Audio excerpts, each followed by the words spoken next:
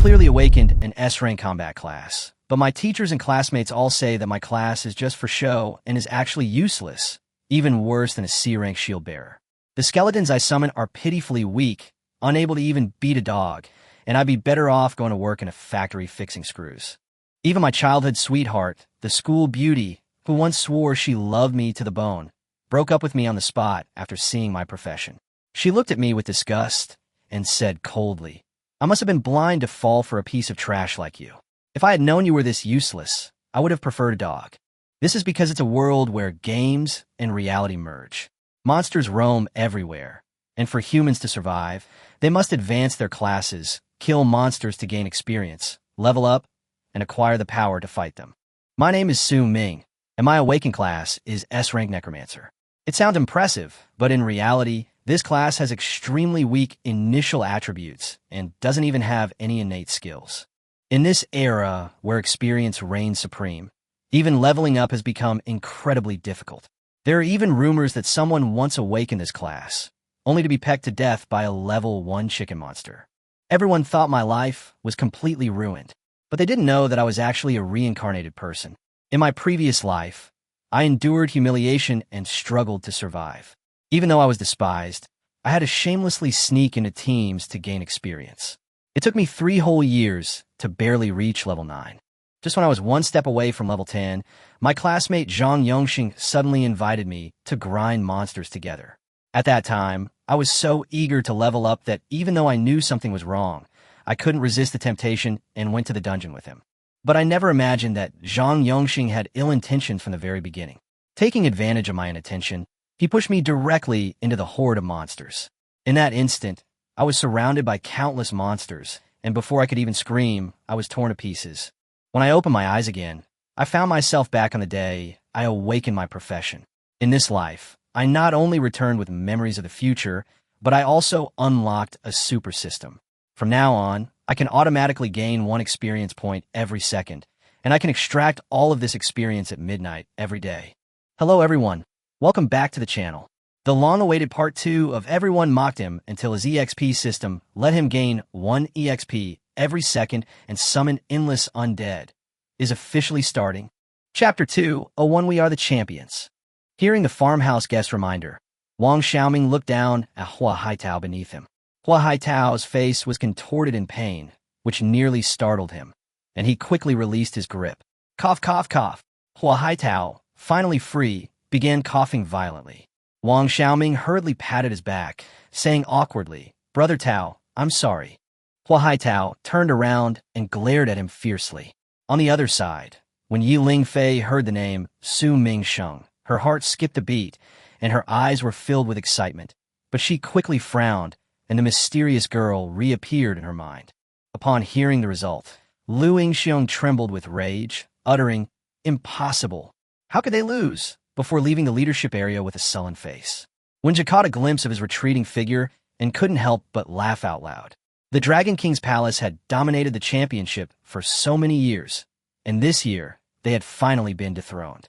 Even though the Flying Dragon Guild hadn't won, he felt a sense of satisfaction.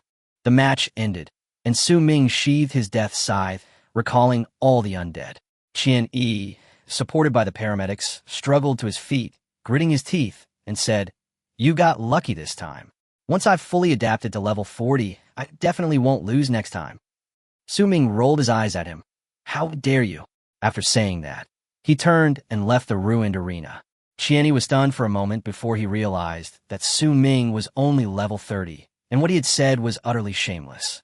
When Su Ming returned to the rest area, Wang Xiaoming and the others immediately surrounded him, all beaming with joy.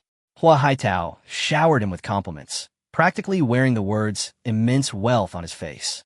Su Ming remained unresponsive, and Hua Haitao, thinking his flattery wasn't enough, was about to continue. Just then, Su Ming accidentally let out a barely audible fart, which happened to be coming from the side closest to Hua Haitao. Hua Haitao's eyes lit up, sensing an opportunity. He immediately stepped forward and shouted, "I'm the one who farted." No one had been paying attention until he shouted, and everyone around turned to look. Su Ming's lips twitched, his eyes filled with complex emotions as he looked at him. Hua Haitao, however, nodded firmly, his face resolute. I understand.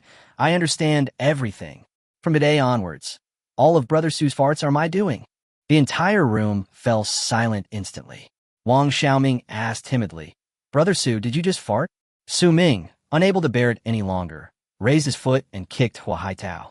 Yi Lingfei covered her face, unable to bear the sight. Just as the group was making a ruckus, the principal of the Seaside Academy climbed back onto the platform, picked up the microphone, and announced that this year's youth championship was coming to an end, with the champion, runner-up, and third-place winners already determined. The award ceremony would follow. The entire venue fell silent. The principal first invited the third-place team, Shanghai No. 1, to the stage to receive their award. The contestants walked onto the stage under the watchful eyes of the crowd, but Wu Qing was not present due to his severe injuries. The third-place prize was 5 upgrade stones, as well as 1 epic weapon and 1 piece of armor. Next up was the runner-up, the Imperial Capital No. 1 team. The Dragon King Palace team's decision to only secure second place surprised everyone. When the team members went on stage injured, a chorus of boos erupted from the audience. Many viewers, having lost heavily due to their incorrect bets, vented their anger on them. The Capital No. 1 team, after receiving their reward amidst the insults, had eyes filled with murderous intent. Had it not been for the presence of so many, they probably would have already made their move. The runner-up also received 5 upgrade stones, plus 1 epic-level storage ring, weapon, and piece of armor. After the awards were presented, the principal's voice rose noticeably. Finally, please welcome the champion, Jiangsheng Group 1, to the stage to receive your award. At this moment, all eyes were on Su Ming and his teammates, filled with a mixture of awe and shock. They were an unprecedented dark horse, dethroning the Dragon King Palace from its pedestal, and Su Ming had even achieved a 5-game winning streak in the finals, setting an unprecedented record. Upon hearing that they would go on stage, Su Ming and Yi Lingfei remained relatively calm, but Wang Xiaoming, Hua Haitao, and Nong Jala were extremely nervous. The group pushed and shoved each other, managing to enter everyone's field of vision in a bizarre manner. Suddenly, the farmer felt a chill under his feet. Looking down, he couldn't help but curse. Damn it! You stepped on my shoe and made me take it off. Wang Xiaoming guiltily nudged him. Calm down, everyone's watching. Keep walking. When they stood on the stage, Nanjiale was missing a shoe, and the red sock on his foot stood out conspicuously, instantly becoming the most eye-catching feature in the entire room.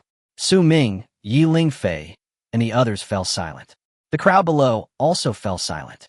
Chapter 202, Prize in Hand. Wang Xiaoming, Hua Haitao, and others stood on the podium, their expressions increasingly tense and serious, which ironically made them look somewhat comical. But at the same time, far away in Jiangsheng City, Yi Tsangtian couldn't laugh at all. He sat on the sofa in his villa's living room, his gaze fixed on the television screen, his face icy, radiating an undeniable air of authority. When he witnessed Su Ming's team win the championship, his expression became extremely complicated. Uncle Zhong, who was standing to the side, felt the chill in his eyes, but still forced himself to persuade him. Master, things have come to this. Just go along with Mississippi. Yi Tsangtian was silent for a moment, then said in a heavy tone, This matter could be a small one or a big one. I didn't expect that girl to actually win the championship, which is why I agreed to her request. Now that she has actually won, this is not a good situation. After he finished speaking, his brows furrowed, clearly caught in a dilemma. On television, the award ceremony officially began. The champions' prizes included 5 upgrade stones, an epic ring, weapon, armor, necklace, and finally, a silver key. The moment the silver key landed in Su Ming's hand, his pupils constricted sharply, and his heart pounded. He'd finally got it. He gripped the key tightly, his breathing quickening with excitement. After everyone left the stage, Wang Xiaoming quickly noticed his unusual behavior and couldn't help but ask, Brother Su, are you all right? Su Ming waved his hand. It's nothing, I'm just a little excited. Then he looked at everyone and solemnly asked, Everyone, could I have this silver-grade key? The crowd exchanged smiles. In their view, let alone a silver-grade key, even if Su Ming took all the prizes, no one would object. After all, this championship was almost entirely due to him. They were merely basking in his glory. Wang Xiaoming laughed first. Brother Su, what are you saying? Take it if you need it. The others at the farmhouse also nodded, indicating that these things should belong to Su Ming anyway. Su Ming sincerely thanked him and then asked for 3 more upgrade stones. As for the rest, he didn't care. The farmhouse owner handed him 3 upgrade stones and asked, "Brother Su, do you really only want these? Don't you want the storage ring?" Among these prizes, besides the silver key, the most valuable items were the storage ring and the necklace. And that necklace was the Frost 9 provinces that Yi Lingfei had mentioned before, almost tailor-made for ice mages, so it wouldn't be of much use to Su Ming. Su Ming shook his head. "No need. You can divide the rest among yourselves." With that, he put the silver key and 3 upgrade stones into his storage ring. Then everyone began distributing the remaining prizes. Yi Lingfei, after receiving the Frosty 9 provinces item, immediately gave up the rest. Wang Xiaoming received the epic armor and an upgrade stone, while Haitao took the weapon and an upgrade stone, and the last storage ring went to Nanjiale.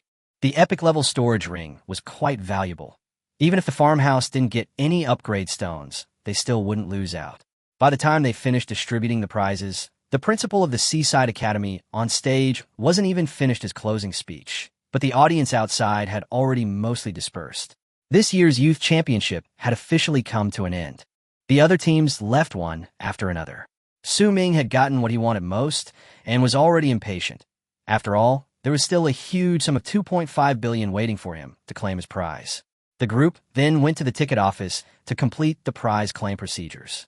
However, their amount was so large that the staff informed them that it would take 7 business days for the money to be deposited into their bank accounts. After finishing their business, they left Haiban Academy.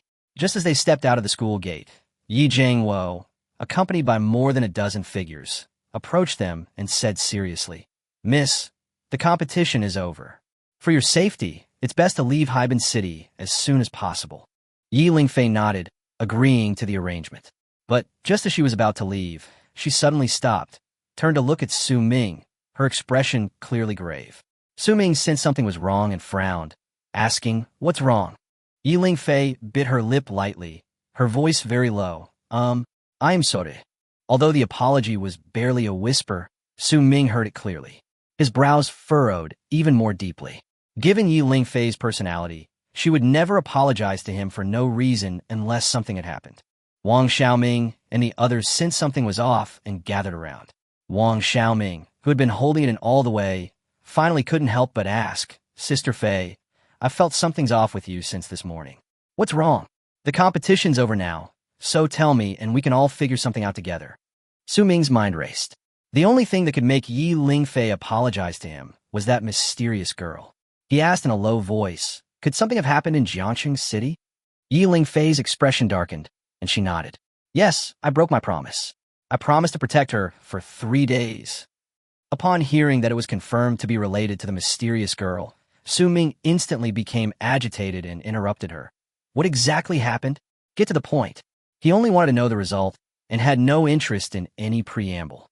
Seeing Su Ming's agitated tone, Yi Jiangwo's face darkened, and he couldn't help but remind him, "Hey, young friend Su, watch your attitude." Chapter 203 System Advancement. Swish. Before Yi Jiangwo could finish speaking, a cold sickle was already in front of him. Black smoke billowed from the sickle, exuding a chilling aura that instantly made cold sweat break out on his forehead. Yi Jiangwo had watched Su Ming's matches and knew his strength. He was now so intimidated by Su Ming's menacing aura that he dared not move. The surrounding crowd was also stunned by this scene. Nanjiale quickly stepped forward to persuade him. "Brother Su, let's talk this out. Don't ruin the harmony." Su Ming ignored everyone else, staring intently at Yi Lingfei, his voice deep. What exactly happened?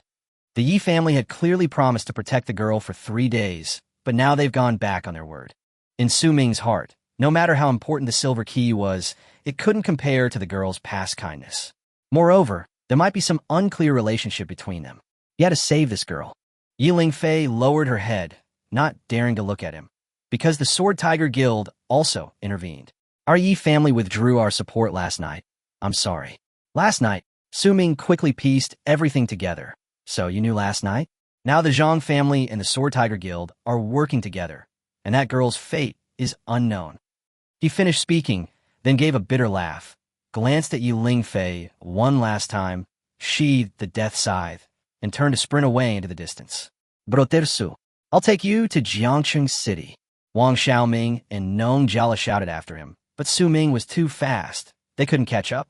Yi Ling Fei stood frozen in place. Su Ming's last glance was filled with disappointment and anger. Her eyes reddened, and she struggled to hold back her tears. Yi Jiangwo wanted to comfort her, but didn't know what to say. Not long after, Wang Xiaoming and the farmhouse owner returned dejectedly, saying they couldn't catch up at all. Just then, Hua Haitao suddenly pointed into the distance. That's Brother Su. Everyone looked up and saw a bone dragon soaring into the sky, with a figure standing on its back. Without guessing, they knew that it was Su Ming. Yi Ling Fei wiped away the tears from the corners of her eyes and said coldly, "Return to Jiangcheng City." Her heart was filled with guilt. To ensure her victory, she had kept the news from Su Ming for a full day and night. For ordinary people, this amount of time might not seem like much, but for that mysterious girl, every second could be a matter of life and death. Yi Jiangwo nodded immediately and summoned several black sedans. Wang Xiaoming and the others got in without hesitation. The engines roared to life, and the convoy sped off like beasts, heading straight for Jiangcheng City. Meanwhile, in the temporary headquarters office of the Quicksand Guild, Vice President Zhou Ao sat with a somber expression. He had been stationed there ever since the headquarters was bombed. Although they publicly claimed that the perpetrator had been killed, everyone within the guild knew it was a lie. The real culprit had not yet been found, and Zhou Ao vowed to bring them to justice and make them pay the price. Knock, knock, knock. A rapid knocking sounded at the door. Zhou Ao said impatiently, "Come in." Feng Guodong rushed in, saying, "Chairman Zhou, I have news." He handed over a photo. This was just taken. I suspect that what was flying in the sky that night was it. Zhou Ao took the photo and immediately recognized the bone dragon in the picture. Yes, that's it. It was too dark when he chased after it that night, and he could only vaguely see a skeleton of a bone dragon. Now that the photo was right, he was immediately certain. Unfortunately, the photo only showed the bone dragon, and the human figure on its back was blurry. Zhou Ao immediately ordered, "Go after them." Feng Guodong responded and retreated, but by the time they acted, it was already too late. Su Ming rode the bone dragon, soaring through the sky at a speed even faster than a car, and soon disappeared from everyone's sight. On his way to Jiangcheng City, Su Ming had a sudden thought and opened the super system interface. He first checked worry-free experience, which had accumulated 345,600 experience points in 4 days without being used. 300,000 experience points wasn't a lot for him now, but it was better than nothing. Su Ming directly chose to extract them. Extraction successful, gained 345,600 experience points, level 30 experience, 12, 990, 148/950, 000. Nearly 13 million experience points were still not enough to reach level 40. Su Ming didn't level up immediately, since relying solely on attribute points to increase his level without breaking through to level 40 would offer limited help at the moment. Then he shifted his gaze to the bottom of the super system. System level, beginner stage, upgrade stones 10 out of 10. Now that he had collected enough upgrade stones, the system could finally advance. Su Ming held his breath, his heart pounding. He didn't know what the advanced super system would be like. Advancing. Super system is advancing. Super system advancement complete, consuming 10 upgrade stones. The moment the notification appeared, the 10 upgrade stones that Su Ming had accumulated also disappeared. Chapter 2 for the Battlefield of the Dead. Seeing that the super system had successfully advanced, Su Ming finally breathed a sigh of relief, his gaze immediately falling on the new system interface. Super system, intermediate stage. Experience upgrades without worry. Host gains 10 experience points per second, which can be withdrawn every morning at midnight. Upon seeing this, Su Ming was slightly taken aback. What was originally 1 experience point per second had now increased tenfold. That meant he could gain over 800,000 experience points for free every day. Thinking of this number, Su Ming couldn't help but gasp, his excitement growing. But before he could even recover, the next new feature left him frozen in place. Currently at the intermediate stage, corresponding class function activated, Necromancer's Battleground. The host can consume corresponding experience points to increase the level of their undead summons, which cannot exceed their own level. Su Ming stared at those lines of text, his throat bobbing, his face filled with shock. After a moment, he finally came to his senses and couldn't help but burst into laughter. He'd waited for this. He'd finally waited for this. The undead summons could finally be upgraded. It hadn't been in vain that he'd kept the Dark Knight Commander and other undead until now. Although this system advancement only added one function, it was enough for Su Ming. Not to mention that worry-free experience had increased tenfold, which made him quite satisfied. However, out of curiosity, Su Ming looked at the requirements for the next advancement. System level. Intermediate stage. Upgrade stones 0 out of 100. Quality stones 0 out of 10. Su Ming exclaimed in shock. To advance to the advanced stage, 100 upgrade stones and 10 quality stones were required. This requirement was even more ruthless than that of bandits. He wiped the fine sweat from his forehead, forcing himself to calm down. The advanced stage wasn't something to think about right now. The most urgent task was to level up his undead summons. Since summoned creatures cannot exceed their own level, Su Ming can only level them up to level 30 at most. Even so, it's enough to excite him. His first thought was of the Hell Dragon beneath his feet. Once this bone dragon reaches level 30, its speed and combat power will definitely skyrocket. With a thought, Su Ming directly opened the Undead Azura field. After the interface shook, a grid appeared, listing a large number of summoned creature names, arranged in ascending order. The first one to appear was the level 10 Dark Knight. Su Ming scrolled down for a moment and finally found the Hell Dragon. Confirm to add the level 20 Hellish Dragon's information to the Shura field. Confirm. Su Ming selected Confirm without hesitation. Soon, the image of the Hellish Dragon appeared in the grid with two options below. Leveling from 20 to 21 requires 500,000 experience points. Leveling from 20 to 30 requires 5 million experience points. Su Ming frowned, not expecting such high costs. However, the experience required for each level from 20 to 30 is fixed, so exchanging 5 million for a level 30 Hell Dragon is definitely worth it. He immediately selected the second option. The next second, a blinding beam of light erupted from the bone dragon beneath his feet, shooting straight into the sky. Upgrade successful, consuming 5 million experience points. Roar. As the light faded, the hellish dragon let out a deafening roar. Su Ming was overjoyed and immediately checked its attributes. Name, Hell Dragon. Level, 20 to 30. Strength, 220 to 330. Agility, 80 to 120. Spirit, 50 to 75. Constitution, 150 to 225. Skills, Fireball, Immunity, Dragon Tail, Talent. A rank. Seeing the upgraded attributes, Su Ming smiled with satisfaction. The Hell Dragon not only saw a significant increase in its 4 main attributes, but also gained a new skill, Dragon Tail Sweep. Its combat power now surpassed that of the Tyrant Bear, even the Earth Dragon, and was nearly on par with the Lich King. From its previously relatively weak position, it had leaped to become one of Su Ming's top combat forces. Whoosh! The bone dragon flapped its wings, its speed noticeably increasing, the sound of it tearing through the air, whistling past his ears. Su Ming glanced at his experience points again. Nearly 8 million points remained.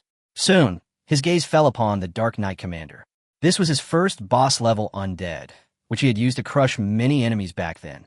Naturally, he couldn't afford to be outdone now. Confirm to add the level 10 Dark Knight Commander's undead information to the Shura field. Confirm. Su Ming's eyes were filled with anticipation. The Dark Knight Commander was already strong. If he reached level 30, his combat power would be even more terrifying. After confirmation, the hellish dragon in the grid gradually blurred, and in its place appeared the imposing Dark Knight Commander, clad in heavy armor. This time, 3 lines of options appear below. Upgrading from level 10 to level 11 requires 200,000 experience points. Upgrading from level 10 to level 20 requires 2 million experience points. Upgrading from level 10 to level 30 requires 7 million experience points. Su Ming did not hesitate and directly clicked on the third line.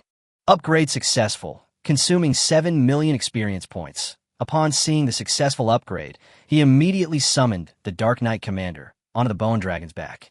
The moment it stepped out of the darkness, Su Ming clearly felt that its aura had completely changed, becoming far stronger than before. Crack! Crack! The heavy sound of armor rang out as the Dark Knight Commander, shield in one hand and sword in the other, stood firmly on the back of the Bone Dragon, his cloak fluttering in the wind. Su Ming was stunned. So handsome, so incredibly handsome. He quickly recovered and couldn't help but mutter under his breath, "Damn, how come you almost look better than me?" Chapter 205 Interception on the way. Immediately afterward, Su Ming checked the attributes of the Dark Knight Commander. Name, Dark Knight Commander, level, 10 to 30, strength, 90 to 270, agility, 50 to 150, spirit, 10 to 30, constitution, 60 to 180, skills, powerful, insightful, dark/talent, a rank. After reaching level 30, the Dark Knight Commander stats were approaching those of the Earth Dragon, and he had even learned the new skill, dark/. Su Ming looked at the remaining experience points and couldn't help but sigh. Level 30 experience 99014/950,000. In just a few minutes, 12 million experience points were gone. Leveling up from level 10 to level 30 costs 7 million per night, and he immediately began to consider whether the other Dark Knights were worth training. 7 million for 20 would be 140 million. Thinking of that number, Su Ming couldn't help but gasp. The Dark Knight's attributes were good, but even at level 30, it would only be roughly equivalent to a Death Knight. Trading 140 million for 20 undead of this strength seemed like a huge loss. Su Ming decisively abandoned the idea. However, the increased combat power of the Hell Dragon and the Dark Knight Commander after their level upgrades indirectly made Su Ming stronger as well. This gave him more confidence in returning to Jiang City. Hold on. Su Ming gazed ahead, his expression growing increasingly serious. As he drew closer to Jiang City, night quietly fell. A bone dragon swept across the night sky, stirring up a fierce wind. Meanwhile, on the other side of the highway, several black sedans with their headlights on sped through the darkness. This was the Yi family's convoy, also heading to Jiangcheng City. Just as the convoy passed through a suburban area, a large truck suddenly darted out from the side and slammed into the lead sedan, sending it flying off the road. Bang! Several cars behind couldn't brake in time and crashed together. The occupants kicked open the doors and fled in a panic. Seconds later, a series of explosions rang out. Flames shot into the sky, and thick smoke billowed. Covered in dust, Yite anxiously pointed towards the lead car that had been hit and shouted, "Quick, save Miss!" A dozen Yi family bodyguards immediately rushed over. The car had rolled several times and was severely deformed, but thankfully it hadn't exploded. As the group approached, a muffled thud came from the driver's side. The deformed car door had been kicked open. Yi Jiangwo climbed out of the car. "Captain Yi." The bodyguards rushed to help him up, while simultaneously prying open the other doors. Yi Jiangwo, disregarding his rest, immediately urged, "Save the young lady first." Soon, Yi Lingfei and the others were rescued. Except for Yi Lingfei, who remained conscious, Wang Xiaoming and the others were stunned by the impact, but were not in immediate danger. Yi Lingfei, with a minor head injury, frowned as she looked at the burning highway in the distance and asked, "Uncle Jiangwo, what happened?"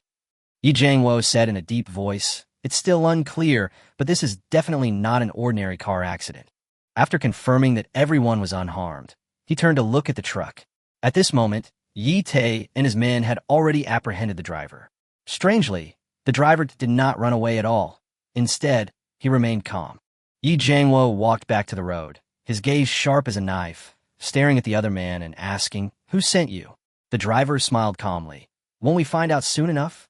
This composed demeanor sent a chill down the spines of the Yi family. Yi Tae lowered his voice and reminded him, "Brother Jiangwo, this guy is no ordinary person.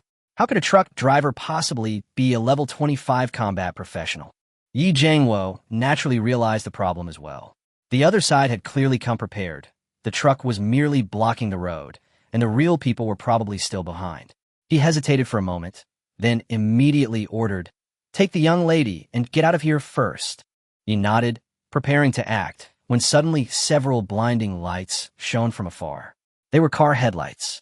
Yi Jiangwo frowned, thinking to himself, "They're here so fast." The cars were moving extremely fast, surrounding the Yi family members in the blink of an eye. The car doors opened, and more than 10 people got out one after another. They were all of high rank, similar to the Yi family's bodyguards. What truly put pressure on them were the 5 people who got off the last car. Each of them was above level 40. On the Yi family side, only Yi Jiangwo had reached level 40. The difference in combat power between the two sides was too great, They had no chance of winning. It's you. Yi Lingfei's beautiful eyes widened slightly upon recognizing the leader, her voice filled with shock. Yi Jiangwo and the others were also stunned upon recognizing the face. The leader coldly swept his gaze over the Yi family members and said, "I'm only here to reclaim what rightfully belongs to me. I have no intention of harming you. Hand over the silver key." After saying that, he frowned and asked again, "Where is Su Ming? Where is he?" His gaze swept across the crowd, but he didn't find Su Ming. Then he looked at Wang Xiaoming and the others who were lying unconscious on the ground, but still couldn't find Su Ming. This made his eyes even more puzzled. He had clearly received news that the entire Jiangxing Team 1 had returned. Why was everyone else there except Su Ming? Did Su Ming not intend to return to Jiangxing City at all, but instead choose to stay in Haiban City? Was the information wrong? One question after another surfaced in his mind. Chapter 226. That person was none other than Qian Yi from Group F. His purpose in chasing after them was clear: to reclaim the silver key. That was the most precious reward of the youth championship, and he didn't believe Su Ming would easily hand it over to someone else. But now, Su Ming had vanished. After regaining his senses, Yi Jiangwo immediately stepped in front of Yi Lingfei and said in a deep voice, "Young friend, the Su Ming you are looking for is not here." Qian narrowed his eyes and said coldly, "Then hand over the silver-grade key." He actually felt that the key was most likely not with those who didn't even have a chance to participate, but he wasn't willing to let go of even the slightest possibility. Yi Lingfei frowned and asked, "Do you think we have the strength to open the hidden dungeon inside the silver-grade key?"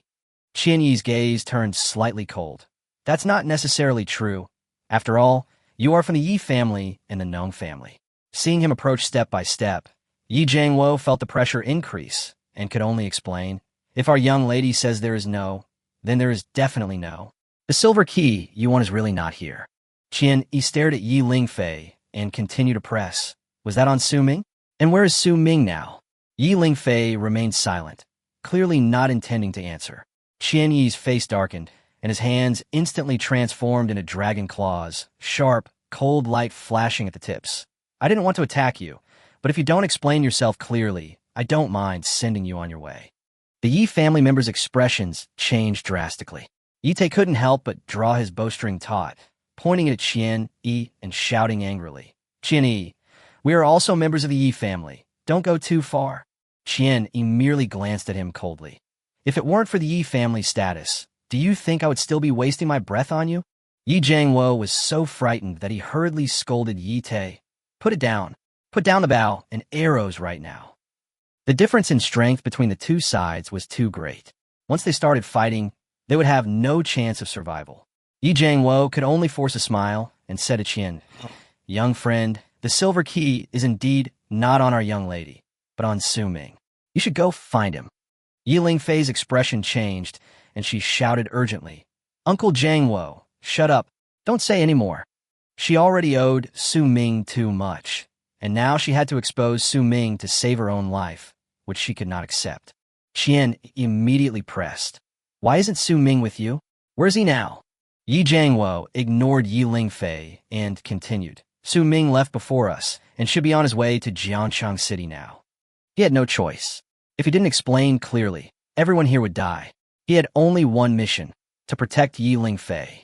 As long as Miss Yi lived, he had no choice but to do so, even if it meant betraying Su Ming's information." Yi Lingfei tried desperately to step forward to stop them, but was stopped by two bodyguards arranged by Yi Jiangwo.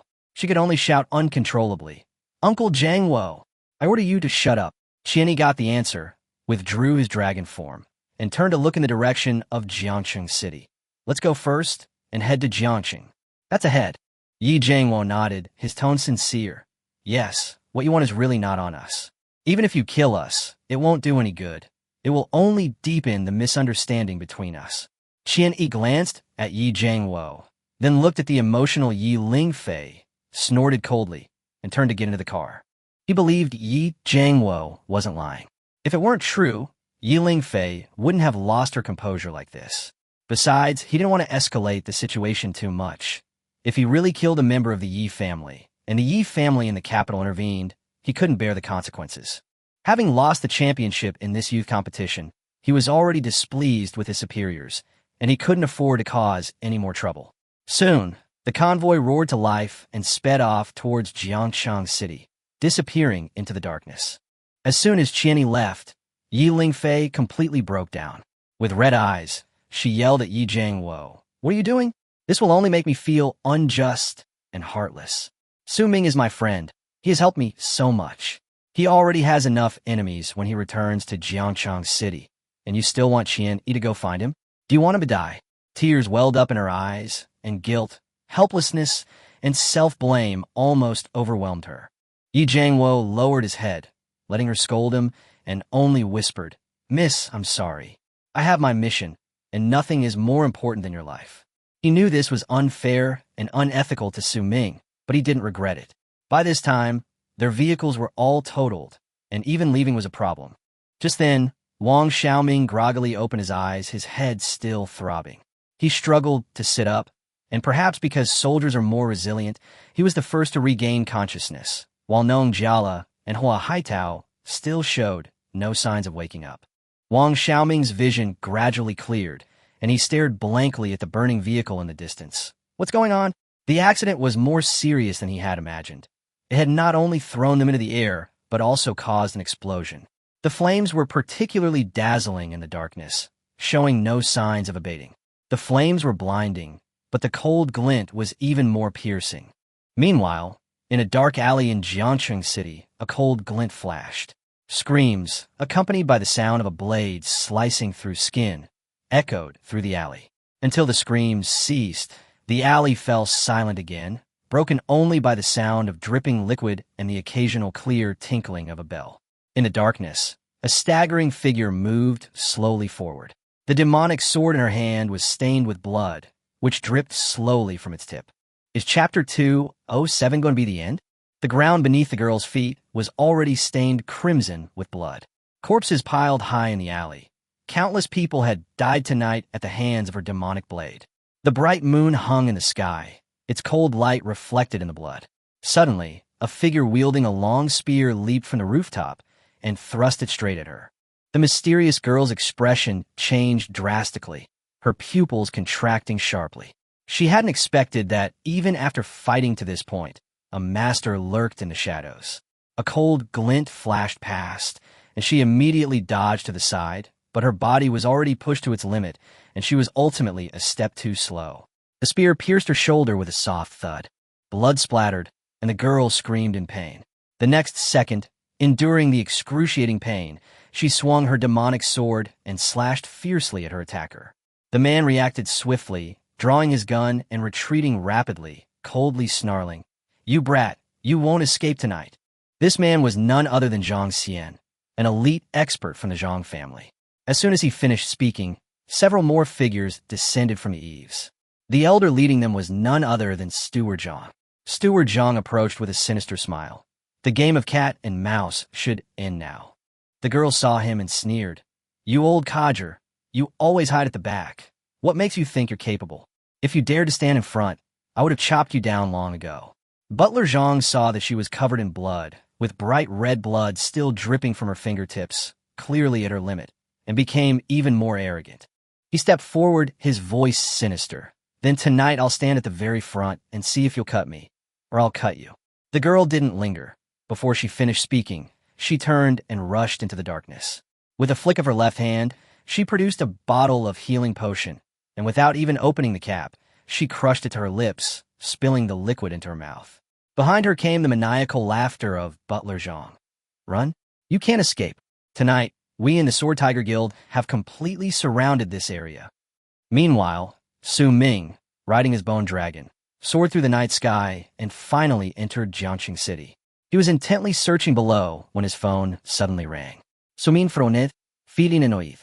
But when he saw the caller ID was Yi Lingfei, he paused slightly.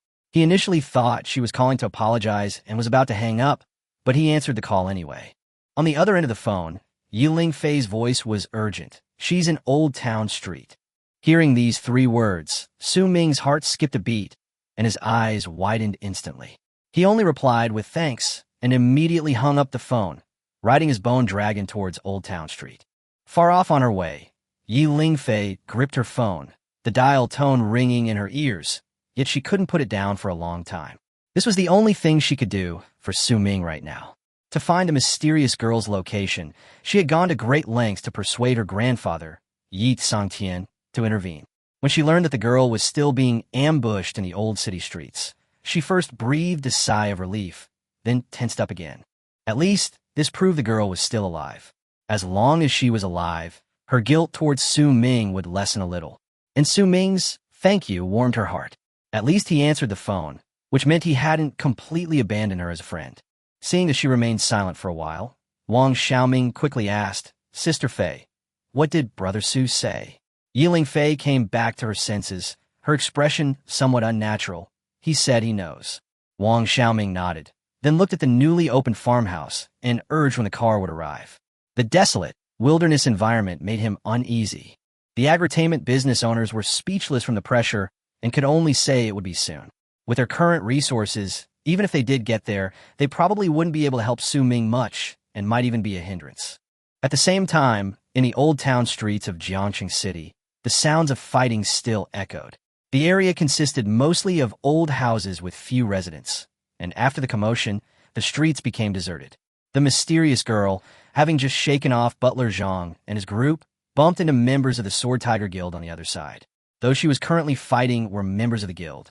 The commotion quickly attracted the attention of the Zhang family. In the darkness, Butler Zhang's laughter rang out again. Haha, I told you, you can't escape tonight. The girl frowned, her heart sinking. She was already struggling to deal with even the Sword Tiger Guild members, and now the Zhang family was catching up. Her hopes of escape were completely extinguished. Is this the end? She was utterly exhausted, and her crimson eyes dimmed. Just then, a guild member seized an opening, rushed forward, and slammed his iron fist into her, sending her flying several meters. With a loud thud, the girl crashed heavily against the wall, cracking it. A sweet taste rose in her throat, and she spat out a mouthful of blood. She slid slowly down the wall, collapsing to the ground in agony, too exhausted to run away. The guild member clenched his fists, a faint light emanating from them, seemingly wanting to continue his attack. But then, a voice suddenly came from behind. Friend, wait. Butler Zhang, rubbing his hands together in anticipation, slowly approached. Chapter 208 Su Ming Raives. The guild member had just raised his fist when he heard Butler Zhang's voice, so he slowly lowered it. He turned his head, frowned, and asked, What do you mean? The higher-ups want her dead. Does your Zhang family have changed their minds and want to spare her life? Steward Zhang shook his head with a smile, his aged face devoid of any kindness, instead filled with malice. This brat has repeatedly insulted me. How could I possibly let her die a quick death? I begged the Sword Tiger Guild to give me this opportunity. Besides, she carries the weight of the Zhang family's lives on her shoulders. Is it too much to ask of me to handle her? As they spoke, Butler Zhang approached, staring intently at the guild member, awaiting his reply. The man initially wanted to refuse, but upon seeing Butler Zhang's cold eyes, he hesitated and ultimately stepped aside. The Sword Tiger Guild's mission was simply to kill the girl. They didn't specify who would do it or how she would die. Since the outcome was the same, there was no need to offend the Zhang family over such a small matter. It's not excessive, please. The man stepped back a few paces, gesturing for them to proceed, but didn't leave. Instead, he stood to the side watching.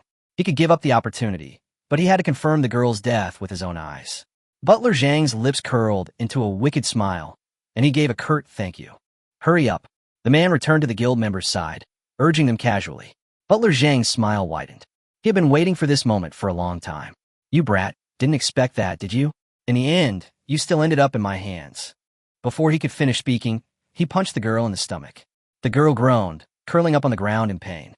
Butler Zhang showed no mercy, kicking her wildly as he did so, taunting, Weren't you going to chop me up? Get up then.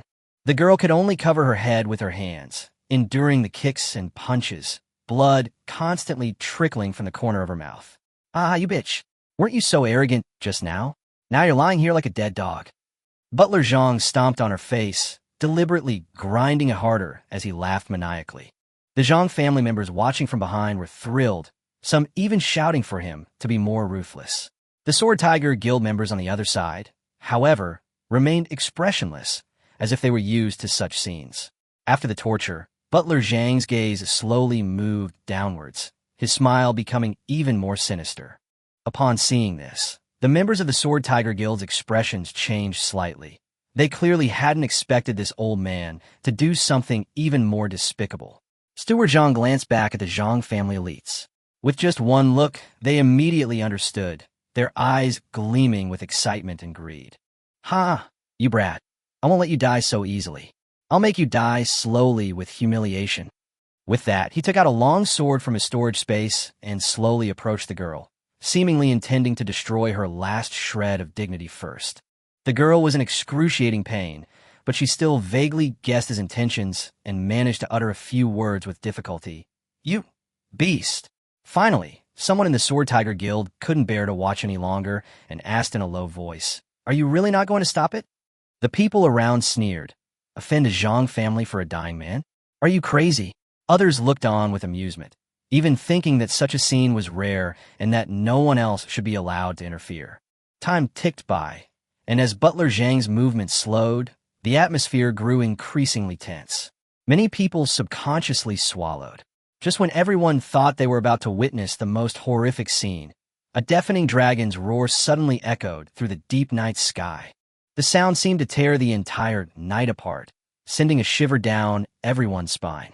Before they could even look up, a massive black shadow descended from the sky, enveloping them all. "What is that? A bone dragon?" When they saw the enormous creature in the sky, their faces were filled with horror. It's charging towards us." The next second, everyone's eyes widened, and fear instantly surged into their hearts. The bone dragon was incredibly fast, swooping down from the sky in the blink of an eye. They had no time to dodge. The massive bone dragon slammed into the ground. Boom! A deafening roar erupted, the ground trembled, and dust billowed. Butler Zhang froze, stunned as he watched the bone dragon crash into the group behind him. Even the girl lying on the ground was shocked by this sudden turn of events. But Steward Zhang quickly regained his senses, a strong sense of foreboding rising within him. His expression changed, and he immediately gripped his long sword, thrusting it fiercely at the girl. The situation had changed. He dared not delay any longer. He had to deal with her first, then find a way to escape. As a long sword hurtled towards her, the girl instinctively closed her eyes, silently awaiting death. 1 second, 2 seconds, several seconds passed, but the expected excruciating pain did not occur. She opened her eyes a crack in confusion, peeking out. The long sword was being held firmly in a hand, unable to move forward an inch. Crimson blood dripped from the blade, falling onto the girl. At that moment, the girl's eyes widened suddenly, and she turned to look at the owner of the hand, her expression stunned, her pupils trembling slightly. Chapter 209, Not a Single One Left Alive. The newcomer was none other than Su Ming. Butler Zhang's expression instantly changed upon recognizing his face. Su Ming. He never expected Su Ming to suddenly appear at this crucial moment. "Yes, it's your father." Su Ming's eyes were bloodshot, veins bulging on his forehead. As soon as he finished speaking, his right hand suddenly exerted force. A circle of black light spreading from his palm. Skill. Death Curse. Crack. The long sword in Butler Zhang's hand was snapped in two by Su Ming's bare hands. This kid, he's already level 30?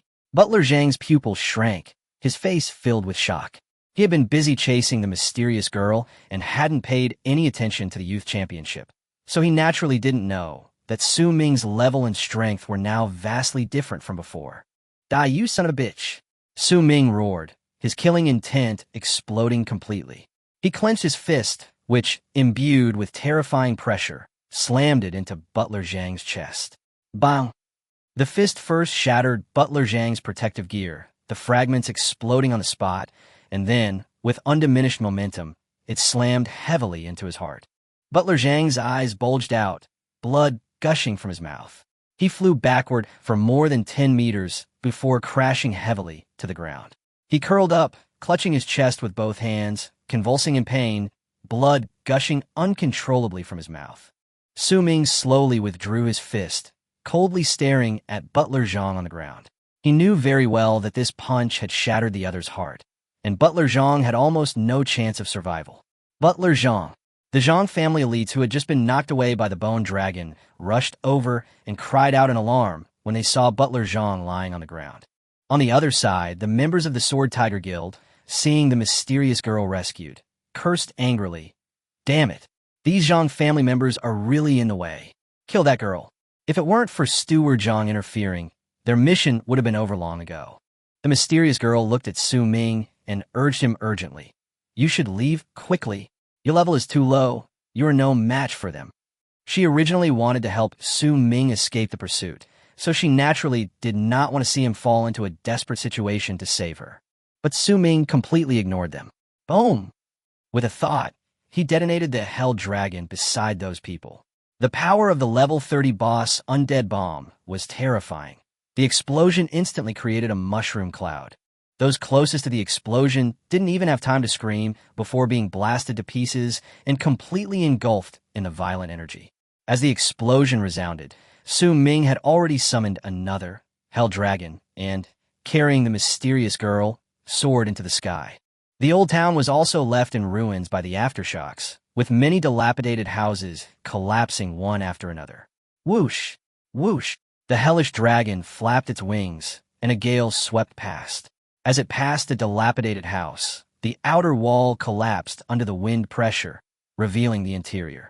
A girl sat at her desk, staring in horror at the collapsed wall. She saw a boy carrying a girl covered in blood, rising into the air on a bone dragon. This scene left her completely stunned. But instead of fear, she felt a glimmer of longing, because the boy nodded at her as the outer wall collapsed, seemingly as if to apologize. She couldn't hear his voice, but she could decipher his lip movements. Su Ming, carrying the mysterious girl, rose into the air and looked down at the ground, discovering that people were still alive after the explosion. None of them will survive. The mysterious girl stared at Su Ming, her eyes filled with disbelief. In such a short time, he had grown to this extent, even able to protect her now. As Su Ming finished speaking, countless black vortexes appeared in the night sky. One by one, gargoyles flew out of the vortex, densely packed, numbering over 100. With a slight thought, Su Ming caused all the gargoyles to flap their wings simultaneously and swoop down towards the survivors on the ground. Look up at the sky, what's that? Undead! The people on the ground had just recovered from the explosion when they looked up and saw a swarm of gargoyles rushing towards them, and they turned pale with fright. Explode. Su Ming looked down, his voice icy. The next second, a series of explosions rang out in the old city streets, a total of 167. Faced with the undead bombs falling from the sky, neither the Zhang family elites nor the members of the Sword Tiger Guild were able to fight back. After the explosions ended, everyone lay dead in pools of blood, lifeless. After confirming that no one had survived, Su Ming immediately led the mysterious girl into the dark night sky. Making too much noise here would inevitably attract more powerful figures. Su Ming could kill these people, but that didn't mean he could directly confront the two top forces in Jian City.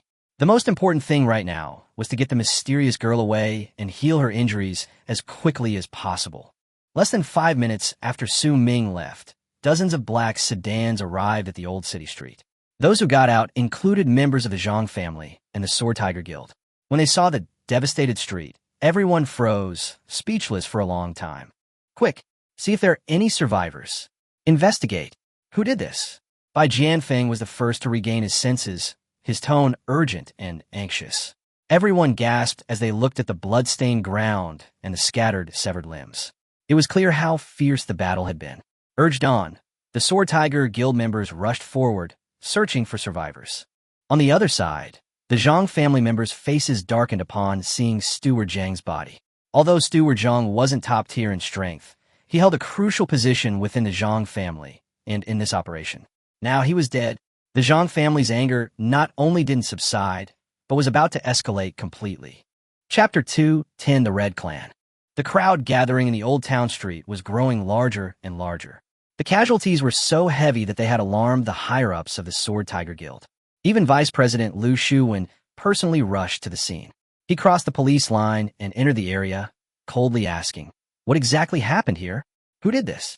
Lu Shuwen put his left hand in his pocket, pushed up his gold-rimmed glasses with his right hand, and quickly scanned his surroundings. Bai Jianfeng stepped forward and said respectfully, President Liu, someone should be here to rescue that girl. Lu Shuwen glanced at him, her tone icy. Nonsense. It was obvious someone had come to rescue the mysterious girl. If she possessed such destructive power, she wouldn't have been hunted down to this point. At this moment, a masked man stepped out from behind Lu Shuwen, letting out a sinister laugh. He. Explosions. There have been many explosions here. He judged the signs of the battle, just now, simply by looking at the dense craters on the ground. Then, he narrowed his eyes, scanned the surroundings, and stopped at the spot where the bone dragon had swooped down and crashed, continuing, "Moreover, the opponent should have the ability to fly." After listening, a cold glint flashed in Lu Shuwen's eyes. He turned to Bai Jianfeng and ordered, "No matter what, we must find them. That girl must die." Bai Jianfeng hesitated for a moment, then finally couldn't help but ask, "This subordinate doesn't understand. Why should we help the Zhang family hunt down that girl?" This matter was originally just a private grudge within the Zhang family. However, ever since the Zhang family sent something, Lu Shuwen's attitude towards killing the girl has become unusually resolute. So many members of the guild have already died trying to kill her.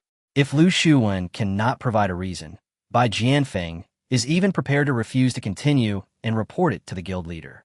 After all, the Sword Tiger Guild is affiliated with the government, and its duty is to maintain order in Jiangshang City and protect the safety of civilians, not to kill for private forces.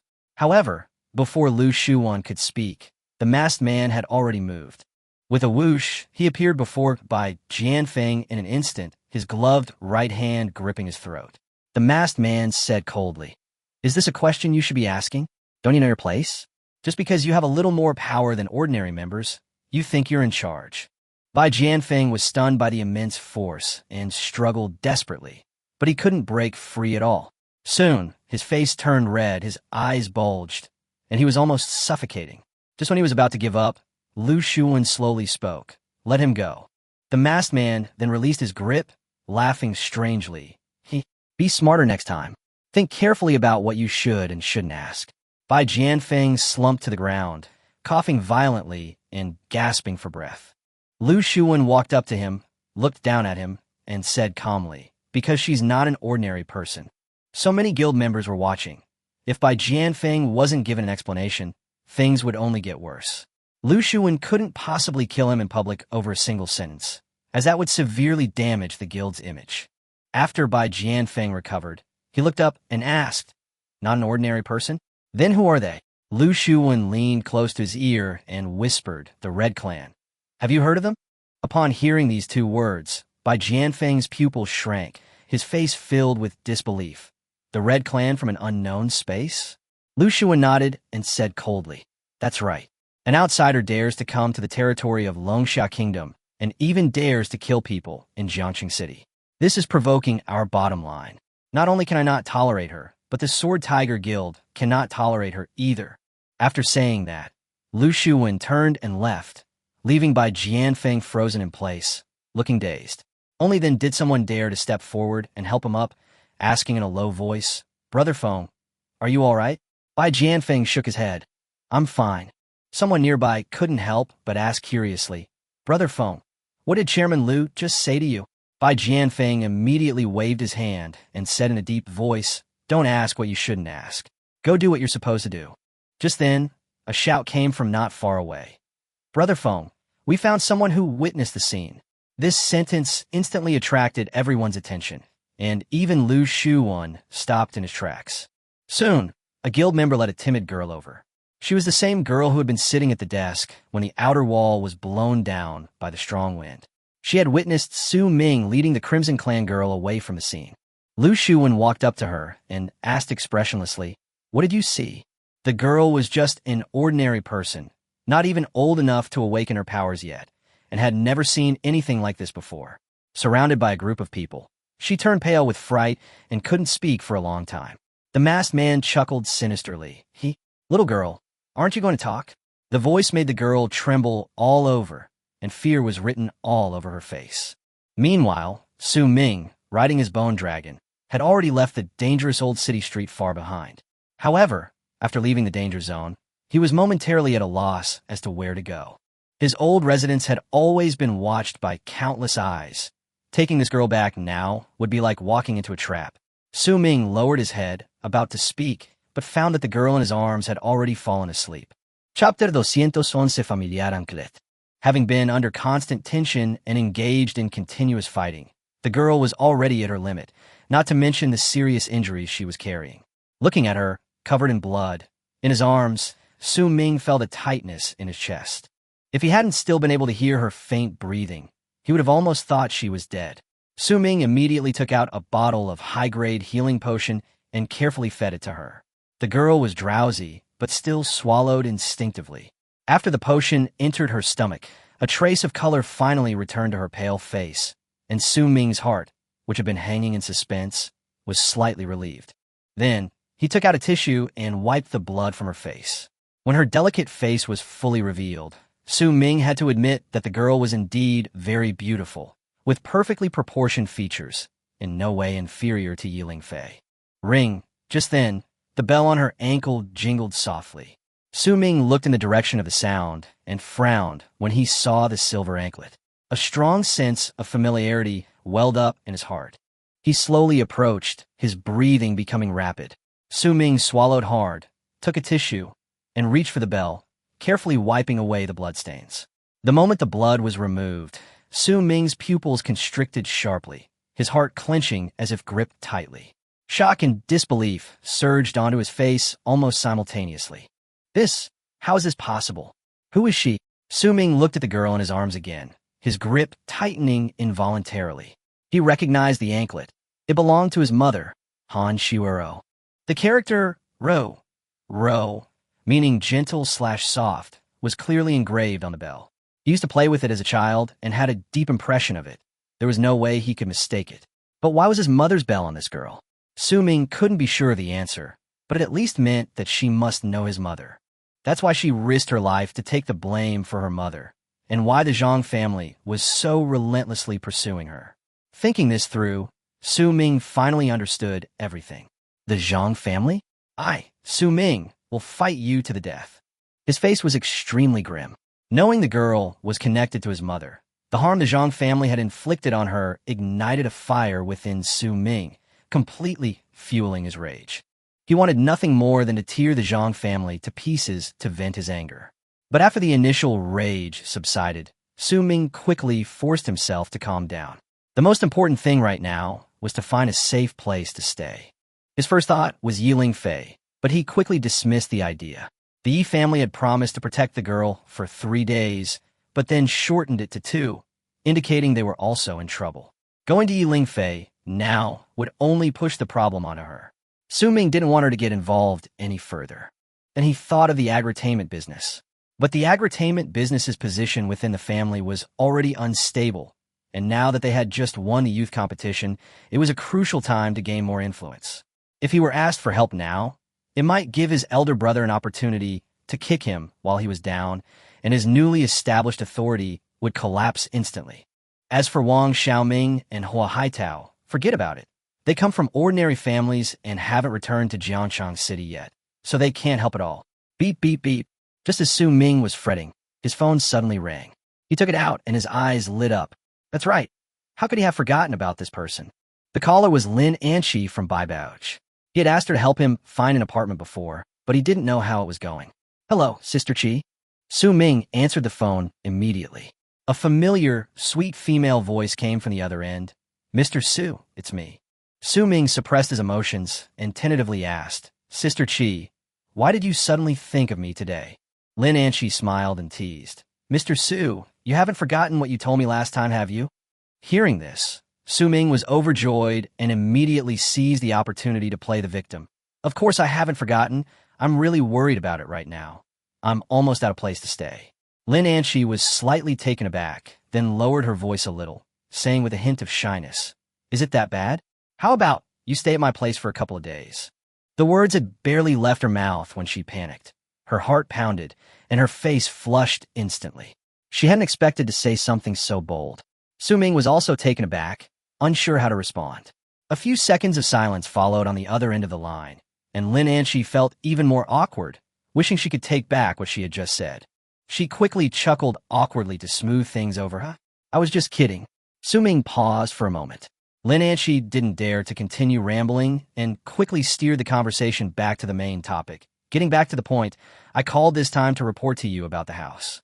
Oh, Su Ming immediately perked up. Found a suitable place? Chapter 2, 12 heading to the address. For Su Ming right now, the most important thing is to find a secluded place to stay as soon as possible. He killed so many people tonight. The Zhang family and the Sword Tiger Guild will definitely not let this go.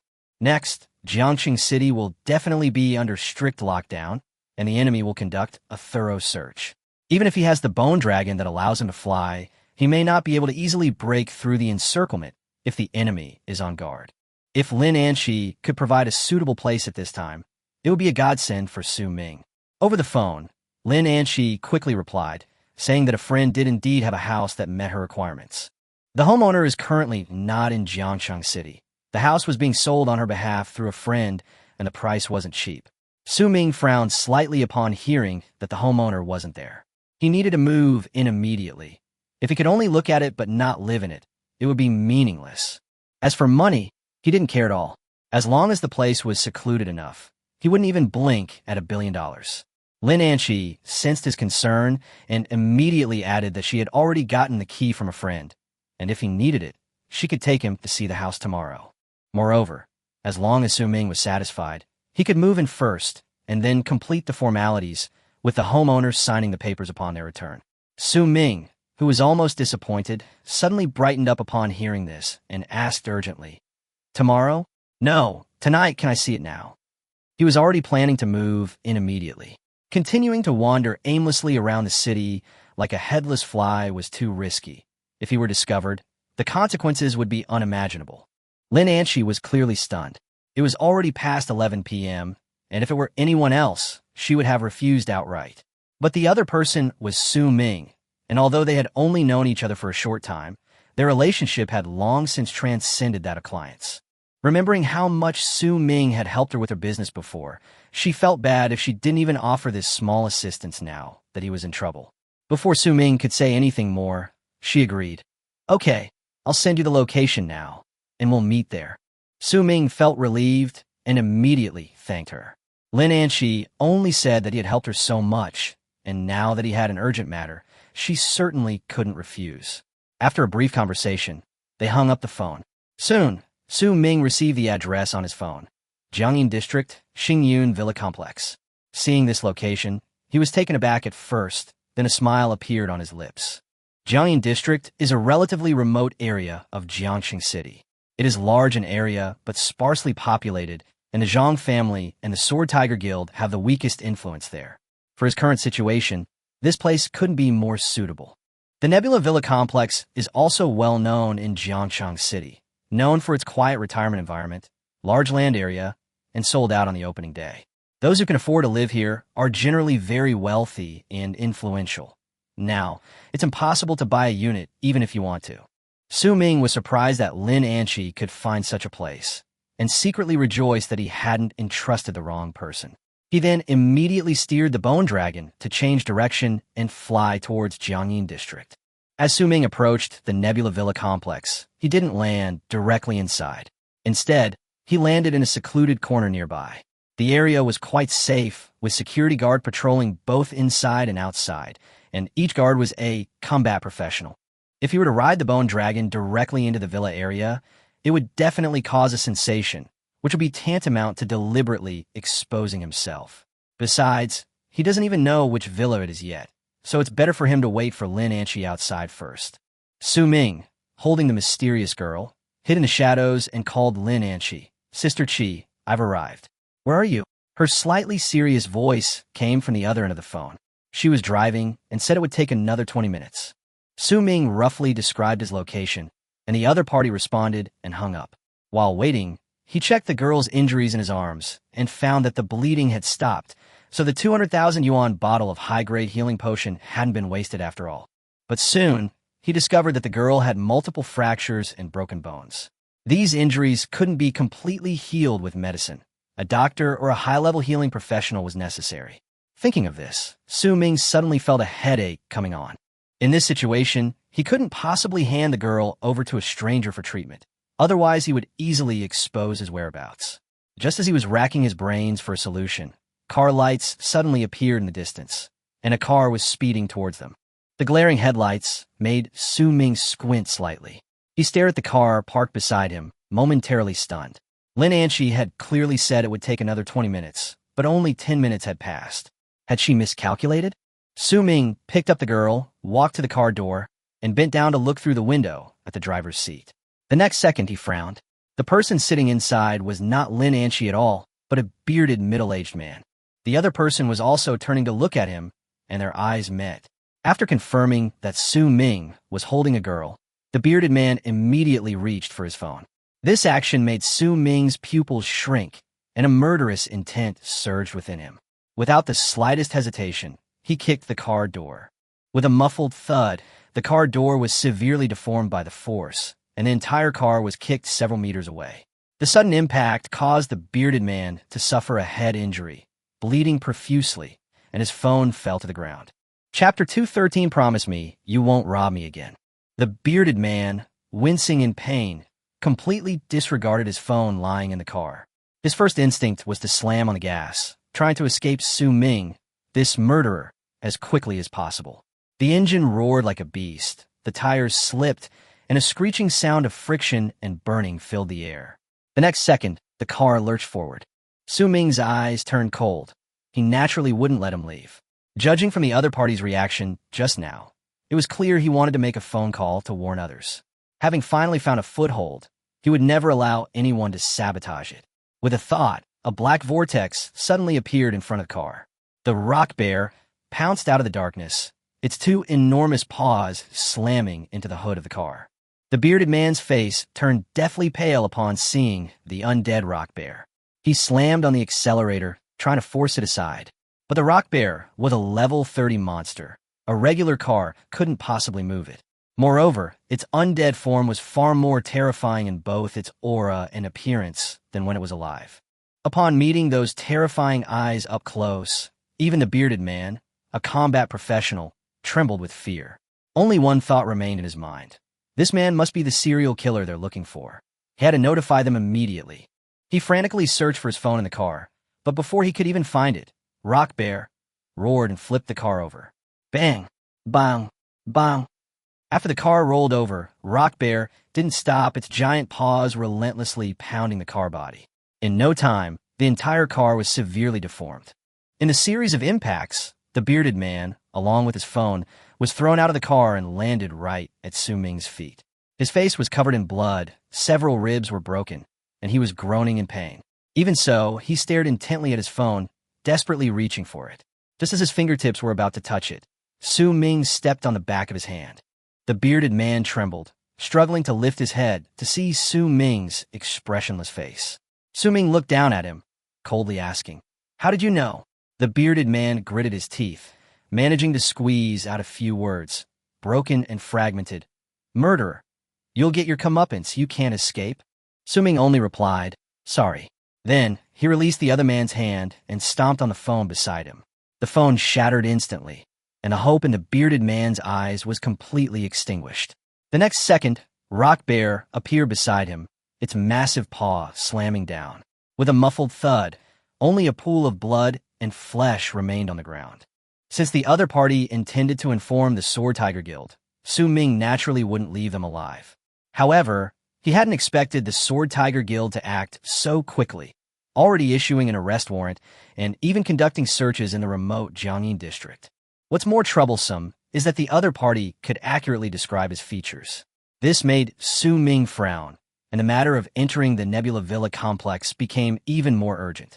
After dealing with the bearded man, Su Ming put everything left on the ground into his storage ring, including the blood-stained sand.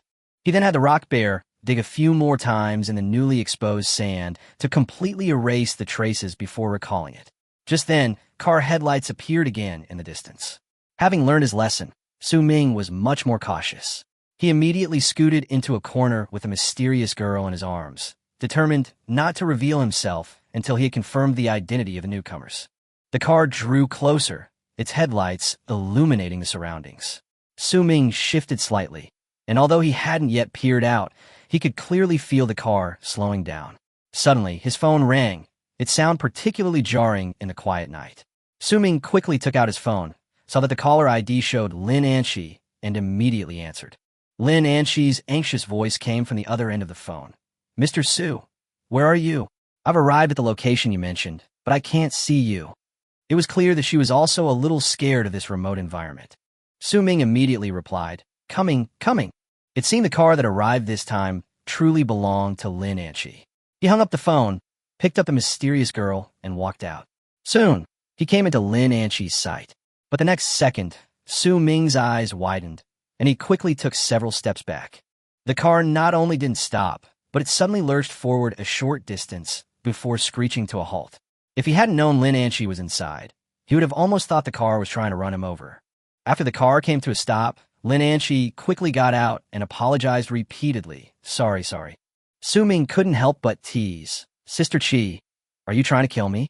Lin Anshi quickly shook her head. No, you're the one who's too scary. What are you holding in your arms in the middle of the night? You scared me. She pointed to the girl covered in blood in Su-ming's arms, her face still showing obvious fear.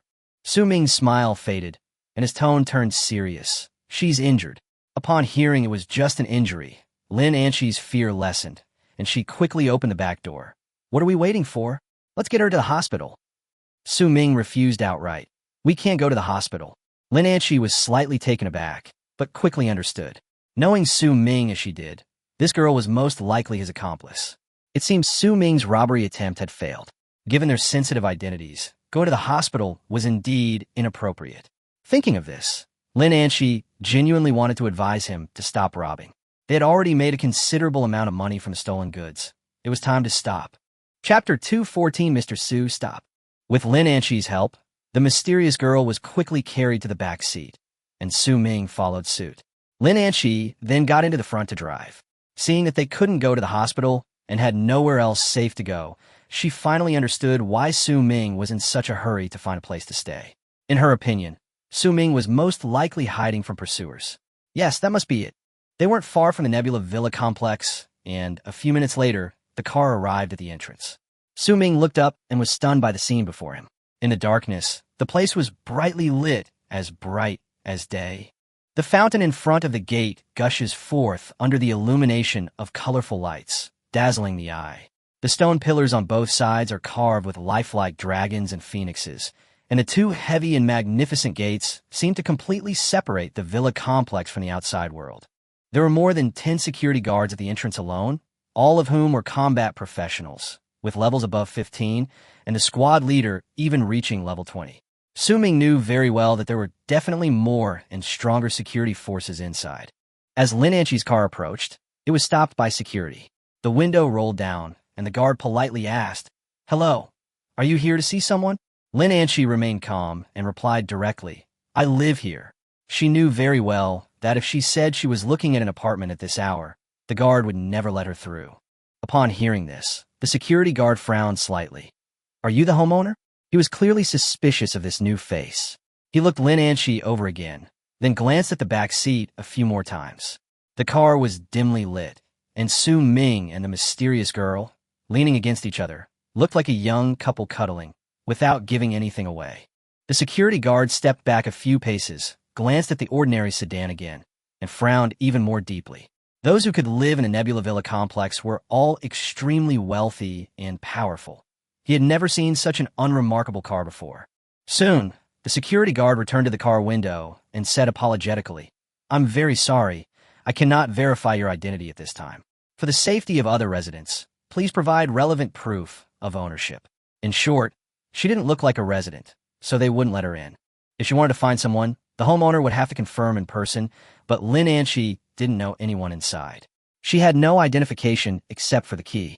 Lin Anshi suddenly felt a headache coming on. She hadn't expected the security here to be so tight. She took out the villa key, which was marked with the special symbol of Nebula Villa Complex. I only brought the key with me today. Does having my own key mean I can't go home? The security guard remained gentle. I'm very sorry, but we can't determine if a key is yours based on just one key. Lin Anshi's lips twitched. Did this mean he suspected she might have found the key or even stolen it? Just as she was about to continue arguing, Su-ming's phone suddenly rang. He looked down and saw it was a bank transfer notification. Dear user, your card number 3838438 has received a deposit of 2,900,000,000 yuan. Current balance, 296,670,000.5 yuan. The prize money from the online gambling platform finally arrived in his account. 400 million in initial investment plus 2.5 billion in bonus. Su Ming's lips curled into a slight smile. He leaned forward slightly and discreetly handed his phone to Lin Anqi. At first, he poked her with the phone, but Lin Anqi was busy arguing with the security guard and didn't react at all, even casually turning the phone away. Su Ming was speechless for a moment. It wasn't until he tried a few more times that Lin Anqi subconsciously took the phone. She frowned and looked down, thinking that Su Ming had something he couldn't say aloud and wanted to send a note via phone. But when she saw the balance on the screen, she froze. After regaining her composure, she felt a surge of confidence. Wouldn't this dazzle the security guard? Lin Anqi shoved her phone screen right in front of him. What could be a better proof of financial strength than a bank balance? The security guard stared at the numbers on the screen and began counting ones, tens, hundreds, thousands, tens of thousands, hundreds of millions, billions. The more he counted, the more shocked he became. With a balance of nearly 3 billion, would living in the Nebula Villa complex even be a problem? Lin Anqi put her phone away, adopting a self-righteous demeanor. So what if I drive a beat-up car? I have money, and I like driving beat-up cars. Can we come in now? The security guard quickly wiped the sweat from his brow, his attitude changing instantly. He then realized he had misjudged him. Someone driving an ordinary car has such an astonishingly large bank balance. Having both a villa key and such financial resources, they're most likely the owner, and the key doesn't seem like it was found or stolen. After figuring this out, the security guard immediately bowed and apologized, then promptly opened the gate to let them in. After the car entered the Nebula Villa complex, Lin Anqi finally breathed a sigh of relief. She handed the phone back to Su Ming, unable to help but exclaim, "Mr. Su, your balance is terrifying. What does 2.9 billion mean? For an ordinary non-combat professional like her, it's an amount she couldn't earn in several lifetimes." Su Ming remained calm. "It's all right, not too much, just enough." For a combat professional, this amount of money was indeed not excessive. Buying a few pieces of equipment or some rare items would likely deplete it quickly. Lin Anqi was speechless for a moment, feeling that she and Su Ming were from completely different worlds. However, as a friend, she couldn't help but remind him, "Mr. Su, robbery is really dangerous. You can never earn enough money, so just stop when you've had enough." "Mr. Su, stop now." She finished speaking earnestly, then turned to look at Su Ming, her big eyes blinking innocently. Su Ming's lips twitched slightly as he listened, and he really wanted to crack open this girl's head to see what was inside. He had clearly explained several times that he wasn't a robber, but she seemed not to have listened at all. Chapter 215, The Turbulent Times in Jiangxing City. Su Ming and his entourage drove slowly through the Nebula Villa complex, their cars brightly lit on either side, offering a panoramic view of the surrounding scenery. It truly lived up to the rumors. A beautiful environment with lush greenery, lakes, and artificial hills. The villas were spaced far apart, so even a late-night party wouldn't disturb the neighbors. Su Ming grew increasingly satisfied. This place was perfect for him. On the way, they encountered security guards patrolling on electric scooters. Upon seeing Lin Anqi's car, the guards turned around and followed. Lin Anqi saw the two scooters following closely in her rearview mirror and frowned slightly. "Why are they following us?" She clearly sensed that the people here were very suspicious of her ordinary car. Su Ming said calmly, "They probably see you as a suspicious person. After all, driving a beat-up car around a high-end villa area in the middle of the night is indeed hard not to make people suspicious." After a short while, Lin Anqi finally found a villa.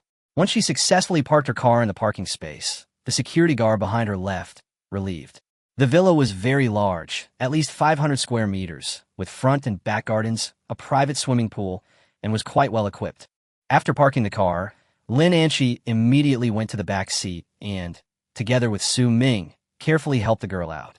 Upon entering the villa, Su Ming was once again struck by its understated yet luxurious decor. The entire house was spotless, clearly indicating that although the owner didn't live there often, it was regularly cleaned and ready for occupancy. Su Ming didn't have time to look closely. He just glanced at it and asked Lin Anshi, "Where's the room?" Lin Anshi had visited before and was familiar with the general layout, so she immediately led him to the nearest bedroom. After the girl was placed on the soft bed, Su-ming finally breathed a sigh of relief. The bumpy journey must have taken a lot of suffering for her, and now she could finally lie down in peace. Lin Anshi saw that the girl was covered in blood and felt that she couldn't just leave her like that, so she asked Su-ming to go out first. She wanted to help the girl clean up and change her into clean clothes. Su-ming nodded and instructed, "Please be quiet." "Okay, going out now," Lin Anshi urged. After leaving the room, Su-ming sat on the sofa in the living room. At this moment, he had no interest in touring the villa. His mind was only focused on finding someone to rescue the girl. Soon, a thought struck him. A farmhouse inn. Wasn't a farmhouse inn perfect for a priest? It would be ideal for him to heal the girl. The only problem was that the girl's level was too low, only level 6. To be truly useful, she needed to be at least level 20. Su-ming quickly made a decision. If the level wasn't high enough, he'd help him level it up. He would never expose the girl at a time like this, unless she was someone he absolutely trusted. After thinking it through, Su-ming immediately picked up his phone and dialed the farmhouse's number. As soon as the call connected, Nanjiale's anxious voice came through. "Brother Su, are you all right?" Su-ming replied, "I'm fine." "Shaola, where are you now?" Nanjiale immediately answered, "Still on our way back to Jiangcheng City. We were ambushed by Qianni halfway and were delayed for a while. But he's already gone to Jiangcheng City ahead of us. Brother Su, you must be careful." Su-ming's expression darkened. "Qianni attacked you? Is everyone all right?" "We're all fine." His target was the silver grade key. Hearing that everyone was safe, Su-ming breathed a sigh of relief. But upon hearing that Qianni actually wanted to steal the silver grade key, his eyes immediately turned cold and killing intent surged within them. He would never give this away so easily. Even if Qianni wanted to snatch it, he'd have to see if he had the ability. Su-ming said in a deep voice, "It's good that everyone is all right. When you return to Jiangcheng City, come to the Nebula Villa complex. I need your help." Upon hearing the address, the farmhouse owner paused slightly, then chuckled. "Nebula Villa complex? My home is over there." Su-ming was momentarily speechless, almost forgetting that this guy's family was far from short of money. It wasn't surprising he owned a house there. He gave a few brief instructions and hung up. Now the plan was in place. All that was left was for the farmhouse owner to return. Not long after, Lin Anshi came out of the room carrying blood-stained clothes and sheets. Su-ming immediately got up and went over to her. "Are you changed?" Lin Anshi nodded. Yes, the pajamas didn't fit very well, but they were more comfortable than these. She prepared to take the clothes to be washed. Su-ming opened the door, peeked at the girl through the crack, and only after confirming she was all right for the time being did he gently close the door. He sincerely said, "Sister Chi, thank you." Lin Anshi had indeed helped him a lot tonight. Lin Anshi simply smiled and then turned to leave. Meanwhile, the people at the farmhouse on their way back to Jiangcheng were all suspicious because of Su-ming's phone call.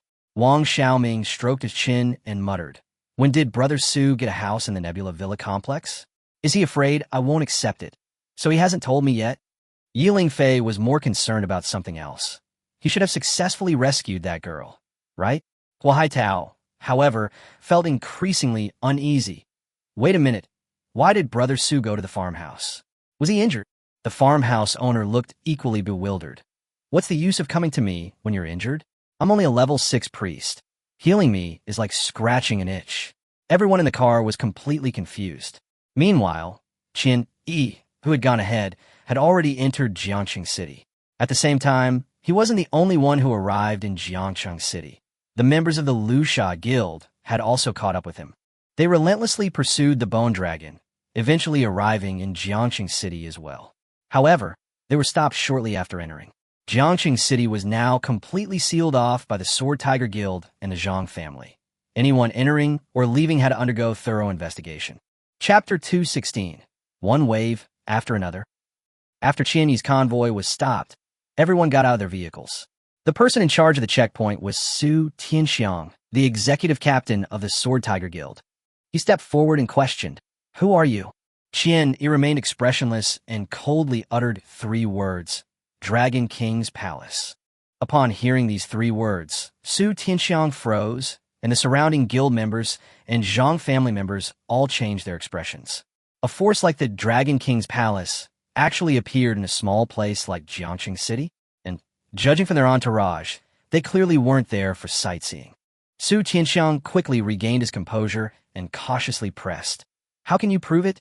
We haven't received any news of a visit from the Dragon King's palace. He couldn't release them based on just a few words.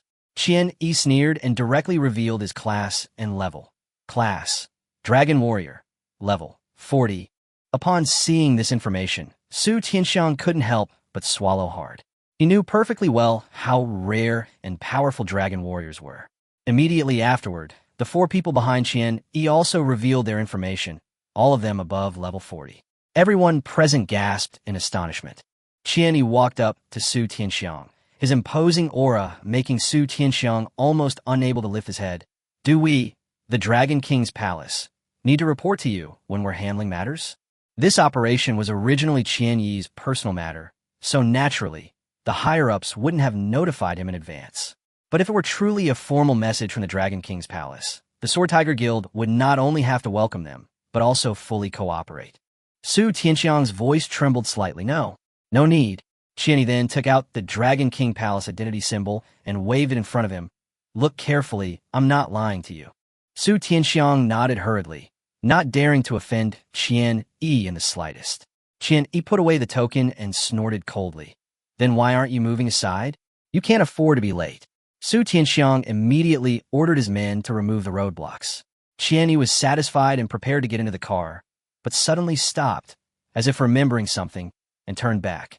Su Tianxiang's heart skipped a beat, and sweat beaded on his forehead. He hoped this powerful figure would leave quickly.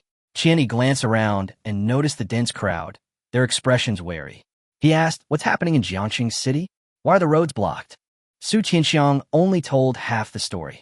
A serial killer has appeared in the city. He killed dozens of people tonight on Old Town Street, causing a huge stir. The entire city is now under lockdown, and a manhunt is underway. Qian Yi became interested. Who is the serial killer? Su Tianxiang shook his head. The information is still unclear. That was the truth. They only knew that someone had rescued the Red Clan girl, and that the person seemed to be riding a bone dragon, but their identity was completely unknown. After hearing this, Qian Yi couldn't help but smile and said, then good luck to you guys. With that, he turned and got into his car. As the cars drove past the checkpoint and disappeared into the distance, Su Tianxiang finally breathed a long sigh of relief. No sooner had Qian Yi left than another convoy arrived. This time, it was the Lusha Guild. The leader was none other than Feng Guodong. Su Tianxiang frowned, looking at the row of black cars before him, a sense of unease creeping into his mind. One group from Dragon King's palace had just left, and now another one was showing up. What was going on in Jiangxing City tonight? He had barely stepped forward to speak when the driver of the lead car shouted sternly, Scatter! The Quicksand Guild is on official business. Everyone disperse. Su Tianxiang was taken aback. Wasn't the Quicksand Guild based in Haiban City? How did they end up in Jiangxing City? He hadn't dared to ask too many questions when facing the Dragon King's palace earlier. But this time it was the Flowing Sand Guild, and he felt he had to get to the bottom of it. Su Tianxiang raised his hand, and dozens of Sword Tiger Guild members immediately surrounded them.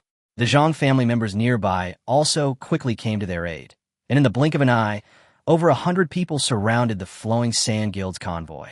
Feng Guodong, inside the car, frowned, not understanding what was wrong with Jiangxing City. Left with no other option, he got out and identified himself. I am Feng Guodong from the Lusha Guild. We need to come to Jiangxing City on business. Please do us a favor. As soon as he got out of the car, the other members of the Flowing Sand Guild followed, making a total of 30 people. 10 of them were level 40 or above, and the rest were at least level 30. Seeing this lineup, Su Tianxiang froze on the spot, his heart filled with shock. He thought the Dragon King's palace was already formidable, but he hadn't expected the Flowing Sand Guild to be just as ruthless. At this moment, he was even more certain that something big was about to happen in Jiang City tonight.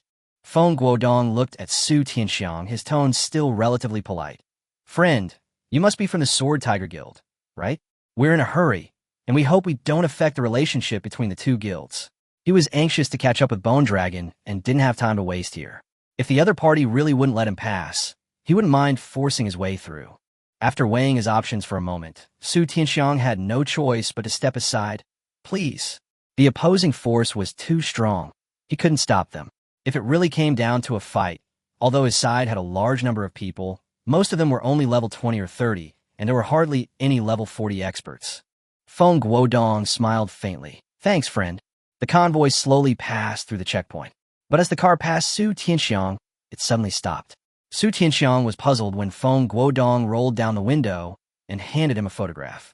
Friend, did you see this thing fly by here? Chapter 2:17 Urgent Notice.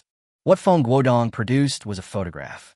The photograph showed a skeletal dragon, with a blurry figure vaguely standing on its back.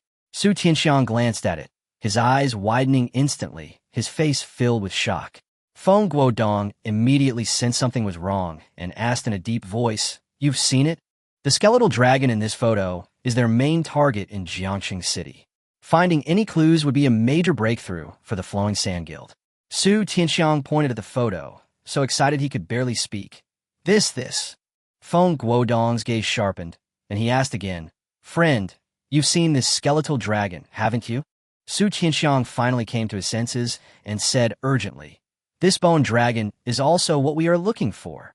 Feng Guodong was taken aback, and his expression became even more solemn. "You are also looking for it? Friend, please make this matter clear. The whereabouts of this bone dragon in the photo is very important to our Quicksand Guild." He got out of the car as he spoke, gripping Su Tianxiang's hand tightly, his attitude as warm as if he were seeing an old comrade in arms. Su Tianxiang didn't let go, instead staring at him and asking, "Tonight, it was the man riding the bone dragon who went on a killing spree in Jiangxing City. We sealed off the entire city to catch him. Could he be a member of your Quicksand Guild?" As he finished speaking, Su Tianxiang abruptly pulled his hand back, his expression changing. The Flowing Sand Guild had gone to such lengths, and seemed so eager towards that person. He couldn't immediately tell whether they were friend or foe. If these people are accomplices of the murderer, they cannot be let go under any circumstances. Su Tianxiang took 2 steps back, raised his hand to signal, and the surrounding crowd gathered again. His other hand was already in his pocket, gripping his phone, ready to call for help at any moment. The entire city is on high alert. As soon as he gives the signal, experts will arrive within minutes. Even if they can't defeat the Flowing Sand Guild, they can at least hold them off for a while. Upon seeing this, Feng Guodong immediately realized that the other party had misunderstood and quickly explained, "Friend, you've misunderstood. The man riding the bone dragon is also our Haiban City's #1 wanted criminal. He has killed many people in Haiban City as well. We tracked him all the way to Jiangxing City this time." Su Tianxiang was stunned upon hearing this. It turned out the serial killer had not only committed murders in Jiangxing City, but had also gone on to commit bloodshed in Haiban City. Feng Guodong seized the opportunity to say, "We all share the same goal. The enemy of my enemy is my friend." He breathed a sigh of relief. Now that the target was confirmed to be in Jiangxing City, and Jiangxing City was under lockdown, it was extremely advantageous for the Flowing Sand Guild. If they could join forces with the local Sword Tiger Guild, that person would be trapped like a fish in a barrel. Unfortunately, they discovered the photos too late. On the day the headquarters was bombed, no one could accurately describe the killer's appearance. Even Vice President Liu Ao only saw a silhouette. If someone hadn't taken a photo of the bone dragon, they still wouldn't know who their target was. Otherwise, Haiban City would have been completely sealed off long ago. After confirming that the Flowing Sand Guild was also there to hunt down the murderer, Su Tianxiang's attitude immediately softened. With these experts joining, Jiangxing City would undoubtedly have gained a significant advantage. He quickly allowed them to pass again and reported the news to the Sword Tiger Guild headquarters. The headquarters, upon learning of this, naturally welcomed all comers. After all, their only goal was to eliminate the target. Not long after the Flowing Sand Guild members left, Lin Shun's team from the Dragon King Palace arrived. Lin Shun was an attendant of Vice President Liu Xiong, and his trip was clearly on orders. When he heard from Su Tianxiang that he had also come to Jiangxing City, he couldn't help but feel suspicious. However, he didn't linger, as he still had a mission to complete, and hurriedly left after obtaining permission to leave. At this point, Jiangxing City had become a place of turmoil. More and more forces were pouring in, including members of the Flying Dragon Guild. As for their reasons for coming, no one knew for the time being. Meanwhile, Su Ming was leaning back on the sofa in the villa's living room, watching the television news. He was eager to know what was happening outside and hoped to glean any useful information from the reports. After putting the laundry into the washing machine, Lin Anshi returned to the living room. Seeing Su Ming's serious expression, she couldn't help but tease him. "Mr. Su, why are you suddenly interested in the news? Do you want to see the reports about your failed robbery?" Su Ming ignored her, his gaze still fixed on the television, and simply said, "I happen to have some things to sell, so I'll give them to you first. Just transfer the money to my card later." With that, he pulled out a large handful of storage rings and placed them on the table. These were all things he had picked up in Haiban City this time. Lin Anshi stared at the table full of storage rings and fell silent. She had initially thought Su Ming's robbery had failed, but the current situation looked like a success. Just then, an emergency announcement was broadcast on television. "We have just received news that all citizens of Jiangcheng City have been alerted to a murderer appearing in the old city streets tonight. The perpetrator is a young man, wearing a bone dragon and carrying a girl covered in blood in his arms. This person is extremely dangerous, having killed dozens of people in one night. The Sword Tiger Guild, in conjunction with the Zhang family, has placed the entire city under lockdown and launched a thorough search. We sincerely apologize for any inconvenience this may cause. Please be vigilant and keep an eye out for suspicious individuals. Anyone providing valid leads will receive a reward of 1 million yuan. Now, let me repeat. Chapter 2:18, I believe in you. TCH, 1 million? So that's all I'm worth." Su Ming scoffed dismissively upon hearing the bounty on the news. Lin Anshi, standing beside him, froze, staring at him wide-eyed for a long moment before finally snapping out of it. This man before her had become a walking millionaire. Su Ming felt a chill run down his spine from her gaze and couldn't help but ask, "Why are you looking at me like that? Are you trying to report me?" Lin Anshi wasn't afraid. Instead, her face was full of worry. "Mr. Su, what exactly do you do? How did you manage to kill so many people during a robbery?" Su Ming was immediately speechless. "I told you I didn't rob anyone." Lin Anshi's gaze then fell on the pile of storage rings on the table, numbered in sets of 10. What kind of good person would put so many storage rings out to sell? Su Ming remained silent for a moment before explaining, "I did kill those people in Old City Street, but I didn't steal their storage rings." "Killed people, but didn't steal their storage rings?" Lin Anshi clearly didn't believe him, her gaze sweeping across the table again. Su Ming knew there was no point in explaining, so he simply stopped dwelling on it. Anyway, she always thought of herself as a habitual robber, so one more time wouldn't make a difference. He then said, "Could you please look after this girl for a while? He might have to leave soon, and the mysterious girl was too badly injured. She might not wake up from her coma anytime soon." Throughout their time together, Lin Anshi had helped him several times, and Su Ming had come to consider her someone he could trust. Lin Anshi immediately panicked when she heard that he wanted to go out again. "They're looking for you everywhere. If you go out, aren't you just walking into a trap?" Su Ming smiled. "They're looking for someone who rides a bone dragon and is holding a girl. I don't have a bone dragon right now, and I'm not holding a girl, so why would they arrest me?" The Zhang family and the Sword Tiger Guild only recognize the mysterious girl and her guise as a bone dragon. They don't know him in person. As long as he doesn't summon the bone dragon or use the undead bomb, it will be difficult for them to confirm his identity in the short term. But Su Ming also knew that this safety was only temporary. If the other party couldn't find any clues for a long time, he would likely become the first suspect. Therefore, he had to deal with the girl's matter as soon as possible before activating the hidden copy in the silver key. He believed that once he emerged from that instance, his strength would skyrocket. Even if he couldn't fight head-on, he would at least have the confidence to survive. Lin Anshi listened and felt that this argument made some sense. As long as the girl didn't show herself, Su Ming was temporarily safe, but no one knew how long this situation could last. Seeing that she did not refuse, Su Ming took out 3 bottles of high-grade healing potions from his storage ring, placed them on the table, and earnestly instructed, "When I am not here, you can feed her these. They will help her recover from her injuries." Lin Anshi tilted her head and looked at him, deliberately asking, "Aren't you afraid I'll take the things and run away, and then report you? These 3 bottles of potion are worth 600,000, plus the reward for reporting him. It's a total of 1.6 million. Not to mention the huge pile of storage rings on the table. Their value is probably at least 10 million. Su Ming smiled and shook his head. Others might, but I believe you won't. Lin Anchi pressed. Why? This is a lot of money. If I take these things, I won't have to worry for the rest of my life. Su Ming looked at her, his tone unusually serious. If you really wanted to take it, you wouldn't have asked me. Besides, you've always thought I was a robber, but you've still been helping me, haven't you? Tonight, when you saw me carrying a girl covered in blood, you were the first to come and help. Human instincts don't lie. He paused for a moment, then added, and your eyes are so pure, I trust you won't betray me. Lin Anchi felt a warmth in her heart. She hadn't expected that Su Ming would think of her this way. But the next second, Su Ming suddenly smiled sinisterly. Of course, if you dare to betray me, I won't let you off either.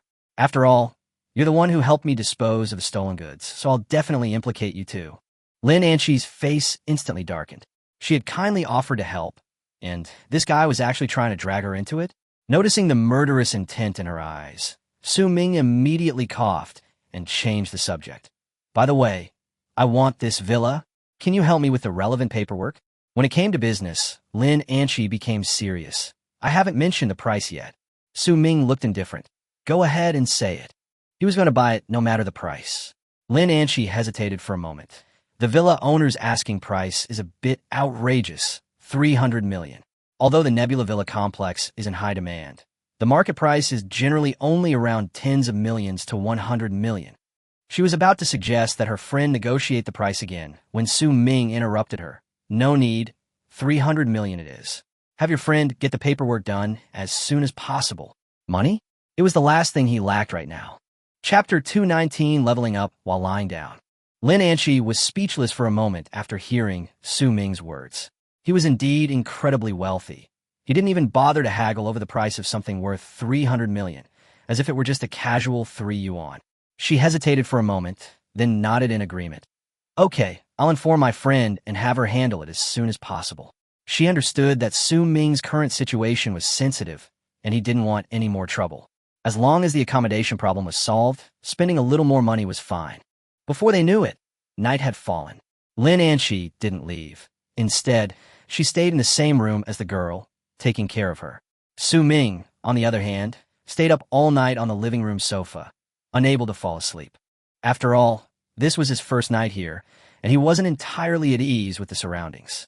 Just as dawn was breaking, the doorbell suddenly rang, its clear sound particularly crisp in the quiet morning. Jing-jong, jing-jong.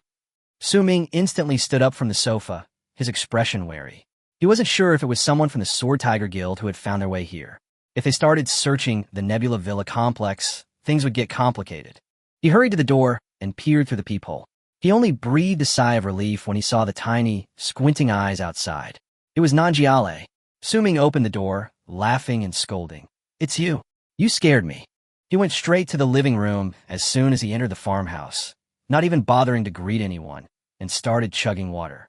He had rushed back to Jiangxing overnight and came to find Su Ming as soon as he arrived.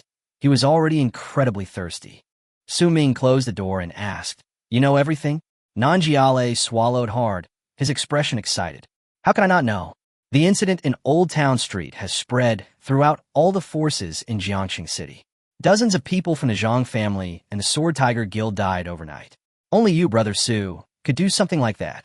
He said the other side was currently conducting a citywide manhunt, but fortunately, they didn't yet know that Su Ming was the one who made the move. Su Ming sighed softly. It is indeed a bit troublesome. Nanjiale patted his shoulder and comforted him. But you don't need to worry too much right now. They haven't searched Jiangyin District yet, and the Xingyun Villa complex isn't something they can just search whenever they want. Sister Fei and I have already planned to use this time to find a way to secretly send you and the girl out of Jiangcheng City. Su Ming was grateful, but the girl's injuries couldn't be delayed. He shook his head and said, Thank you, but I have more important things to do right now. The farmhouse owner immediately became serious. What is it? I'll do my best to help you if I can. Upon learning that the villa complex was temporarily safe, Su Ming immediately stood up and said, Come on, I'll take you to upgrade. The farmhouse owner was stunned on the spot. Huh. He thought Su Ming wanted him to help him, but it sounded like Su Ming was helping him instead. Su Ming had already reached the door, but seeing him still standing there, he urged, Come on. The farmhouse owner looked incredulous. Brother Su, are you serious? Are you sure you want to help me level up? Su Ming was a little impatient. Of course. You're only level 6 now, what help can you be? I'll quickly get you to level 20 first, then you can help me. The guest house owner finally realized what was happening and quickly followed up. Oh, so you think my level is too low? I thought you were up to something. Su Ming was speechless for a moment. What do you think I could do? The farmhouse owner chuckled twice and said nothing more. The two left the villa and got into the farmhouse owner's sports car. With this rich, second-generation heir around, Su Ming no longer had to worry about being stopped by security guards. He could enter and exit the gate without any hindrance. Although Nanjiale wasn't particularly influential within the family, everyone here knew he was the second young master. His face was as useful as a key card for access. After the sport car drove out of the Nebula Villa complex, Nanjiale asked, Brother Su, which instance are we going to? Su Ming thought for a moment. Let's go to the Wolf Dungeon first. The Wolf Dungeon is a level 10 dungeon, which is perfect for a level 6 farm stay. If he goes to a dungeon that's too high a level, he won't get much experience because of the huge level difference. The farmer nodded, agreeing to follow instructions. After confirming the location, he floored the accelerator, and the sports car sped off like a wild beast, quickly disappearing at the end of the road. Along the way, Su Ming saw many patrol personnel. Especially after leaving Jiangyin District, they were almost everywhere. They were even stopped and questioned several times before finally reaching the entrance to the Wolf Dungeon. At the entrance, staff stopped the two, demanding to see their identification and pay an entrance fee of 500,000 yuan. The guest house owner preemptively paid, since Su Ming had upgraded him for free, and he naturally wouldn't let Su Ming pay for it. A level 10 dungeon costs 500,000, which is one of the reasons why most professional players can't make money. After paying, the two successfully entered the Wolf Dungeon. In a flash, when they opened their eyes again, they were surrounded by a lush green forest. Su Ming took a step forward and casually said, Let's find a place to sleep. The farmhouse owner was confused. Sleep? Aren't we here to level up? Su Ming asked back. Yes. Is there a conflict between leveling up and sleeping? After saying that, he casually found a shady spot, took out a carpet from his storage ring, spread it out, and laid down directly. The farmer was dumbfounded. But the instant Su Ming lay down, black vortexes suddenly appeared all around. Then, gargoyles flew out of the vortexes, densely packed, a total of 167. The farmer finally understood Su Ming's meaning, and only 2 words remained in his mind. Awesome. Chapter 2:20 You Are a God. After understanding Su Ming's plan, Nanjiale stopped thinking about fighting and went straight to the carpet Su Ming had just laid out. After all, this was no longer something a priest should be concerned with. He squeezed next to Su Ming, laughing and calling out, Brother Su, squeeze in. Su Ming's originally spacious carpet suddenly felt half smaller after he took it all, and he immediately became a little unhappy. Don't you have any for yourself? The farmhouse owner was speechless for a moment. He really hadn't prepared for this. Who would have thought that someone would come into the dungeon to sleep openly? Even if others spent the night in the dungeon, they would just find a safe corner to lean against a tree and take a nap. No one would sleep on the floor like Su Ming. Su Ming knew the answer from his expression and specifically reminded him. Let's make it clear first. I only have 1 pillow. After saying that, he took out a pillow and a small blanket. The farmstay guest was speechless, secretly vowing that next time he went into a dungeon with Su Ming, he would definitely bring all the camping gear. The monsters in the Wolf Dungeon are all level 10, and each gray wolf provides 500 experience points. If split between 2 people, each person only gets 250 points. Su Ming thought this was too little experience and simply gave up the split, letting the farmhouse enjoy it all. Soon, over 100 gargoyle undead dispersed under Su Ming's command. Some were responsible for driving away monsters, while others were responsible for killing them. The division of labor was clear, and the efficiency was maximized. Seeing that the plan was starting to run, Su Ming finally prepared to catch up on some sleep. But just as he closed his eyes, as if remembering something, a black vortex appeared beside him, and an upgraded Dark Knight commander stepped out, standing majestically guarding him. With it protecting him, Su Ming finally felt at ease. The farmer stared in disbelief at the towering figure. He remembered that this thing used to be only level 10. How did it become level 30 now? The sheer oppressive aura emanating from its presence made him feel breathless. He swallowed hard, nudged Su Ming, who was already covered with a blanket, and whispered, Brother Su, could you make it take 2 steps back? I'm scared. The next second, The Dark Knight commander's armor clanked, and it indeed took 2 steps back. Nanjiale breathed a sigh of relief. He asked curiously, "Brother Su, why didn't you call out the Death Knight?" Su Ming didn't even open his eyes and explained calmly, "The trees here are too dense, so the Death Knight can't perform well. Gargoyles are more suitable for hunting. 100 or so are enough. I'm just afraid there won't be enough monsters to kill." The farmhouse owner suddenly realized what was going on. Within 3 minutes, Su Ming was asleep, even snoring softly. In contrast, the farmhouse owner could only curl up beside him, without a pillow or blanket, looking rather pitiful. Just then, a series of prompts suddenly appeared in front of the farmhouse. Kill a gray wolf and gain 500 experience points. Kill a gray wolf and gain 500 experience points. The information scrolled by rapidly at an astonishing speed. The farmer sat bolt upright, eyes wide, utterly incredulous. In a short moment, dozens of gray wolves had been killed, and their howls echoed in the distance. As the wolf howl spread, more gray wolves were lured over. But facing gargoyles that were 20 levels higher than them, these monsters had no chance to fight back and were almost all killed in one hit. The gargoyles darted nimbly through the woods, then suddenly swooped down, their claws piercing the gray wolf's body. Another notification popped up, and experience points continued to surge. The entire wolf dungeon had become a one-sided slaughterhouse for the gargoyles. As the farmstay owner watched his experience points steadily increase, he couldn't help but exclaim in amazement, "Holy crap. Brother Su, you're a god." In just half an hour, he had already gained 150,000 experience points. This leveling speed was simply outrageously satisfying. At the same time, several figures appeared in the distance, walking towards them while cursing. "What's going on? We've been here for 20 minutes and haven't seen a single monster." "Yeah, damn it. Are we going to suffer a huge loss this time?" "A huge loss? I won't do that. I won't leave the instance until I've earned at least 500,000.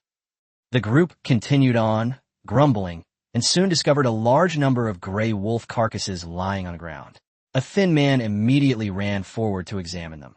Then his face lit up with wild joy as he turned and shouted, "The magic crystals are all still there."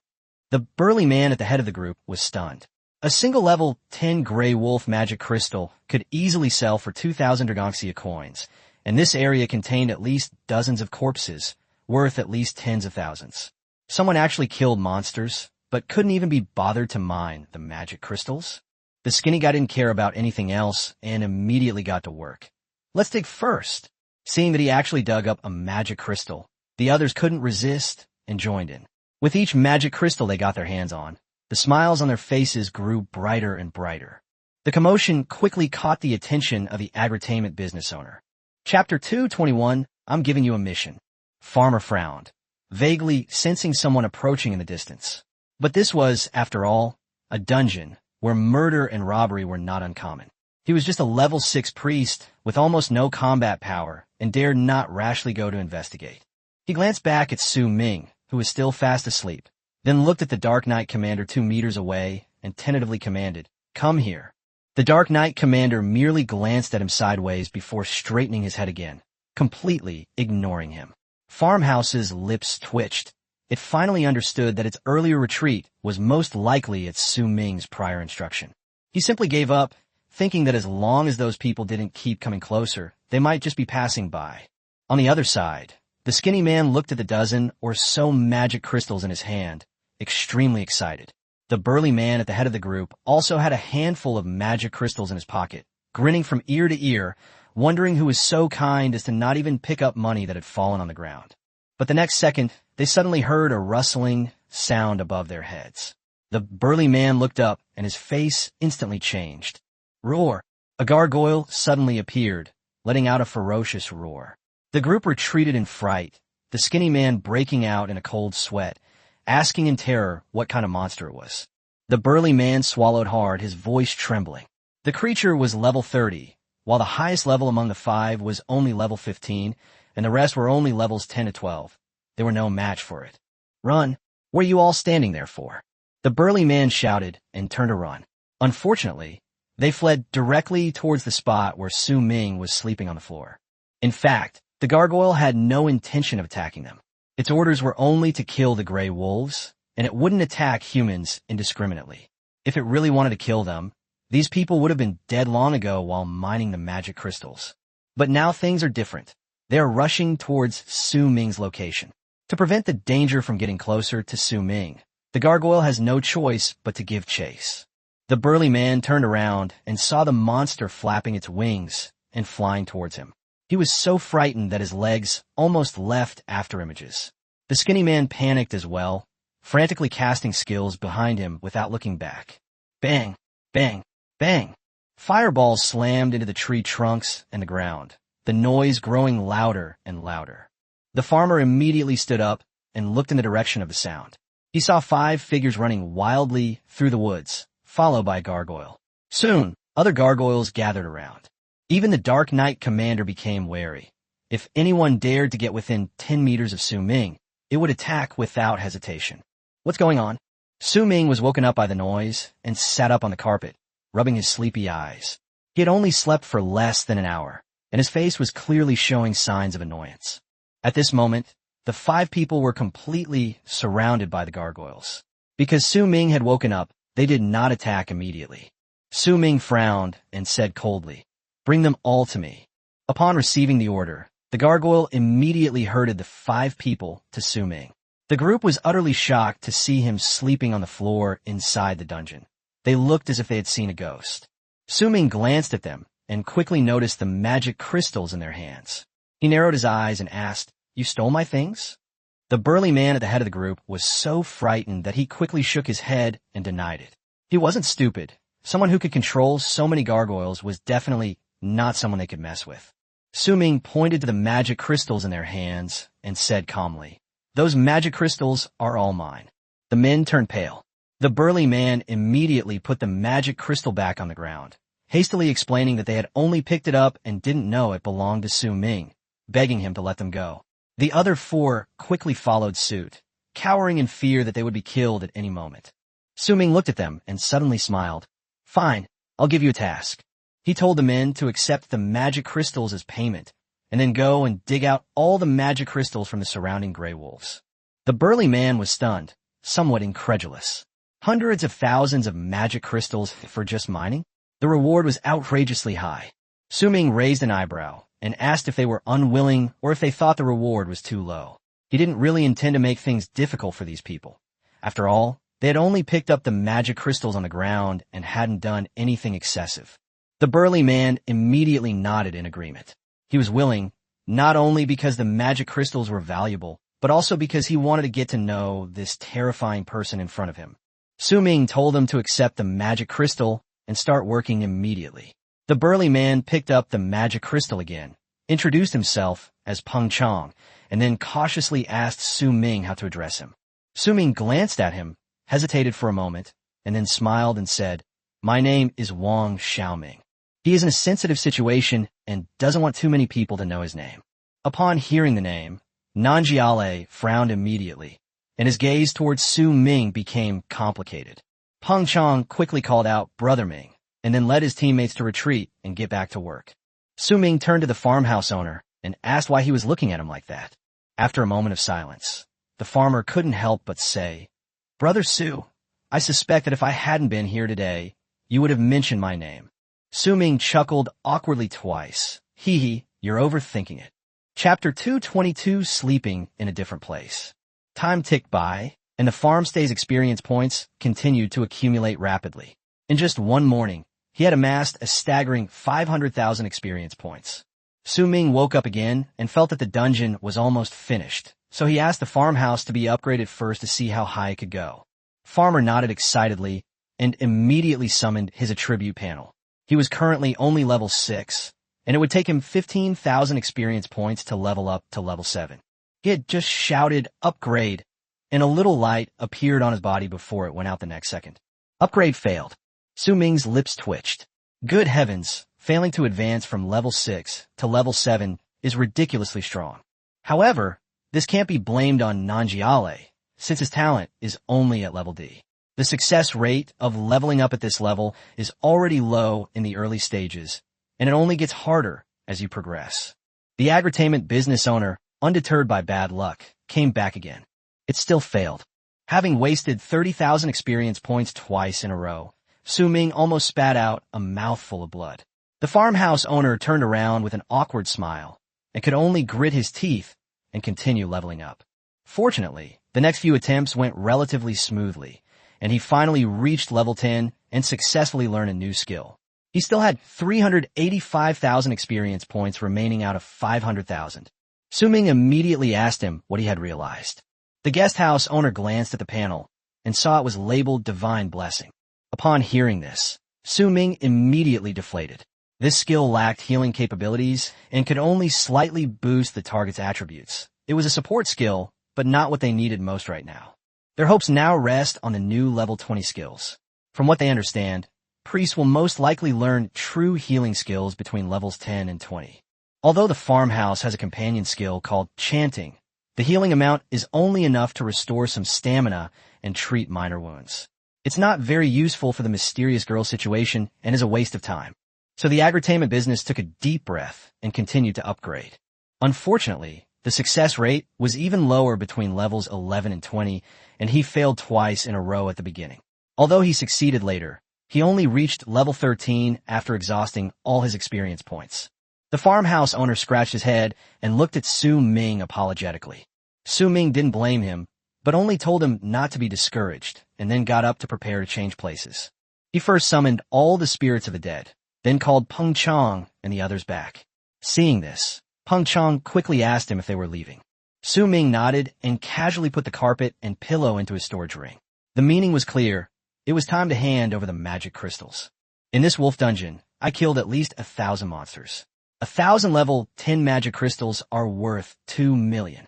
Peng Chong was also sensible and immediately led the group to hand over all the magic crystals they had dug up, a total of 900. Su Ming narrowed his eyes slightly as he looked at the mountain of magic crystals piled up before him. Aside from the payment he'd given them earlier, these people had probably kept at least a few dozen more for themselves. However, he was too lazy to care. As long as it wasn't too excessive, a few dozen magic crystals were nothing to him. After putting away the magic crystal, Su Ming turned and left with the farmhouse. Seeing this, Peng Chong quickly caught up and asked with a smile if he could take them along. He had earned quite a bit just from mining magic crystals that morning, which was much easier than risking his life to kill monsters, and it was risk-free and cost-free. It was a dream job. Su Ming told him directly that they were going to change dungeons next, and if he brought them along, he would be at a huge loss. They're going to the level 15 Gale dungeon, which costs 750,000 per person to enter. Bringing 5 people into work would cost 3.75 million just for the entrance fees, so it's better to just find more people inside the dungeon. Peng Chong understood after hearing this that it wasn't worthwhile. If he paid for the trip himself, he would not only waste the entrance fee, but also have to pay for the new instance. In the end, he might not make a profit and might even lose money.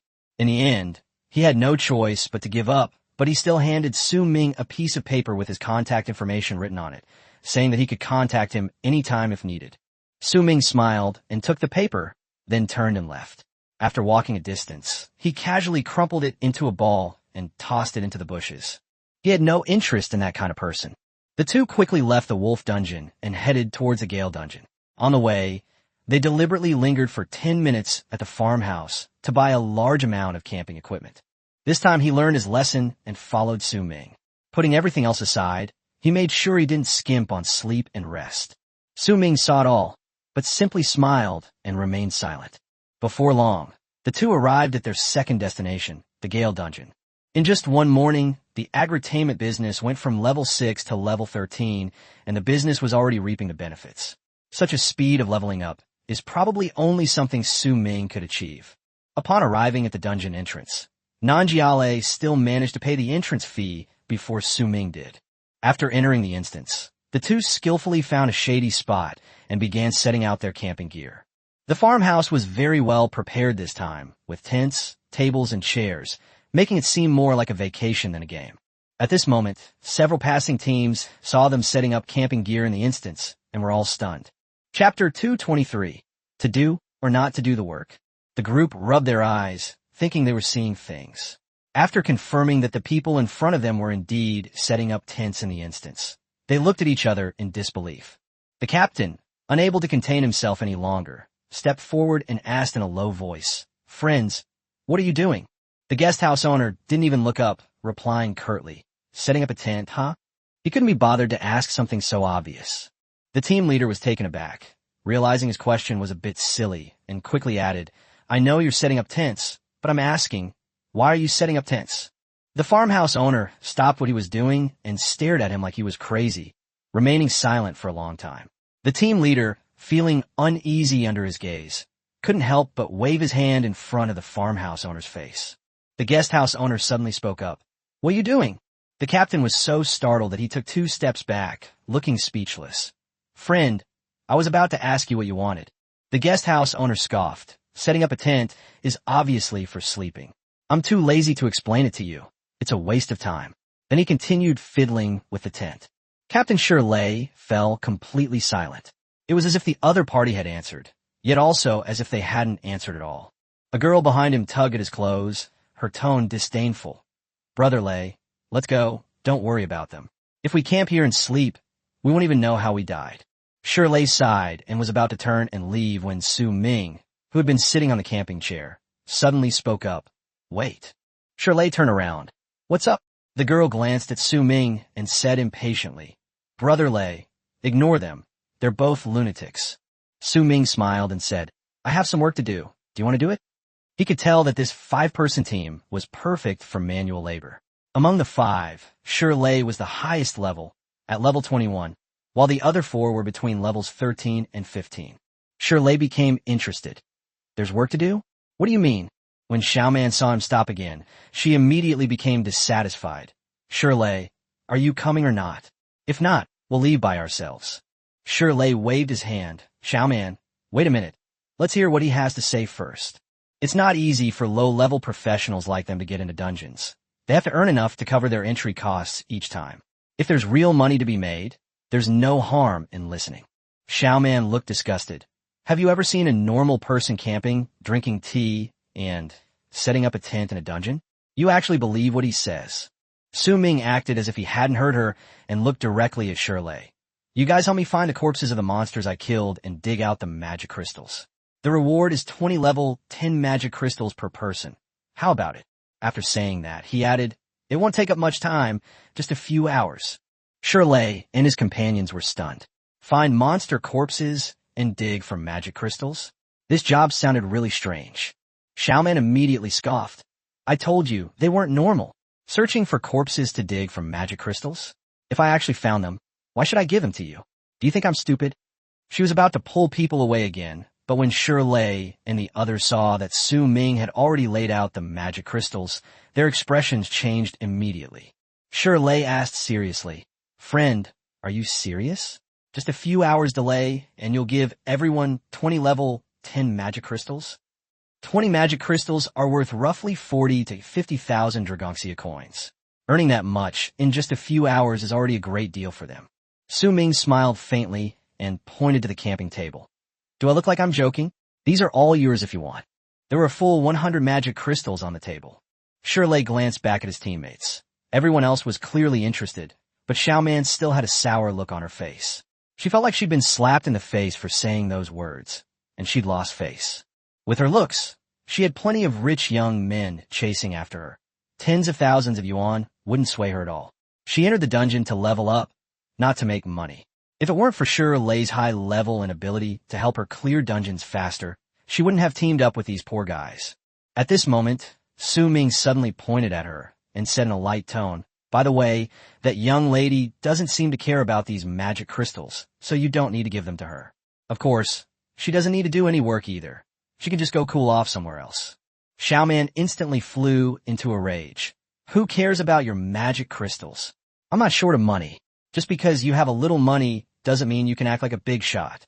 Shirley had already taken the magic crystal from Su Ming and returned to Xiaoman's side, advising, "Find a safe place to rest for a bit.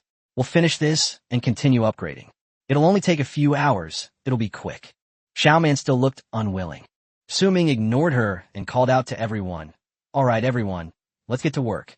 Just as Shirley and the others were about to ask how to do it, black vortexes suddenly appeared around Su Ming. The next second, one gargoyle after another flew out of the vortex, their level being a staggering 30. Shirley and his companions were stunned, and Xiao Man stood there dumbfounded. No one expected that a level 30 expert would come to smuff in a level 15 dungeon. The gargoyles quickly flew around, searching for the monster. Before long, screams of agony from the monster could be heard in the distance. Only then did Shirley and the others finally understand what Su Ming meant by having work to do, and Xiao Man's gaze towards Su Ming completely changed. Chapter 224, A Mighty Man Sheds Tears, Wolf Warrior. While the guest house was still setting up its tents, the experienced tips were already scrolling wildly in front of them. Slay a level 15 Gale Leopard and gain 2,000 experience points. Slay a level 15 Gale Leopard and gain 2,000 experience points. In a short time, he gained tens of thousands of experience points, and he was overjoyed. The experience from level 15 monsters was on a completely different level than that from level 10 monsters. Su Ming's monster-killing efficiency was simply outrageous. Shirley and the others dispersed and began working. Xiao Man remained standing, looking around to see that several Gale Leopards had already fallen. For a level 30 gargoyle to deal with these level 15 monsters was like an adult bullying children, one claw at a time. She understood perfectly what that speed represented and was immediately tempted.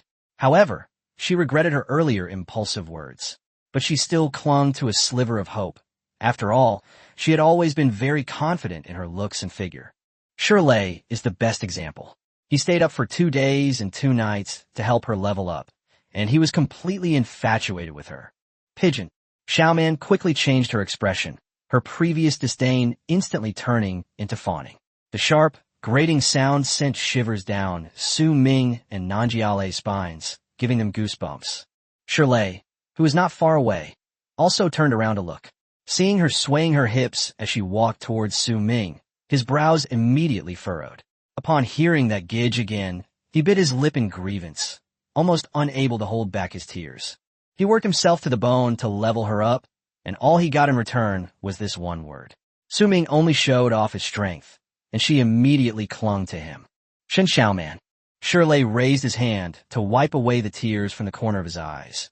Even a tough man shed tears. But the next second, he lowered his head and continued working. After all, making money was more important. Shen Xiao Man had already squatted down next to Su Ming's camping chair, reaching out to take his arm, and said sweetly, "Gidge, can you team up with me?" Su Ming shuddered as if he'd been electrocuted. The farmhouse owner next to him also stopped what he was doing, staring in disbelief, his mind filled with nothing but holy crap. "Hey, can you take me with you?" Shen Xiao Man shook his arm, trying to lean her head against him. Su Ming reacted quickly, pressing his fingers against her face, preventing her from getting any closer. The next second, he pushed her away with a little force and said coldly, "Get out." Shen Xiao Man was completely unprepared for his actions. Caught off guard, she stumbled and fell to the ground, her eyes filled with astonishment. Su Ming withdrew his hand, looked down, and saw that all 5 of his fingers were covered in white powder. His face immediately showed disgust.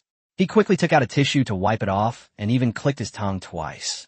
The farmer was trying to suppress his laughter, wanting to laugh, but not daring to, and almost suffered internal injuries from holding it in. What do you mean?" Shen Xiao Man was furious and embarrassed.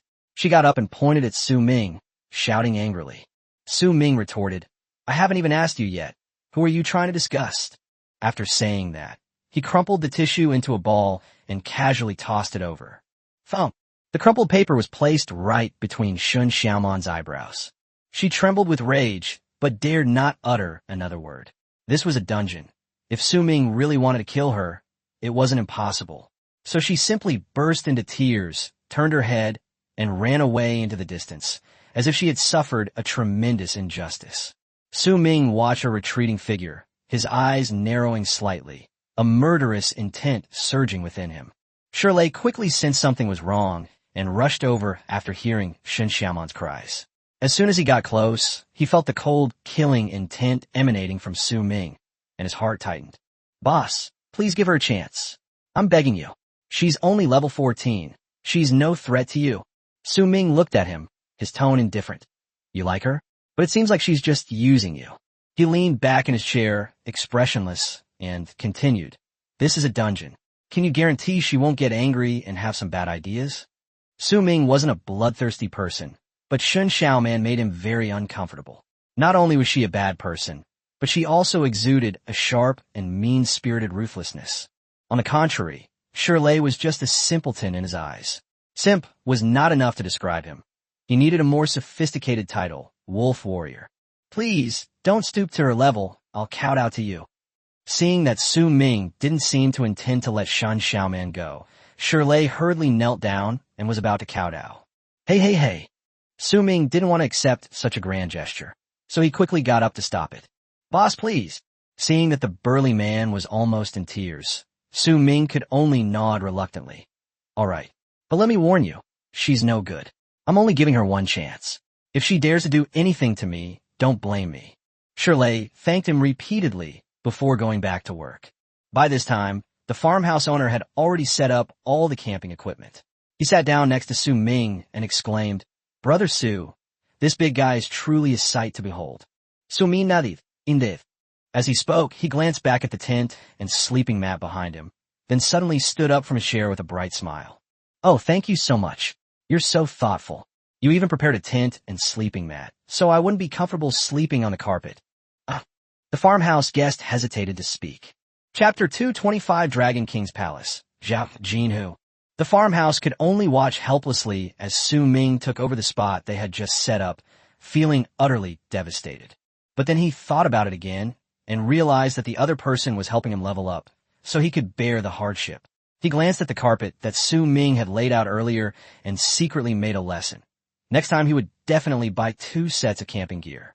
At the same time, several black sedans stopped at the entrance of the Gale dungeon. The doors opened, and a group of people got out, led by Qian Yi from Dragon King's palace. Standing next to Qian, it was a middle-aged man with his arms crossed. He said in a low voice, I checked with the official system through my connections. Su Ming came to the Gale dungeon after leaving the Wolf dungeon at noon.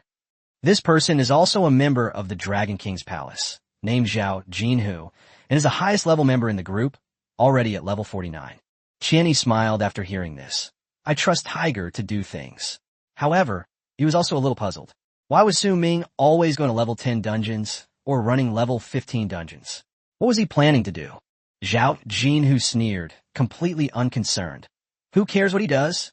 Isn't it easier to make a move in the dungeon? Anyway, the silver key is definitely on him. He has to hand it over whether he wants to or not. Rin Yinodit. With Zhao Jinhu and the others helping, Su Ming would definitely not be able to escape easily this time. Afterwards, the group headed towards the entrance of the Gale Strike dungeon. Upon arriving at the entrance, staff stopped them, demanding to see their identification and pay an entrance fee of 750,000 per person. Before Qian Yi could speak, Zhao Jinhu stepped forward, slammed the Dragon King Palace certificate in front of him, and said coldly, Dragon King Palace is handling business. Disperse. Upon hearing those 3 words, the staff's expression changed slightly. After confirming their identities, they immediately opened the gate and allowed them to enter. Members of the Dragon King's Palace enjoy the benefit of free entry to the dungeon, saving 15 people tens of millions at once. Once they had all disappeared from the entrance, the staff breathed a sigh of relief and couldn't help but start discussing among themselves. 5 of the visitors were level 40. The highest was even level 49, and the lowest was level 30, a sight that both shocked and envious them. After entering the Gale dungeon, Qian Yi and his group swept through the dungeon. They encountered other teams along the way, but after questioning them, they all said they had never seen Su Ming before. The dungeon was already quite large. Even the low-level beginner dungeons were like a small town, let alone the level 15 Gale dungeon. They wandered around inside for half an hour, still without finding any clues. Zhao Jinhu gradually became irritated and suggested, why don't we split up and search separately? It's too much of a waste of time to search all at once. Qian immediately shook his head. No, Su Ming is not weak. If we split up, even if we find him, we may not be his match, and we may be defeated one by one. He had fought Su Ming before and knew how troublesome the other was, so he was unwilling to split his forces unless absolutely necessary. Zhao Jinhu disagreed. If we don't split up, how long will we be able to find the answer? We can always split into 2 teams, right? In his view, Su Ming was just a level 30 rare class, and no matter how strong he was, he couldn't possibly contend with two level 40 powerhouses, not to mention that he was accompanied by a group of level 30s. Although he still had reservations. Everyone else clearly agreed with Zhao Jinhu's idea. In the end, he could only compromise. Then let's split into two teams. Once we find Su Ming, send someone to notify him first, and try not to rush into action. Zhao Jinhu immediately laughed and teased. You've been bitten by a snake once, so you're afraid of ropes for 10 years now. A mere level 30 kid can scare you like this. After saying that, he selected Li Sheng, who was level 42, and then called on 5 other members who were around level 30 to form a team. The rest of the people continued to follow Qianyi. In this way, Zhao Jinhu's side has 2 experts above level 40, while Qianyi's side has 3, with 5 members in each team at level 30 or above. After dividing into teams, Zhao Jinhu quickly led his men in another direction. Qianyi, still uneasy, reminded him from afar. Brother Hu, remember not to rush into action. Zhao Jinhu didn't even turn his head, simply waving his hand casually to indicate that he understood. Only then did Qianyi lead the remaining men to continue the search. After leaving Qianyi, Zhao Jinhu couldn't help but complain to Li Sheng. I feel like Qianyi has changed completely since he lost the youth championship. He has lost all his former courage. Li Sheng laughed and said, of course. A level 40 being beaten to a pulp by a level 30. How can it have any fighting spirit left? It'll be worn down long ago. Zhao Jinhu nodded after hearing this. That makes sense. If he continues to be so timid and hesitant, it's better for him not to be an angel investor anymore. And I won't help him anymore. Just as Li Sheng was about to respond, his gaze suddenly sharpened as he looked at a graceful figure in the distance. He immediately gave chase. There's someone over there. Chapter 226, Forced Confession. After Li Sheng chased after him, Zhao Jinhu and the others immediately followed. They soon spotted the beautiful figure ahead. It was Shun Xiaoman, who had just left in a huff and puff. Shun Xiaoman was caught in a dilemma. She was too ashamed to go back, yet she lacked the strength to leave alone. At only level 14, she was at risk of being targeted by monsters if she acted alone in this level 15 dungeon. So she could only linger nearby, seething with anger, venting her frustration on the roadside bushes and weeds. That despicable bastard, he's blind as a bat. How dare he treat me like this? I'm a good girl too, okay? I curse you to die a horrible death. Shin Xiaoman held a small wooden stick and kept hitting the weeds in front of her while cursing. Just then, Li Sheng appeared beside her without her noticing, smiling as he said, Oh, miss, what are you doing here all alone? Who made you angry? Shin Xiaoman was startled and turned her head sharply. When she saw Li Sheng and the others, her expression changed slightly, especially when she saw Zhao Jinhu with a fierce look on his face behind Li Sheng. She felt a sudden panic. Ooh, who are you? Li Sheng smiled amiably. Who we are doesn't matter. Don't be afraid, we're all good people. We just want to ask you about someone. As soon as he finished speaking, a whoosh sound came from the bushes next to him, as if something had darted past quickly. Zhao Jinhu and the others immediately looked in the direction from which the sound came, and saw a dark shadow flash by and disappear into the jungle in the blink of an eye. Li Sheng frowned. What is that? Is someone there? Zhao Jinhu shook his head. It's not human, it's just a monster. Although he couldn't see the shape of the shadowy figure clearly, he was certain that it was not a human. Li Sheng ignored him and looked at Shun Xiaoman again. Shun Xiaoman asked warily, Who are you looking for? Li Sheng took out a photo from his pocket and continued making up an excuse. We got separated from a friend. His name is Su Ming. Have you met him? He didn't reveal his true purpose. After all, if the woman in front of him knew Su Ming and knew that they came with ill intentions, she might not be willing to reveal the information. When Shin Xiaoman saw the person in the photo, her eyes visibly paused. Isn't this that damn guy? She grew angrier the more she thought about it. She hadn't expected Su Ming to have so many powerful friends. She wasn't going to help them meet. I don't know him. I've never seen him before. Shin Xiaoman spoke impatiently and turned to leave after finishing her sentence. But Zhao Jinhu had already seen the change in her expression in that instant. Shin Xiaoman had only taken 2 steps when her scalp suddenly tightened and she froze. The intense pain made her scream out loud. Zhao Jinhu's icy voice came from behind. You know him. Shin Xiaoman trembled with fear. She hadn't expected Zhao Jinhu to suddenly attack, and she certainly hadn't expected him to show any mercy, grabbing her hair directly. I really don't know him. You should ask someone else. Shin Xiaoman stubbornly refused to admit it, but in her heart, she hated Su Ming even more. She felt that all the suffering she had endured was Su Ming's fault, so she didn't want them to find him even more. She was convinced that as long as she insisted on denying knowing him, the other party would eventually let her go. Zhao Jinhu sneered. You won't shed a tear until you see the coffin? After saying that, he exerted a little force on his hand, and Shin Xiaoman cried out in pain, clutching her hair tightly with both hands. Her legs gave way, and she fell to the ground. She winced in pain, tears welling in her eyes. Wow, I really don't know. Please let me go. Li Sheng stepped forward, looking down at her with a forced smile, and reminded her, if you know, just say so you won't suffer too much. Our brother Tiger is a ruthless man, and I can't guarantee what he'll do next. Shin Xiaoman wanted to continue denying it. I really don't. Before she could finish speaking, Zhao Jinhu grabbed her hair and dragged her into the depths of the jungle as soon as he heard the word no. Shin Xiaoman was dragged on the ground, screaming in agony, and tears finally streamed down her face. Her delicate makeup was ruined by her tears, and she looked utterly disheveled, a far cry from her previous goddess-like appearance. Li Sheng followed behind, looking at her miserable state, shaking his head repeatedly, and making tisk-tsk sounds. Finally, Shin Xiaoman couldn't hold back any longer and cried out, I'll talk, okay? Zhao Jinhu stopped and looked down at Shin Xiaoman on the ground. He grinned and said, you should have said so earlier. Did you have to suffer a bit before you would speak up? Shin Xiaoman's voice trembled. Can you let me go first? Zhao Jinhu readily let go. Of course, as long as you're willing to talk, we'll be good friends. He wasn't afraid of Shin Xiaoman playing tricks at all. If she dared to deceive him, he had plenty of ways to torment her. Shin Xiaoman hurriedly tidied her hair and pointed in a direction with trembling hands. The person you were looking for is over there. Zhao Jinhu, expressionless, ordered, get up and lead the way. Shin Xiaoman was truly frightened. She nodded repeatedly and hurriedly got up from the ground. Not far away, Su Ming looked up at the gargoyle he had just arranged to keep watch near Shin Xiaoman, and his expression instantly turned serious.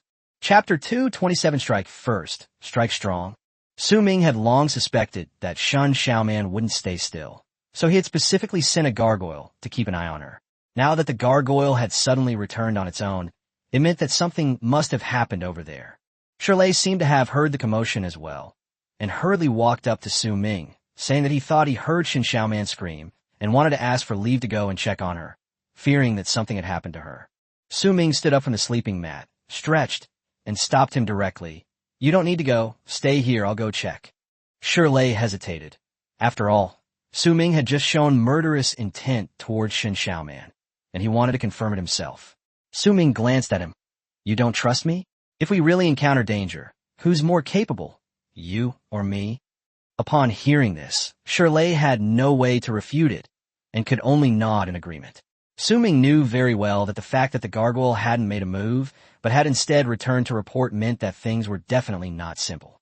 The farmhouse owner also sensed something was wrong, and quickly asked what was going on. Su Ming patted him on the shoulder, signaling him to stay where he was, and left the Dark Knight commander behind. The farmhouse owner warned him to be careful, but Su Ming grinned and turned to walk in the direction Shin Xiaoman had left. The gargoyles around him continued hunting the Gale leopards, their mission uninterrupted by his departure. Not long after Su Ming walked out, he heard footsteps coming from ahead. He immediately hid himself and looked over, using the trees as cover. Soon, Shin Xiaoman came into view, followed by 7 people. The 2 at the front exuded extremely strong auras, instantly causing Su Ming's expression to darken. A thought struck him. Shin Xiaoman had actually brought people back for revenge, and these people were quite powerful. Logically, she shouldn't know such strong individuals. Otherwise, she wouldn't have needed to associate with Shirley and his group in the first place. Su Ming's gaze fell on Zhao Jinhu and Li Sheng, and he vaguely judged that their levels were probably both above level 40. As for the 5 people behind them, judging from their fearless demeanor in the dungeon, their levels were definitely not low either. This team was more than capable of crushing the Gale Wind dungeon, yet they happened to be here, and even with Shin Xiaoman. The more Su Ming thought about it, the more suspicious he became. Shun Xiaoman now harbors deep hatred for him and may have brought these people to cause him trouble. But why would these people be willing to help her? After much thought, there's only one possibility. Their original target was Su Ming. As they drew closer, Su Ming saw clearly Shun Xiaoman's disheveled appearance. She had obviously suffered a lot, proving that these people were no good. As Li Shun walked, he looked around and noticed the occasional level 15 monsters appearing in the dungeon. He couldn't help but ask Shun Xiaoman, "What is Su Ming doing here?" Shun Xiaoman dared not hide anything and quickly replied, "He's helping a priest level up." After saying that, she cautiously asked, "Aren't they friends? How come he doesn't even know this?" Li Shun sneered, "There are many kinds of friends. Aren't we friends now?" These words made Shun Xiaoman's heart stir, and she finally realized that they and Su Ming were not true friends. She mustered her courage and asked, "Are you here to cause him trouble?" Zhao Jinhu immediately gave her a cold look, which made her tremble and almost fall over. Shun Xiaoman quickly waved her hand. "No, I have a grudge against him too." Confirming that these people were after Su Ming, she felt a surge of satisfaction. As long as Su Ming suffered, it was worth the hardship. Seeing her reaction, Li Shun couldn't help but laugh. "Interesting. It seems we misunderstood you at first." Shun Xiaoman nodded repeatedly, her tone filled with excitement. "If you had said earlier that you wanted to deal with Su Ming, I would have taken you there long ago." Zhao Jinhu then withdrew his gaze. The genuine excitement he felt was undeniable. He was certain that this woman truly had a grudge against Su Ming. Their conversation was clearly heard by Su Ming, who was not far away. A cold glint flashed in his eyes, but a sneer appeared on his lips. As expected, they came looking for me, Su Ming thought to himself, although he didn't know which faction the other party belonged to. Since they had chased him all the way into the dungeon, it would be too impolite of him not to return the favor. The next second, a murderous intent quietly spread. Zhao Jinhu suddenly stopped, a chill running down his spine, and abruptly raised his hand to signal everyone to stop. The others also noticed something amiss and immediately looked around warily. Li Shun surveyed the woods and said with a smile, "Which friend is here? Come out." Silence reigned all around, broken only by the occasional low growl of a monster. Yet the chilling aura persisted, causing Zhao Jinhu's brows to furrow deeper and his heart to grow increasingly agitated.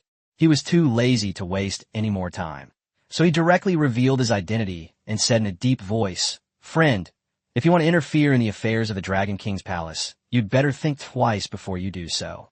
Chapter 228, Zhao Jinhu makes his move.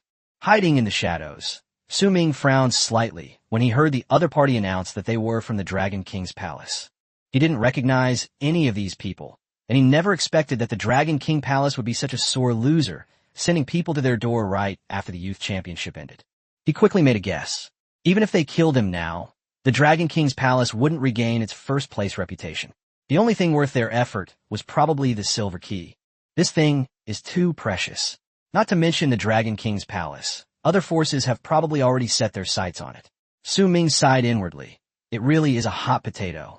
Seeing that the person in the shadows neither revealed themselves nor left, Zhao Jinhu's expression darkened. He turned to Shun Xiaoman and asked coldly, "How far is it from here to Su Ming's location?" Shun Xiaoman pointed to the denser bushes ahead and whispered, "Not far, about 5 minutes." The smile on Li Shun's face vanished, and he immediately became wary.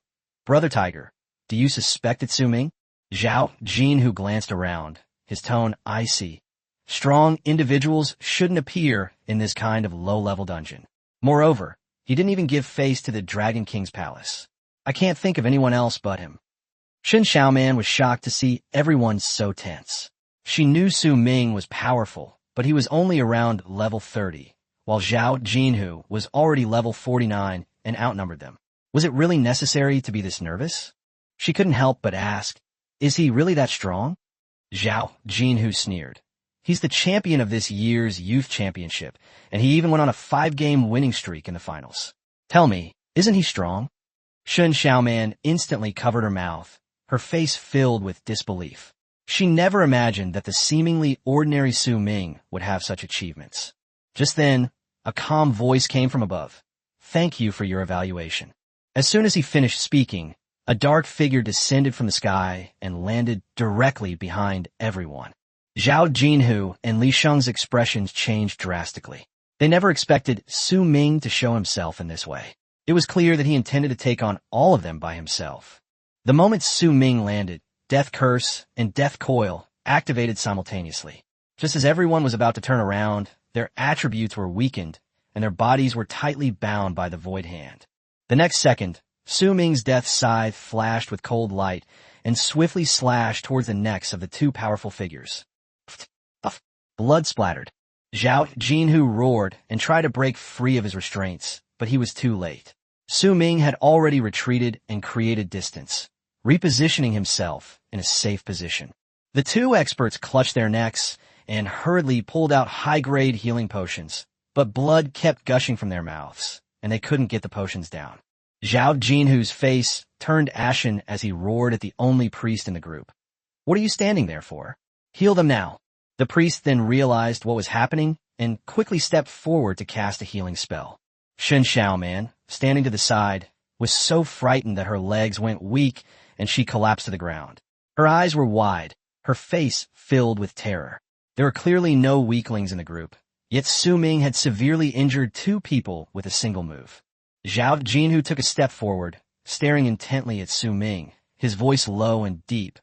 "You little brat, you've got guts." After speaking, he took out a purification potion to remove the negative effects on his body. Soon, as the empty bottles shattered one by one, the others also broke free from control, looking at Su Ming as if he were prey. Holding the death scythe, Su Ming stared at the crowd expressionlessly and said coldly, "I never expected that your Dragon King Palace would be so shameless." As soon as he finished speaking, one after another, undead death knights appeared around him, their chilling aura spreading instantly. Zhao Jinhu didn't bother with any more words and said in a deep voice, "Hand over the stuff, and let me cripple one of your hands and feet, and you might still live." He slowly raised his fist to his chest, then slammed them together, sparks flying from his knuckles. Level 49.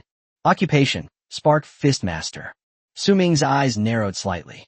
Not only was the opponent a high level, but they were also a rare class, clearly a veteran with rich combat experience, probably no weaker than Xiao Cheng, whom he had encountered before. Shen Xiaoman retreated repeatedly, shocked by the Death Knight, summoned by Su Ming, and also overwhelmed by the aura emanating from Zhao Jinhu. Just then, the priest cried out anxiously, "Brother Tiger, it's no use. The bleeding won't stop. Healing spells are useless. His knife is imbued with the aura of death." The two team members were deathly pale and on the verge of death. Zhao Jinhu's face grew increasingly grim, but before he could speak, the two men died one after the other, their eyes wide open in death. He slowly withdrew his gaze, looked at Su Ming again, and said in an extremely cold voice, "I might have been able to spare your life, but not now. You must repay the blood of the Dragon King's palace." Chapter 229. It's me. So what? The atmosphere instantly became extremely tense. Shen Xiaoman broke out in a cold sweat, fearing she would be caught in the crossfire. She wanted to escape, but her legs were too weak to stand up, and she could only desperately move backward. The pastor rose from beside the two corpses and hurriedly looked at Zhao Jinhu, asking if they should notify Brother E first. Zhao Jinhu snorted coldly, and before he could finish speaking, he had already shot towards Su Ming, kicking up a cloud of dust along the way. Su Ming calmly took a few steps back, and the Death Knights beside him immediately charged forward. The next second, Zhao Jinhu unleashed a barrage of iron fists, each punch exploding with sparks and displaying terrifying explosive power. In just one exchange, several Death Knights were blasted back more than 10 meters, falling apart upon impact. Zhao Jinhu roared, shooing the scum away, then raised his iron fist and unleashed a powerful punch. The skill Flaming Fist erupted, a dazzling burst of fire sweeping across the entire area, the intense heat even distorting the air itself. With a deafening roar, flames exploded, instantly destroying most of Su Ming's Death Knight and scorching the surrounding land and trees.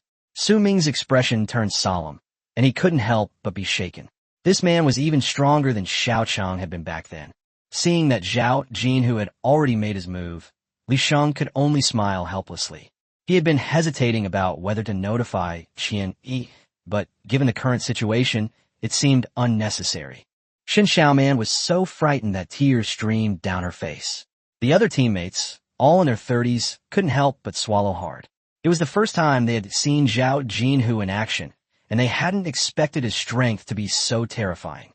Zhao Jinhu withdrew his fist, looking at Su Ming with a mocking expression, ridiculing him for thinking he was invincible just because he won the youth championship. In his eyes, Su Ming's undead summons were utterly vulnerable. Su Ming spoke coldly, admitting that Zhao Jinhu was indeed very strong, perhaps even the strongest opponent he had ever encountered. But the battle had only just begun. As soon as he finished speaking, Su Ming retreated again. The Death Knight, which had just been blasted apart, returned to the battlefield, and the Tyrant Bear appeared at the same time with 6 rock bears. Zhao Jinhu was not surprised.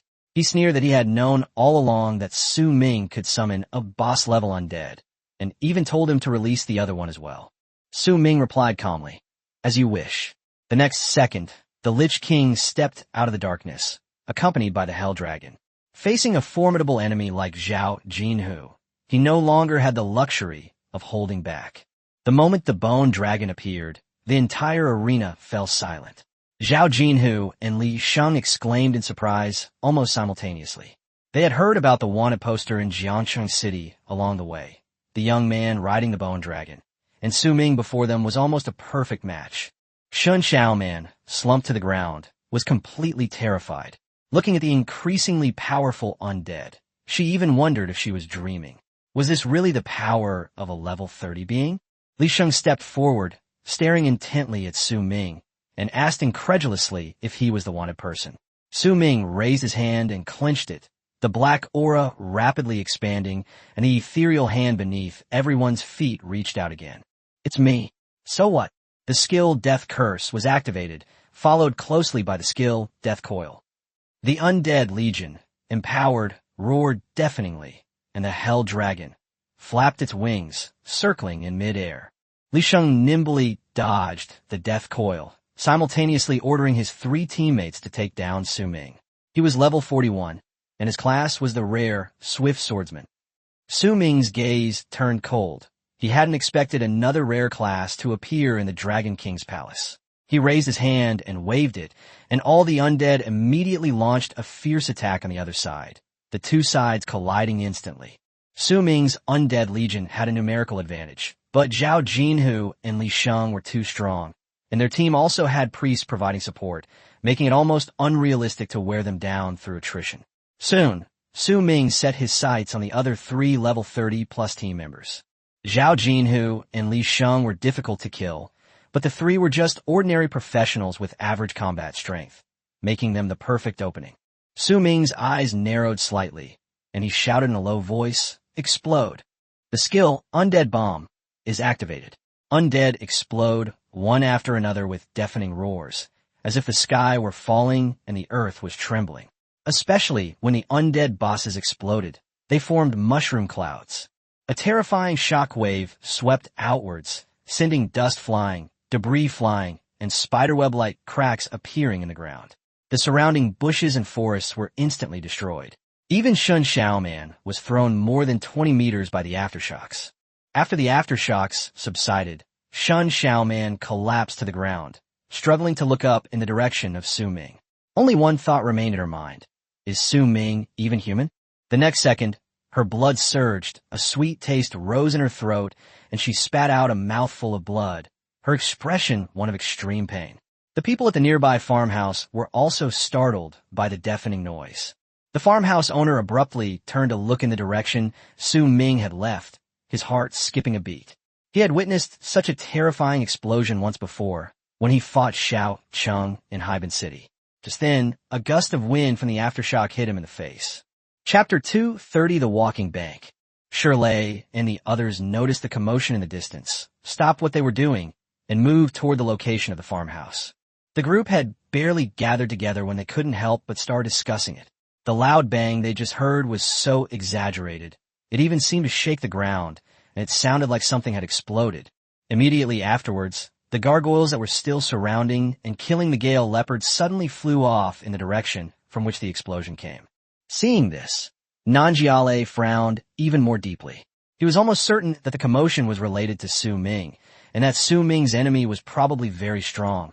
Otherwise, even these gargoyles wouldn't have been moved away. He glanced at the motionless Dark Knight commander beside him, feeling increasingly uneasy. Not only could he not help, but it also made Su Ming divert his power to protect him. This sense of guilt overwhelmed him. Not long after, the gargoyles in the vicinity completely disappeared. Upon seeing this, Shirley and his companions were taken aback. If the gargoyles were all gone, didn't that mean their work also had to temporarily stop? But soon, the doubts of the others were replaced by greed. They exchanged glances and quietly retreated to the side. When someone saw that Shirley didn't react as he left, they even pulled him over as well. The farmhouse owner was so preoccupied with the explosion that he didn't notice the others' subtle movements. Shirley was pulled into a corner, looking bewildered, and asked in a low voice what they wanted to do. The man with a pockmarked face looked excited and whispered, "Brother Lei, now is the perfect opportunity to make our move." Shirley was even more confused, having no idea what opportunity he was talking about. The pockmarked man knew that Shirley was the strongest among them. If they wanted to make a move, they had to win over Shirley first. Otherwise, if Shirley blocked their way, the three of them, who were between levels 12 and 14, might not be able to gain the upper hand. After all, the farmhouse owner is a level 13 priest. Once he assists Shirley, the three of them have no chance of winning. The pockmarked man leaned closer, his voice urgent. "The boss is gone. The gargoyle's gone. Now there's only a priest left. What's the point of us working? Let's just rob the magic crystals we just dug up and run away." He got more and more excited as he spoke. "This instance is so big, by the time the boss comes back, we'll be long gone. How will he find us?" Upon hearing this, Shirley's expression immediately changed, and he couldn't help but curse. "Are you crazy? We received 100 level 10 magic crystals from a boss. Taking the money and not doing any work is one thing. But you also want to run off with the level 15 magic crystals? Do you have any conscience?" Shirley was an honest man and couldn't accept this behavior at all, so he scolded the group on the spot. The pockmarked man, however, was unimpressed and instead sneered. "Brother Lei, this is a dungeon. There aren't that many good people here. Being a good person will only lead to losses. Only a fool wouldn't make money when he can." He paused deliberately, then looked at his two companions. The three exchanged a glance, a wicked smile playing on their lips. The pockmarked man continued in a low voice. "Besides, we need more than just those level 15 magic crystals." Shirley's pupils contracted, and following their gaze, he immediately understood. What these three people were really after was the agri-tainment business itself. They had noticed earlier that the farmhouse owner was wearing a storage ring. Neither its shape nor its color suggested it was an ordinary item. The pockmarked man licked his lips, his greed barely concealed. "Brother Lei, I've been observing for a long time. That kid's storage ring is at least of exquisite quality. It might even be rare quality. Even ordinary storage rings can sell for hundreds of thousands. If it's a high-quality one, the price will be at least 10 times higher, easily reaching tens of millions. If it's truly a rare quality ring, it's even more outrageous. You might not even be able to buy one even with a starting price of 50 million. As for epic level items, they dared not even think about it, nor did they believe that a level 10 priest could afford such a thing. Even if it's not epic level, it's still crazy enough for them. A low-level priest carrying such an expensive storage ring around in a dungeon is no different from a walking bank in their eyes. Even if they don't know what's inside the ring, they'll still make a killing if they manage to snatch it." After hearing this, Shirley couldn't help but glance at the farmhouse restaurant not far away. Thinking that the ring might be worth millions, he swallowed hard, his throat bobbing. But the next second, he caught a glimpse of the armor next to the farmhouse out of the corner of his eye, and cold sweat instantly broke out on his forehead. The armor clearly displayed level 30 on its top, and just standing there gave off an extremely strong sense of oppression. Shirley immediately shook his head. "No, that's too risky. He still has that armor next to him, and I can feel how terrifying it is. It's a level 30 being. Even if we all go together, we won't be a match for it. Stealing items right under the nose of a level 30 monster isn't getting rich, it's courting death." Seeing that he was unwilling to participate, the pockmarked man did not press him further, and only said, "All right, Brother Lei, if you don't do it, we won't blame you. But if you still consider us friends, then don't stop us." Shirley remained silent for a moment, then walked to the side, indicating that he would not interfere. In his view, Su Ming hired him to work, not to protect the agritainment business. What happens to the agritainment business afterward is none of his business. Seeing that Shirley had stepped aside, the pockmarked men immediately huddled together to discuss their next move. They were certainly afraid of the Dark Knight Commander, but the armor hadn't moved an inch from beginning to end, which emboldened them. The pockmarked man stared at the farmhouse and analyzed in a low voice. Although that guy is level 30, his armor looks very bulky. He might not be able to catch up with us if he really runs. His plan was simple. Lure the guest house owner out, catch them off guard, cut off the hand with the ring, and then escape immediately. In their eyes, the agritainment business was utterly pathetic. The whole process took barely a few seconds. That bulky suit of armor couldn't possibly catch up with him. Chapter 2:31. Yes, it's me again. The three men with pockmarked faces quickly reached an agreement and decided to take action immediately. They got up and walked to a spot 30 meters away from the farmhouse, then shouted to him, "Friend, there seems to be something going on over here." When the guest house owner heard someone calling him, he looked in the direction of the voice, and his face was full of confusion. The pockmarked man pointed to the ground, waving his hand and feigning excitement. "There's something good here. Come and see if it's what the boss needs." Upon hearing that it was related to Su Ming, the farmer was even more puzzled. When did Brother Su instruct them to look for something? How come he knew nothing about it? Out of curiosity, and because the matter involved Su Ming, he left the campsite and walked towards the pockmarked man and his companion. As they approached the farmhouse, the three men with pockmarked faces grew increasingly tense. This attack had to be swift, precise, and ruthless. They only had one chance. Once the Dark Knight's commander reacted, they would be completely finished. When the agritainment businessmen approached the group, they looked down at the ground and found it to be completely empty. His heart sank, and he immediately realized something was wrong. A man beside him reached out to grab his arm, and the pockmarked man brandished his sword, assuming a chopping-off hand stance. If his companion pulled the farmhouse forward, he could swiftly strike and seize the storage ring. Fortunately, the guest house owner reacted quickly and retreated sharply to avoid the attack. The pockmarked man and the others were taken aback. They hadn't expected this seemingly simple-minded young man to be so cautious. The pockmarked man glanced out of the corner of his eye and noticed that the Dark Knight Commander had turned and was moving in their direction. That's a level 30 being. There's no time left. The pockmarked man's eyes hardened, and he said coldly, "Kid, don't blame me. I originally only wanted one of your hands, but now I've changed my mind."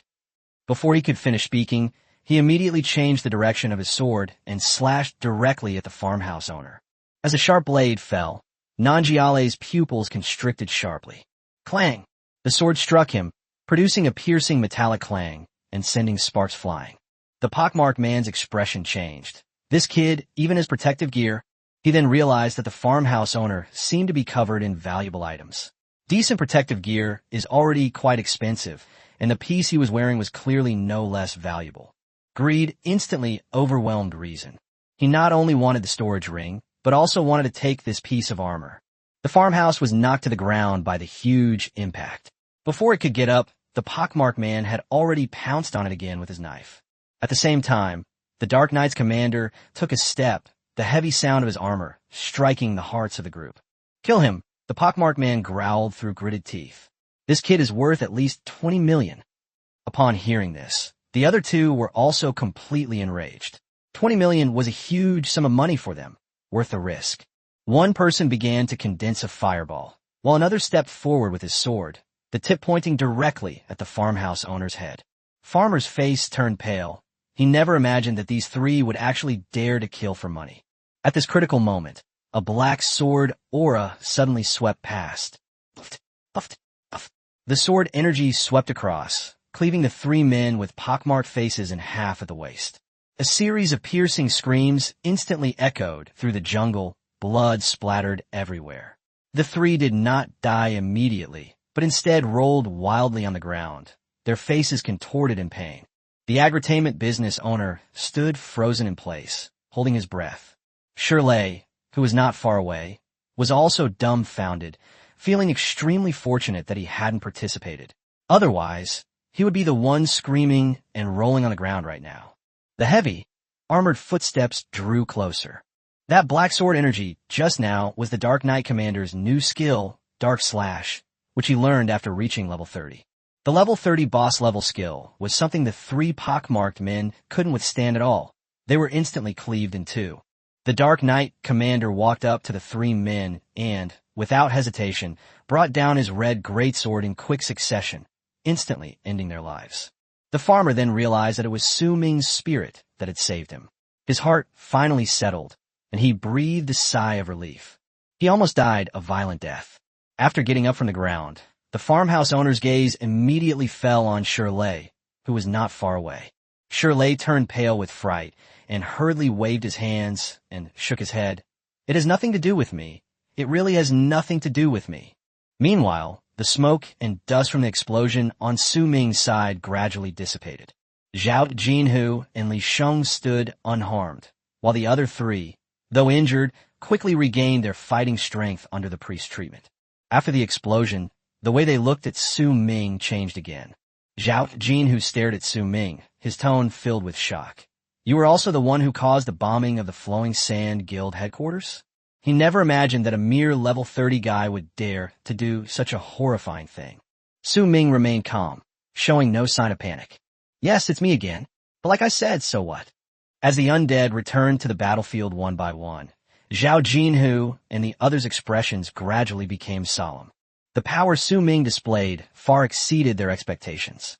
This person cannot be measured by the ordinary level 30. The next second, Zhao Jinhu rushed out again without saying a word. He has only one goal: Su Ming's true body. Su Ming raised his hand and waved it, and hundreds of undead immediately swarmed around him to kill him. "Want to attack me? You'll have to ask them first." Just as Li Sheng and the others were preparing to join the battle, a chill suddenly ran down their spines. Chapter 232, Taking Advantage of Your Illness to Kill You. Li Sheng suddenly turned around, his pupils shrinking sharply. In midair, hundreds of gargoyle undead were swooping down on them. They folded their wings and, like cannonballs, tore through the air, creating a piercing whistling sound. Li Sheng's expression changed drastically. Before he could finish cursing, the gargoyles had already smashed into the ground one after another. Boom! The explosions were deafening, and flames and smoke instantly engulfed the battlefield. Each gargoyle's self-destruction kicked up a massive cloud of sand and gravel, creating an astonishing spectacle. Zhao Jinhu smashed the Death Knight in front of him with a punch, turned around and saw the dust churning behind him, and his heart sank. The next second, Li Sheng burst out of the smoke and dust, but the other three did not appear for a long time. Both of them felt a sudden tightness in their chests. The three had already exhausted a lot of their strength from the previous terrifying explosion, and now they were being bombarded by the gargoyles. Their situation was probably not good. Just as Zhao Jinhu was distracted, Su Ming's cold voice rang out. "Instead of worrying about others, you should worry about yourself first." Zhao Jinhu suddenly came to his senses, only to find that Su Ming had already moved. "You brat, don't be so arrogant." Zhao Jinhu roared. "The gap between us can't be bridged by the number of undead." The tyrant bear charged straight at him, but Zhao Jinhu didn't back down. He unleashed a powerful punch, sending the bear flying more than 10 meters away. Su Ming just grinned and said, "Is that so? Then I won't make it up to you." As soon as he finished speaking, his figure swept past Zhao Jinhu without stopping at all. Zhao Jinhu's heart skipped a beat, and he immediately realized something was wrong. Just as he was about to chase after them, a bone-chilling cold suddenly surged from his side. Frost Star activated. The ice spread wildly, instantly cutting through the battlefield and forcefully blocking Zhao Jinhu's path. "Get the hell out of my way." Zhao Jinhu raised his iron fist high and slammed it into the ground. The explosive fist erupted and the ground cracked instantly, the thick frost shattering into ice shards scattered all over the ground. But just as he was about to continue his pursuit, clusters of cold, blue flames flew towards him. That's the Lich King's cold fire. After being repeatedly blocked, Zhao Jinhu completely lost his chance to intercept him and could only roar at Li Sheng, "Stop him." Understood. Just as Li Shenggang withdrew his gaze, the Hell Dragon in midair swooped down, unleashing a powerful dragon tail sweep. Li Sheng reacted extremely quickly, narrowly avoiding the attack, but was forced to stop. In that short time, Su Ming was well enough to rush into the billowing dust. Zhao Jinhu and Li Sheng watched him disappear, their expressions changing simultaneously. Su Ming's purpose was all too obvious. Take advantage of the fact that the three were injured and kill them directly. Zhao Jinhu's eyes were bloodshot with rage. 2 members of the team had already died. If the remaining 3 were also killed by Su Ming, it would be an unbearable disgrace for him. 2 level 40+ rare classes, leading 5 level 30+ teammates, ended up having all 5 of them killed by a level 30 rare class. If word got out, it would be worse than being killed himself. Zhao Jinhu's rage erupted completely. He charged towards the Lich King and unleashed a powerful explosive fist at point-blank range. Boom! The Lich King collapsed on the spot, his bones cracked, as if they would fall apart at any moment. Zhao Jinhu stepped on it, his eyes full of disdain. "You bastard, do you really think I can't do anything to you?" As he spoke, he raised his hand to deliver the final blow. But amidst the smoke and dust, Su Ming's laughter rang out. "I will take the lives of those 3. Even if Jesus came, he couldn't save them. I'm telling you." The next moment, Su Ming detonated the undead on the field once again. Zhao Jinhu's fist had already landed, but when it was only a hair's breadth away from the Lich King, it exploded with a bang. The explosion came so suddenly that Zhao Jinhu was blasted dozens of meters away. On the other side, Li Sheng was also knocked back by the aftershocks of the Hell Dragon's self-destruction. A gust of wind swept through, instantly dispersing the dust and smoke that Su Ming had rushed into. The 3 powerful figures were finally revealed. Sure enough, they were all injured. The priest was treating one of them, while another had blood on his lips and looked utterly exhausted.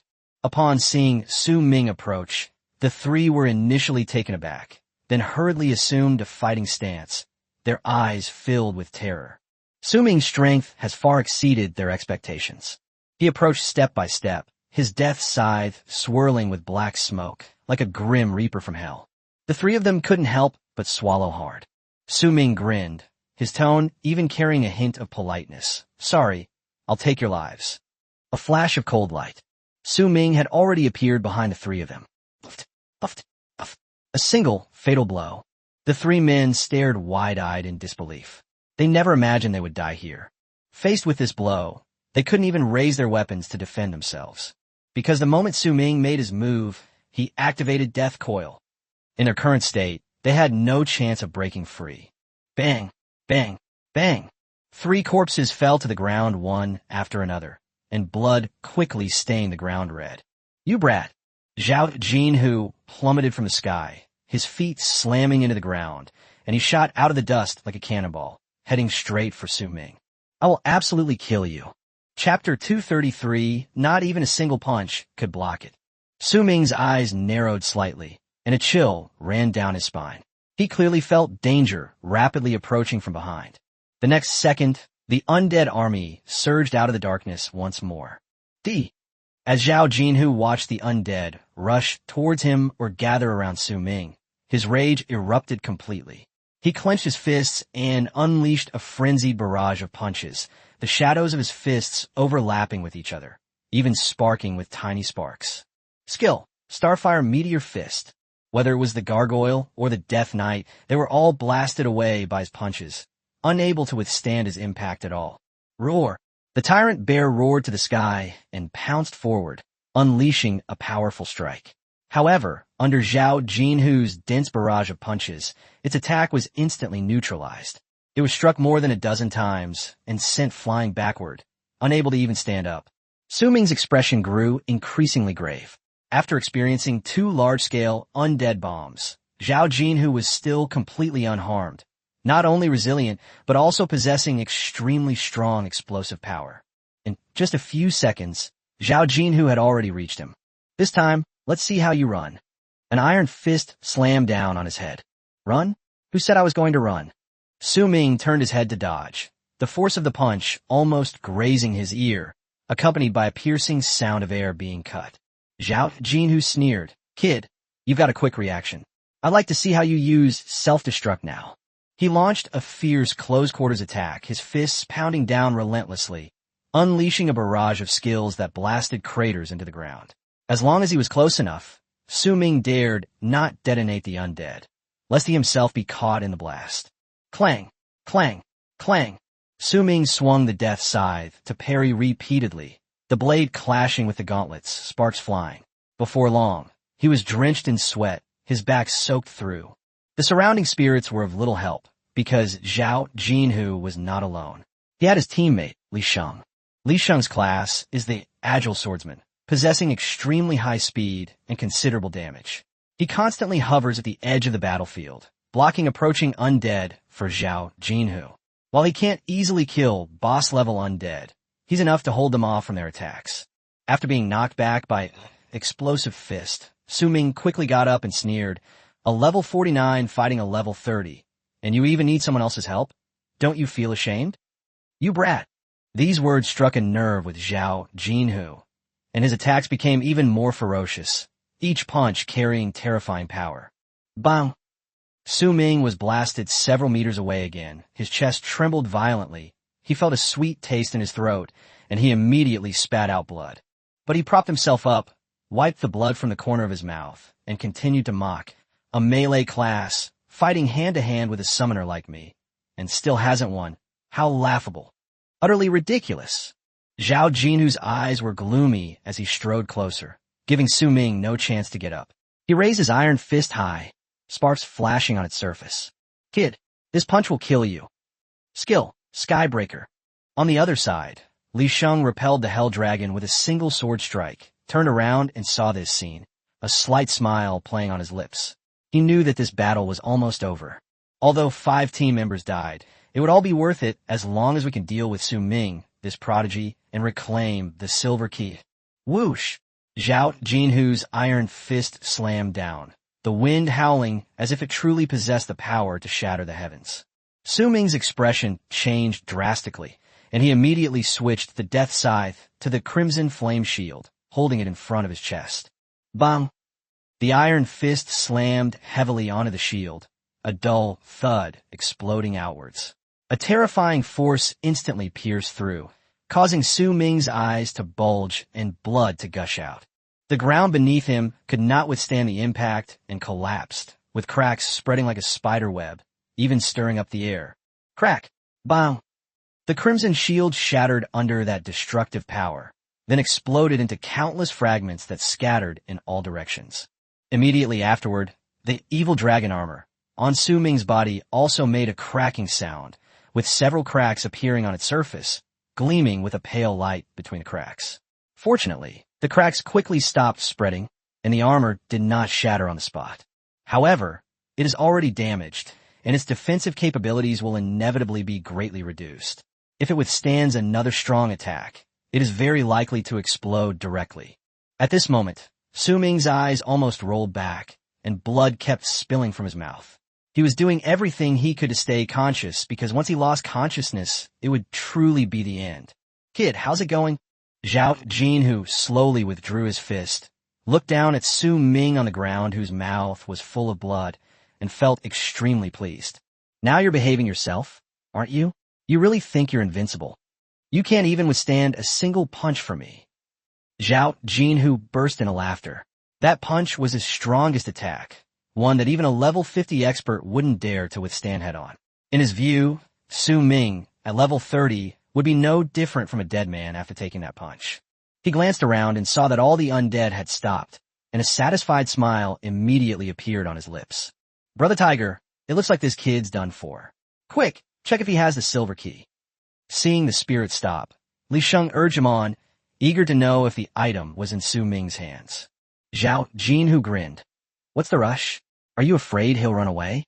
My punch probably shattered his internal organs. How could he survive?" After saying that, he slowly squatted down and reached out to take Su Ming's storage ring. But the moment he touched Su Ming's hand, Zhao Jinhu's expression changed. He discovered that Su Ming had actually moved, and even more unbelievably, the other party had grabbed his hand in return. Chapter 234, Who Wants to Play with a Pervert Like You? Hey. Su Ming suddenly let out a chilling laugh, a cryptic smile playing on his lips. His eyes, which had been rolling back in his head, were now fixed intently on Zhao Jinhu. Zhao Jinhu was both surprised and suspicious, never expecting that Su Ming could withstand such a terrifying blow.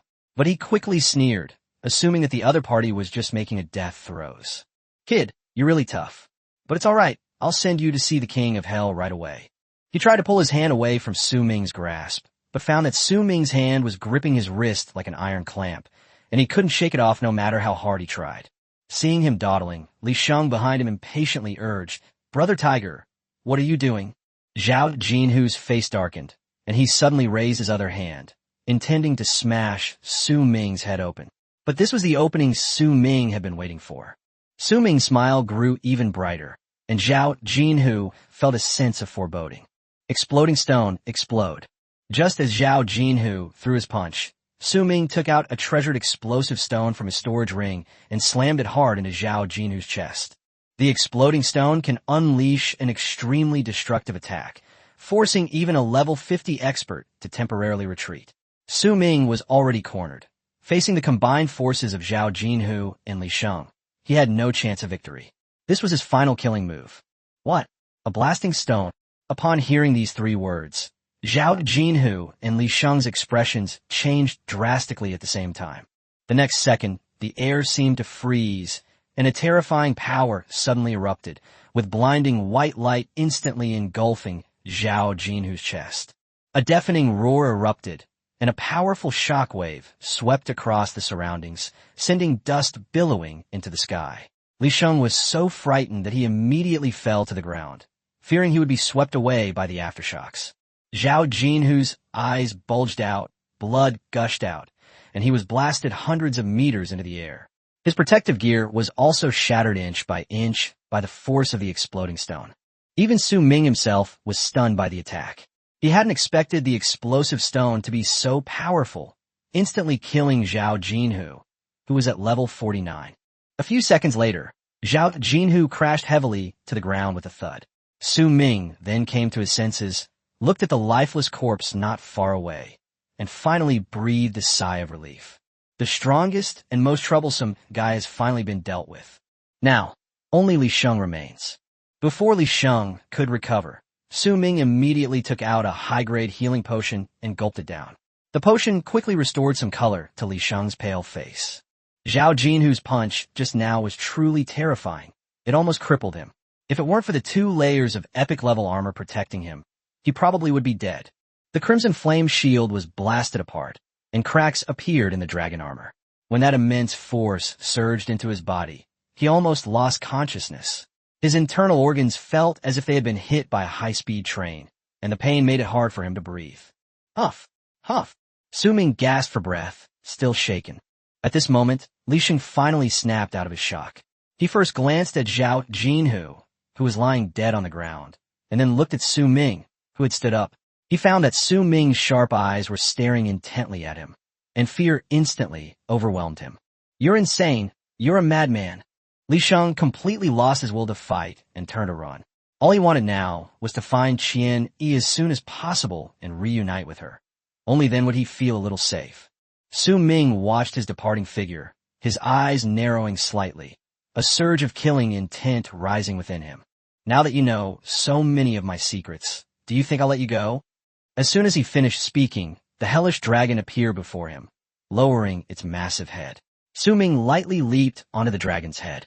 With a flap of its wings, the bone dragon carried him into the sky, followed closely by the gargoyles around it. Cough, cough! Standing atop the dragon's head, Su Ming coughed up several more mouthfuls of blood. He clutched his chest, looked down into the jungle, and quickly spotted Li Sheng, who was running wildly. Li Sheng was quite fast, navigating the complex forest almost as if it were flat ground. But compared to Su Ming, who was soaring through the air, he was still as slow as a snail. Now it's my turn to hunt, isn't it? Su Ming raised his right hand and pointed it at Li Sheng, who was fleeing below. One by one, the gargoyles flapped their wings and swooped down toward their target. Burst! Su Ming watched as the gargoyles pounced on the ground, detonating them one after another. At that moment, he was like a bomber circling in the sky, relentlessly bombarding the jungle. Boom! Rumble! The gargoyles seemed endless. Every time a batch was destroyed, Su Ming would quickly summon them again. Li Sheng, who was below, fared much worse. Faced with the continuous explosions, he was covered in dust and panting heavily, and nearly lost his life several times. A madman. This guy is absolutely insane. Who wants to play with a pervert like you? Li Sheng ran frantically while simultaneously breaking down and cursing. Seeing that he was almost exhausted, Su Ming began to control the bone dragon to lower its altitude. Chapter 235, Only the Dead Can Keep Secrets. As Su Ming got closer and closer to the ground, Li Sheng felt increasingly oppressed. Get out of here! Su Ming suddenly leaped off the back of the hell dragon, which then charged straight at Li Sheng. You bastard, don't come any closer. Li Sheng turned around and saw that the hellish dragon was already right behind him. He was so scared that he almost lost his soul. The previous bombardment had exhausted him and caused internal injuries, greatly reducing his strength. First, Su Ming showed no mercy, detonating the undead bomb the moment the hell dragon approached Li Sheng. He knew very well that if Li Sheng escaped the Gale dungeon today, he would be in serious trouble. The dungeon entrance will be completely surrounded by experts. Not only will the Sword Tiger Guild come, but the Quicksand Guild will also arrive upon hearing the news. That will be a true trap, waiting for him to walk right into it. Boom! The explosion was deafening, and a mushroom cloud shot into the sky. Li Sheng, who had been bombed for so long, finally couldn't hold on any longer and collapsed to the ground, blood continuously spilling from his mouth, his chest heaving violently, and his face full of weakness and exhaustion. Before the smoke even cleared, Su Ming, clutching his chest, walked inside. The instant he stepped into the smoke, hundreds of Death Knights immediately surrounded him, protecting him completely. He was injured now, so he couldn't afford to be careless. If Li Sheng still had the strength to fight back, being ambushed would be a huge loss. Soon, Su Ming found Li Sheng. Before the smoke had cleared, Li Sheng saw himself surrounded by a dense swarm of undead, and utter despair filled his heart. If you're going to kill me, then kill me. Li Sheng closed his eyes, looking resigned to his fate. Standing amidst the undead, Su Ming asked coldly, how many people did your Dragon King's palace send to hunt me down this time? Li Sheng remained adamant. Don't even think about getting any information out of me. Su Ming smiled, completely unhurried. The kind of person I'm least afraid of is someone as tough as you. The next second, several undead grabbed Li Sheng by the limbs and lifted him up. Li Sheng's expression changed, and his voice became panicked. What do you want to do? Su Ming's tone was calm, but it sent chills down one's spine. You're going to die anyway, so why keep a secret for someone else? If you tell, you'll die a quicker death. If you don't, you'll be tortured and you'll die anyway. Li Sheng's throat tightened and cold sweat poured down his forehead. As the smoke gradually dissipated, he could see the countless undead legions around him, each exuding an aura of death. His mental defenses finally crumbled. I'll talk. Su Ming looked at him with satisfaction. How many people entered the instance in total? Li Sheng hurriedly replied, 15 people. We split into two groups, with Qian Yi leading the other team. Hearing the name Qian Yi, Su Ming was slightly surprised.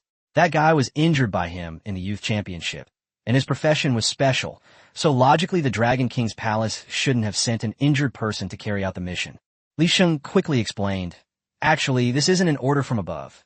It's Qian Yi's own idea. We're just here to help him. Could you let me off the hook? He also wanted to shift the blame to Qian Yi and try to clear himself of any responsibility. Su Ming stroked his chin and continued. Qian Yi has 8 more people on his side? How strong are they? What he was really worried about was whether Qian Yi had another expert of Zhao Jinu's caliber. If so, he would have to run away immediately. Li Sheng dared not hide anything. They have 3 experts above level 40 on their side, and the remaining 5 are all around level 30. The strongest is the water mage Guk Dazhuang, who is level 44. After saying that, he hurriedly begged for mercy. I will never tell anyone about what you did, nor will I tell the higher-ups. The higher-ups have no idea about this operation. As long as you let me go, no one will know. Faced with death, no matter how tough Li Sheng had acted just now, his instinctive will to survive still overwhelmed everything. Su Ming breathed a sigh of relief after hearing this. As long as there wasn't a master like Zhao Jinhu, the situation was still under control. He wore a faint smile, his tone even carrying a hint of politeness. Thank you for telling me so much. But in my opinion, only the dead can keep secrets. So please go die. Li Sheng's pupils contracted, and he was about to speak when Su Ming's thoughts shifted and the great sword in the Death Knight's hand had already slashed down. Li Sheng's head was instantly severed and blood spurted out. Su Ming took the storage ring from Li Sheng's hand and suddenly remembered that he had almost forgotten about Zhao Jinhu because he was chasing after him in such a hurry. Meanwhile, Shun Xiaoman, who remained where she was, looked around carefully and cautiously approached Zhao Jinhu's body. I never expected this, to turn misfortune into a blessing in disguise. She had already taken all the storage rings from the other 5 people, leaving only Zhao Jinhu's. She knew very well that this one was definitely the most valuable. Having tasted the sweetness of success, Shun Xiaoman's greed was almost uncontrollable. She didn't care about Su Ming's tens of thousands of yuan, but she wouldn't mind having millions or tens of millions. Those 5 storage rings she just saw each contained items worth millions, totaling tens of millions. As for Zhao Jinhu's ring, just thinking about it made her breathless. That kid is really stupid. He killed someone and didn't even know to take his storage ring. This is such a good deal for me, a fairy. Shen Xiaoman happily took off Zhao Jinhu's storage ring and couldn't help but giggle. Chapter 236 Relocation of Positions. Shen Xiaoman only remembered fortune favors the bold, but forgot the following line. It can also be lost in danger. She had just taken off Zhao Jinhu's storage ring and hadn't even had time to be happy when Su Ming, who had rushed back, kicked her away, sending her sprawling to the ground in a sorry state. She turned around in alarm, and her face turned deathly pale when she saw that it was Su Ming. Su Ming's quick return meant that Li Sheng had most likely been dealt with. At this moment, her face was disfigured from the fall, and she looked disheveled and like a madwoman. Shun Xiaoman's voice trembled. What do you want to do?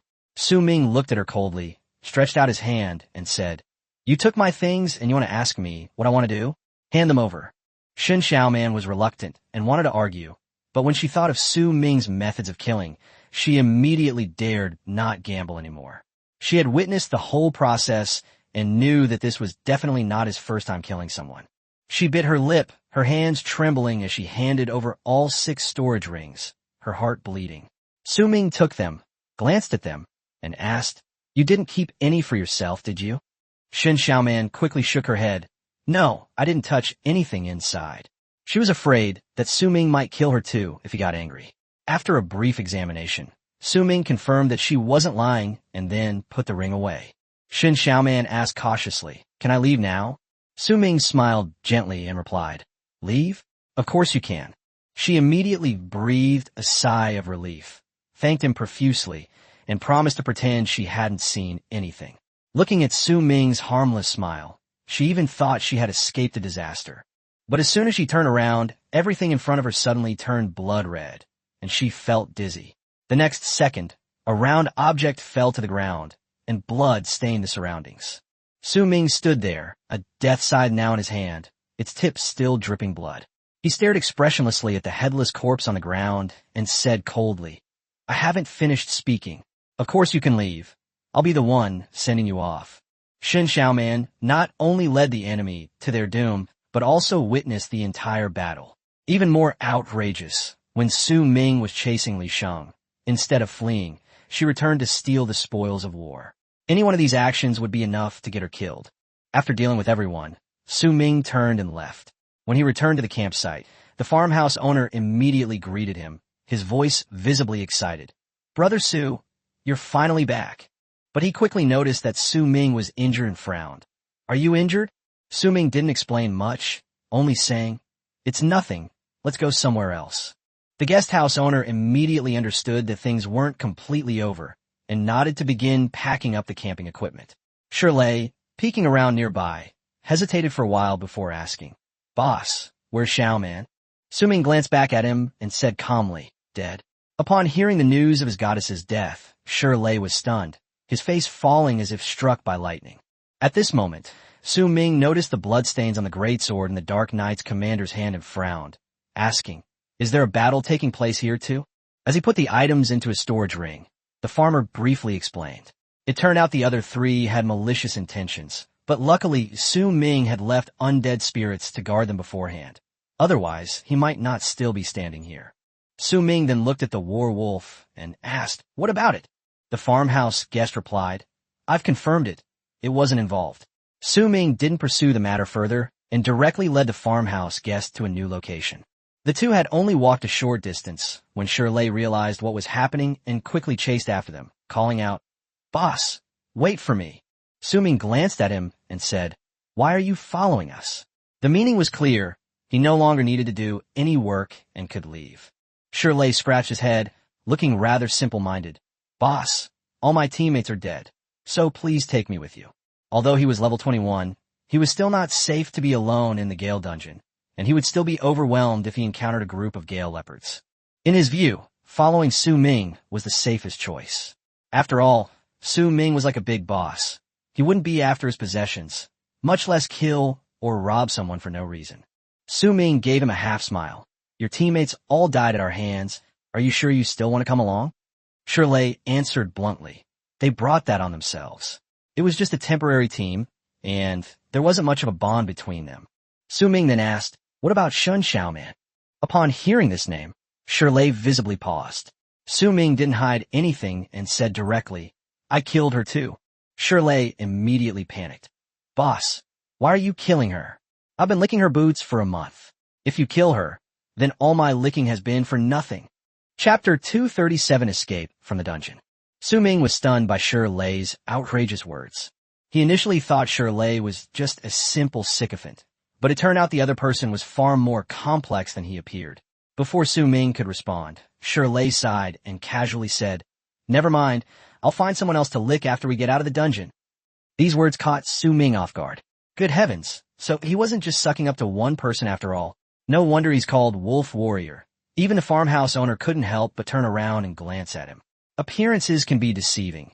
This burly man looks honest, but deep down he has a bit of a playboy's charm. Seeing that Shirley insisted on following, and knowing that he did indeed need a laborer, Su Ming decided not to urge him on any further. The three continued trekking through the jungle for over 2 hours, finally stopping only after they were completely far from the previous battle area. Su Ming looked around and nodded, saying, "This will do." As soon as they stopped, Gale leopards emerged from the forest and surrounded them. The next second, Su Ming summoned the gargoyles again, and several attacks landed, instantly killing the Gale leopards, turning them into cold corpses in the blink of an eye. Su Ming looked at Shirley and said, "Then you continue working." Shirley immediately understood and excitedly walked towards the corpse. The agritainment business also rearranged its camping equipment, while the gargoyles scattered in all directions to hunt down the nearby Gale leopards. Slay a level 15 Gale leopard and gain 2,000 experience points. A series of helpful tips scrolled before the agritainment business owner's eyes, making him overjoyed. At the same time, Qian Yi and the others finally arrived at the place where Su Ming and Zhao Jinhu's group had fought. Seeing the mess and corpses on the ground, everyone's expression changed. Qian Yi quickly stepped forward, and after checking, her teammate whispered, "He's dead." Soon, 3 more bodies were discovered nearby. Qian Yi's face was grim, and he asked angrily, "Where's Zhao Jinhu? Where's Li Sheng?" Just then, a hoarse voice came from afar. "Here." The one speaking was Gudaj Wang, the strongest in the group. He was wearing a blue robe and cloak, and a corpse lay at his feet. Qian Yi walked closer and saw that it was Zhao Jinhu. His breathing became rapid. Zhao Jinhu was the strongest among them, a level 49 and a rare profession. Now that he's dead here, things are completely out of control. The deaths of ordinary people might be suppressed, but Zhao Jinhu and Li Sheng are different. Their deaths will inevitably lead to investigations from above, and Qian Yi will be implicated. Thinking of his recent defeat in the youth competition and now his indirect involvement in Zhao Jinhu's death, Qian Yi felt a chill run down his spine. He hurriedly looked around and urged, "Quick, find Li Sheng." Gudaj Wang nudged Shun Xiaoman's headless corpse with his foot and asked in confusion, "Who is this woman?" Qian Yi glanced at it, but didn't bother to pay it any mind. Soon, a team member pointed to a bombed-out area in the distance and shouted, "Brother Yi, there seem to be signs of fighting over there too." Qian Yi immediately led his men to the scene. Following the signs of destruction for a long time, they finally found Li Sheng's body. At this moment, Qian Yi was completely stunned. Of the 15 people he brought into the dungeon, half had died in less than half a day, including 2 rare classes. The team's combat strength was greatly reduced, and he even doubted whether they could leave alive if they encountered the killer. Gukdazhuang observed the area and said in a deep voice, "There are traces of explosions everywhere. The opponent must have explosive skills." He quickly thought of someone and turned to ask Qian, "Does Su Ming have this skill?" Qian immediately denied it. "It couldn't be Su Ming. I know his strength. He's only slightly stronger than me. There's no way he could have killed Zhao Jinhu." Not to mention Li Sheng was also there. Gukdazhuang stroked his chin and said, "Could it be the person Jiangxing City is currently hunting down? I heard he also has explosive abilities." Upon hearing this, Qian Yi's eyes lit up as if he had grasped a lifeline. He immediately grabbed Gukdazhuang and said, "Withdraw. Notify the Sword Tiger Guild immediately." Although Gukdazhuang was somewhat bewildered, he was pleased to hear about the retreat. Soon, Qian Yi led the remaining people toward the dungeon exit. He couldn't care less about finding Su Ming now. With such a terrifyingly powerful and mysterious figure in the dungeon, the longer he stayed, the more dangerous it became. As for Su Ming, he might already be dead. The silver key was important, but Qian Yi valued his life more. Besides, 7 people had died. If the higher-ups investigated, he would be in deep trouble. Now that there was a perfect opportunity to shift the blame, he certainly wouldn't miss it. Once they were out, all he needed to do was report that they had been attacked by a mysterious powerful figure after entering the instance, resulting in the deaths of Zhao Jinhu and the others. As for why they entered the instance in the first place, he could say whatever he wanted. After all, the dead would never be able to prove it. If Su Ming is not dead, then they should wait at the exit for him to come out. That is the safest course of action right now. However, the thought of Zhao Jinhu and the others losing their lives in vain still made Qian Yi feel guilty. After all, they had come to help him. The situation is turbulent both inside and outside the instance. Meanwhile, after returning to Jiangxing City, Wang Xiaoming parted ways with the others. He arrived home in the early morning and almost immediately fell asleep. Knock, knock, knock. Knock, knock, knock. He was still asleep when there was a sudden, urgent knocking on the door. Chapter 238, The Uninvited Guest. The urgent knocking on the door, like a death knell, instantly shattered the peace of the house. Coming. Wang Ma came out of the kitchen, muttering as she wiped the water from her hands on her clothes. "Honey, can't you even open the door if you're sitting in the living room?" Mr. Wang sat on the sofa, his eyes still glued to the newspaper, and replied without looking up, "No, I'm busy." With a creak, the door opened. 3 men and 1 woman stood outside the door. The 2 men were burly, with menacing faces, and looked like they were not to be trifled with. The woman, on the other hand, was slender, with a high ponytail, delicate features, and a capable demeanor. Startled, Wang Ma asked hesitantly, "Who are you?" One of the men, named Luo Yi, reached out and pushed open the half-closed door, asking in a deep voice, "Is this Wang Xiaoming's home?"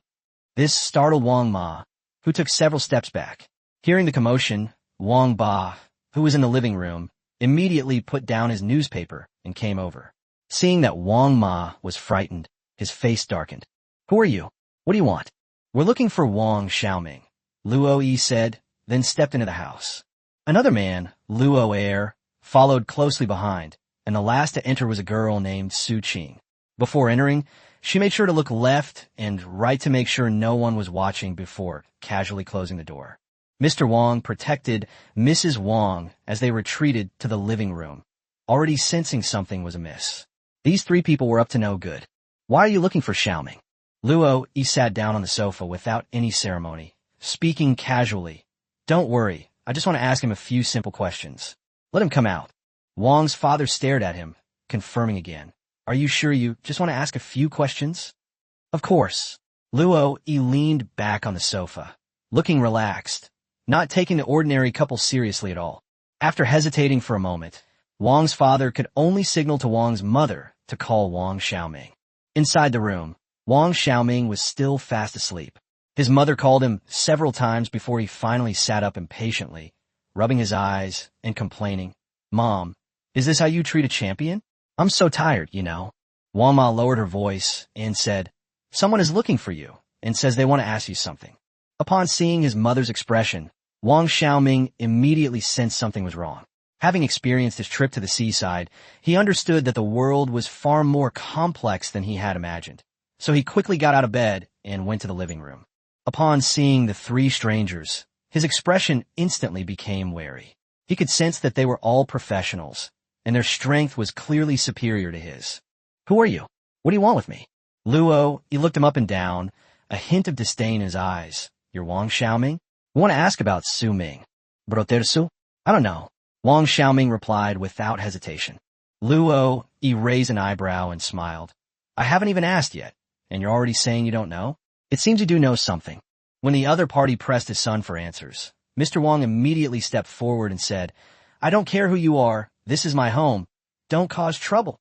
Luo, he completely ignored him, staring only at Wang Xiaoming, his voice gradually turning cold. "Speak, or not." Mr. Wang roared, "Get out. All of you get out. If you don't leave, I'll make a phone call." Before he could finish speaking, Luo Air had already made his move, snatching Wang's father's phone and smashing it to the ground. With a bang, the phone shattered into pieces.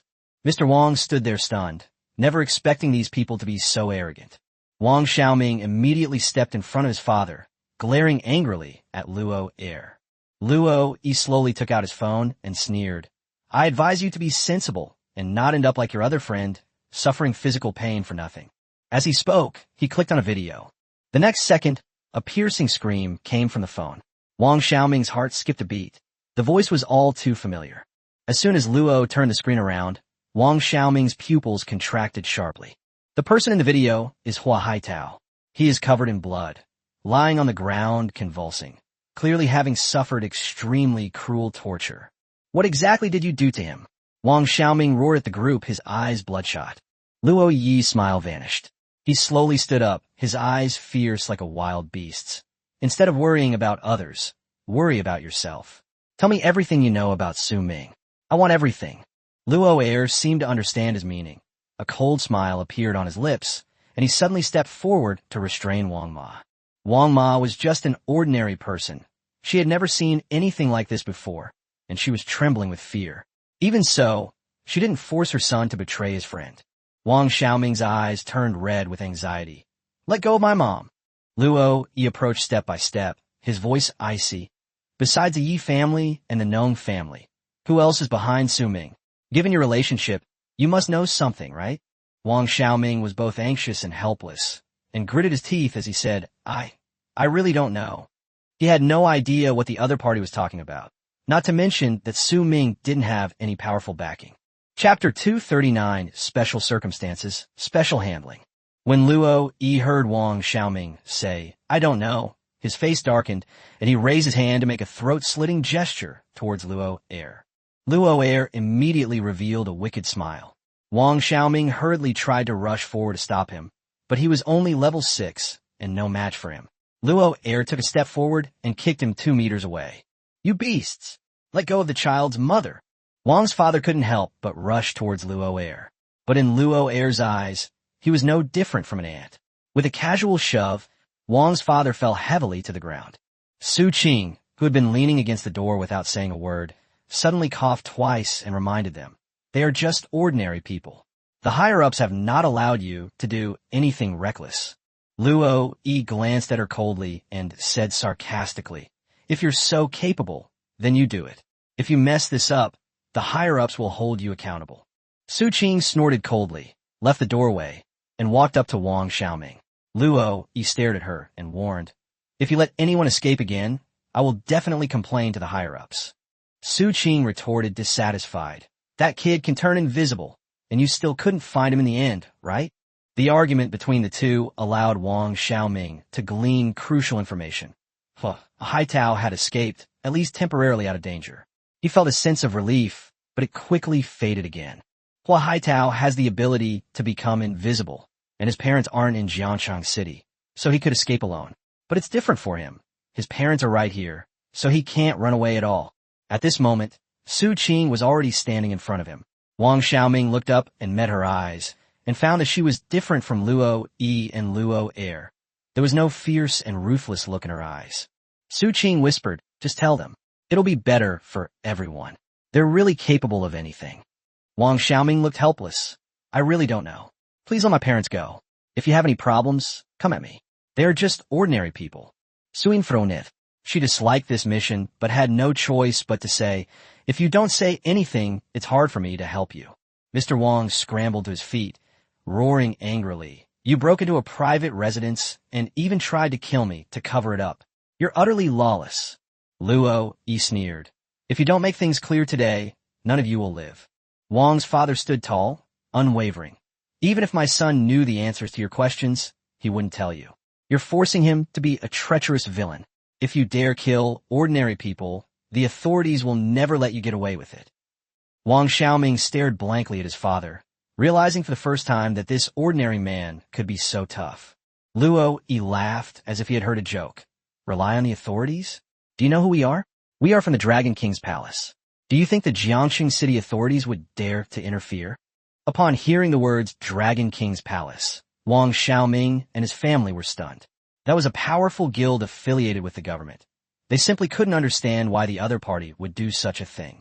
Luo, he turned to look at Su Qing and said coldly, "It seems you're no good either. Let's handle this. Luo Air, make your move." Luo Air immediately became excited. "I've been waiting for this for so long." "No!" Wang Xiaoming screamed in anguish. Luo Air didn't stop. He pulled out a dagger and stabbed it into Wang Ma's body. In that instant, Wang Xiaoming and Wang's father felt as if the sky had fallen. Su Qing was also shocked by what she saw. She had thought the other party was just bluffing, but she hadn't expected them to actually do it. They were insane. These two had completely lost their minds. Luo Air pulled out a dagger and said with a wicked smile, "Now tell me, get him to the hospital immediately. There might still be hope." Wang Ma collapsed in a pool of blood and quickly fell into a coma. Su Qing hurriedly took out her phone to call an ambulance, but Luo, he stopped her. Su Qing retorted angrily, "You really attacked ordinary people? We'll see how you explain this to your superiors later." Luo, he smiled calmly and said, "This is what Brother Shun said. Special circumstances require special measures, at all costs." Lin Shun. Su Qing's brows furrowed even more. She finally realized that these two were truly determined to go all the way. Knowing them as she did, whether Wang Xiaoming spoke up or not, this family was unlikely to survive. Wang's father's eyes were bloodshot, veins bulging, and he roared as he tried to rush forward to fight. Su Qing immediately stepped forward to stop him. "Don't be impulsive." Wang's father roared, "Get out of here. Stop pretending." Luo, he looked at Wang Xiaoming and smiled even more cruelly. "Kid, you don't want your parents to die here, do you? Tell me what you know." While holding Wang's father down, Su Qing desperately tried to signal to him with her eyes. Wang's father noticed something was wrong with her face and slowly calmed down. He looked at his son, then at his wife lying in a pool of blood, his heart filled with grief and indignation. Taking advantage of Luo E and Luo Air's inattention, Su Qing lowered her voice and said very quickly, "This is your only chance. The room, the window." Mr. Wong was slightly taken aback, not understanding why she wanted to help them. But at the moment, there seemed to be no other way to survive, so he could only try his luck and trust her this once. Chapter 240, Helplessness and Despair. Luo Air, gripping a dagger, squatted beside Wang Ma, a wicked smile on his face, his eyes fixed on Wang Xiaoming. As if he had guessed what he was going to do, Wang Xiaoming roared in despair, "Bastard! Stop it right now." Luo Air ignored him completely, only sneering, "Your hesitation has already caused you to miss the chance to save your mother." As soon as he finished speaking, he raised his hand and stabbed Wang Ma's body again with a sharp dagger. The sound of flesh being torn apart was chilling.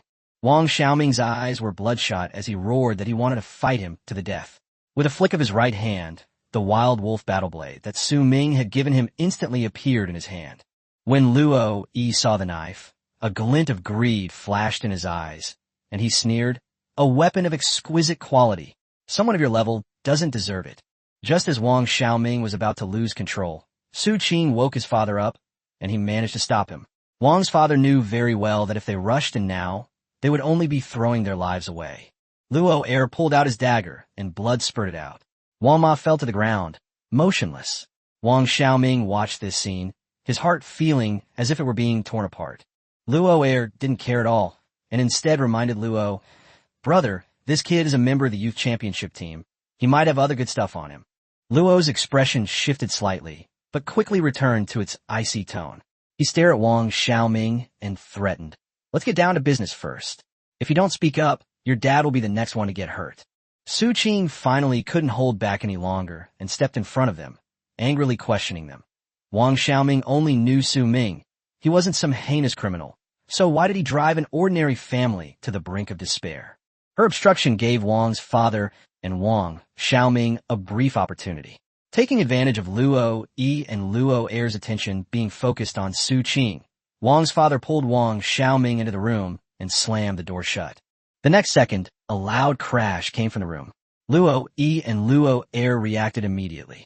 Luo Er cursed angrily and rushed forward to kick open the door. As soon as the door opened, he saw Wang's father preparing to climb out of the window. Luo Er immediately rushed over, grabbed his clothes, and violently pulled him back into the house, throwing him to the ground. Mr. Wang was quite old, and the fall made him pale with pain. Su Qing followed him in and saw that the security bars on the window had been torn open with a large hole. This is only the second floor. Escaping wouldn't be difficult if they really wanted to. Luo Er poked his head out and looked around, but didn't see Wang Xiaoming. As he searched, he mocked Wang Xiaoming, saying that he had been heartbroken just moments before, but as soon as he had a chance to escape, he abandoned even his own father, which was utterly heartless and laughable. Luo Yi sneered, then his face darkened, and he cursed. Aren't you going to chase them? What are you standing there for? Luo Er immediately jumped through the gap in the security bars. Luo Yi then walked up to Wang Ba and stepped on his chest. Su Qing hurriedly stepped forward to dissuade them. That's enough. The person you're looking for has already escaped. There's no need to harm an ordinary person. But as she approached, she suddenly caught a glimpse of a pair of eyes hidden in the wardrobe. It was Wang Xiaoming. After breaking through the security bars, Wang's father didn't let him jump out the window. Instead, he pushed him into the closet, deliberately creating the illusion that he was escaping. Wang's father knew that even if he jumped out, he might not be able to escape. Only by being in the darkest place could he have a chance of survival. Su Qing immediately stopped in front of the wardrobe, blocking Luo Yi's view for Wang Xiaoming. Luo Yi looked at Wang's father on the ground and said coldly, "He's already run away. Why keep him around? If that kid really cared about family, why would he run away without looking back?" After saying that, he drew his sword and slashed it across Wang's father's throat. Su Qing didn't even have time to stop it. She could only watch helplessly as Wang's father fell into a pool of blood. Luo Yi wiped the blood off his sword and said calmly, "We can't leave anyone alive and damage the reputation of our Dragon King Palace. Once we catch that kid, we'll torture him slowly. I don't believe he won't talk." Wang Xiaoming, who was hiding in the closet, saw all of this clearly. He saw his father smiling at him as he died. At that moment, the pain almost overwhelmed him. Wang Xiaoming was in tears, and even breathing became difficult. To keep quiet, he bit his wrist tightly, using the pain to suppress his sobs. Blood flowed down his teeth into his mouth. He would never forget that taste. Dragon King's Palace. Luo Yi, Luo Er. Deep in the forest. These names were etched into his heart again and again, like knives piercing his bones. Su Qing, fearing Luo Yi would discover Wang Xiaoming in the closet, urged him to leave quickly. Luo Yi gave her a disgusted look and coldly blamed her, saying that it was always because of her that people had a chance to escape. After saying that, he jumped out of the broken window. After Luo Yi left, Su Qing whispered, "My condolences," and then disappeared from the room. After everyone left, Wang Xiaoming pushed open the cabinet door, crawled to his father's body, and finally could no longer suppress his grief, crying until he was almost on the verge of collapse. He couldn't understand why the world had become like this. He had thought that becoming a professional would give his parents a better life. But instead of hope, he was met with a devastating disaster. It was a dark night, and the rain was pouring down. That home was no longer safe for him. Wang Xiaoming walked down the street like a lost soul, looking utterly disheveled and attracting countless strange glances. Chapter 241, I Have Nothing Left. Wang Xiaoming stood in the pouring rain, letting the icy water wash over his entire body. He seemed completely oblivious to the strange looks he was receiving. "Ah!" He threw his head back and roared, as if trying to unleash all the hatred weighing on his chest. But after the roar, all that remained was a deeper sense of powerlessness. He had considered contacting Su Ming, and his hand had already reached for his phone, but he froze the moment the screen lit up. "No, we can't let Brother Su know." Wang Xiaoming gritted his teeth, and put his phone away again. He knew very well that if Su Ming knew that something had happened to his family, and that it was all related to Su Ming, the other party would blame himself for the rest of his life. Given Su Ming's personality, no one knows what he might do. If things really come to that, he might even drag his good brother down with him. What do I do? For the first time, Wang Xiaoming clearly felt that weakness could truly lead to despair. Just then, a screeching sound of brakes came from behind. Laugh! Wang Xiaoming turned around abruptly like a startled wild animal, his body instinctively poised to flee. But upon seeing the person getting out of the car, he froze on the spot. The person who came was not Luo Yi and his group, but a man in a suit and tie wearing gold-rimmed glasses. He recognized the man. He was Lu Shuwen, the vice president of the Sword Tiger Guild, known as the suit-wearing thug. Wang Xiaoming quickly came to his senses and turned to leave. How could someone as insignificant as him be approached by someone of the vice president's rank? If it was truly aimed at him, it probably wasn't anything good. Hey kid, stop right there. Lu Shuwen raised the umbrella high and looked at him. Upon hearing this, Wang Xiaoming not only didn't stop, but ran even faster. It's over, it's over. He rushed forward desperately, constantly looking back to make sure Lu Shuwen wasn't catching up. Lu Shuwen sighed softly and slowly closed his umbrella. The next second, he stomped his foot hard on the ground and shot out like a cannonball. In the blink of an eye, he caught up with Wang Xiaoming. He only stopped him at a secluded corner. I'll fight you to the death. The worst that can happen is I'll die.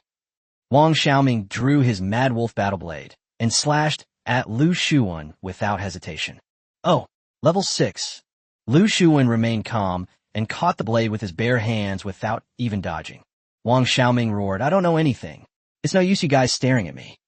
He tried desperately to pull the sword back, but no matter how hard he tried, the sword wouldn't budge. Lu Shuwen said calmly, I know you're in trouble. Otherwise, I wouldn't have turned back to find you. Remember, I'm here to help you. Help me.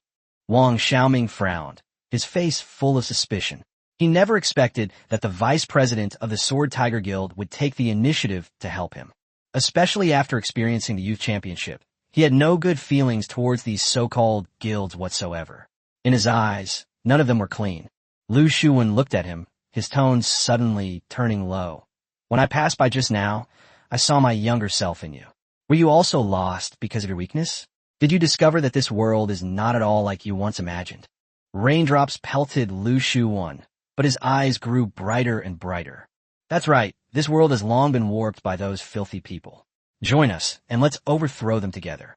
These words were like a knife, piercing directly into the most painful part of Wang Xiaoming's heart. He forced himself to calm down and stared at Lu Shuwen, asking, Aren't you the vice president of the Sword Tiger Guild? Why would you say such a thing? He even wondered if the other person was crazy, or if he had misheard. Lu Shuwen simply smiled and said, You'll find out later. He didn't explain much. What he needed right now was someone like Wang Xiaoming, someone at the bottom of society who was completely disillusioned with the world. Wang Xiaoming gripped the knife hilt tightly, his voice hoarse. Even if I join you, what good will it do? I'm too weak. In front of them, I'm like an ant. Lu Shuwen looked at him and slowly said, We have a way to make you stronger and give you the power to take revenge. This is your only chance to fight them. In the darkness, a crimson light flickered in Lu Shuwen's eyes. Wang Xiaoming was so frightened that he took 2 steps back, his face changing drastically. Lu Shuwen continued, With just your strength as a nobody, you can't change anything, not even take revenge. But joining us will be different. You'll have companions and gain power. You can take revenge, and one day you can even overthrow the Dragon King's palace. Remember, the Dragon Xia Kingdom does not belong to the Dragon King's palace. They have overstepped their bounds. As he spoke, Lu Shuwen slowly pulled his left hand out of his pocket. Wang Xiaoming held his breath and stared intently at his movements. Do you see that? That's power. Lu Shuwen took off the white glove on her left hand, revealing her true appearance to Wang Xiaoming. Wang Xiaoming's pupils suddenly contracted, and he froze on the spot, unable to speak for a long time. Lu Shuwen said calmly, This is the price of gaining power. Every one of us in this group has been persecuted by those so-called righteous guilds. It is precisely because of this that we exist. He put his gloves back on and put his left hand back in his pocket. We will protect you and help you take revenge. We share the same goal, to fight against those so-called righteous guilds. The image of his parents' tragic death flashed through Wang Xiaoming's mind again, and his pent-up anger was instantly ignited. I'm joining you. His voice wasn't loud, but it was full of hatred. I want them to pay for their crimes in blood. He wouldn't care if it cost him his life, as long as he could kill his enemies with his own hands. Lu Shuwen stared at him. Are you sure? Once you join, there's no turning back. Wang Xiaoming understood that after all that Lu Shuwen had said, if he refused, the other party might not let him leave for the sake of the group's safety. But he no longer cared. Sure. He slowly raised his head, and his entire demeanor changed. His eyes were now filled with unwavering determination and a fierce determination that seemed ready to die. I have nothing left, so I have nothing to be afraid of. Lu Shuwen grinned. Welcome to the company. At the same time, Su Ming, who was sleeping in the dungeon, suddenly woke up from his dream. Seeing him covered in cold sweat, the guest house owner nearby couldn't help but tease him. Brother Su, what's wrong? Had a nightmare? Su Ming stood up from the mattress, his brows furrowed. I always feel empty inside, as if I've lost something. He paused for a moment, then looked at the farmhouse. Upgrade quickly. Check what level you've reached. Let's get ready to leave. Chapter 242 Evaluation. Good be ringi. When Nanjiale heard Su Ming tell him to level up, he immediately became serious. He opened the attribute panel and saw that he had already accumulated more than 2 million experience points. He took a deep breath and immediately chose to upgrade. However, the success rate of a D-level talent was only 55%, and the 2 upgrade beams lit up and then went out, resulting in 2 consecutive failures. Seeing this, Su Ming knew that the success rate was indeed frustrating, so he comforted her. It's okay, take your time. The agritainment business owner nodded, regained his composure, and upgraded again. This time, he succeeded twice, failed once, and reached level 15. But after only leveling up twice, he had already lost 500,000 experience points. Looking at the remaining experience points on the panel, the farmer's confidence clearly wavered. Su Ming noticed his hesitation at a glance and said, What's the panic? If it doesn't work, we can continue to move the battlefield. The farmhouse owner glanced at Su Ming, gritted his teeth, and continued. The next upgrade beam flickered on and off, making Su Ming sweat for him. It was even more thrilling than upgrading himself. Fortunately, the final result was relatively smooth, and the farmhouse finally reached level 20. It took more than 2.2 million experience points to level up from level 13 to 20, with 900,000 experience points wasted on failures alone. The farmer stared at the rating board, his voice trembling with excitement. Brother Su, it's done. Su Ming breathed a sigh of relief and immediately asked, What skill did you learn? Once your farm stay reaches level 20 and you learn the healing skill, you can help heal that mysterious girl. The farmhouse owner quickly checked the new skill and, after confirming it, said, It's a healing skill, Divine Radiance. Upon hearing this, Su Ming was immediately eager to return home and told him to pack his things. The farmhouse owner nodded and quickly put all the camping equipment into his storage ring.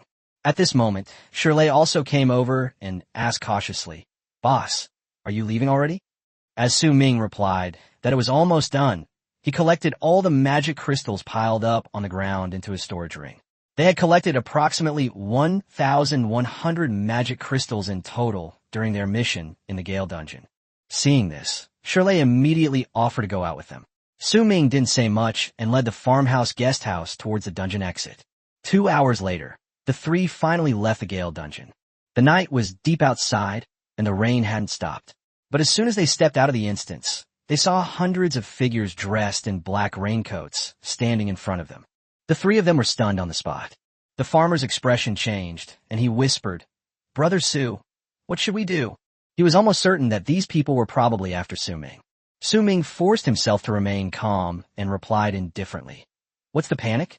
We're just here to level up in the dungeon. Soon, men in black raincoats surrounded them and questioned them, demanding to see their identification. Shirley was quite frightened, having never seen anything like this before, and quickly handed over his identification. After checking Shirley's identification, the other party looked at Su Ming and the farmhouse. The 2 also handed over their documents, and after confirming their identities, the other party continued to ask to see their occupations and ranks. Finally, the man's gaze settled on Su Ming, his tone wary. I can understand them entering the Galewind dungeon around level 20, but what are you doing going in, you level 30? Su Ming pointed to the farmhouse and said calmly, I'll help him upgrade. You can check the admission records if you don't believe me. The man was skeptical and signaled his subordinate to verify. Less than 2 minutes later, the subordinate ran back to report that the records did indeed match. The farmhouse was only level 6 when it entered the instance, but it's now level 20, which proves that they came here to level up. Shirley swallowed hard and asked in a low voice, Can we go now? The man waved his hand, letting them leave. They didn't think Su Ming, who was level 30, would be the target. After all, the news said that the target had killed a large number of experts above level 30 in the old city, including Zhao Jinhu, who was level 49. Based on the intelligence provided by Qian Yi and others, they judged that the target was at least level 40 or higher, and possibly even higher than level 50. Therefore, Su Ming's level 30 was not suspected. Unworthy. Su Ming and his 2 companions passed through hundreds of men in black. But before they had gone far, someone else blocked their way. The other person spoke first. How have you been? Su Ming looked up and deliberately feigned surprise. Qian Yi? Seeing his reaction, Qian Yi was clearly satisfied and sneered. Didn't expect that, did you? Su Ming asked knowingly. Is there something you need? As he spoke, he glanced back at the man in black behind him, his meaning clear. There were many people around, so it was best not to cause any trouble. Shirley sensed something was off and immediately made an excuse to leave. I need to pee. I'm leaving now. Qian Yi ignored him completely, staring intently at Su Ming, a cold smile playing on his lips. Those people are no problem. Clearly, he had already reached an agreement with the other party. He provided intelligence, and the other party would not interfere in his private affairs. Upon hearing this, Su Ming's expression instantly turned serious. You can take your time reading chapter 243, We're Leaving. Su Ming knew very well that among the hundreds of people behind him, there were definitely experts above level 40, and he wasn't even sure if there were any above level 50. Qian Yi already has 3 level 40 experts on his side. If a fight were to break out, he simply couldn't continue to conceal his strength. Once exposed, the trouble would be immense. He hadn't expected Qian Yi to be so cautious, not only guarding against that so-called mysterious expert, but also personally lying in wait here, which instead drove him into a dead end. Just then, Shirley, who had only taken 2 steps, was suddenly stopped by Gadajwang. Hey kid, did we give you permission to leave? Come back. Shirley was so frightened that his whole body stiffened. He quickly nodded and bowed, then obediently retreated to his original position, not daring to resist in the slightest. The farmhouse owner looked grave and whispered in Su Ming's ear, Brother Su, it seems we can't escape now. But Su Ming's tense expression suddenly relaxed, and he replied calmly, That's not necessarily true. Qian Yi was disdainful to see that Su Ming could still laugh. He was in complete control of the situation and didn't believe Su Ming could cause any more trouble. He didn't bother beating around the bush and said directly, You can't escape tonight. Be smart and hand over the silver key, and I won't make things difficult for you. Upon hearing that Su Ming possessed a silver-grade key, Shirley's eyes widened in shock. He quickly advised, Boss, that thing is too valuable. Someone of our level can't handle it. Preserving our lives is the priority. Although he wasn't very strong, he knew how valuable a silver-grade key was. For someone at level 20 or 30 to possess such a thing was simply asking for trouble. Su Ming simply smiled, his tone remaining calm. I said, It's not certain yet. Everyone frowned, wondering where his confidence came from. Qian Yi coldly reminded him, Su Ming, stop being stubborn. With 3 level 40s joining forces, you can't escape even if you grow wings. Su Ming didn't reply, but simply pointed behind them. Really? Look behind you, what are those? Everyone instinctively looked in the direction he was pointing. The night was pitch black, and it was raining, severely obstructing visibility. At first, they couldn't see anything clearly. The guest house owner couldn't help but ask, Brother Su, what exactly do you have? Su Ming reminded him, Look at those red dots. Everyone then focused their attention and quickly noticed a large number of red dots appearing and disappearing in the darkness, and they were getting closer. A moment later, someone's expression changed. A monster? That's a monster. For the first time, Su Ming felt excited about the monster invasion and immediately said, That's right, it's monsters. Monsters have invaded again. This time, the number of monsters was several times greater than those he had encountered before. Qian Yi finally saw the dense clusters of red dots clearly, and his expression instantly turned grim. The guest house owner was also stunned by the sight before him. Those red dots were the monster's eyes. Su Ming grinned. The more the better, the stronger the better. The more monsters there were, the more chaotic the scene became, and the greater their chance of escape. As they drew closer, the group finally saw the monsters clearly. Su Ming was somewhat surprised. This time, the wolves were level 10. The pack also included an even larger level 15 Wolf King, and as far as the eye could see, their numbers seemed endless. The commotion quickly alerted the hundreds of people guarding the entrance and exit of the instance. Someone hurriedly reported to the leader. "Captain, monsters have appeared on the street again, in large numbers, and their level is higher than before." The leader's face darkened, realizing that the timing was terrible, but he still immediately ordered, "Take 20 people to clear out the monsters. The rest of you continue to keep a close watch on the dungeon exit. We must not let any suspicious targets escape." After the subordinate left to carry out his orders, someone else whispered with doubt, "Boss, we checked the entry records, and there weren't any particularly strong experts entering the instance. Could the information be wrong?" The leader shook his head. Perhaps the other side used a special item to bypass registration. Zhao Jinhu, level 49, is already dead. That alone proves there must be a master in the dungeon. Let's keep waiting. Meanwhile, Su Ming's group had already run into a pack of wolves. Faced with such a large pack, no one dared to be careless. Gu Dazhuang sneered. "A mere level 10 dares to stop me?" He waved his staff, and the raindrops quickly condensed into arrows, shooting towards the wolf pack. Skill, rain arrows. Because it was raining, his skill was much more powerful. He could only muster 50 arrows at a time before, but now the number had doubled. The sound of rain arrows piercing through the air was devastating. The wolves couldn't withstand them at all, and hundreds fell to the ground in the blink of an eye. Shirley was stunned and couldn't help but exclaim, "This is too strong." Su Ming showed no intention of lingering. He knew it was impossible to bring Shirley along now, and he could only let the other man fend for himself. He left with the words, "Take your time and see. We're leaving," and then took the farmhouse and fled in another direction amidst the chaos. Upon seeing this, Qian Yi's expression changed. At this moment, Gu Dazhuang was busy intercepting the wolf pack and couldn't spare any attention, so he could only lead the others to chase after them. Trying to leave? No way. Chase after them. Shirley watched as Su Ming ran far away, knowing he couldn't catch up, but sending him into the wolf pack would be suicide. After a moment's hesitation, he immediately pinned his hopes on Gu Dazhuang and shamelessly shouted, "The boss ran away. I don't want to die. Big brother, I'll follow you from now on." Gu Dazhuang was speechless. Chapter 244, The Target has appeared. Gu Dazhuang realized that Shirley seemed rather dim-witted, still not understanding his own position. Despite being adversaries, Shirley kept trying to get closer to him, leaving Gu Dazhuang speechless. Meanwhile, Qian Yi and the others continued their relentless pursuit of Su Ming.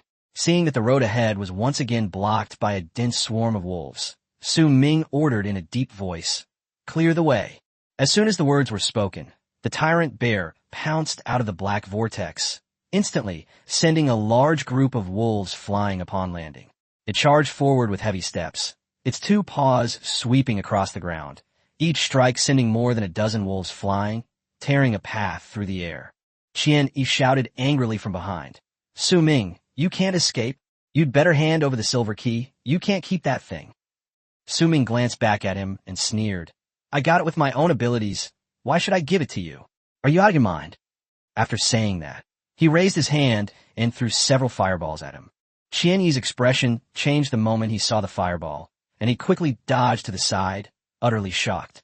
It was the first time he had ever seen a summoner unleash a fireball skill.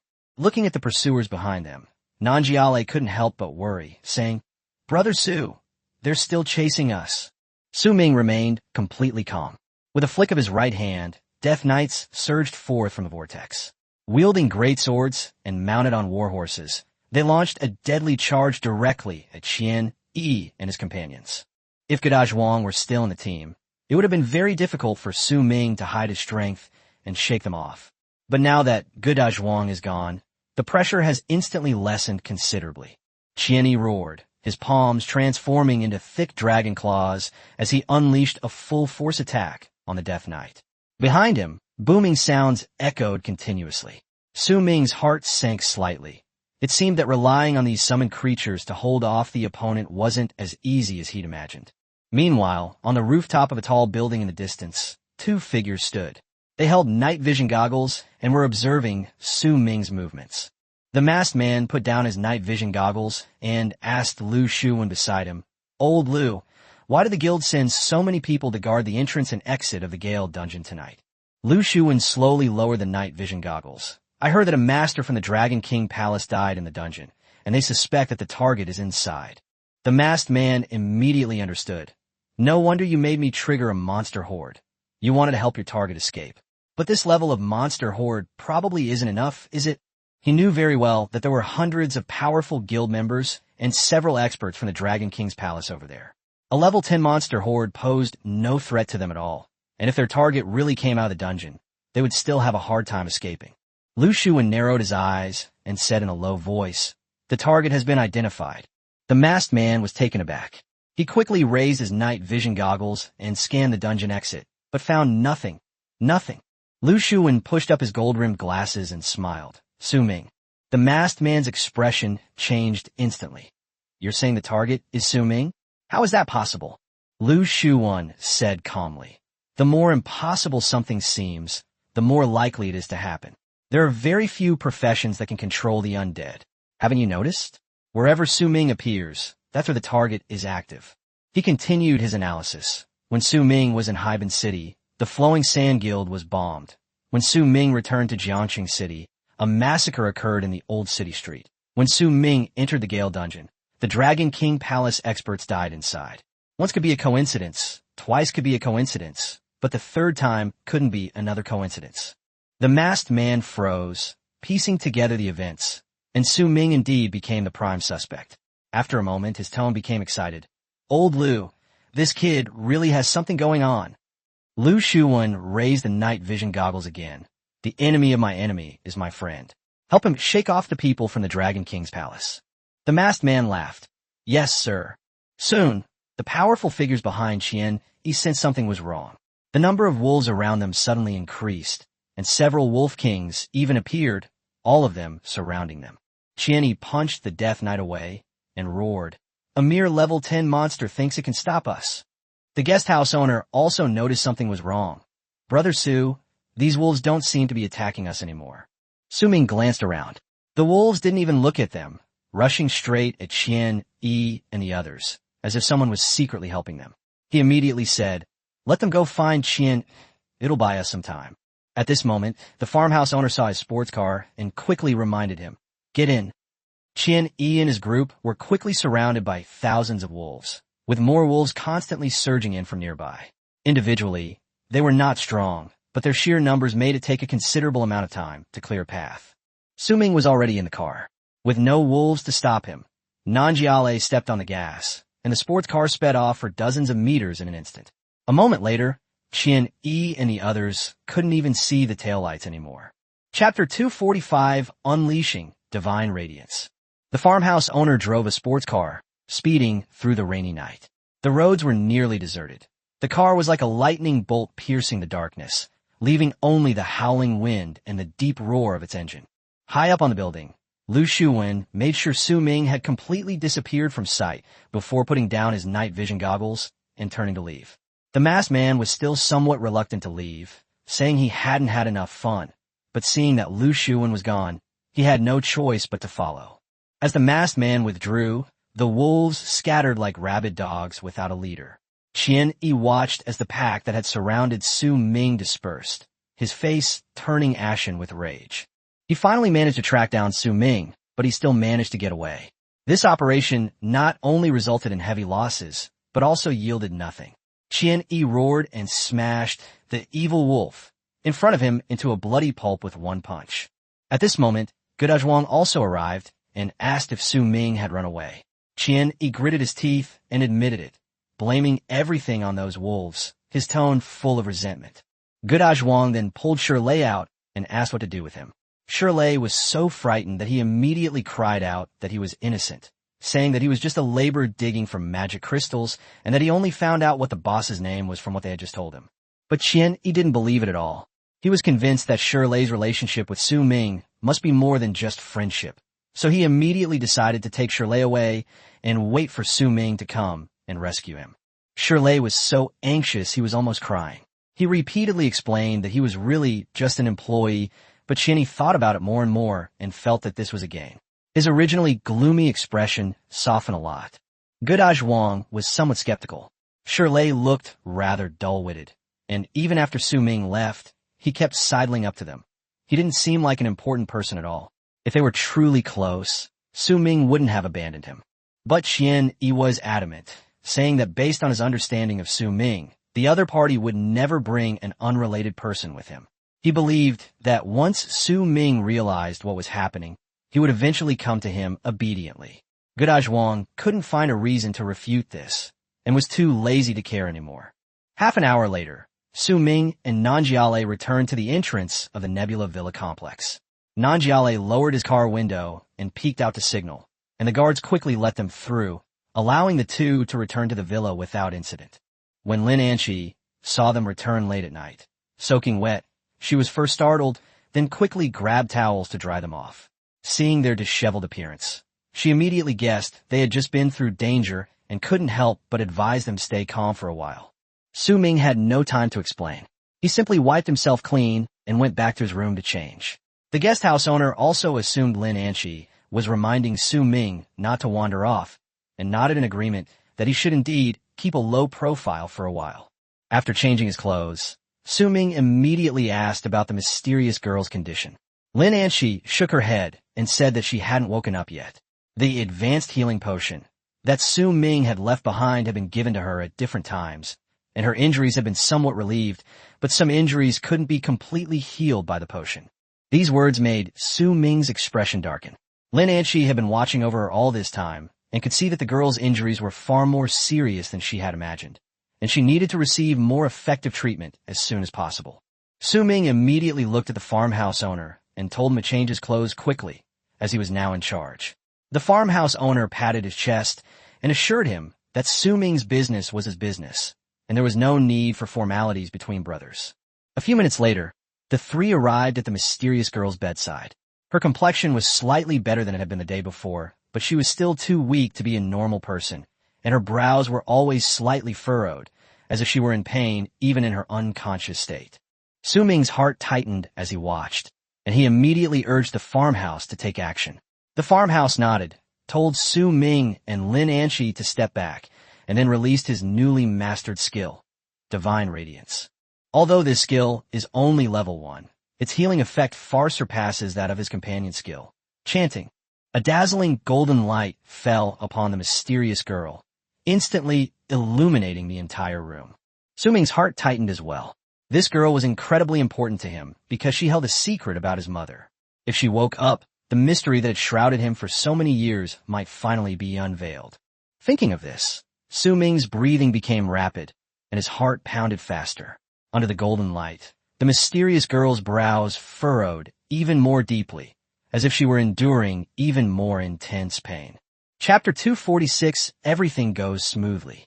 When Su Ming saw the mysterious girl's pained expression, his tense heart jumped into his throat, and he was so anxious that he wished he could take all of this away from her. Seeing his expression, Lin Anqi whispered to comfort him, "Mr. Su, don't worry. Her condition is relatively stable, and she's not in any danger. Right now, they're just repositioning the broken bones, so pain is inevitable." Su Ming could only sigh, "I hope so." No sooner had he finished speaking than a crisp cracking sound came from the mysterious girl's body. The sharp pain made her groan, and Su Ming's heart, which had just begun to relax, clenched again. Lin Anqi noticed his nervousness and gently patted his shoulder to indicate that the girl was all right. The treatment lasted a full half hour. Nong Jiala's clothes were soaked with sweat, and after the golden light faded, he was panting heavily, almost unable to stand. Su Ming quickly went to support him. Lin Anqi quickly walked to the mysterious girl's side and saw that she was also soaked in sweat, so she gestured for Su Ming to take the farmhouse out first. Su Ming didn't ask any further questions. He helped the guest house owner back to the villa's living room, immediately handed him a cup of tea, and asked anxiously, "Xiaolu, how are you?" The farmer caught his breath and waved his hand, saying, "I'm fine. I just need a rest. Releasing divine light continuously is indeed quite tiring. Su Ming interrupted directly. I'm asking about her injuries. The farmer then realized what was happening and quickly said, she's fine.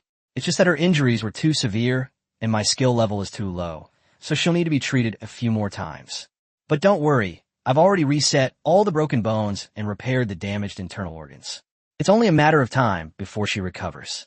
After I recover a bit, I'll do a few more treatments, and she'll definitely be back to her old self in a few days. Hearing this, Su Ming finally felt relieved. He looked at the farmhouse restaurant earnestly and said, That's good. Xiaolu, thank you so much this time. In the future, if you encounter any problems, just say the word, and even if I'm thousands of miles away, Su Ming, will rush back to help you immediately. The farmhouse owner scratched his head sheepishly. Brother Su, you're being too harsh. You brought me from level 6 to level 20 in such a short time. I'm more than grateful to you.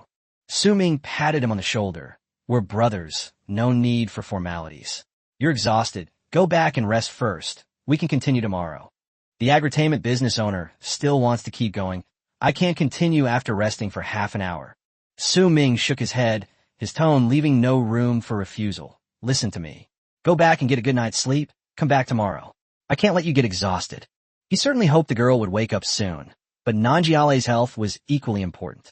The most dangerous broken bones and internal injuries had been treated, and the rest wasn't so urgent.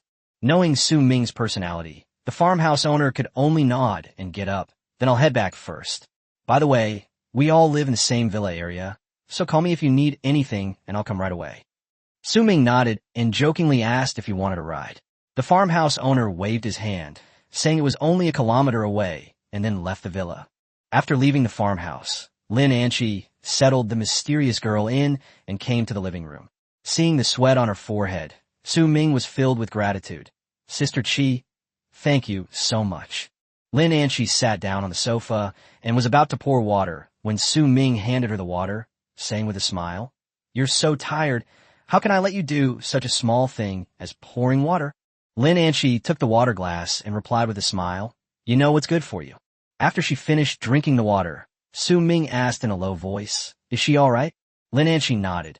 Everything is fine. He just hasn't woken up yet. Su Ming noticed the weariness on her face and said, You've been tired these past 2 days. Why don't you go back and rest? I'll watch over things here. Lin Anchi had the same idea, so she nodded and said, Okay, I'll help you dispose of those stolen goods tomorrow and get the villa-related paperwork done. Just as she got up to leave, Su Ming suddenly called out to her, Wait, there's still some here. After speaking, he took out several storage rings, as well as more than 2,000 magic crystals obtained from the 2 dungeons. The storage rings all belonged to members of the Dragon King's palace, totaling 7, 5 of which were of common quality and 2 of exquisite quality. Lin Anchi glanced at the things on the table and gave him an annoyed look. I knew you were out robbing someone again. Things are so tense outside. The news is going crazy with all the reports. Can't you just shut up for a bit? Su Ming smiled and agreed. I understand, don't worry. Wait a moment. Let me check if there's anything good inside these 2 exquisite rings. He didn't care much about the 5 ordinary storage rings, but the other 2 were different. They came from Zhao Jinhu and Li Sheng respectively, and given their status, they might actually contain something valuable. After saying that, Su Ming took the first step and picked up Li Sheng's storage ring to begin examining it. Chapter 247, The Yi Family's Choice. Magic crystals, healing potions, broken equipment. Li Sheng's storage ring contained quite a few things, but the only things that caught Su Ming's eye were 2 enhancement stones. He wasn't interested in the other equipment, but he could sell it for a good amount of money. The miscellaneous items in the entire storage ring were worth at least 50 million Dragonxia coins, and if the enhancement stones were included, the price would double. After taking out the enhancement stones, Su Ming casually tossed the ring back into its place, and then picked up Zhao Jinhu's storage ring to examine it. Lin Anchi, standing nearby, couldn't help but swallow hard when she saw the 2 enhancement stones. Having spent so much time in the treasure pavilion, she knew all too well how sought after these items were. As soon as enhancement stones appear on the market, they are immediately snapped up by major forces, and their prices skyrocket. Wow, this guy's pretty rich. Su Ming glanced at Zhao Jinhu's storage ring and couldn't help but sigh. Inside were a quality stone, a shimmering stone, a barrier stone, a strengthening stone, and 2 divine fragments. all high-quality items. Zhao Jinhu was clearly much richer than Li Sheng, especially the two fragments of the gods, which, in Su Ming's eyes, were far more valuable than the stones. He continued to examine them, a smile quickly spreading across his face and a hint of excitement appearing in his eyes. Lin Anshi noticed his change and couldn't help but ask, "What did you find this time?" Su Ming laughed out loud. This guy also hit a bronze key. As he took out the valuables one by one, Lin Anshi was stunned. The stones alone were incredibly valuable, and with the addition of a bronze key, she couldn't even imagine who Su Ming had robbed. People who possess these things are definitely not ordinary people. "I'll take these, you can sell the rest." Su Ming tossed Zhao Jinhu's storage ring onto the table and put the items he had taken out into his own ring. Lin Anshi finally couldn't help but ask, "Who exactly did you target?" Su Ming looked up at her and smiled. "You really want to know?" Lin Anshi nodded. "Forget it. I'm not going to say anything more." Su Ming grinned. "The more you know, the more dangerous it is. Anyway, he's someone even I can't afford to mess with." Lin Anshi was intrigued by his words. She gave a soft snort, gathered the things on the table, and left the villa without looking back. Su Ming watched her retreating figure and shook his head helplessly. He kept quiet for her own good. Knowing too much about certain things could only cause trouble. After Lin Anshi left, Su Ming went to check on the mysterious girl's room. After confirming that she was all right, he returned to the living room, lay down on the sofa, and fell asleep. Meanwhile, in the main hall of the Yi family villa in Jiangxing City, almost all the family members were present. Sitting in the main seat was Yi Tsangtian, the head of the Yi family. Someone couldn't help but ask, "Master, why did you call us back in such a hurry? Has something serious happened?" Some people speculated, "Are we going to get involved in the recent high-profile siege? I heard that the Sands Flowing Water Guild from Seaside City has come. Over 100 experts have gathered at the Gale Dungeon tonight. Even people from the Dragon King's palace have shown up. The Flying Dragon Guild seems to have arrived as well, but they haven't shown up yet." The hall was filled with discussion, with everyone speculating whether the meeting was related to the mysterious girl from Jiangxing. Yi Tsangtian raised his hand and said in a deep voice, "Quiet down. I called you here tonight because of Fei Fei." His face was covered in wrinkles, but his eyes were deep and steady, and his tone carried an unquestionable authority. After the words were spoken, everyone was stunned for a moment, then began to whisper among themselves. Only Yi Lingfei, sitting in the corner, remained silent, her face full of worry. Yi Lingfei's father, Yi Lingfeng, frowned and asked, "Father, has the main family in the capital sent another message?" Yi Tsangtian shook his head no.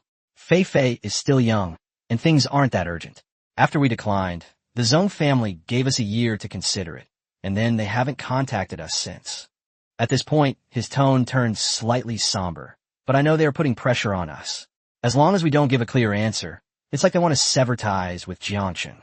Upon hearing this, the Yi family members immediately expressed their opinions. "Patriarch, for the sake of the family, please agree. If we lose the protection of the main families in the capital, the Zhang family will definitely take action against us. The Zhang family alone is not so bad, but if they join forces with the Sword Tiger Guild, we may not be able to stop them." Most of the clansmen were unwilling to offend the imperial family in the capital, and even more unwilling to let the Yi family lose its backing. Yi Lingfeng suddenly stood up and shouted angrily, "You bastards! You don't care if Fei Fei isn't your daughter, but she is my daughter." At this moment, Yi Lingfei's uncle, Yi Lingshan, also stood up and retorted coldly, "She is not only your daughter, but also a member of the Yi family of Jiangxing. Shouldn't she consider the interests of the family? Just because you say no, does that mean the entire Yi family should be plunged in a crisis?" Yi Lingfeng wanted to argue, but Yi Tsangtian silenced him with a single look. "That's enough," Yi Tsangtian said slowly. "I've already made a decision about this matter." The hall fell silent instantly, and all eyes were on Yi Tsangtian. Yi Lingfei, sitting in the corner, felt a pang of anxiety. Her most important goal in desperately trying to win the youth championship was to change her grandfather's decision. Although Yi Tsangtian had promised her, she knew in her heart that any promise could be overturned in the face of family interests. This decision will affect the fate of her for the rest of her life. Chapter 248. Man is the butcher, I am the fish on the chopping block. In the hall of the Yi family villa, as Yi Tsangtian finished speaking, the surroundings instantly became so quiet you could hear a pin drop. All eyes were on him, waiting for his final decision. Yi Songtian took a deep breath and announced in a deep voice that he had decided to fulfill his promise to Yi Lingfei and refuse the Zhong family's demands. He said that Yi Lingfei was a person, not an object. Even though the Yi family of Jiangcheng was weak in the eyes of the powerful families in the capital, they still had backbone. Upon hearing this, Yi Lingfei's eyes instantly reddened. She hadn't expected her grandfather to actually defy the main family for her sake, because this step could very well bring annihilation upon the entire clan. The hall was deathly silent for several seconds before erupting into chaos. Uncle Yi Lingshan was the first to stand up and object, believing that Yi Songtian was playing with the interests of the entire clan. He felt that this wasn't treating Yi Lingfei as an object at all, but rather a marriage alliance. The other party was the young master of the Fong family in the capital. The Zhong family had found a good match for Yi Lingfei, and the Yi family should even be grateful. Yi Songtian remained expressionless, only asking in return, since the Fong family is so good, why doesn't the Zhong family allow its own people to form a marriage alliance? Yi Lingshan was speechless for a moment, and could only make a weak argument that it was because Yi Lingfei was beautiful. Yi Songtian looked at him coldly. Could such a large clan not find a single decent girl? Today they want Fei Fei, tomorrow Yinin, the day after Lamwan. Was the Yi family going to send their daughters away one by one? He told everyone that his decision was not impulsive, but rather made after thoroughly investigating the Fong family. The Fong family was patriarchal, and women who married into the family would only be reduced to breeding machines, their lives comparable to those of livestock. At this point, Yi Songtian finally lost his temper. He would never allow any member of his clan to be humiliated or trampled upon by others. Yi Lingshan wanted to argue, but Yi Songtian interrupted him sharply. If he, as the head of the family, had to sacrifice his clansmen for personal gain and peace, what right did he have to sit in that position? He pointed at Yi Lingshan, then swept his gaze across the crowd and questioned, if the Zhong family wanted Yi Lingshan's life today, would he accept it? If they wanted someone else's life tomorrow, would everyone accept it? These words left everyone speechless. Yi Lingfei was especially shaken. She knew her grandfather was right, but a large part of it was still to protect her. Yi Songtian's gaze was piercing, and his voice was firm and resolute. The Yi family has no cowards. Even without the protection of the main family, if the Zhang family dares to lay a hand on them, he will cut off that hand. If it's war, then let's fight. Yi Lingfeng also stepped forward, turned to face the crowd, and loudly questioned, do you want to sacrifice your own people to seek protection? Are the Yi family cowards? At this moment, the pride in everyone's hearts was completely ignited. Some roared that they were not cowards. Some said they did not need to sacrifice their clansmen for protection, and others declared that if the Zhang family dared to come, they would be the first to fight. Soon, a chorus of voices of support rang out in the hall. Everyone stood up, supporting Yi Songtian and rejecting the Zhong family's unreasonable demands. Yi Lingshan stood there, stunned, his previously firm resolve beginning to waver. Looking at his impassioned clansman, he couldn't help but wonder if he had made a mistake. Yi Lingfeng walked to his side, patted him on the shoulder, and said that the fate of the family must be in their own hands, not dependent on the pity and charity of the main family. If they obeyed this time, more family members would only be pushed into the tiger's den in the future. Yi Lingshan finally understood. If they continued to back down, their ancestors would live under the control of the main family for generations.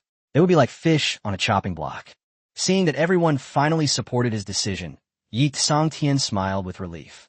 Yi Lingfei quickly squeezed through the crowd, hugged him tightly, and choked out a thank you, Grandpa. Yi Songtian patted her back gently, saying that he wasn't only doing this for her, but also for the entire family. If the other person were truly a good match, he might not refuse, but since it was a den of demons, he would never push his clansmen into the abyss. After everyone dispersed, Yi Songtian quickly sent a clear reply to the Zhong family in the capital. The capital city, the main branch of the Yi family. In a quiet study, a knock suddenly sounded on the door. An elderly man with white hair sat at the desk, his face etched with the marks of time, yet his eyes remained clear and his voice was steady and powerful. This person was none other than Yi Changyuan, the former patriarch of the Yi family in the capital. The door opened, and a butler in his 60s walked in and respectfully reported that the Jiangchang branch had called. Yi Changyuan didn't even look up, still looking at the book in his hand, and only asked indifferently, "When will you send that little girl over?" Judging by her age, she's already 18 and an adult. Chapter 249, The Mysterious Girl, Fei Shui. After hearing Yi Changyuan's words, the butler stammered and couldn't utter a complete sentence for a long time. Seeing that he remained silent for a long time, Yi Changyuan frowned slightly. "What's wrong? Isn't it because of that matter? Or have they encountered other troubles? If I don't send that little girl here, all their requests will be refused." The steward then hurriedly explained, "Master, they didn't come to ask for help, but to refuse our request." Yi Changyuan finally looked up from his book, then looked up at the butler, his tone turning colder. "Oh? The Jiangxing branch dares to refuse me." The butler bowed his head and replied, "They made it clear that they will not send that little girl over." Yi Changyuan's eyes narrowed slightly, a chill running through them. It seems they've been living in comfort for too long, forgetting the dangers outside. They chose this path themselves, so withdraw their protection. Announce to the public tomorrow that the Jiangchang branch family has no further connection with the main family. After he finished speaking, he sneered, "I want to see if they really have any backbone and won't come back to beg us." The butler quickly agreed, but then hesitated and asked, "How should we explain this to the Fong family?" Yi Changyuan slowly closed the book, pondered for a moment, and suddenly remembered something. Didn't the Fong family send over a girl from the Shuncheng branch a while ago? They were very satisfied with her appearance and figure. In that case, let them send over another one. The butler immediately acknowledged the order and withdrew. After the room became quiet again, Yi Changyuan opened his book, his expression calm, as if nothing had happened. The following day, in Jiangxing City, at the Xingyun Villa Complex. Bang! Startled awake by the muffled noise in the room, Su Ming immediately sprang up from the sofa and rushed towards the room where the mysterious girl was. When he opened the door, he saw the girl staggering toward the door, a chair overturned at her feet. "You're finally awake." Su Ming was both surprised and delighted, and quickly stepped forward to support her. The girl's face was still pale, and her body was so weak that she could hardly stand, yet she possessed a sickly, aloof beauty. She frowned, her eyes full of confusion. Su Ming helped her sit on the living room sofa and explained in a low voice, "Have you forgotten? You were besieged by the Zhang family and the Sword Tiger Guild in Old Town Street. I was the one who brought you back." The girl remained silent for a long time before finally remembering what had happened before she lost consciousness. She weakly said, "Thank you for saving me." Su Ming shook his head. "You are being hunted down because of me, so I'm the one who should be thanking you. By the way, I still don't know your name." The girl answered softly, "Fei Shui." Su Ming then asked, "Do you know my name?" "Su Ming." Hearing her pronounce his name accurately, Su Ming became even more certain that Fei Shui's identity was far from simple. He immediately pressed, "How do you know me? Why are you helping me? Do you know Han Shuero?" Despite her weakness, Fei Shui gave a playful smile. "Because I know you are Aunt Han's son." Su Ming's heart skipped a beat. The fact that she called her mother Aunt Han indicated that their relationship was not ordinary. Fei Shui continued, "Aunt Han once told me that she has a son named Su Ming who lives in Jiangchang City." Now that things were out in the open, she no longer hid anything. Su Ming couldn't help but ask, "But I've never heard my mother mention you." Fei Shui's eyes dimmed instantly, because we hadn't known each other for long before Aunt Han died. Of course, you didn't have a chance to hear her talk about me. She was really kind and gentle. Su Ming's heart tightened suddenly, and his voice changed. Could it be 5 years ago? Fei Shui nodded, her voice filled with intense hatred. Yes, just 5 years ago. Those people all deserve to die. Su Ming's breathing quickened as he stared intently at her. "Please tell me, what exactly happened 5 years ago?" Over the years, his father rarely spoke of what happened 5 years ago. Su Ming only knew that his mother had perished in a secret realm and his father had been seriously injured. Beyond that, he knew nothing more. Now that Fei Shui clearly knows the inside story, how could he not be excited? Fei Shui's eyes suddenly reddened, and her voice choked with sobs. "I'm sorry, it's all my fault. I caused your mother's death." Su Ming's expression changed. "You kill my mother? What do you mean? I beg you to tell me. What exactly happened back then?" He wanted to know how his mother died, why his father was injured, and who the murderers were. Overwhelmed with emotion, Fei Shui finally uttered 3 words. "The Pioneer Group. They are from the Pioneer Group." Su Ming was stunned. The Pioneer Group was a mysterious organization whose strength was no less than that of the Dragon King's palace. They rarely appeared in the sight of ordinary people and usually only participated in exploration missions in unknown areas. He had heard of the organization by chance, but he never expected that his parents were related to the Pioneer Group. Su Ming asked incredulously, "But didn't they go to the secret realm back then?" Fei Shui said in a low voice, 5 years ago, the place they entered was our Qi clan territory." "The Red Clan? You're from the Red Clan." Su Ming was completely stunned. He never expected that the girl he had saved was actually from another race. Fei Shui conveyed so much information in just a few words that Su Ming was completely overwhelmed. Chapter 250, The Truth Revealed. Su Ming never expected that Fei Shui was actually a girl from the Qi clan. The Red Clan's territory was a spatial domain discovered only in recent years, and Su Ming didn't know much about this alien race. But it wasn't just the Dragon Xia Kingdom. Other nations also harbored hostility towards alien races, and no one could guarantee they wouldn't take action. Fei Shui noticed the change in Su Ming's expression and immediately became alert. "What? Are you like everyone else, rejecting my Qi clan identity?" Su Ming quickly shook his head in denial, explaining that he was just too surprised. Fei Shui knew his mother and had helped him so much. He would never turn against her just because she was from the Qi clan.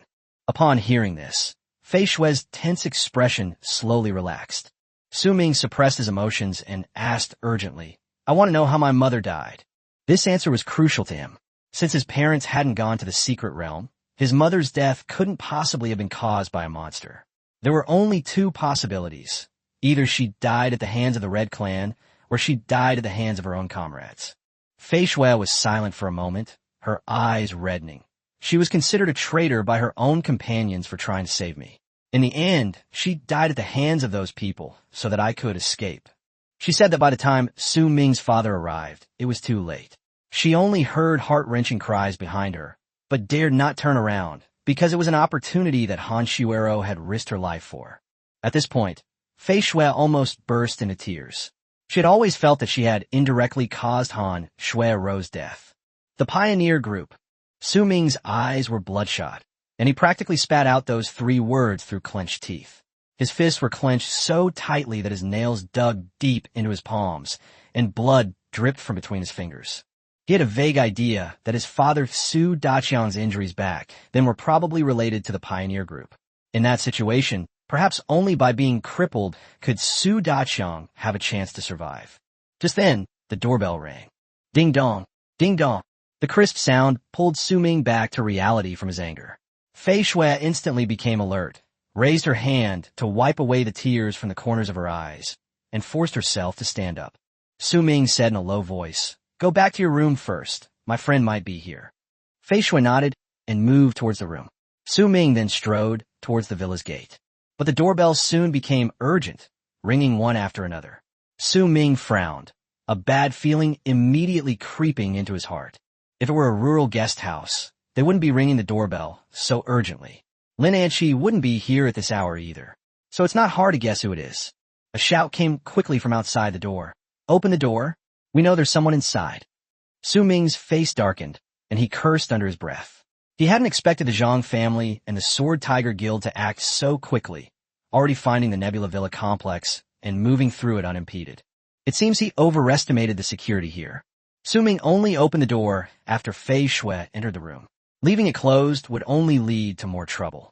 5 men in black stood outside the door, each wearing the Sword Tiger Guild badge on their chests, and their levels were roughly between 10 and 20.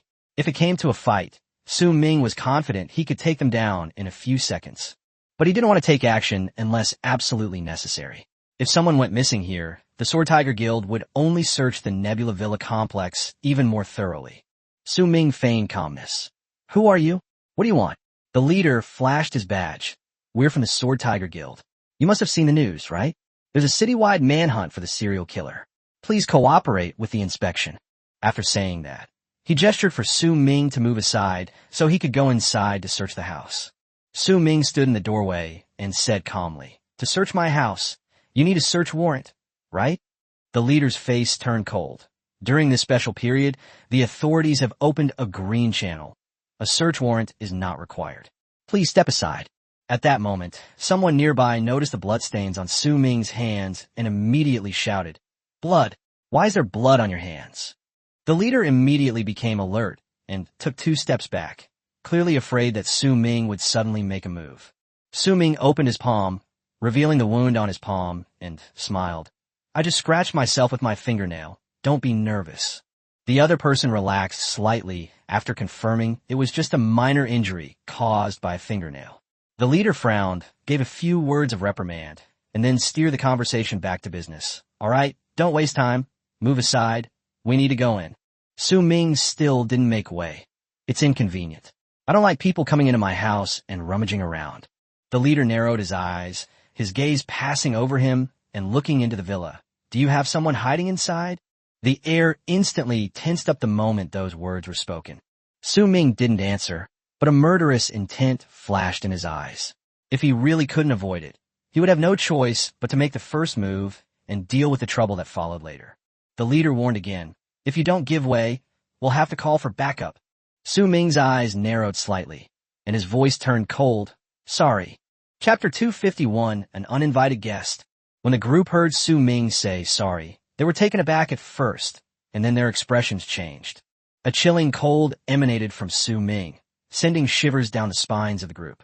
Fear instantly gripped their hearts, and cold sweat poured down their backs. Just as Su Ming was about to make his move, a sinister voice suddenly came from behind him. "What are you doing here?" Everyone turned to look and saw 2 people walking slowly towards them. One wore gold-rimmed glasses and had a refined and scholarly air. The other wore a mask and exuded a mysterious and eerie aura. The newcomers were Lu Shuwen and the Masked Man. Upon seeing Lu Shuwen, the leader's fear immediately vanished, and he hurriedly stepped forward, saying, "Chairman Lu, this kid won't let us in to inspect the house. We suspect he's hiding a target and are just about to request backup." The Masked Man walked ahead, letting out a chilling laugh. "Is that so? Kid, you dare to interfere with the Sword Tiger Guild's business? Could it be that you've really been hiding someone you shouldn't be hiding?" Su Ming's expression was solemn, and he did not answer. He inwardly cursed his bad luck, for he had run into the person he least wanted to see, Lu Shuwen. This seemingly refined vice president is a ruthless character when he really gets going. What's even more frightening is that Su Ming has already felt a strong sense of pressure emanating from him. He knew very well that he was no match for Lu Shuwen, not to mention the masked man next to him, who also exuded a dangerous aura. With both of them present, Su Ming probably wouldn't even be able to escape. His mind raced, desperately searching for a way to break the deadlock. The masked man had already walked up to him and coldly reminded him, "Hey kid, I'm talking to you." Su Ming raised his eyes and met the gaze of the masked man, who was a head taller than him. He said in a deep voice, "I just don't want others to touch my things." After a few seconds of eye contact, the masked man suddenly chuckled. "This kid is not simple." He saw a fierce killing intent in Su Ming's eyes. That kind of look could only be found in someone who had experienced countless killings. In other words, Su Ming had probably killed just as many people as he had, perhaps even more. Seeing that Su Ming was still blocking the doorway, the leader became even more certain that there was a problem inside. He then leaned close to Lu Shuwen and whispered, "President Lu, should we ask for backup? I think this kid is definitely up to something." Lu Shuwen adjusted his gold-rimmed glasses and glanced at him indifferently. "No need. With the 2 of us here, isn't that enough? Are you questioning our abilities?" The leader broke out in a cold sweat and quickly explained that he didn't mean that. He just felt that dealing with a kid didn't require Lu Shuwen to do it himself. Lu Shuwen's tone remained calm. "Oh, so that means we're not qualified to take action." Upon hearing this, the leader broke out in a cold sweat and quickly bowed his head, saying, "President Lu, you can handle it however you want. We'll follow your instructions." Lu Shuwen ignored him and simply said, "Then you could just stand there and watch." He then walked towards the villa entrance. Seeing this, Su Ming's voice turned serious again. "I told you I don't like people touching my things without permission. Please stay here." Lu Shuwen remained calm, his steps unwavering. "I must see this house today. You can't stop me, and neither can I." Su Ming frowned, not understanding the meaning of his last sentence. It's understandable to say that he couldn't stop it, but what does it mean that Lu Shuwen said that even he couldn't stop it? Soon, Lu Shuwen arrived in front of Su Ming. Just as he was about to pass by, A cold glint flashed in Su Ming's eyes, and a terrifying killing intent surged forth instantly. He was about to make his move. But how could Lu Shuwen and the masked man not notice? Bang! Almost the instant Su Ming's murderous intent erupted, the masked man struck first. His thick arm pressed against Su Ming's neck, slamming him violently against the wall behind him. A dull thud echoed, and even tiny cracks appeared on the wall. Su Ming is breathed. He hadn't expected the masked man to be so fast that he didn't even have time to react. He grabbed the other person's arms with both hands, trying to break free. Just then, the masked man lowered his voice so that only Su Ming could hear him. Kid, we're helping you." Su Ming's eyes widened suddenly, his face filled with disbelief. It's important to know that the other party is from the Sword Tiger Guild. Although Su Ming didn't know the masked man's exact identity, someone who could be by Lu Shuwen's side couldn't possibly be an ordinary person. But now, he's saying he's helping me? Su Ming couldn't quite believe it. It all seemed too unreal, even making him wonder if he had misheard. At this moment, Lu Shuwen had already stepped into the villa. Su Ming's heart tightened instantly. The masked man's information also appeared in his mind's eye. Level 52. Occupation: superhuman strength boxer. A superhuman strength boxer? What the hell is that? This was the first time Su Ming had ever seen this profession, and he was secretly surprised. As Lu Shuwen approached Fei Xue's bedroom step by step, Su Ming became extremely anxious. Chapter 252, I Knew You'd Be Here. Su Ming weighed the options repeatedly. Could he really trust the masked man's words? Should he take the plunge now? But once he makes a move, his identity will be definitively confirmed. The two men before him are both stronger than him. If a fight breaks out, he'll most likely die. But if the masked man is telling the truth, he might still have a chance to survive. After hesitating for a moment, Su Ming finally decided to trust the other party this time. He was going to die anyway, so if things went wrong, he could always fight back. As Lu Shuwen approached the bedroom where Fei Xue was hiding, Su Ming's heart tightened more and more. Creak! Lu Shuwen arrived at the bedroom door and pushed it open. Su Ming subconsciously swallowed and watched as he walked in. Not only was Su Ming nervous, but several other guild members behind him also peered inside, clearly wanting to know if there was anything wrong with the villa. After entering the room, Lu Shuwen calmly pressed the switch on the wall. The dimly lit bedroom instantly became bright. He glanced around and quickly fixed his gaze on the bed. There was a noticeable wrinkle in the sheet, and the blanket was carelessly tossed aside, as if someone had just lain down there. However, this villa was originally where Su Ming lived, so it was understandable that there were marks on the bed. But Lu Shuwen did not leave. Instead, he went straight to the bedside. Hiding in the closet, Fei Xue could see everything clearly outside through the crack. Seeing him approach the bed, her body trembled slightly, and her heart leaped into her throat. Lu Shuwen stood by the bed, suddenly chuckled, and reached out to pick up a long hair from the pillow. When Fei Xue saw this scene, her heart sank and she thought to herself, "This is bad. This old fox is indeed not easy to fool." Lu Shuwen's gaze swept across the room again, finally settling on the wardrobe. When Fei Xue saw him walking toward her, her nerves tensed up, and she kept thinking to herself, "It's over. I'm really going to be exposed now." Not long after, Lu Shuwen stopped in front of the wardrobe, but hesitated to open it. The more he did this, the more pressure Fei Xue felt. She stared wide-eyed in the darkness, her heart pounding so hard it felt like it would burst out of her chest. Suddenly, Lu Shuwen moved again.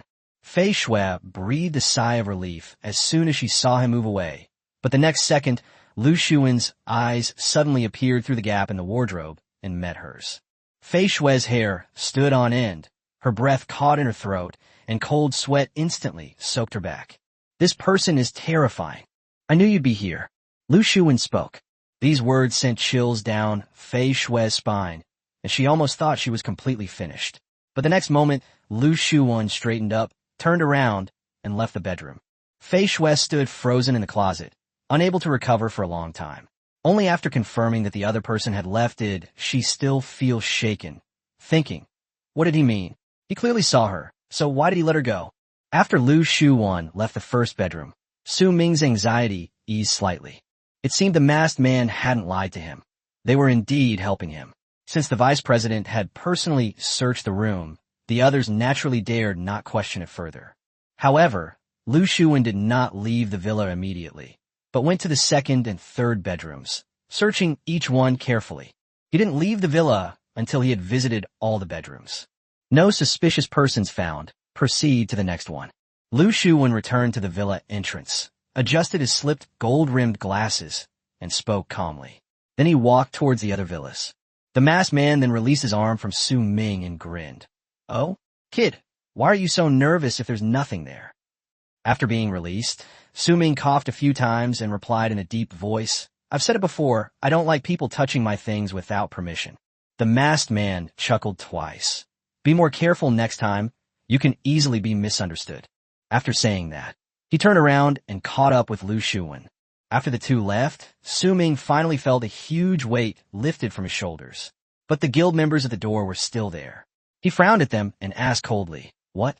You want to search again?" The leader's face was grim, but he dared not say anything more, only letting out a cold snort. "Let's go." Lu Shuwen had just personally searched the premises and publicly stated that there were no problems. If they were to search again, it would be tantamount to slapping the vice president in the face. They wouldn't dare do that even if they had 10 times the courage. Once everyone had left, Su Ming immediately closed the villa door. That scared me to death. As soon as the door closed, Fei Shui came out of the bedroom, her forehead covered in fine sweat. Su Ming hurriedly asked, "Has he noticed you?" Fei Shui hesitated for a moment. "Shouldn't you count as having discovered it?" Su Ming was taken aback. "What do you mean?" Fei Shui briefly recounted what had happened in the bedroom. After listening, Su Ming's expression immediately turned serious. He leaned back on the sofa and said in a deep voice, "He found out, but he didn't expose us." Fei Shui looked at him, puzzled. "You mean he's helping us? You know him?" Su Ming shook his head. "I know him, but I don't really know him." Fei Shui was even more confused. It was as if he hadn't said anything at all. Su Ming could only explain, "We both know each other's identities, but we have no connection whatsoever." Lu Shuwen is the vice president of the Sword Tiger Guild, so Su Ming naturally knows him. And given that Su Ming had caused quite a stir in Jiang City, it's not surprising that Lu Shuwen knows him. The question is, why should the other party help him? The two had barely sat down and hadn't even had a chance to catch their breath when the doorbell rang again. Ding dong, ding dong. Chapter 253, The Knife Wielder. At this moment, Su Ming and Fei Shui were like frightened birds. The moment the doorbell rang, their relaxed nerves instantly tightened. Fei Shui's expression changed, and she exclaimed in a low voice, "Again?" Su Ming told her to calm down, but he was also panicking inside, only blaming himself for being too weak. Just as Fei Shui was about to get up, Su Ming had already strode to the door and looked out through the peephole. The easily recognizable pair of squinty eyes outside the door made him breathe a sigh of relief. The people who came were from a farmhouse inn. Su Ming turned around and gestured to Fei Shui that she didn't need to hide, then opened the door. The farmer immediately slammed the door shut behind him as soon as he entered, saying rapidly, "Brother Su, are you all right? I just stepped out and ran into a lot of unfamiliar faces, and I was stopped and questioned. They said they were from the Sword Tiger Guild." Su Ming said calmly, "They've already been here." Upon hearing this, the guest house owner immediately tensed up. "What? Weren't we discovered?" Su Ming glanced at him and gestured for him to go into the living room first. Seeing that Su Ming was relatively calm, the guest house owner knew that nothing serious had happened yet. The three of them entered the living room, and Nanjiale immediately saw Fei Shui and froze on the spot. Su Ming began by introducing, "She saw you when you were unconscious. He's my brother from the farmhouse." Farmer stared at Fei Shui and blurted out, "The Red Clan?" Su Ming was also somewhat surprised, not expecting the farmhouse owner to recognize Fei Shui's identity at a glance. Fei Shui frowned slightly, her eyes immediately becoming wary. Seeing that he couldn't hide it any longer, Su Ming said directly, "She's indeed a member of the Crimson Clan, and her name is Fei Shui." The guest house owner quickly explained, "Hello, my name is Farmhouse. We are all family." Fei Shui turned to look at Su Ming, and her expression softened after receiving confirmation. Su Ming couldn't help but ask, "How did you recognize me?" After sitting down at the farmhouse, he laughed and said, "Those red eyes are the most obvious feature of the Red Clan." Su Ming then looked at Fei Shui and noticed that her pupils were indeed scarlet, strikingly bright. The farmhouse owner added, "If I'm not mistaken, Fei Shui's profession should be a knife wielder." Su Ming was taken aback. This was his first time encountering the Red Clan, and he was completely unfamiliar with this profession. Fei Shui didn't hide anything and stood up immediately. After checking, Su Ming found that her level was 49 and her class was a swordsman. The agritainment business actually guessed correctly. Fei Shui then explained that the Red Clan is different from humans. They can only awaken 3 professions. The swordsman with extremely strong melee combat abilities, the light controller who excels in support, and a meditator who possesses spellcasting abilities. Su Ming understood after listening. Fei Shui was a close combat expert, and the Red Clan only had 3 types of professions, so she was most likely a swordsman. With the situation becoming increasingly tense, Su Ming had no time to press further and simply told the farmhouse owner, "Give her another treatment first." Fei Shui is a level 49 expert. The faster she recovers, the more advantageous it will be for them. Farmer nodded and stood up. Fei Shui's eyes lit up with anticipation when she learned he was a healer. What she wanted most right now was to recover from her injuries as quickly as possible. Farmer waved his staff, and the skill Divine Radiance instantly illuminated the entire living room. The next moment, he pointed his staff at Fei Shui, and a golden beam of light fell upon her. Fei Shui slowly closed her eyes, letting the golden light envelop her entire body.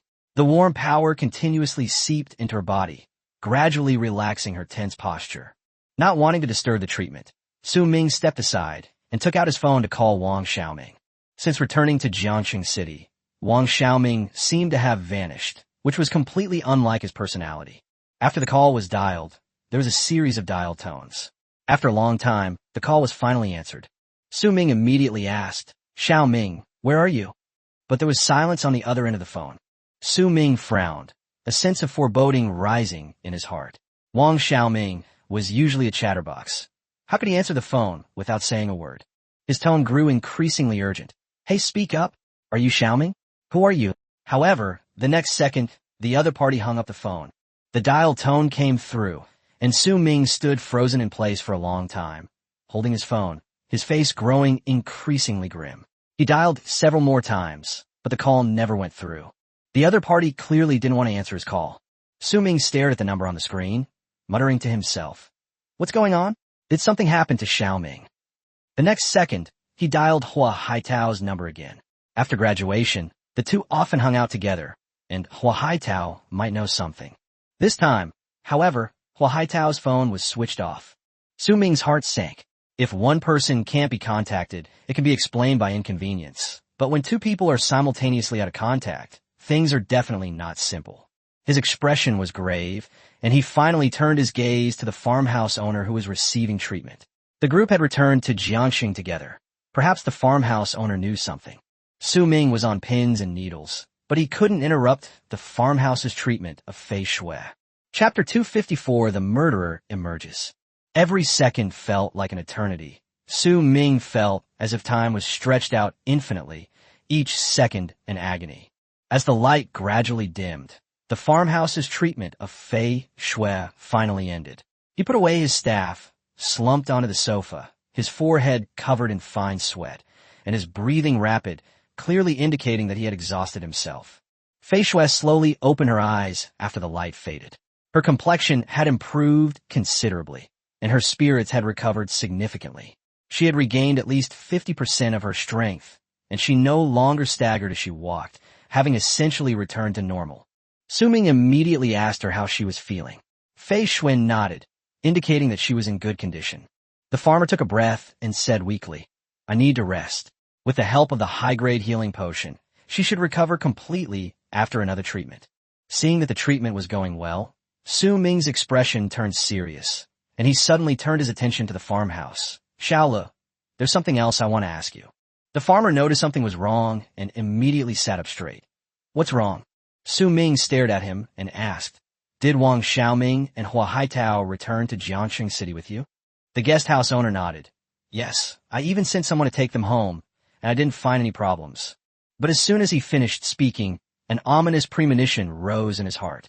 Su Ming said in a deep voice, "They've lost contact." The farmer's expression changed. "What? How is this possible?" "Brother Su, don't worry. I'll ask the driver right away." He quickly took out his phone and dialed the Agricultural Bank of China branch that had been responsible for dropping people off.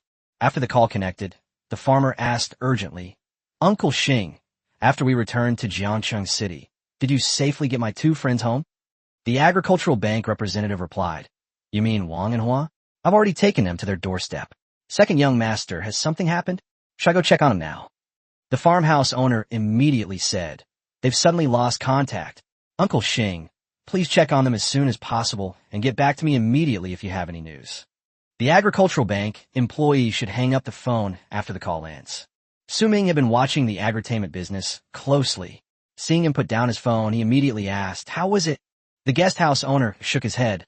"It's not clear yet, but they did arrive home at that time. I've already sent someone to check on. We'll have news soon." Su Ming froned. He couldn't understand what Wang Xiaoming and Hua Haitao could have offended to suddenly be targeted. Fei Shui calmly analyzed, could it be that someone wants to deal with you, so they're starting with the people around you? Or maybe they want to use them to threaten you or gather information about you. Su Ming's first thought was of the Zhang family.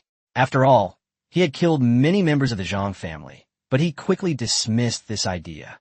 The Zhang family's attention is still focused on Fei Shui. They have always believed that Fei Shui killed those people, and that it is impossible for them to find out about him so quickly. After a moment of contemplation, the farmer pondered, could it be the Quicksand Guild or the Dragon King's palace? Su Ming shook his head. The Flowing Sand Guild doesn't know yet that I was the one who did it. However, he didn't deny the existence of the Dragon King's palace. He had already encountered members of the Dragon King's palace in the instance, and they were clearly targeting him. Given their methods, it wasn't surprising that they would secretly harm those close to them. A cold glint flashed in Su Ming's eyes, and his voice was terrifyingly low. It seems that it's either the Dragon King Palace or the Pioneer Group. Upon hearing the words Pioneer Group, the farmer was visibly taken aback. Brother Su, how did you get involved with the Pioneer Group? One Dragon King Palace is terrifying enough, but adding the Pioneer Group makes it even more terrifying. Su Ming's voice was filled with suppressed anger. Because of the Pioneer Group, they killed my mother and crippled my father. I suspect they were the ones who ambushed me in the alley back then.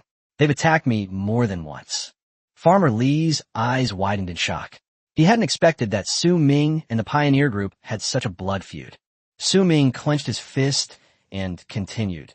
They must have panicked when they saw that I had awakened as a necromancer and even overturned conventional wisdom. They were afraid that my father would tell me the truth about what happened back then, so they regretted holding back and wanted to kill not only my father, but also me.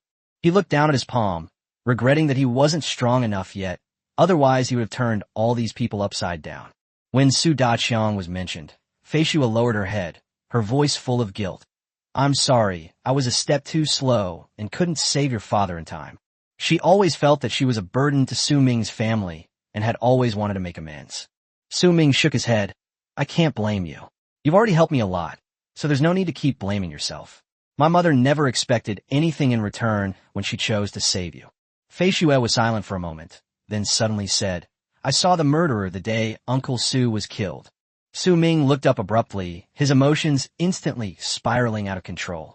"What? You saw the murderer? Who is he?" Fei Shui's eyes flashed with regret. "But I had just arrived here and was unfamiliar with the terrain, while he knew the area very well. I chased him for a while, but eventually lost him." She still felt guilty. If she had arrived a minute earlier, perhaps Su Daqiang wouldn't have been attacked. Even if she couldn't save him, she could at least have killed the assailant on the spot. Su Ming stared intently at her, his eyes bloodshot, desperately wanting to know who the murderer who killed his father was. Chapter 255, Taking an Inch and Wanting a Mile. Fei Shui didn't know the person's name, but she had already memorized that face. She shook her head and said apologetically, "I don't know him, but I've seen him among the group that attacked me." Su Ming's eyes instantly turned cold, and he pressed, "Is it someone from the Zhang family or the Sword Tiger Guild?" "No matter who it is, once his identity is confirmed, he will make them pay the price." After thinking carefully, Fei Shui said, "Judging from their clothing, they should be from the Sword Tiger Guild." At this moment, the farmhouse owner had already handed the phone to Fei Shui.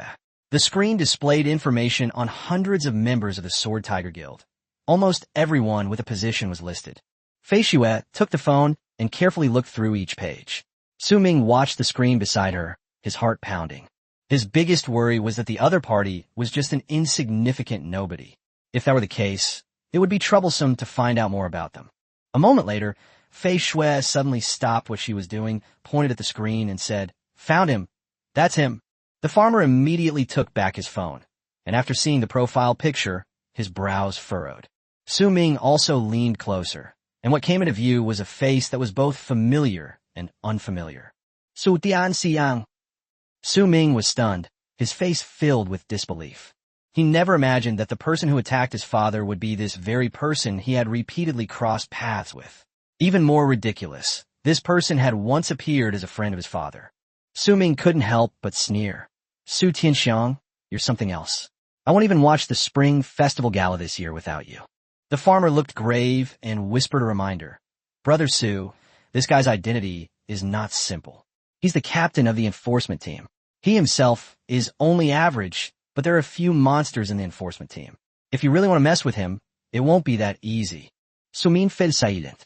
He recalled what Yi Lingfei had said before. Su Tianxiang had been promoted to captain of a law enforcement team shortly after arriving in Jiangxing, which in itself indicated that he had someone backing him up. Now, Su Ming is almost certain who that force is. He said in a deep voice, "Su Tianxiang is a member of the Pioneer Group." After hearing this, Nanjiale and Fei Shui were taken aback, but after thinking about it carefully, they both felt that it was very likely. Just then, Su Ming's phone beeped with a text message notification. He looked down and saw that the money from Lin Anqi's sale had arrived in his account, a full 365 million Longxia coins, another huge sum of money. Before he could put his phone away, Lin Anqi called. After answering the call, Su Ming said directly, "Sister Qi, I received the money." Lin Anqi responded, and Su Ming was about to hang up when she quickly stopped him, saying, "Wait a minute, I have something else to do." Su Ming put the phone back to his ear. "What is it?" Lin Anqi hesitated for a moment before saying, "It's about the villa. My friend has already contacted the owner, but..." Su Ming noticed something was off about her tone and frowned, saying, "But what? Sister Qi, just say it." Lin Anqi was somewhat embarrassed. "The homeowner is being a bit unreasonable. After he learned that you were willing to spend 300 million to buy the villa, he suddenly changed his mind. Mr. Su, I'm really sorry. I didn't expect him to do this either." Before she could finish speaking, Su Ming asked directly, "Is he going to ask for more money, or is he not going to sell at all?" He was determined to get this villa. Finding another equally suitable and secluded place wouldn't be easy. Lin Anqi said in a low voice, "He wants to pay more." 300 million was already far beyond the market price. The other party was obviously taking advantage of Su Ming's extravagant spending to try and make an exorbitant demand. Su Ming didn't hesitate. "How much?" In his eyes, as long as money can solve the problem, it's not a problem. Lin Anqi hesitated for a moment before saying, "They want 500 million. Make a deal." Su Ming answered crisply and decisively. Lin Anqi on the other end of the phone was clearly stunned. "Mr. Su, wouldn't you like to reconsider? Buying a villa for 500 million is such a waste. Why don't you give me a little more time, and I'll definitely help you find something better." She felt really bad. She was the one who introduced the villa, and the price was already outrageous.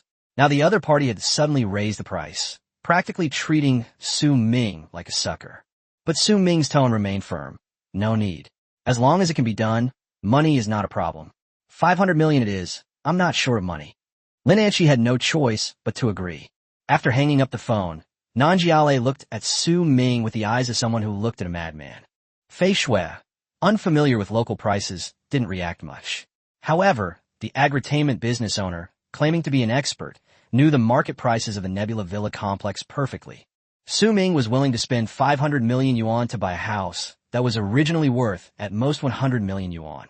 It was as if he was offering himself up to be ripped off. The farmer couldn't help but advise, "Brother Su, you can give me your money. Don't be so foolish.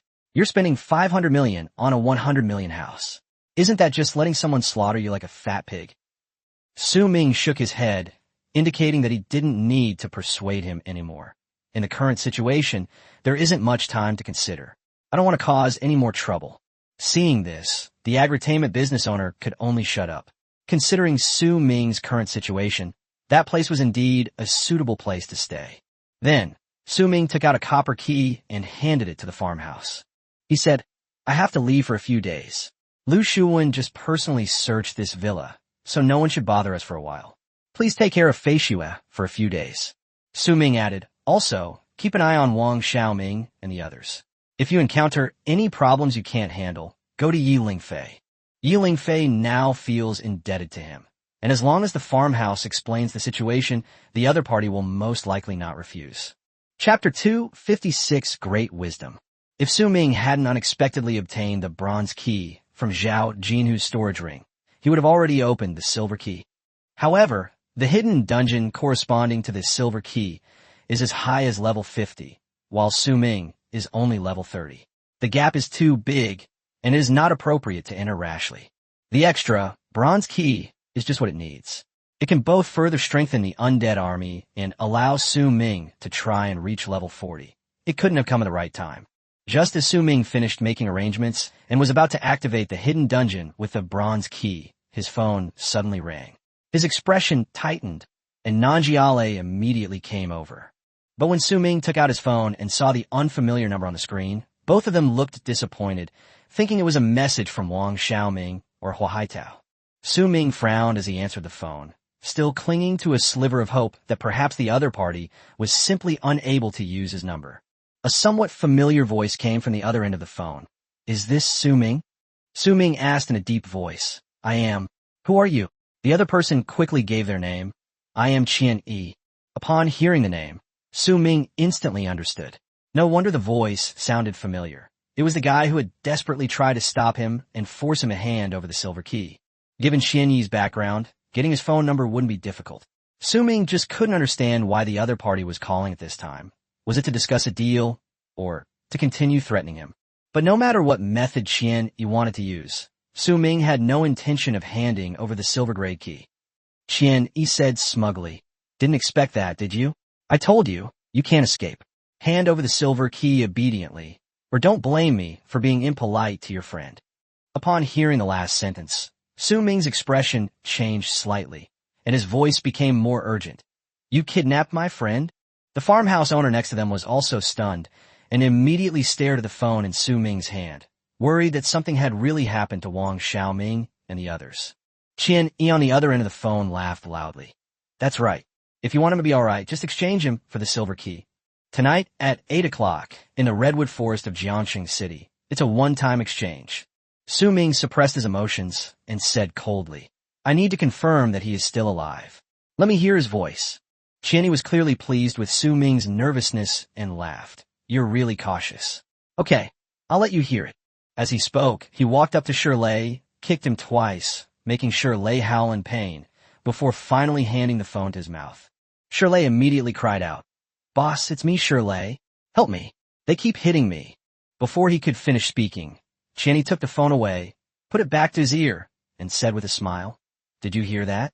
If you want a friend to live, bring this silver key in exchange. I'll be waiting for you in the redwood forest. Don't be late. However, before he could finish speaking, Su Ming hung up the phone. Hearing the busy tone on his phone, Qian Yi was taken aback at first, then laughed.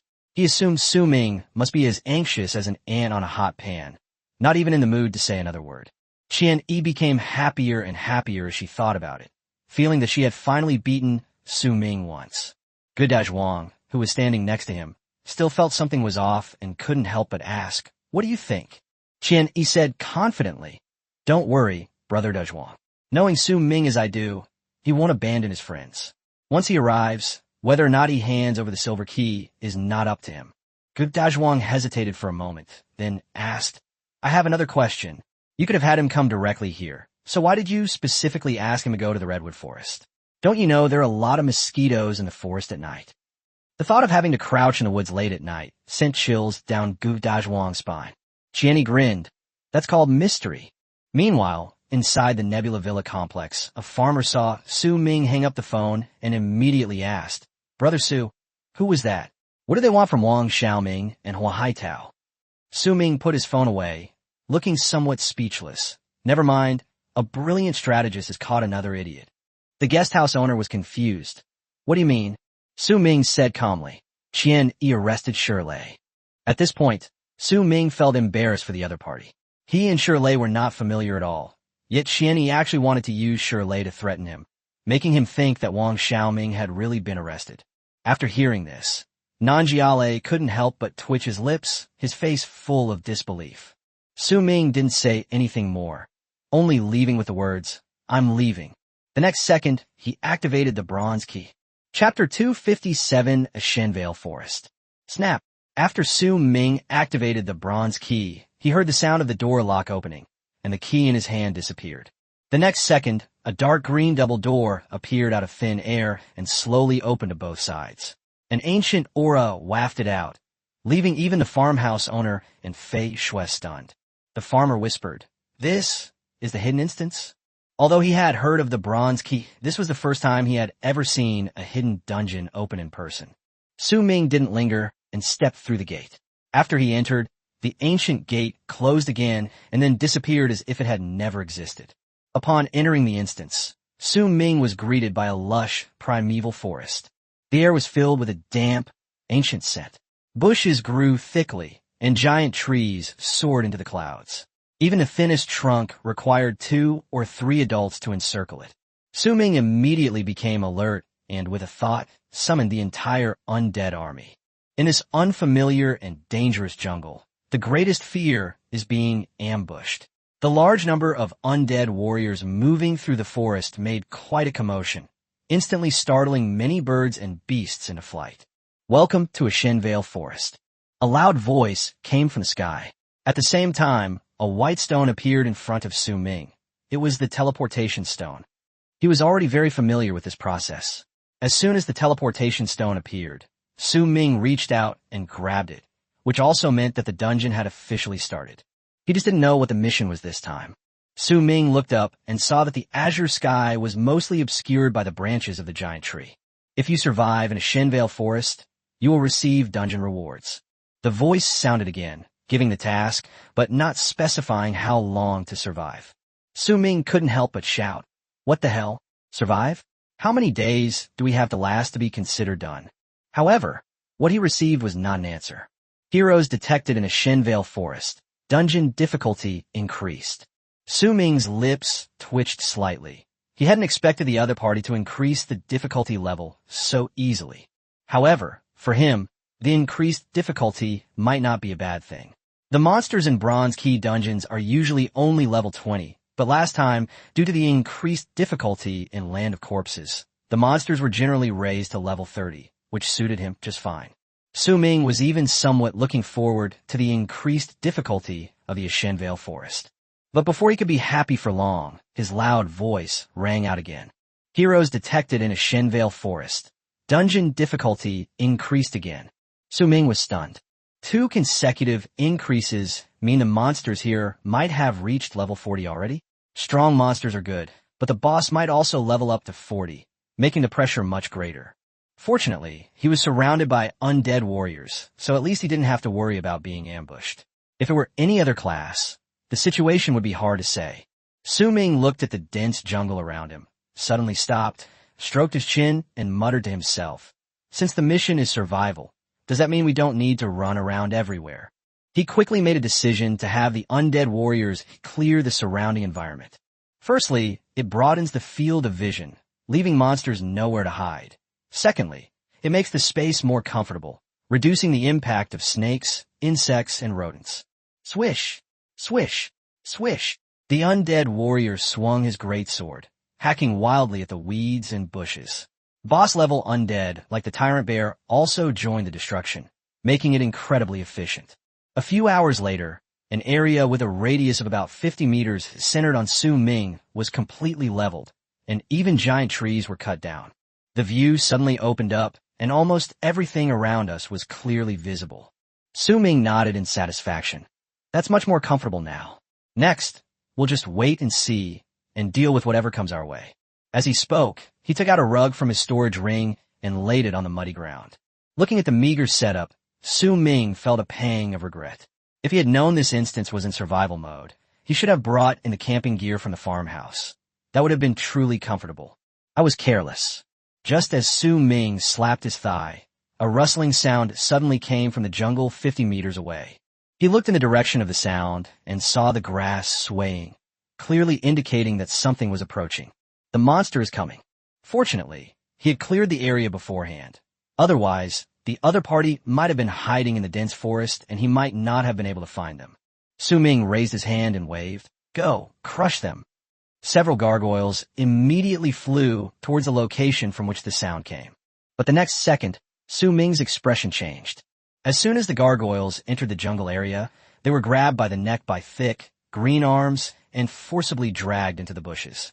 Immediately afterwards, a dull thud came from inside. The connection between Su Ming and the gargoyles was also severed. This means they had been killed, and killed instantly. Su Ming stood up from the carpet, his expression turning serious. Judging from what he had just witnessed, there are definitely quite a few monsters lurking in the bushes. He coldly ordered, drag one out. I want to see what you all look like. As soon as he finished speaking, dozens of gargoyles pounced on the jungle. This time, the monsters hidden in the grass stopped dragging and instead leaped up, numbering at least 10. Su Ming finally saw what they looked like.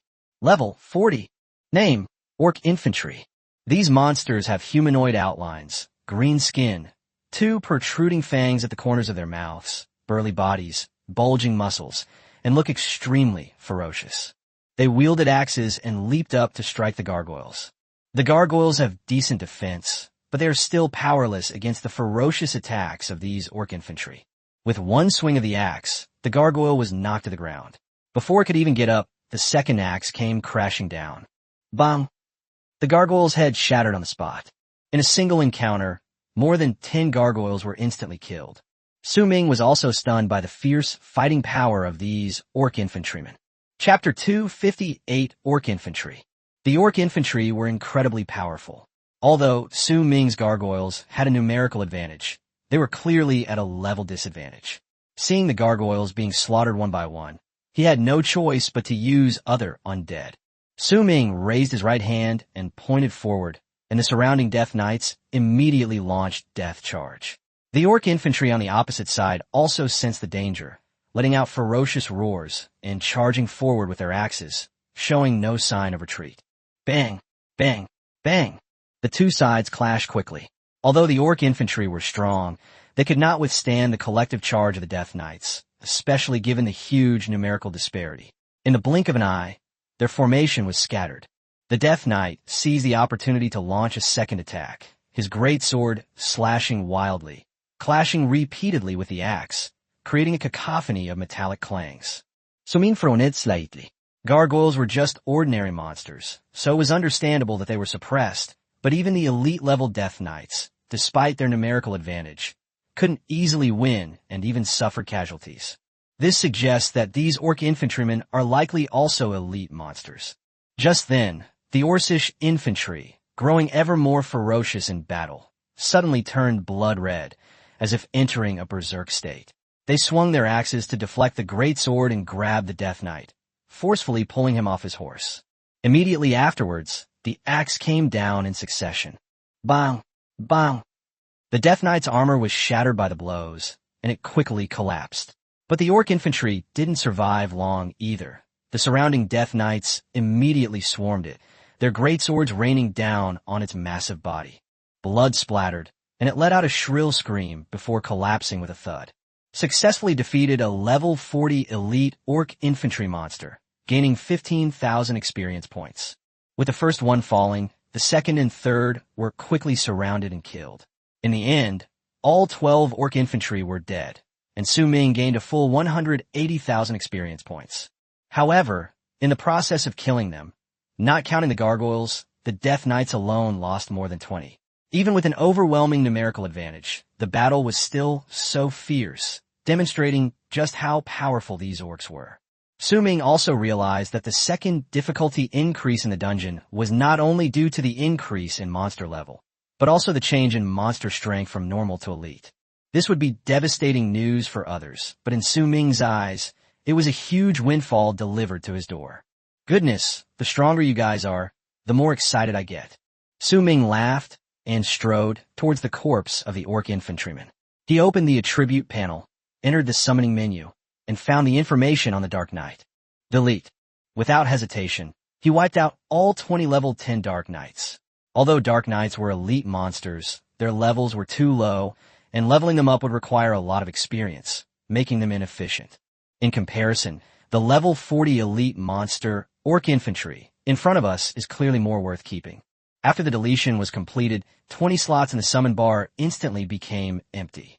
Su Ming immediately began extracting the undead information of the Orc Infantry. Orc Infantry, undead information extracted. Orc Infantry, undead information extracted. About 10 minutes later, the information from all 12 bodies was extracted. Come out. The moment Su Ming stood up, 12 black vortexes suddenly appeared around him. One after another, undead Orc Infantry stepped out of the darkness with heavy footsteps. They are much taller and stronger than humans, reaching nearly 3 meters in height, and just standing there exudes a strong sense of oppression. Name, Orc Infantry. Level, 40. Strength, 160. Agility, 80. Spirit, 20. Physical fitness, 150. Skill, Berserker's Fury, briefly increases strength by 20%. Talent, C. Upon seeing the attributes, Su Ming's lips curled into a slight smile. He was very satisfied with this stat sheet. Compared to the Death Knight, it indeed possessed an overwhelming advantage. But his joy was short-lived, as another rustling sound came from around him. Su Ming was overjoyed. If he could possess several hundred Orc Infantry undead, his overall strength would undoubtedly undergo a qualitative change. Come on.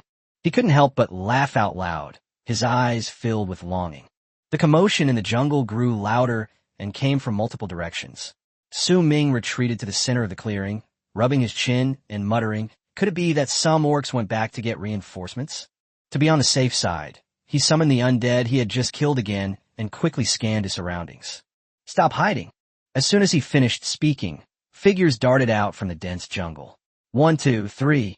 As the orcs appeared one after another, Su Ming's excitement grew stronger. In the blink of an eye, the entire open space was surrounded by Orc Infantry, and there were at least several hundred of them. Upon seeing the corpses of their companions on the ground, they roared furiously at Su Ming. Hundreds of roars converged, seemingly threatening to engulf the entire forest. But Su Ming didn't care at all. In his eyes, these angry orcs were all corpses that would soon become his undead warriors. Chapter 259 Max Level Hatred. At this moment, Su Ming's undead legion and the Orc Infantry faced off across the distance, their eyes filled with fierce intent, instantly creating a tense atmosphere on the battlefield. A gentle breeze swept by, and the Orc Infantry roared first, charging forward with their axes in hand. Su Ming coldly ordered, "Crush them!" As soon as the order was given, the surrounding undead warriors immediately charged forward. The next second, the sounds of flesh colliding and weapons clashing rang out one after another, and the two sides were completely engulfed in a chaotic battle. Su Ming immediately leaped onto the Hell Dragon, circling in midair and looking down at the battlefield. Want to kill him? These big oafs don't even have the chance to touch him. In this battle, all the boss-level undead participated, and although the Orc Infantry were fierce, they didn't gain much of an advantage. The Tyrant Bear was the first to strike, leaping high into the air and slamming down with its paw, knocking an Orc Infantryman to the ground, stunned and unable to get up for a long time. Just as it was about to deliver the finishing blow, the surrounding orcs swarmed in, their axes clashing down one after another. But the Tyrant Bear was, after all, a level 30 boss. After roaring to the sky, it clasped its hands together and unleashed a shockwave, instantly blasting away the surrounding enemies. Immediately afterwards, it activated Berserk mode, causing its attributes to surge. Taking advantage of the fact that no one was stopping it, it brought down a palm strike, finally killing the orc completely. Successfully killed the Orc Infantry, gained 15,000 experience points.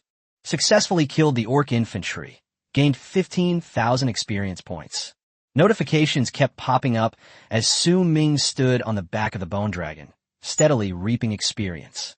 The Hell Dragon wasn't idle either, occasionally spewing huge fireballs at the ground. Soon, the ground was engulfed in flames, and large areas turned into a sea of fire.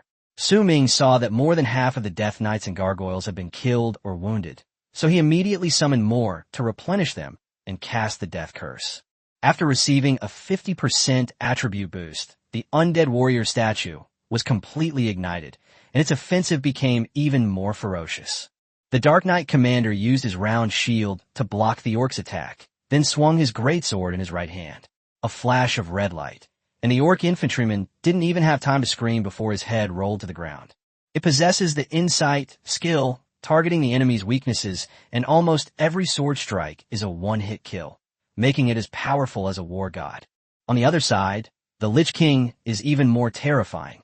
Any orc that gets close to him will have their ankles frozen by Frost Star, followed by either Death's Cold Fire or Death's Decree. Screams and wails echoed across the battlefield as the Lich King, like a demon from hell, relentlessly reaped lives. Seeing the battle going so well, Su Ming's smile grew ever wider. If he didn't need the orc corpses, he could have simply detonated the undead on the ground and ended the battle much faster. At that moment, a muffled, loud noise caught Su Ming's attention. He turned his head and saw that it was the battlefield of the Earth Dragon. The Earth Dragon has no fancy skills. It relies solely on pure physical strength.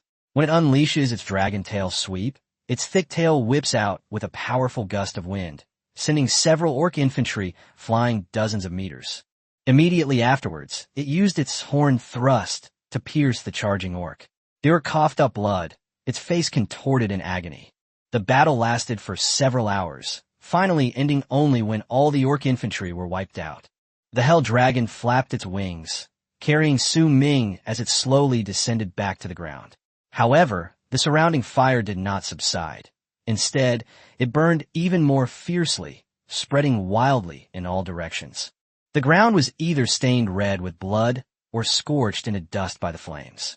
Su Ming's back was soaked with sweat just a dozen seconds after he landed. He frowned and looked around. The place was like a furnace. Luckily, he had cleared a 50-meter radius area beforehand. Otherwise, these corpses would probably have been burned to ashes long ago. A hidden quest has been triggered. A massive fire has severely damaged the orc's living environment, and you will gain maximum orc hatred. We hope you can survive and receive even greater rewards. Su Ming was enduring the intense heat to extract information from the orc Undead when that booming voice from the sky rang out again. Upon hearing the words max level aggro, the corner of his mouth twitched involuntarily. Little did he expect that the fire he unintentionally set would completely enrage the orcs. In other words, the upcoming attacks would only be more ferocious. After the sound disappeared, a heavy rain began to fall, clearly in an attempt to stop the fire from spreading further. However, the rainwater evaporated as soon as it hit the ground due to the high temperature. The temperature only dropped slightly as the rain intensified. While it wasn't enough to extinguish the fire, it relieved Su Ming from the scorching heat. Soon, the 300 summon slots were full again. Su Ming could only delete the information for 167 gargoyle undead, since the orc infantry were far stronger. Not only that, he also deleted all the Death Knight, Rock Bear, Dawn General, and Storm Leader, leaving only the information of the boss-level undead. Instantly, 275 slots in Su Ming's undead information bar became empty. Chapter 260 Upgrade. After clearing a slot for summoned creatures, Su Ming immediately began extracting information from the undead. Even with increased speed, it would still take 45 seconds per undead to process the information from 275 creatures, totaling over 3 hours. During this time, he repeated the tedious extraction process while remaining vigilant for any potential attacks from orc infantry. Fortunately, no new enemies appeared until the last one was extracted. Su Ming finally breathed a sigh of relief, slumped to the ground, wiped the rain off his face, shook his hand, and exclaimed, "Finally, it's over." He looked around. The rain was still falling, but the flames around him were still burning. Clearly, this sea of fire wouldn't be extinguished so easily. Su Ming simply lay down on the ground, letting the rain pelt down on him. At this moment, he was surrounded by 295 undead orc infantrymen, their ferocious and eerie aura emanating from them. This force far surpassed the overall strength of his previous undead legion. After a short rest, Su Ming summoned the super system and checked the experience accumulated in Worry-Free Experience. 2 days had passed since he advanced. Extract experience. Extraction successful. 1,728,000 experience points gained. In this battle, Su Ming killed 520 orc infantry, gaining a total of 7,800,000 experience points. He looked at the level bar on his attribute panel. Level 30 experience 10 698 148/950 000. Looks like I'm still a bit short of reaching level 40. Su Ming sat up, stroking his chin and muttering to himself. But he didn't wait any longer. Even though he didn't have enough experience to reach level 40, he decisively chose to level up. Upgrade. Beams of light rose from his body. Upgrade successful. Upgrade failed. In the end, Su Ming's level stopped at level 35. Level 35. Experience. 1,448. 148 halves. 200. 000. This result was within his expectations, and he wasn't disappointed. Instead, a slight smile appeared on his lips. Although he hadn't reached level 40 and therefore couldn't learn any skills, his level increased by 5, and the number of summoned creatures increased from 300 to 350. This means he has 50 more slots, which he can use to extract information from 50 more orc infantry undead. Su Ming immediately got up and walked towards the corpses again. Successfully extracted orc infantry undead information. As notifications appeared, his excitement grew. Only when the summoning slots were filled again did he stand up and slowly stretch. That feels so good. He was still surrounded by flames, but they couldn't trap him. Su Ming recalled all the undead warriors, leaving only the Hell Dragon, and then lightly leaped onto the enormous dragon's head. Let's go. As the command was given, the Hell Dragon flapped its wings and soared into the air, skimming over the sea of fire and flying deep into the forest. Before you know it, another day has passed. Jiangxing City, the headquarters building of the Sword Tiger Guild. Inside the luxurious and spacious office, a man sat back in his office chair. His short, neatly styled black hair, styled with hair gel, shone slightly. He stood tall and straight, his expression focused and serious. This person is Qin Chuan, the guild leader of the Sword Tiger Guild. Knock, knock, knock. The knocking interrupted his thoughts. Come in. A hint of annoyance flashed in Qin Chuan's eyes, and he spoke in a deep voice. The door was then pushed open, and a group of men in suits walked into the office. The one leading them was none other than Vice President Lu Shuwen. President. Lu Shuwen led his men to Qin Chuan and nodded slightly. Qin Chuan's gaze swept over the crowd like a sword, and he asked in a cold voice, "Have you found that Red Clan girl? Has the target been dealt with?" Before Lu Shuwen could speak, the masked man behind him let out a strange laugh. President, we haven't found a single person yet." Qin Chuan's face instantly darkened, and he shouted angrily, "You still haven't found it after all this time? What are you all doing?" Before he finished speaking, he grabbed a teacup and threw it, hitting Lu Shuwen squarely and splashing tea all over him. Everyone was stunned. Lu Shuwen simply shook his clothes and smiled. "President, please calm down. It's a small matter if I get hit. But if the other brothers get hit, it will discourage everyone." Qin Chuan narrowed his eyes, and the atmosphere in the office instantly became oppressive. "What do you want to do?" Lu Shuwen remained calm. "What can I do? Of course, I'm here to report to the chairman." Qin Chuan pointed at him and said, "You stay here, everyone else get out." But as soon as he finished speaking, the others seemed not to have heard him and stood still. Qin Chuan's face darkened completely. Lu Shuwen turned and glanced at the crowd, then said coldly, "Didn't you hear what the chairman said? Get out of here." This time, everyone left the office. Qin Chuan watched this scene, his fists slowly clenching under the table, anger surging within him. But quickly, he forcibly suppressed his emotions and loosened his fists. He knew very well that he couldn't afford to fall out with Lu Shuwen right now. The other party had too much influence within the guild, and if he made a move, the entire Sword Tiger Guild would inevitably be thrown into turmoil. Chapter 261, Sowing Discord. After everyone else left, only Qin Chuan and Lu Shuwen remained in the office. The two stared at each other for a few seconds, the atmosphere somewhat heavy. Lu Shuwen spoke first. "President, we've searched almost the entire city of Jiangxing, but we still haven't found our target. Could they have already escaped?" Qin Chuan didn't answer immediately. Instead, he recalled the information Xian Yi had given him in the Dragon King's palace and asked in a deep voice, "How's the Gale dungeon going?" Lu Shuwen shook his head. "Nothing has happened." Qin Chuan then asked several more questions, which Lu Shuwen answered calmly and methodically. After the report was finished, Qin Chuan waved for him to leave, but emphasized that the search for the target must not be relaxed. Lu Shuwen nodded and said, "Don't worry, Chairman. I will send more people to conduct a second round of thorough search of Jiangxing City." After saying that, he turned and left the office. As soon as the door closed, Qin Chuan's face darkened instantly, and he gritted his teeth and said, "You, Lu Shuwan, how dare you do so many dirty tricks behind my back? You even want to undermine my power in the guild? You're still too green." Qin Chuan stood up and walked to the window, his gaze fixed on the distance, his eyes gradually hardening. After a moment, he called out coldly, "Someone come here." Someone immediately entered from outside and respectfully asked, "What are your orders, Chairman?" Qin Chuan said, "Go and call Lu Hengzi over." The attendant dared not delay and immediately withdrew. Less than 5 minutes later, a burly man wearing a mask walked into the office. Lu Hengzi looked around and found that only he and Qin Chuan were in the room. He chuckled and said, "Hey, President, didn't you just tell us to leave? Why are you calling me back now?" Qin Chuan seemed like a different person, a smile on his face, and his tone was no longer arrogant. "Hengzi, I'm the guild leader, and you're a guild member. Isn't it normal for me to summon you?" Lu Hengzi frowned. "Oh, the president is suddenly being so polite. You don't mean you want me to do something that's bad for Lao Lu, do you?"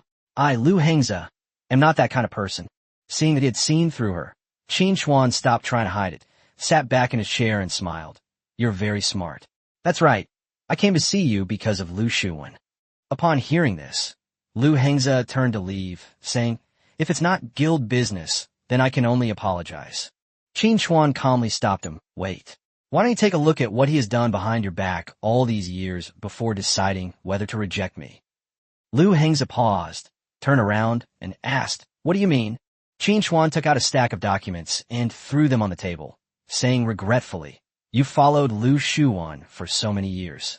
Even if you haven't made any great contributions, you must have put in a lot of hard work, right? This is his list of merits submitted in the last 2 years, but your name has never appeared once." Lu Hengzi said coldly, "Don't lie to me. I've handled countless matters, big and small, for the guild in the past 2 years." He stepped forward, grabbed the document, and quickly flipped through it. But the more he looked, the uglier his expression became. After a long while, he slowly put the document down, his eyes filled with confusion and anger. As Qin Chuan had predicted, Lu Shuwan never mentioned his name on the list of merits. Lu Hengzi couldn't help but curse, "Bastard." Qin Chuan seized the opportunity to add fuel to the fire. "Lu Shuwan pretends to be your brother, but in reality, you're nothing more than his dog." These words pierced Lu Hengzi's heart like a knife. The more he listened, the angrier he became, his body trembling with rage, his teeth grinding together, and his eyes practically spitting fire. Qin Chuan was very satisfied with Lu Hengzi's reaction. The angrier Lu Hengzi was, the more advantageous it would be for him. He sighed and said insincerely, "Hengzi, I, Qin, have always valued talent. I know your abilities well, and I've long wanted to promote you. But every time I look at the list of merits, I can't find your name. I have the will, but no way to use it, so please don't blame me." Lu Hengzi immediately said, "President, how could I blame you? I can only blame myself for being blind and misjudging him. I never expected Lu Shuwan to be so cunning. I treated him like a brother, but he played tricks on me. He deserves to die." Seeing that the time was right, Qin Chuan pretended to think for a moment and said, "I think you've been used by him. I happen to have a vacancy here, so I might as well make an exception for you." Lu Hengzi was stunned. Then his eyes lit up with excitement.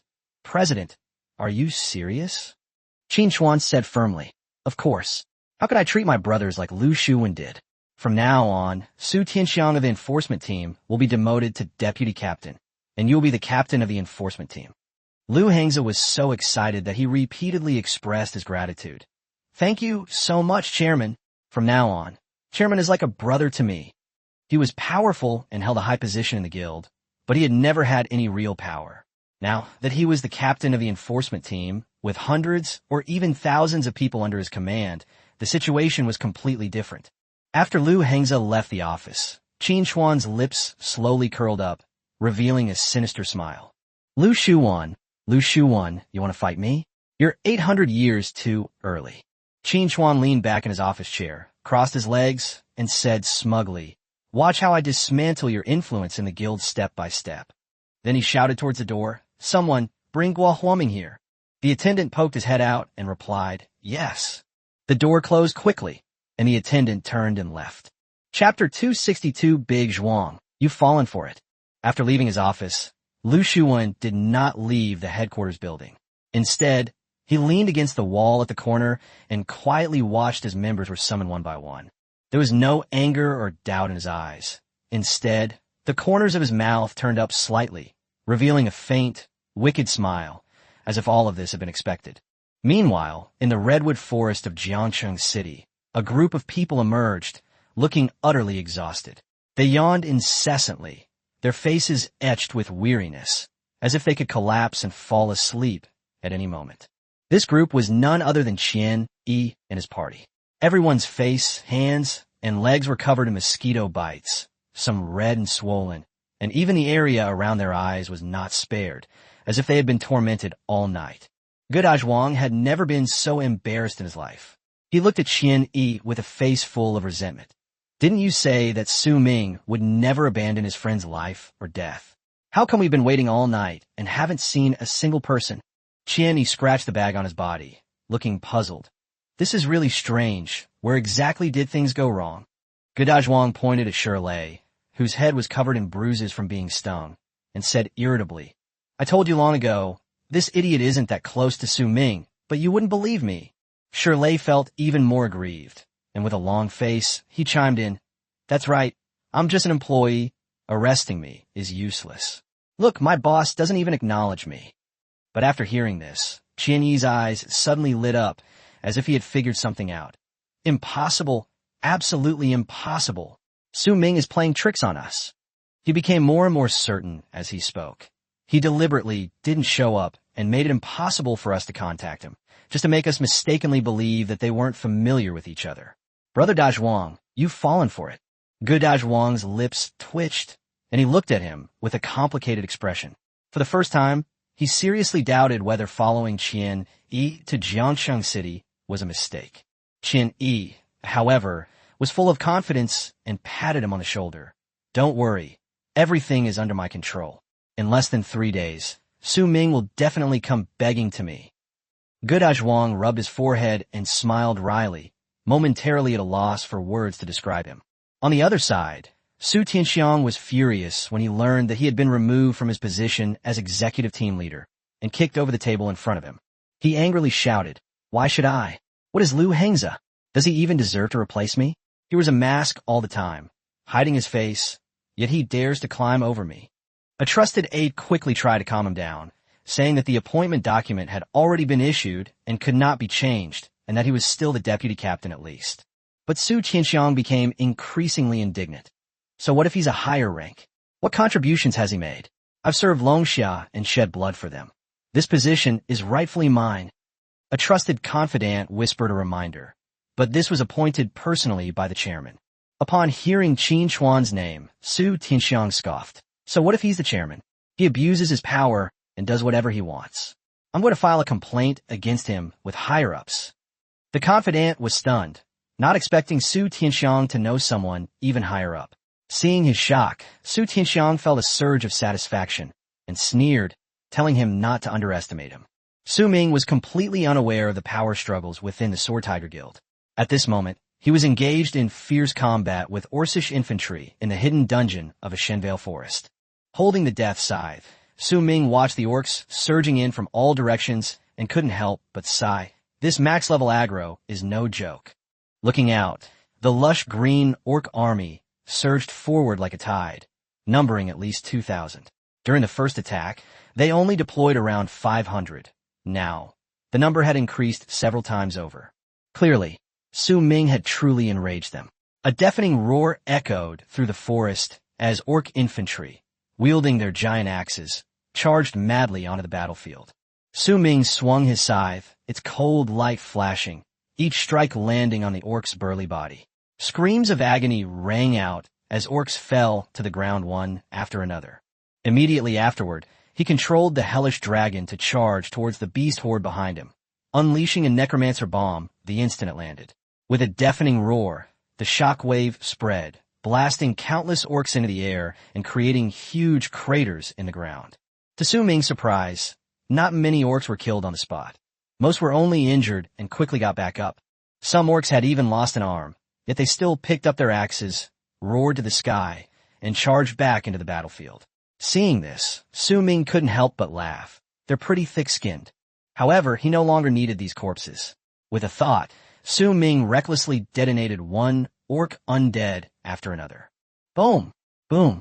Boom! Explosions rang out one after another, shaking the entire forest. Even the most resilient orcs couldn't withstand such frequent bombardment. Chapter 263, Orc Chieftain. Successfully killed the orc infantry. Gained 15,000 experience points. Successfully killed the orc infantry. Gained 15,000 experience points. As Su Ming detonated the undead bombs, one after another, kill notifications flooded the screen. The once lush primeval forest was instantly reduced to rubble, with the ground littered with the severed limbs of orc infantry soldiers. Even with heavy casualties, the orc infantry did not flinch. Instead, they were enraged by the bloodshed and charged even more frantically. As it finally arrived, as the smoke and dust gradually dissipated, Su Ming's vision cleared again. He quickly spotted a striking dark red amidst the beastmen. It was an orc unlike any other. Its skin was no longer the green of ordinary orcs, but a dark red, and it was significantly larger than an orc infantryman. The battle axe in its hand gleamed coldly, its blade radiating a chilling aura. As soon as it appeared, the surrounding orcs' attacks became even more ferocious, as if they were eager to prove themselves to their leader. Roar! The dark red orc roared, its voice shaking the entire forest. Roar! Roar! Roar! All the orc infantry responded immediately, their roars rising in layers, enough to send chills down your spine. Su Ming raised an eyebrow. You think you're the only one who can yell? He slightly raised his right hand, and all the undead warriors returned to the battlefield, letting out eerie and terrifying roars at the same time. As soon as the roars subsided, both sides immediately clashed again. The dark red orcs quickly entered the battlefield. Name, Orc Chieftain. Level, 40. Each swing of its battle axe produced a dull whistling sound, its power so domineering it bordered on savage. The undead orc infantry, summoned by Su Ming, were utterly unable to stop it, and were repeatedly cleaved away. Looks very strong. Su Ming looked up at it, the death scythe in his hand just pulled from the neck of an orc, blood gushing out immediately. The next second, his gaze sharpened, and the Dark Knight commander, standing beside him, instantly rushed towards the orc chieftain. Clang! The great sword and battle axe clashed violently, the sound of metal striking metal exploding and sparks flying. The orc chieftain roared, increasing his strength once more, and the Dark Knight commander was forced back several steps by the impact. The orc chieftain lunged forward and brought his axe down again. Fortunately, the Dark Knight commander reacted quickly and immediately raised his shield to block. Bang! With a muffled thud, the Dark Knight commander was sent flying backward, rolling several times on the ground before coming to a stop. Su Ming's eyes narrowed slightly. It was clear that the Dark Knight commander was practically helpless against this orc chieftain. Before it could even get up, the orc chieftain had already charged forward and swung his battle axe upwards. The Dark Knight commander hastily raised his shield, but was blasted away again, even dropping his shield from his grasp. The orc chieftain growled repeatedly, seemingly excited by having knocked away the opponent's shield.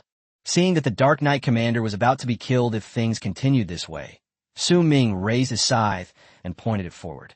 7 or 8 orc infantry undead immediately pounced on it, trying to buy time. The orc chieftain showed no fear, even a mocking smile on his face. He gripped his battle axe tightly and began to spin violently. Skill, Axe Blade Storm. A terrifying whirlwind of death instantly swept across the area, tearing the few orc infantry undead that had just surrounded them to shreds in the blink of an eye. Haha, I'm so excited to see how strong you are. Su Ming felt no pity. Instead, his blood boiled with excitement. In just a few seconds, the Dark Knight commander had risen again, gripping his greatsword with both hands, and charged towards the orc chieftain once more. It moved with incredible speed, leaving several afterimages on the ground, and arrived in front of the orc chieftain in an instant. The greatsword was aimed straight at the opponent's throat, at a tricky angle and with astonishing speed. Su Ming couldn't help but hold his breath. It seemed that the Dark Knight commander had used insight, trying to find a weakness and kill him in one strike. If this sword hit, the orc chieftain would be severely injured, if not killed. Whoosh! The giant sword shot out from the sky. The sound of a sharp blade slicing through skin rang out, but Su Ming was stunned. The sword did not strike the orc chieftain's vitals, but was instead gripped tightly by his rough, enormous hand, leaving only a wound in his palm. Talp, talp, talp. Fresh blood dripped from his palm onto the ground. Enraged by his injury, the orc chieftain roared deafeningly at the Dark Knight commander. The next second, he swung his axe, sending the Dark Knight commander flying over 10 meters, tearing a gash in his armor. Clang! The orc chieftain casually tossed his greatsword aside and strode closer. Before the Dark Knight commander could even stand up, it stretched out its massive hand, grabbed the man's neck, and lifted him into the air. No matter how much the Dark Knight commander struggled, he could not break free of his restraints. Roar! The orc chieftain roared and swung his giant axe, completely killing the Dark Knight commander before releasing his grip and letting the corpse fall heavily to the ground. Su Ming, however, slung the sickle over his shoulder, his expression remaining calm. Do you think you've won? Upon hearing his voice, the orc chieftain slowly turned his head, his gaze fixed intently on Su Ming. Chapter 264. Outnumbered, chase after them. Su Ming met the red orc's gaze, and instead of backing down, he laughed. The red orc was about to attack when it suddenly froze, its blood-red eyes filled with shock. The Dark Knight commander, who had just been killed by it, was now emerging unharmed from the darkness. Roar! The red orc let out a low growl, his face filled with confusion, as if questioning why the other party could be resurrected. Su Ming grinned and slowly lowered the death scythe from his shoulder. You thought the battle was over? Actually, it has only just begun. The blade struck the ground with a piercing, scraping sound. The next second, a black halo expanded outwards from Su Ming, causing the attributes of the undead warriors that passed through it to surge, while the power of the orc infantry and orc chieftain was weakened. Skill. Death's Curse. The red orc's initial look of confusion instantly turned into one of shock. Battle begins. Su Ming's eyes darkened, and he walked towards the red orc, scythe in hand. The blade scraped against the ground, producing a series of piercing sounds, while the Dark Knight commander, behind him, had already charged forward. The red orc roared repeatedly, its expression turning ferocious. Its bloodshot eyes glowed crimson, and a red ripple spread across its body. Skill. Battle Fury. Upon entering a state of rage, its power is briefly increased, while all negative effects are removed. Clang! The red orc clashed with the Dark Knight commander once more, their weapons exchanging blows and sparks flying. Even with his enhanced power, the commander couldn't gain the upper hand and remained suppressed.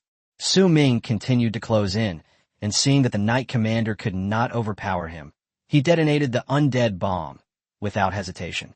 Boom! The Dark Knight commander self-destructed on the spot, sending sand and gravel flying and smoke billowing. A terrifying shockwave spread in all directions, accompanied by a deafening roar like thunder. The red orc was too close and was blasted 20 to 30 meters away, crashing into a large number of orc infantry and undead warriors before barely coming to a stop. Roar! It was covered in blood, but it did not fall down and quickly got up from the ground again. But what greeted it was a cold, icy glint. Whoosh!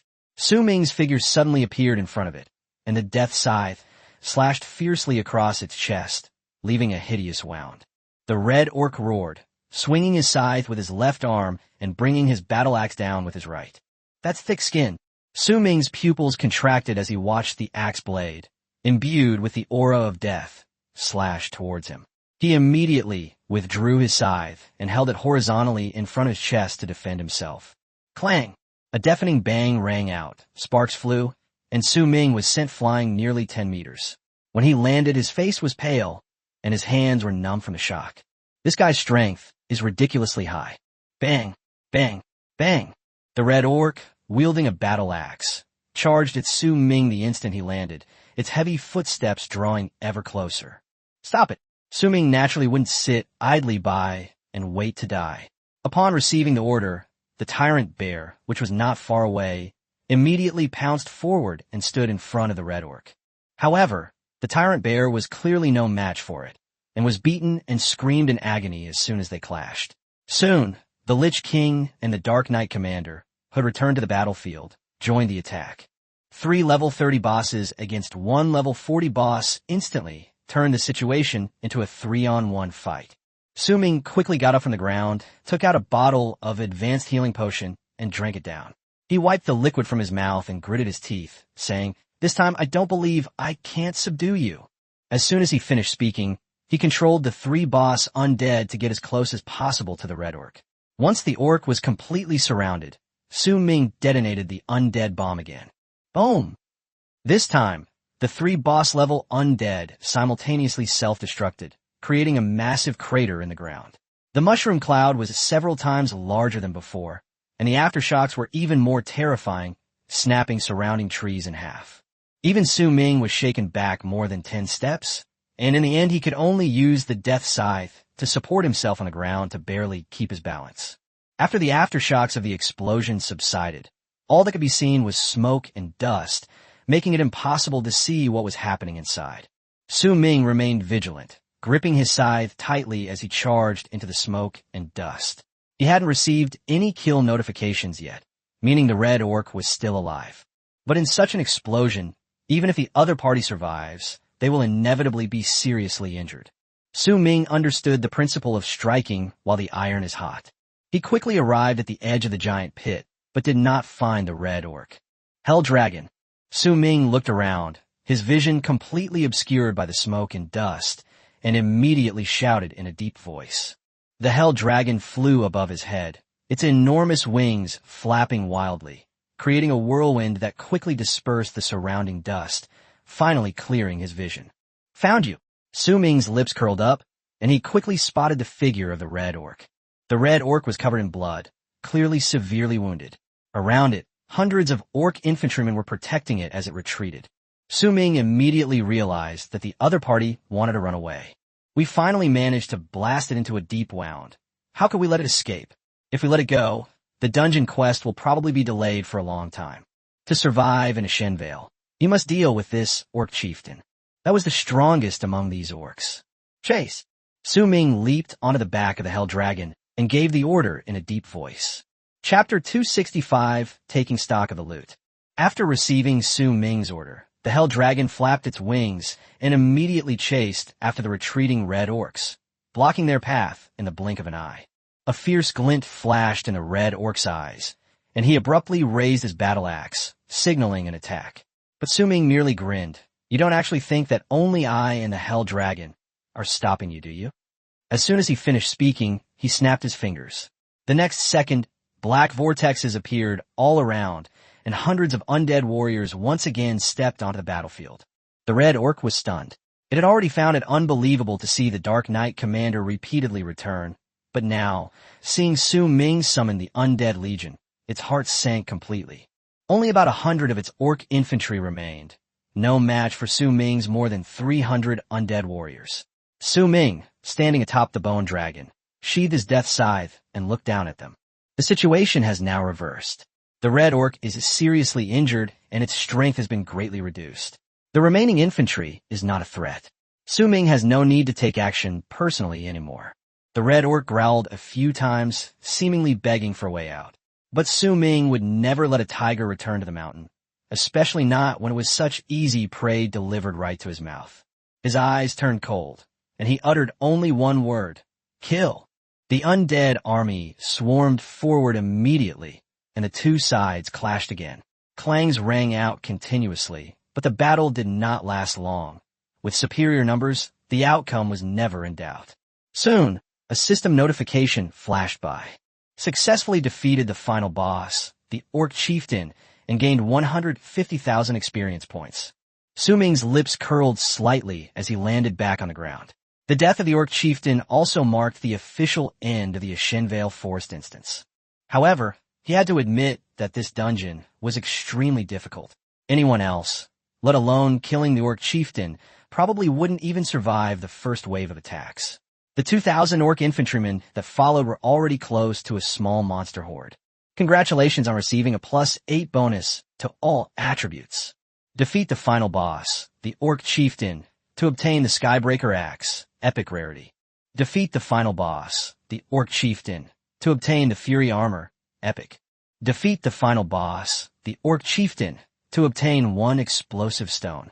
Defeat the final boss, the Orc Chieftain, to obtain 1 fragment of God. Defeat the final boss, the Orc Chieftain, to earn the title of warrior against all odds. Looking at the rewards, Su Ming remained relatively calm. However, when he saw the title warrior in adversity, the corner of his mouth twitched involuntarily.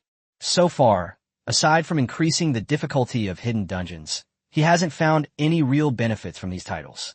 In other words, he's not afraid of the increased difficulty. Anyone else would probably have been completely ruined by them. Su Ming first put the exploding stone and fragment of God into his storage ring. These 2 items were exactly what he needed most at the moment. The exploding stone can turn the tide in crucial moments, especially since he's currently at a low level and has many enemies. It's definitely a life-saving trump card.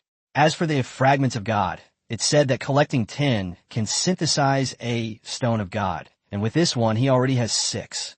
Then, Su Ming looked at the 2 pieces of equipment. Skybreaker Axe, Epic, Strength plus 45, Constitution plus 45, Agility plus 5, Special Effect, Powerful Strike, Skill, Battle Axe Strike, can unleash 2.5 times the strength damage. This weapon has decent stats, making it top tier even among epic grade weapons, but it's still a step below his legendary quality, Death Scythe. Su Ming casually put it away and looked at the next item. Raging Armor, Epic, Strength plus 35, Constitution plus 35, Spirit plus 20, Skill, Rage, increases own strength by 10% and removes all negative status effects. This piece of armor is quite good. The Rage skill alone doubles its value. Moreover, its stats surpass those of the Dragon armor Su Ming is wearing. The Dragon armor already had cracks, and it was uncertain whether it could withstand another heavy blow.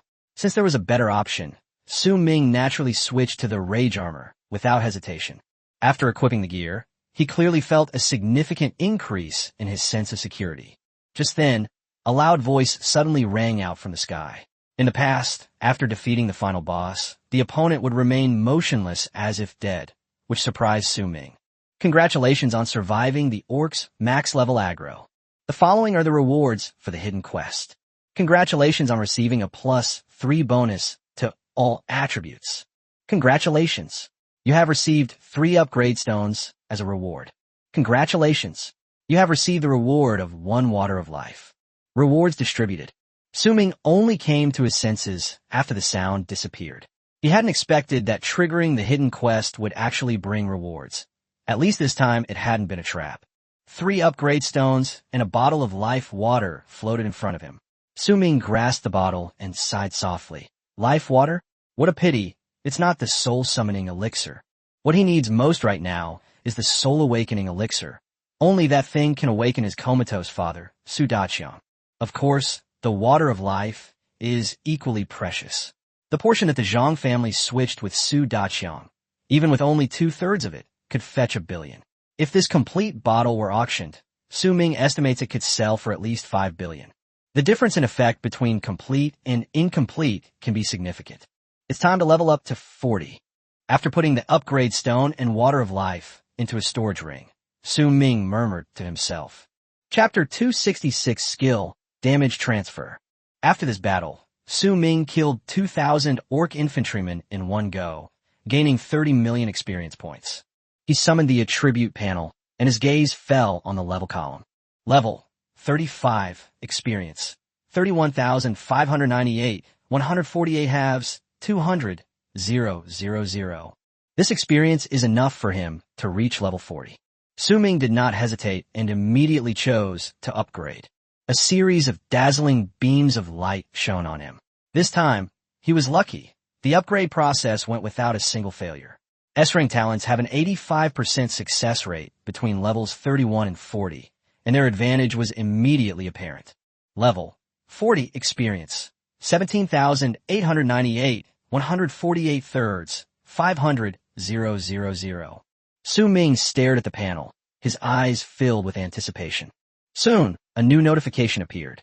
Gain skill, damage transfer. Upon seeing the skill name, Su Ming was startled. It was clearly a life-saving skill. He immediately looked at the skills panel.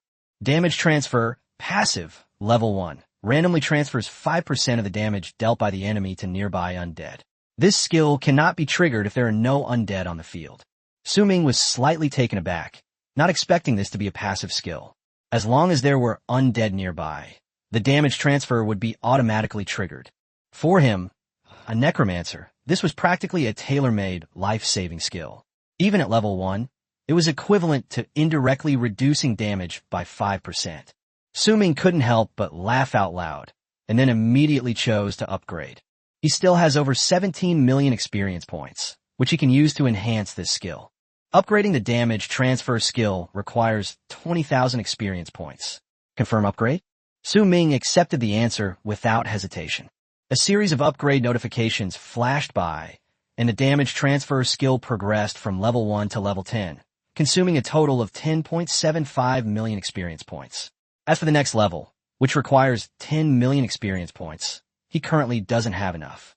Damage transfer, passive, level 10, randomly transfers 50% of the damage dealt by the enemy to nearby undead. This skill cannot be triggered if there are no undead on the field. Seeing this effect, Su Ming's lips curled up slightly. Increasing it from 5% to 50% is equivalent to having the enemy's attack power. In the outside world, this is already considered an extremely powerful defensive skill. He glanced at his remaining experience points. There were still over 7 million left, making it unrealistic to aim for level 50. So Su Ming turned his attention to another skill. Death Coil, level 9, unleashes necromancy to bind 9 targets. The strength of the binding depends on the user's power and skill level. Since the experience is just sitting there, we might as well continue to improve our combat power. He directly consumed 5 million experience points to upgrade Death Coil to level 10. At this point, all of Su Ming's skills had reached level 10. After processing his skills, he began allocating his attribute points. He gained a total of 60 free attribute points from level 30 to 40. After a moment's thought, Su Ming added all 60 points to his physique. With the newly acquired damage transfer ability, his survivability increased dramatically. Name, Su Ming. Class, Necromancer, unique. Level, 40, experience, 2,148, 148 thirds, 500, 000. Strength, 131, plus 130. Agility, 116, plus 25. Spirit, 116, plus 115. Constitution, 116, plus 130. Summon items, 350/400. Skills, Death Curse LV10, Death Coil LV10, Undead Bomb LV10, Damage Transfer LV10. Talent, S rank. Title, Warrior, Hero, Adversity Warrior. Remaining free attribute points, 0. Su Ming looked at his panel, and a satisfied smile appeared on his face. With the summon limit increased by 50, he put away the panel and continued extracting information on the undead. After reaching level 40, the extraction time is shortened again from 45 seconds to 40 seconds. More than half an hour later, Su Ming finally stood up, stretched, and his bones cracked. Mission accomplished. He looked at the summoning menu. Summoned items, 400/400. The next second, Su Ming took out the teleportation stone and applied a little force. With a crack, the stone shattered, and he was sucked into it by a force. When he opened his eyes again, he was already back in the villa's living room. This trip to the hidden dungeon lasted for 5 days, and his overall strength also saw a leap forward. Wah! Bang! The farmer, who was sleeping on the sofa, was so frightened by Su Ming's sudden appearance that he almost lost his mind. After letting out a scream, he rolled onto the ground. Fei Shui, who was in the bedroom, rushed to the living room immediately, her eyes wary. Su Ming quickly said, "Don't be nervous, it's me." He fumbled for the light and turned it on. The blinding light caused Nanjiale and Fei Shui to instinctively raise their hands to shield their eyes. The farmhouse owner struggled to open his eyes a crack. "Brother Su?" Su Ming nodded, then glanced at the time and realized it was 3 a.m. He looked at the guest house with some confusion. "Why are you sleeping here?" Rubbing his eyes, still sleepy, the farmer said, "It's convenient to sleep here. If anyone comes, I can spot them immediately." Su Ming sat down on the sofa, his brows twitching slightly. "After I left, did anyone come to search the place?" Chapter 267, Whereabouts Unknown, Fate Uncertain. Before Su Ming could even finish speaking and before the farmhouse could reply, Fei Shui, who was standing in the bedroom door, walked over and said directly, "I've been here." Su Ming was taken aback and immediately asked, "How did you manage to evade their search?" Since the two of them were still safe and sound here, it meant that the search had not exposed them. Fei Shue's tone was light and cheerful as she tilted her head slightly. "Because my injuries have completely healed. They're looking for the injured girl. So what does that have to do with me?" Su Ming's lips twitched. Although it sounded absurd, the logic was indeed sound. Looking at Fei Shue's playful expression, he was certain that her injuries had indeed healed. Fei Shue suddenly became interested. "I'll show you a magic trick." She turned her head away, and when she turned back, her red eyes had turned into the same color as ordinary people. "How about that? Pretty impressive, huh?" She crossed her arms, her face full of pride. Su Ming was speechless. "Don't treat me like an idiot, okay? It's just colored contact lenses." Fei Shui immediately broke down. "How did you find out?" The secret weapon she had finally found was seen through by Su Ming at a glance. Su Ming said helplessly, "Your Red Clan may not have it, but it's everywhere here." Fei Shui deflated instantly like a punctured balloon, slumping onto the sofa and admitting defeat listlessly. Su Ming stopped joking and changed the subject. Were the people who came to search the place this time the Zhang family or the Sword Tiger Guild? Farmhausen's expression turned serious. "Sword Tiger Guild. Lu Shuwen personally led the team. I was really scared at the time. That's the vice president. If they were discovered, he and Fei Shui probably wouldn't survive." Su Ming's eyes flickered slightly when he heard the name. "It's him again? No wonder you're all right." The guest house owner was immediately dumbfounded. "Brother Su, what do you mean by that? It sounds like Lu Shuwen saved us." Su Ming narrowed his eyes slightly. "To be honest, Lu Shuwen is a problematic person. Although I don't know what he's up to yet, he's been secretly helping me." The guest house owner was even more puzzled. "He's the vice president, second only to the president in Jiangxing. What problems could he possibly have?" Su Ming said in a deep voice, "Perhaps he is making a plan, and I may be a part of it." The conversation about the farmhouse restaurant suddenly stopped, as if he had thought of something. Su Ming also realized what was going on in that instant, and the two exchanged a glance, clearly thinking of the same thing. The guest house owner couldn't help but mutter under his breath, "Surely it's not that serious? Could it be that he's planning to?" Su Ming sneered. "Besides that position, I can't think of anything else for the time being. It's not surprising that someone who's been second in command for too long wants to take the top spot." He had no interest in this power struggle, and was even somewhat annoyed by it. Farmhouse guest. At this moment, Su Ming's face suddenly darkened. "How's the investigation into Wang Xiaoming and Hua Haitao going?" Upon hearing this, the farmer's expression immediately turned serious, and he stammered for a long time without saying a word. Su Ming frowned, a bad premonition rising in his heart. "Speak." Su Ming's voice was not loud, but it carried an undeniable sense of pressure. The farmhouse owner took a deep breath. "Hua Haitao has disappeared. There were signs of a struggle in his house, and blood was still on the ground. I had someone confirm that it was his blood. He was injured." Su Ming's body trembled slightly, his fists clenched instantly, his knuckles turning white. Fei Shui beside him also sat up straight. She could feel Su Ming's suppressed anger about to erupt.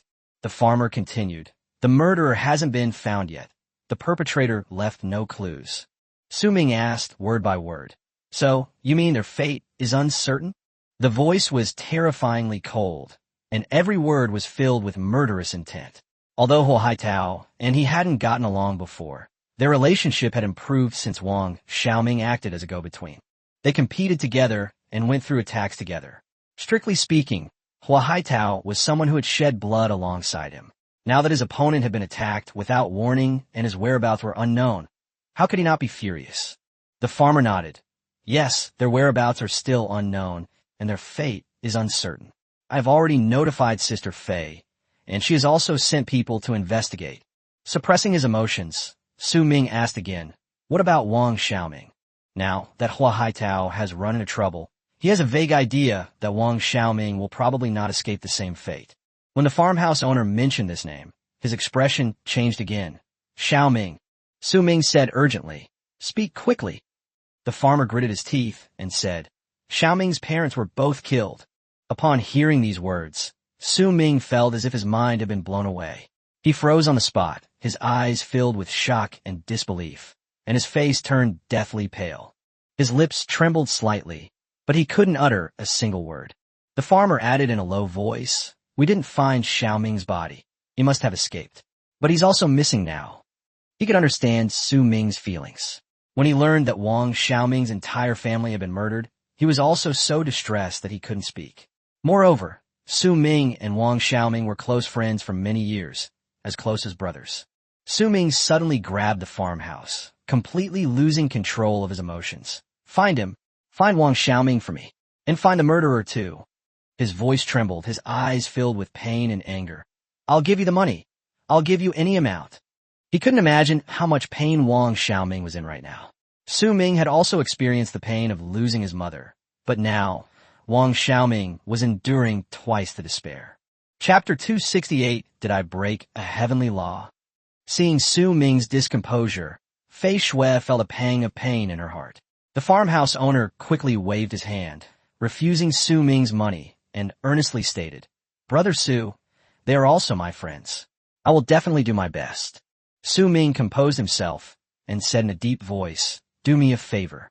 The farmhouse owner immediately became serious and said that he would not refuse if he could do it.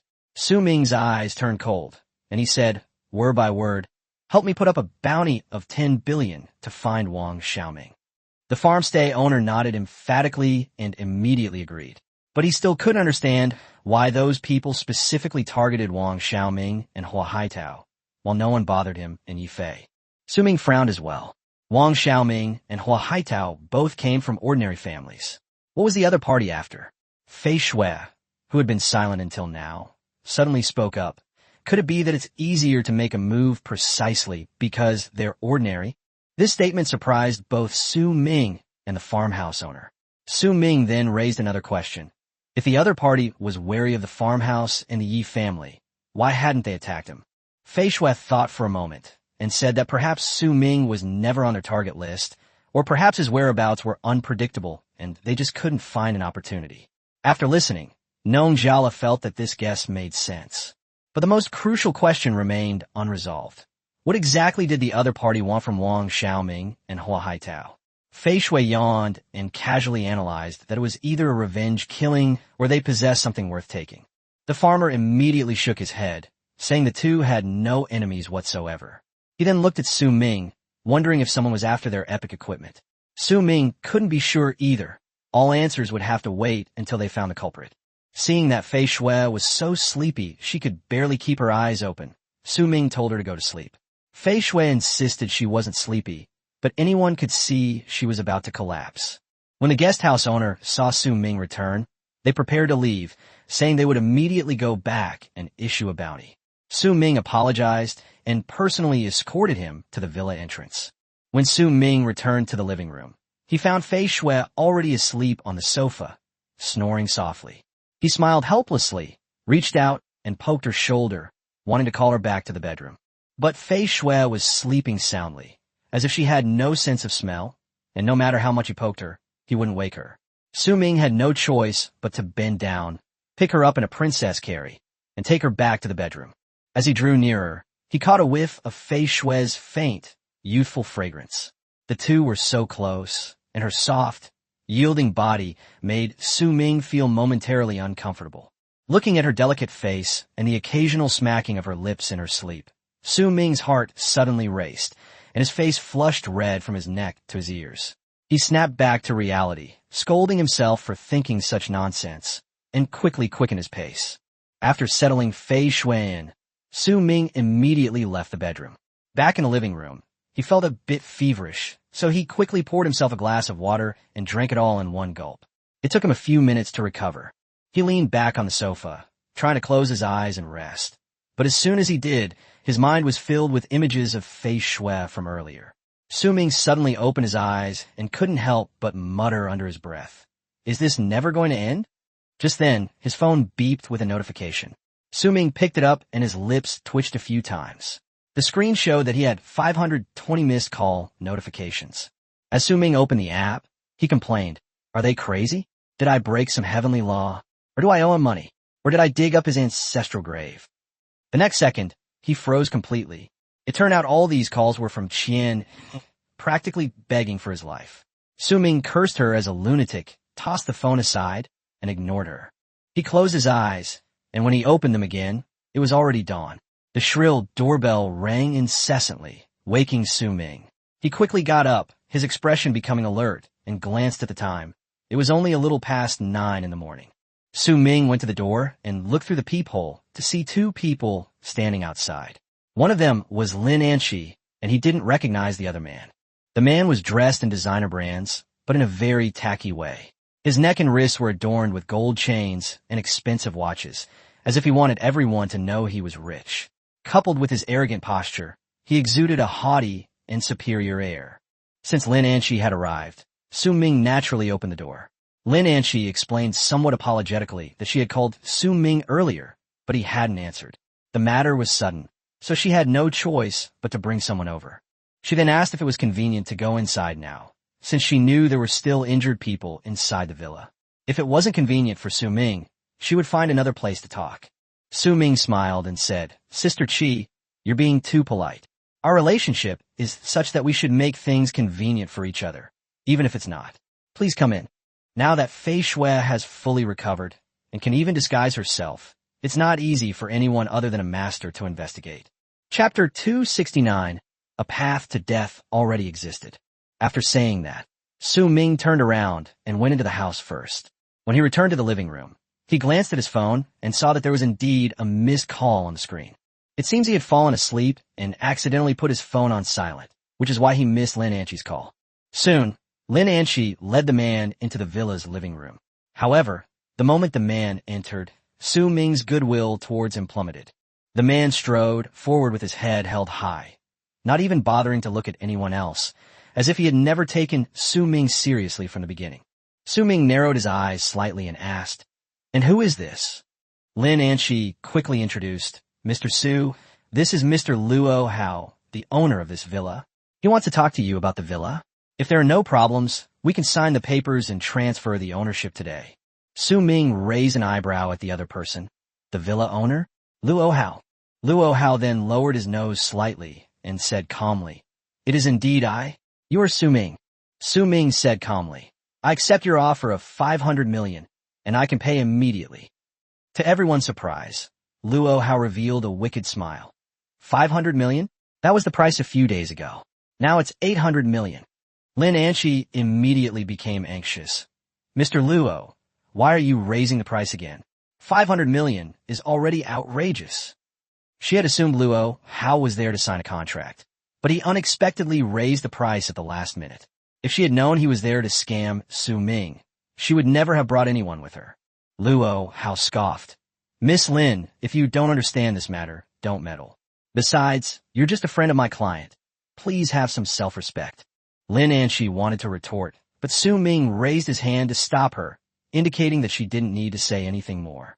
He leaned back on the sofa, crossed his legs, and said in a colder tone, "Mr. Luo, you've already raised the price once. Isn't it going too far to raise it again now?" Luo Hao's face was full of arrogance. "Is it excessive? You don't have to. I'm here today to inform you, not to discuss it with you, understand?" Su Ming fiddled with his phone, his gaze growing cold. "Are you trying to blackmail me?" Luo Hao chuckled. "Don't put it so harshly. Business is about mutual consent. If you're not willing, move out now. I'm not forcing you to buy it." Su Ming was silent for a moment, then hardened his heart, raised his eyes, and said, "Fine, 800 million it is." Lin Anshi couldn't help but exclaim, "Mr. Su, are you crazy? That's 800 million. Luo Hao burst into laughter. "Mr. Su is indeed straightforward. I like doing business with people like you." His elation was almost impossible to hide, and it further solidified his belief that Su Ming absolutely needed this villa. There must be some secret inside, or Su Ming had discovered something special about the villa. Su Ming didn't want to delay any longer and said directly, "Then let's sign it." Luo Hao waved his hand, his smile deepening. "Wait, what's the rush? Since Mr. Su likes this villa so much, how about adding another 200 million? Let's round it up to 1 billion. Su Ming's patience finally wore thin, and he said in a low voice, "Mr. Luo, you keep raising the price. Aren't you taking me too lightly?" Just then, Fei Shui came out of the bedroom, frowning as she asked, "What's going on? It's so noisy." Luo Hao looked in the direction of the sound and was instantly captivated by Fei Shui's exquisite appearance and figure, his eyes almost unable to look away. His gaze ignited a surge of anger within Su Ming. Su Ming said, enunciating each word clearly, "Mr. Luo." Luo Hao smiled, but kept staring at Fei Shui. "Sorry, I was distracted. This girl is something else." Fei Shui also noticed the lewd gaze. Her eyebrows furrowed slightly, and displeasure appeared on her face. Luo Hao finally turned his gaze to Su Ming and said in a serious tone, "Mr. Su, I won't mention the price, but I have a request. If you agree, the villa will be sold for the previously agreed-upon price of 500 million. Su Ming asked expressionlessly, "What are the conditions?" In fact, he had already guessed a few things in his heart. Luo Hao pointed at Fei Shui, a lewd smile on his face. "I want her." A murderous intent flashed in Fei Shui's eyes. Su Ming's voice was terrifyingly calm. "You want her? Do you even know who she is to me?" Luo Hao didn't care at all. "I don't know, and I don't want to know. You're handing her over to me. Isn't that a good deal? You save 500 million right away. With 500 million, what woman can't you have, brother? Right, huh?" These words completely ignited Su Ming's anger. While Luo Hao was still basking in his smugness, Su Ming had already stood up and come to him, grabbing his collar tightly and lifting him into the air with one hand. Luo Hao's expression changed drastically, and he finally felt fear, exclaiming, "You, what do you want to do?" Chapter 270, Am I an Accomplice? Su Ming stared coldly at Luo Hao without saying a word, but the killing intent in his eyes was already uncontrollable. Luo Hao met his gaze, his throat tightening as if he could truly smell death. Especially Su Ming's eyes. They sent shivers down his spine. He tried desperately to pry Su Ming's hand off his collar, but no matter how hard he tried, the other man wouldn't budge. The next second, Luo Hao's gaze shifted upwards, and his expression instantly changed. Su Ming's level was actually as high as level 40, while he himself was only in his 20s. A level 20 opponent has absolutely no chance against a level 40 opponent. Moreover, Su Ming has killed many bosses and obtained extra attribute bonuses, making him far stronger than him. Luo Hao finally panicked and quickly apologized. "Fine, I misspoke.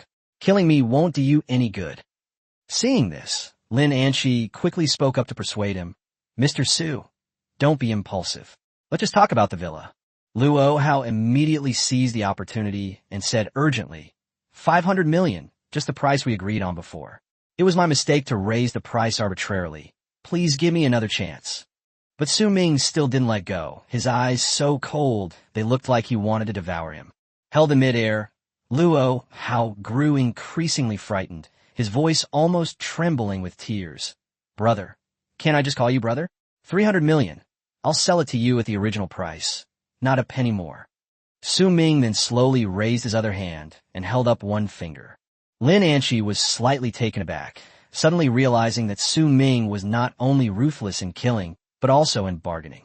Just now Luo Hao had asked for 1 billion, but now he had managed to get it down to 100 million. Luo Hao gritted his teeth and nodded. "Fine, 100 million it is." Upon hearing the price, Lin Anshi's face lit up with joy, but she froze the next second. Su Ming shook his head and did not accept. Luo Hao looked at him incredulously. "No way, bro. 100 million is already the market price. I've already lowered it from 1 billion to 100 million, and you're still not satisfied?" Su Ming just grinned and looked at him quietly. Luo Hao's face darkened. "You don't actually want to settle for 10 million, do you?" "Su Ming, don't go too far. Buying this villa for 10 million is practically giving it away for free, so of course he couldn't agree to it." Su Ming's lips curled up slightly, a wicked smile appearing on his face, somewhat similar to the way Luo Hao had him completely under his thumb earlier. No sooner had he finished speaking than Su Ming grabbed Luo Hao by the collar and slammed him to the ground. With a muffled thud, the floor tiles cracked instantly, and Luo Hao coughed up a mouthful of blood. His face was contorted in pain, and blood was streaming from his mouth, but he still forced himself to speak. "You actually dared to lay a hand on me? Do you know who I am?"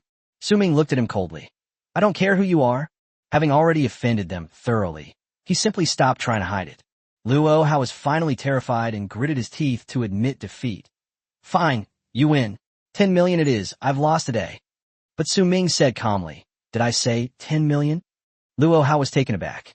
Su Ming slowly stood up, dragged him to the table before letting go. A mint 1 yuan. $1. Luo Hao was stunned. This wasn't a transaction. It was outright robbery. Lin Anqi, who was standing next to her, was also stunned. She never expected that Su Ming would involve her in such a forceful act of robbery. She couldn't help but wonder if she had become an accomplice, or if she had already boarded a pirate ship. Su Ming looked at Luo Hao, his tone calm but threatening. Which is more important, your life or your money? You choose. This statement makes it very clear. If you want to live, you must sell the villa to him for $1. Luo Hao's expression changed several times, but in the end he hardened his heart and nodded. Okay, consider it a gift. Only after Luo Hao signed the document and changed the transaction price to 1 yuan did Su Ming show a satisfied smile. He handed the document to Lin Anqi and asked her to check it. Lin Anqi quickly glanced at the contract and nodded, saying, the contract is fine. Su Ming casually transferred 1 yuan to Luo Hao's account and said with a smile, the money's gone. From now on, this villa is mine. Luo Hao snorted coldly, scrambled to his feet, and turned to leave. The more arrogant he was when he came in, the more humiliated he became now. But just as he took a step, Su Ming suddenly spoke up. Wait. Luo Hao turned around, a hint of doubt and unease flashing in his eyes. What? Su Ming did not answer immediately, but turned to Lin Anqi and said, Sister Qi, there's nothing for you to do here for now. Please help me complete the transfer procedures as soon as possible. Lin Anqi understood his meaning. He wanted to get her out of the way and not let her get involved in what was to come. She nodded, took the contract, and left. After Lin Anqi left, Su Ming slowly approached Luo Hao. Luo Hao wiped the blood from the corner of his mouth, his eyes clearly showing panic. I've already given you the house. What else do you want? Su Ming looked at him with a half-smile, then pointed to Fei Shui on the sofa. That was just a deal with your price gouging. Now, it's time to settle accounts with her. Luo Hao's expression changed, and he hurriedly said, No way. I even gave you the villa. Isn't that enough? A cold glint flashed in Su Ming's eyes, and his voice instantly turned cold. Not enough. Before he finished speaking, the death scythe appeared in his hand. Chapter 271, The Clever Qian. Whoosh! A cold, sharp light flashed, and before Luo Hao could even react, his protective gear exploded. He was sent flying backward, crashing heavily into the wall before sliding down to the ground. Wow! Luo Hao's eyes were filled with fear and astonishment, and blood kept gushing from his mouth. He looked down at the hideous wound on his chest, from which wisps of black smoke could be seen seeping out. He knew very well that he was finished. Luo Hao never expected Su Ming to be so decisive, killing him without hesitation. You'll regret this. Luo Hao struggled to lift his head, staring intently at Su Ming, and squeezed out these words, one by one. I'll regret it if I don't kill you now. Su Ming slowly stepped forward and placed the death scythe against Luo Hao's neck. But before the second strike could land, Luo Hao had already breathed his last. Fei Shui sat on the sofa with her legs crossed, tilted her head to look at Su Ming, and asked him if he wasn't afraid of getting into trouble by killing someone at a time like this. Su Ming remained calm as he put Luo Hao's body into his storage ring, leaving only a pool of blood behind. In his view, keeping Luo Hao around would only cause more trouble. The other party kept raising the price and acting arrogantly, clearly indicating that they might have sensed something. Since we've already offended them, letting them go will only make things more unstable in the future. It's better to resolve things cleanly from the start. Even if Luo Hao truly has powerful backers, that's a matter for later. After leaving the Gray Valley Forest, Su Ming was noticeably more assertive than before. He also planned to find an opportunity to unlock the silver key, but he wasn't entirely confident about the hidden dungeon. To be precise, once he went in, he might not be able to come out for a while. So he wanted to wait until things calmed down outside, and make sure Fei Shui was safe before taking action. La, your grandson is calling. Su Ming was about to clean up the bloodstains when a newly installed alarm suddenly rang. Fei Shui stood up and gestured for her to handle the bloodstains on the ground. Su Ming sat back on the sofa with his phone in hand, and frowned slightly when he saw the number on the screen. Isn't this Qian Yi, that idiot? He initially intended to hang up, but considering that Qian Yi had called him hundreds of times in the past few days, he figured it might be something urgent, so he ultimately answered. Su Ming. As soon as the call connected, A deafening roar came from the other end, so loud that Su Ming had to hold the phone away. Once things calmed down a bit, he spoke in a cold voice. What? Did I dig up your ancestral graves? Qianni became agitated and roared. You stood me up. Su Ming sneered. I didn't agree to anything. So how could you say I stood you up? He recalled the time a few days ago when Qianni called, but he hung up on her before she could finish speaking. Qianni gritted her teeth in anger and yelled at him, asking if he knew how she spent that night in the redwood forest, and even threatened him with Shirley's life. Gudaj Wang, who was standing next to him, was speechless. Anyone who didn't know the situation would think the two were arguing. Su Ming Said Kazwali, Shilei, just kill him. Qianni was stunned, almost doubting that she had misheard. What? Killed him? Are you sure? Shirley, who was tied up, immediately cried out, Boss, you can't do this. You won't save me, fine, but why are you kicking me when I'm down? Su Ming said calmly, Yes, we can fleece you however we want. Qianni was furious. He had been trying to use the hostages for nothing, and had only made a fool of himself in front of Gudaj Wang. Gudaj Wang's gaze towards Qianni also became strange, as he felt that Qianni's relationship with Su Ming was not simple. Qianni was still yelling on the phone, demanding that Su Ming hand over the silver key, immediately. Su Ming suddenly had a flash of inspiration and started to target Qianni instead. It's not impossible to get the silver key. Find me 2 people. Qianni was taken aback, not expecting him to make such a request, and hurriedly asked who to look for. Wang Xiaoming Hua Haitao. I'm giving you 2 days to give me a satisfactory answer. After Su Ming finished speaking, he didn't give Qianni a chance to continue and hung up the phone. Hearing the busy tone on his phone, Qianni froze on the spot, then burst out cursing. Damn it. You hung up on me again. Who do you think you are? Gudaj Wang couldn't stand it any longer and asked him what was going on. Qianni frowned and thought. He said Su Ming wanted to find Wang Xiaoming and Hua Haitao, but weren't they people in Su Ming's team? Why did he need help find them? Were they missing? Gudaj Wang rolled his eyes, too lazy to deal with this nonsense, and turned to leave. Qianni quickly chased after him and earnestly explained that as long as the person was found, Su Ming would give him the silver key, so this person had to be found. Hey, let me go. Untie me first. Seeing that the others were walking further and further away, while he was still chained to the stone pillar and unable to move, Shirley shouted anxiously. But Qianni and the others completely ignored it. As Shirley watched their figures disappear, he was so anxious he almost cried. Who knew when someone would come back to this remote, abandoned warehouse? Meanwhile, the living room of the Zhang family villa was already full of people. These days, they have invested a lot of manpower and resources in trying to kill Fei Shui. But in the end, it was all for naught. 6 days have passed since the mysterious man riding on a bone dragon rescued Fei Shui. They couldn't find Fei Shui, and there was no trace of the mysterious person either. This forced the Zhang family to convene a family meeting. Chapter 272. The Trade-Off Between Hatred and Interests. Inside the Zhang family hall, Patriarch Zhang Qitian's cold gaze swept over everyone present. Those seated here today were all experts from the Zhang family. Before he could even speak, an elderly man in his 60s shouted angrily, Patriarch, this matter cannot be left like this. Both of my sons died in this operation. I won't swallow this insult until I've skinned that brat alive. Someone immediately chimed in, my brother also died in the Old Town Street. If we don't find those 2, we'll be unworthy of being a member of the Zhang family.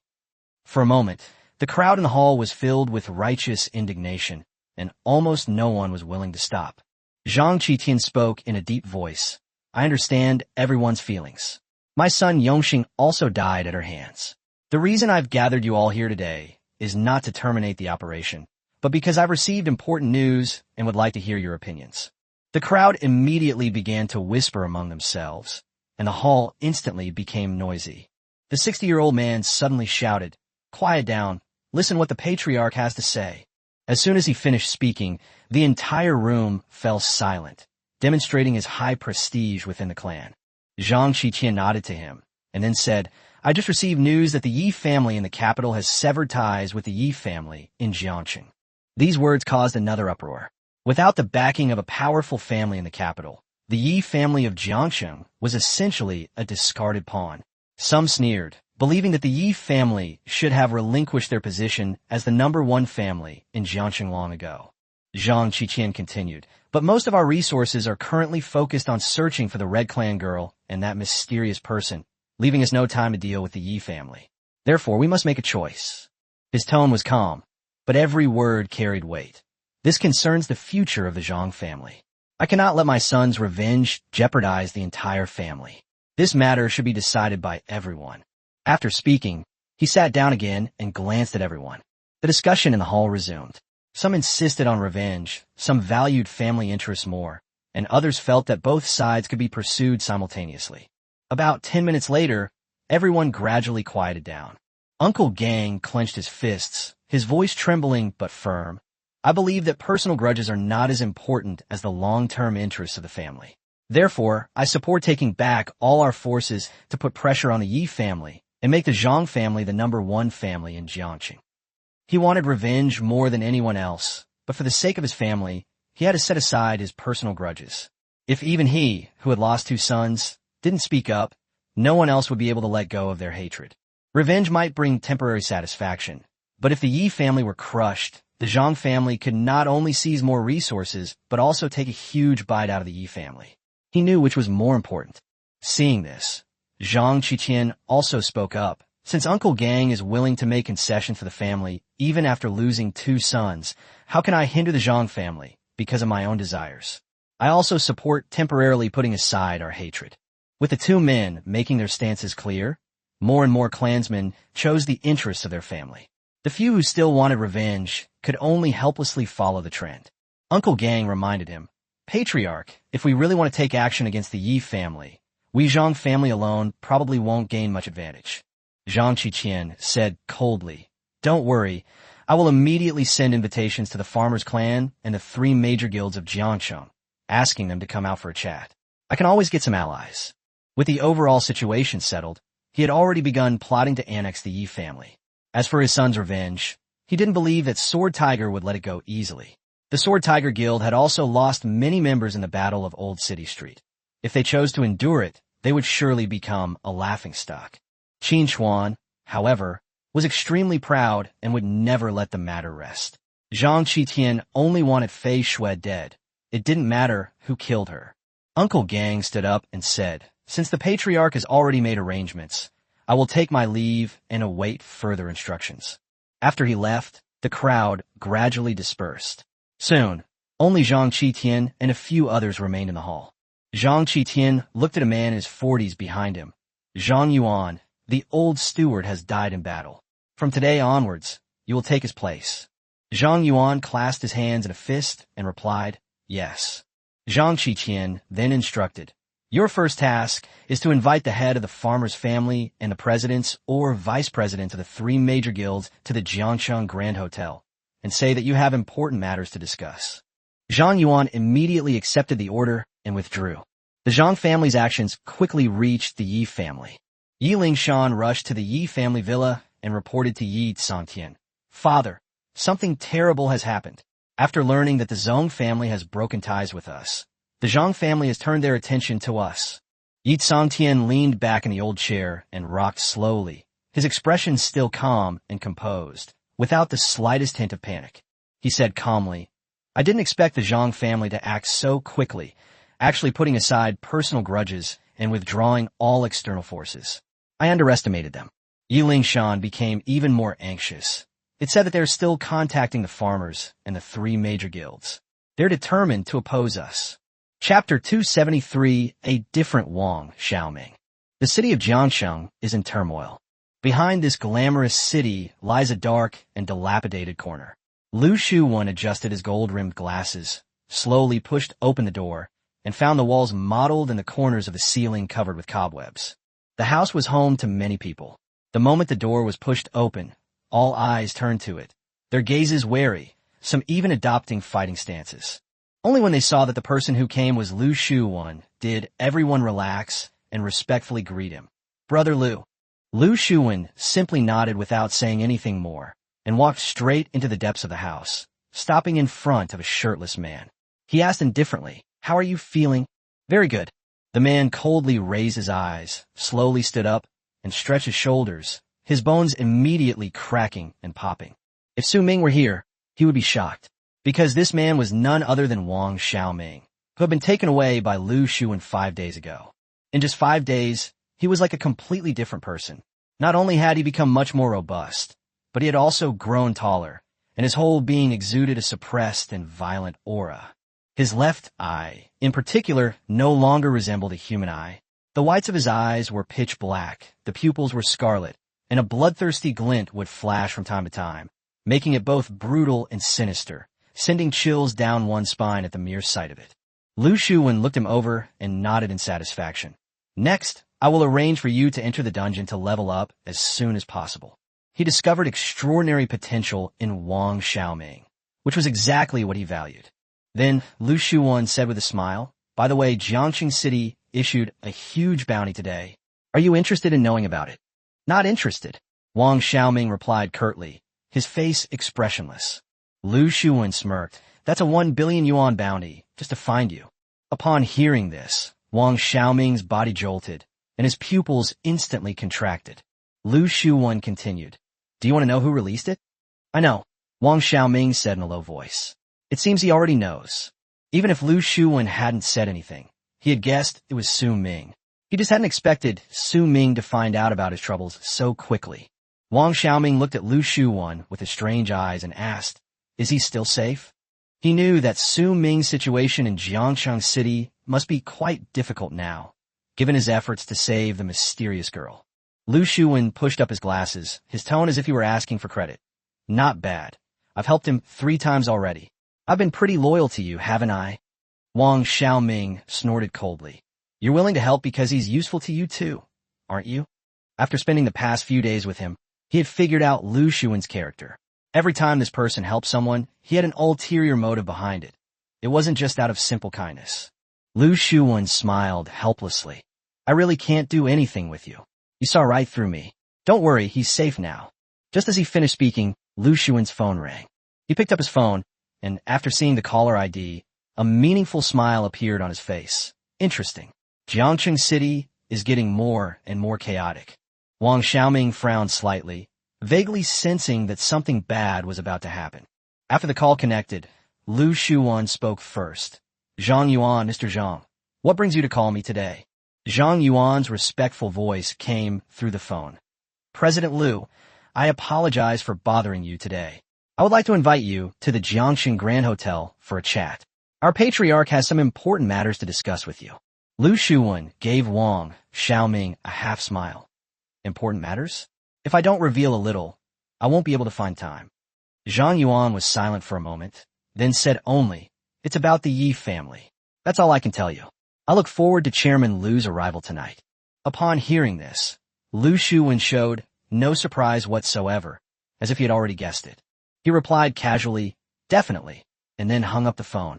Wang Xiaoming immediately asked, what is it? Lu Xun said deliberately, it's about your friend again, the Yi family. Sister Fei. Wang Xiaoming's expression changed. What happened to the Yi family? The fact that the phone calls were directed to Lu Xun indicates that the matter is far from simple. Lu Xun sneered. Without the protection of the main family in the capital, do you think the Zhang family can still sit still? Wang Xiaoming was stunned. He hadn't expected that the entire Jiangxing City would be in such chaos in just a few days. He quickly regained his composure and asked urgently, they want to team up with you? Would you agree? Lu Xun looked at him, her tone suddenly turning cold. Is this something you should be concerned about? What you need to do now is improve your strength as soon as possible. At this point, he emphasized, otherwise, you can only watch helplessly as your loved ones and friends die one by one before your eyes. After saying that, Lu Xun turned and left, leaving Wang Xiaoming standing there, looking dazed. Become stronger. I want to become stronger. He murmured to himself, his fists slowly clenching, the sound of bones cracking echoing once more. He was fed up with being weak, and he hated that feeling of helplessness even more. Many people around him looked at him. Everyone here had undergone some kind of monstrous mutation in their bodies. In a sense, they already belonged to the same kind of people. Ding dong, ding dong. Meanwhile, the doorbell rang urgently at Su Ming's villa. Who was it again? Could it be that kid from the farmhouse? Su Ming muttered to himself as he walked toward the door. But when he looked through the peephole, there was no one outside.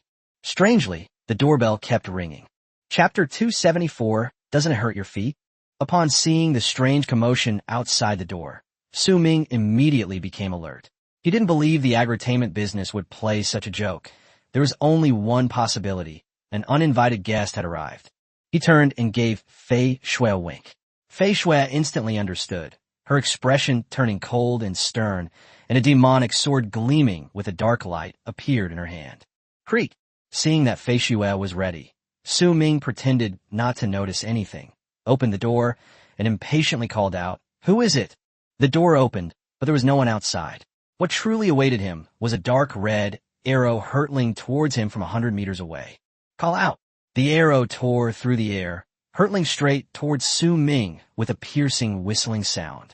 The arrowhead gleamed coldly, as if it could penetrate any armor, and it was upon him in the blink of an eye.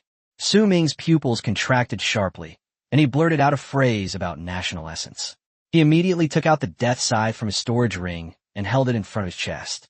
Bang! The crimson arrow struck the scythe's blade with tremendous force, instantly exploding into countless sparks. The immense power also sent Su Ming flying several meters, crashing heavily to the ground, his face contorted in pain. He immediately realized that the person who shot that arrow was definitely no less powerful than himself. Before Su Ming could even stand up, a flash of cold light grazed past his eyes. A figure holding a dagger appeared silently in front of him. The dagger pointed directly at his neck.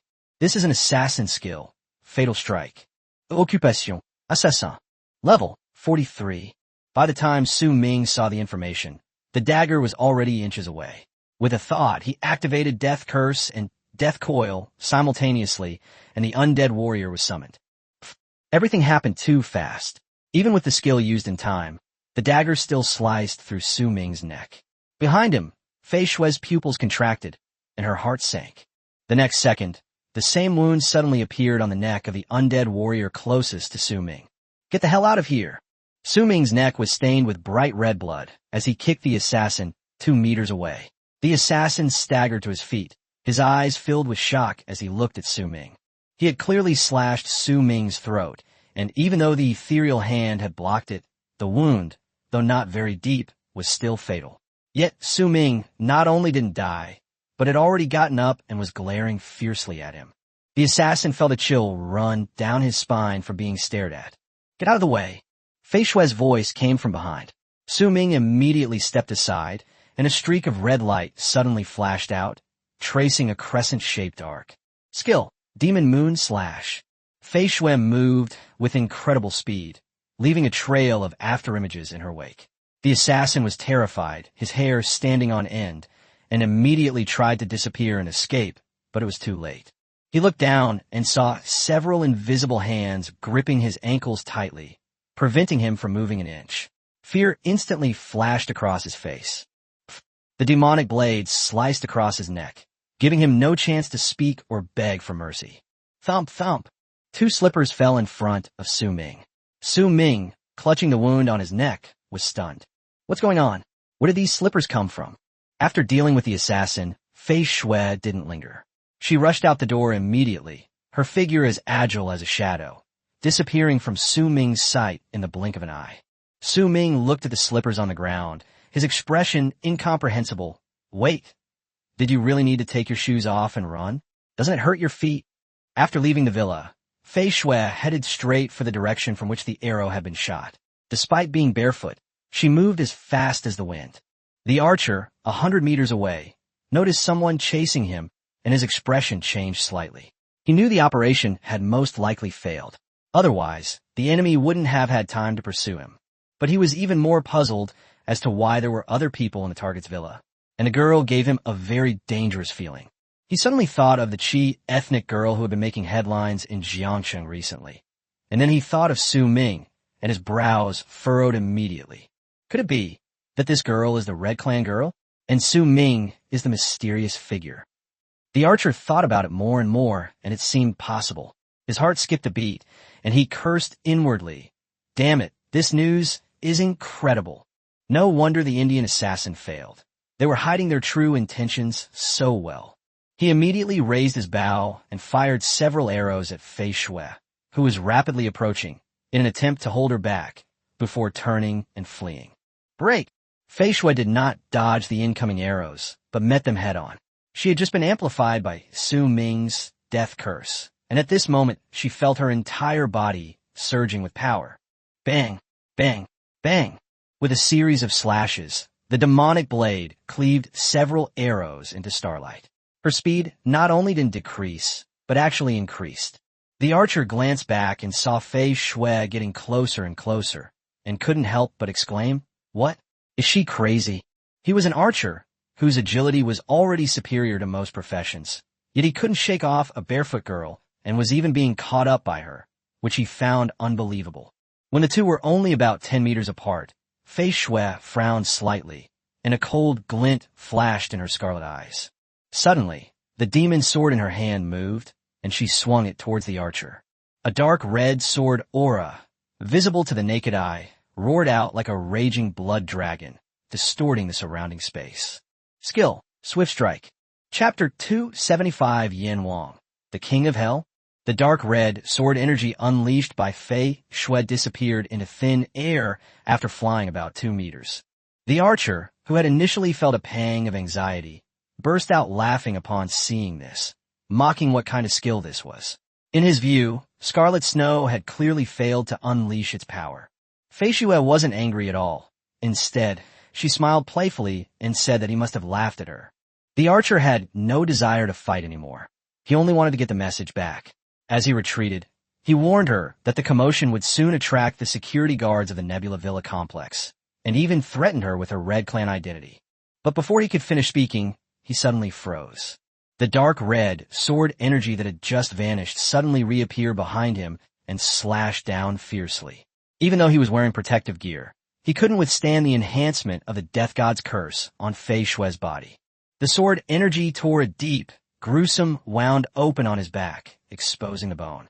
The archer coughed up blood, his face filled with disbelief, and then collapsed heavily to the ground. He couldn't understand why the sword energy, which had clearly disappeared, had reappeared. The excruciating pain caused his body to convulse, and cold sweat poured down his face.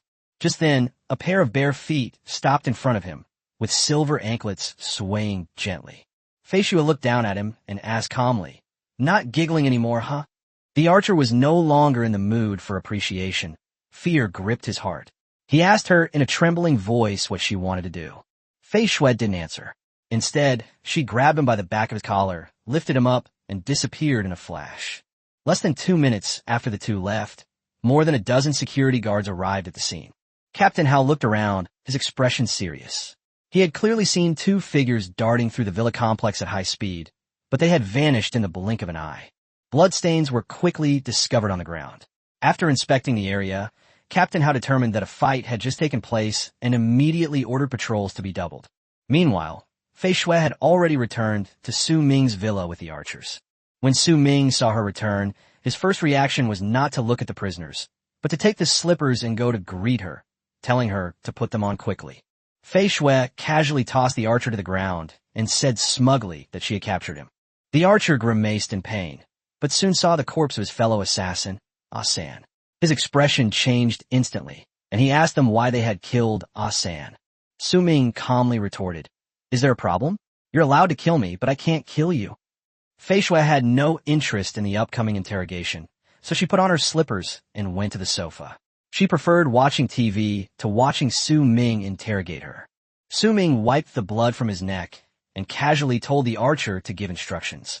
The archer leaned against the wall and threatened menacingly, saying that as long as they didn't go back, their superiors would know they were in trouble, and Su Ming could just wait for the organization's endless revenge. Su Ming picked up the blood-stained tissue, walked up to him, and looked down at him. The two stared at each other for a moment, the archer remaining silent. The next second, Su Ming raised his foot and stepped on his ankle. With a crack, the archer screamed in agony as his bone cracked. Su Ming then spoke, asking who sent them to assassinate him.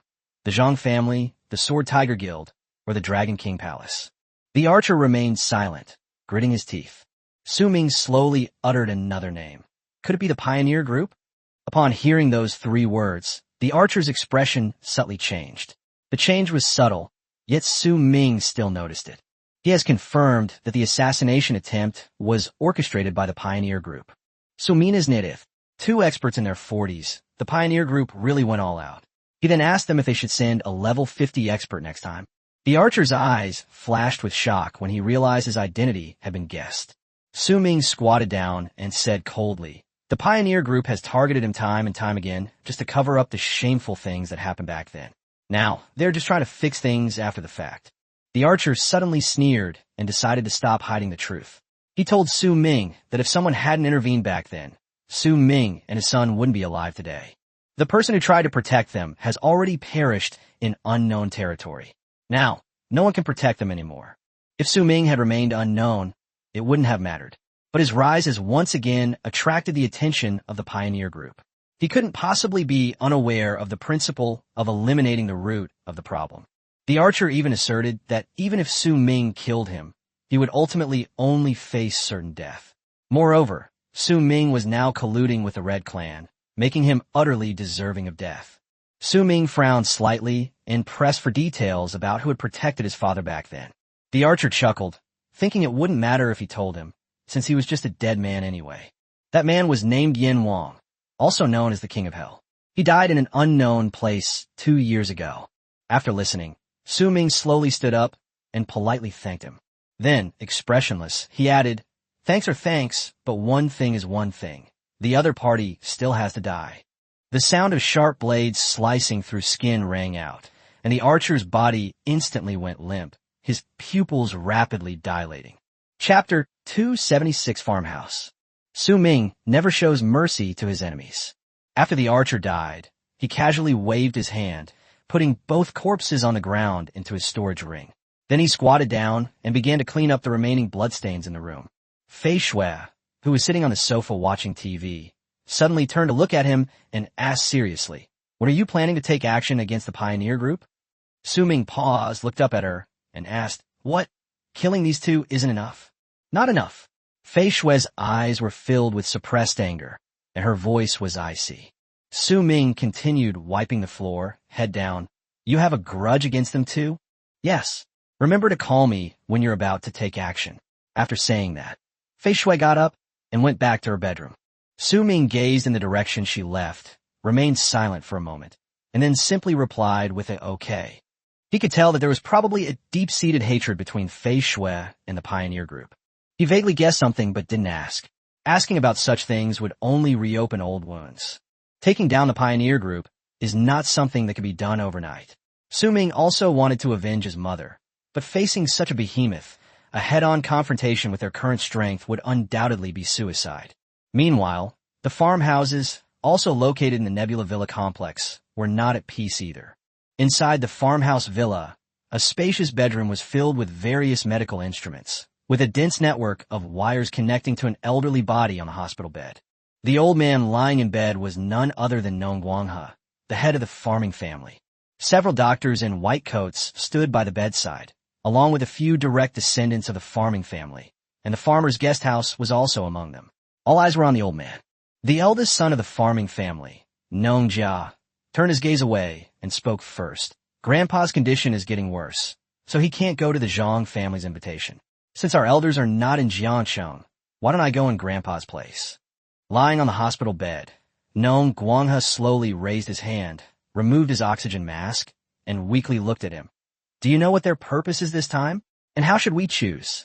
The farmer said confidently, "Of course I know. The Yi family has been abandoned and lost the protection of the main family in the capital.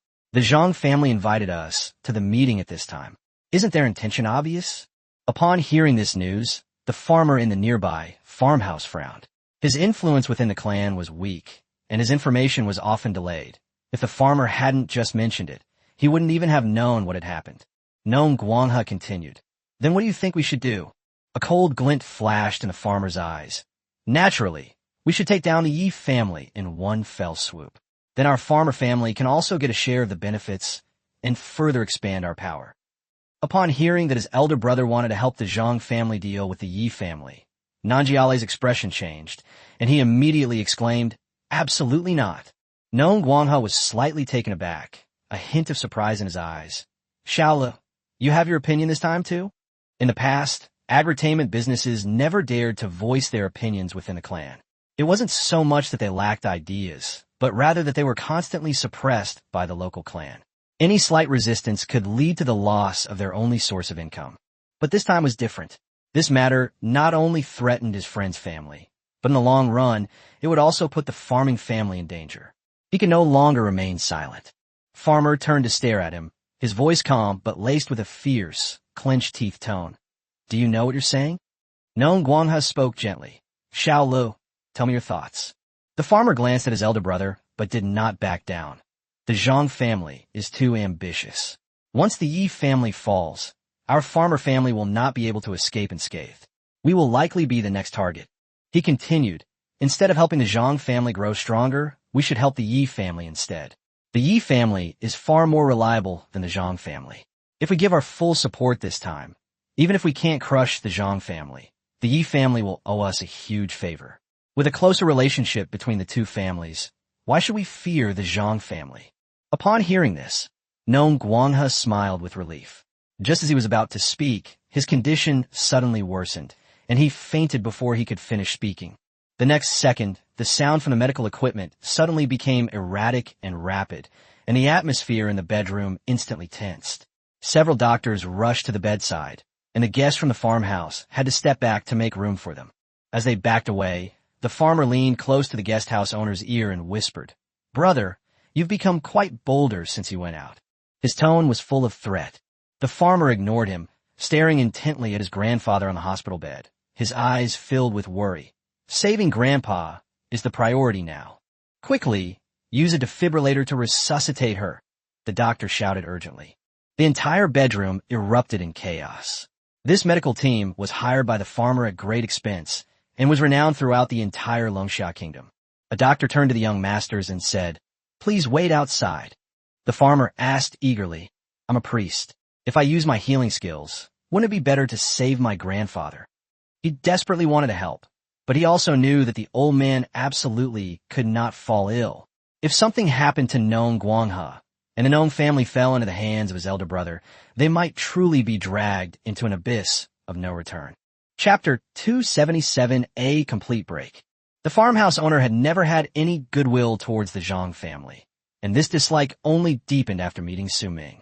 Right now, only if the old man survives could they possibly stop the eldest brother from continuing his cooperation with the Zhang family.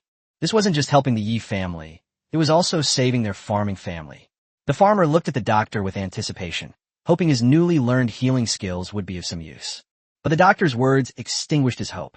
The old man was suffering from natural deterioration. His vitality was almost exhausted, and it was already difficult for him to hold on until now. This time, the situation was not optimistic, and they should be prepared. Farmer's heart sank. After all, if the healing magic were truly effective, the family would have already paid a high price to hire a senior priest. Soon, they were ushered out of the bedroom, and a number of clansmen gathered at the door. The farmer looked at him coldly and questioned, Brother, are you clearly trying to go against me? Don't you know your place? Nongjiao was only 10 years older than Nanjiale, and had already established himself firmly in the clan, holding a much higher position. In the past, Nanjiale might have remained silent, but this time he finally raised his head and looked directly at his elder brother. He said that if his elder brother's choice was right, he had nothing to say. But if his elder brother was going to lead the farming family into the abyss, he wouldn't mind standing up and fighting for it. Those eyes, usually squinting, opened slightly. The farmer was startled. This was the first time in all these years he'd seen his younger brother's pupils clearly. What shocked him even more was seeing information about the agritourism business. Occupation, priest. Level, 20. Farmer Kai's expression changed drastically. He could hardly believe it. It had only been a short time since their last meeting, and the farmhouse had already jumped from level a few to level 20. The speed was simply outrageous. The surrounding villagers were also stunned, especially when they heard the agritainment business say that it wanted to compete with the farmhouse. Many people doubted that they had heard correctly. Farmer Kai quickly suppressed his emotions, and disdain resurfaced in his eyes. Compete? What do you have to compete with me? Don't think that just because you've reached level 20, you can swagger around in the clan. The agritainment business didn't back down an inch, only replying calmly, How will you know if you don't try? Since meeting Su Ming, he had witnessed far too much. Su Ming had never backed down in the face of the Flowing Sand Guild, the Dragon King Palace, the Sword Tiger Guild, or even the Zhang family. So why would he tolerate this again and again in front of his elder brother? The farmer sneered, not taking him seriously at all. If you want to compete, then come on. Don't come crying to me later. At this moment, the agricultural expert stepped forward and stood firmly beside the agritainment business. He had waited so long, and finally the day had come when the second young master was willing to stand up. The agricultural expert said that the second young master led the team to win the youth championship, and based on this alone, the eldest young master could never compare in his entire life. The farmer couldn't refute it, but remained unconcerned. The agricultural expert continued to remind everyone that the agritainment group included Yi Lingfei, the apple of the Yi family's eye, and Su Ming, Jiangqing's rising star. These two would undoubtedly have a significant future influence. These words completely offended Nong Jiatsai. The surrounding clansmen, upon hearing this, began to whisper amongst themselves. Nong Jiatsai, however, burst into laughter, asking them if they didn't know the Yi family was doomed. The farmhouse owner interrupted coldly. Whether it's finished or not is not up to you. Nong Jiatsai's face darkened, and he stared at him, asking, So, you're the one who decides? Nong Jiatsai looked towards a bedroom and said in a deep voice, Of course, Grandpa decides. The farmer scoffed disdainfully. In his eyes, the old man wouldn't survive until today. It was on this day that the farmer's family was completely divided into two factions, but those who supported agritourism were pitifully few. Agricultural Bank's expression was grave. He whispered a reminder that the old man's condition was too dangerous, and if he couldn't be saved, those of them who were on the second young master's side would likely suffer. The farmer's gaze was resolute. He was determined to save his grandfather, no matter the method. The agricultural expert sighed, saying that perhaps only the water of life offered a glimmer of hope for saving the old man. But that thing is too rare. He has already contacted the 100 Treasures Pavilion. Aside from the Zhang family's recent involvement, no other water of life has appeared recently. The agritainment business owner frowned and pressed for details, asking if they had found the buyer. The agricultural business owner smiled wryly and said they had, but the buyer had already used the money. Ultimately, it was too late. Even if it were useless, the other party might not be willing to sell it, since those who can afford the water of life are certainly not sure of money. The farmhouse owner cursed under his breath, a profound sense of powerlessness almost suffocating him. Suddenly, he remembered that Su Ming had a good relationship with the employees of Baibauj. Perhaps there was still a way. The agricultural bank representative shook his head, saying he had already pleaded with the manager of Baibauj. The farmers had a long-standing partnership with Baibauj. If even the manager couldn't do anything, what could an ordinary employee do? But the agritainment business didn't want to just wait idly. Even if the hope was slim, they had to do something.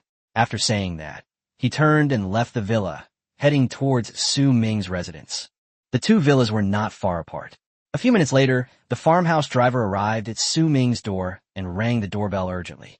Su Ming's irritated voice came from inside the villa. When he looked through the peephole and saw that the visitors were from the farmhouse, he immediately opened the door. As soon as the door opened, the guest house owner spoke up first. Brother Su, I need your help with something. Chapter 278, Saving Lives, is like putting out a fire. Seeing the anxious look on the farmhouse owner's face, Su Ming immediately realized something was wrong. After all, the farmhouse owner was a farmer. For him to be so desperate as to come to him for help, this matter was definitely not simple. He immediately invited them inside. The guest house owner had barely reached the living room, not even bothering to sit down, when he urgently asked, Brother Su, isn't Sister Chi someone for Baibauj? Could you ask her to help me find out something? Su Ming frowned slightly. Given the influence of the farmer's family in Jiangsheng, the 100 Treasures Pavilion would only give them more face, so why would they come to him for help?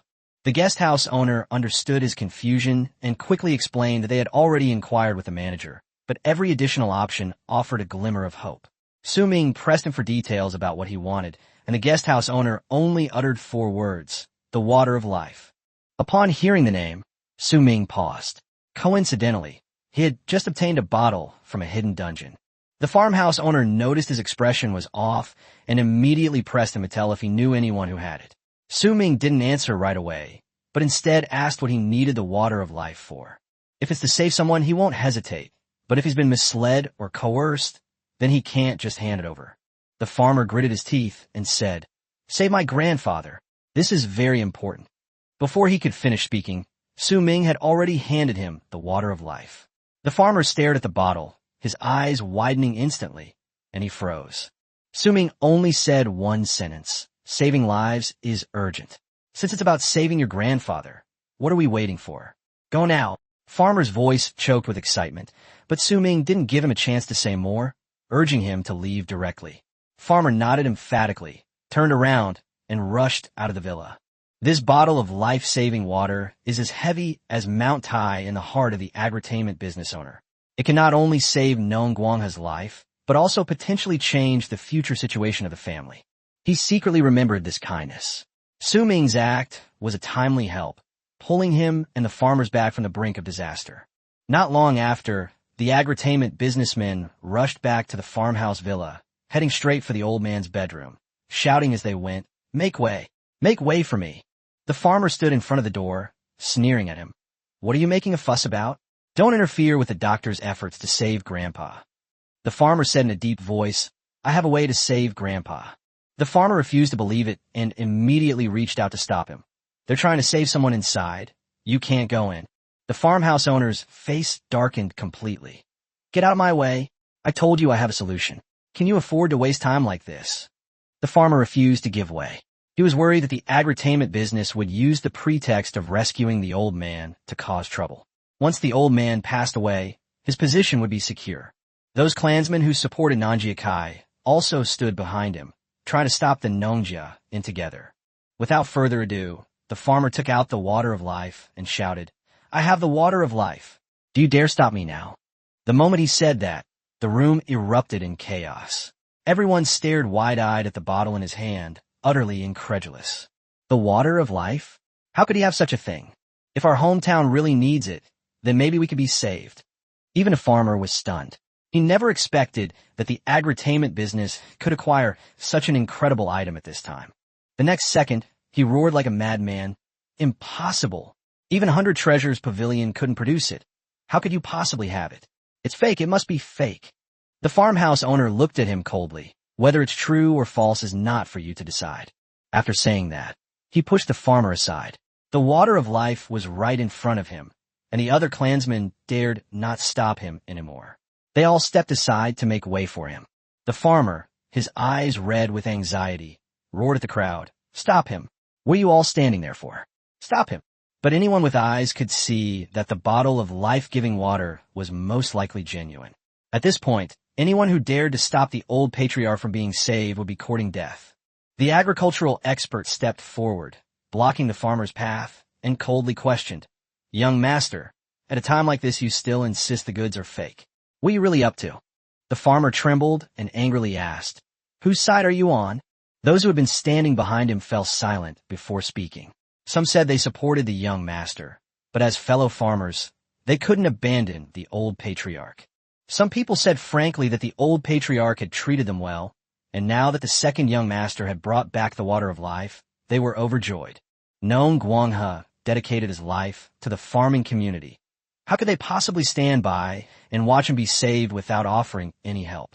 The farmer was furious and even promised to give them whatever they wanted. But the agricultural bank's eyes turned completely cold, and he used his arm to press against the neck, pinning the farmer against the wall. "Young master, do you know what you're saying? The old patriarch saved my life. If you dare to obstruct the treatment again, I won't hesitate to take action against you." Chapter 279, an opportunity for revenge against the Zhang family. Seeing that the farmhouse innkeeper had already rushed into the bedroom, the farmer was extremely anxious, but dared not do anything more reckless. Now that the old man had a chance to live, all the clansmen were watching inside, and if he continued to obstruct them, he would only incur the wrath of the crowd. As soon as they entered the farmhouse, they handed the doctor the water of life. "Doctor, this is the water of life?" The doctor's eyes lit up the moment he saw the bottle. He immediately took the bottle and resumed the resuscitation efforts. No one dared let the guest house leave again. After all, the water of life was incredibly valuable, and no one wanted to take the blame if something went wrong. This rescue operation lasted for a full 5 hours. After the surgery, the attending physician arrived at the farmhouse and breathed a sigh of relief. "Second young master, You brought him just in time. 5 minutes later, even with the life-saving water, it wouldn't have been enough to save him. The guest house owner asked excitedly, "You mean my grandfather's all right?" The doctor nodded and pointed to the empty bottle. "Yes. But the water of life has been used up completely. We didn't keep a single drop for ourselves." The farmer breathed a sigh of relief. "As long as my grandfather is all right, that's all that matters." The doctor patted him on the shoulder, indicating that the rescue was a success. With the blessing of the water of life, the old patriarch would likely be even stronger than before after waking up. However, he still needed to rest and would probably wake up in about 2 hours. After the doctor finished speaking, he walked out of the bedroom first, and Nanjiale followed. The Nanjiale family members outside the door immediately surrounded him and asked what had happened, but Nanjiale stopped him. He squinted and asked, "Where exactly did you get the water of life?" The farmhouse owner gave him a cold look. "Do I need to tell you?" After saying that, he pushed Nong Jatsai's hand away and turned to leave. Nong Jatsai was so angry at his attitude that his face turned pale and he clenched his fists, but he could only watch his back recede into the distance. After leaving the villa, the farmhouse owner went to Su Ming's place immediately.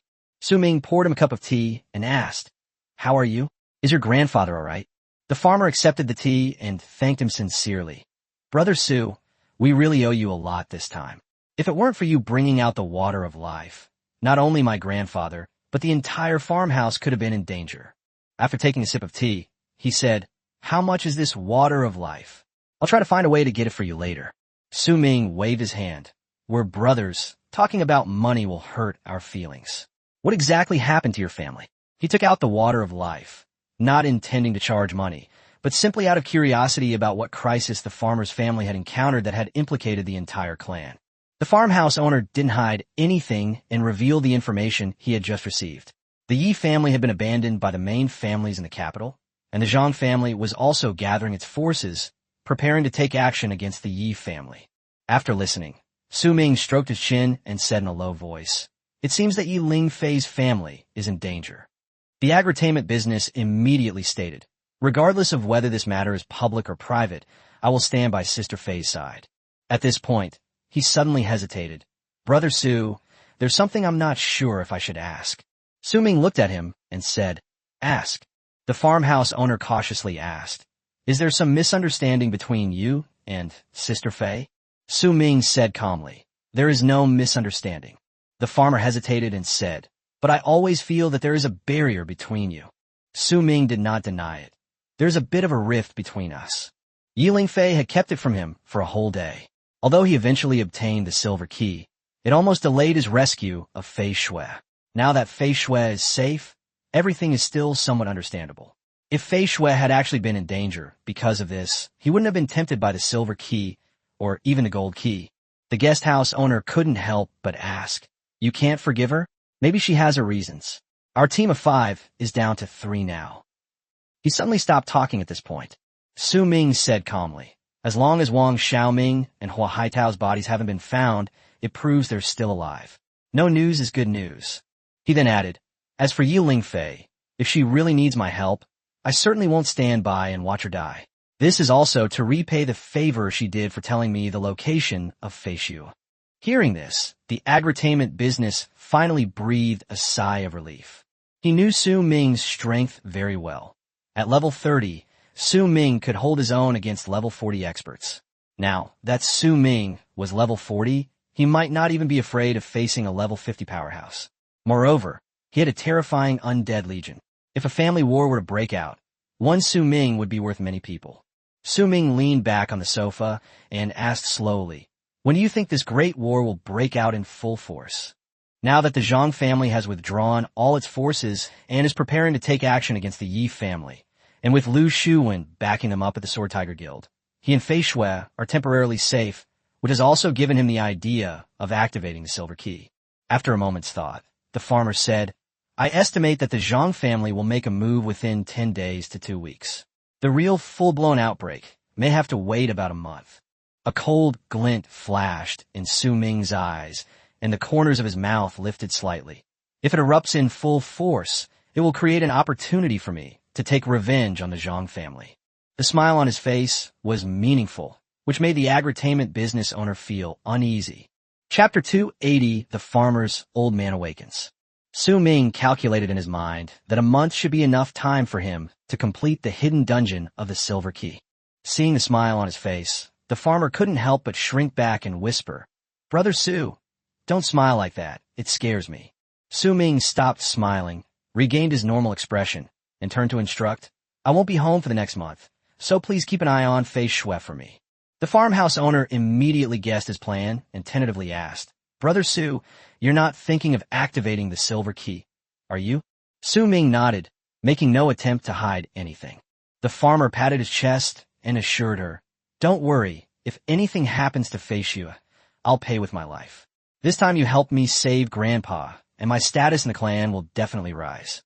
As long as Grandpa wakes up, I'll try to get a chance to attend the Zhang family gathering, and I won't have to be afraid of my older brother anymore.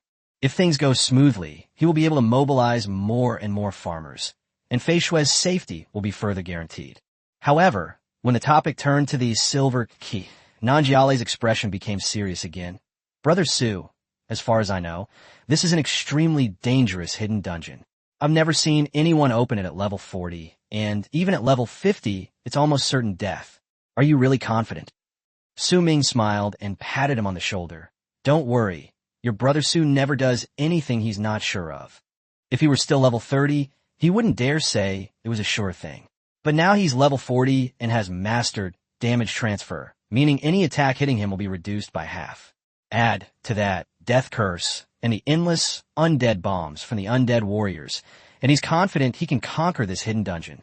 Hearing this, the farmer felt relieved and immediately got up to leave. "I'll be going now. My grandfather should be waking up soon, and I can't let my older brother get there first."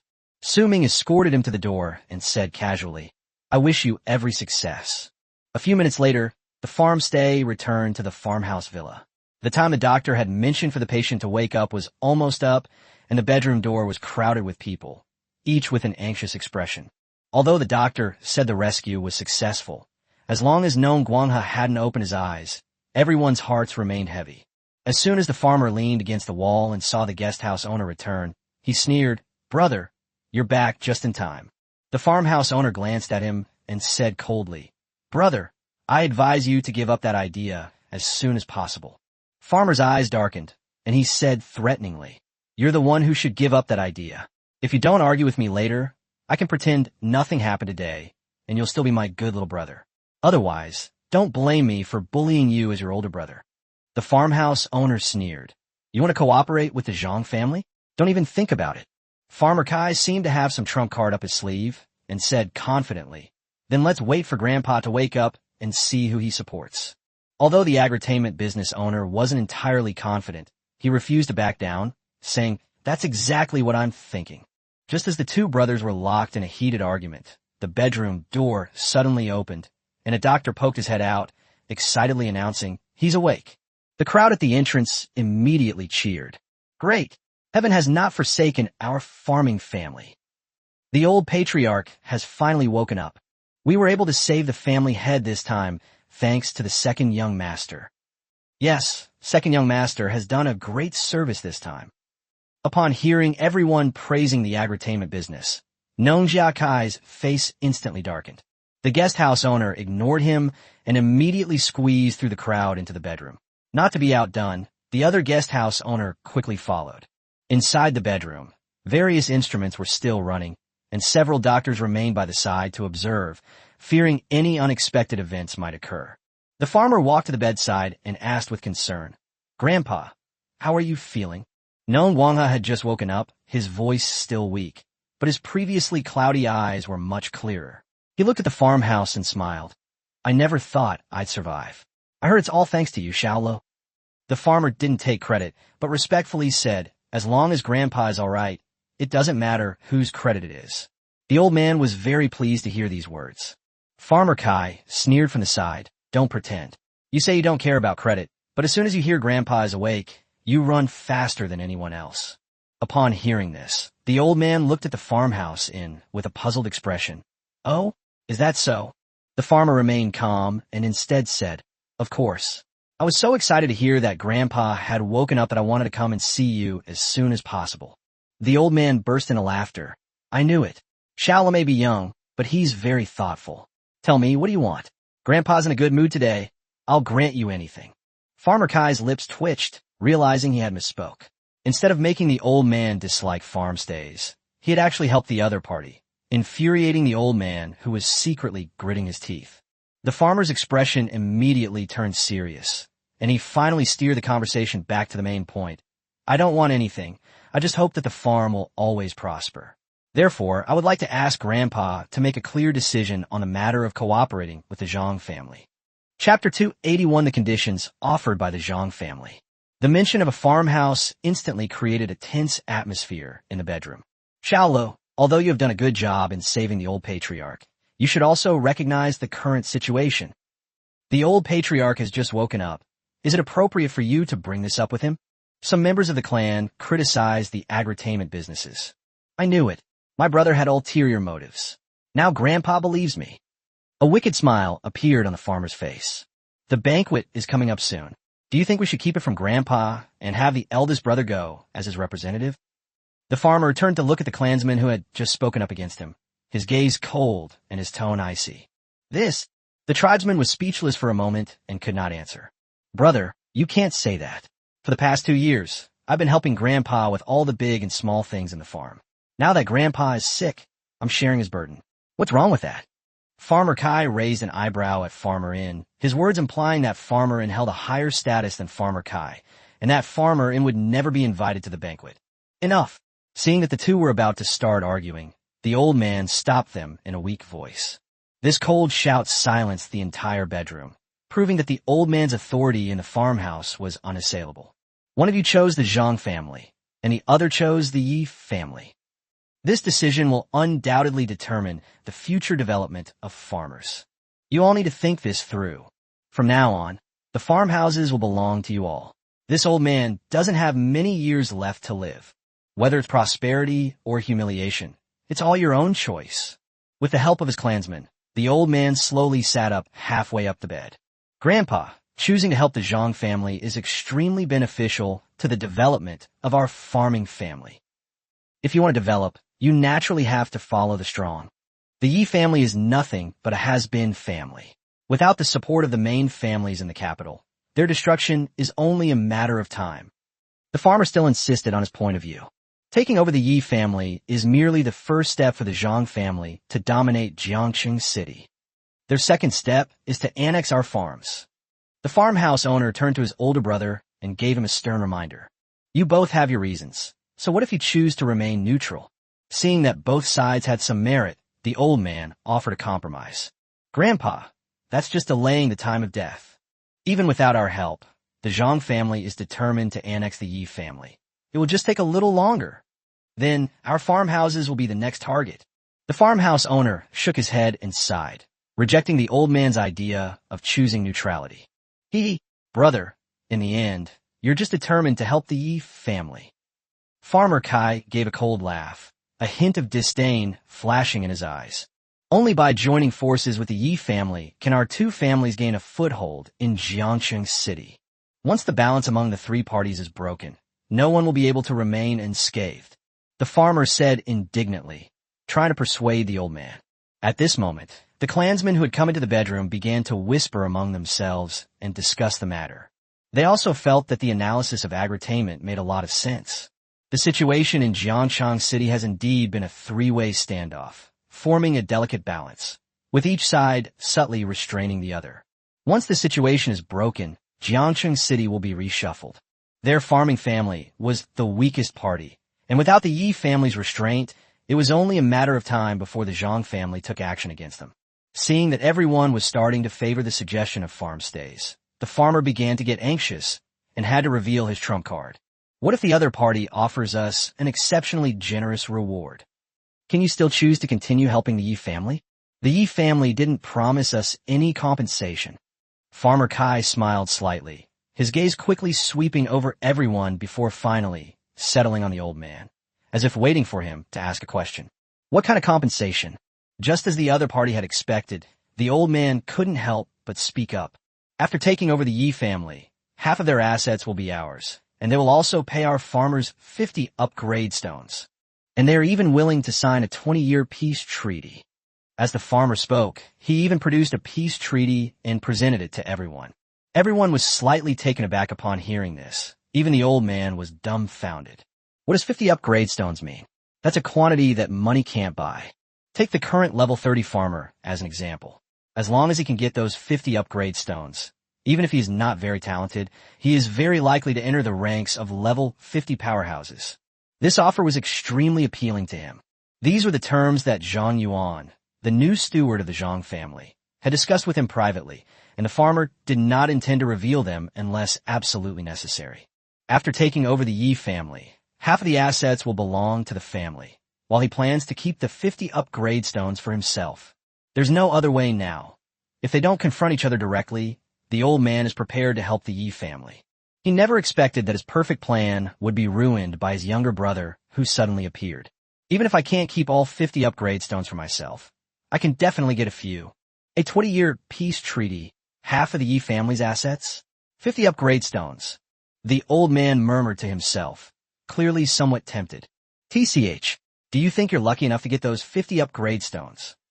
Don't you all understand the principle that all is fair in war? 50 upgrade stones? Are you sure the Zhang family can afford that? The farmhouse owner shook his head and gave a cold laugh. Upon hearing this, everyone frowned. Yes, one thing they all overlooked was whether the Zhang family could afford 50 upgrade stones. If the other party really had 50 upgrade stones, would they need to seek help from their farmers? Wouldn't that easily cultivate an absolute powerhouse at level 60 or even 70? Why are you so suspicious? The farmer was speechless for a moment, and it took him a while to squeeze out a sentence.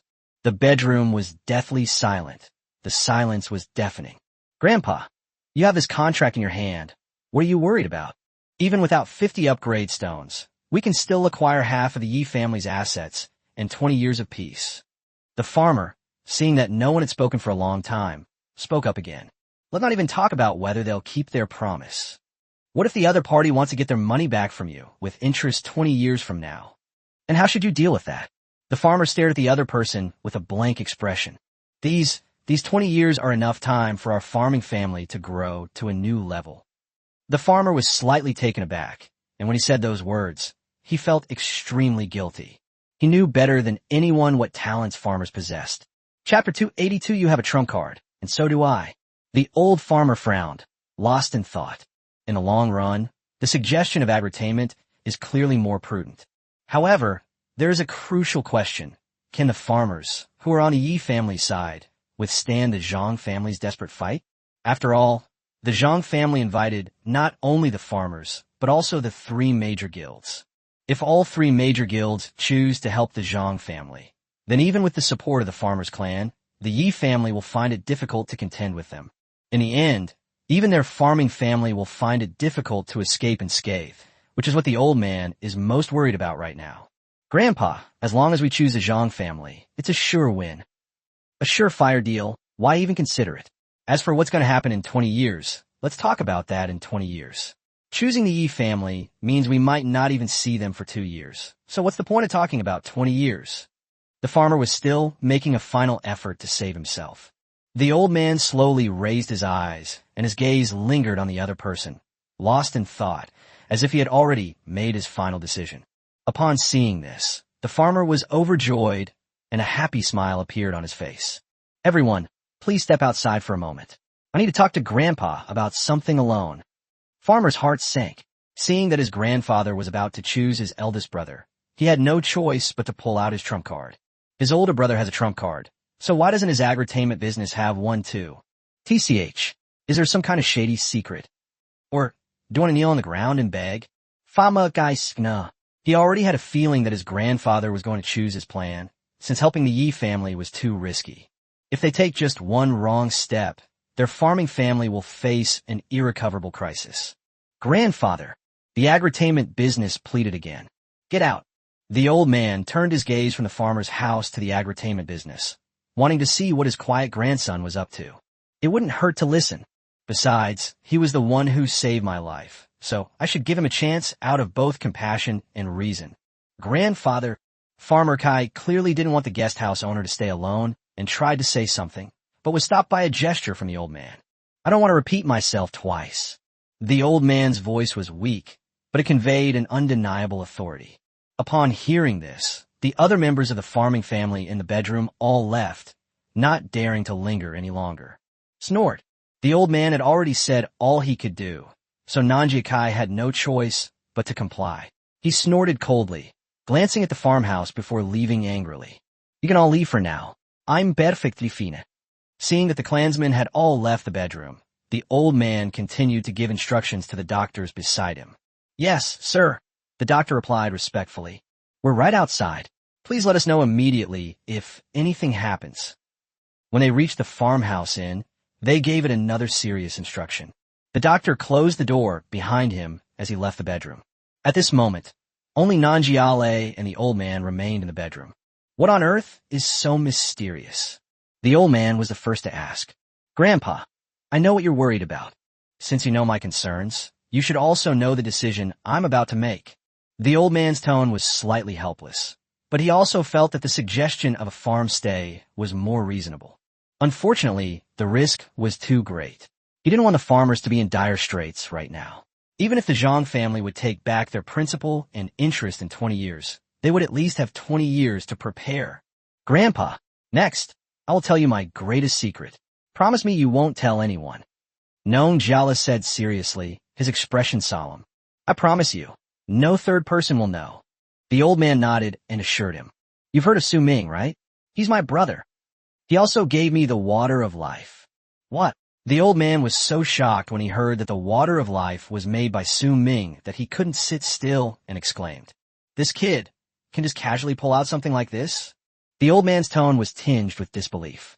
They were all from Jiangchang City, so how could they not know Su Ming? This kid was a rising star with some fame. However, the fact that the other party could offer the water of life to the agritainment business was a great surprise to him. He's already level 40. He's really strong.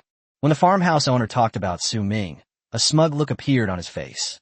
You mean, he'll also take action against the Zhang family? The old man looked at the farmhouse with a strange expression. He didn't think a level 40 person could change the outcome of this war. But he had to admit that he admired Su Ming for being able to reach level 40 in such a short time. He was a prodigy. Yes, the Zhang family and brother Su have a personal feud. Brother Su will also use this opportunity to take revenge on the Zhang family. Brother Su alone is worth dozens or even hundreds of people. You have never seen how terrifying Brother Su is. Once he makes a move, the Zhang family will be thrown into chaos. The farmer's expression grew increasingly excited, his tone tinged with a hint of exhilaration, as if Su Ming were an omnipotent god of war. Even if he's strong, he's only level 40. I can't put all the future of the farm on his shoulders. The old man sighed softly and finally shook his head. It should be noted that the Zhang family is not lacking in level 40 or 50 experts, so dealing with a level 40 Su Ming is still too easy in his opinion. The old man never believed that Su Ming was able to survive among so many powerful figures. The other party's actions were undoubtedly suicide. What if I said that Brother Su blew up the headquarters of the Quicksand Guild? Grandpa, do you still think he's just an ordinary level 40? Besides, he's about to unlock the silver key. When he returns, I can't even imagine how much Su Ji will have grown. The farmhouse owner was really going all out. What he was telling was a huge secret, and he would never have told it to his grandfather if he didn't trust him completely.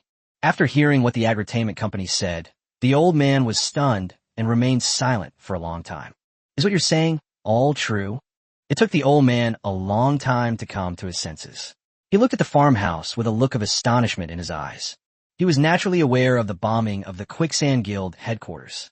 After all, it was such a big deal that not only the farmers knew about it, but the entire power structure of the Longxia Kingdom did. Chapter 283, Attending the Banquet. The farmhouse owner nodded emphatically, his expression serious and earnest, not like he was joking. This news deeply shocked the old man. If it's really as they say, then Su Ming is truly terrifying.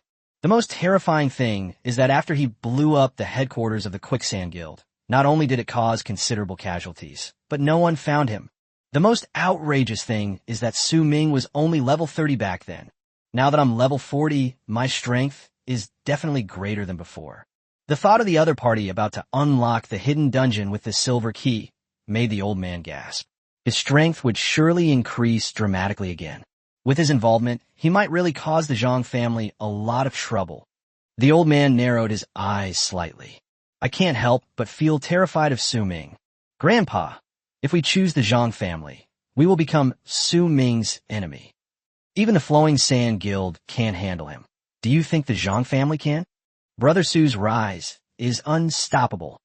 The farmer solemnly said that he had full confidence in Su Ming and was constantly brainwashing his grandfather. After being persuaded by the other party, the old man was already tempted. He didn't believe the agritainment business would deceive him. This concerned his entire family. However, Su Ming is described by the people at the farmhouse as far more powerful than he appears to the world. For these farming families, this was like a huge gamble. Let them in. The old man had already made up his mind and slowly gave instructions to the farmhouse. The agritainment businesses knew that the answer was about to be revealed. Soon, the people who had been standing at the door returned to the bedroom. Brother, what exactly did you say to Grandpa? After returning to his bedroom, the farmer was the first to ask the question. However, the guest house owner ignored his words, which made the other party grit their teeth in anger. I've made up my mind. The old man suddenly spoke, interrupting the noisy discussion among the crowd. Upon hearing that the results were about to be announced, everyone quickly shut their mouths and involuntarily held their breath. Especially for Nongjia Kai and Nanjiale, a sense of tension instantly welled up in their hearts. Xiao Lu will be in charge of attending the banquet tonight. Upon hearing that the guests were from a farmhouse restaurant, a commotion erupted as everyone whispered and discussed amongst themselves. The farmer was overjoyed, his body trembling slightly with excitement. On the other hand, the farmer on the other side had a completely different expression. His face was full of disbelief, and he kept muttering, impossible. The old man had clearly already decided to choose him. So why did he change his mind after they were only gone for a short while? What exactly did the farmhouse owner say to the old man? The farmer turned around and glared fiercely at the agritainment business, as if he wanted to devour it. Don't be too happy yet. Although I'm sending you, it doesn't necessarily mean you'll support the Yi family. I want you to observe the situation first before making a decision. The old man continued speaking. What corresponding decision? The farmhouse owner frowned slightly, his eyes filled with doubt. That depends on what decision the three major guilds ultimately make. If only one family supports the Zhang family, then we will choose to help the Yi family. If two families support the Zhang family, then we can only go with the flow. The old man has made his point very clear. Although Su Ming has great potential, his strength as an individual is still limited. He came up with this plan after careful consideration. Understand. Seeing that the farmhouse had not responded for a long time, the old man asked again. Understood. The farmhouse owner nodded. At this point, this was the result of his best efforts. Whether or not they can choose to help the Yi family depends on the choices of the three major guilds. All right, everyone step back. I am tired. After making the arrangements, the old man signaled that everyone could leave. Snort. With the outcome already decided, even if Nong Jiatsai had 100 complaints in his heart, it was useless. After snorting coldly, he stormed out, slamming the door behind him. For the first time, he felt that the agritainment business threatened his position in the family. After he left, those who had initially supported him suddenly switched sides and began to gravitate towards the agritourism businesses. Time flies, and before we knew it, it was time for the Zhang family's banquet that evening. The Jiangqing Grand Hotel has been booked out by the Zhang family. There were no unauthorized people inside or outside. The three major guilds and the farmers also arrived as scheduled. Zhang Qitian, the head of the Zhang family, had been waiting for a long time in the most luxurious private room of the hotel. Patriarch Zhang, I apologize for being late. A man dressed in a suit and wearing gold-rimmed glasses entered the private room and greeted them with a smile. President Liu, how have you been? Upon hearing this, Zhang Qitian immediately stood up from his seat, strode forward, and greeted him with a smile. The person who arrived was Lu Shuwen, the vice president of the Sword Tiger Guild. Following closely behind was Chun Dong, the vice president of the Netherworld Guild. Lin Yambing, vice president of the Mad Lion Guild. After the three major guilds had all arrived, the representative from the farmer's family, Farmers Inn, finally arrived. Who is this? When a young man entered the private room, everyone was slightly taken aback, their first reaction being whether he had entered the wrong room. However, they quickly rejected the idea. The Jiangxing Hotel had been booked out by the Zhang family tonight, so there was no way any outsiders could be there. Farmhouse. Zhang Qiting got up and went to greet him, asking in a questioning tone. Indeed, I am the second young master of a farming family, running a farmhouse in. The guest house owner politely gave a brief self-introduction to everyone. Upon hearing this, everyone suddenly realized what was going on. These important figures naturally didn't recognize the unknown second young master of the farming family. If it were the young master of farming family, they would recognize him, since he had been working his way up in Jiangxing City for many years and was quite well known. Young Master Nong, please come in. Although Zhang Qiqian didn't know what the farmer clan was up to, since the other party was someone sent by the farmer clan, he naturally invited them to take a seat. The farmhouse owner nodded and went straight to his seat. Tonight, he was seated at the same table with some of the most prominent figures in Jiangxing City, which made the farmhouse owner feel immense pressure. He looked somewhat timid. Everyone saw it all, and while they appeared indifferent on the surface, they were secretly laughing to themselves. No one expected that the farmer would send a young boy to the banquet, which made Zhang Qiqian feel that the farmer was looking down on him. Soon, all the dishes were served, but no one touched their chopsticks. Everyone, you all know why I invited you here today, right? I'll cut to the chase. I just want to join forces with you to take down the Yi family. Zhang Qiqian simply got straight to the point and addressed everyone. Those who came here already knew the purpose of the banquet. After listening to Zhang Qiqian's words, no one rushed to express their opinions. Instead, they looked at each other, seemingly waiting for the other to speak first. Chapter 2, 84 Statements from Various Forces. What? Isn't anyone going to say anything? Name your conditions. As long as they are within the Zhang family's capabilities, we will absolutely meet them. Zhang Qiqian narrowed his eyes slightly, his gaze quickly sweeping over everyone. Seeing that they all looked on with a wait-and-see attitude, he spoke again. How about we start with Chairman Liu? These people remained unmoved, so Zhang Qiqian had no choice but to make an example of them. What could our Sword Tiger Guild possibly have up our sleeves? Let's take a look at them. Lu Shuwen smiled faintly, adopting an attitude of indifference. Upon seeing this, a barely perceptible change occurred in Zhang Qiqian's eyes, but it quickly returned to normal. Does Chairman Lu mean he doesn't intend to offer any assistance? Zhang Qiqian stared intently at the other person, not wanting them to remain ambiguous, and tried to get a definite answer. Patriarch Zhang, you can't say that so harshly. Our Sword Tiger Guild is willing but lacks the strength. As you know, the matter of the Red Clan girl and mysterious man hasn't been resolved yet, and our Sword Tiger Guild will not back down. Lu Shuwen smiled and shrugged, showing an expression of helplessness. Is this Chairman Lu's idea, or Chairman Qin's idea? A look of doubt appeared on Zhang Qiqian's face. His Zhang family and the Sword Tiger Guild had always had a good relationship. He never expected that Lu Shuwen would refuse so directly. Even though the other party had used a lot of manpower to search for the Red Clan girl and the mysterious man, based on his understanding of the Sword Tiger Guild, he still had plenty of resources to help them deal with the Yi family. But now, the other party has flatly refused, which makes Zhang Qiqian wonder if Lu Shuwen is up to something. Patriarch Zhang, this is not the intention of our guild, Master Qin. Nor is it my intention either. This is the intention of the Sword Tiger Guild. Lu Shuwen pushed up his gold-rimmed glasses, looked up at the other person, and spoke in a calm, yet authoritative tone. In his eyes, the Zhang family was no good dog. Now was the time when he needed people, so Lu Shuwen would not reduce his own strength for some short-term benefits. As for the Yi family, they were extremely stubborn and ruthless, so Lu Shuwen had no intention of helping them. He only intended to remain an observer in the struggle between the Zhang and Yi families. After hearing Lu Shuwen refuse, the farmhouse owner breathed a long sigh of relief. You should know that the Sword Tiger Guild is the most troublesome of the three major guilds. Now that this behemoth has rejected the Zhang family, the agritainment business is secretly delighted. All right, I can't force anyone. As long as Chairman Qin knows about this, that's enough. Zhang Qiqian did not receive a satisfactory answer from the Sword Tiger Guild, so he had no choice but to place his hopes on other people. Where's Chairman Chun? After Zhang Qiqian withdrew his gaze from Lu Shuwen, he turned it to Chun Dong, who was sitting opposite him. We apologize. Our Netherworld Guild is currently recuperating and has no plans to get involved in any conflicts at the moment. Chen Dong was even more direct, offering a random excuse to refuse. Upon hearing this, Zhang Qitian's lips twitched slightly. What were you saying?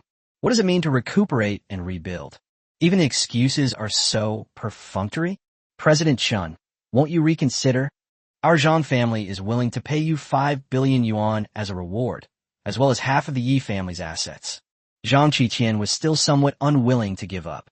After slightly adjusting his emotions, he continued speaking with a sliver of hope. We're not short of money. Patriarch Zhang, you should ask someone else. Chen Dong shook his head, and, as he finished speaking, he glanced at Lu Shuwen. The Netherworld Guild has always considered the Sword Tiger Guild its mortal enemy. If the opposing Sword Tiger Guild is unwilling to join this clan conflict, then the Netherworld Guild certainly doesn't want to join either. Over the years, they have finally managed to close the gap with the Sword Tiger Guild by a little bit. If they lose members because of this clan conflict, wouldn't the gap between the two sides widen again? Since Lu Shuwen isn't participating, then Chen Dong won't participate either. Seeing that both guilds had rejected the Zhang family, Nanjiale was overjoyed. Now only one guild, Mad Lion Guild, remains. No matter what the other party's answer is, it won't affect the farmhouse's decision. Damn it, these two families are completely unreasonable. Now we can only look to the Mad Lion Guild and the farmers. Zhang Qitian was rejected twice in a row, and the smile on his face disappeared. He simply couldn't smile anymore. He knew in his heart that without the help of outside forces, it would be almost impossible for the Zhang family to take down the Yi family in one fell swoop. President Lin? What are your thoughts? Zhang Qitian turned to look at Lin Yambing of the Mad Lion Guild, forcing a smile onto his face. Patriarch Zhang, both the Sword Tiger and Netherworld families have chosen to remain neutral. Even if we, the Mad Lion, wanted to help you, it would be very difficult for us. Lin Yambing leaned back in his chair, shaking his head and smiling bitterly. What do you mean by that, Chairman Lin? As long as you are willing to lend a helping hand, the Zhang family will not skimp on the reward. Zhang Qitian frowned deeply, trying his best to persuade the other party to stay. Now only the Mad Lion Guild and the farmers remain. He must make the most of them. After all, the fighting power of the Mad Lion Guild is far stronger than that of the Farmer Guild. Being able to get help from the other party is undoubtedly a great help. It's difficult. Perhaps, Patriarch Zhang, you should ask the farmers first. Lin Yambing shook his head repeatedly, giving the impression that he wanted to agree but didn't want to, which made Zhang Qitian as anxious as an ant on a hot pan. Seeing that the other party had not yet made a decision, he had no choice but to turn his attention to aggretainment. Zhang Qitian held this young up in contempt, but given the current situation, he truly had no choice but to bow down to him. Young Master No, what do you think? Shouldn't the old patriarch have already given you an answer beforehand? Zhang Qitian put on a smiling face and showed the farmhouse the utmost respect. Everyone knows that we farmers are weak and not good at fighting. Our involvement won't play a crucial role. In fact, it will only be a burden to you. Let's not cause any more trouble for the Zhang family. Nanjiale took a deep breath, composed himself, and then tactfully declined Zhang Qitian's offer. After he finished speaking, his heart pounded, and he was still extremely nervous. Young Master Gnome, your gnome family is just being modest. Others may not know the strength of your family, but do you think those present don't? Zhang Qitian tried his best to maintain a smile, making a final effort. Chapter 285: The Strength of the Farmer's Family. As soon as Zhang Qitian finished speaking, everyone present turned their attention to the farmhouse inn. This made him, who was already nervous, sit up straight. Patriarch Zhang, you must be joking. The guest house owner, avoiding eye contact, replied awkwardly. Are you joking? Although you peasants have failed to cultivate any powerful peasants, haven't you secretly cultivated quite a few powerful individuals of different surnames over the years? Although these people are not originally from your farming family, they've been baptized by you since childhood and are loyal to your farming family. This force should not be underestimated. Seeing that the farmer's eyes were darting away, Zhang Qitian continued. After hearing what the other party said, the farmhouse was slightly taken aback. This was a secret of their farm. They did not expect that Zhang Qitian already knew so much about their farm. It seems the other party may have already been eyeing their farm for a while, but they haven't made a move yet because of this power. Thinking about this, the farmstay became increasingly uneasy. It seemed that Jiangxing City had only maintained a superficial peace for so many years, while various forces have been secretly stirring up trouble behind the scenes. It's ridiculous, really. The Zhou family has always thought they can replace your peasant family's position. They've approached me privately many times, hoping I can help them take over. But little do they know, you farmers are not to be trifled with either. Isn't that ridiculous? Zhang Qitian stared at the farmhouse with a half-smile. He said those things on purpose, and the guest house owner knew perfectly well that he was threatening him. Good heavens! Is this old fox implying that if I don't cooperate with them, he'll join forces with the Zhou family to deal with our peasant family? The farmhouse owner frowned, muttering to himself. Patriarch Zhang, isn't your Zhang family's appetite a bit too big? Eating what's in your bowl while eyeing what's in the pot. Lu Shuwen gave a wicked smile and, surprisingly, spoke up to help the agritainment business out of its predicament. Oh, Chairman Lu, what are you saying? I was just chatting with young Master Gnome. Zhang Qiqian couldn't help but feel puzzled, wondering what Lu Shuwen was up to. They neither help me deal with the Yi family, nor do they seem to be willing to help the Gnome family. They've already made it very clear they won't get involved in your conflict with the Yi family. Why are you still making sarcastic remarks about the younger generation from the farming family? You think you can scare someone just because they're young? Are you trying to force them to comply? Lu Shuwen showed no mercy to Zhang Qitian, and his gaze toward the other man was indifferent. President Lu, what do you mean? Upon hearing this, Zhang Qitian's expression instantly turned gloomy, and a terrifying aura emanated from his body. The agritainment business was also terrified by the extremely tense atmosphere before them. It's nothing. Patriarch Zhang, please don't be angry. If there's nothing else, I'll be leaving now. Lu Shuwen's lips curled up slightly, revealing a wicked smile, and then he stood up from his seat. Have a good trip. Don't bother seeing me off. Zhang Qitian replied coldly. He can't completely break ties with the other party right now. He has to consider the relationship between the Zhang family and Qin Chuan, the guild leader of the Sword Tiger Guild. Besides, it's not realistic to take action here. However, he will definitely give Lu Shuwen a good talking to in front of the other party's president, Qin Chuan. He wanted to make Lu Shuwen understand that if you offend the Zhang family, even the vice president of the Sword Tiger Guild won't get away with it. You country bumpkin, aren't you leaving yet? After getting up, Lu Shuwen saw that the farmhouse owner was still sitting there blankly, so he couldn't help but remind him. Well, the guest house owner then realized what was happening and quickly got up to follow the other person. Now he was certain that Lu Shuwen was really helping him. Asshole! Zhang Qitian was furious when he saw that Lu Shuwen had taken the farmhouse with him. President Lu, why? Why are you helping me? After leaving the private room and seeing that no one was around, the guest house owner cautiously asked in a suspicious voice. I'm not helping you. I'm just helping the farmers. Lu Shuwen put his left hand in his pocket, glanced at the other person, and still had a wicked smile on his lips. Help us farmers? The farmer's face was full of confusion. He found Lu Shuwen's actions increasingly incomprehensible. Their farming family doesn't have much interaction with the Sword Tiger Guild. Young farmer, you should go back home too. They left the hotel quickly, and Lu Shuwen didn't explain much to the guest house owner. Thanks. The guest house owner sincerely thanked Lu Shuwen.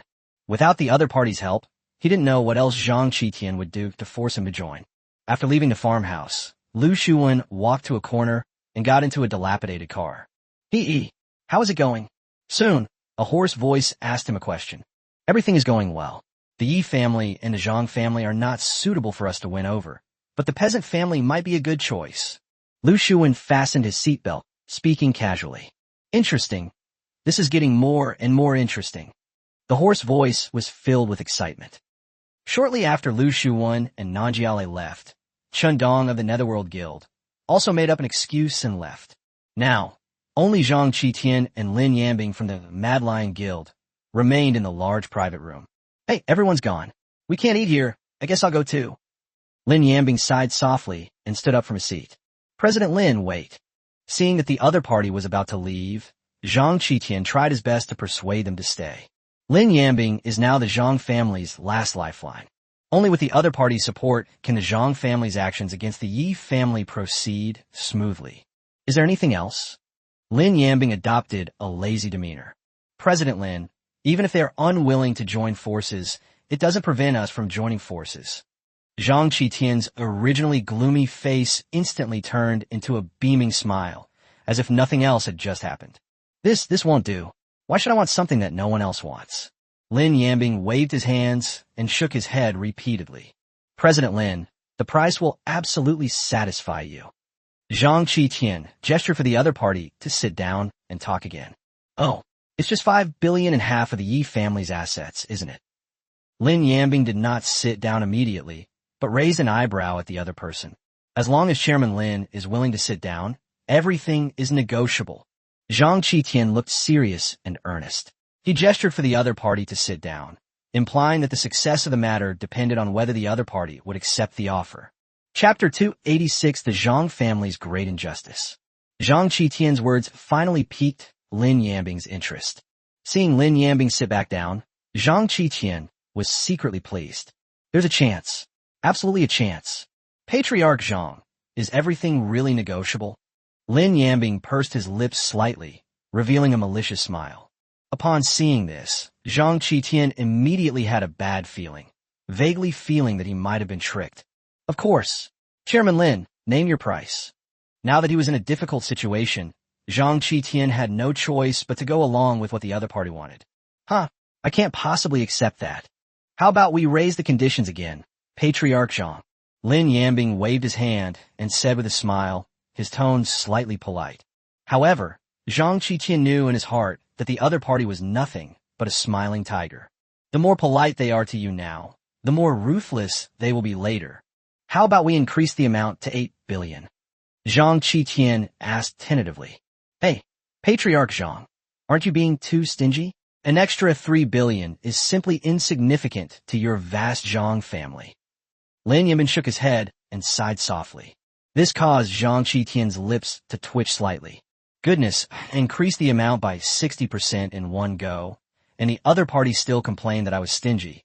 Even though Zhang Qitian was mentally prepared to be tricked, he still felt that the conditions the other party wanted were far more complicated than he had imagined. What about the 10 billion? Chairman Lin, are you satisfied? With a determined heart, Zhang Qitian directly stated his desired price. That's doubled. Even for the Zhang family, 10 billion is not a small amount. Moreover, it also includes half of the Yi family's assets, which is already quite a considerable sum. TSK. It seems the Zhang family is still lacking in sincerity. No wonder the other three companies weren't even willing to sit down and talk. Lin Yambing shook his head and was about to get up and leave, but was stopped by the Zhang family again. President Lin, give us a straight answer. Zhang Qitian's expression also became serious. The other party was clearly trying to make exorbitant demands, and they even specifically mentioned the other three, seemingly telling Zhang Qitian that only their Mad Lion Guild was willing to sit down and negotiate with them. Let's double it again. Lin Yambing's expression was casual, and his tone was indifferent. What? You want 20 billion? Zhang Qitian was also taken aback by the number the other party had mentioned. 200 billion. That's an astonishing figure. Enough to buy countless pieces of equipment and armor. More than enough to arm an elite force. Add 10 more item stones. Lin Yambing grinned, staring at his opponent with an air of confidence, as if he had already completely won him over. The items and stones include upgrade stones, shimmering stones, quality stones, etc. Each one is quite expensive and extremely difficult to buy. This is why the other party requested prop stones rather than a single type of stone. Taking out 10 of the same type of stone at once is far more difficult than taking out 10 item stones. Zhang Qitian knew the other party was ruthless, but he didn't expect them to be this ruthless. How about it, Patriarch Zhang? This is already a very reasonable price. Look, nobody wants to continue living. We, the Mad Lion Guild, are only sitting down to talk because of the Zhang family head. Lin Yambing shrugged and made his exorbitant demands sound perfectly reasonable. Zhang Qitian dared not speak out in anger. If he hadn't been forced to act, he would have definitely shown the other party today, whether it was his fists or his words that were tougher. President Lin, aren't you going a bit too far? Zhang Qitian frowned slightly, a hint of dissatisfaction in his eyes. He stared straight at Lin Yambing. His words, though not loud or impassioned, carried a heavy weight.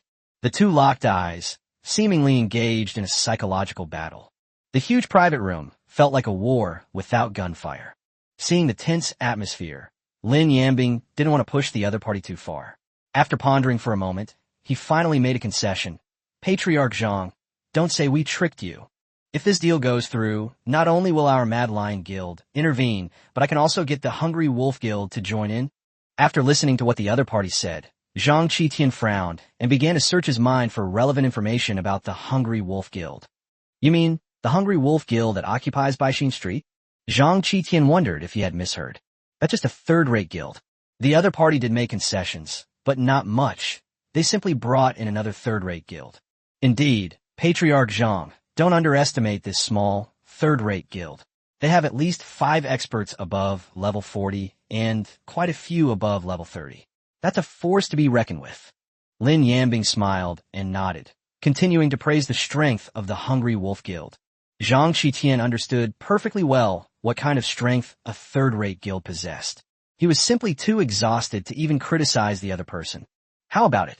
Patriarch Zhang, this deal is very worthwhile. If you think it's too expensive, then just pretend I farted. Even if the deal falls through, we can still be friendly. Goodbye. Seeing that Zhang Qitian remained silent for a long time, Lin Yambing simply stood up from his seat, clasped his hands in farewell. Make a deal.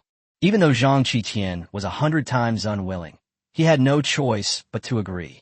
As long as we take down the Yi family, then everything will be worthwhile. Ha ha ha. I knew Patriarch Zhang was a straightforward person. Then let's pay the money first. As the fish took the bait, a bright smile appeared on Lin Yambing's face. While they were talking, he handed the other person a card with a car number written on it. They had clearly come prepared, just waiting for Zhang Qitian to nod in agreement. What? I have to pay first. Zhang Qitian's eyes widened involuntarily, his gaze filled with disbelief as he looked at the other person. What else can we do? This is a risky business. Who would be willing to risk their life if they didn't get the money in their hands? Lin Yambing looked at Zhang Qitian with a half-smile. The remaining props, stones, and half of the Yi family's assets can be settled later. That's reasonable, isn't it? Lin Yambing added another sentence. Let me make this clear from the start. If you take the money and then do nothing, don't blame the Zhang family for turning our attention to your Mad Lion Guild. A ruthless glint flashed in Zhang Qitian's eyes. Don't worry, do you think our Mad Lion Guild would run away? Integrity has always been our hallmark. Lin Yambing patted the other person on the shoulder, indicating that there was no need to worry. Chapter 287 Silver Key, Opening. Zhang Jia and the Mad Lion Guild have finally become partners. Ha ha, it's a pleasure to cooperate with Patriarch Zhang. Lin Yambing felt he had gotten a great deal and couldn't stop smiling. It's a pleasure doing business with you. Zhang Qitian, however, wore a forced smile. Zhang Qicai only became truly enraged after the other party left the private room. Bang! He casually smashed the large round table in front of him to pieces. The sudden commotion instantly attracted many members of the Zhang family. Patriarch. After opening the door, everyone found that the private room was nothing but a mess. Everyone's face was filled with doubt. Back to the villa. Zhang Qitian snorted coldly, turned around, and left the private room first, leaving everyone looking bewildered. After a while, the Zhang family members finally realized what was happening and quickly followed. Meanwhile, the agritainment business has returned to the farmhouses in the Nebula Villa complex. How's it going? The old man spoke the moment the bedroom door was opened. He lay on the hospital bed with his eyes closed, his voice still weak. Even without opening his eyes, he still knew that the agritainment business had arrived. Grandpa, things went fairly smoothly. The farmhouse owner slowly approached the bedside, speaking respectfully. It went fairly smoothly, so it didn't go very smoothly then. The old man was still resting with his eyes closed. The guest house owner dared not hide anything and recounted in detail what had happened in the private room. When the old man heard that Lu Shuwen had taken the initiative to help the farmer out of his predicament, his eyes finally opened. Grandpa, is there something fishy about this? The farmer asked curiously, also puzzled as to why Lu Shuwen was helping him. Lu Shuwen, this man, is not simple. Moreover, he never does anything without benefiting himself. Since he has helped our farmers, it proves that we are useful to him. The old man narrowed his eyes slightly and said in a deep voice, What does he want to do with our farmhouse? The guest house owner couldn't contain his curiosity and asked again. I don't know, but I believe that it won't be long before he personally visits our farm. You'll know when the time comes. The old man shook his head. Lu Shuwen was a meticulous person, and he was impossible to figure out. After giving his instructions, Nanjiale left the bedroom. He first told Su Ming the news, and then informed Yi Lingfei. Yi Lingfei was incredibly excited when she learned that the farmers were going to do everything they could to help her family. After hanging up the phone, he immediately went to his grandfather, Yi Songtian. Uncle Yi Lingshan was also present at this time. However, his expression was not good. He looked worried, and it was easy to see that he was troubled by the Zhang family's affairs. Upon seeing Yi Lingfei, Yi Lingshan turned his face away. He didn't really like his niece, and always felt that the Yi family's current predicament was caused by her willful and reckless behavior. Fei Fei, what brings you here all of a sudden? Is there something you need to see Grandpa about? Yi Songtian remained as devoted as ever, his gaze towards Yi Lingfei filled with doting affection. Grandpa, I have some fantastic news. Yi Lingfei looked excited, and her tone was filled with excitement. Good news? I think the bad news is more likely. The Mad Lion Guild has already agreed to join forces with the Zhang family to deal with our Yi family. What good news? Yi Lingshan spoke in a sarcastic tone, without even turning around to look at the other person. My friend just told me that his family is willing to fully support us. Yi Lingfei ignored her uncle's sarcastic remarks. She just wanted to tell her grandfather the news as soon as possible. Your friend? From a farming family? Yi Songtian frowned slightly, his gaze towards Yi Lingfei showing a hint of doubt. At this moment, Yi Lingshan finally turned around and looked intently at Yi Lingfei, clearly showing his interest in the matter of the farming family. That's right, my teammate in this youth championship is the second young master of the farmhouse in. Yi Lingfei nodded emphatically, her tone filled with joy. She believed that with the help of the farmers, the Yi family would have a better chance of winning. The second young master of the farmhouse? Wasn't that kid sidelined by his older brother? What use are his words? Yi Lingshan thought there was real hope, but when he heard it was Nong Ersheo, he immediately lost his nerve. After giving Yi Lingfei a disapproving look, he turned his head back, preferring to ignore her. Grandpa, you have to believe me. The agritainment business won't lie to me. Yi Lingfei didn't think the agritainment business would joke with her at this critical juncture, especially since the other party wasn't someone who liked to joke. Go find somewhere cool and stay there. Stop causing trouble. If it weren't for you, none of this would have happened. Yi Lingshan snorted coldly, venting his dissatisfaction. Lingshan, shut up. Seeing that his eldest son was always targeting Yi Lingfei, Yi Songtian finally couldn't stand it anymore. Master, someone from the farmer's clan has arrived. Just then, Uncle Zhong suddenly walked over and said respectfully, A farmhouse? Please come in quickly. Yi Songtian was slightly taken aback when he heard that someone from the farmer's family had come, and then he quickly spoke up. Yi Lingshan, standing to the side, couldn't help but turn a look at Yi Lingfei. A thought began to form in his mind. Could what this girl just said be true? Soon, led by Uncle Zhong, an elderly man of about 60 years old came to the living room. He was the old steward of the farmhouse and held a certain status in the family. Upon approaching the other party, Nong Maoshan greeted him respectfully, saying, Elder Patriarch Yi. Manager, please have a seat. Yi Songtian recognized the other party's identity at a glance and quickly stood up, gesturing for him to come in. He now believed that what Yi Lingfei had just said was true. Otherwise, Nong Maoshan would not have personally come to visit him. Elder Yi, you're too kind. I heard that your patriarch has been unwell recently. I wonder if he has recovered? If you need the help of the Yi family, please don't hesitate to ask. After the other party sat down, Yi Songtian began to inquire about the old man's health. This simple word of concern immediately increased Nong Maoshan's goodwill towards the Yi family. The old patriarch's condition has improved, but he has difficulty moving around. He specially sent me here today to deliver a few words. Nong Maoshan nodded, indicating the purpose of his visit. Oh, what is it? Please speak, Manager Nong. Yi Songtian feigned ignorance and asked. After learning that the Zhang family harbored ill intentions towards your Yi family, the old patriarch felt that the other party had gone too far. Our farming family will absolutely not stand idly by in this matter. If your Yi family needs anything, Our farming family will do everything in our power to help. Nong Maoshan spoke with an extremely serious tone and expression. Good. After hearing what the other party said, Yi Tsongtian exclaimed excitedly. Thank you very much, Elder Nong. Our Yi family will always remember this kindness. His eyes were filled with gratitude as he looked at the other person.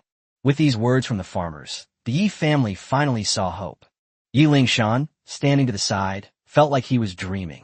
He never expected that the girl's prediction would come true. The entire city of Jiangsheng was in turmoil, but Su Ming was not idle. He was about to embark on a new journey. Snap! He took out the silver key from a storage ring and finally unlocked the new hidden dungeon. Chapter 288, The Frozen Throne. After Su Ming activated the silver key, the black door that appeared before him was no longer there. Instead, it was a dark red double door with more complex, mysterious patterns, exuding an even stronger ancient aura. Just standing in front of the door and looking at it makes one feel fear and a heavy sense of oppression. Creak! The next second, the dark red door slowly opened, and a suffocating aura of death rushed out. In that instant, Su Ming actually had a slight thought of retreating. No, I can't back out. But Su Ming quickly reaffirmed his resolve and strode toward the dark red gate. In a flash, after he stepped through the gate, a brand new and unfamiliar world appeared before him. Snow was everywhere. A fierce wind howled past, swirling the ice crystals and making a sharp sound. Su Ming even felt a chill. This is an extremely cold, icy wasteland. Su Ming's brows furrowed more and more, and a chill kept coming from the soles of his feet, forcing him to put on 2 more layers of clothing. What shocked him even more was the towering ice peak in the distance, which stunned Su Ming and had a huge visual impact on him. This place is shrouded in thick clouds all year round, making it difficult for sunlight to penetrate. Only a faint ray of light can be seen, giving the whole land a mysterious and solemn atmosphere. Just as Su Ming was captivated by the surrounding environment, a white stone suddenly appeared in front of him. This pulled him back from his shock. He recognized this thing. It was a teleportation stone. Su Ming instinctively reached out and grabbed it. Teleport stone allows you to teleport out of the instance. Now that we have the teleportation stone, it means the dungeon is about to begin. Su Ming did not rush to act. He first summoned his undead. In unfamiliar places, with unknown monsters, it's best to be cautious. The presence of 400 undead warriors surrounding him instantly gave him a great sense of security. He looked up at the sky, only to see it obscured by thick clouds, with just a sliver of blue sky visible. Why hasn't the mission been announced yet? Su Ming waited for several minutes, but the voice he was expecting did not come.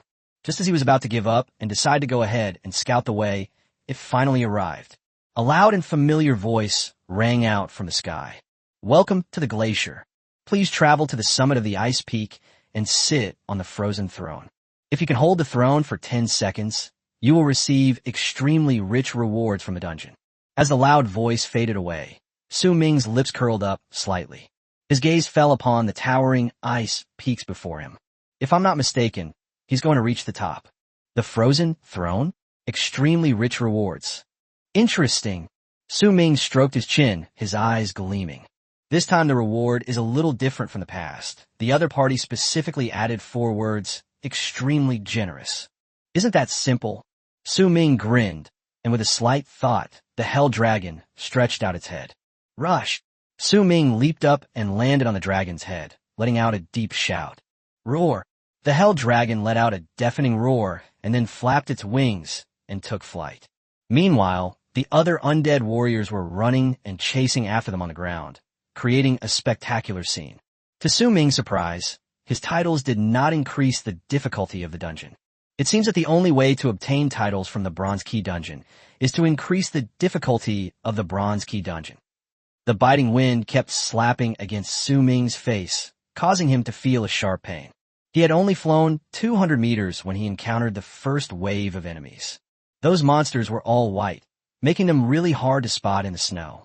Su Ming's eyes narrowed slightly as he looked down at the ground and discovered that the monsters had actually crawled out of the snow. They were all wearing white capes. It's an elf. Su Ming's pupils contracted sharply as he finally saw the other party's appearance clearly. Pointed ears and a slender body. clearly indicating that it was an elf. The sight of their bows and arrows, in particular, made Su Ming's heart sink, giving him a sense of foreboding. Name: White Knight Elf. Level: 50. Whoosh whoosh whoosh. By the time Su Ming realized it, it was too late. Hundreds or even thousands of arrows were already raining down on him. Asshole! Su Ming cursed inwardly, then controlled the Hell Dragon to fly higher. Bang! Bang! Bang! Unable to dodge in time, the arrows quickly struck the Hell Dragon, producing a series of muffled thuds. Roar! The Hell Dragon let out a mournful roar and spat out a huge fireball at the ground. However, its wings were damaged, preventing it from continuing to soar into the sky, and it was forced to descend slowly. Boom! The fireball landed, exploded, and made a huge noise. However, it did not cause much damage to the Night Elves. They were all exceptionally agile, and most of them were able to easily dodge the Hell Dragon's fireball attacks.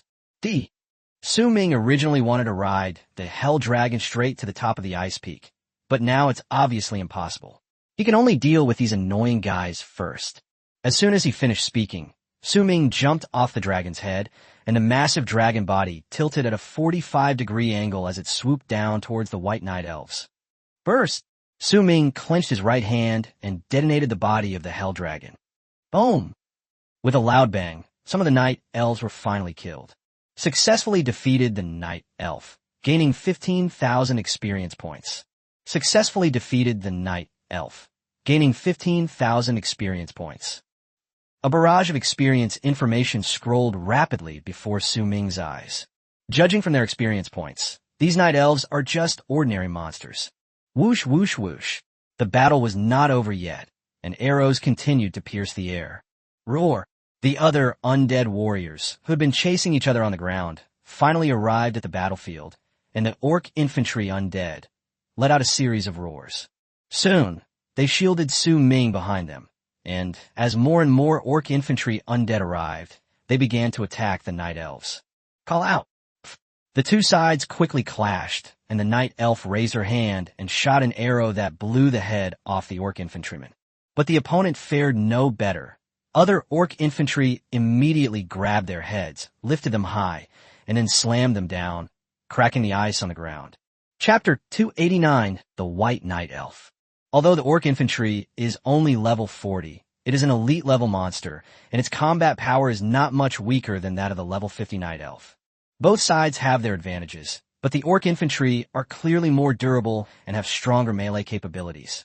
The Night Elf, on the other hand, is quite the opposite. It has a nimble body and focuses more on ranged attacks. Clang, clang, clang. Several arrows shot towards Su Ming, but they were all blocked by the Dark Knight Commander's round shield, producing a series of sharp and ear-piercing metallic clanging sounds. Explode. Seeing that many orc infantrymen had already charged into the enemy's heartland, Su Ming immediately detonated the undead bomb. Boom! Boom!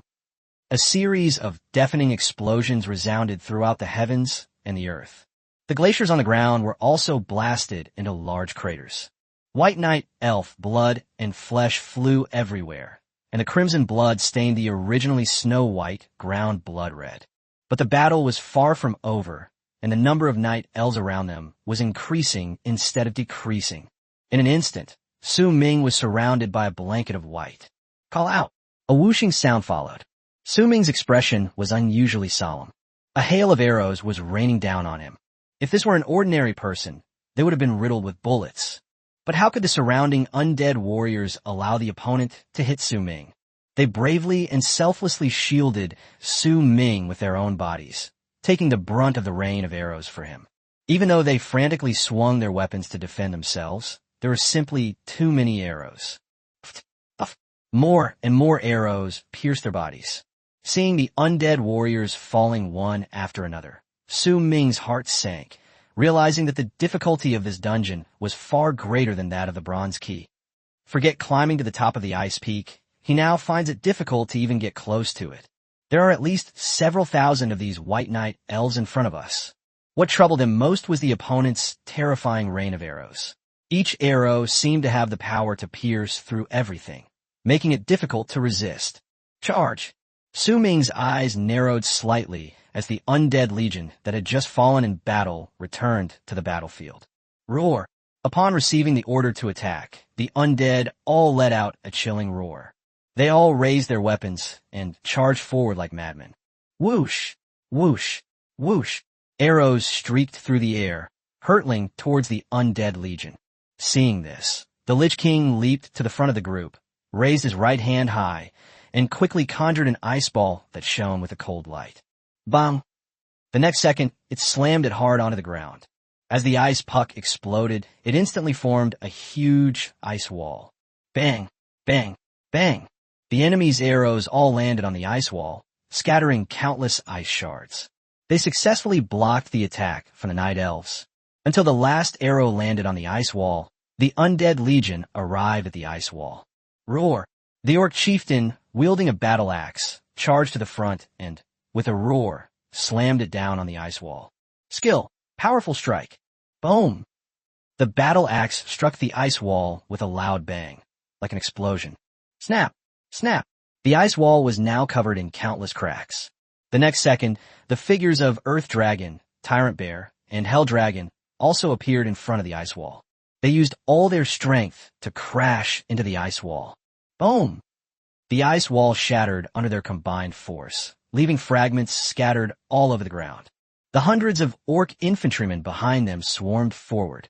This series of events happened in the blink of an eye, and the two sides clashed again. It's been so long since I felt this exhilarated. Su Ming held the death scythe, a faint, wicked smile playing on his lips. He suddenly moved and joined the battle. Swords gleamed all around, and arrows lurked everywhere. However, Su Ming showed no fear whatsoever. A black halo expanded outwards. After being empowered by the curse of death, all the undead became even more ferocious. Su Ming gripped the death scythe tightly, frantically reaping the lives of the surrounding night elves. Call out! An arrow grazed his cheek. Su Ming was horrified. It had almost hit his forehead. Even though he has damage transfer, he still wouldn't dare to recklessly try to get headshot. Asshole! Su Ming raised his hand to wipe his burning cheek and looked down to see blood. His gaze quickly locked onto a night elf 20 meters away. The arrow had been fired by the night elf. D. With a thought, countless ethereal hands swiftly emerged from the ground beneath the opponent's feet, firmly pressing down on him. Immediately afterwards, the nearest orc chieftain rushed towards the opponent and cleaved him in two with a single axe blow, splattering blood everywhere. Whoosh! Whoosh! But the next second, two arrows landed on the orc chieftain. The orc chieftain casually chopped off the arrow, his blood-red eyes darting around, a terrifying ferocity on his face. His gaze finally settled on the two night elves not far away. Roar! As it roared, it shot towards the two enemies. It moved so fast that it left only a few red afterimages on the ground. The two night elves were horrified and retreated hastily, occasionally firing arrows at each other.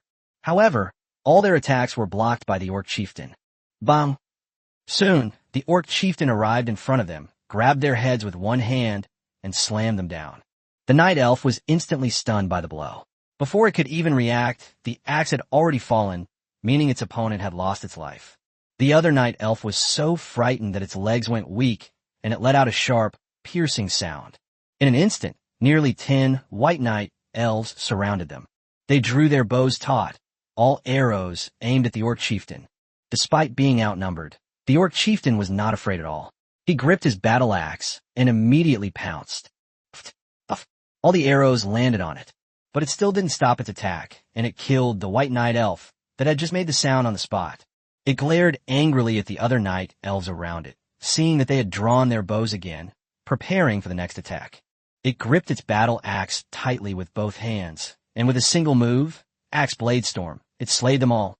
Crimson blood splattered all over it. Unfortunately, it couldn't escape its fate of death in the end, because after killing those night elves, it was shocked to find itself surrounded by dozens of night elves. They all drew their bows to their fullest extent and aimed them at it. Chapter 290 Skills, Undead Scourge. Call out. Dozens of arrows were fired simultaneously, whistling through the air. Burst! Su Ming, who was not far away, naturally saw it all. If all of these dozens of arrows had landed on the orc chieftain, He would have been crippled even if he hadn't died. Since that's the case, let's play its final roll. Boom! This is a level 40 boss, the Undead Bomb. It exploded into a tall mushroom cloud, and even Su Ming was forced back several steps by the terrifying aftershock. At least half of the dozens of night elves that were around the orc chieftain died on the spot, and the rest were basically incapacitated. Su Ming was very satisfied with the results. Just as he raised the corners of his mouth slightly, the orc chieftain emerged from the black vortex behind him once again. This battle was exceptionally fierce, lasting for 3 days and 3 nights. Even Su Ming had many wounds on his body. Su Ming finally breathed a long sigh of relief after the last white night elf fell. The pristine white snow had turned a deep crimson. The ground was littered with countless corpses, which had already piled up into a mountain. This is exhausting. Su Ming casually tossed an empty bottle of healing potion on the ground and sighed softly. He looked up at the towering ice peaks in the distance, his expression slightly solemn. It was clearly impossible to ride the bone dragon and soar into the sky. He had already tried, and as soon as he used his flying ability, he would immediately attract the White Night Elf. The war should have ended a day ago, but because he rode the Hell Dragon again, he attracted a large number of Night Elves, which is why the battle has continued until now. It seems we can only move forward step by step. Su Ming quickly came to a conclusion and muttered to himself in a low voice. He didn't continue forward, but instead summoned the attribute panel and looked at the level bar. Level 40 experience 77 148 148/3 500 000. This battle resulted in the killing of several thousand night elves, so I gained quite a bit of experience. When Su Ming saw that he had accumulated more than 70 million experience points, his smile was harder to suppress than an AK. He rubbed his chin, hesitating. He was faced with 2 choices: level up or increase the level of his summoned creature. With over 70 million experience points, he can only choose one of the 2. Let's upgrade. After much deliberation, Su Ming decided to level up, even though he had over 70 million experience points. He couldn't guarantee that he would reach level 50, but at least it will allow him to further expand his undead army. Moreover, level 50 was just too attractive to him. After all, the skills learned at level 50 are far superior to those learned at previous levels. Its power far surpasses the previous 4 skills. It's commonly known as the ultimate move. Therefore, once you reach level 50, your strength will experience a qualitative leap. Thus, level 50 has become a dividing line for professionals. The value of a level 50 expert far exceeds that of a level 40 expert. Their ultimate moves could very well inflict fatal damage on a level 40 powerhouse. The gap in strength between the 2 has also become enormous. Another major difference is that once you reach level 50, the increase in all attributes for each level up is no longer 1 point, but 5 attribute points. Even the free allocation points have skyrocketed from 5 to 10. As their level increases, the gap between them and lower-level powerhouses will widen. However, there is a drawback. When they reach level 60, 70, etc., they will no longer learn new skills, but they will gain more attribute points. You won't have another chance to learn a skill until you reach level 100. Moreover, the skills learned at level 100 are all forbidden skills. For example, a forbidden fire spell can even turn a city into ashes. They are all extremely terrifying beings. Therefore, among the professionals, there is a saying, level 100 makes you a god. But reaching that point is extremely difficult. When a professional reaches level 99, it is rumored that reaching level 100 is not something that can be achieved with experience alone. It requires a special item, and the rarity of that item is astonishing. Whether the Dragon Xia Kingdom actually has a level 100 expert in charge remains a mystery to this day. Upgrade. Upgrade successful. Upgrade failed. Upgrade successful. Golden beams of light suddenly appeared. Su Ming's level has finally reached 50. Even with his S-level talent and an 80% success rate in leveling up, he still failed twice in this upgrade, losing nearly 10 million experience points.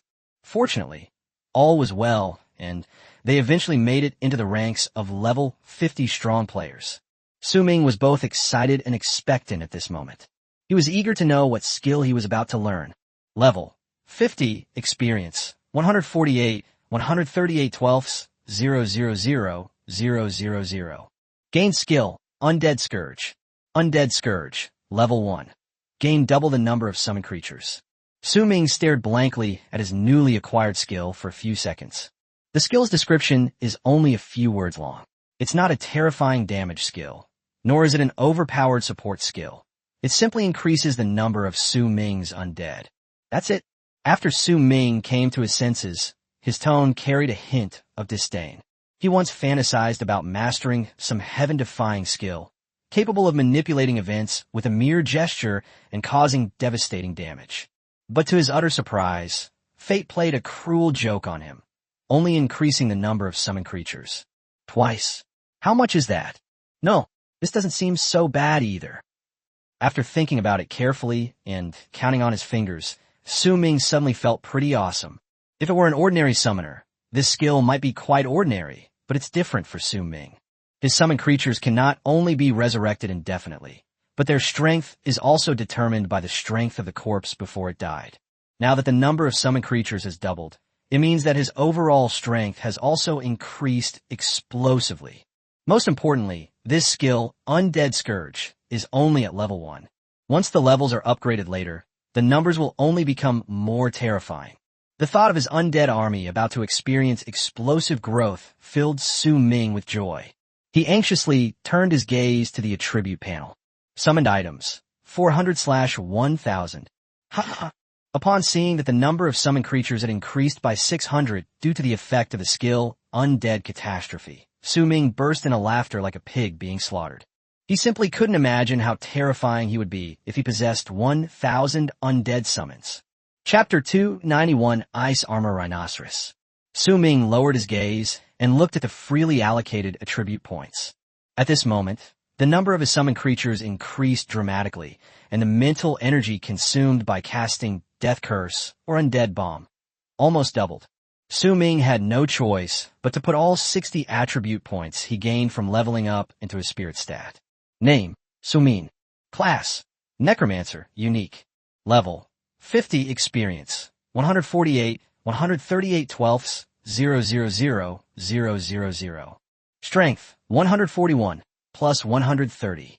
Agility, 126, plus 25. Spirit, 186, plus 115. Constitution, 126, plus 130. Summoned items, 400/1000.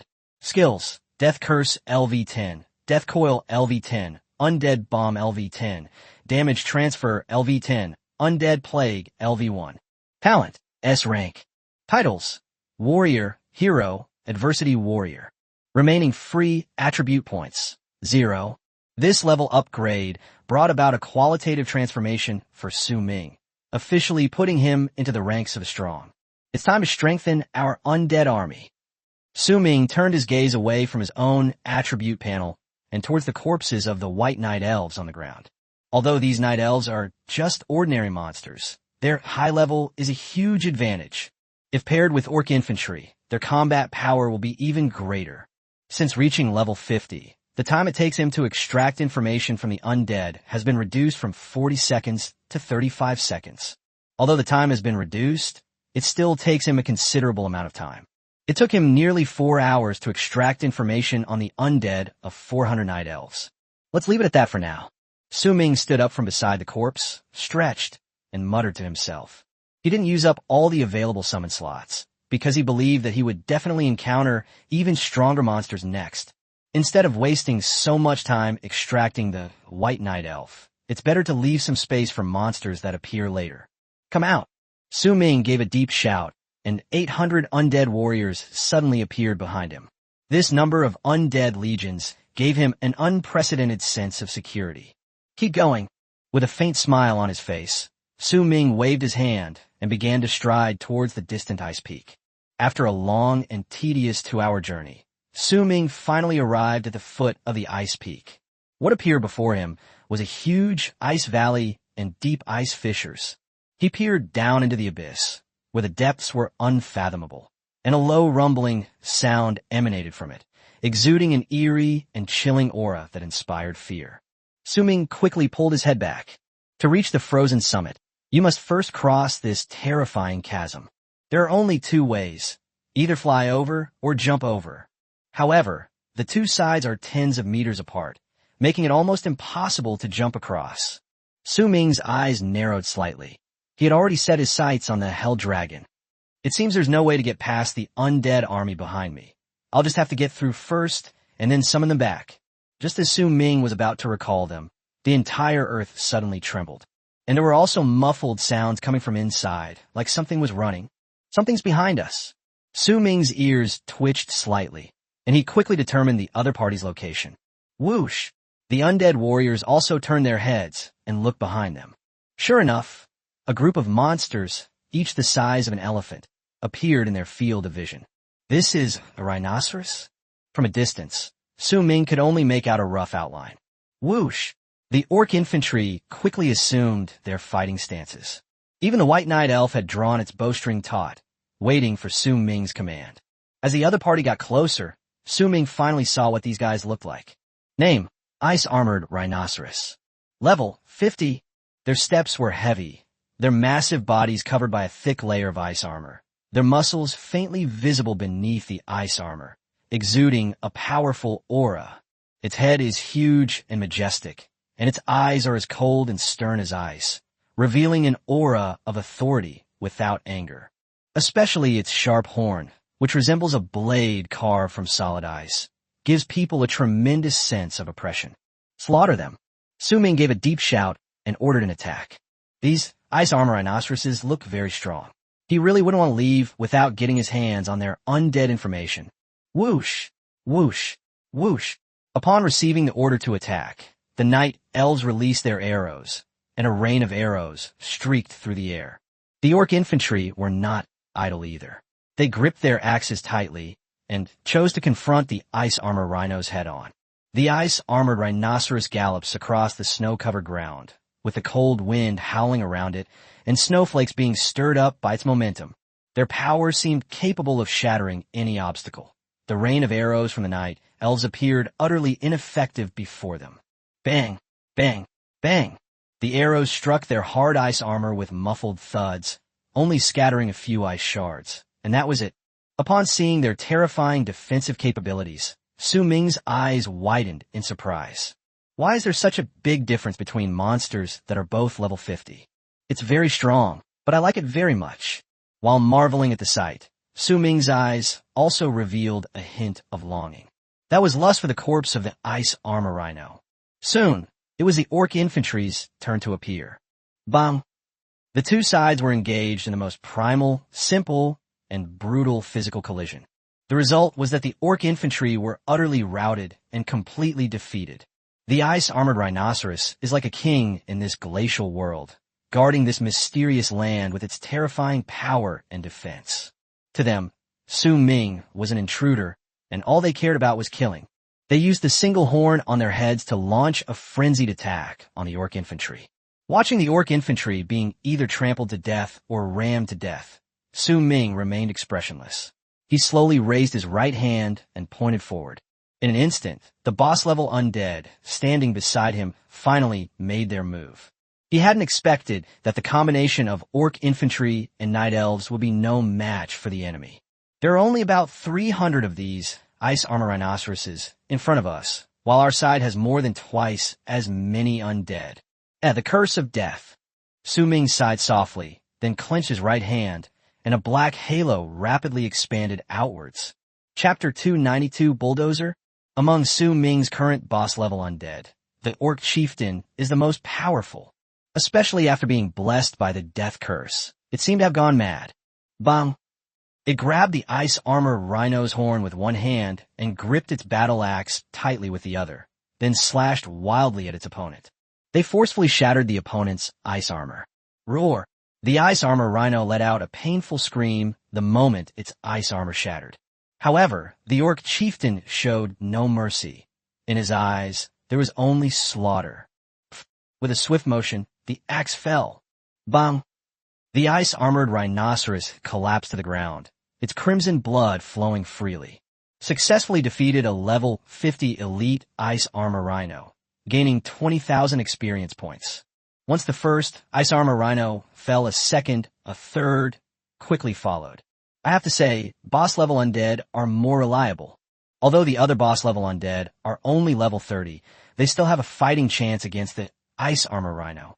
In particular, the Dark Knight Commander, taking advantage of its small size, constantly moved across the battlefield. Using its skill Insight, it quickly found the opponent's weakness, and whenever the opponent was fighting other undead, it would suddenly strike the ice armor rhino hard. The Dark Knight Commander's crimson greatsword swiftly and accurately pierced the area below the opponent's neck that was not covered by ice armor. That's the most vulnerable spot on the ice armor rhino. Puff! The Dark Knight Commander swiftly withdrew his greatsword from the opponent's body, blood spurting out. The ice armor rhino collapsed to the ground, its eyes filled with resentment, but as a large amount of blood gushed out, it quickly lost its life. As more and more ice armor rhinoceroses fell, they seemed to sense the danger. The ice-armored rhinoceroses have changed their strategy.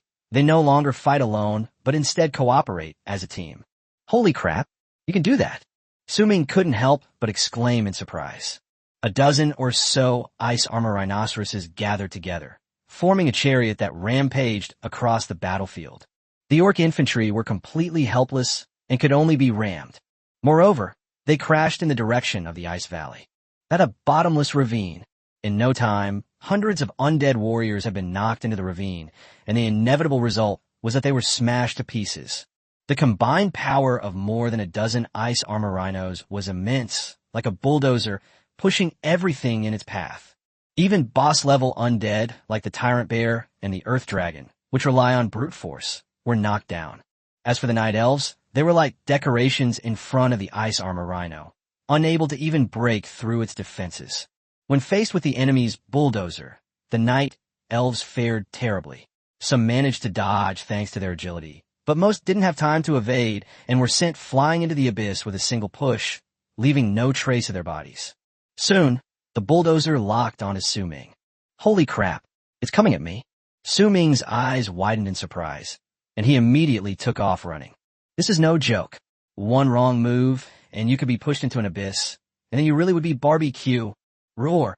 Upon seeing Su-Ming being chased, the orc chieftain roared and immediately charged over. Bang! It leaped forward with great force, its battle axe slashing fiercely at its opponent. However, the effect was minimal. It was immediately propelled more than 10 meters away. Before it could even stand still, the bulldozer arrived again. The orc chieftain gripped the opponent's horn tightly with both hands, attempting to fight it with force, but those were more than a dozen ice armor rhinos charging at full speed. How could it possibly stop them? The next second, the orc chieftain looked utterly dejected. It was being pushed along by the other side and had no way to stop it. Do you really think I can't do anything to you? I just don't want to overexert my mental energy. Explode. Seeing that the bulldozer was still trying to rush towards him, Su-Ming immediately detonated the undead bomb. Boom! The orc chieftain was detonated, and the bulldozer was instantly destroyed. The ice armor rhino that was just wearing the orc chieftain hat was blown to smithereens. Boom! Boom! Su-Ming began to detonate the surrounding undead warriors, and the entire world seemed to be engulfed by deafening explosions. It was exhilarating, but the frequent use of the undead bomb also took a huge toll on his mental energy. You had to force me. Su-Ming took out a bottle of advanced healing potion from a storage ring and drank it all in one gulp. As the medicine was taken, his fatigue was instantly relieved, but it did not immediately restore his depleted mental energy. Looking at the ice armor rhino on the ground, blown to pieces and covered in blood, Su-Ming couldn't help but feel a pang of regret. Even the most basic body is incomplete, with only some limbs and bits of flesh remaining, making it impossible to extract any information about the dead. Fortunately, Su-Ming found 200 relatively intact corpses, which he was able to extract successfully. In this way, his number of summoned creatures is now exactly full. With a slight thought, Su-Ming summoned the ice armor rhino, Undead. They checked the other party's attribute panel. Name, Ice Armored Rhinoceros. Level, 50. Strength, 200. Agility, 100. Spirit, 20. Physical fitness, 200. Skill, Savage Charge, Absolute Defense, Passive. Talent, Sea level. Su Ming was very satisfied with the attributes of the ice armor rhino. That's right, these are the attributes you'd expect from an elite level monster, with stats approaching those of a level 30 tyrant bear. To Su Ming's surprise, the opponent actually possessed two skills. One was an active offensive skill, and the other was a passive defensive skill. Absolute defense, passive, effectively blocks 30% of enemy damage. Upon seeing the description of this skill, Su Ming was slightly taken aback. So that's why the ice armor rhino has such strong defense. It's all thanks to this skill. It effectively blocks 30% of the enemy's damage, which is incredibly powerful, almost half the effect of Su Ming's damage transfer. Goodness, no wonder you're so durable. A bright smile appeared on Su Ming's face as he reached out and patted the ice armor on the other person's body. Then, Su Ming turned his attention to his experience points. I just killed nearly 300 ice armor rhinos and gained nearly 6 million experience points. Level 50 experience 6,048, 138 twelfths, 000,000. He. Su Ming's gaze shifted downwards and settled on the skill Undead Catastrophe. Chapter 293 Attack, New Enemy. Su Ming stared at his skill bar, a thought suddenly forming in his mind. Upgrade. Upgrading the skill Undead Scourge requires 500,000 experience points. Confirm upgrade?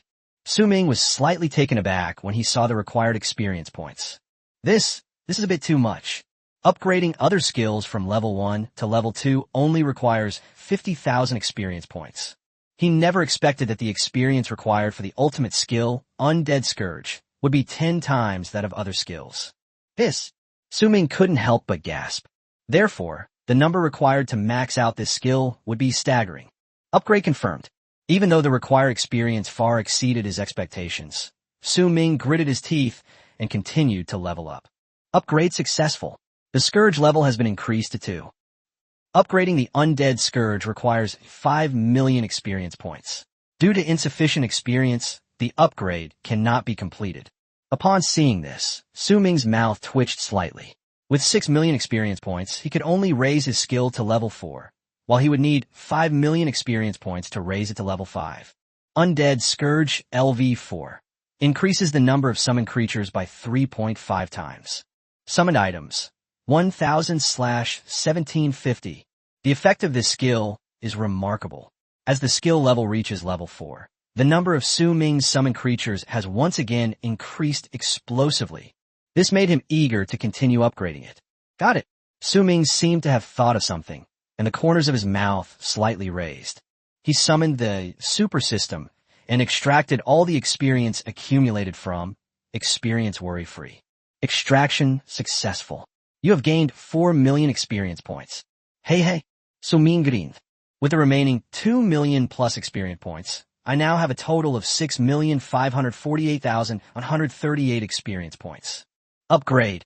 Su Ming never expected to upgrade Undead Catastrophe again. Upgrade successful. The Scourge level has been increased to 5. As the skill level increases to 5, the stat bonus becomes 4 times. Su Ming summoned creatures numbered a teraveng, 2,000. Aha! Who else? Su Ming let out a maniacal laugh and shouted at the ice peak in front of him. What does 2,000 undead mean? Su Ming alone is enough to unleash a small monster tide. And this was not his limit. His eyes were filled with longing as he looked at the ice peak. That was the desire to become stronger. That was greed for the corpse of the powerful monster on the other side of the ice peak. Time to get to work. Su Ming calmed his excitement and prepared to head towards the ice peak. What we are facing now is a ravine that is tens of meters wide. Hellish Dragon. Su Ming gave a deep shout and chose the simplest and most direct method. Roar. The Hellish Dragon arrived beside him and let out a dragon roar that resounded throughout the heavens and earth. Rush. Su Ming easily leaped onto the other's enormous head and pointed forward. The Hell Dragon began to flap its wings and take flight, preparing to fly to the other side at top speed. Whoosh, whoosh, whoosh. Before they even reached the airspace above the ravine, several spears flew over from the opposite side. What the hell? Su Ming's pupils contracted sharply, and he exclaimed in surprise. Those spears were like deadly arrows, tearing through the air with a sharp whistling sound, and flying towards Su Ming with incredible speed. They drew sharp arcs in the air, carrying a chilling aura, as if they wanted to pierce through everything. Puffed, puffed, puffed. The spears struck the hell dragon with perfect accuracy, producing a series of sounds. These thump-thump sounds were like the drumbeats of death, pounding against Su Ming's nerves one after another. Damn it! After being attacked, the hell dragon began to shake violently, prompting Su Ming to curse. The next second, Su Ming was speechless. His eyes widened involuntarily as spears from the opposite bank were hurled at him again, their numbers like a storm. Countless spears gleamed coldly in midair, sending chills down one's spine. Their appearance is like the shadow of death sweeping in from all directions. Without the slightest hesitation, Su Ming jumped off the hell dragon. The hell dragon used its massive body to block its path. Before the other undead warriors could arrive, spears rained down like a death arrow. Puffed, puffed, puffed. Each spear carried terrifying power, and they rained down on the hell dragon. In an instant, the hell dragon was riddled with holes from all the arrows. Bang! It quickly gave out and collapsed with a thud. After the hell dragon fell, Su Ming lost his cover. Damn, just how many monsters are on that side? Su Ming gripped the death scythe tightly and swung it wildly. Clang, clang, clang.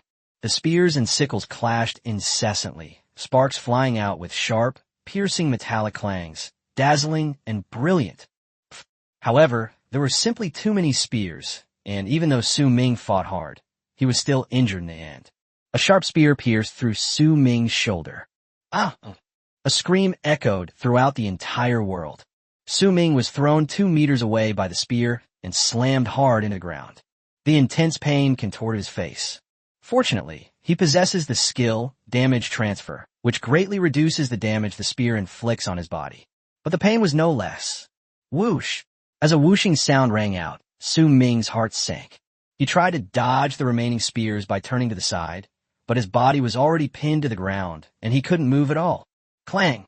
At this critical moment, the Dark Knight Commander arrived first and quickly raised his round shield to block the spear for Su Ming. That was close. Only after seeing the back of the Dark Knight Commander did Su Ming finally breathe a long sigh of relief. Before long, all the other undead warriors arrived.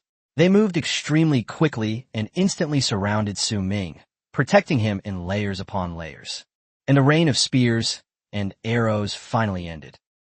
The orc chieftain reached out and grabbed the spear that had pierced Su Ming's shoulder, pulling it off the ground. Su Ming looked pained and let out a muffled groan. Crimson blood spurted out, instantly staining his clothes. Bastards, I'll see what you guys really are. Su Ming quickly took out the advanced healing potion and drank it all in one gulp.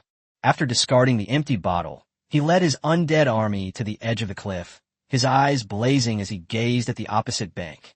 Chapter 294, unable to break through after a protracted attack. Su Ming's pupils contracted as he realized that the opposite side was now filled with monsters. Their bodies were withered, their pale bones exuding an eerie aura against the snow-covered ground, and a ghostly light seemed to flicker in their empty eye sockets. What's most striking is that it not only holds a spear in its hand, but also carries several spears on its back. Name: Spear Skeleton. Level: 50. It's easy to see that those spears were thrown by these spear skeletons. Shoot! Su Ming's eyes narrowed slightly, and he shouted in a deep voice. The 400 undead, white knight elves behind him quickly stepped forward to form a battle formation, drawing their bows to the limit. Whoosh! Whoosh! Whoosh!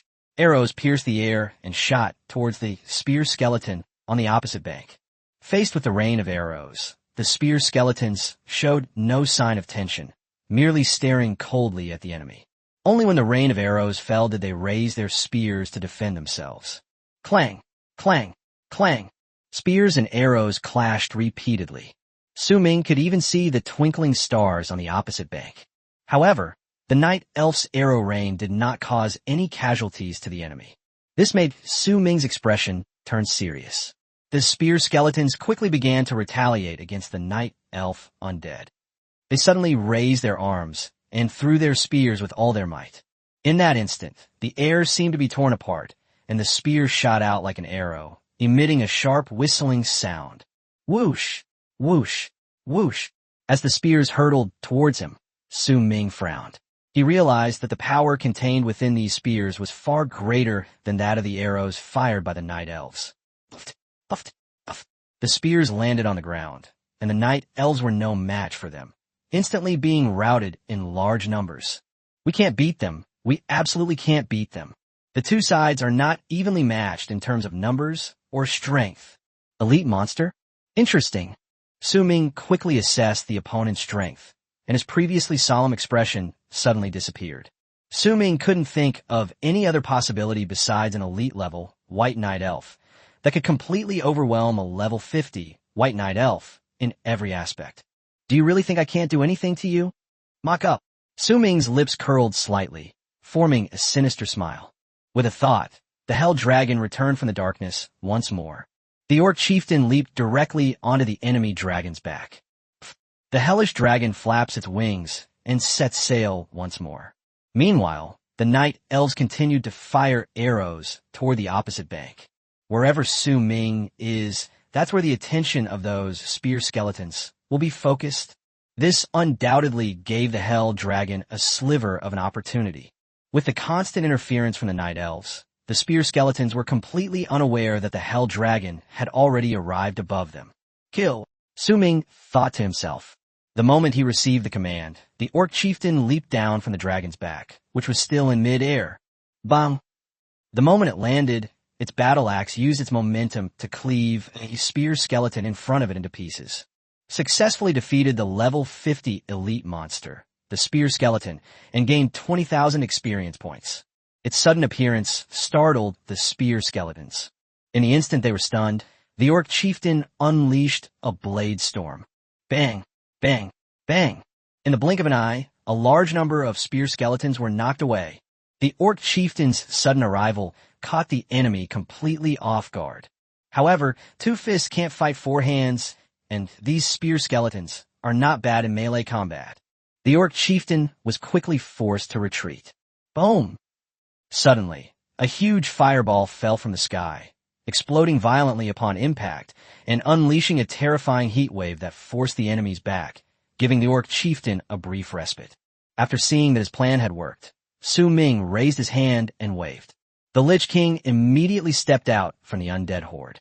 It raised its right hand high, and after conjuring an ice ball, it slammed it heavily onto the ground. Skill, Frost Star. The frost instantly spread towards the edge of the cliff. Since you can create ice walls, what's so difficult about creating an ice bridge now? Su Ming grinned. There's no way to jump over it right now, and there's no way to fly over it either. So Su Ming decided to walk over. However, it will take quite some time to build the ice bridge. Each time the Lich King casts Frost Star, the ice can only spread a few meters. The two sides of the river are actually tens of meters apart. Building a sturdy ice bridge is no easy feat. Now, all Su Ming needs to do is to frantically disrupt the opponent and buy enough time for the Lich King. The situation on the other side of the river was not optimistic. After the Hell Dragon spat out fireballs, it quickly became the primary target of the spear skeletons. As expected, it was knocked to the ground by the opponent's terrifying spear. But Su Ming wouldn't let it die in vain. The moment it landed, it immediately detonated the Hell Dragon, causing quite a commotion on the other side. At the same time, he immediately summoned the Hell Dragon again. Furthermore, he led more than 10 orc infantrymen to the other side, but they were still a step too late. As they landed, the lone Orc Chieftain had already been pierced through the body by countless spears. Boom! Su Ming's expression changed slightly, and another tall mushroom cloud bloomed on the opposite bank. This battle was extremely difficult, and Su Ming didn't gain any advantage whatsoever. The thought of being speared made him furious. 5 days have passed in the blink of an eye, and Su Ming still hasn't taken the other side. The Lich King was discovered twice during the construction of the ice bridge, and was not only killed by concentrated fire, but the ice bridge was also destroyed. Ha ha! How come I didn't think of that? Ha ha! Su Ming had a flash of inspiration and seemed to have come up with a good idea, so he couldn't help but burst into laughter. His laughter echoed through the icy valley, sending chills down one's spine. Bang! Bang! Bang! The ice bridge was only halfway built when it was discovered again by the spear skeletons on the other side, who then began to wreak havoc on it. Roar! seeing his painstakingly built ice bridge destroyed by the enemy. The Lich King let out a chilling roar, attempting to intimidate those on the other side. But it's clear that the other side isn't afraid at all. Su Ming saw all of this. If it had been a few minutes earlier, he would have been furious, but things were different now. His expression was calm, but his eyes revealed a mysterious confidence. Chapter 295, The Ice Bridge, is complete. Follow me. With a thought, Su Ming controlled the Hell Dragon to swoop down towards the opposite bank. The two giant claws swiftly clawed at the corpse of the spear skeleton on the ground. Meanwhile, the orc chieftain and a small number of orc infantrymen desperately protected it, frantically interfering with the war spear skeleton's interception of the Hell Dragon. Seeing the Hell Dragon successfully escape and stagger back to his side, Su Ming was overjoyed and his expression was slightly excited. The moment the Hell Dragon released its two giant claws, the corpses of 8 spear skeletons fell to the ground. Good heavens! There are 8 of them! Su Ming was overjoyed. He originally thought that the other party would be lucky to bring back 3 or 4 corpses, but he never expected that it would exceed his expectations by more than double. Information extracted successfully from the spear skeleton Undead. Information extracted successfully from the spear skeleton Undead. Su Ming acquired 8 war spear skeleton Undead in just a few minutes. Name: Spear Skeleton. Level: 50. Strength: 200. Agility: 200. Spirit: 20. Physical fitness: 100. Skills: Spear Throwing Thrust. Talent: C level. Su Ming was shocked as he looked at the attribute panel of the battle spear skeleton in front of him. This thing has almost the same stats as the Ice Armor Rhino. Although it doesn't have the god-tier passive skill of the Ice Armor Rhino, it has another unique feature.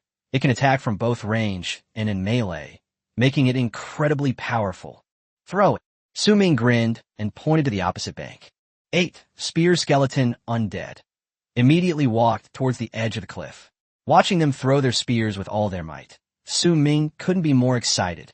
That power is simply incomparable to that of the Night Elves. Keep going. Keep going. Ha ha. Su Ming couldn't stop smiling, urging the undead to keep up the good work. This continued for another 5 days, with the fighting between the two sides intensifying and gradually reaching a fever pitch. However, Su Ming's overall combat strength is increasing every day, while the number of monsters on the other side is decreasing every day. This presents a situation where the enemy weakens while we strengthen. Today is the day for the final battle. Su Ming's eyes narrowed slightly as 500 battle spear skeleton undead were neatly arranged in front of him. They raised their spears high, their movements synchronized. Whoosh! The next second, the spears were launched almost simultaneously, making a whooshing sound. The war spear skeletons on the other side had long since become a disorganized mess due to the constant interference from hell dragons and night elves. Now, facing this sudden barrage of spears and arrows, they were instantly routed. With the spear skeletons on the other side no longer obstructing the way, the Lich King's bridge-building speed has significantly increased. By the time the other side realized what was happening, the Lich King had already completed the construction of the ice bridge. Roar! The Lich King let out a chilling roar the moment he stepped onto the opposite shore, as if venting his anger from the past few days. It seemed to be telling the other side that no one could stop their undead army's advance. Whoosh! After discovering that the Lich King had landed, the war spear skeletons launched an attack on him and even attempted to destroy the ice bridge. But the Lich King would not sit idly by and wait for his doom. It immediately used the skill Froststar to create a thick ice wall, blocking all the spears that were thrown at it. At the same time, it went all out, frantically unleashing deathly cold fire and deathly decay on the surrounding enemies, trying to buy time for the main force behind it. It's okay to die, but Su Ming must safely hold off the other side. Come with me. Su Ming stepped onto the ice bridge. The Dark Knight commander, accompanied by several orc infantry, followed closely behind. This is already the maximum that the ice bridge can withstand. If there were any more, it might collapse. Su Ming led several undead warriors and raced towards the other side of the river. At the same time, the spear skeleton on the opposite bank also noticed Su Ming, who was constantly approaching. They all turned their attention to each other. Whoosh! Whoosh! Whoosh! A barrage of spears rained down from the sky. The Dark Knight commander, leading only a few orc infantrymen, charged forward to meet them. In no time at all, the orc infantry were riddled with holes and plunged into the abyss. Meanwhile, the Dark Knight commander shielded Su Ming with his round shield, blocking countless spears. Snap! After being subjected to repeated and violent impacts, cracks appeared on the round shield. Just a little bit more. Su Ming's expression was solemn. Seeing that the other side was so close, he absolutely could not allow any accidents to happen here. Bang! The Dark Knight commander's round shield finally gave way and shattered. Get them the lead. Su Ming shouted in a deep voice, his death scythe constantly wielding, deflecting the spears that shot towards him. The Dark Knight commander lived up to his mission, raising his greatsword the instant the round shield shattered to desperately defend Su Ming against spears raining down from different directions. However, there were simply too many of them. Without his round shield, the Dark Knight commander was overwhelmed and took several hits. Although he was wearing heavy armor, he could not withstand the immense power of the spears. It was quickly forced back to the edge of the ice bridge, and then another spear flew over and hit it squarely in the chest. Clang! With a sharp, piercing metallic clang, it flew off and plummeted into the abyss. Just one step. Just one more step. Su Ming was on edge, extremely anxious, and eager to reach the other side. Crack! Bang! What seemed like an imminent step now felt like an eternity away. With a cracking sound, the ice bridge shattered instantly. Su Ming ultimately failed to take that step before losing his balance. Damn it, we were just one step away. Su Ming's eyes were bloodshot as he roared hysterically. Roar! The Hell Dragon, which was interfering with the enemy forces, seemed to have sensed Su Ming's perilous situation and let out a deafening roar. The ice bridge shattered inch by inch, turning into countless ice shards that plummeted into the abyss, and Su Ming also disappeared from the sight of the undead. Hell Dragon immediately swooped down in the direction Su Ming was falling, attempting to catch him before he hit the ground. However, the spear skeletons quickly realized the Hell Dragon's intentions and began to focus their attacks on it, with spears raining down on its massive body. Roar! The hellish dragon let out its final roar, filled with resentment and despair. Soon, it too succumbed and plummeted helplessly into the abyss. Chapter 296, the final battle begins. As the Hell Dragon plummeted into the abyss, a hand suddenly appeared at the edge of the cliff. This scene left the spear skeletons dumbfounded. Countless ethereal hands reached out from the cliff, continuously lifting Su Ming's body upwards. I've let you down. With the help of the Void Hand, Su Ming quickly and successfully reached the other side. Finally, I've been let through. The final battle begins. Su Ming grinned after stepping onto the other side. Before he finished speaking, countless black vortexes appeared around him. One by one, undead warriors emerged from the darkness. Roar! The roars of the dead echoed through the sky, as if they were about to engulf the entire world. As Su Ming pointed the death scythe forward, the Undead Legion immediately launched a charge. 200 ice armor Rhino Undead charged at the forefront, followed closely by orc infantry and war spear skeletons. The Night Elf itself has poor melee capabilities, so it takes the lead in ranged attacks from the rear. The two sides clashed quickly. The Ice Armor Rhino Undead is simply too strong as a vanguard unit. Its terrifying defensive power makes it difficult for even the War Spear Skeleton to break through its defenses for a while. It quickly smashes the enemy into pieces. Meanwhile, the Orc Infantry and Spear Skeletons immediately pressed forward the moment the Ice Armor Rhino disrupted the enemy's formation, catching them off guard. With the close cooperation of the Undead Legion, coupled with the abnormal boost from Su Ming's Death Curse, the enemy was defeated in no time. Successfully defeated the level 50 elite monster, the Spear Skeleton, and gained 20,000 experience points. Successfully defeated the level 50 elite monster, the Spear Skeleton, and gained 20,000 experience points. A barrage of experience information scrolled rapidly before Su Ming's eyes. The battle finally came to an end when the last Spear Skeleton fell. It took a full 10 days. It's really not easy, Su Ming said with heartfelt emotion. This dungeon is way too difficult. He had been eyeing the silver key, and Su Ming couldn't help but imagine himself as him. Within 3 seconds, he shook his head and sighed. Even if the opponent manages to survive the attacks of the Night Elves, they will definitely be stopped by the spear skeletons. Leaving aside whether the other side could handle these thousands of spear skeletons, Chinny could only stare helplessly at that trench tens of meters wide. There was only one path left for him. Jump over. Su Ming had even already figured out the ending for him. First, they either can't jump over it and fall to their deaths. Second, he was killed by a spear halfway through his jump. There is absolutely no chance of success. Next, we should reach the summit, right? Su Ming stood at the foot of the ice peak and looked up. The ice peak pierced the sky, resembling a giant ice and snow sculpture, exuding a cold and mysterious aura. Su Ming knew in his heart that the final boss of the dungeon was definitely waiting for him up there. But there was one more thing he had to do before reaching the summit. Level 50 experience, 101,548, 138 twelfths, 000,000. With over 100 million experience points, Su Ming had to admit that the hidden dungeons were simply a holy land for him to grind experience. Upgrade. Upgrade successful. The Scourge level has been increased to 6. Upgrade successful. The Scourge level has been increased to 8. The higher the skill level of Undead Catastrophe, the more terrifying the experience required becomes. Su Ming spent a full 80 million experience points to barely raise the level to 8. To reach level 9, 50 million experience points are needed, and Su Ming currently doesn't have enough experience points left, so he has to give up for now.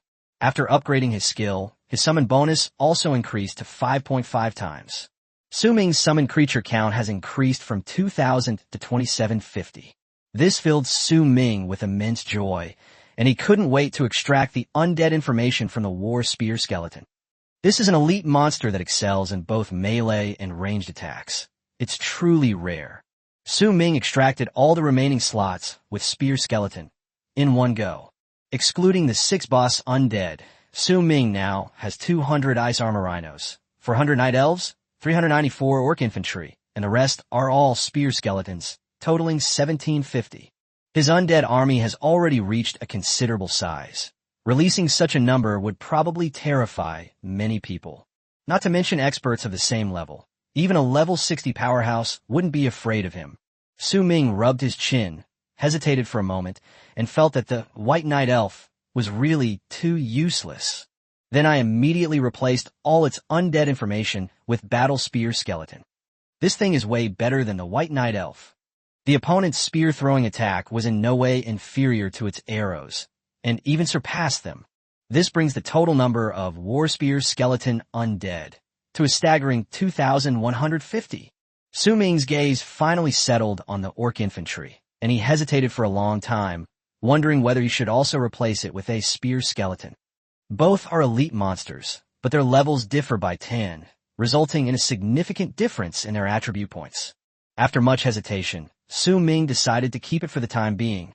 After much thought, the orc infantry are not only larger, but also more durable than the spear skeletons, and can sometimes serve as meat shields. He would only replace it if he encountered another tank of similar caliber as the ice armor rhino. At this moment, Su Ming was fully prepared. He refused to believe that he couldn't defeat the final boss with more than 2,000 undead. He was determined to get the rewards from that dungeon.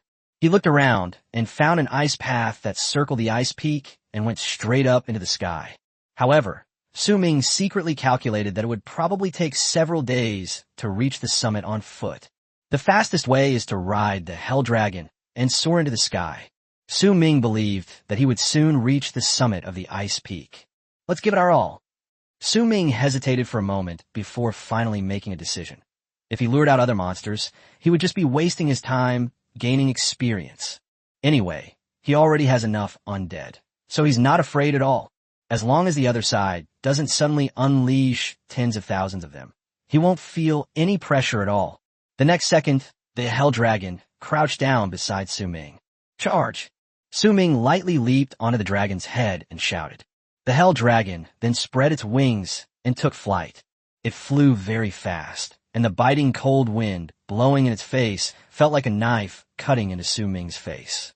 They clung tightly to the icy peaks and cliffs, soaring upwards. To Su Ming's surprise, this time there was no obstruction whatsoever, and it went so smoothly that it was almost frightening. Chapter 297, Reaching the Summit. Since Su Ming dealt with the battle spear skeleton, his journey to the summit of Ice Peak has been completely unimpeded. He successfully reached the summit. There was nothing fancy on the summit of the Ice Peak. It was just a vast expanse of white, open and flat, without any obstructions. If there is one, it is a mysterious throne standing at the very center of this icy wasteland. It stands tall and imposing, like the throne of a king in a world of ice and snow. Su Ming's eyes narrowed slightly as he flew rapidly toward the center point. It was a throne forged from ice, exuding a chilling aura, with wisps of cold air swirling around it, as if it could instantly freeze any creature that approached it. In the hazy mist of ice and snow, the frozen throne appears and disappears, giving people a sense of unattainable holiness. It is a symbol of power and majesty in this icy world, inspiring awe and curiosity just by looking at it. Su Ming was certain that the throne before him was the so-called frozen throne. His task was to sit on it and hold it for 10 seconds. As the distance closed, Su Ming was shocked to discover that there was another figure sitting on the frozen throne. The figure was completely frozen in ice, making it impossible to sense even a trace of life. Its entire body was covered in dark blue armor, faintly exuding a terrifying aura of death. He sat enthroned on the throne as if he were the ruler of this world. In particular, the silver-blue greatsword in its hand faintly emitted an eerie, cold light, shimmering with a chilling brilliance under the illumination of the light. The sword was covered with mysterious runes that appeared and disappeared intermittently, faintly revealing a terrifying power. When Su Ming jumped off the Hell Dragon, the creature, which had previously shown no signs of life, seemed to be activated by some kind of force. 2 wisps of eerie blue light suddenly appeared in those empty eye sockets. He's alive. That guy's alive. Su Ming's expression immediately became wary. He knew in his heart that the guy in front of him was most likely the final boss of the Above the Glacier dungeon. Name, King Arthur. Level, 50. Snap, snap.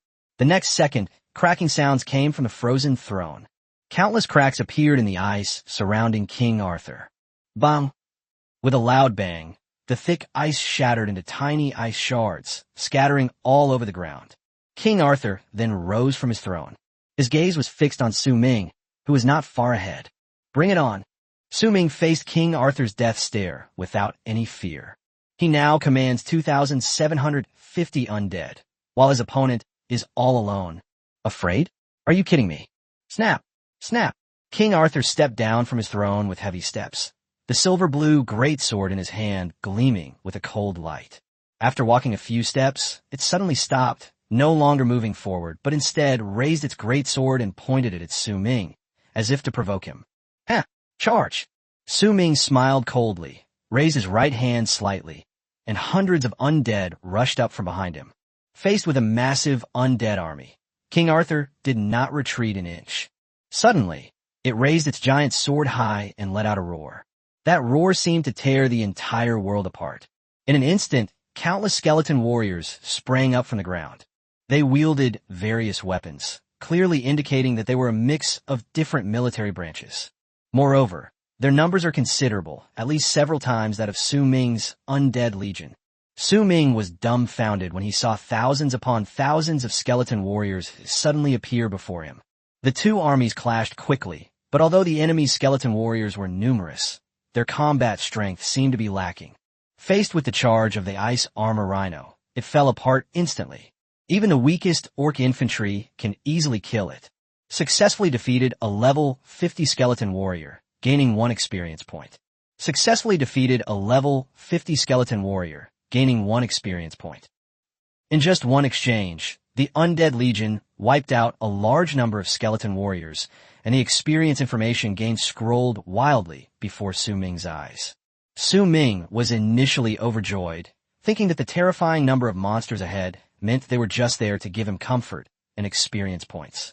Even if each skeleton only has 10,000 experience points, that's still a terrifying number.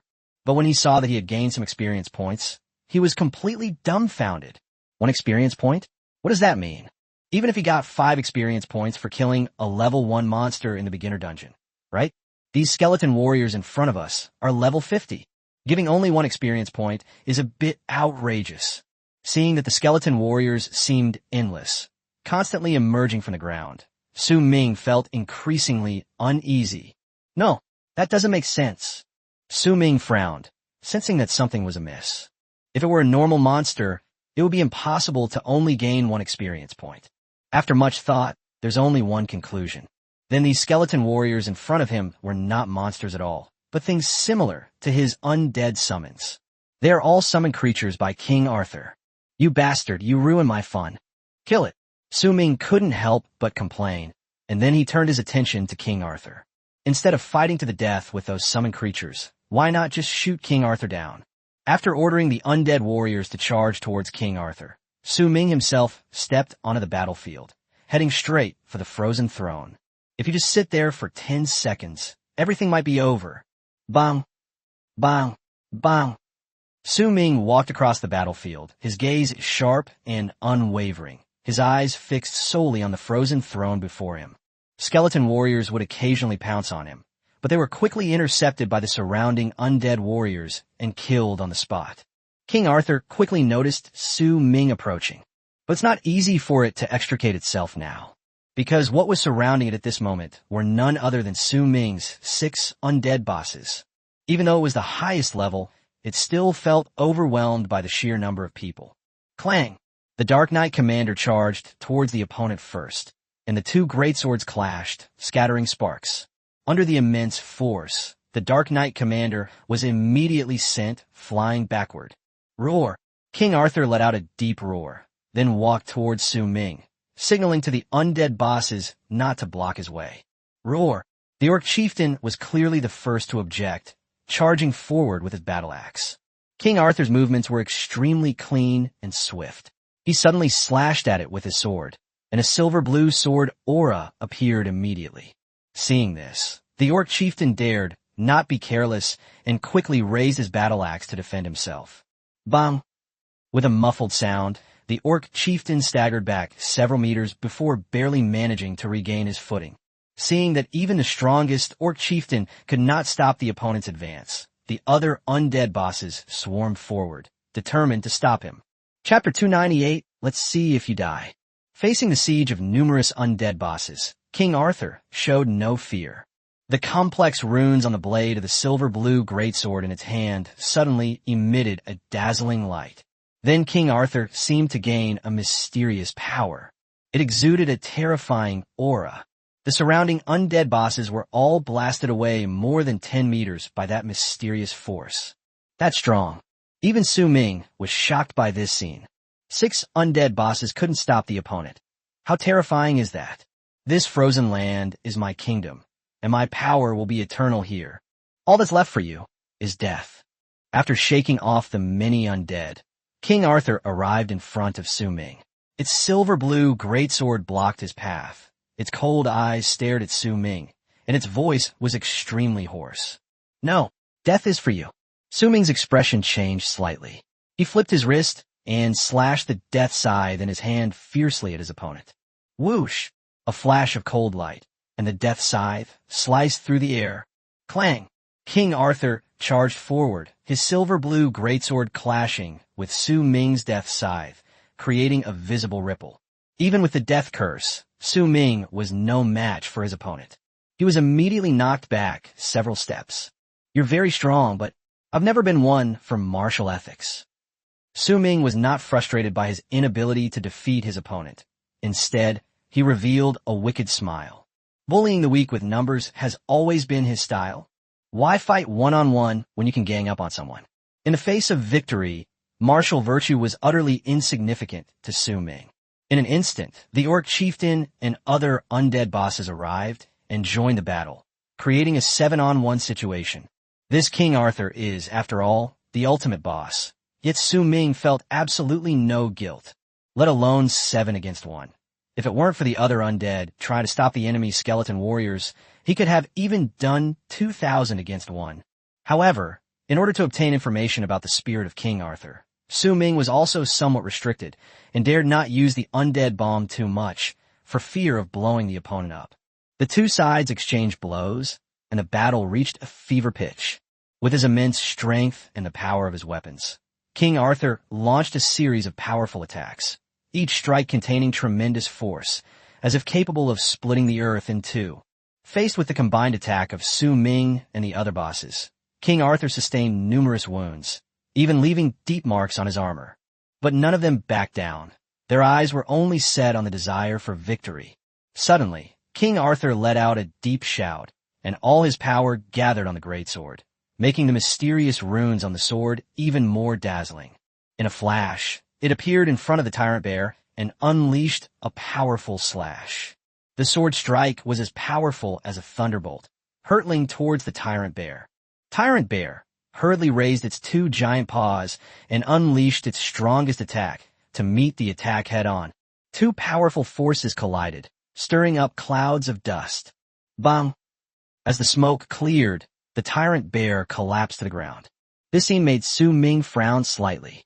7 against 1, and they still managed to kill one of their own. It's an absolute disgrace. Charge them. Su Ming's eyes flashed with a cold light as he spoke in a deep voice.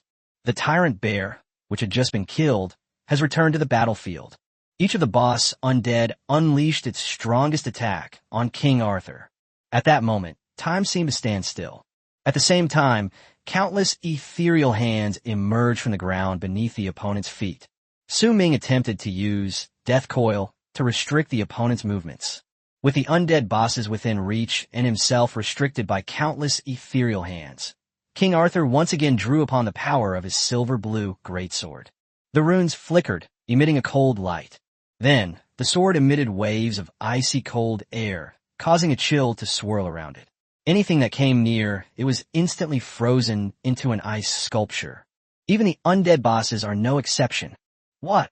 Su Ming's pupils contracted sharply, and he exclaimed in surprise.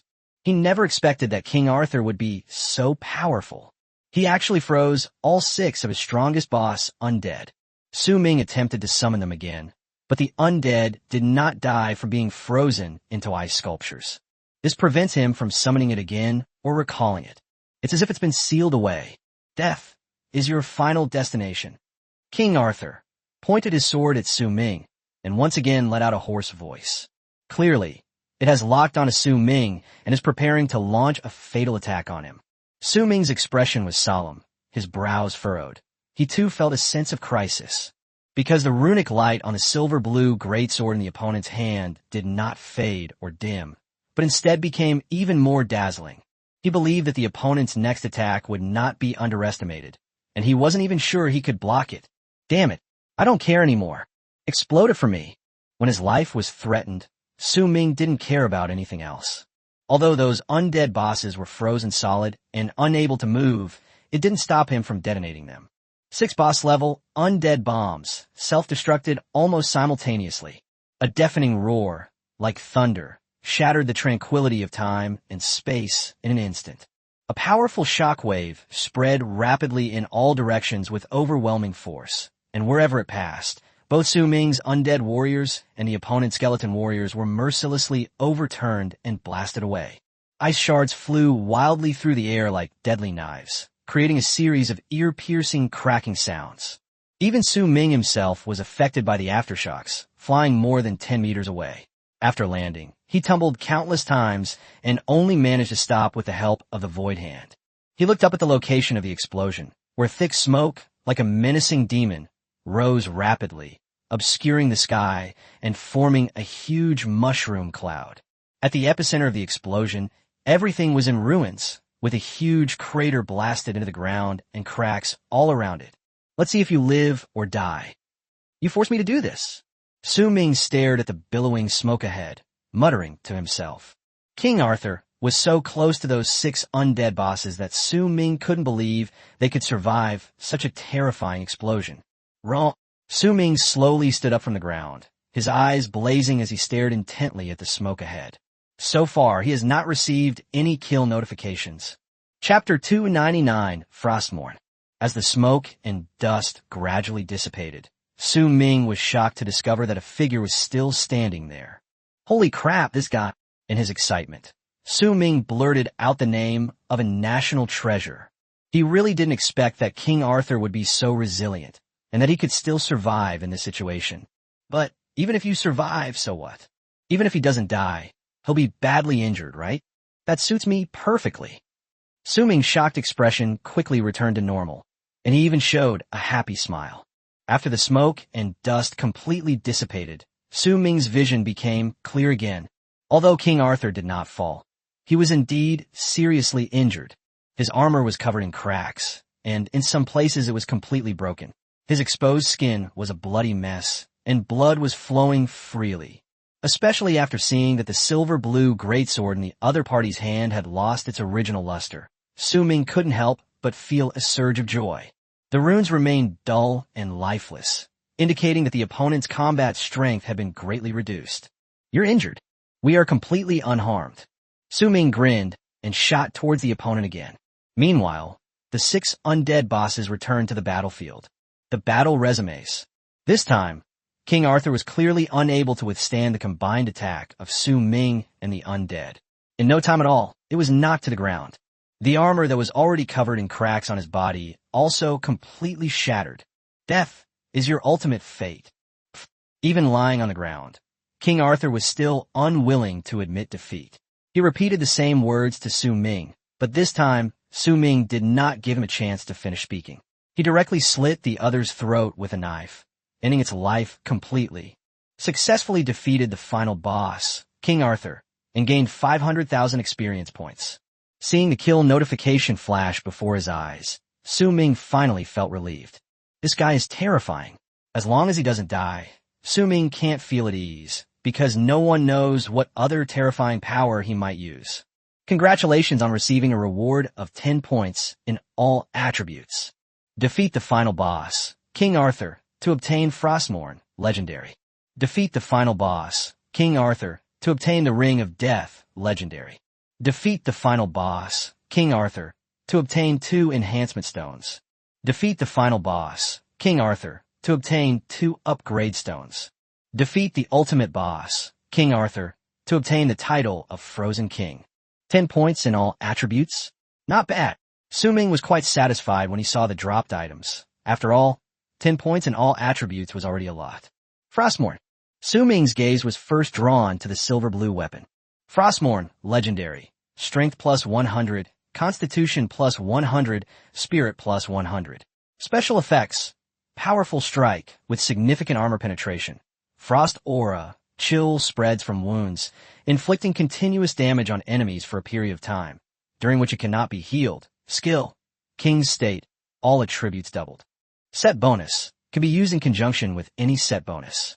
Su Ming reached out and picked up Frostmourne, and was immediately shocked by its attribute points. I thought the stats of the Death Scythe were already overpowered, but I never expected the Frostmourne to be even more insane. Its stats are even significantly higher than those of a +1 enhanced Death Scythe. Its special effect, Frosty Aura, is essentially an upgraded version of Death Aura. It not only prevents the target wound from healing in a short time, but also causes it to continue to be damaged by the cold air. Even the set effect surprised Su Ming. Even if he replaces the Death Scythe with Frostmourne, he can still trigger the Death set effect. King level status? Holding Frostmourne, Su Ming murmured to himself. This skill claims to double the user's attributes. It's absolutely overpowered. Su Ming even felt it was somewhat unreal. If I cast the Death Curse and then activate King Mode, wouldn't I be flying to the heavens? Su Ming immediately decided to give it a try. With a slight thought, his King Mode was officially activated. Suddenly, the complex runes on the sword gleamed with a cold light. He felt himself filled with power, so strong that it frightened him. At this moment, Su Ming finally understood. So King Arthur was in his King Mode back then. No wonder he was so powerful. However, in just a few seconds, Su Ming was forced to deactivate his special ability. He discovered that once he activated the King's State, his mental energy would drain away rapidly, causing a sense of detachment. He had only been using it for a few seconds when he felt completely drained and his spirits were low. Holy crap! This is incredibly energy-consuming. Su Ming couldn't help but complain. He estimated that he probably couldn't even maintain his king's mode for more than 10 seconds, maybe only 5 or 6 seconds at most. Although the timing is somewhat lacking, it has to be admitted that this skill is indeed overpowered. Su Ming was very fond of this weapon and was extremely satisfied with it. It has completely replaced the Death Scythe. After putting it away, his gaze shifted to the second piece of equipment. This is a legendary storage ring, extremely rare, and it just so happens to be the death set accessory that Su Ming needs, which makes him overjoyed. Ring of Death, legendary. All attributes plus 30, special effect, has 100 cubic meters of storage space. Set bonus 1. When equipped with 2 pieces of death gear, gain plus 5 to all attributes. Set bonus 2. Wearing 4 pieces of death equipment simultaneously grants plus 10 to all attributes and plus 5% to all death skill effects. In this way, he now possesses 3 pieces of death gear, and the storage space is twice as large as that of the Ring of the Evil Dragon. Without saying a word, Su Ming swapped out the Ring of the Evil Dragon and put on the Ring of Death. He then put the dropped Enhancement Stone and Upgrade Stone into his storage ring. As for the title of Frozen King he didn't care much about it. His heart was completely unmoved, and he was obviously used to it. He gets a title every time he defeats the final boss of a hidden dungeon, so it's nothing new to him. What he cares about most right now is the corpse of King Arthur and the final reward for completing the dungeon quest. Information about the spirit of King Arthur successfully extracted. After the information notification flashed before his eyes, Su Ming stood up from beside the other party's corpse. His gaze fell upon the frozen throne not far away, and he began to approach it step by step. With each step he took closer, his excitement grew stronger. Chapter 300. If I said I didn't see it, would you believe me? Su Ming didn't even have time to check King Arthur's attributes before he eagerly headed towards the frozen throne. As we got closer, the chill became increasingly intense. Su Ming's body seemed to tremble slightly from cold. When he arrived at the throne, his eyebrows were covered in frost, and with every breath he took, he could feel the chill that penetrated to his very core. Su Ming gritted his teeth, stuck out his buttocks, and sank down, finally sitting on the throne. At that very moment, a number appeared in the sky. 10 seconds. 9 seconds. The icy coldness coming from my buttocks was bone-chilling. The chill was like a series of ice arrows, instantly piercing through clothing and striking the skin. Su Ming felt a sharp chill first, as if countless tiny needles were pricking his buttocks, making him gasp involuntarily. Immediately afterwards, the cold spread at an alarming speed, from his hips to his whole body, and Su Ming's feet became numb, as if he had lost all feeling. His entire body was enveloped by that terrifying chill, causing him to tremble involuntarily. Hiss! Su Ming exhaled a puff of mist, which froze Su Ming's lips purple in just 2 seconds, making him feel like he was sitting on pins and needles. If he hadn't been forcibly insisting, he probably could have jumped 3 meters high off the throne. He swore he would never experience that icy feeling again. It was like an ice snake, winding and slithering through Su Ming's body, leaving behind a chilling cold wherever it went. Yeah! Su Ming clenched his fists so tightly his knuckles turned white, his eyes widened, and he let out a heart-stopping roar, trying to encourage himself to keep going. 3 seconds. 2 seconds. 1 second. The moment the numbers disappeared in midair, Su Ming immediately jumped, leaping several meters away. A thin layer of ice even appeared on his body. Snap! Snap! Su Ming twisted and turned his body wildly, trying to get the blood flowing through his body. He found that his entire body was slightly numb from the cold, and if he sat there for another 10 seconds, his blood might even freeze. At that point, he'll truly become an ice sculpture. Call! Su Ming kept breathing on his hands and rubbing them back and forth, his body still trembling slightly from a cold. Congratulations on successfully ascending the frozen throne. The following are the special rewards for this dungeon. Congratulations on receiving a +3 bonus to all attributes. Congratulations on receiving 1 God Fragment. Congratulations on receiving the King Skill Million Heroes as a reward. Before Su Ming could recover from the cold, a loud voice rang out from the sky. 3 rewards came in a row, leaving Su Ming completely stunned. 3 points in all attributes and a fragment of a god were not the first things he had seen. Although I was delighted, I wasn't completely dumbfounded. What shocked Su Ming was the third reward, million heroic spirits. This made him a little uneasy. He has never heard of any dungeon reward skills. Of course, it's possible that others have similar rewards that haven't been announced. But Su Ming believes that even if they do exist, they are extremely rare. A million heroic spirits? Is it another summoning skill? Su Ming no longer cared about the chill in his body and quickly summoned the attribute panel to check the skill bar. Million Heroes LV1 can summon 1,000 skeleton warriors of the same level as the user. Su Ming was slightly taken aback when he saw the skill description. Isn't this the skill that King Arthur used to summon skeleton warriors just now? However, in his case, it became a censored version. He had some doubts about whether King Arthur had summoned 10,000 bodies at once. These skeleton warriors aren't very strong, but they're not entirely useless either. After all, its level increased along with Su Ming's, and there were many of them. Even if they're weak, there's still 1,000 level 50 monsters. More than enough to deal with ordinary professionals in their 30s and 40s. If I reach level 100 in the future, wouldn't I be able to summon tens of thousands of level 100 skeleton warriors? Su Mingling stood in the cold wind, rubbing his chin, and couldn't help but start daydreaming. The more I think about it, the more excited I get. Ha ha! Su Ming couldn't help but laugh out loud. Serious. I'm a master now, no doubt.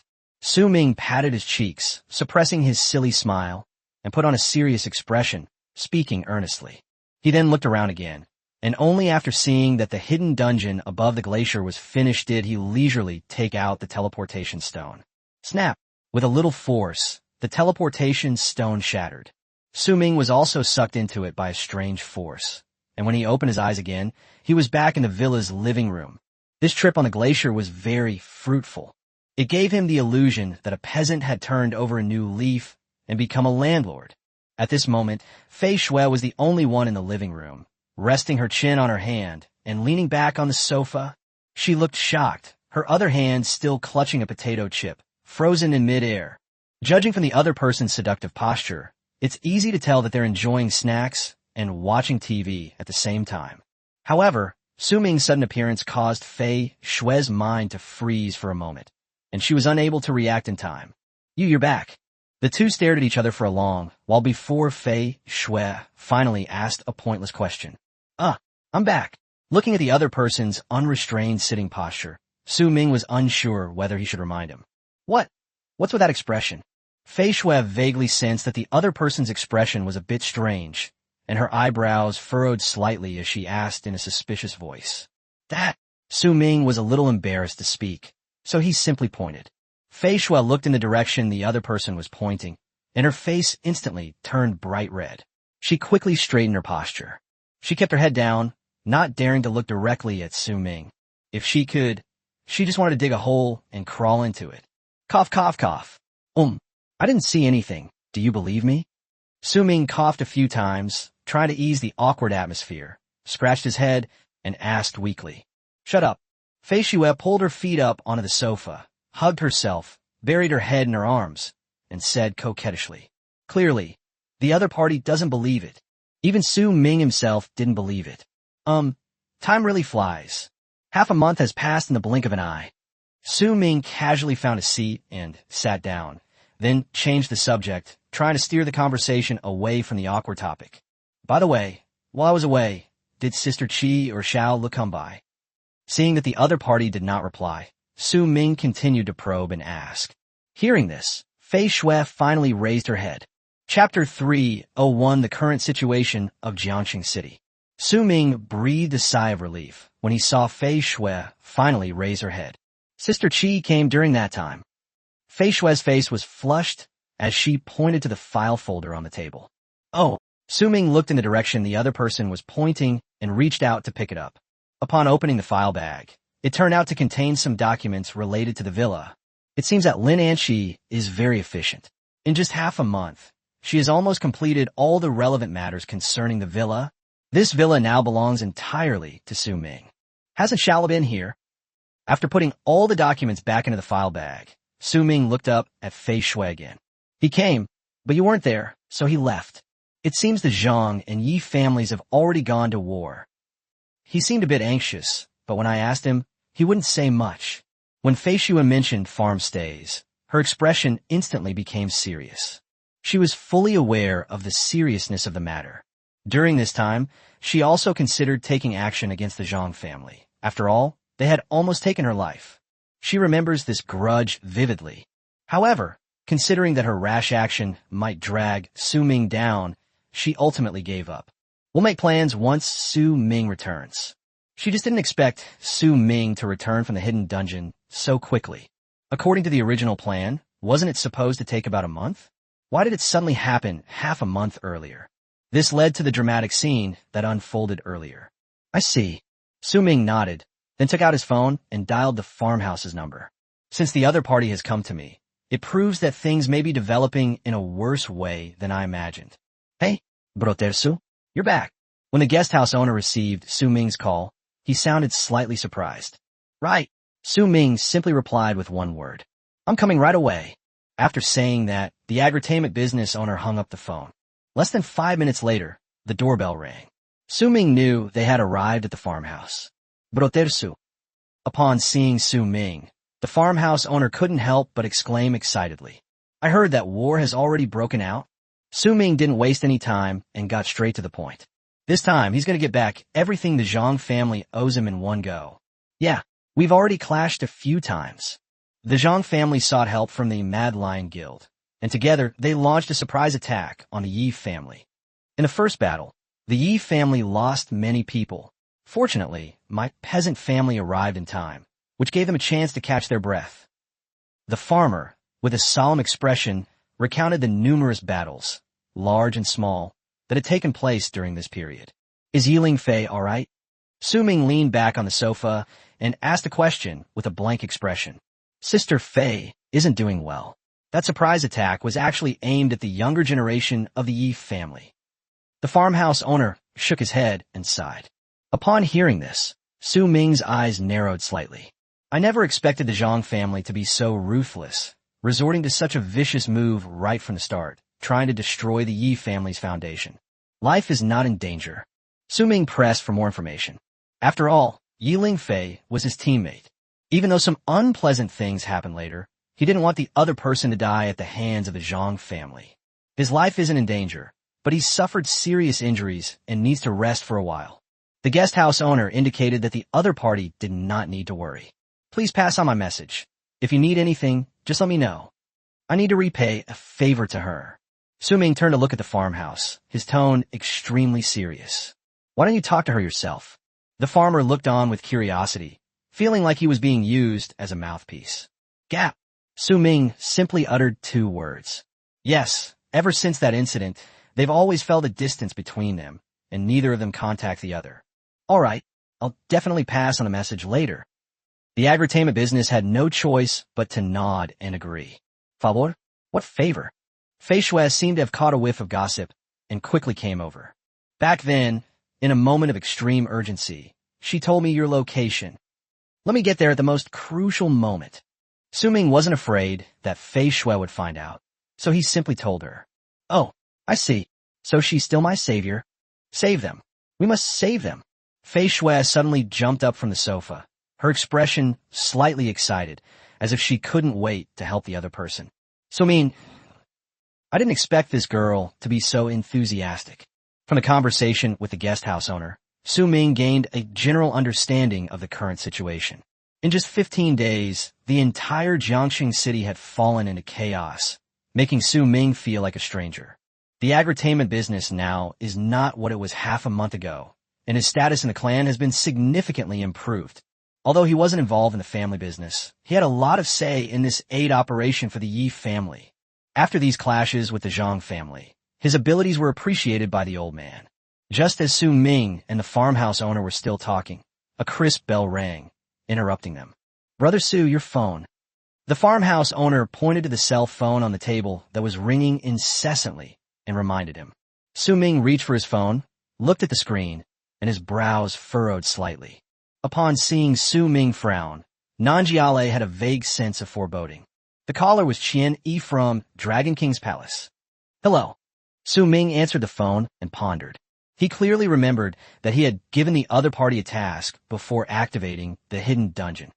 Su Ming. As soon as the call connected, the usual deafening roar came from the other end. Even the farmhouses sitting next to us could hear it clearly. His eyes were filled with astonishment as he looked at Su Ming, and he was even more curious about the person on the other end of the phone. After putting the phone back to his ear, Su Ming only answered with a single word.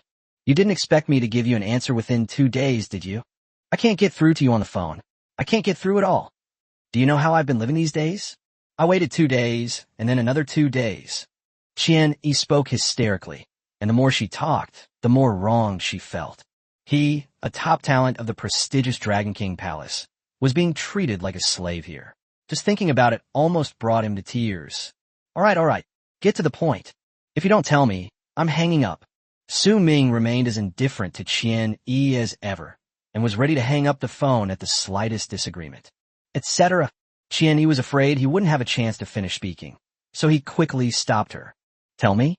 You found out. When Su Ming asked this question, his expression suddenly became serious. We found out, but the result is... there are a lot of things involved. I think we need to talk in person.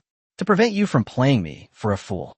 When Qian talked about the results, his tone became somewhat evasive. Ugh. Su Ming agreed without hesitation. Chapter 302 Were old acquaintances would I lie to you? From Su Ming's expression, the farmer could tell something was about to happen. As soon as Su Ming hung up the phone, the farmer anxiously asked, Brother Su, something happened? It's about Wang Xiaoming and Hua Haitao. I need to go out now. Su Ming hurriedly stood up from the sofa, eager to rush to meet Qian. What? They made contact. I'll take you there. When the farmer heard that the news was about his 2 missing friends, he immediately became agitated. Ugh. Su Ming nodded without refusing. The farmhouse car was parked right at the entrance, saving him the time of taking taxi. The two hit it off immediately and left the villa together. Seeing their anxious expressions, Fei Shui didn't ask any questions. She was quite sensible. With a roar like that of a wild beast, Fei Shui knew that they had left. Brother Su, I've searched for a long time, but I haven't found a single clue about Wang Xiaoming and his gang. Who exactly did you entrust with this? The agritainment business owner asked as he drove. He was very curious about the identity of the person on the phone. The other party accomplished what neither the farmers nor the Yi family of Jiangcheng could do. Su Ming rested his chin on his hand and leaned against the window, slowly uttering a name. Qian. Upon hearing this familiar yet unfamiliar name, the agritainment business was slightly taken aback. Even if he racked his brains, he would never have imagined that Su Ming and Qian would get together. After all, he's the new king of the Dragon King's palace. He wasn't surprised that the other party had discovered Wang Xiaoming and his group's affairs based on their identities. Brother Su, can we trust what that guy said? The farmhouse guesthouse owner finally spoke after a long pause. He didn't have much affection for these super guilds. As long as there's hope, we should go and see them. Su Ming shook his head.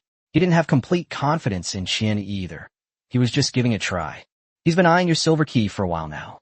Could he be setting a trap for you? The farmhouse owner expressed his concerns, indicating that Su Ming should also be wary of the other party's trickery. It's all right.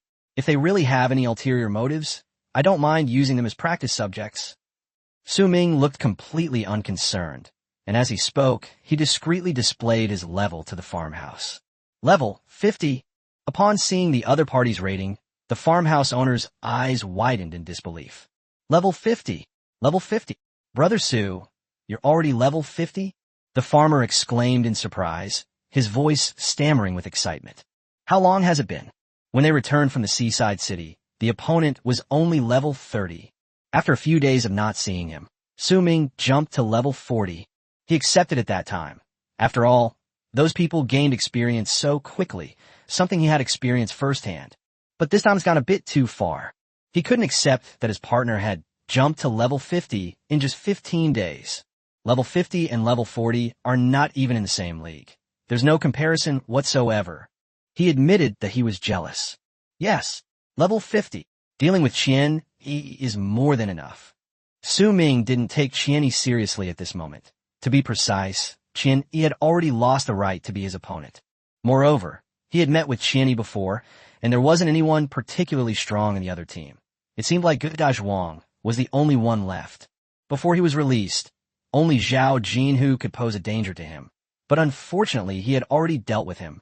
If Zhao Jinhu had only met him now, he would probably have been tortured to tears.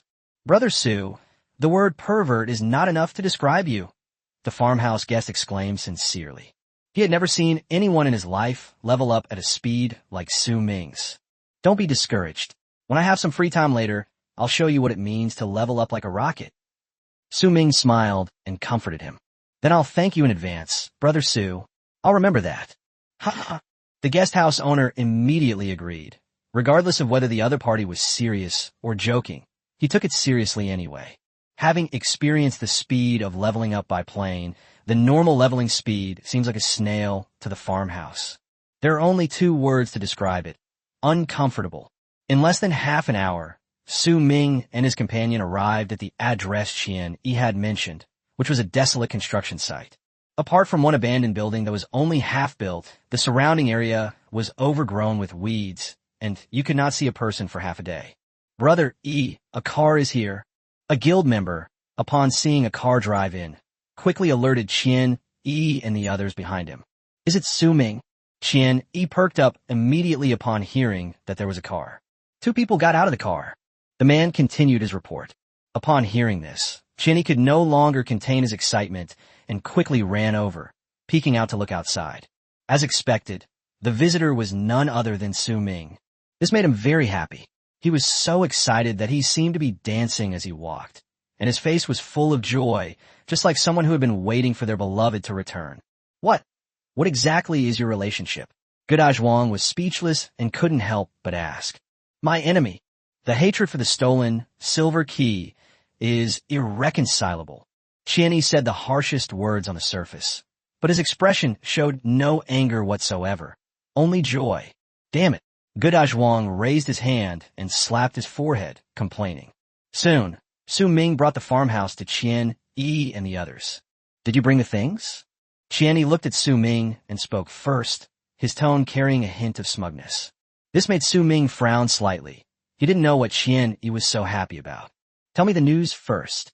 Su Ming avoided the topic of the silver key because he didn't have it, and was even prepared to get something for nothing. How can we tell you any information if you don't hand over the goods first?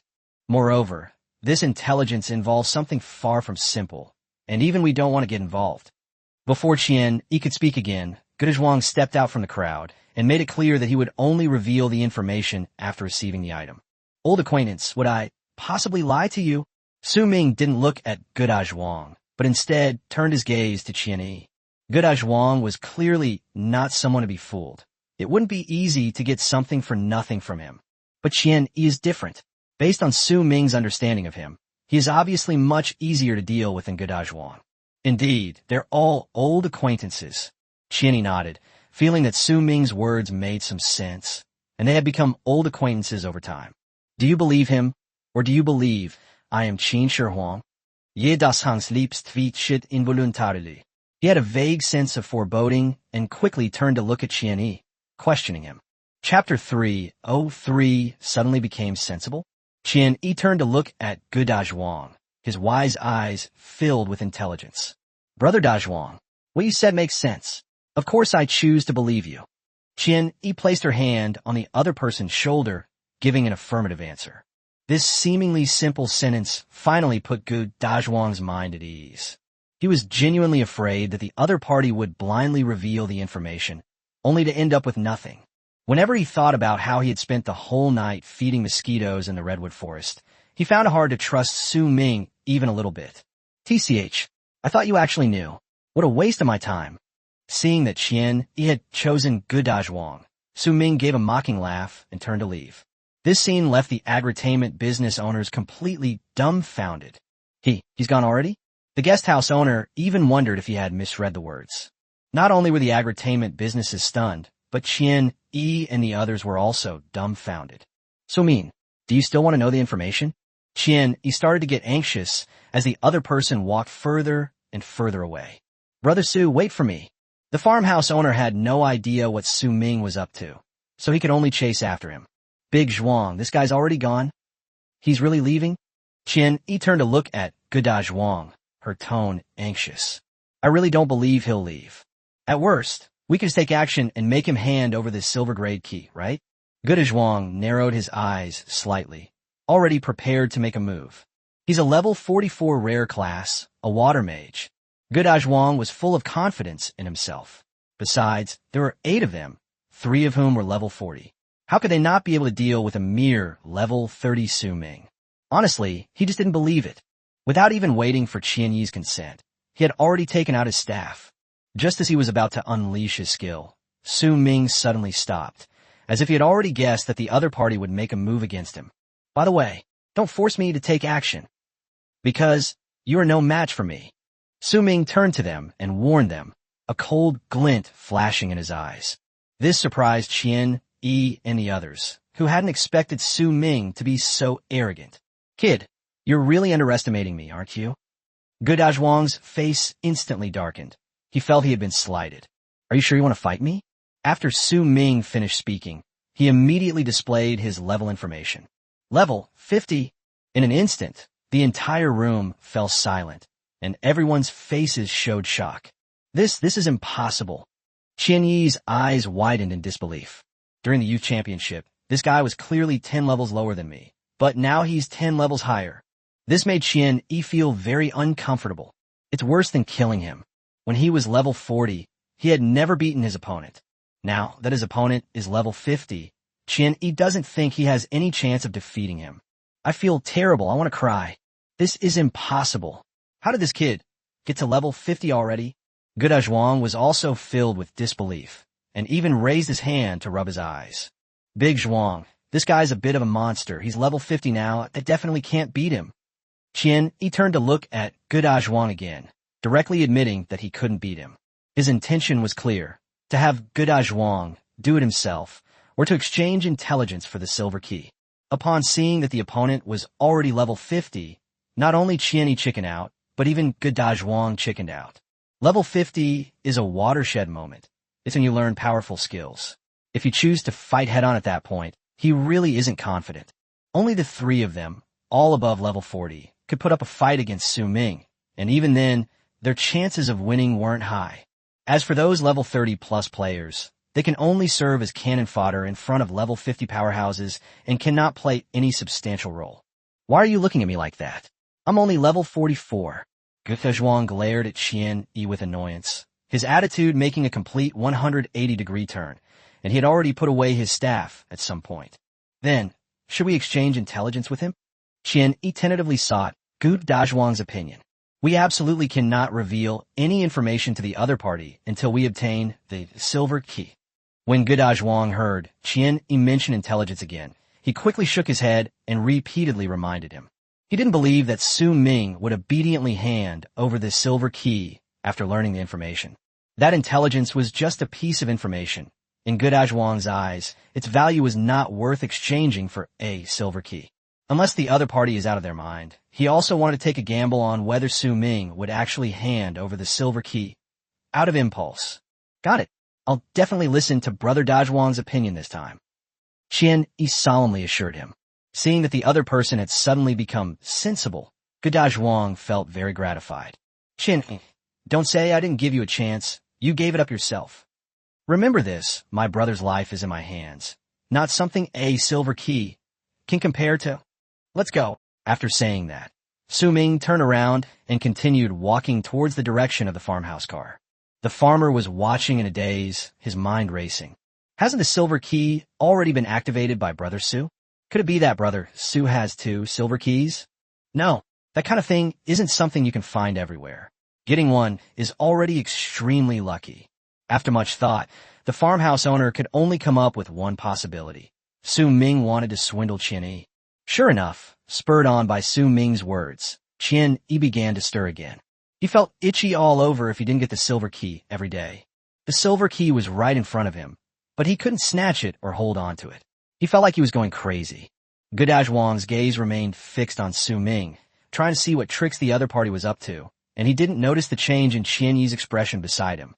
I watched helplessly as Su Ming got back into the car. Qian-yi seemed to be trying her best to suppress her inner desires, and her body was even trembling slightly. Su-ming even glanced in the other person's direction, and he was very satisfied with Qian-yi's expression at this moment. After so many interactions with Qian-yi, he had come to know her quite well. This person is not only arrogant, but also persistent. He rarely lets anything he sets his sights on slip away easily, right under his nose. Start up, Su-ming casually remarked after seeing the agritainment businessman get on the bus. Huh, you're really going? The guest house owner thought Su-ming was just bluffing, but he didn't expect him to actually start the engine. If it doesn't look realistic, how will he fall for it? Look at him, I think he's close to the breaking point. Su-ming remained calm, showing no sign of tension, as if he had Qian-yi completely under his control. Chapter 3:04 What do you expect me to use to repay this? After hearing Su-ming's words, the farmer immediately started the car engine. The roar, like that of a wild beast, sounded particularly jarring in this desolate place. Qian-yi's heart clenched the moment the engine started. Brother Su, what do we do now? The farmer looked straight ahead and asked in a low voice. This is like a battlefield without gunfire, a psychological game. Walk. Su-ming turned to look out the window, rolled down the window, and raised his voice as if he were deliberately speaking to Qian-yi. He even waved goodbye to her at the end. Wait. The moment the wheels of the agritainment business started moving, Qian-yi finally couldn't hold back and shouted out. Upon hearing this, Su-ming turned to look at Qian-yi, who was walking quickly toward him. He appeared calm on the surface, but in reality, he was secretly delighted. Even the farmhouses nearby were taken aback, secretly marveling at the skill of the man. Unexpectedly, Su-ming actually caught the fish. Hey, Qian-yi, stop right there. Have you forgotten what I just said? Don't trust the other person too easily. Zhuang was slightly taken aback, but quickly came to his senses and hurriedly called out. However, Qian-yi seemed to be deaf to this. His mind was now focused solely on the silver key. Seeing the opportunity to obtain the silver key slipping away, he was determined not to let pass him by. He had just thought it over again and again, and his current thoughts were completely opposite to Zhuang's. That intelligence was worthless. It was utterly worthless in his eyes. If it could give him even a sliver of a chance to obtain a silver key, what was wrong with that? Oh, what's wrong? Since there's absolutely no trust between us, I might not believe the information you give me. Let's just leave each other alone. When Qian-yi approached the car window, Su-ming politely declined her offer. The deal was agreed upon, and the lucrative opportunity that was almost within his grasp just slipped away. How could Qian-yi accept this? I can tell you the information first. Everything was done by the Dragon King's palace. Qian-yi's expression was serious, and he spoke very quickly. Zhuang, who was about to step forward to stop the other party, stomped his feet in anger when he heard that Qian-yi had already revealed the information, looking utterly disappointed. What a terrible thing. He frowned, scratched his hair in frustration with one hand, then sighed heavily and waved his other hand forcefully in the air, as if trying to dispel the anger in his heart. Dragon King's palace? Is that you? Su-ming's eyes narrowed slightly as he stared directly at Qian-yi. Upon learning that it was the Dragon King's palace that had intervened, the farmhouse immediately became serious. It wasn't us. It was another group. They didn't investigate, and we didn't know anything about it. Qian-yi shook his head and denied it. Su-ming believed he was telling the truth. If it really was Qian-yi who did it, the other party wouldn't need to investigate, and they certainly wouldn't have come all the way here to try and use this information for a deal. This matter does indeed involve quite a few things. Who is it? Su-ming's tone was unusually calm, but it revealed a chilling, killing intent. They're Lin Shun's men, but supposedly this is a mission from above. Qian-yi continued. Lin Shun? Isn't that the attendant of Lu Yingxiong, the vice president of your Dragon King palace? Su-ming's expression turned serious as he pressed for details about the other party's identity. Qian-yi didn't speak, but simply nodded. Since it was Lin Shun who made the move, there's no need to guess. The mastermind behind it must be Lu Yingxiong. Why do they target Wang Xiaoming and Hua Haitao? They're all just ordinary people. What exactly is your Dragon King palace doing? Su-ming couldn't understand why the other party had attacked them, and his tone was filled with anger. They targeted them precisely because they are ordinary people with no connections. What? Upon hearing this, Su-ming and Nanjiale couldn't help but exclaim in surprise. Because your superiors want to investigate you. Then we must start with the people closest to you, and those two are the first targets. Do you understand? Qian, he had told Su Ming everything. Because of me? Upon hearing that the whole thing was caused by him, Su Ming was dazed and muttered to himself, Broter Su. When Nanjiale saw Su Ming's blank expression, he didn't know how to comfort him. I've said everything I needed to say. Just give me this silver key now. Qian reached out to Su Ming and urged him on. Do you know that because of your ridiculous investigation, Wang Xiaoming's entire family was killed? How am I supposed to pay you back?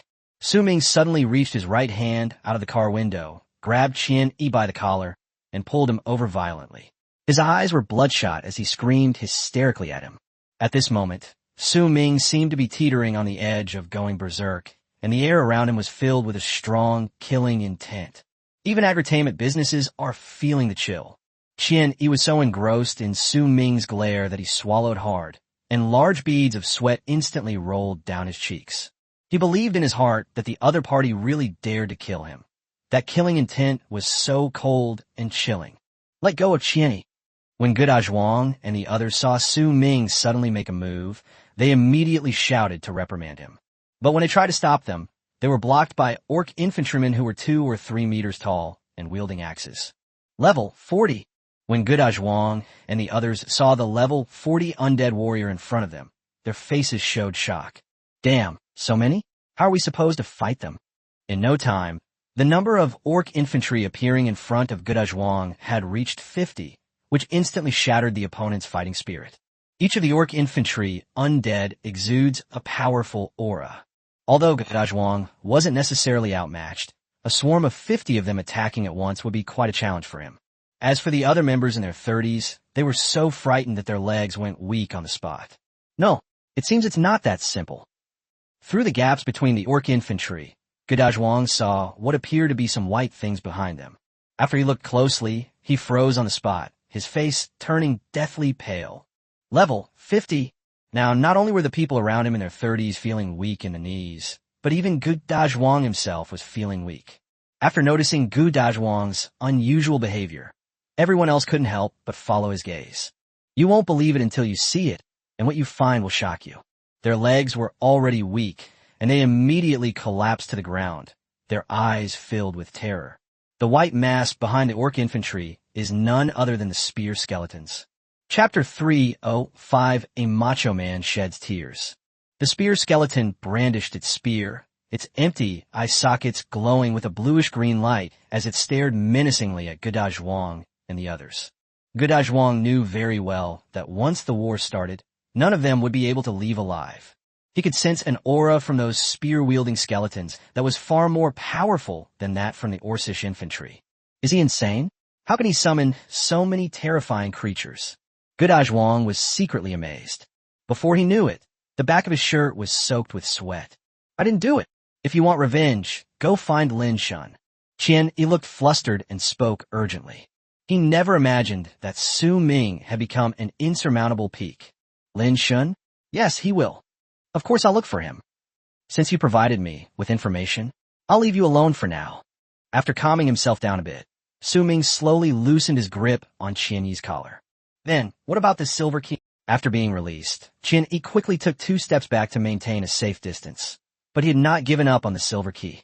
Upon hearing this, Su Ming didn't know whether to call the other person stupid or courageous. Do you think your life is more important? Or the silver key? Su Ming stared coldly at the other person, his tone icy. This? Qian Yi was slightly taken aback and was speechless for a moment. Walk. Without waiting for a reply, Su Ming turned to the farmhouse and gave instructions. Upon receiving the instruction, the agri-tainment business immediately floored the accelerator, and the car shot off like a wild horse. In no time, they completely disappeared from Qian Yi and the other's sight. As Su Ming left, all the undead warriors around him were recalled and vanished from their spot in an instant. After seeing the crisis resolved, Zhuang and the others breathed a long sigh of relief. Qian Yi stood there blankly, staring in the direction Su Ming had gone, unable to come back to her senses for a long time. In Zhuang's eyes, the other person at this moment looked exactly like someone who had been abandoned by their partner. Su Ming's strength has far exceeded their expectations, and the possibility of reclaiming the silver key with the current strength of these people, is almost zero. Let's retreat. Don't even think about it. Dazhuang sighed to Qian. It's like losing both your wife and your army. They wasted so much time on Su Ming and didn't gain anything from it. They were just busy doing nothing. You can leave.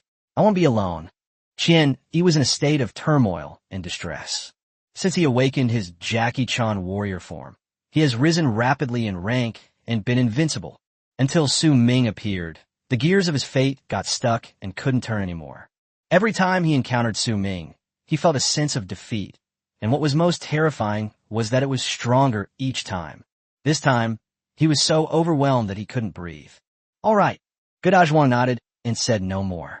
He led the others and turned to leave, leaving Qian Yi alone, bewildered in the wind. Wah! After everyone left, Qian Yi finally couldn't hold back anymore. Those were tears of resentment and frustration. A tough guy sheds tears. He clenched his fists and secretly vowed to catch up with Su Ming. On the way back, the two remained silent. From Su Ming's expression, it was clear that he was still blaming himself for what happened to Wang Xiaoming and the others. Brother Su, you don't need to blame yourself too much. It's all that beast Lin Shen's fault for being so cruel. The guest house owner, attempting to comfort the other party, spoke first. Lin Shen, he's nothing but a henchman. Lu Yingxiong is the one who deserves to die the most. Su Ming narrowed his eyes slightly, recalling the old man who sat in the leadership seat watching the youth championship back then. That old guy is, after all, the vice president of the Dragon King's palace. Trying to get rid of him is practically the same as the Dragon King's palace declaring war. Brother Su, you shouldn't be so impulsive. The agritainment business owner patiently persuaded them. The Zhang family alone is already giving Jiangcheng City a huge headache. If the Dragon King Palace gets involved, they'll be completely wiped out. Don't worry, I know what I'm doing. Su Ming naturally knew what the agritainment business was worried about. My love can only be yours alone. Just as the two of them were talking, the charming ringtone of the farmhouse's cell phone suddenly rang. Hello. After glancing at the caller ID on his phone, the farmer quickly pressed the car's Bluetooth answer button. Second young master, something terrible has happened. The Zhang family has started making moves again. An anxious voice came from the Agricultural Bank of China over the phone. Because the car's Bluetooth was connected, Su Ming, sitting in the passenger seat, could hear everything clearly. I'll go back right away to find out what happened. After learning that the Zhang family had begun their operation, the people at the farmhouse became very serious. No, don't come back. Second young master, I received intelligence that while the Zhang family was making their move, the Mad Lion Guild also sent people to intercept you. Tell me your location now, and I'll send someone to pick you up. Until then, just hide and don't let them find you. As for the Yi family, I will proceed according to the original plan. The agricultural traveler sounded anxious and worried, fearing that the farmhouse might encounter an interception team from the Mad Lion Guild on their way back. It seems too late. The farmhouse guest house was shocked to find two black sedans blocking the road not far ahead, seemingly having been waiting for quite some time. What? Second young master, turn around and run right now. You absolutely cannot get hurt. Upon hearing about the agritourism, the agricultural team members couldn't help but get excited. Uncle Xing, right? Leave Xiao Li's safety to me. I'll make sure he gets home safely. Su Ming stared at the two black cars not far ahead and said slowly. He was worried about having nowhere to vent his pin-up emotions. Now that's great. Someone has come to him of their own accord, so he won't be polite. You are, young friend Su Ming? The agricultural bank was slightly taken aback, but guessed the gist of the situation from the other party's voice. Exactly. That's wonderful. We'll have to trouble you, young friend Su Ming. We'll definitely repay you handsomely in the future. After confirming that the other party was indeed Su Ming, the agricultural bank finally breathed a sigh of relief. He had personally witnessed Su Ming's battle against Xiao Cheng in Haiban City. Knowing Su Ming's strength, he felt at ease with him around. You're too kind. Xiao is my brother too. As they were talking, the farmhouse car had already arrived in front of the two black cars. The other party had noticed the car from the farmhouse from the very beginning. They only slowly got out of the black sedan after the farmhouse had parked. A group of 10. Everyone looked like a thug, wearing tight clothes and skinny jeans, and their hair was all sorts of colors. It also comes with earrings, nose studs, and so on. Are these people really from the Mad Lion Guild? Upon seeing the appearance of the group of people in front of him, the farmhouse owner couldn't help but ask in a doubtful tone. Chapter 306, The Invitation from the Netherworld Guild. The way these people were dressed gave Su Ming a sense of déjà vu. I have a vague feeling that I've seen this place somewhere before. Hey, get off the bus. A man with a nose ring and dyed yellow hair came up to the car, pounded on the hood, and shouted angrily, I'll run you over. The other party was clearly after the farmhouse, so he didn't stand on ceremony with the blonde-haired guy and immediately stepped on the gas. Bang! Huang Mao's expression changed slightly, and he used both hands to brace against the farmhouse's car. Even when the farmhouse owner floored the accelerator, he couldn't break free from the other vehicle. Instead, the tires scraped against the ground, producing plumes of thick smoke and a pungent smell. Class, Warrior. Level, 40. Upon seeing the information from Huang Mao, Nanjiale's expression immediately turned serious. He hadn't expected the other party to be a level 40 powerhouse right off the bat. Seeing that the agritainment business was trying to resist, the others quickly surrounded them. Every single person is at least level 30. There are 2 level 40 powerhouses alone. Moreover, there was a middle-aged man standing at the very back who never moved from beginning to end. Anyone with eyes can see that that person is the leader of this group. Broter Su. The farmer turned to Su Ming, seeking help. Upon hearing this, Su Ming did not reply. His eyes were now locked with those of the middle-aged man at the very back. Both sides could sense that the other was no ordinary person. Friend, I am Fan Tao, the guild leader of the Hungry Wolf Guild. Give me some face and don't get involved in this. The middle-aged man walked up from behind and spoke first. Upon hearing the words, Hungry Wolf Guild, Su Jia's lips curled into a slight smile, just as he had guessed. This is a guild of thugs and hooligans. They killed many of their people on the street near Baibauj. How much is your pride worth? Su Ming got out of the car unhurriedly. Since they were old acquaintances, he had to eliminate them completely today. Friend, don't be so arrogant. You're asking for it. Fan Tao's tone carried a hint of anger, and at the same time, he revealed his information. Class, Ghost Warrior. Level, 48.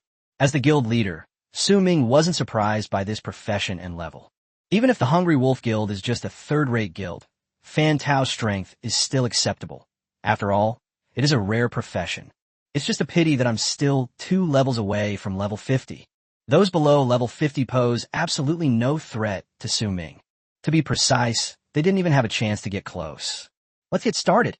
Su Ming ignored Fan Tao's words and said something to himself.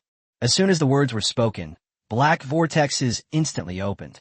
One by one, 2 or 3 meter tall orc infantrymen emerged from the darkness. A full 100. The situation reversed in an instant. They were initially surrounding the agritainment businesses, but now they've been surrounded instead. What's going on? Are they all level 40? Undead. Huang Mao and his companions were all stunned by the undead army before them. Even the chairman, Fan Tao, was dumbfounded. Roar! As the orc infantryman roared, his axe swung down at the blonde-haired man. Bang!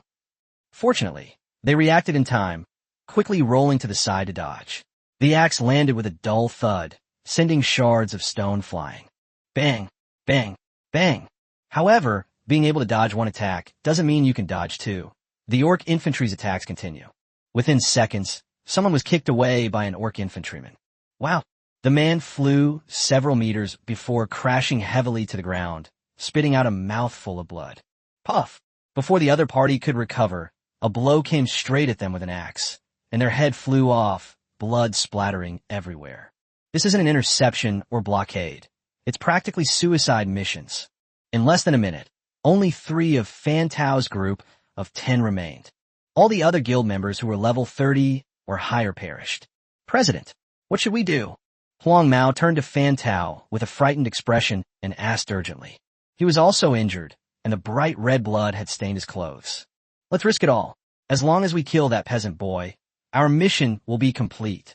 Fan Tao shouted in a deep voice, swung his battle sword, and cleaved away an orc infantryman. It would indeed be difficult to stop Fan Tao with level 40 orc infantry. However, Su Ming also has no shortage of level 50 undead. Kill them. Su Ming put his hands in his pockets, his eyes flashing with a cold light, and said in a cold voice, As soon as he finished speaking, countless black vortexes appeared again around them. This time, it's the war spear skeleton that's come out of there. What? There's more. A necromancer? This kid is Su Ming. How did he reach level 50? That's impossible. Fan Tao was horrified when he saw new undead appearing around him. At this moment, he finally noticed Su Ming's profession and level. Withdraw. Fan Tao no longer cared about killing the farmhouse guests. In front of him was a vast expanse of white, with over 100 level 50 spear skeletons. Only a fool would stay and fight to the death, especially after discovering that the other party was Su Ming and that he had even entered the ranks of level 50 powerhouses. Fan Tao was completely stunned. As the guild leader, he must have been paying attention to news from the outside world. Su Ming just won the youth championship not long ago. His combat power is terrifying. In the finals, he single-handedly defeated all 5 members of the Dragon King's palace. Back then, the opponent was only level 30. How long has it been? They've already reached level 50. Fan Tao wasn't confident he could defeat a champion of a higher rank than himself. If you don't run now, you might not have the chance to run later. Upon hearing the sound of retreat, Huang Mao and his gang also hurriedly retreated. But in Su Ming's eyes, they were already dead. Whoosh! Whoosh! Whoosh! The moment they got into the car and started moving, War-Haired Skull had already thrown the spear in his hand. Bang! Bang! Bang! In the blink of an eye, the car carrying Fan Tao and the others was riddled with thorns. Huang Mao and his gang died on the spot. Fan Tao narrowly escaped death, but suffered several cuts from a spear. Su Ming, give me a chance. He had already escaped the black sedan and was hiding behind it, shouting. Opportunity? Were you just planning to give agritourism businesses an opportunity? Su Ming smiled coldly, his eyes flashing with killing intent. He didn't think the other party would have let the farmhouse go if they had succeeded. Yes, of course. Our Hungry Wolf Guild has never had any enmity with the farmers. This attempt to ambush young Master Gnome was entirely the idea of the Mad Lion Guild. We're just carrying out a mission. Fan Tao leaned against the car, panting heavily, his wounds bleeding profusely. Upon hearing this, Su Ming simply raised his hand and waved it in the direction of the black sedan. In an instant, countless spears rained down like a storm. Asshole! Fan Tao realized that the other party had no intention of letting him go, so he had no choice but to stand up and fight back again. He unleashed his full power, with ghostly figures appearing one after another as he frantically defended against the attacks of the spear skeleton. Seeing the undead warriors relentlessly closing in on him, he tried to escape, but there was no way to get away. He was quickly surrounded, and even with all his strength, he couldn't break through. No matter how many undead he killed, Su Ming would always summon them back. In addition, those undead warriors were all elite-level beings, which were already difficult to deal with, and they also greatly depleted his physical strength. In less than 10 minutes, he was completely overwhelmed by the undead army, the moment his armor was shattered. Fan Tao was killed by the undead warriors. Brother Su, you're truly a prodigy. The farmhouse owner expressed his heartfelt feelings. They wiped out the main force of an entire guild with just summoned creatures. If I hadn't seen it with my own eyes, it would have been unbelievable. The Hungry Wolf Guild is finished. Not only did so many elites die, but even the guild leader died. Now I doubt they can even get into a third-rate guild. Don't waste it. Su Ming did not leave immediately, but picked up the storage rings of these people one by one. Even a fly is still meat. I'll help you. Upon seeing this, the farmers quickly got out of their car to help. Just as they finished collecting the storage rings and were about to get back into the car, a figure suddenly walked towards them. The man had a wicked smile on his lips and cold eyes. Class, Necromancer. Level 40. Su Ming narrowed his eyes slightly, secretly surprised. He hadn't expected to run into this guy here. Montaxi, you're much stronger than I imagined. Mo Xie quickly arrived in front of them, his voice somewhat gloomy. You're not bad either. Su Ming looked directly at the other person and said casually, the last time we met was during the Secret Realm exam. I never expected that the other party could level up from level 10 to level 40 in such a short time. However, given that the other party is the rising star of the Netherworld Guild, it is understandable that they would receive special training. The Hungry Wolf Guild is now part of the Mad Lion Guild. Killing them means you're going against the Mad Lion Guild. That's one of the 3 major guilds in Jiangshan. You don't think you can compete with them just because you're level 50, do you? Mo Xie's eyes swept over the corpse on the ground, and he spoke in a very calm tone. You want to get involved too? Su Ming said coldly. He didn't know what Mo Xie wanted to do here at this time. However, if the other party wants to intervene, even if it offends the Netherworld Guild, he will have no choice but to take action. Hee. You're overthinking it. Since our Netherworld Guild has chosen to remain neutral, why would I attack you? Besides, your current strength is above mine. Do you think I'm tired of living? Mo Xie shook his head and smiled, clearly stating his position. Then I'll leave. Su Ming raised an eyebrow and asked tentatively. There's something I'd like to discuss with you. Oh, what is it? Su Ming had already guessed that the other party had something to do, otherwise they wouldn't have suddenly appeared here. A secret realm is about to open in Haiban City, and I'd like to invite you to join me. Mo Xie's smile vanished, and he suddenly became serious, no longer appearing to be joking. You're inviting me to come along? Did I hear that right? Even though the other person didn't seem to be joking, Su Ming still found it hard to believe what they were saying. After all, how could such a large guild like the Netherworld Guild give up such an important spot to an outsider? I'm not kidding, I'm serious. After this period of testing, the level restriction for that secret realm is 30 to 50. I initially thought it would be a bit of a stretch for you to be only level 30, but it seems I was overthinking it. Mo Xie spoke again, this time with a serious expression.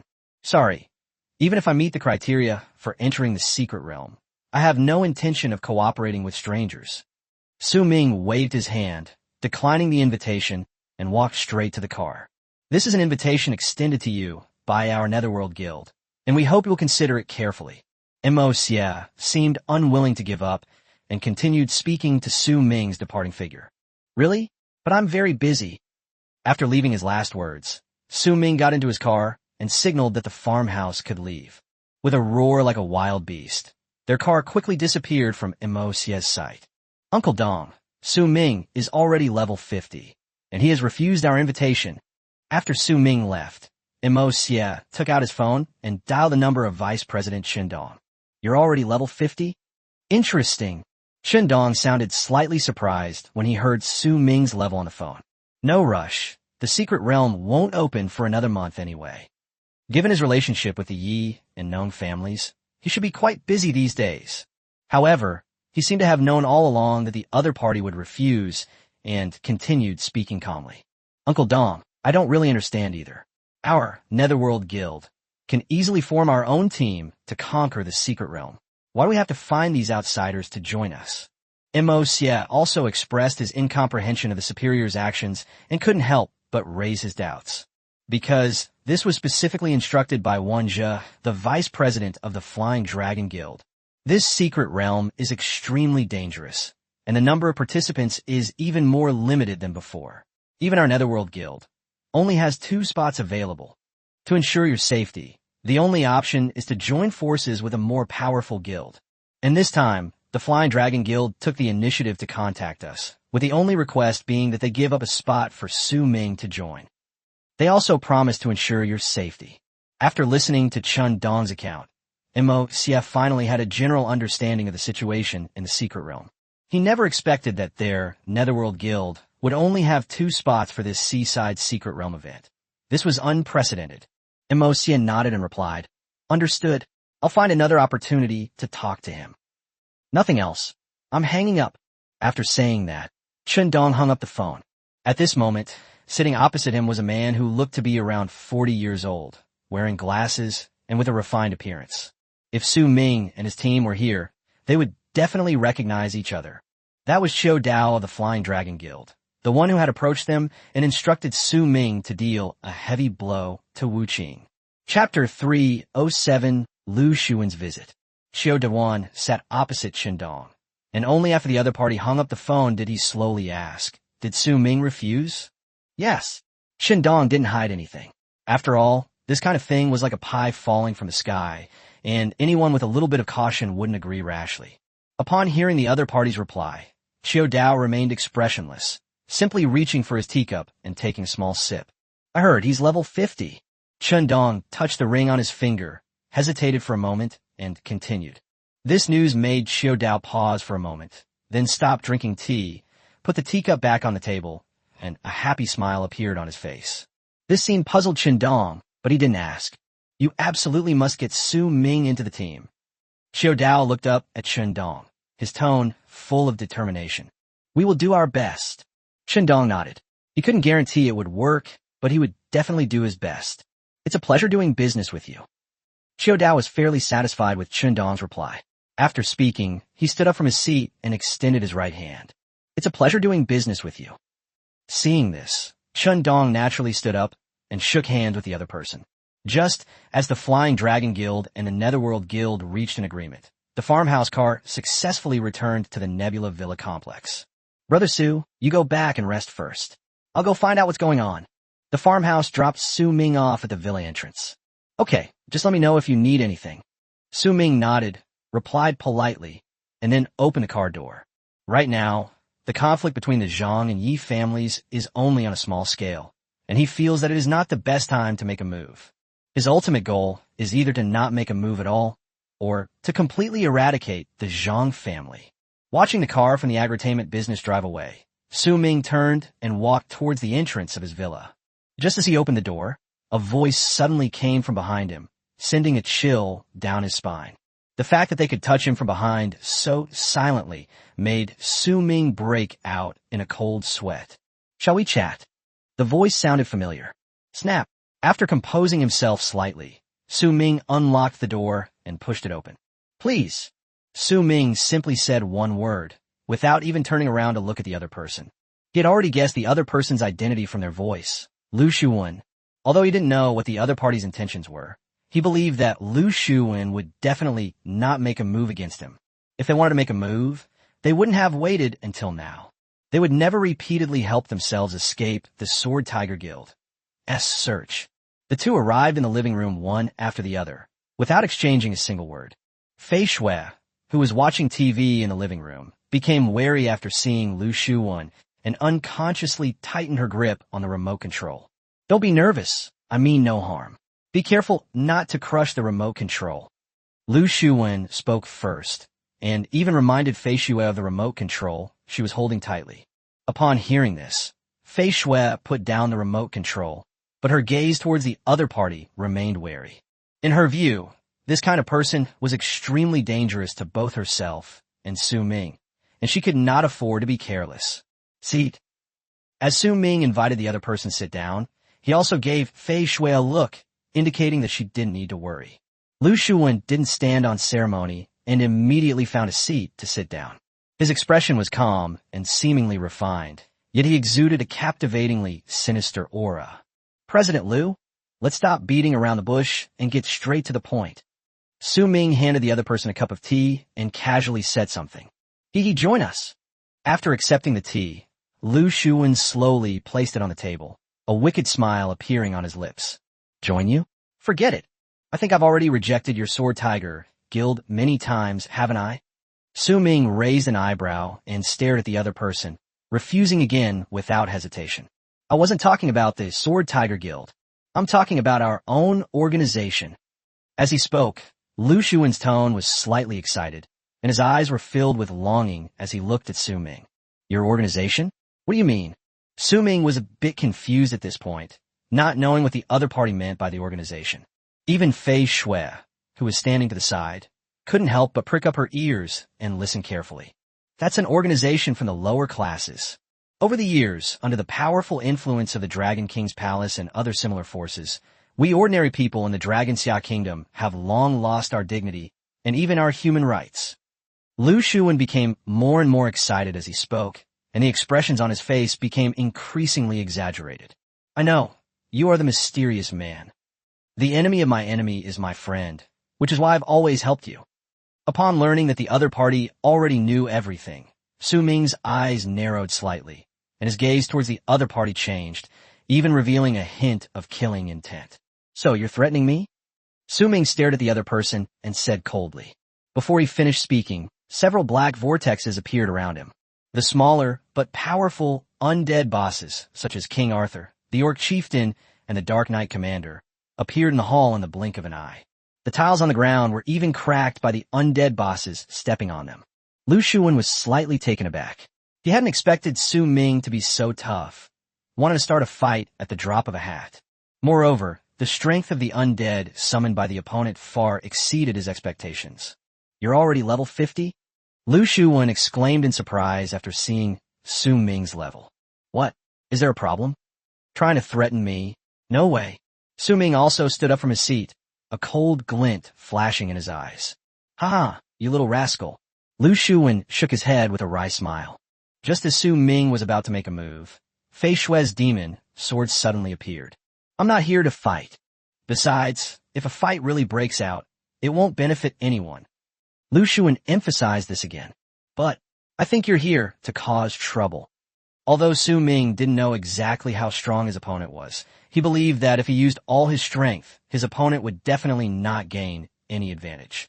Even if you don't want to join us, that's okay. At least we share the same goal. And I didn't come empty-handed this time. I have brought some intelligence.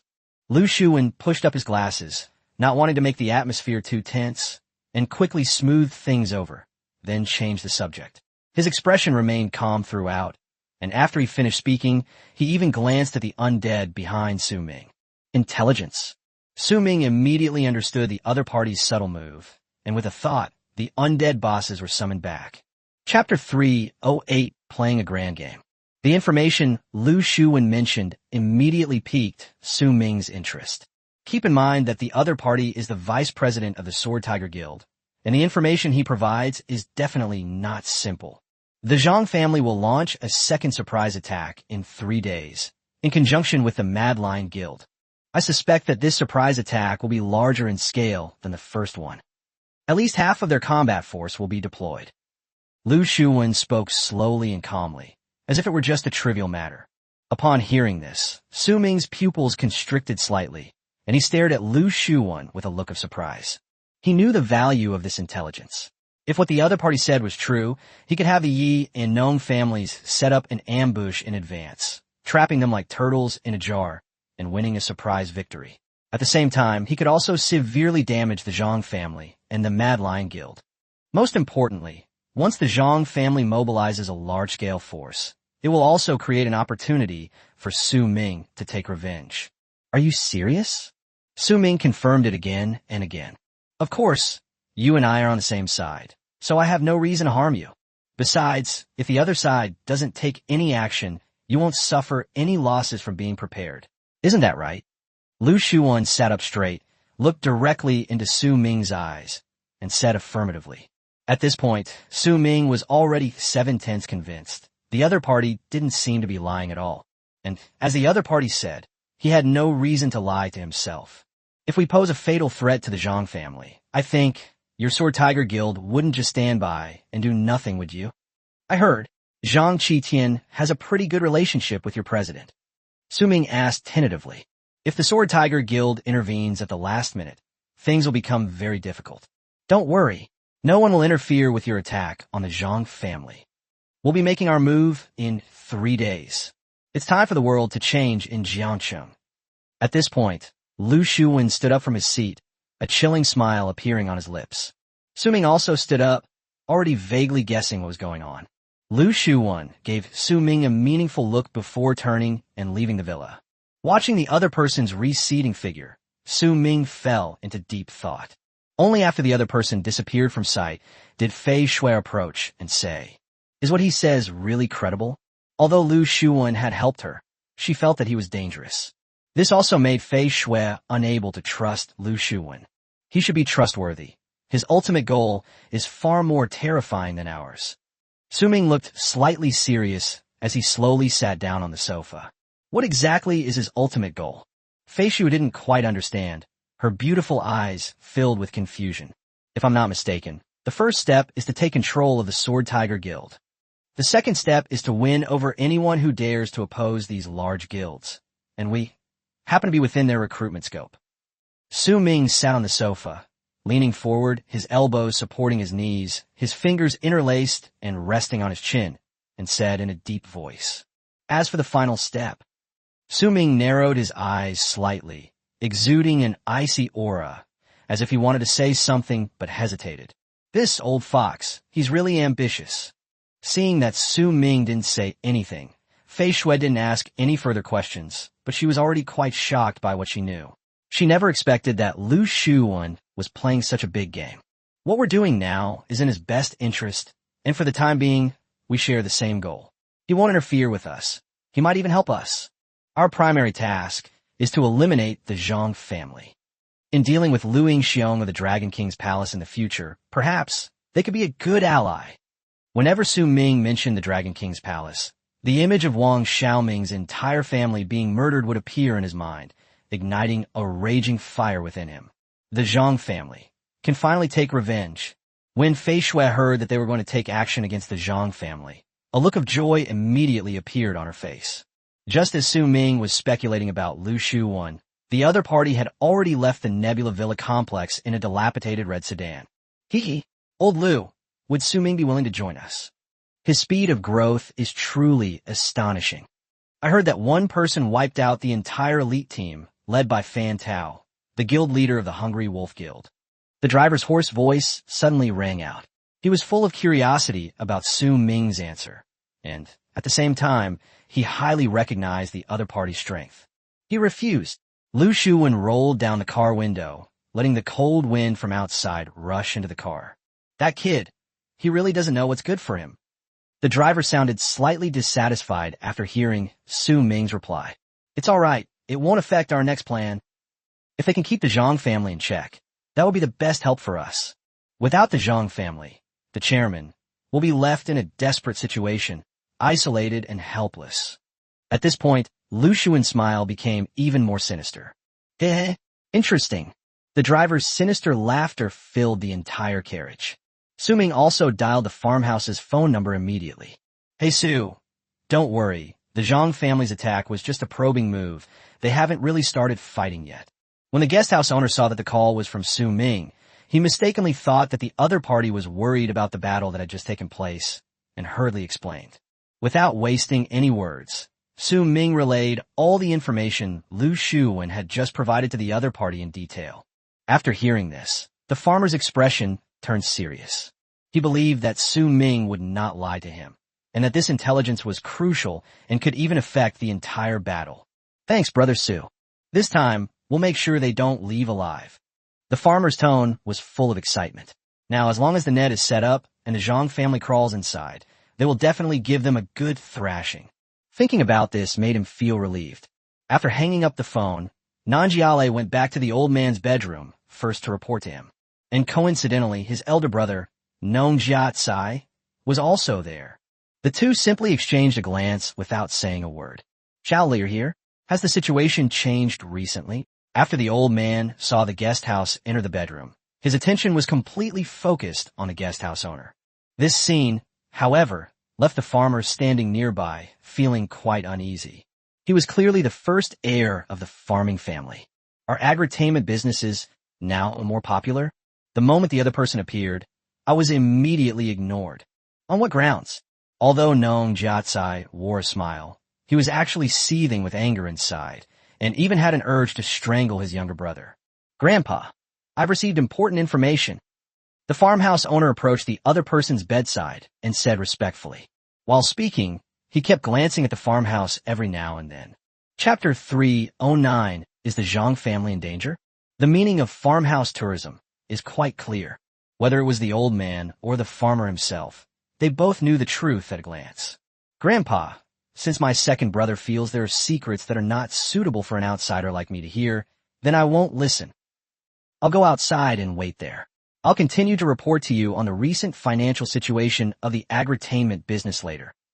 The farmer spoke in a sarcastic tone, full of dissatisfaction and disdain.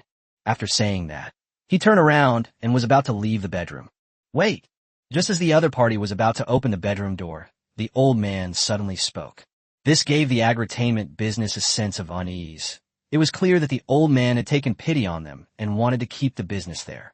However, the other party has always been in favor of helping the Zhang family, which makes the agritainment business a little uneasy. When Nongjia heard the old man's voice, he paused, turned to look at him, and deliberately showed a puzzled expression. You stay. You're brothers. You're all from our farming family. What's there to hide?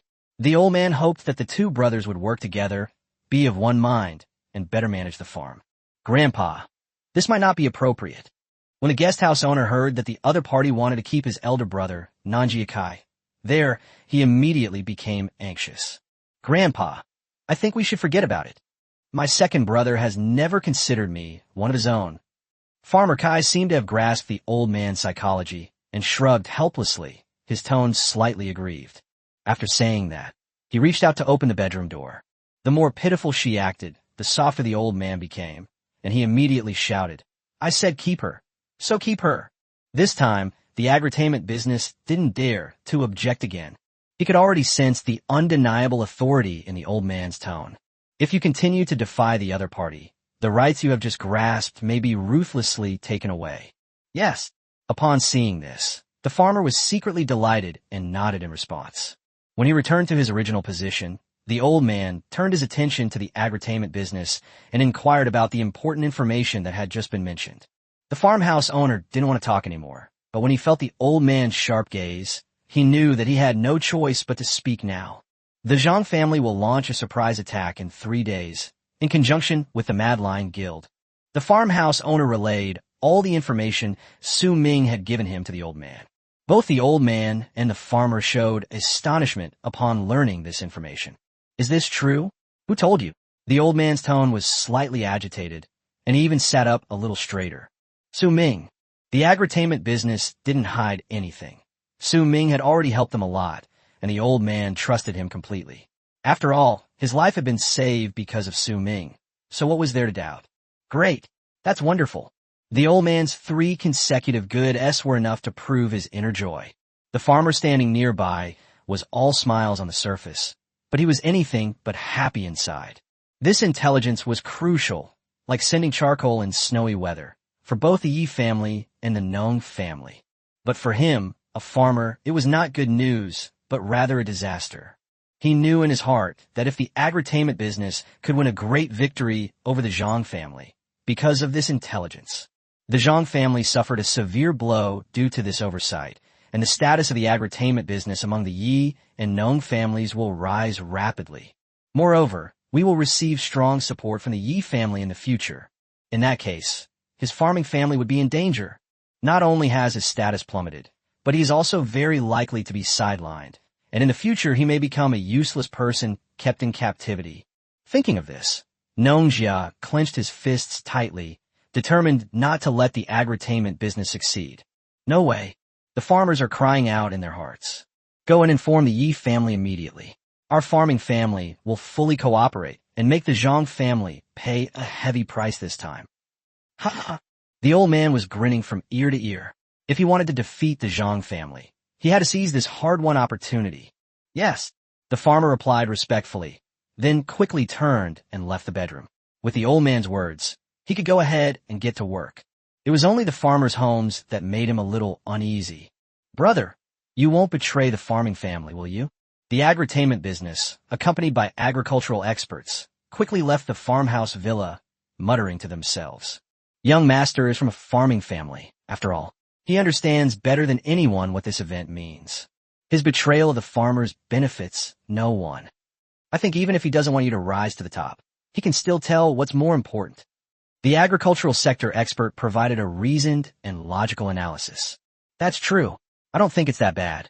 I'm probably overthinking it. After listening to the other party's analysis, Nanjiale felt a little relieved. He now had to rush to the Yi family as soon as possible to discuss the next course of action. Grandpa, the group's finances have all been reported. If there's nothing else, I'll take my leave now. Farmer closed the documents in his hands and respectfully addressed the old man lying on the bed. Okay, you can leave now. I'm tired too.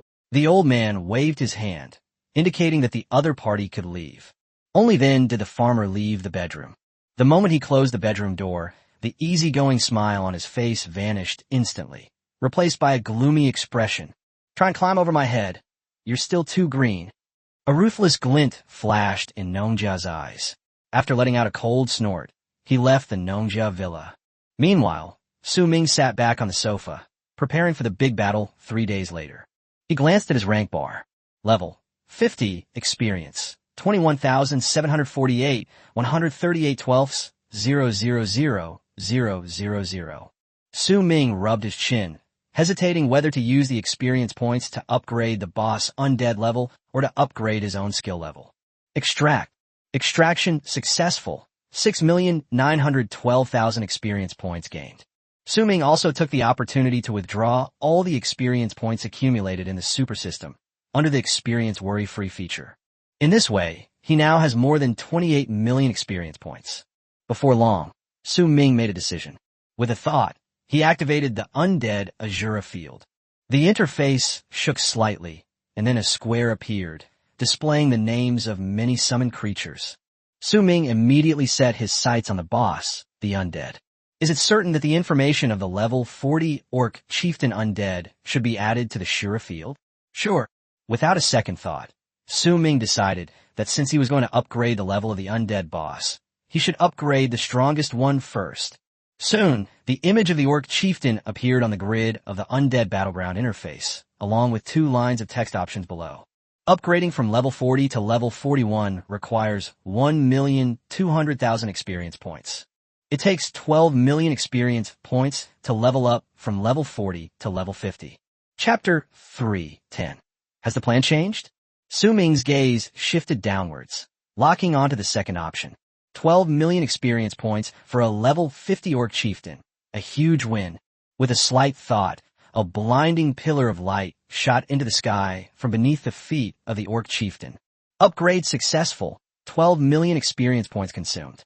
The beam of light flashed and disappeared in an instant, and the Orc Chieftain's level rose from 40 to 50. Name, Orc Chieftain. Level, 40-50.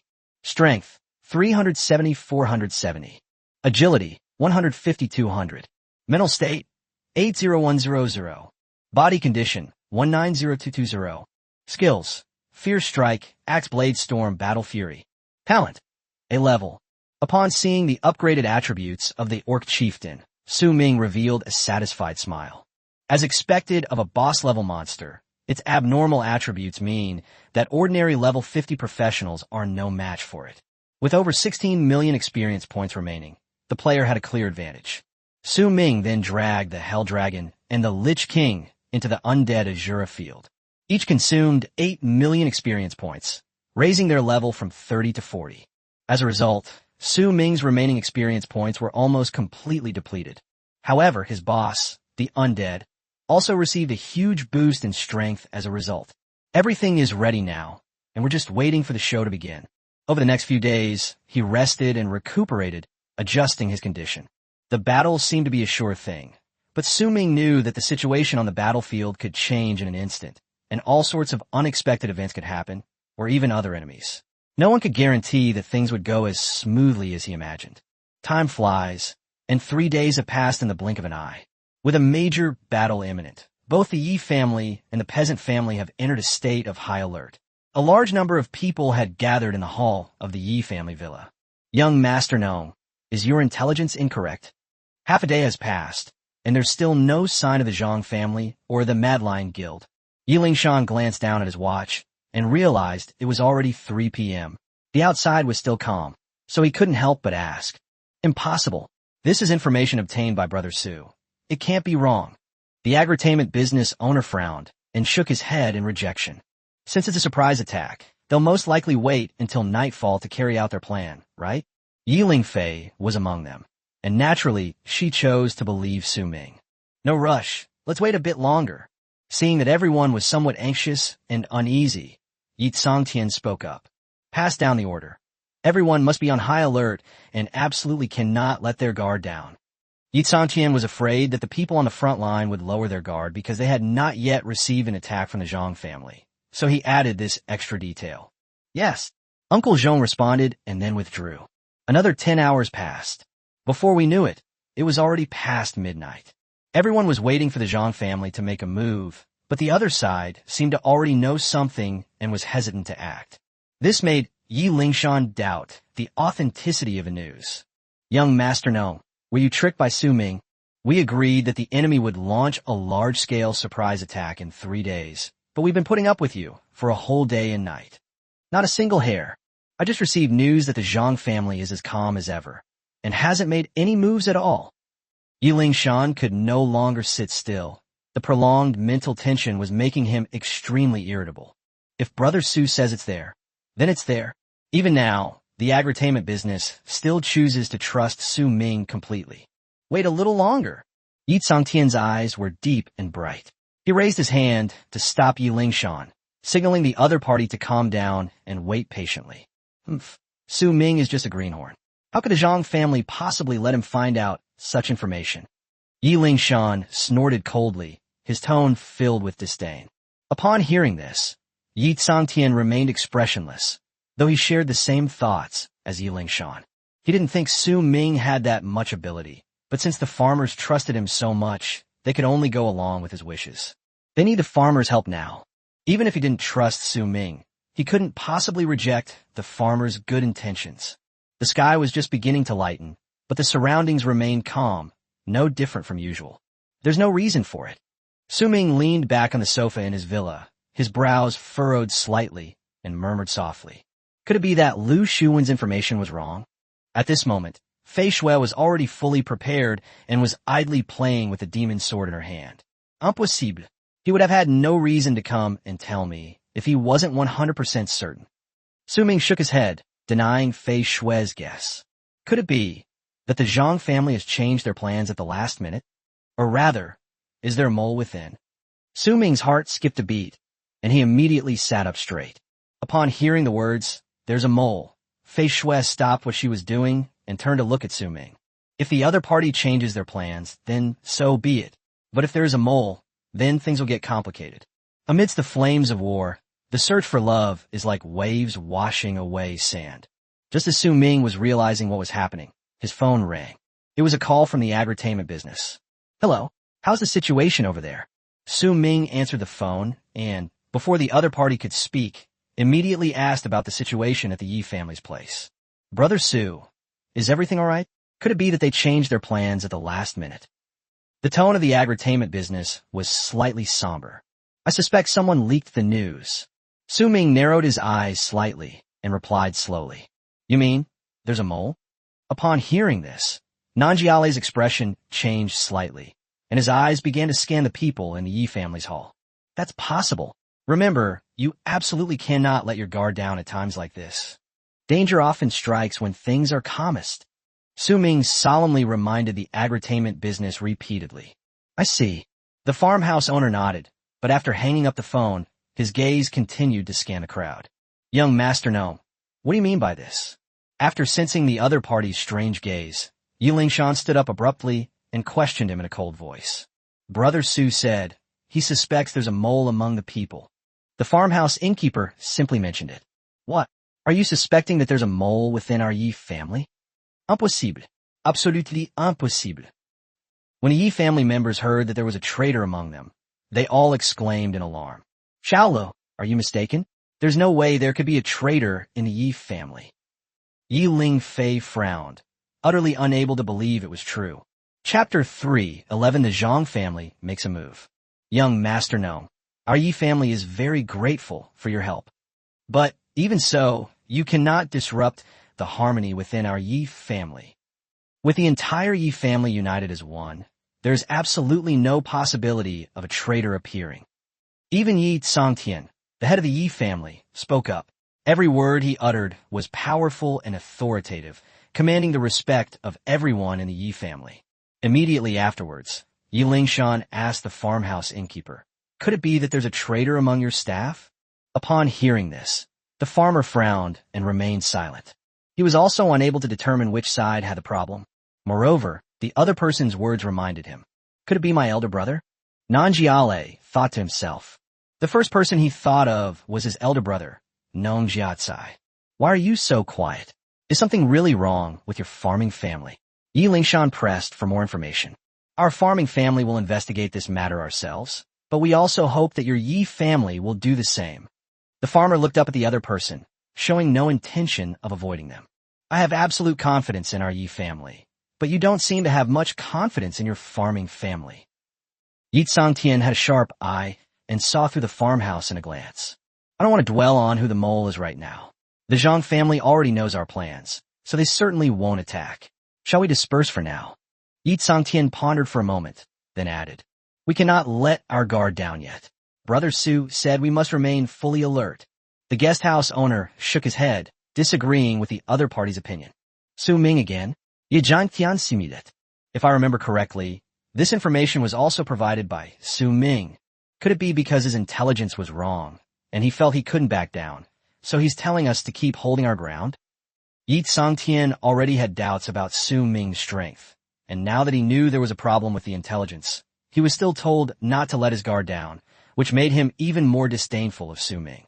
Brother Su, if that's the case, there must be a reason for it. Us, young Master Nong, if the brothers stay up for days and nights without sleep, that would be truly dangerous. Yi Lingshan interrupted Nanjiale before he could finish speaking. Clearly, they had already planned to have their tribesmen lying in ambush in the surrounding area retreat. No way. The farmer looked anxious and spoke earnestly. Let's hold on for one more day. Yi Sangtian didn't want to offend the farmers too much. Upon hearing this, the farmer's expression turned serious. Now the Yi and Nong families are bound together, sharing both prosperity and adversity. Seeing that the other party was determined and willing to persist for one more day, which was already giving him enough face, the farmhouse could only reluctantly agree. Meanwhile, Su Ming and Fei Shui had already left the villa and were flying high in the sky on a bone dragon. Hasn't the great battle not started yet? Why are we acting first? Fei Shui asked, looking puzzled. It's inevitable to feel a little scared when you're high in the air, so she gripped Su Ming's clothes tightly with both hands. The situation has changed. Nobody knows what the Zhang family is up to. We must be prepared to act at any time. Su Ming had a feeling that the Zhang family's plan would not be canceled. Perhaps they were also waiting for an opportunity. How about we just go and kill our way down? A look of excitement appeared on Fei Shui's face, and her beautiful eyes flashed with red light. You really dare to think that the two of us can take on an entire family? Su Ming shook his head and smiled wryly, admitting that this girl was really bold. What are you afraid of? With our strength, even if we can't win, we can run away. Fei Shui was already itching to do something, wishing she could storm into the Zhang family immediately and avenge her previous humiliation. Wait a little longer. This time, I will absolutely crush them. Su Ming shook his head, rejecting the other party's suggestion. He would wait for the Zhang family to send out their experts before taking action.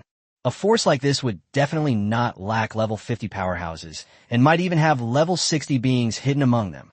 He's not afraid of one level 50, and 2 level 50s won't be a problem for him either. However, if a dozen or 20 level 50 experts suddenly appeared, even Su Ming wouldn't be able to handle it. For safety's sake, he would never take Fei Shui on this risk. Time flies, it's gone in the blink of an eye. A day passed in the blink of an eye. Su Ming hovered high above the Zhang family villa, constantly observing the other party's movements. Looking up from the ground, the bone dragon Su Ming was riding looked like an ant. If you weren't paying attention, you wouldn't even notice it. The time agreed upon by the Yi family and the agritainment business had arrived. They began to gradually withdraw from the previously deployed ambush positions. Patriarchy, are you really not going to reconsider? There's always an ominous feeling about farm stays. Young Master Nong, you've seen it yourself. It's been 2 whole days and 2 nights, and no one has slept at all. If this continues, we won't get the Zhang family's help, and we'll just exhaust ourselves. Yi Sangtian shook his head, determined to terminate the operation.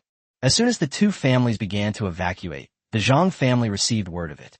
The current steward, Zhang Yuan, rushed to Zhang Qitian and reported, Master, I heard that the Yi and Nong families have had a disagreement. Haha, okay. The fact that the 2 families have a disagreement gives us a huge opportunity, doesn't it? Upon hearing this, Zhang Qitian was overjoyed. Wasn't our surprise attack plan discovered by them? After their disagreement, did they withdraw from the ambush? Zhang Qitian pressed on, saying that this was the most crucial question. They're reportedly evacuating. All right, send a signal to the Mad Lion Guild immediately. Upon learning that the other party was withdrawing, Zhang Qitian excitedly slapped his thigh, his lips unconsciously curving upwards, a smile blooming freely on his face. Zhang Yuan dared not slack off in the slightest, and quickly nodded and withdrew. This is a critical moment, and we cannot afford to make any mistakes. As night fell, countless lights appeared near the Zhang family villa. Looking down at the ground from high above, Su Ming saw that the twinkling stars were just like the stars in the night sky.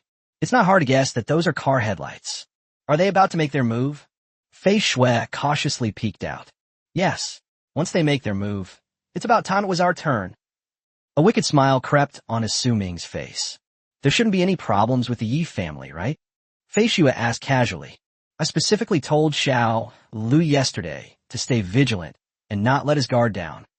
It should be fine. Su Ming rode the bone dragon high in the sky, his phone receiving no signal at all, but he trusted the farmhouse to handle everything. Chapter 3:12 Organization. Heavenly Punishment. As Su Ming watched the spots of light on the ground gradually disappear, he knew in his heart that the Zhang family had begun to take action.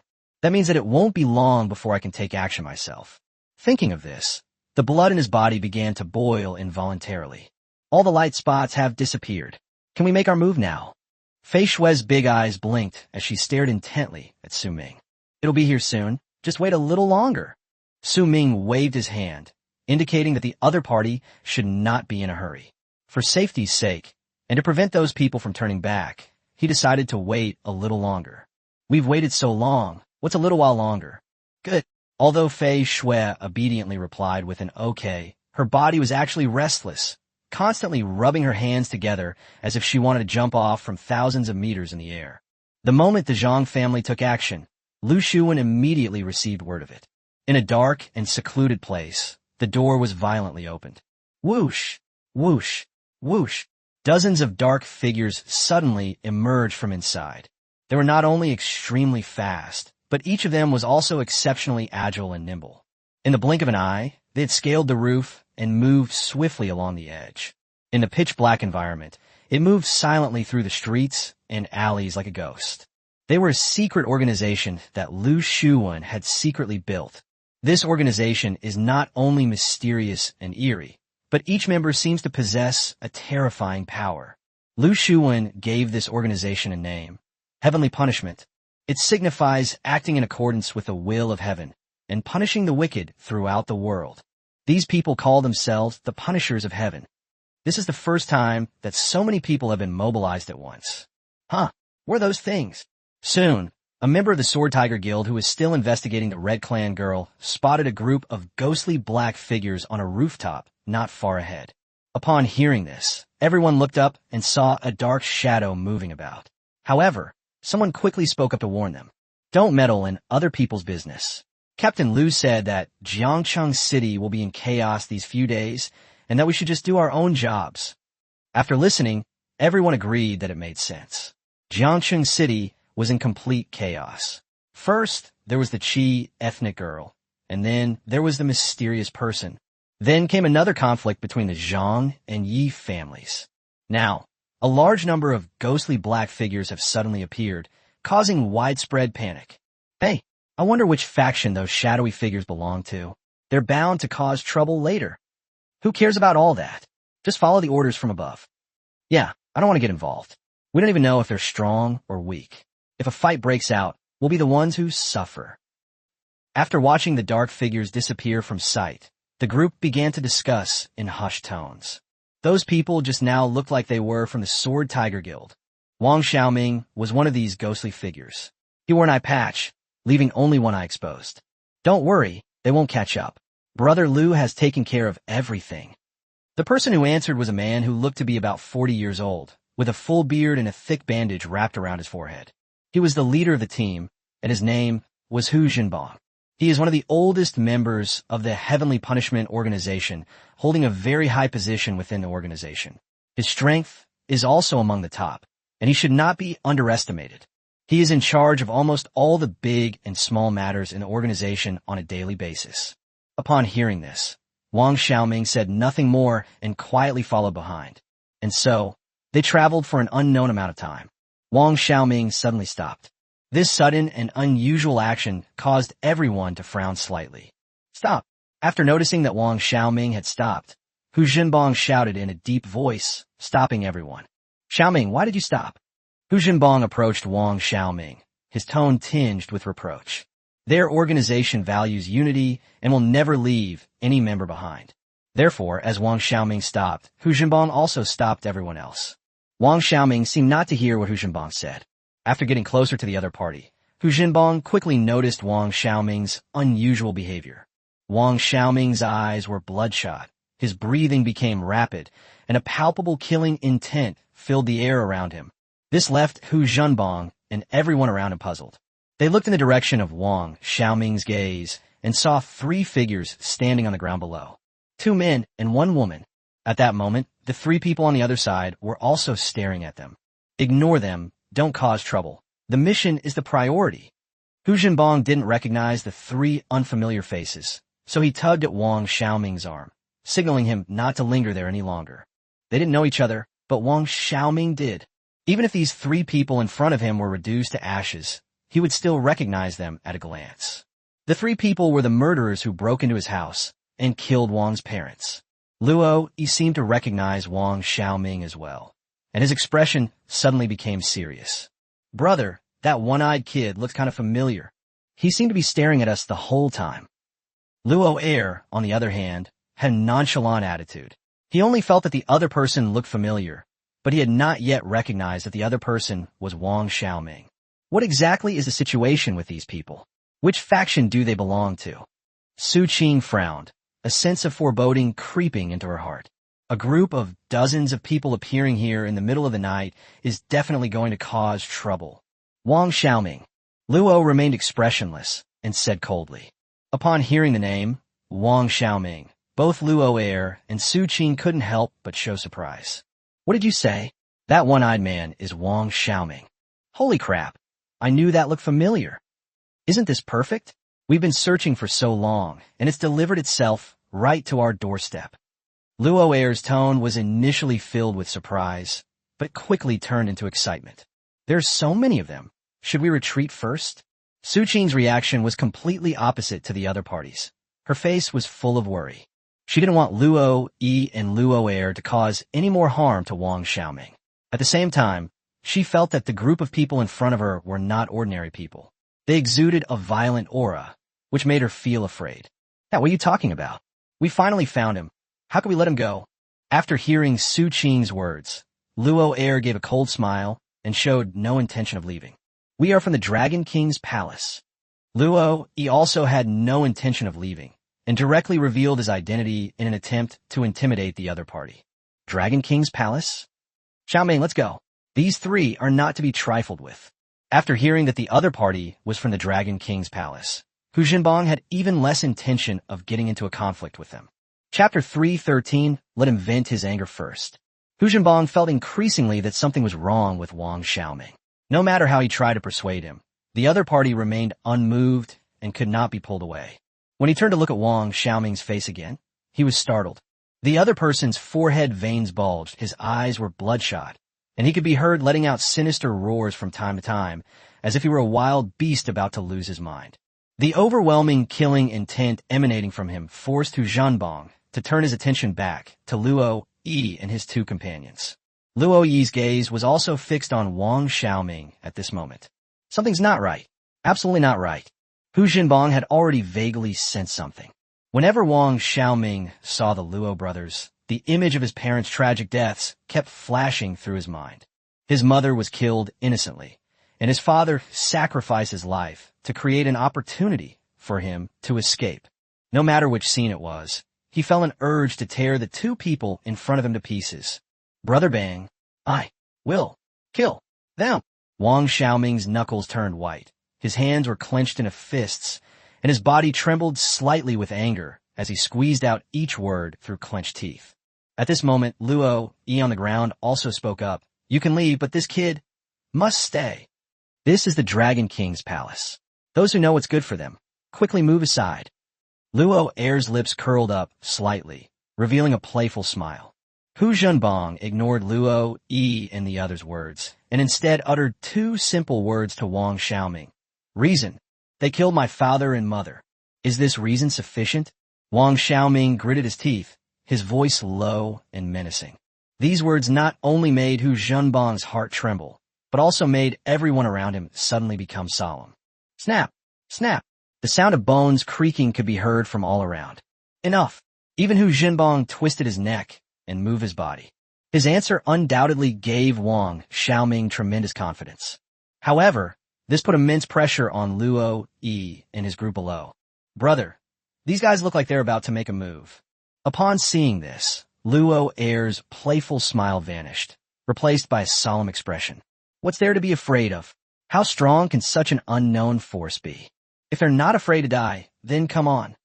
Anyway, we can't let Wang Xiaoming get away tonight, no matter what.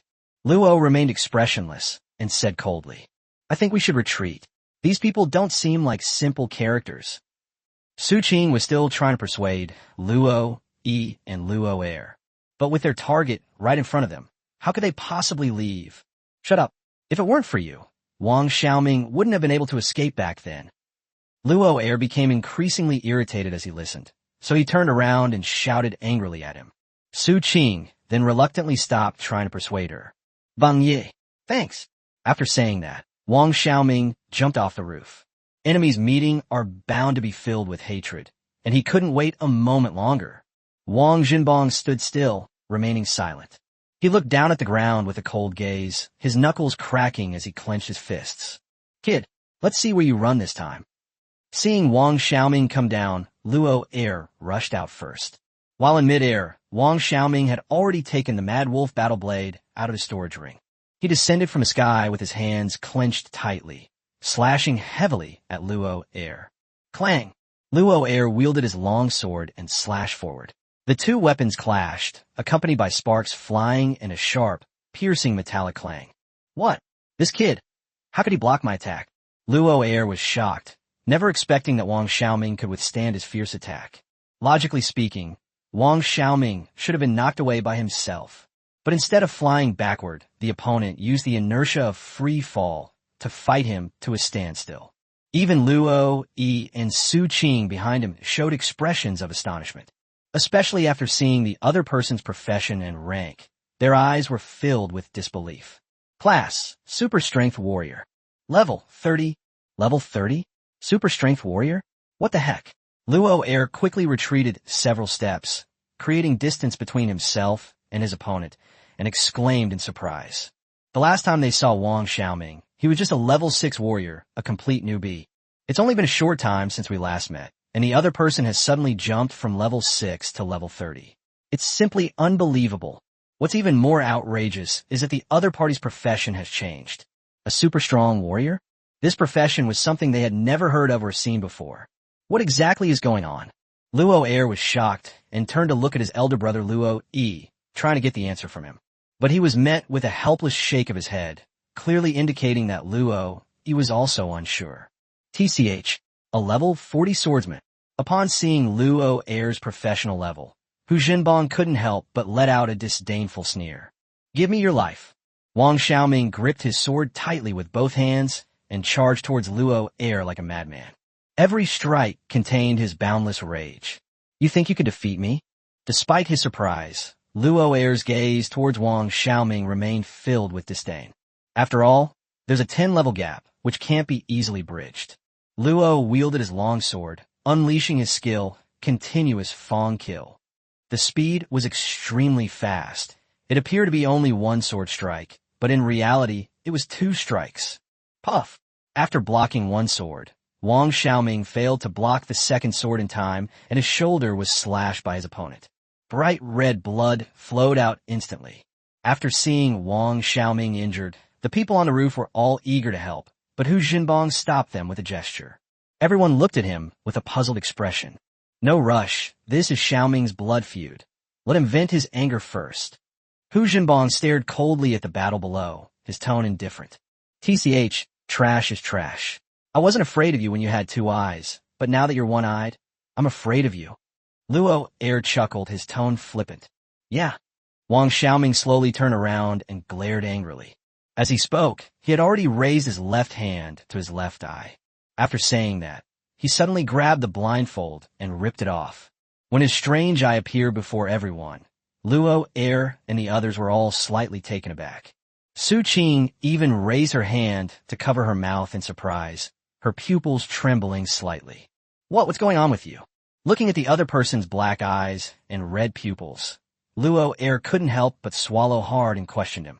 Is it a monster transformation? Luo E boldly put forward his own conjecture. D. Wang Xiaoming launched another attack. Luo Er, of course, could not sit idly by and wait for his death, and once again unleashed the chain Fang kill. Unfortunately, this time all of his attacks were blocked by Wang Xiaoming. Although the consecutive Fang strike was very fast, it seemed to be slowed down by half under Wang Xiaoming's eerie eyes. Chapter 314, Take Them Down. Luo Er was shocked to see that his attack had been completely blocked by the opponent. This kid, Luo Er frowned slightly. He was a full 10 levels higher than his opponent, yet he was now fighting Wang Xiaoming to a standstill. This was an utter disgrace. You brat, I'm going to make you understand that the difference in our levels isn't something you can bridge with just one eye. Luo Er's expression turned ferocious with anger, and he spoke hysterically. He twirled his long sword and immediately launched an even fiercer attack on Wang Xiaoming. Skill: 7 stars falling from the sky. This is his level 40 skill, and its power is far greater than Chain Fang Kill. When the sword strikes, it's like a shooting star streaking across the night, flashing with dazzling light. Luo Erjian danced with his sword, like 7 stars falling in succession, carrying a sharp momentum and trajectory. Each sword strike contained powerful force, and there were a total of 7 sword strikes. The sword flashed, and Hu Zhenbong and the others on the roof held their breath. Even with the power of the Eye of the Unusual, Wang Xiaoming still felt immense pressure. He gripped his sword tightly with both hands, not daring to relax for a moment, and unleashed the skill, Thunderous Whirlwind Slash, with all his might. Clang! Clang! Clang! In an instant, the sound of metal clashing rang out, and sparks flew out, appearing exceptionally bright in the darkness. Bang! Bang! Unfortunately, Wang Xiaoming could only barely block 5 swords, and 2 more landed squarely on his chest armor. Wang Xiaoming was sent flying backwards and crashed heavily to the ground. The chest brace also cracked due to the huge impact. Puff! Just as Wang Xiaoming was about to get up from the ground, he felt his blood surging inside his body, and then a sweet taste came from his throat, and fresh blood spurted out. Even with protective gear, it's difficult to withstand the immense impact of Luo Er's terrifying skill. Ha ha! See that? That's the difference between us. Seeing his opponent coughing up blood after being beaten, Luo Er couldn't help but smile smugly and said mockingly, "Cough, cough, cough." Wang Xiaoming then coughed up some more blood. His eyes flashed with a fierce light, revealing a stubbornness and resentment. Even with severe internal injuries, he still used his battle sword to support himself, staggered to his feet, and glared angrily at Luo Er. What? You're not convinced? Come with us obediently. Don't expect your companions to help you. We are from the Dragon King's palace. If you're not afraid of death, come on up. Luo Er's tone was filled with arrogance and smugness, and at the end, he deliberately looked at the people on the roof. At first, when he saw that the other side was all eager to fight, he thought that these people were going to stand up for Wang Xiaoming. But when he realized that only Wang Xiaoming had made a move, he immediately understood that these people were just bluffing. After learning that they were from the Dragon King's palace, Luo Er honestly couldn't believe that anyone would be so fearless as to charge forward. I want to kill them. Brother Bang, help me. Wang Xiaoming roared, using almost all his strength. Ha ha, you're counting on them? Do you think they'd be willing to turn against our Dragon King palace for you? Luo Er couldn't help but laugh when he heard Wang Xiaoming pleading for help from the people on the roof. Oh, poor kid, still living in a dream. He then shook his head and sighed, feeling sorry for Wang Xiaoming's naivety. However, Luo Yi, who was standing at the back, did not think so. His expression suddenly became wary at this moment, because he noticed something strange about the group of people on the roof. Ever since Wang Xiaoming asked those people for help, the atmosphere around them instantly became strange. He could even feel a chill constantly rising from the soles of his feet, making him uneasy. Brothers, Xiaoming has asked us for help. Hu Zhenbong pursed his lips slightly, revealing a relieved smile. What should we do? Hu Zhenbong turned to look at the people around him. Of course, we'll take him down. Someone grinned and shot downwards as he spoke, as if he had been waiting for this moment for a long time and couldn't wait any longer. What they're doing is no different from killing our parents. Chop it up and feed it to the dogs. Kill them all. Kill them all. A series of sounds accompanied the shadowy figure. In the blink of an eye, Wang Xiaoming was surrounded by countless dark figures.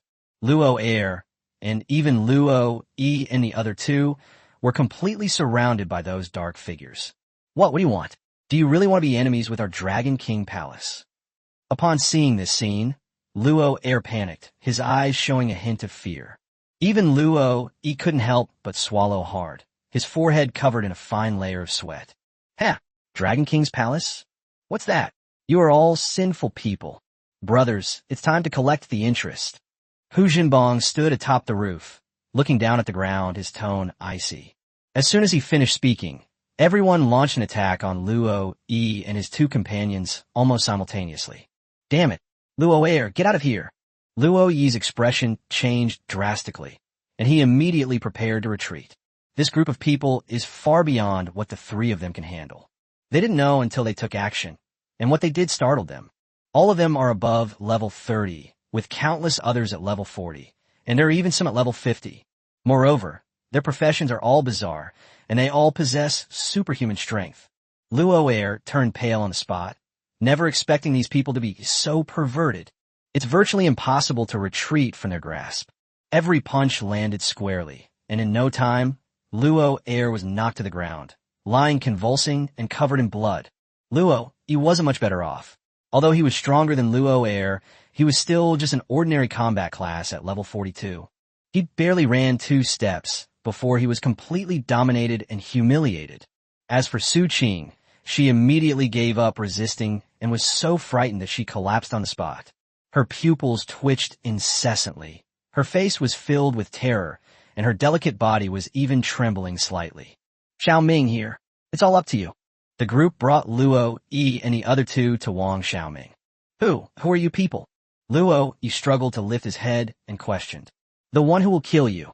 Wang Xiaoming gripped his sword tightly, strode forward, and plunged it fiercely into his opponent's body, not even bothering to utter a single unnecessary word. Luo Air stared wide-eyed as the battle blade pierced his body, coughing up blood. Wang Xiaoming's eyes were bloodshot as he slashed back and forth like a madman. Chapter 315, releasing a tiger back in the mountains will lead to endless troubles. Wang Xiaoming vented his anger to his heart's content, and in no time, Luo Yi had been hacked to pieces. Seeing the bloody scene before them, Hu Junbong and the others remained expressionless, as if they were already used to it. However, Su Qing and Luo Air were not as calm as they were. Their nausea intensified rapidly, and they vomited uncontrollably. Even though Luo Air knew that it was his older brother, he still couldn't suppress the disgust in his heart. Puff! As the other person vomited, Wang Xiaoming swung his sword and slashed Luo Air in the back. The sudden, intense pain caused Luo Air to let out a piercing scream. You dare to kill people from the Dragon King's palace? You will not have a good end. Luo Air gritted his teeth and said to Wang Xiaoming, his eyes filled with resentment and unwillingness, and at the same time a trace of fear. You killed my whole family. Do you think you'll get away with it? Wang Xiaoming went hysterical, swinging his knife down one after another, splattering blood everywhere. Luo Air was dismembered into 8 pieces. He never imagined that he would eventually die at the hands of Wang Xiaoming, whom he despised the most. Watching her 2 companions die tragically before her eyes, Su Qing's eyes widened, her pupils contracted, and her gaze was filled with panic and helplessness. Enveloped in fear, her face turned as pale as paper, and her whole body trembled. Wang Xiaoming slowly approached his opponent, dragging his battle sword. The rustling sound of the sword tip scraping against the ground sounded to Su Qing like a death knell from hell. When Wang Xiaoming stopped in front of her, Su Qing was so frightened that she quickly shrank back. She kept her head down, not daring to look directly at Wang Xiaoming. Seeing the other person's frightened appearance, Wang Xiaoming couldn't help but feel a pang of heartache. In the end, he was able to escape entirely thanks to Su Qing's help. He was grateful to her, as she had been persuading the Luo brothers from beginning to end. However, she couldn't persuade the other party, which led to the tragedy of Wang Xiaoming's parents being murdered. You've been kind to me, I won't kill you, go. Wang Xiaoming bent down and carefully helped Su Qing up from the ground, and even patted the dust off her pants, saying softly, "Ew, are you telling the truth? You're not going to kill me." Su Qing's face showed disbelief, and she cautiously asked again and again. Wang Xiaoming, who had just appeared as if he were a demon straight out of hell, was now actually going to release her. She even wondered if she was hallucinating. "Yes, you can go now." Wang Xiaoming nodded in confirmation. "Xiaoming, when weeding, you have to pull the weeds out by the roots." Hu Zhenbong squatted on the edge of the roof, looking down at Wang Xiaoming on the ground, and gave him a special reminder. "Yes, Xiaoming, if you don't kill her now, she'll kill you in the future. You can't let her go just because she's a woman. Releasing a tiger back into the mountains will lead to endless trouble." The people around him also tried to persuade him, indicating that Wang Xiaoming should prioritize the overall situation and not be swayed by a sentimentality. Brother Bang, and all the brothers. I, Wang Xiaoming, will never forget your help in avenging me today. If you encounter any difficulties in the future, please don't hesitate to ask me for help. I, Wang Xiaoming, am willing to go through fire and water, and even die 1,000 deaths. Wang Xiaoming bowed to everyone in gratitude, his tone sincere. Hey, it's our own brother. Why are you saying such things?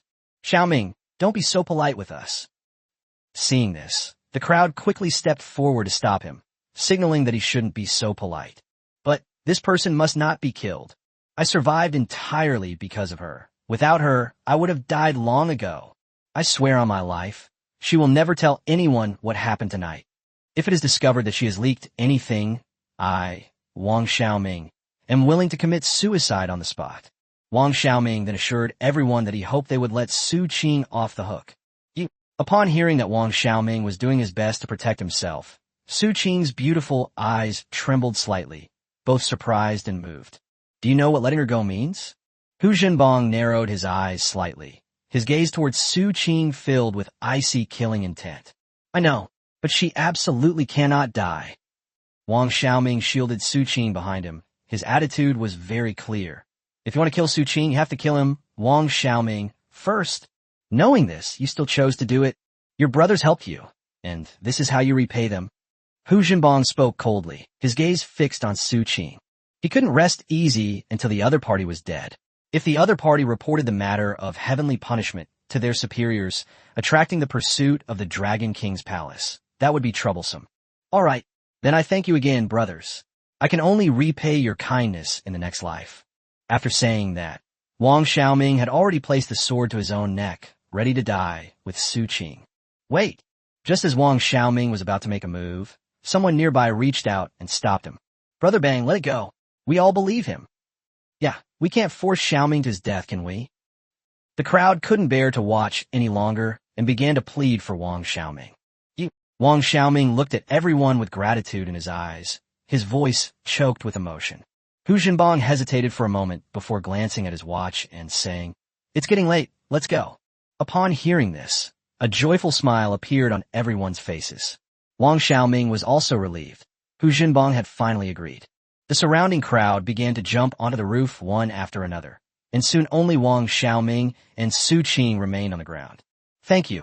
Su Qing said gratefully that she was able to survive entirely because Wang Xiaoming threatened to kill himself. We're even now. I hope you won't make me a traitor to the organization. This was the first time Wang Xiaoming had smiled since the death of his parents. Don't worry, I won't say anything. I promise. Su Qing nodded emphatically. After receiving a reply, Wang Xiaoming turned around, jumped onto the roof, and quickly caught up with the group.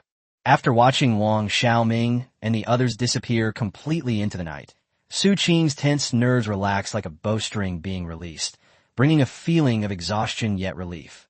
All she wanted now was to find a quiet corner to calm the turmoil in her heart.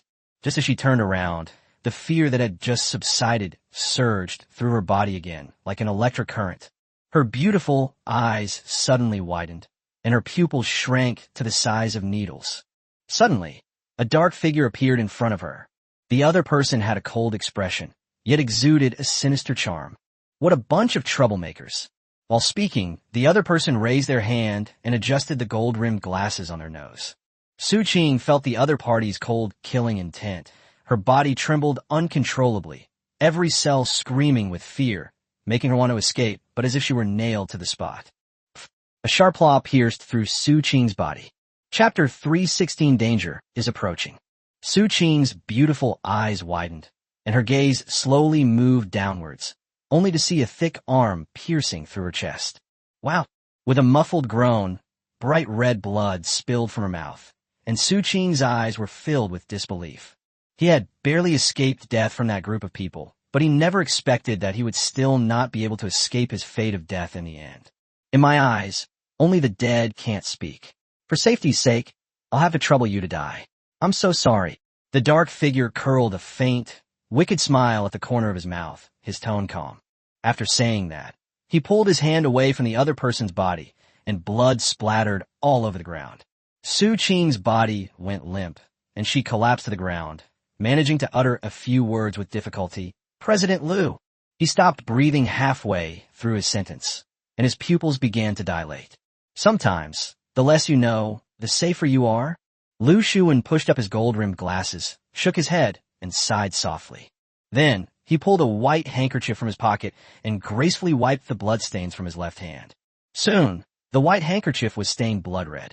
He didn't turn away until his left hand was completely clean. As he threw away the handkerchief, he also put the white glove back on his left hand.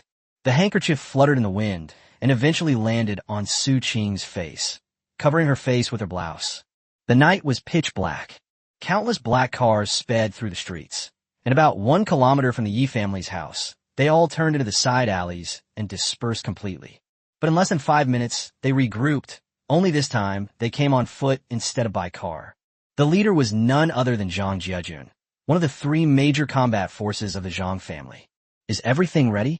Zhang Jiejun's wary eyes revealed a cold sternness, as if he were ready to deal with any sudden danger at any moment. Everyone's here. Someone looked around and nodded in response. The assassin goes first. We'll follow closely behind. Zhang Jiejun slightly raised his right hand and gently pointed in the direction of the Yi family. Before he finished speaking, nearly 20 people stepped out from the crowd. They rushed into the darkness first, and in the blink of an eye, they seemed to merge with the darkness and disappear without a trace. Brother Jun, the Mad Lion Guild, has sent a message. They have arrived at the designated location and are now preparing to proceed according to plan.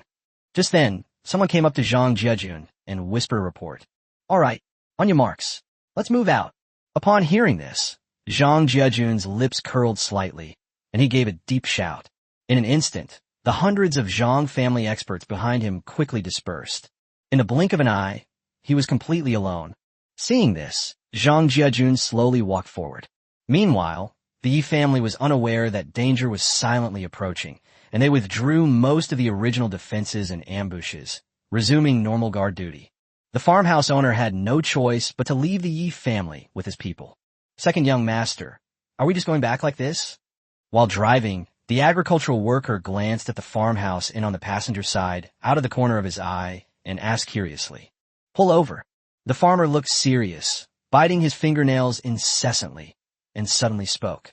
Upon hearing this, the agricultural bank immediately pulled over and stopped.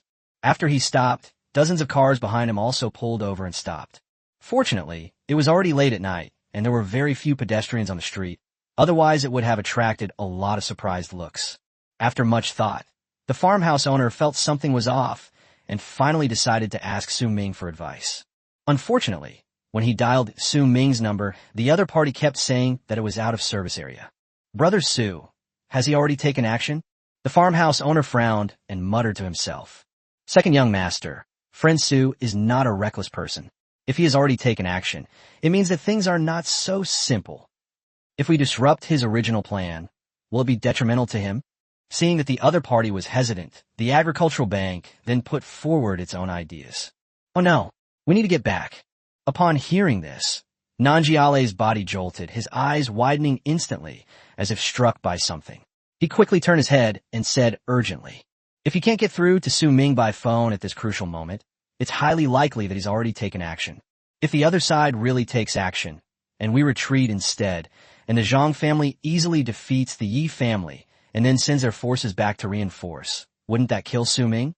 The agritainment business owner was unwilling to gamble on that 20% chance. Even if he went back now and came up empty-handed, at least he could have peace of mind. Upon receiving the order, the agricultural stock quickly executed a dragon tail swing, drifting and turning around on the spot, and sped towards the Yi family's direction. Seeing this, the vehicles behind were filled with doubt, but they didn't think much of it, and all followed. During this special period, the Yi family set up a defense post 500 meters away. Ugh, so tiring. I don't know why that old patriarch trusted that farm boy. It made everyone so nervous. Yeah, don't even mention it. We're the unluckiest ones. Everyone else has gone home to rest. We're the only ones left on night watch. Who is the second young master of the farmers? You've all heard of him. The old patriarch has been completely made a fool of this time. A rice weevil, they're said to be utterly useless in farming families. This time, it seems they unintentionally saved the old head of the family's life, which is how they gained their current power. Working with him has really been a nightmare for us. It's all been a waste of time and effort. Inside a guard post, 5E family guard were lounging around, chatting and complaining among themselves. Knock, knock, knock. Suddenly, there was a knock on the door outside the pavilion. The sudden sound made them sit up a little straighter. Why is someone knocking on the door at this hour? One of the guards stood up from his seat, cursing. He looked around through the glass and found no one in sight, which made him frown slightly. However, he did not realize the seriousness of the situation, nor did he even think of using the surveillance cameras to check blind spots. Instead, he opened the iron gate of the guard post and poked his head out to see which bastard was playing a prank. He was met with a sharp slash. As the sound of a sharp blade slicing through skin rang out, a huge gash appeared on the guard's neck, and blood gushed out. Bang! The guard collapsed to the ground with a thud, his eyes wide open, trying to cry for help, but to no avail. The people inside the house quickly noticed the unusual commotion. They all stood up from their seats in unison. However, the Zhang family assassins had already silently arrived beside them, using the skill concealment. With a single slit to the throat, blood spurted out, and all 5 men on duty were assassinated silently, without even a chance to sound the alarm. Chapter 317, The Yi Family Crisis, Part 1. Bright red blood slowly flowed out from the cracks in the guard post door. But in the pitch-black night, no one noticed. One after another, ghostly black shadows continued to rush towards the Yi family villa, and in the blink of an eye, they disappeared into the darkness. After the third defensive post was destroyed, the dying Yi family guards, with their last ounce of strength, pressed the red alarm button after the enemy left. The silent night was as thick as ink, and in the stillness of the night, a sharp alarm suddenly pierced the sky. The sound was like a sharp blade, instantly tearing through the tranquility of the night. It suddenly exploded in the darkness, carrying a chilling sense of urgency, echoing in the empty night. Each sound was like a heavy hammer striking the hearts of the Yi family members. Yi Tsangtian, who had just lain down, suddenly opened his eyes wide and quickly got up and went to the living room. At this moment, Yi Lingshan and the others arrived one after another, each with an anxious look on their face. Father, the men in the guard post are all dead. Enemy attack. Yi Lingshan reported at an extremely fast pace. Damn it, we were careless. Yi Tsang was so angry that he slammed his hand heavily on the table. Only then did he remember what the farmhouse had said. The other party had repeatedly emphasized the accuracy of the intelligence to the Yi family. However, they all harbored prejudice against Su Ming and were unwilling to believe the words of a mere young man. That's why the Yi family is in this predicament now. Immediately recall all evacuated personnel and call the farmers for help. Yi Tsangtian had no more time to think. This was the only way at the moment. They could only pray that the Zhang family's offensive would be weaker, giving them more time. Bang! However, how could the Zhang family possibly let go of such a once-in-a-lifetime opportunity? With a loud crash, a body smashed through the window and flew in from outside, landing abruptly at Yi Tsangtian's feet. Upon closer inspection, everyone in the living room realized that the corpse was a member of their Yi family responsible for guarding the villa. Asshole! Yi Tsangtian's eyes widened in anger, his face ashen, as if dark clouds were pressing down before a storm. Looking in the direction the corpses had flown in, Everyone saw that the area outside was already packed with people, with only a handful of Yi family members still desperately resisting. However, due to their overwhelming numerical advantage, those members of the Yi family quickly fell into pools of blood. At this moment, the Yi family villa was completely surrounded. It's not hard to see that all the dozens of Yi family members within a 500-meter radius have been killed. The thought of so many of his clansmen dying filled Yi Sangtian with uncontrollable rage. He slammed his hand on the table, shattering it into pieces. The dull thud echoed like thunder in the silent hall. Everyone fell silent, too afraid to utter a sound. Yi Sangtian's eyes burned with raging fury, as if he wanted to burn all the intruders in front of him to ashes. Zhang family, are you courting death? He clenched his teeth and forced out angry words, his voice booming like a bell, carrying boundless authority. The entire villa hall was shrouded in Yi Sangtian's anger, and the oppressive atmosphere made everyone feel as if they were next to a volcano about to erupt. Grandpa Yi, I know you're angry, but yelling at me here won't do you any good. If you're so capable, then lead your men and break out of here. Zhang Jiajun slowly stepped through the opening into the villa's hall. His shoes made a rustling sound as they stepped on the shards of glass. This added even more pressure to the already tense atmosphere. Zhang Jiajun. Yi Lingshan recognized the other party's identity at a glance. This is one of the Zhang family's 3 major fighting forces. Even he joined the operation, which is enough to prove how much the Zhang family values this operation. And I'm here too. Just then, another figure walked in from outside. Everyone looked in the direction of the sound, and their pupils involuntarily contracted. The newcomer was none other than Lin Yambing, the vice president of the Mad Lion Guild. Even this guy has been mobilized, which has brought an unprecedented sense of crisis to the Yi family. Should we call you stupid or brave? You clearly received intelligence that we were about to launch a large-scale attack on you, yet you withdrew all your preparations? You even drove away the farmers. Don't you have some misconceptions about the strength of your Yi family? Or do they simply not take the Zhang family and the Mad Lion Guild seriously? Lin Yambing stared at Yi Sangtian with a half-smile, his tone full of sarcasm and provocation. Upon hearing this, Yi Sangtian's temples bulged with veins. He had lived for so many years and had never been insulted by a junior like this before. Give me your life. At this moment, he could no longer control himself and reached out to grab Zhang Jiajun, who was closest to him, vowing to make these intruders pay a heavy price. Class, Ice Warrior. Level, 55. Oh, getting desperate. Zhang Jiajun grinned, laughing instead of being afraid. Class, Melee Mage. Level, 56. His profession and rank are no less than the other parties. When Yi Lingfei saw this scene, her eyes widened in surprise, her face filled with astonishment. She had seen the class Melee Mage before in Seaside City. At that moment, the assassin Xiao Cheng gave her a harsh lesson on what it meant to completely crush someone. Seeing this profession again today inevitably evokes feelings of fear.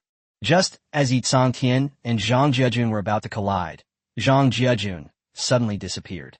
Skill Blink. When the other party reappeared, they were already behind Yi Sangtian. When the Yi family saw this, their hearts jumped into their throats. Hellfire Dragon Flame. Zhang Jiajun acted decisively, unleashing his devastating skill without the slightest hesitation. A blazing fire dragon suddenly appeared and slammed fiercely towards Yi Sangtian's back. The temperature in the entire villa hall rose by more than 10 degrees due to the appearance of the fire dragon, and a wave of heat rushed towards everyone. Boom! As the fire dragon exploded, a loud bang was heard. The entire Yi family hall was destroyed in the terrifying aftershocks and shrouded in thick smoke. Grandpa, Yi Lingfei called out anxiously. The Yi family members frantically waved away the thick smoke in front of them, their eyes fixed on Yi Sangtian's position ahead. Young man of the Zhang family, do you really think I've wasted all these years? Just as everyone was filled with worry, an old and extremely authoritative voice rang out from the thick smoke. Although no one could see the specifics clearly, everyone finally breathed a sigh of relief after hearing those words. Boom! Immediately following a muffled thud, a body was sent flying backward from the thick smoke. This old man, he's got some skills. The body belonged to Zhang Jiajun. After his feet landed, He left 2 long marks on the ground before he could barely steady himself. Chapter 318, The Yi Family Crisis, Part 2. Zhang Jiejun's eyes flashed with a cold light as he stared intently at the billowing smoke ahead, a trace of blood still lingering at the corner of his mouth. As the thick smoke dissipated, Yi Tsangtian's figure reappeared in everyone's sight. He was covered from head to toe in a thick layer of icy armor, and a chilling aura permeated the air around him. His deep eyes stared coldly at Zhang Jiejun. Excellent. Excellent. Old Master Yi is as imposing as ever. You're still going strong despite your age. I admire you. I admire you. Just as everyone was shocked by Yi Tsangtian, Lin Yanbing suddenly clapped and praised him. His words sounded so ironic to the Yi family members. President Lin, to avoid any unforeseen complications, let's not waste time with them and attack together. Zhang Jiejun vaguely felt that he was no match for Yi Tsangtian in a one-on-one fight, so he tried to get Lin Yanbing to join him. That's true. I took a look, and there are only about 20 people left in the Yi family villa. If we all attack together, I think we can take them all down very quickly.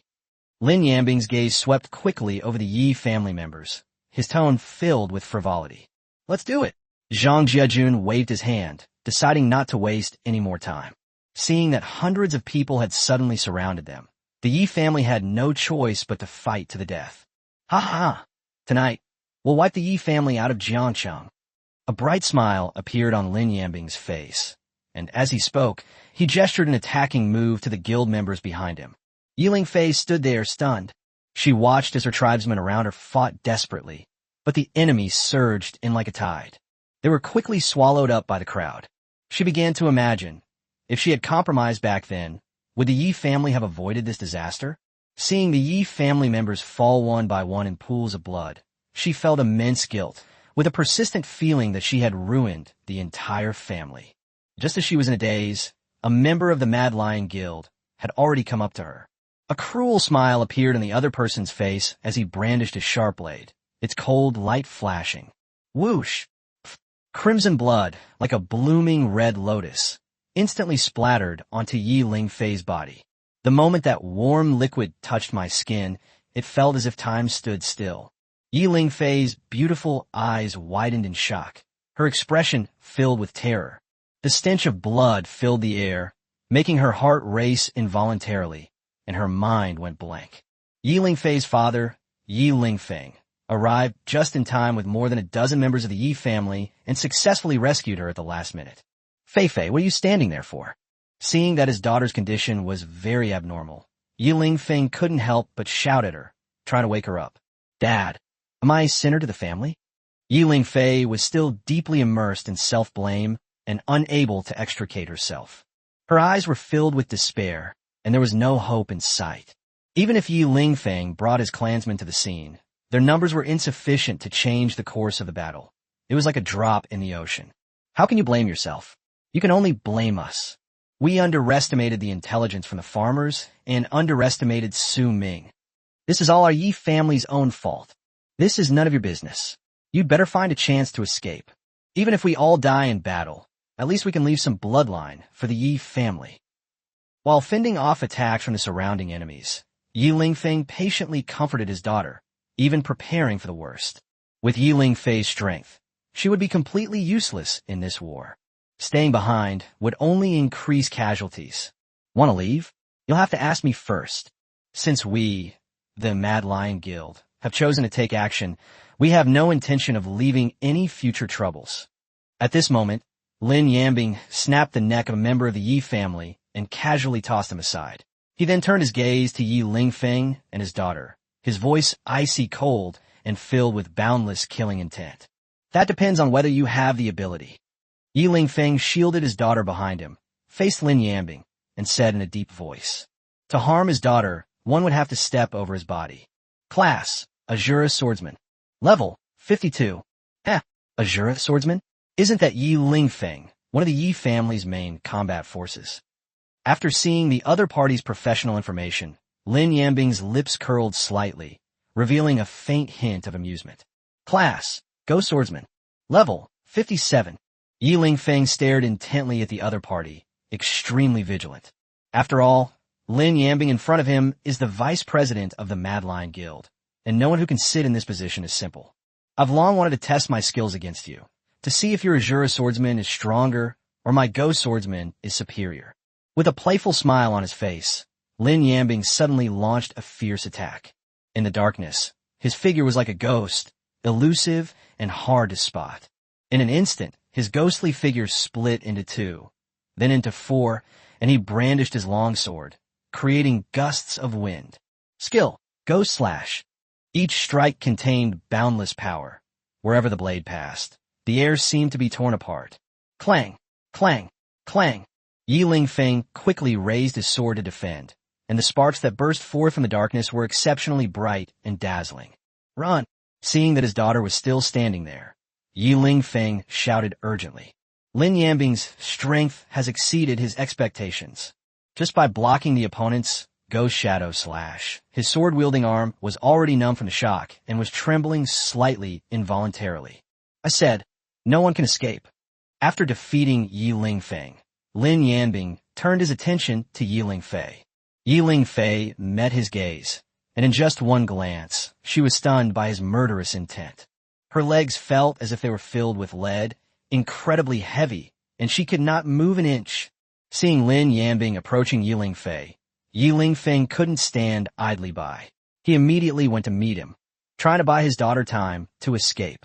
You few go up there, kill her. Seeing that Yi Lingfeng was persistently pestering him, Lin Yambing immediately gave orders to several guild members nearby. Yes. Upon receiving instructions, the guild members immediately turned their attention to Yi Lingfei, making her their primary target. The weakest of these people are all above level 20, so Yi Lingfei's chances of defeating them are almost zero. If you dare touch my daughter, I'll make sure you all die a horrible death. Yi Lingfeng screamed hysterically. Yi Lingfei herself could already smell the scent of death. She looked terrified, her mind went blank, and her feet were just instinctively moving backward. Bang! Bang! Bang! Bang! Just as she was in despair, a series of black cars suddenly rushed into the battlefield.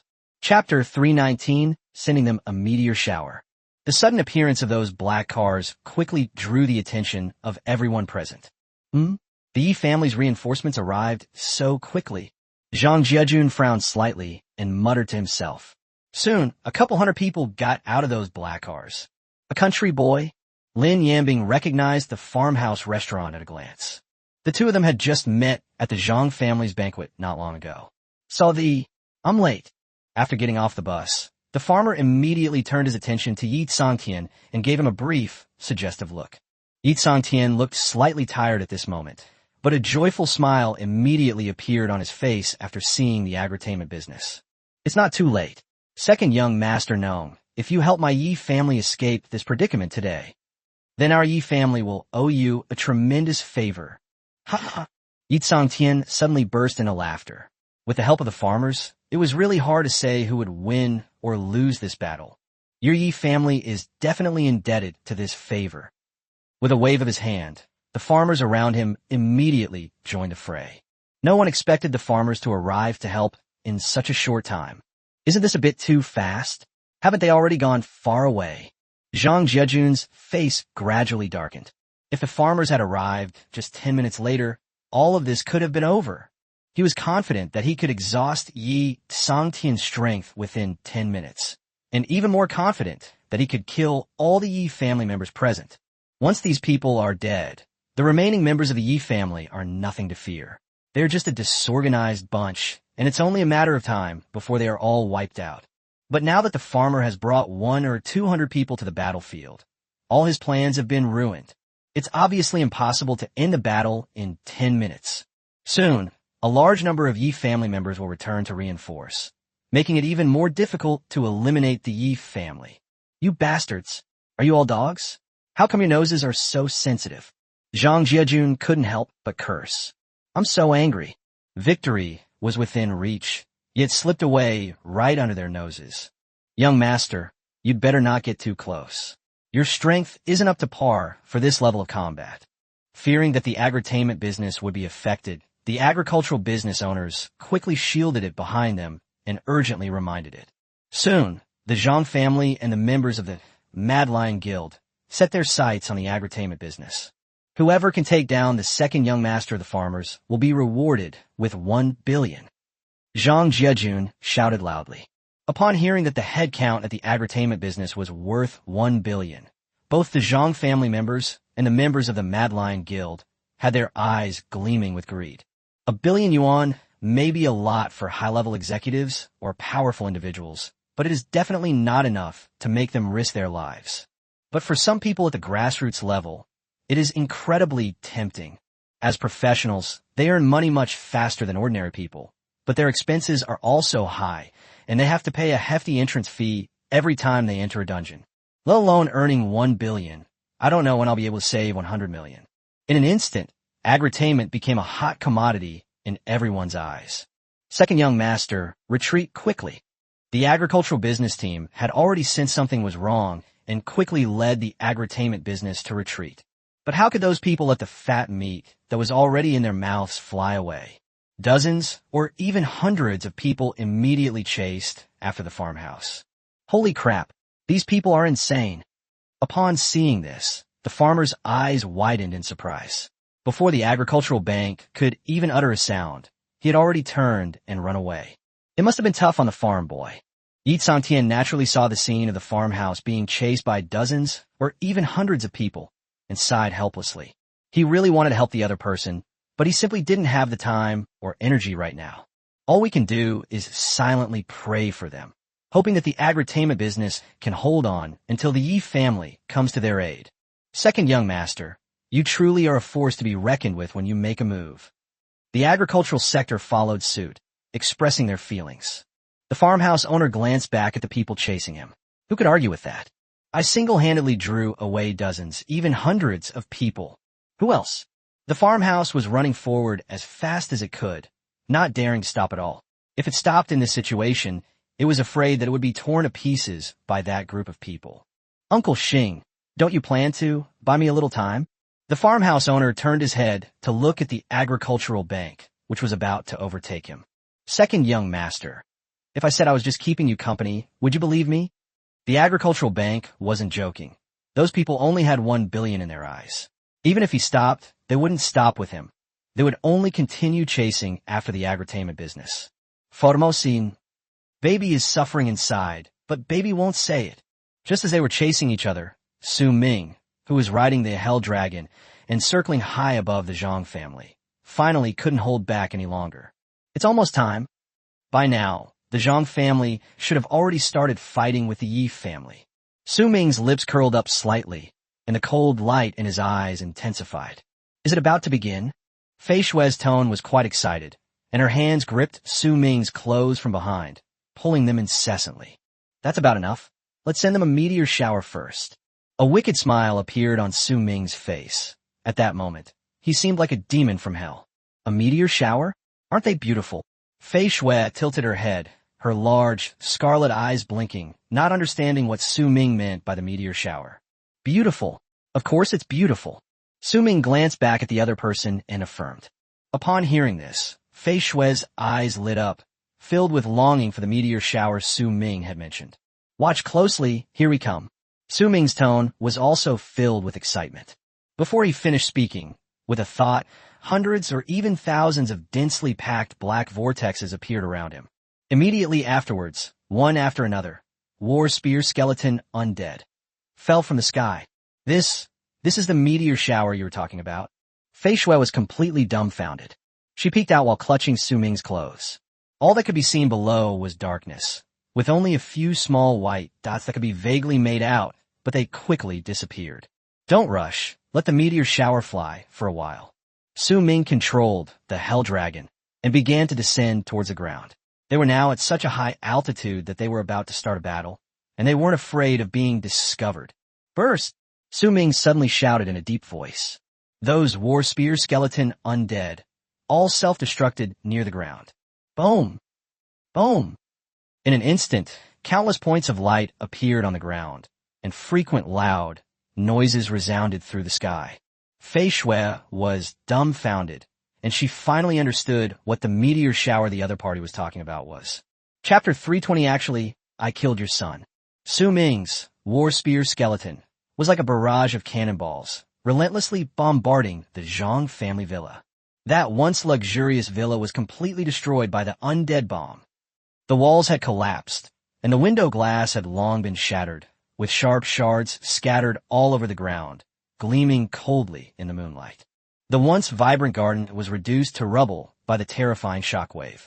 The entire Zhang family villa was filled with the pungent smell of blood and dust, making it difficult to breathe. The Zhang family villa, which once symbolized power and nobility, is now nothing but ruins. Su Ming had already landed a few hundred meters above the ground, and he could clearly see the horrific scene below. Ha! Upon seeing the Zhang family's current state, an indescribable sense of pleasure surged through him like a tidal wave, causing him to burst into uncontrollable laughter. Someone is still moving. When Fei Shui saw someone crawling out from the pile of rubble below, she quickly reminded Su Ming. Her meaning was quite clear. She wanted to do it again. Yeah. Su Ming's expression didn't change much. He knew in his heart that the Zhang family couldn't be wiped out so easily by him. After he finished speaking, he suddenly raised his right hand, and thousands of black vortexes reappeared around him. Before the Zhang family members below could even recover, he launched a second and third deadly bombardment. Boom! Boom! Boom!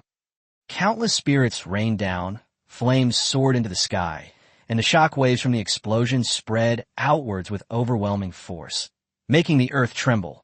This time, the Zhang family's entire villa was completely blown to rubble, with billowing black smoke rising like a menacing demon. Su Ming landed with Fei Shui, the ground stained with blood and mangled limbs everywhere. The Zhang family had become a living hell. It's you. People quickly crawled out from under the rubble after the bombing stopped. It's me. Su Ming grinned at the surviving member of the Zhang family. Me too, hee hee hee. With a mischievous laugh, Fei Shui shot towards the other party. Puff! A flash of cold light appeared, and without the slightest hesitation, she slashed the other person's throat. Wow! The Zhang family member's eyes widened. He clutched his neck with both hands and collapsed to the ground with a muffled groan. As more and more members of the Zhang family crawled out of the ruins, many members of the Zhang family from the surrounding area also arrived. You kid, are you Su Ming? Zhang Qitian was disheveled, his bloodshot eyes fixed on Su Ming, his tone filled with anger and surprise. Patriarch Zhang, you still remember me? Su Ming put his hands in his pockets and raised an eyebrow at the other person. His arrogant demeanor made Zhang Qitian and the others grit their teeth in anger. A Red Clan girl? You two are actually together? Could it be that you are the mysterious person? Zhang Qitian recognized Fei Shui's exquisite face at a glance, and his pupils suddenly contracted. He never expected that the mysterious expert who rescued Fei Shui would be Su Ming. Brother Tian, they've come to our rescue, saving us the trouble of going looking for them. At this moment, a burly man appeared behind Zhang Qitian. He was also covered in dust and looked disheveled. It was clearly someone who had just crawled out of the ruins. Zhang Xiong. Su Ming narrowed his eyes slightly. He had long since figured out everything about the Zhang family. Zhang Xiong rarely makes public appearances. Although he is one of the three major forces of the Zhang family, not many people know him. When they heard Su Ming pronounce their names accurately, both Zhang Xiong and Zhang Qitian couldn't help but show a look of shock on their faces. This kid looks like he came prepared. Zhang Qitian patted the dust off his clothes, his voice low and deep. That's right, even I know him. This kid has done his homework.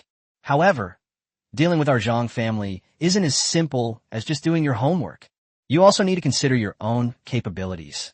Zhang Xiong cracked his knuckles and twisted his neck, moving his joints around his body. You brat, what grudge do you have against the Zhang family? Do you know how many members of the Zhang family you killed tonight?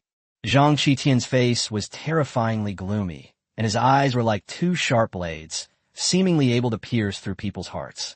I don't know, but I'd say there are at least 80, if not 100. Su Ming glanced casually at the surrounding ruins. He didn't know exactly how many people had died, but he knew in his heart that it must have been a lot.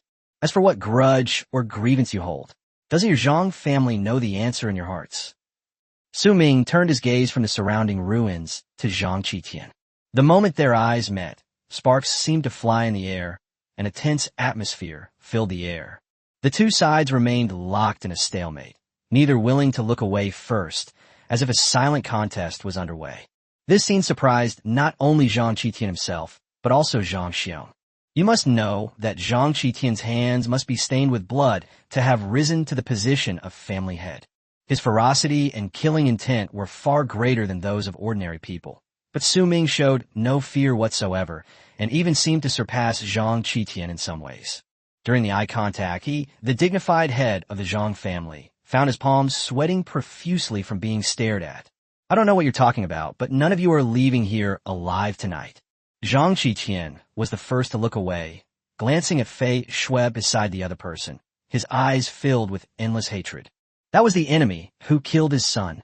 By the way, there's something I wanted to tell you. Su Ming smiled faintly, only remembering when he saw Zhang Qitian's hateful gaze towards Fei Shui. Forget about begging for mercy.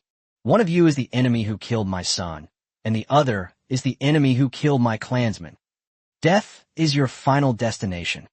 As Zhang Qitian spoke, he slowly raised his right hand. Whether it was the Zhang family members who came to provide support from the outside or the survivors in the ruins, they all became wary the moment they saw Zhang Qitian raise his hand. Actually, I killed Zhang Yongxing. Su Ming tilted his head and smiled, but the smile on his face gradually became distorted, and the light in his eyes was filled with cunning malice. What? Upon hearing this, Zhang Qitian's pupils suddenly contracted, and he exclaimed in surprise. Even the people around couldn't help but show surprise. Seeing the shocked and angry expressions on the Zhang family's faces, Su Ming felt a surge of pleasure in his eyes, and his heart was filled with joy. You little brat, you're so vicious, so ruthless. Zhang Qitian's eyes were bloodshot, and his gaze towards Su Ming was filled with boundless rage, as if he wished he could devour his flesh and drink his blood. He never imagined that the mighty Zhang family would be so easily outmaneuvered by a mere boy. Chapter 321, one of the three great fighters, Zhang Xiong. When it came to ruthlessness, Su Ming immediately smiled. Ha ha! His smile gradually turned manic, his voice became sharp and shrill, and his body trembled violently with the laughter. The Zhang family repeatedly made things difficult for him. If it weren't for his exceptional abilities, he would have been tormented by Zhang Yongxing long ago. The image of Su Daqiang lying unconscious in bed after stealing the life-giving water meant to treat his father is still vivid in my mind. Now that the other party is calling him ruthless, Su Ming finds it the biggest joke in the world. You madman, chop him up.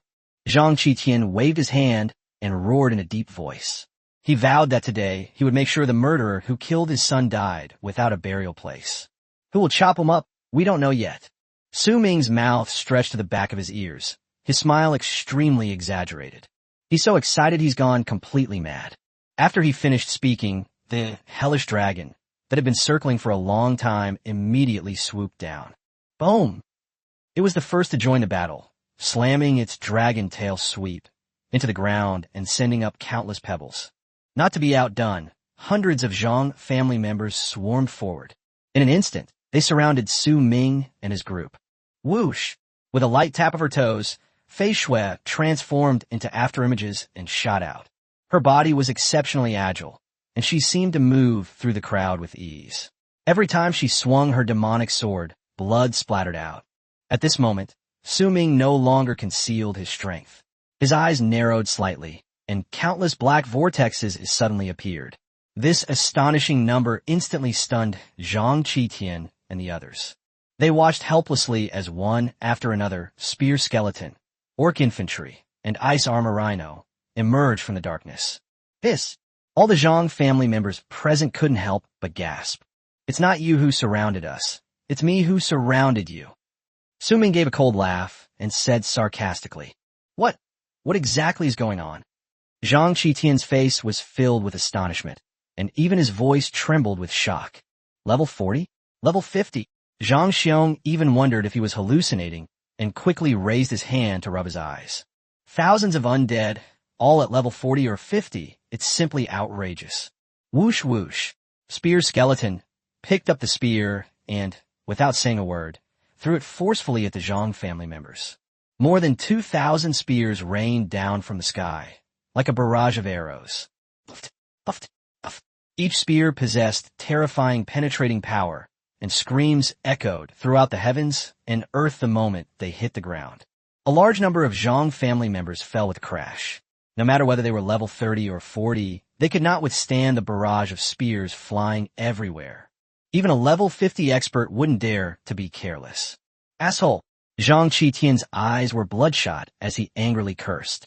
Should the master call for reinforcements? Zhang Yuan stepped back to Zhang Qitian's side and whispered his suggestion. Faced with the current situation, he had lost faith in the Zhang family. Return to reinforce? Ridiculous. Do we really need to mobilize the entire family for just 2 mere children? Do you really think our Zhang family is a pushover? Zhang Qitian's face was gloomy, and his tone was filled with anger and resentment. He refused to believe that with so many powerful members of the Zhang family present, they couldn't defeat Su Ming and his companion. As soon as Zhang Qitian finished speaking, some people in the crowd jumped up. He held a fiery red staff, and his entire body radiated intense heat. Class mage, level 50. With a flick of his staff, the once dark sky was enveloped in intense light.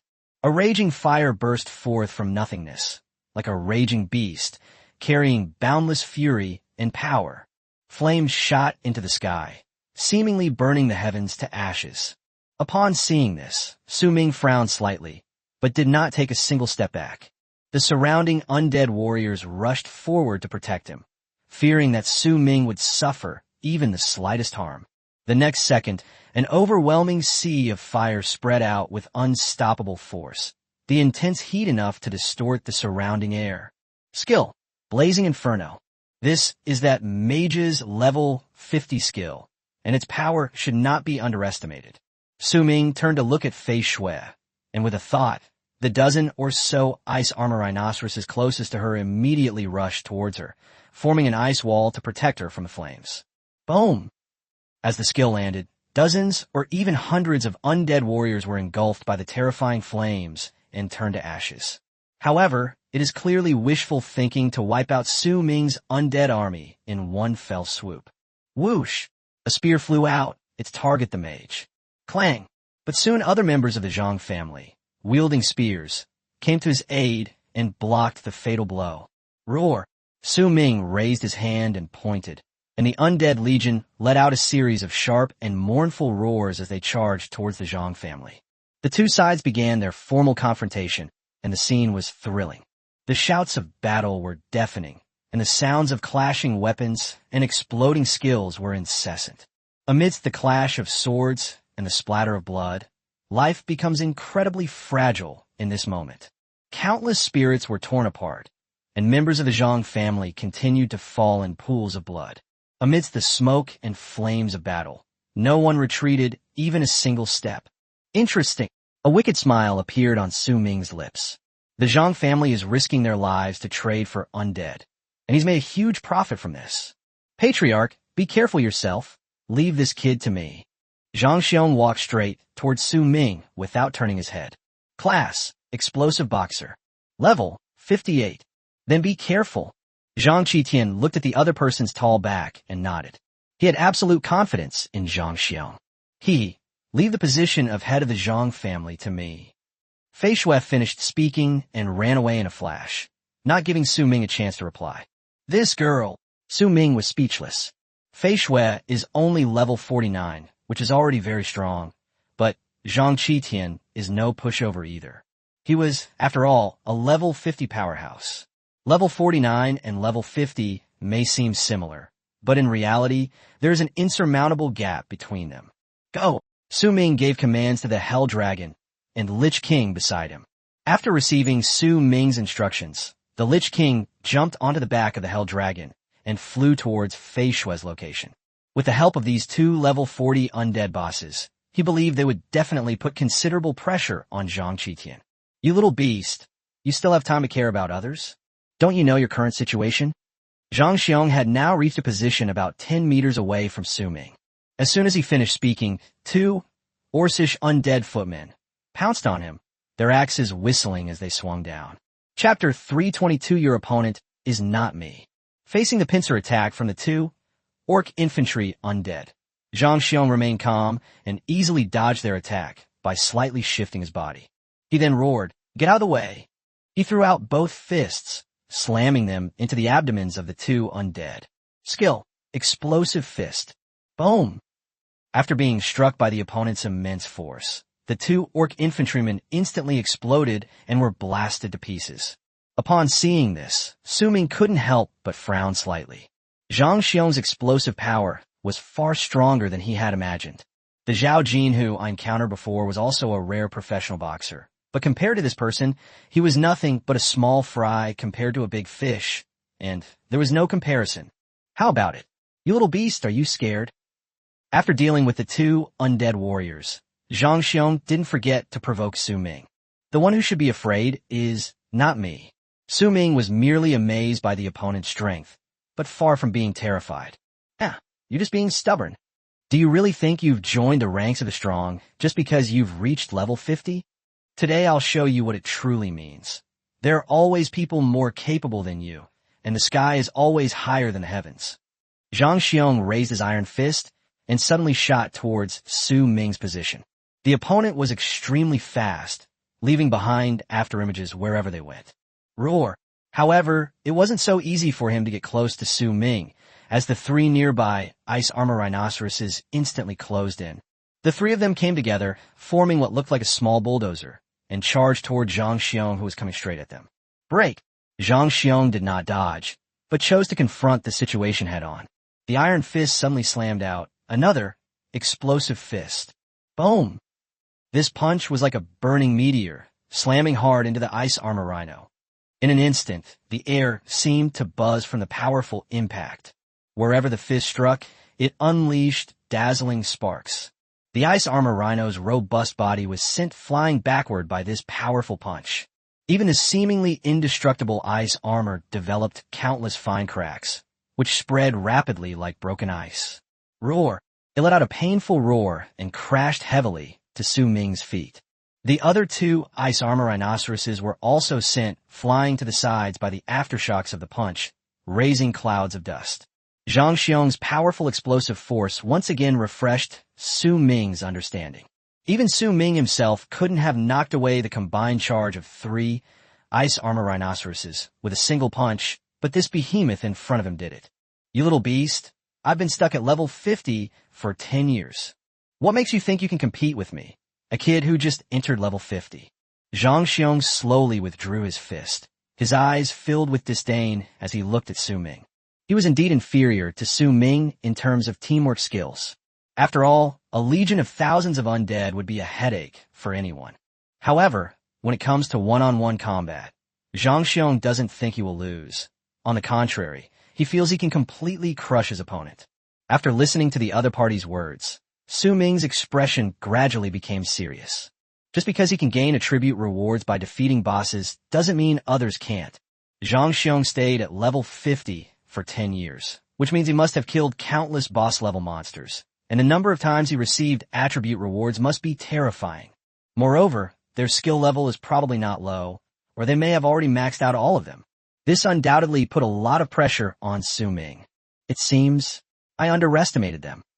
Su Ming thought to himself. Seeing Su Ming's solemn expression, Zhang Xiong felt even more smug. He cracked his knuckles and continued to approach Su Ming. Whoosh! Whoosh! Whoosh! As soon as he took a step forward, several spears landed in front of him, attempting to stop him from advancing. Zhang Xiong raised his eyes slightly, his gaze revealing a fierce glint. He was now surrounded by countless spear skeletons. You little beast, do you really think that you undead can pose a threat to me? Isn't that a bit too naive? As Zhang Xiong spoke, he had already raised his hand and knocked away two spear skeletons. Despite the other party's repeated provocations, Su Ming remained unaffected. He glanced around before coldly saying, whether I can pose a threat to you is uncertain, but I can certainly pose a considerable threat to your Zhang family. Don't get too cocky. Upon hearing this, Zhang Xiong became enraged and unleashed another punch, completely eliminating the spear skeleton that had just surrounded them. Although he could easily kill these undead warriors, it didn't mean that the other members of the Zhang family could. Of the 100 or so outer tribesmen who had just come to help, 2/3 had already fallen. Even several level 50 powerhouses fell, which was a huge loss for the Zhang family. After this battle, it will take at least several years, or even 10 years, to recover. The economic losses are staggering. After all, cultivating a group of strong individuals is no easy task. It requires not only time, but also money. Give me your life. Zhang Xiong knew in his heart that he couldn't delay any longer. The longer the delay, the more severe the casualties among the Zhang family members will be. He understands the principle of capture the king first to catch the thief. To end this war, we must first eliminate Su Ming. Do you think I'm your opponent? But I never intended to be your opponent. A strange smile suddenly appeared on Su Ming's lips.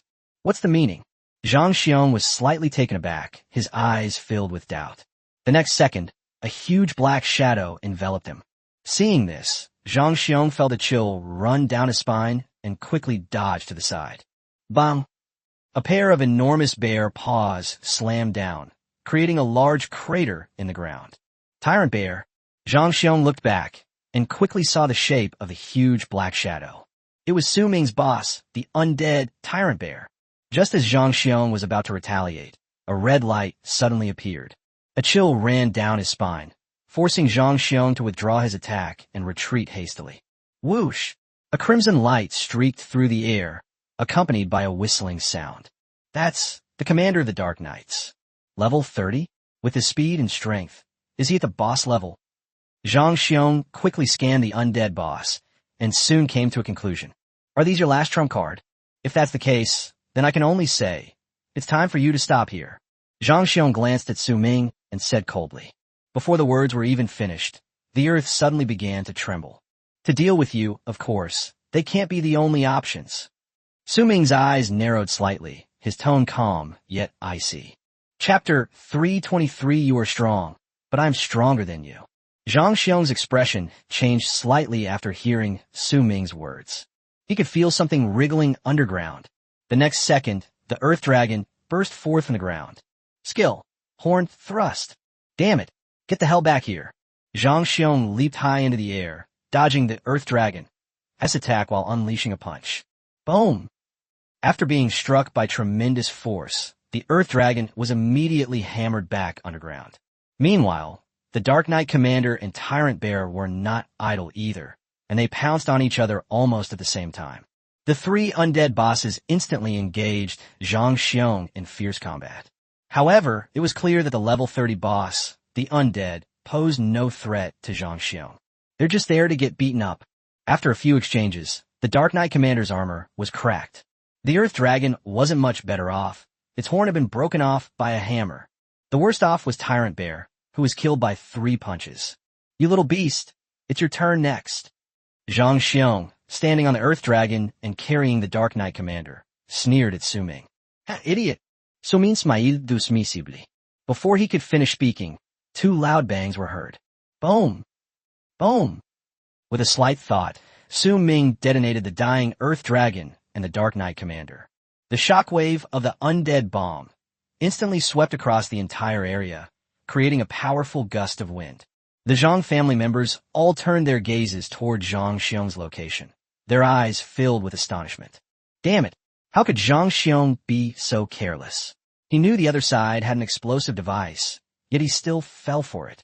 After Zhang Qiqian repelled Fei Shui and the 2 level 40 undead bosses with a single strike, he turned to look in the direction of the explosion and cursed under his breath. Whoosh! Suddenly, a figure burst out from the billowing smoke and rushed straight at Su Ming. You little beast, you have completely enraged me. Zhang Xiong was covered in dust and dirt from the explosion, but it didn't seem to have caused him any serious damage.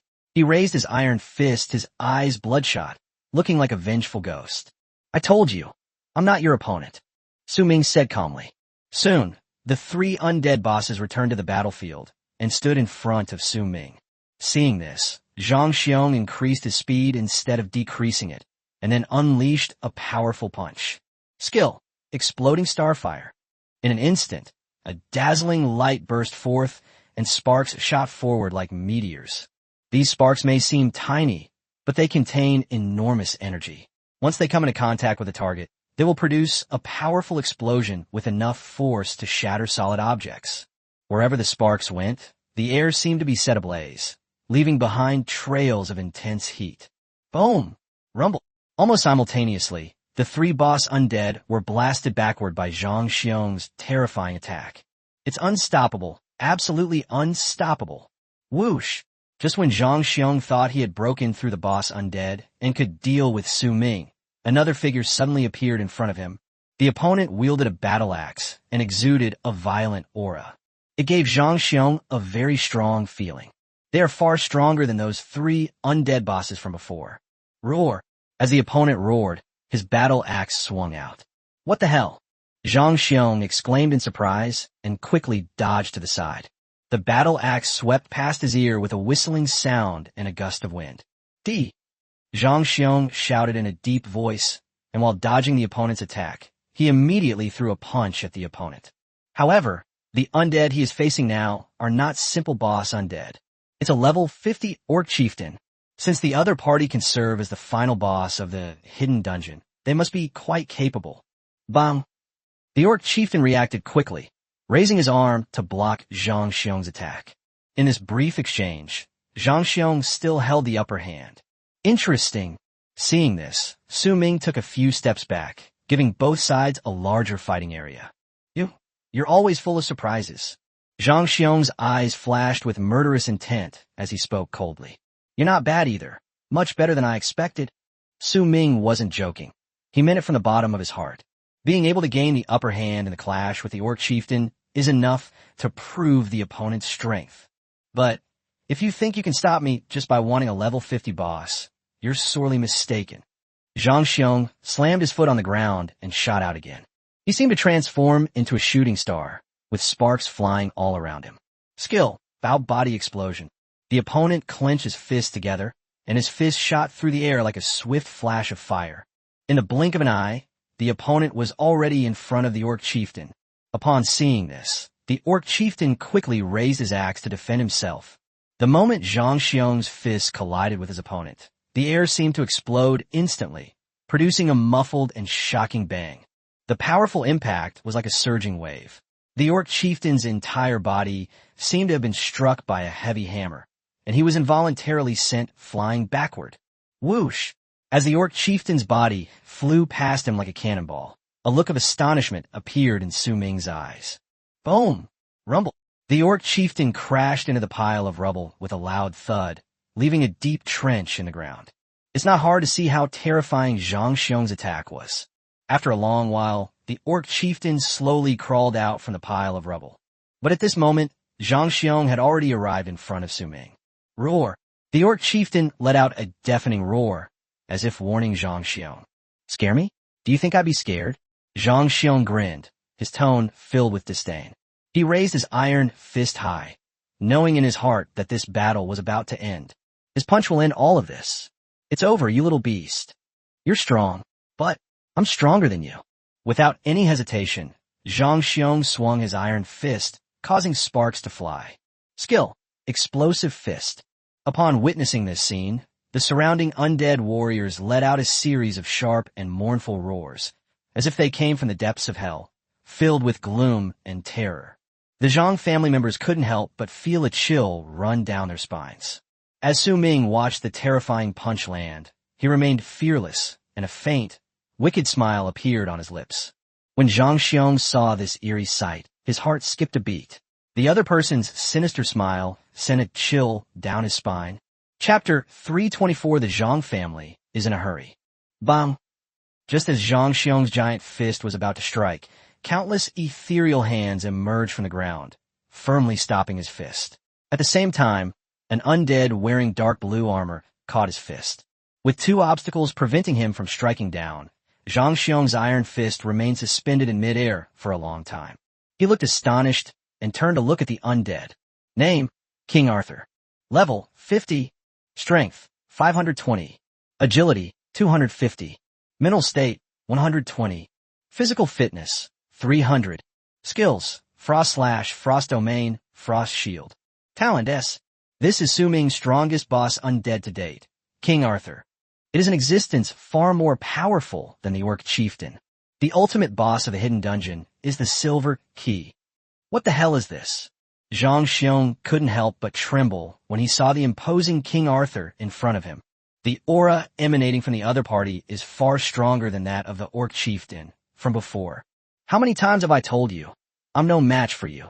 As Su Ming spoke, Frostmourne had already appeared in his hand. Whoosh! He suddenly swung his sword at Zhang Xiong.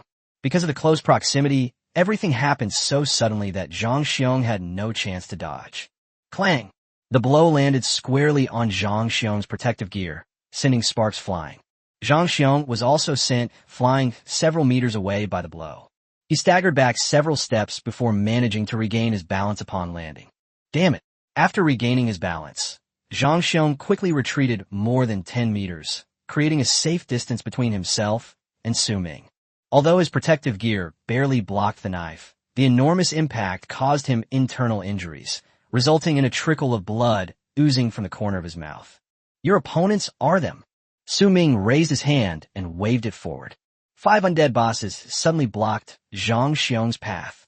These are 2 level 50 bosses and 3 level 30 bosses. Zhang Xiong's expression was solemn as his eyes quickly swept over the undead bosses before finally settling on King Arthur. This undead boss gives him a very strong feeling. I know what you're trying to say. Are you saying that these undead bosses aren't enough to stop you? Then I'll just have to add some ingredients to them. Seeing that Zhang Xiong was about to speak, Su Ming spoke first. After saying that, he raised his hand and snapped his fingers, and a black halo quickly spread out. However, the death curse he cast this time did not cover the entire battlefield. He couldn't withstand the sheer number of undead if he were to cast the death curse on each and every one of them. After all, he had already released several large-scale undead bombs at the beginning, which had consumed a lot of his mental energy. This time, the death curse only buffed the boss undead in Scarlet Snow. He didn't even use it on the Zhang family members. He knew it would be pointless to use it, as anyone with even a little strength would carry a purification potion. Those without strength are long dead. After receiving the blessing of the curse of death, the undead boss's attributes skyrocketed, and the aura emanating from them became increasingly terrifying. At this moment, Zhang Xiong was already feeling immense pressure. Large beads of sweat instantly appeared on his forehead. What are you waiting for? Let's begin. Su Ming raised an eyebrow at Zhang Xiong and said sarcastically, You little beast, don't fall into my hands. I'll make you wish you were dead. Zhang Xiong gritted his teeth in anger after hearing the other party's provocation. A great battle was about to break out. The 5 undead bosses attacked almost simultaneously. Zhang Xiong dared not hold back at all and immediately unleashed his level 50 skill. Explosive Meteor Fall. Zhang Xiong leaped high into the air, his figure like a shooting star about to fall. In that instant, the world seemed to lose its color, and the surrounding air seemed to be drawn by a powerful force, forming a huge vortex. As Zhang Xiong fell, it was as if countless burning meteorites appeared in the sky, crashing down with the force of destruction. Each meteorite that hit the ground produced a deafening roar, causing the earth to tremble. Seeing this, the several undead bosses dared not relax in the slightest and were about to unleash their strongest attack to defend themselves. And King Arthur stepped forward at this crucial moment. At this moment, it was empowered by the curse of death and was completely fearless. It stepped forward and unleashed its defensive skill, Frost Shield, withstand the opponent's terrifying attack head-on. Su Ming, standing behind, frowned slightly and chose to retreat rapidly for safety. Zhang Xiong's move was simply too powerful. The surrounding undead warriors were also affected. Anyone hit by the meteorite was instantly reduced to dust. Just what kind of monster is this Su Ming? Zhang Qiqin couldn't help but exclaim in amazement after seeing the huge commotion on Zhang Xiong's side of the battlefield. At this moment, Su Ming stood at the edge of the battlefield, holding Frostmourne, watching everything before him. He believed that it wouldn't be long before these members of the Zhang family would gradually become exhausted, and the only victor in the end would be him. Zhang Yuan, need backup immediately. Seeing that the situation was getting worse, Zhang Qiqian roared at Zhang Yuan, who was not far away. He's currently facing Scarlet Snow, who's been blessed by the curse of death, and 2 level 40 undead bosses, so he's really too busy to deal with them. Yes, Zhang Yuan responded loudly upon hearing this, and then instructed the two Zhang family experts beside him. You two cover me. At this moment, Zhang Yuan was also covered in dust and dirt, with several bruises on his body. He was the first to call Zhang Jiejun, who was attacking the Yi family. Hello. Zhang Jiejun's irritated voice quickly came through the phone. The other party is very busy right now. My house has been burgled. Rescue them immediately. Zhang Yuan didn't waste any words and shouted urgently. This sentence left Zhang Jiejun completely dumbfounded. Damn it. Retreat. After hanging up the phone, Zhang Jiejun immediately cursed angrily. Withdraw? Is the Zhang family joking? Lin Yambing frowned slightly after hearing that the Zhang family was going to leave. Seeing that their morale was high and the situation was excellent, and that taking down the Yi family was only a matter of time, why retreat under such circumstances?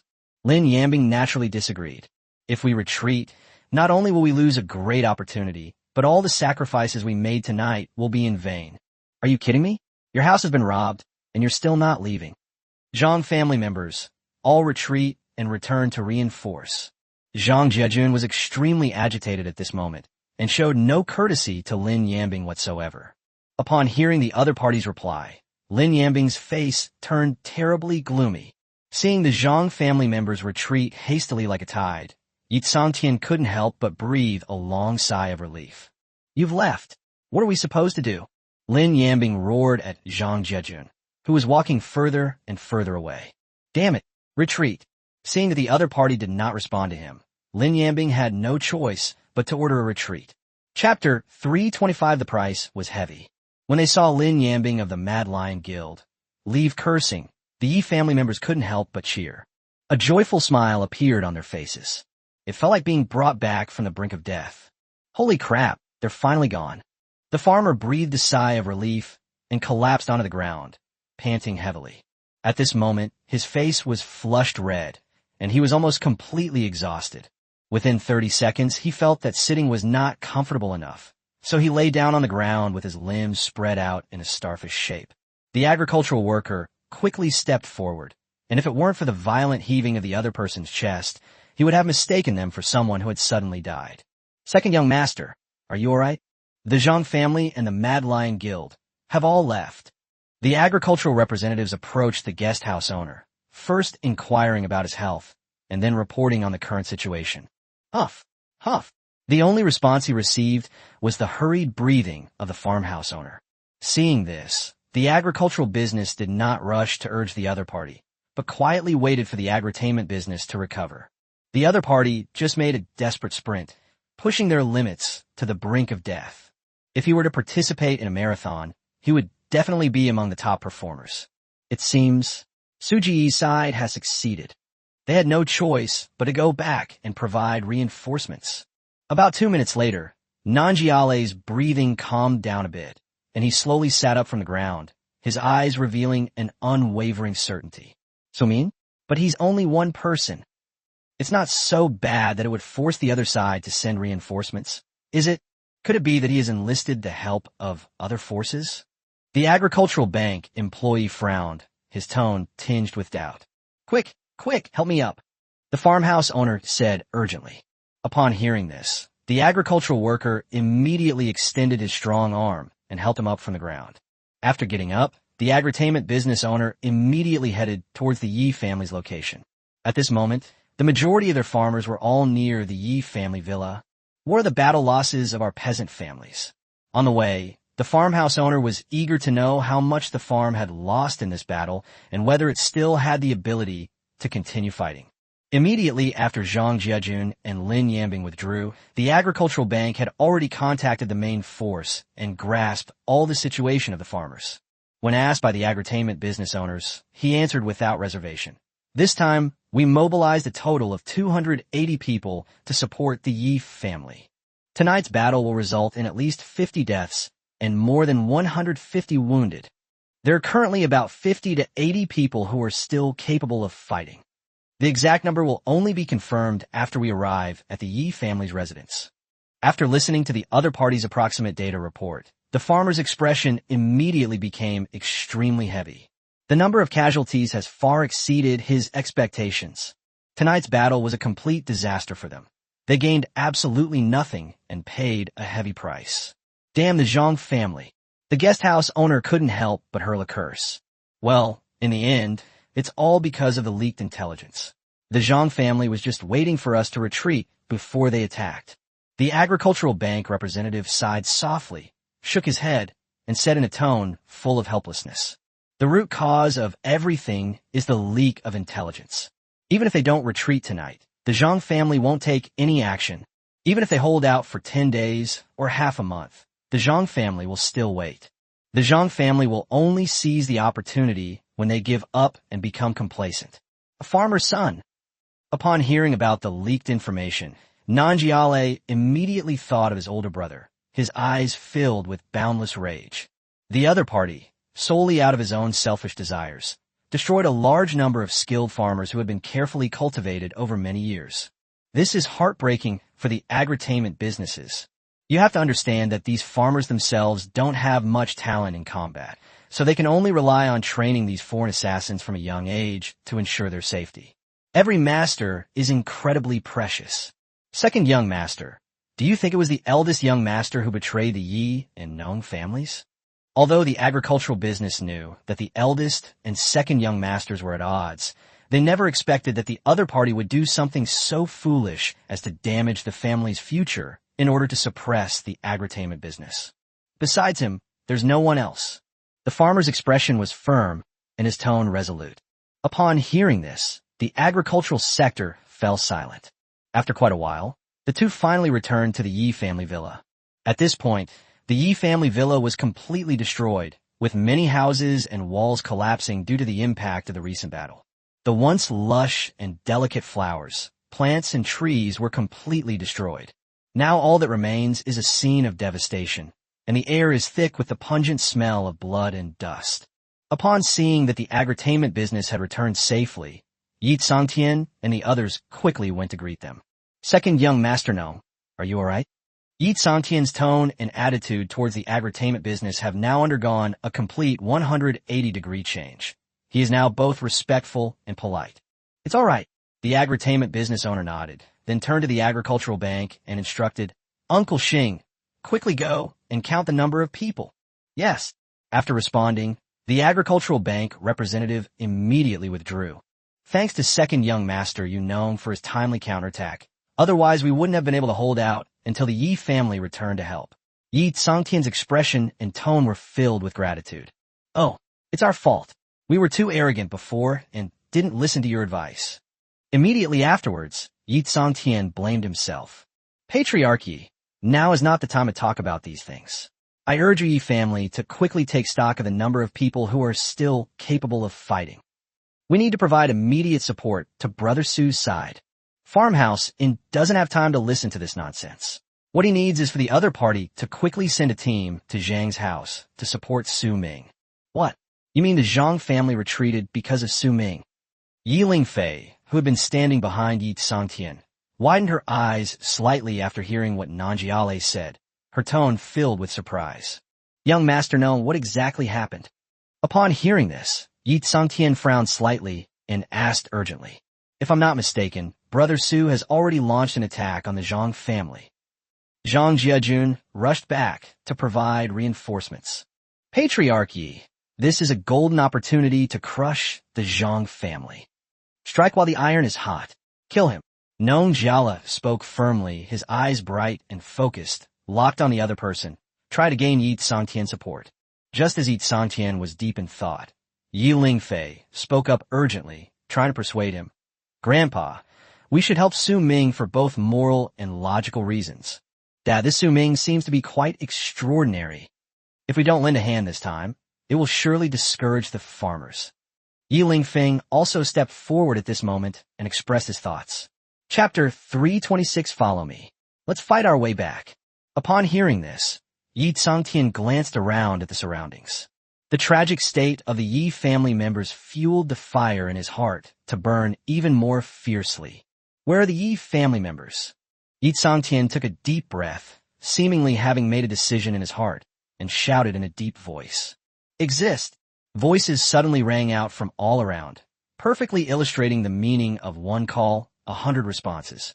Both the agri-tainment business owner and Yi Lingfei couldn't help but smile with delight upon seeing this scene.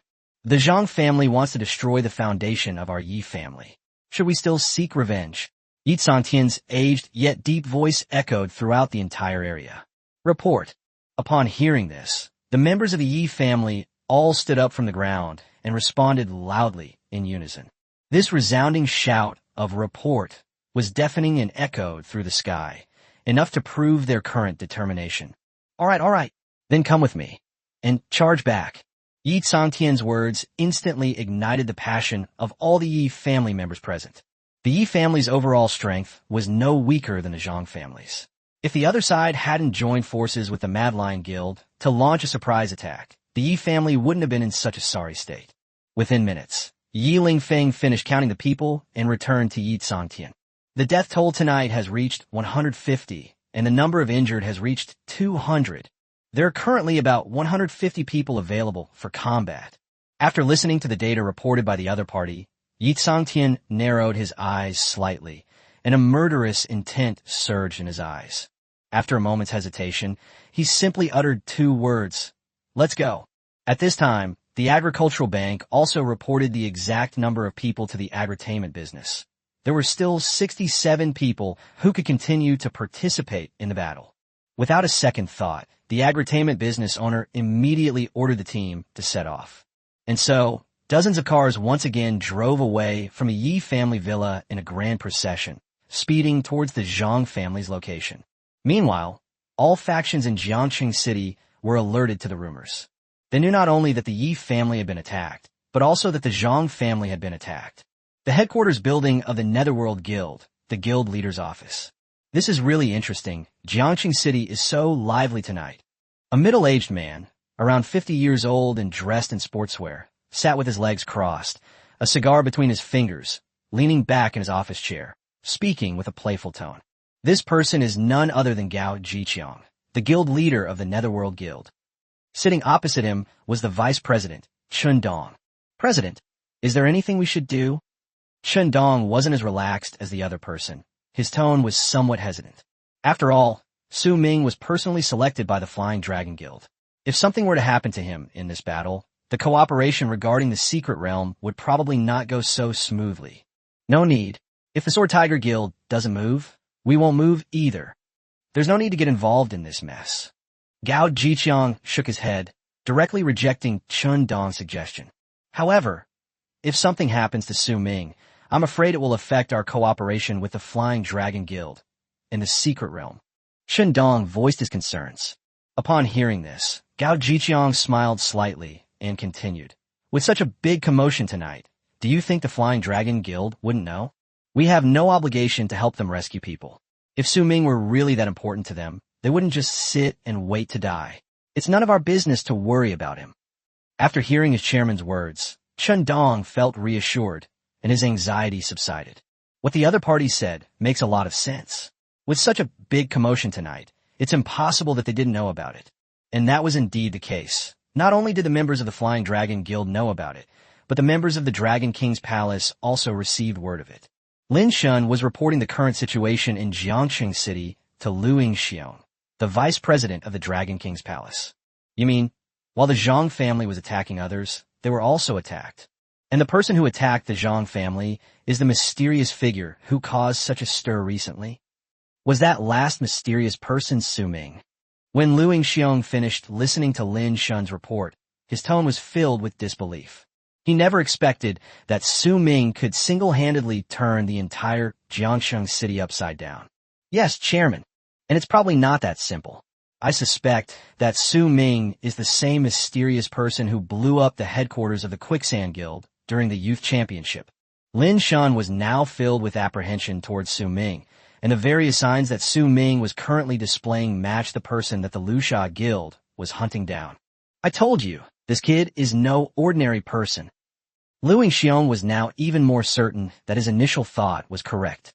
He then continued, "Don't make any rash moves for now. By the way, have you found anything about the matter I asked you to investigate?" When the other party inquired about that matter, Lin Shin's expression immediately became tense. I'm sorry, Chairman. We haven't found any useful information yet. I'll try my best to find it. Hurry up. When Luing Xiong learned that there was still no result, his tone immediately turned cold. After saying that, he hung up the phone before Lin Shun could reply. After hearing the disconnection sound from the phone, Lin Shun breathed a long sigh of relief. He didn't dare tell the other party that the people he sent out to investigate had lost contact. If he can't even handle 2 people with single-digit ranks, he believes, given Luing Xiong's personality, he would never keep a useless person by his side. As time ticked by, the battle at the Zhang family villa remained exceptionally intense. At this point, only a dozen or so members of the Zhang family remained standing. These dozen or so people were the elite of the Zhang family. Apart from Zhang Xiong, they had already rallied together, attempting to unite in resistance and hold out until Zhang Jiajun returned to reinforce them. Had you made all the phone calls? Zhang Qiqian's face showed a hint of fatigue, and there was a deep wound on his chest that exposed the bone, with blood already staining his clothes red. In response to the patriarch's question, Zhang Yuan quickly replied, I've already done it.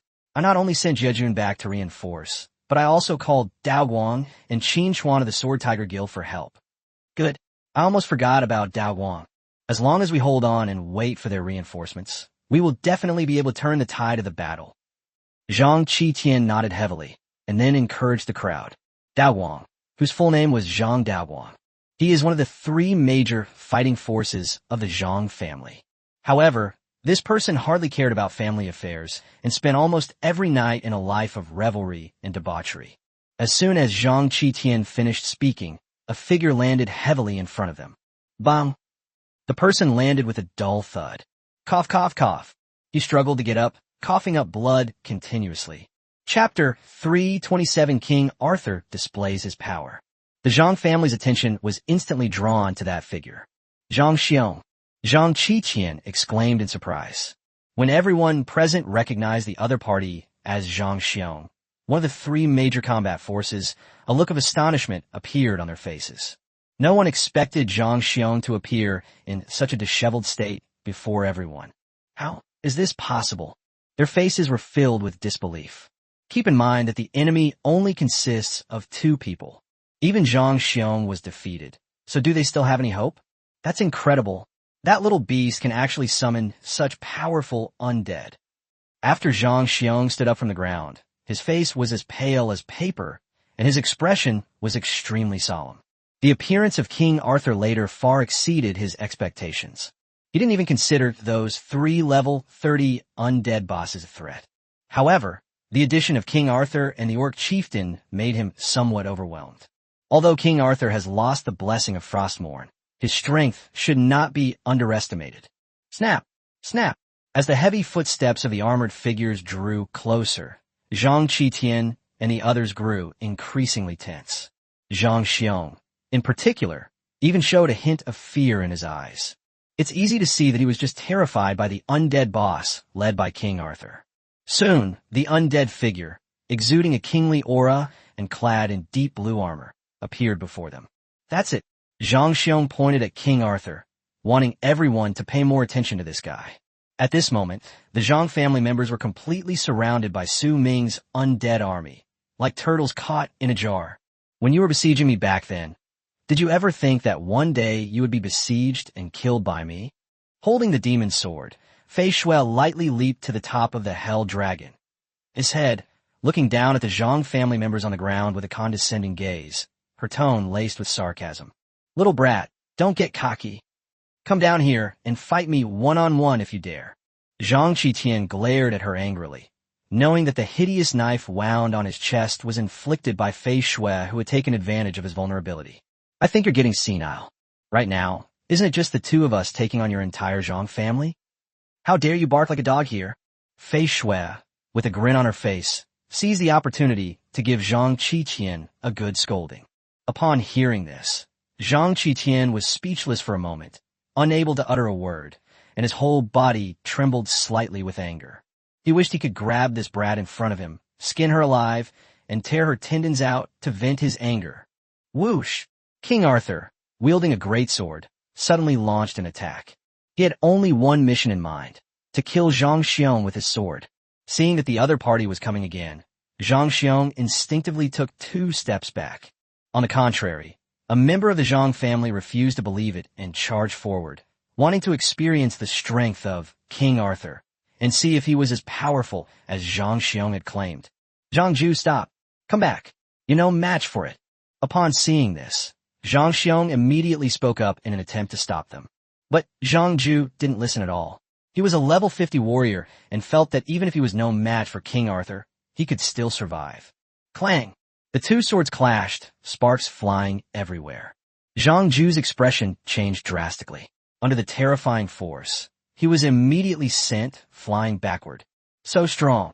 After landing, his feet were thrown backward by inertia, and he finally managed to stop by plunging his greatsword into the ground to brace himself. The way he looked at King Arthur had changed. This simple clash of weapons had not only made his arms numb, but also made him feel an unprecedented chill. Zhang Ju finally understood what kind of monster Zhang Xiong had been fighting all along. Whoosh! King Arthur did not stop his attack, but pressed his advantage and charged toward Zhang Ju again, brandishing his greatsword. This guy, Zhang Ju, didn't have a moment to catch his breath. When he saw the opponent's greatsword suddenly appear in front of him, his pupils suddenly contracted, and he quickly raised his hand to block it. Clang!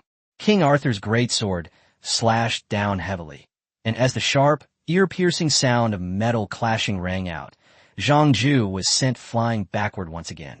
But this time, he wasn't as lucky as before, and he fell heavily to the ground. Puff! The moment Zhang Ju landed, he felt his blood and chi surge within him, followed by a sweet taste in his throat and a spurt of blood. His expression was filled with horror. The strength of the undead before him was far greater than he had imagined. Help me! When Zhang Ju realized he was truly facing this terrifying being, the thought of saving his life was simply a pipe dream. Left with no other choice, he could only beg his people for help. Damn it, this bastard just won't listen to advice. How could he possibly handle an opponent that even Zhang Xiong fears? You're courting death. You're practically asking for it. Zhang Qi was furious and said in a tone of exasperation, as if he were disappointed in his son. Zhang Xiong, standing to the side, narrowed his eyes slightly. He knew that there was no one else but him who could save Zhang Ju from King Arthur's clutches. King Arthur's power is beyond the reach of ordinary professionals. Even ordinary, rare professions would have to think twice before trying to challenge it. It's important to know that Zhang Xiong is more than just a rare class player. He has spent a full 10 years honing his skills at level 50, and the extra attribute rewards he receives from killing bosses are far greater than those of others. Even someone as powerful as him wouldn't dare say he could kill King Arthur with 100% certainty. You want to save people? Do you think my other spirits are dead? Su Ming naturally saw everything before his eyes, now that he had the opportunity to kill a level 50 expert from the Zhang family. How could he possibly let it go? The moment Zhang Xiong made his move, the other undead bosses immediately rushed forward to prevent him from rescuing Zhang Xiong. Damn it, what a vicious and ruthless brat. Seeing that his path was completely blocked by the undead, Zhang Xiong's face darkened, and his tone was filled with intense resentment. Meanwhile, on the other side, King Arthur had once again lunged at Zhang Ju. Before Zhang Ju could even get up, the opponent's greatsword had already slashed down again. Skill, Frost Slash. King Arthur's movements were clean and swift. He slashed at Zhang Ju on the ground with his sword, and a silver-blue sword aura appeared immediately. Upon seeing this, Zhang Ju's eyes widened involuntarily, and his heart was completely overwhelmed by fear. In a panic, he could only raise the greatsword in his hand to defend himself. Chapter 328. This is my scheme. Boom! With a loud bang, the greatsword in Zhang Ju's hand shattered into pieces. The ground he was standing on had even caved in. Under the immense impact, his internal organs seemed to have been displaced, causing him unbearable pain and causing him to vomit blood incessantly. Hiss! All the Zhang family members present couldn't help but gasp. King Arthur's true strength has once again refreshed their understanding. They knew he was strong, but they didn't know he was this strong. Dealing with a level 50 powerhouse was so easy. Zhang Qitian's face was terribly gloomy. He knew in his heart that Zhang Ju was finished. In this situation, once you lose your ability to fight, it's virtually impossible to survive. There's no longer any need to intervene in the rescue. Master, save me. Zhang Zhu struggled to lift his head, looking in the direction of Zhang Qitian and the others, his eyes filled with pleading. He was filled with deep regret, wondering why he had become the one to stick his neck out. This situation wouldn't have happened if they hadn't brought it upon themselves. In response to Zhang Zhu's plea for help, Zhang Qitian could only shake his head helplessly and sigh softly. Go in peace. We will avenge you. Upon hearing this, Zhang Zhu was completely dumbfounded. He never expected that the patriarch would give up on him so easily, and he immediately felt endless despair. Roar! King Arthur strode forward, accompanied by a low growl. Skill, Frost Domain. The great sword in its hand emitted a cold light, and then emitted waves of icy cold air, causing a chill to swirl around it. Zhang Zhu was instantly frozen into an ice sculpture. Seeing this, the Zhang family members involuntarily took a step back to avoid being affected by the cold air. King Arthur's empty eye sockets emitted 2 blue-green lights, sending chills down one spine. With each step it took forward, the chill in the hearts of the Zhang family members involuntarily increased. Bang! King Arthur approached Zhang Zhu, who had turned into an ice sculpture, and ignored him, stepping on him. Zhang Zhu also shattered into countless ice shards in an instant. Upon witnessing this scene, the Zhang family members' pupils dilated. Although they were furious, none of them dared to step forward and challenge King Arthur. As the surrounding undead legions continued to close in, the range of the Zhang family members shrank smaller and smaller. As the undead warriors, emanating an aura of death, continued to approach, the Zhang family members grew increasingly tense. Master, if reinforcements don't arrive soon, I think we won't be able to hold out for even 10 minutes. While keeping a watchful eye on his surroundings, Zhang Yuan whispered a report to Zhang Qitian beside him. If he wants to take over the Zhang family, we'll have to see if he has the ability. Even if we die, the price these undead will pay will not be small. Zhang Qitian's eyes were still filled with a ruthless glint. The number of undead warriors around us has dwindled from over 2,700 at the beginning to less than 1,000 now. In Zhang Qitian's eyes, although Su Ming was a necromancer, summoning such a terrifying number at once was definitely not a simple matter. He must have used some method. He simply couldn't believe that the other party could summon such an astonishing number of creatures so easily and repeatedly. It's highly likely that every one that dies is one less. Patriarch, how about we back down? As long as we're alive, we can always rebuild. Zhang Yuan didn't think that if they continued fighting, they could survive, but it would only result in mutual destruction. They have no chance of survival unless reinforcements arrive. Admit defeat? Are you kidding me? Su Ming killed at least 200 members of our Zhang family tonight. He must die no matter what. Zhang Qitian's eyes were filled with malice, and he wished he could kill Su Ming immediately. Patriarch, if you want to kill Su Ming, you should wait for reinforcements to arrive. We could at least pretend to back down and buy some time. Zhang Yuan was almost in tears. Even at this point, the Patriarch was still sulking. Yes, Patriarch, our most urgent task is to wait for reinforcements to arrive. Once reinforcements arrive, we can avenge our defeat. The Zhang family members around them echoed this sentiment. After all, no one wanted to die. Upon hearing this, Zhang Qitian frowned and, after a moment of contemplation, reluctantly agreed. Meanwhile, the undead legions around them launched another attack. Su Ming, hold it down. Zhang Qitian dared not worry any longer and shouted urgently to Su Ming behind him. Oh! Upon hearing the other person shout, Su Ming raised his eyebrows slightly and looked at the other person with a hint of curiosity. The surrounding undead warriors also ceased their attacks under Su Ming's control. This made everyone in the Zhang family breathe a sigh of relief. Su Ming, what are you doing? Why are you wasting your breath talking to them? Fei Shui frowned slightly, turned to look at Su Ming, her tone filled with confusion and doubt. Just when it seemed like they were about to get revenge, the other side suddenly stopped. Wasn't that giving them time to catch their breath? Su Ming wasn't in a hurry. He fixed his gaze on Zhang Qitian, wanting to see what the other had to say. Su Ming, they're stalling for time.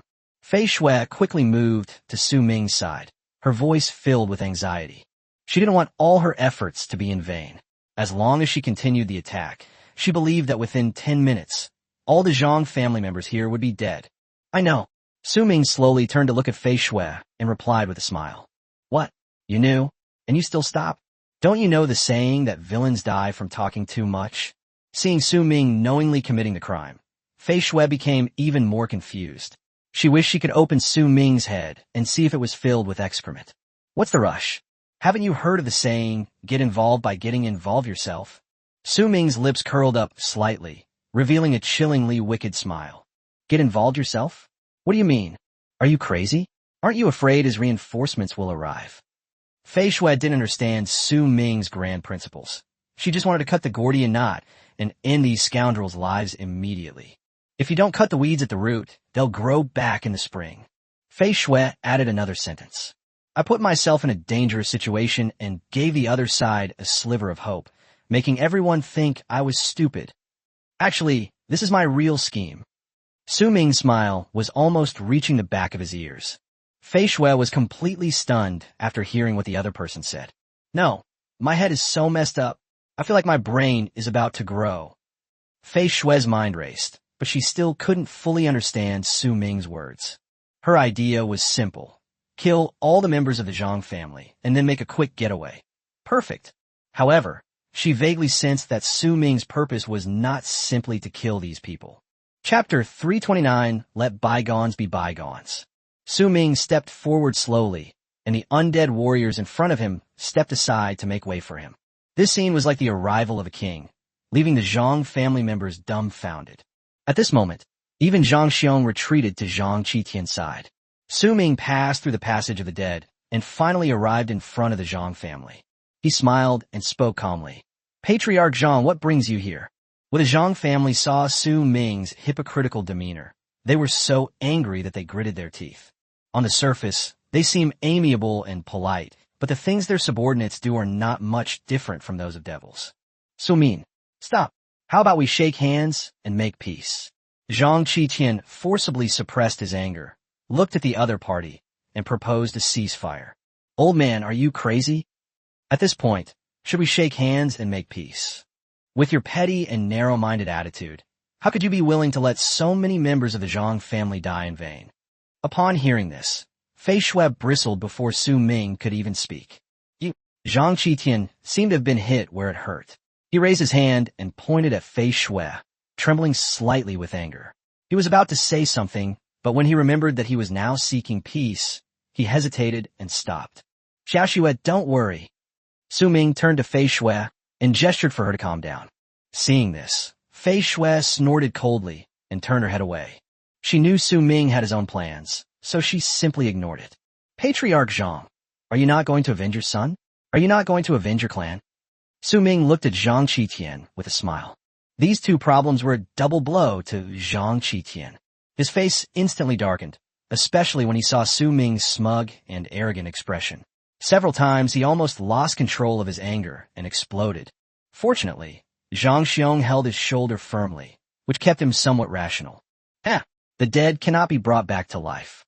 If we continue fighting, the losses on both sides will only continue to increase. Why bother? Let bygones be bygones. Zhang Qitian's expression changed quickly. Just a moment ago, it was dark and gloomy, and the next second it was bright and sunny.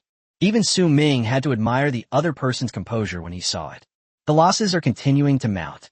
How come I don't know I've suffered any losses? Su Ming would a base the expression.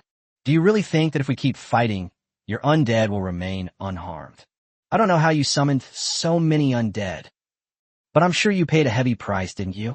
Su Ming, we're all sensible people. A ceasefire would be good for everyone. Zhang Qitian spoke eloquently and logically, offering a thorough analysis. Unfortunately, he was wrong. He ultimately underestimated Su Ming's strength. After listening to what the other party said, Su Ming smiled without saying a word, looking at the Zhang family members as if they were fools. Su Ming, what do you mean? Upon noticing the disdainful look in the other person's eyes, Zhang Qitian immediately shouted angrily. What could it mean? They're just laughing at your stupidity. You big idiot. Su Ming shrugged, looking relaxed, especially when he said the last sentence. His face was full of smiles. Ha ha ha! What a complete idiot. This made Fei Shui, who was standing nearby, laugh. You! Zhang Qiqian was furious and embarrassed. His face flushed red, like a live volcano that could erupt at any moment. Master! No! Zhang Xiong held Zhang Qiqian's shoulder tightly, preventing him from doing anything rash. Damn it! That kid! Don't let him fall into my hands, otherwise I will make him wish he were dead. Zhang Qiqian secretly vowed that this was the first time in his more than 50 years of life that he had suffered such an insult. The feeling of having his dignity trampled on was driving him almost insane.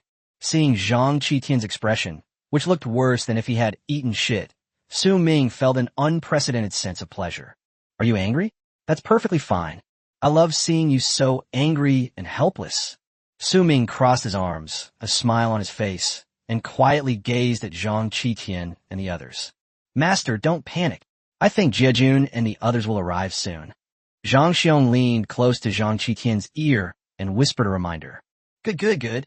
Su Ming, I'll let you jump around for a little while longer, then we'll see how you die. Upon hearing this, Zhang Qiqian's lips curled into an exaggerated smile, which sent chills down one's spine. Su Ming quickly noticed the change in the other person's expression and knew that the old guy was definitely up to no good. Su Ming, what would it take for you to agree to a ceasefire? In an attempt to stall for time, Zhang Qiqian feigned reluctance and steered the conversation back to the main topic. Let me think about it. Su Minggu pretended to be deep in thought, rubbing his chin repeatedly. The other side is waiting for Zhang Jiejun to return and provide reinforcements. But wasn't he the same? Seeing Su Ming deep in thought, Zhang Qiqian and the others were secretly overjoyed, knowing that this would buy them even more time. Fei Shui rolled her eyes at Su Ming. She was almost driven crazy by him. As time ticked by, the entire room fell silent, as if everyone was afraid of disturbing Su Ming. Everyone in the Zhang family wished this could continue forever. The silence of the night was shattered once again when the roar of a car engine came from behind. Cars sped by in the darkness like wild beasts. Upon seeing this, the Zhang family members all wore expressions of ecstatic joy. Ha ha! Zhang Qiqian could hardly contain his elation and burst into maniacal laughter. Oh dear, look at you now. Their reinforcements have arrived.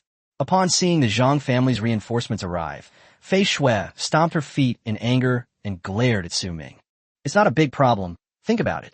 If we had just killed Zhang Qiqian and the rest of them, will these people come to their deaths again? They probably realized something was wrong and turned around and ran away. In that case, it would be virtually impossible to wipe out the Zhang family in one fell swoop. Leave some bait, and you can catch all these fish. Why not?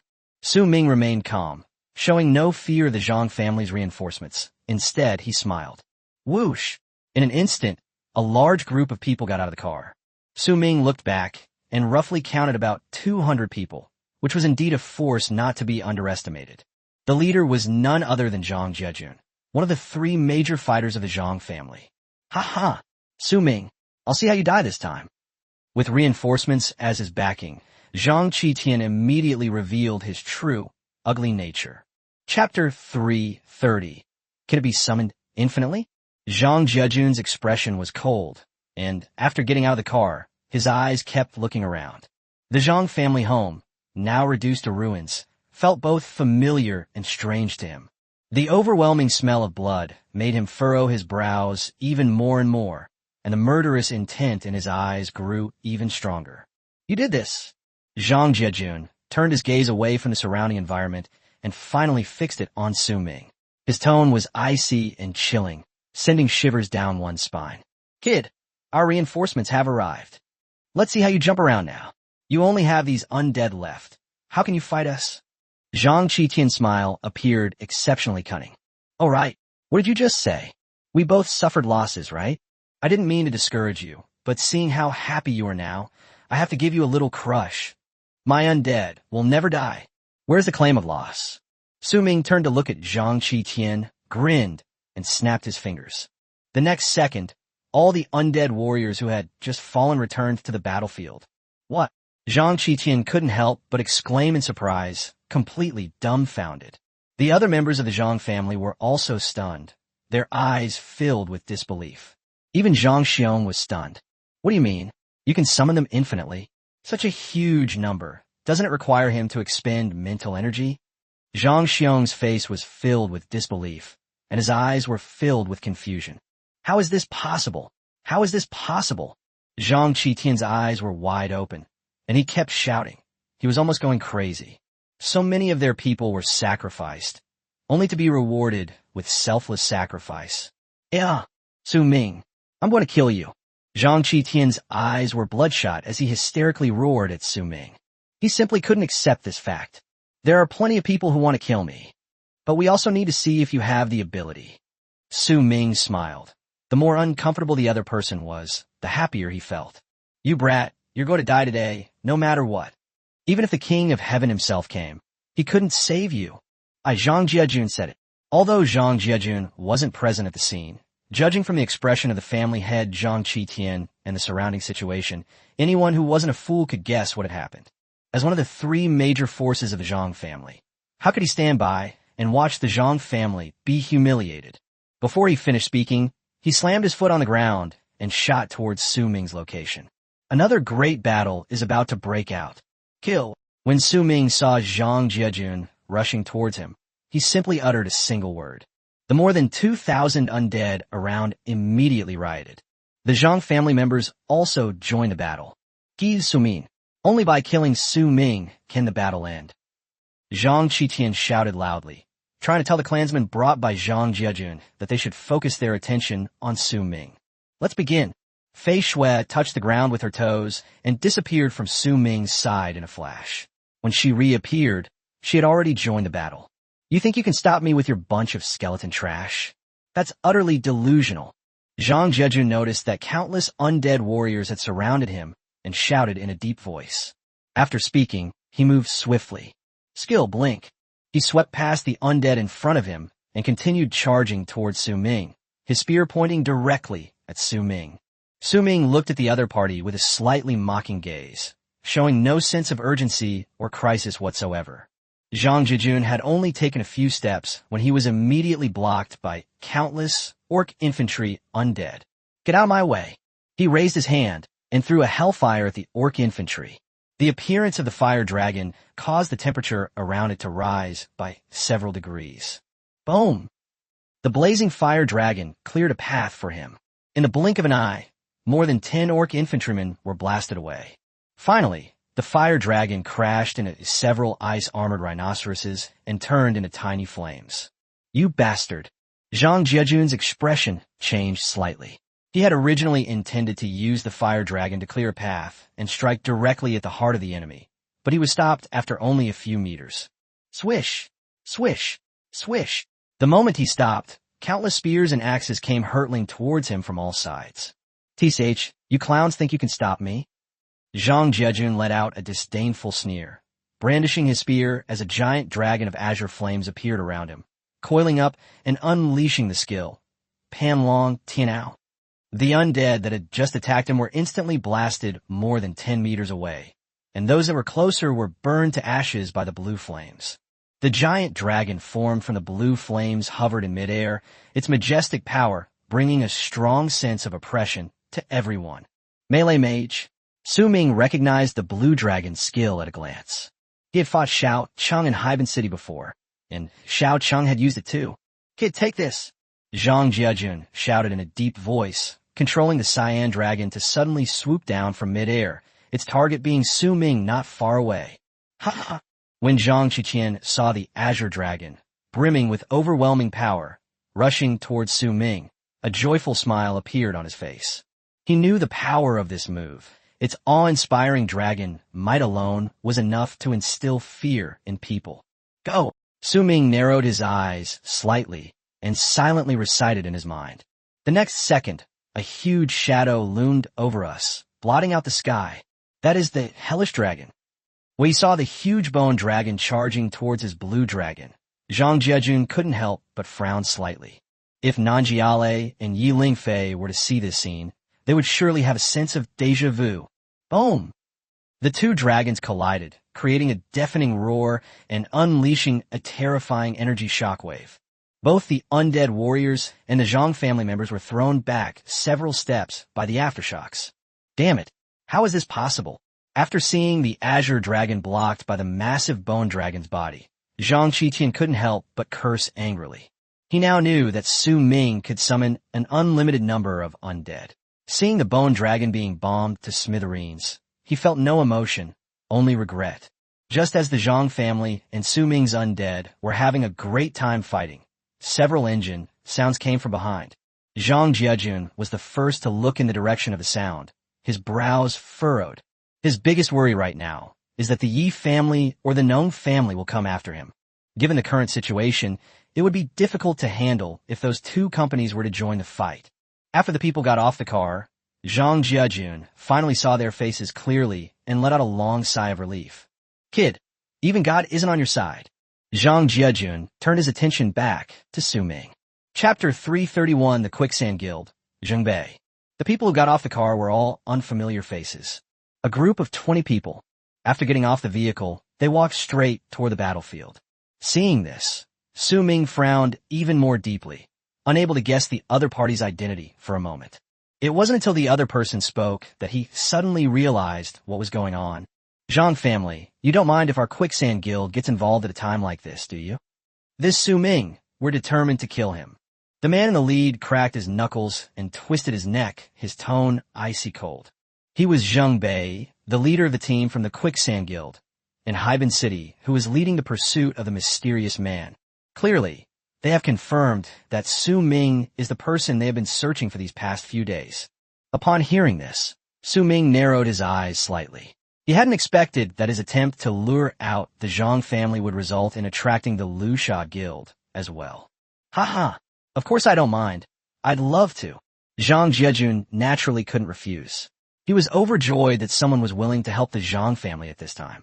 Then, we won't hold back. Zheng Bei said expressionlessly, his eyes fixed on Su Ming in the distance, before shouting in a deep voice, "Attack!" Upon receiving the order, the people behind him immediately rushed out. All of them are level 40 or above. Zheng Bei's strength is not to be underestimated. He is a level 55 berserker. With his force joining in, Su Ming's pressure immediately increased. Come on, let's settle everything together today. Su Ming's expression also turned serious at this moment. Facing three top masters at the same time, Zhang Xiong, Zhang Jiajun, and Zheng Bei. No normal person could withstand that. Xiao Xue, take good care of yourself. If you can't win, run away. Knowing he was about to face a tough battle, Su Ming specifically instructed Fei Xue. Don't worry, if we really can't win, we'll just run away together. Fei Xue is a bit thick-skinned. Even though she knows that the expert from the Lu Sha Guild have also joined the battle, she still doesn't feel any urgency. With a slight thought, Su Ming summoned all the undead bosses back to his side. Only these three masters could make him feel threatened. As for the rest, just leave them to the undead warriors. Focus fire and kill Su Ming. Zhang Xiong was thrilled. It was finally his turn to retaliate. Zhang Jiajun and Zheng Bei's joined forces and swept through the undead warriors, quickly arriving near Su Ming. This kid is really something else. If we let him develop like this, he might become a future problem. When Zheng Bei saw that Su Ming was being guarded by 7 undead bosses, he couldn't help but exclaim in amazement, especially after sensing the aura emanating from King Arthur and the orc chieftain. Zheng Bei even felt a sense of oppression. His intuition told him that winning over Su Ming wouldn't be so easy. What are you waiting for? Let's do it. As Su Ming spoke, he immediately used Death Curse and Death Coil. As countless ethereal hands emerged from the ground, not only did 7 undead launch an attack on the 3 opponents, but Su Ming himself also joined the fray. Damn it, what are these things? Zhang Jiajun noticed that ethereal hands were constantly reaching out from beneath his feet, trying to stop his movements. In the instant he cursed, he used the skill, Blink, to successfully avoid the opponent's interference. You can handle the undead. I'll take care of Su Ming. Zhang Jiajun then added, because he discovered that only he could use his skills to completely avoid those ethereal hands. No matter how Zheng Bei and Zhang Xiong tried to avoid it, they would still be affected by the other party to some extent. Therefore, getting close to Su Ming quickly will not be so easy. Ugh. Zheng Bei and Zhang Xiong naturally understood the reasoning behind this. If they wanted to get rid of Su Ming, they had to work together. Bang! In the blink of an eye, the two collided. When King Arthur realized that Su Ming was in danger, he immediately wanted to go back to help, but was stopped by Zheng Bei. "Your opponent is me." After he finished speaking, Zheng Bei's muscles bulged rapidly, his eyes turned red, and a red glow appeared in them. Skill Berserk. Its own attributes have been greatly improved. In the blink of an eye, Zheng Bei clashed with King Arthur. Sparks flew continuously from the sword in his hand and the great sword of King Arthur. However, Zheng Bei was always a step behind King Arthur in terms of strength. Whenever the two armies clashed, Zheng Bei would be forced back a step or two by the opponent. "Damn it, you think you could defeat me with just a mere undead summon?" Dream. Zheng Bei was sent flying more than 10 meters away by the opponent's frost slash. After crashing heavily to the ground, he quickly got up, his tone and eyes filled with intense resentment.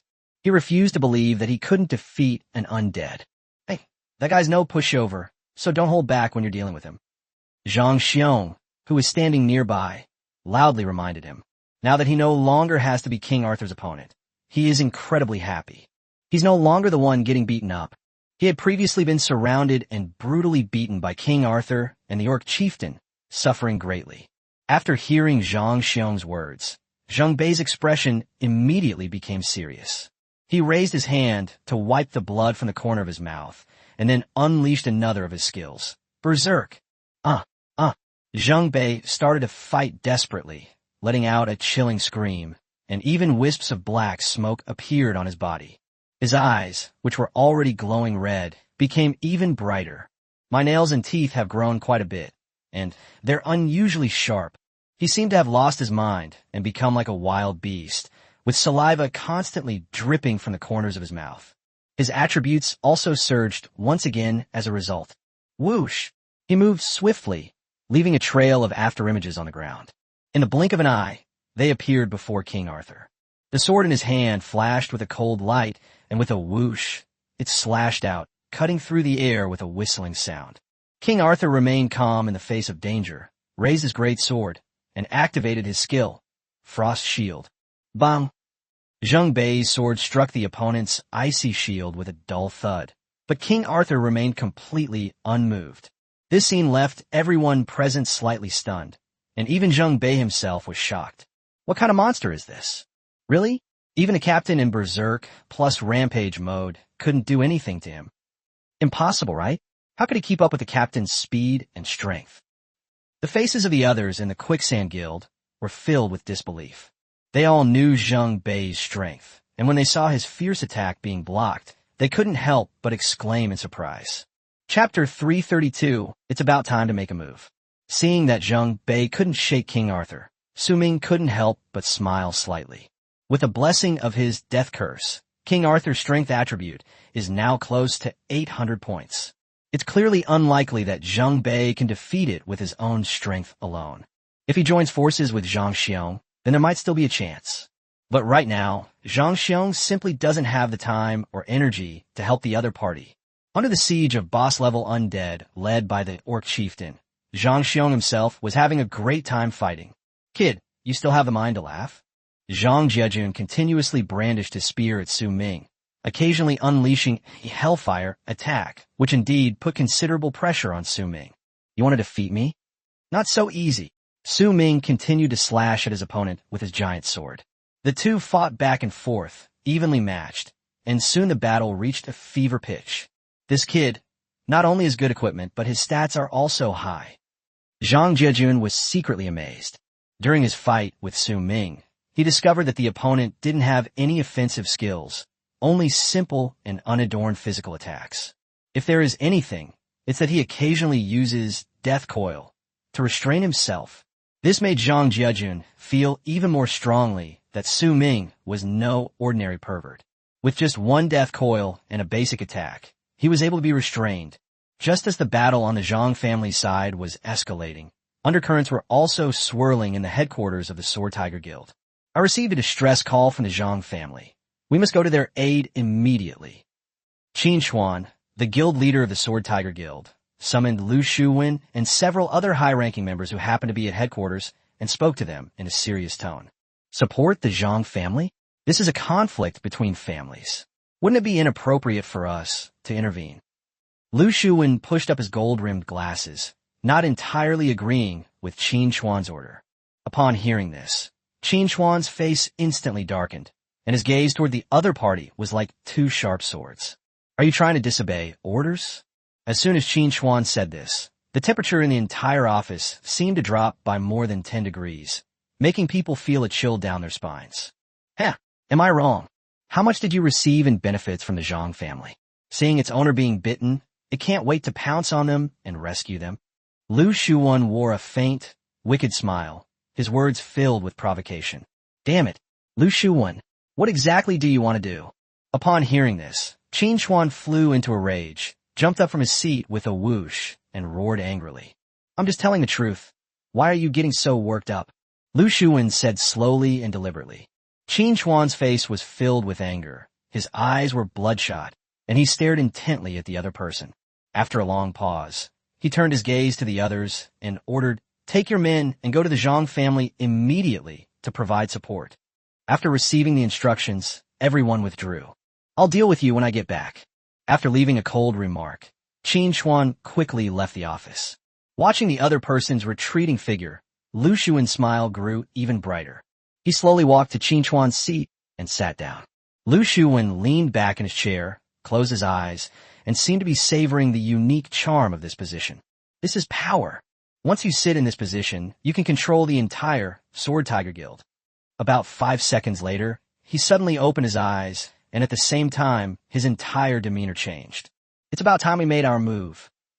Lu Shuwen muttered to himself, then stood up from his seat and left Qin Chuan's office. Meanwhile, cars were driving away from the Sword Tiger Guild headquarters downstairs, heading towards the Zhang family battlefield. About 10 minutes into their journey, a group of people suddenly appeared on the road and blocked their way. The Sword Tiger Guild's convoy had no choice but to stop. What's going on? Qin Chuan questioned in a deep voice. President, the road is blocked. The driver turned to look at Qin Chuan, his tone respectful. Tell them to get out of here. Qin Chuan was rushing to the Zhang family battlefield, and coupled with what had just happened with Lu Shuwen, he had nowhere to vent his anger. Yes, the driver replied respectfully, then opened the car door and walked towards the group. Time passed second by second, and 3 minutes later, Qin Chuan realized that the driver still hadn't returned. At this point, he finally noticed something was wrong. He peeked outside and saw that there was indeed a group of people standing in front of him. What puzzled him was that his driver was standing with him. What exactly is going on? Qin Chuan frowned, intending to get out of the car and check it himself. As he got out of the car, another vehicle pulled up behind him. Lu Shuwen. He quickly recognized Lu Shuwen through the glass. He had a vague sense of foreboding. Anyone with half a brain can see from this formation that they're about to rebel. You want to rebel? Upon seeing Lu Shuwen get out of the car, Qin Chuan's eyes widened in fury, and he squeezed out each word through gritted teeth. Seeing that something was wrong, the people in the other vehicles also got out of their cars. Isn't it obvious? Lu Shuwen gave a cold laugh. Were you deliberately trying to provoke me? Qin Chuan belatedly realized that he had fallen into a trap. If I obediently went to support the Zhang family, would you still have come out?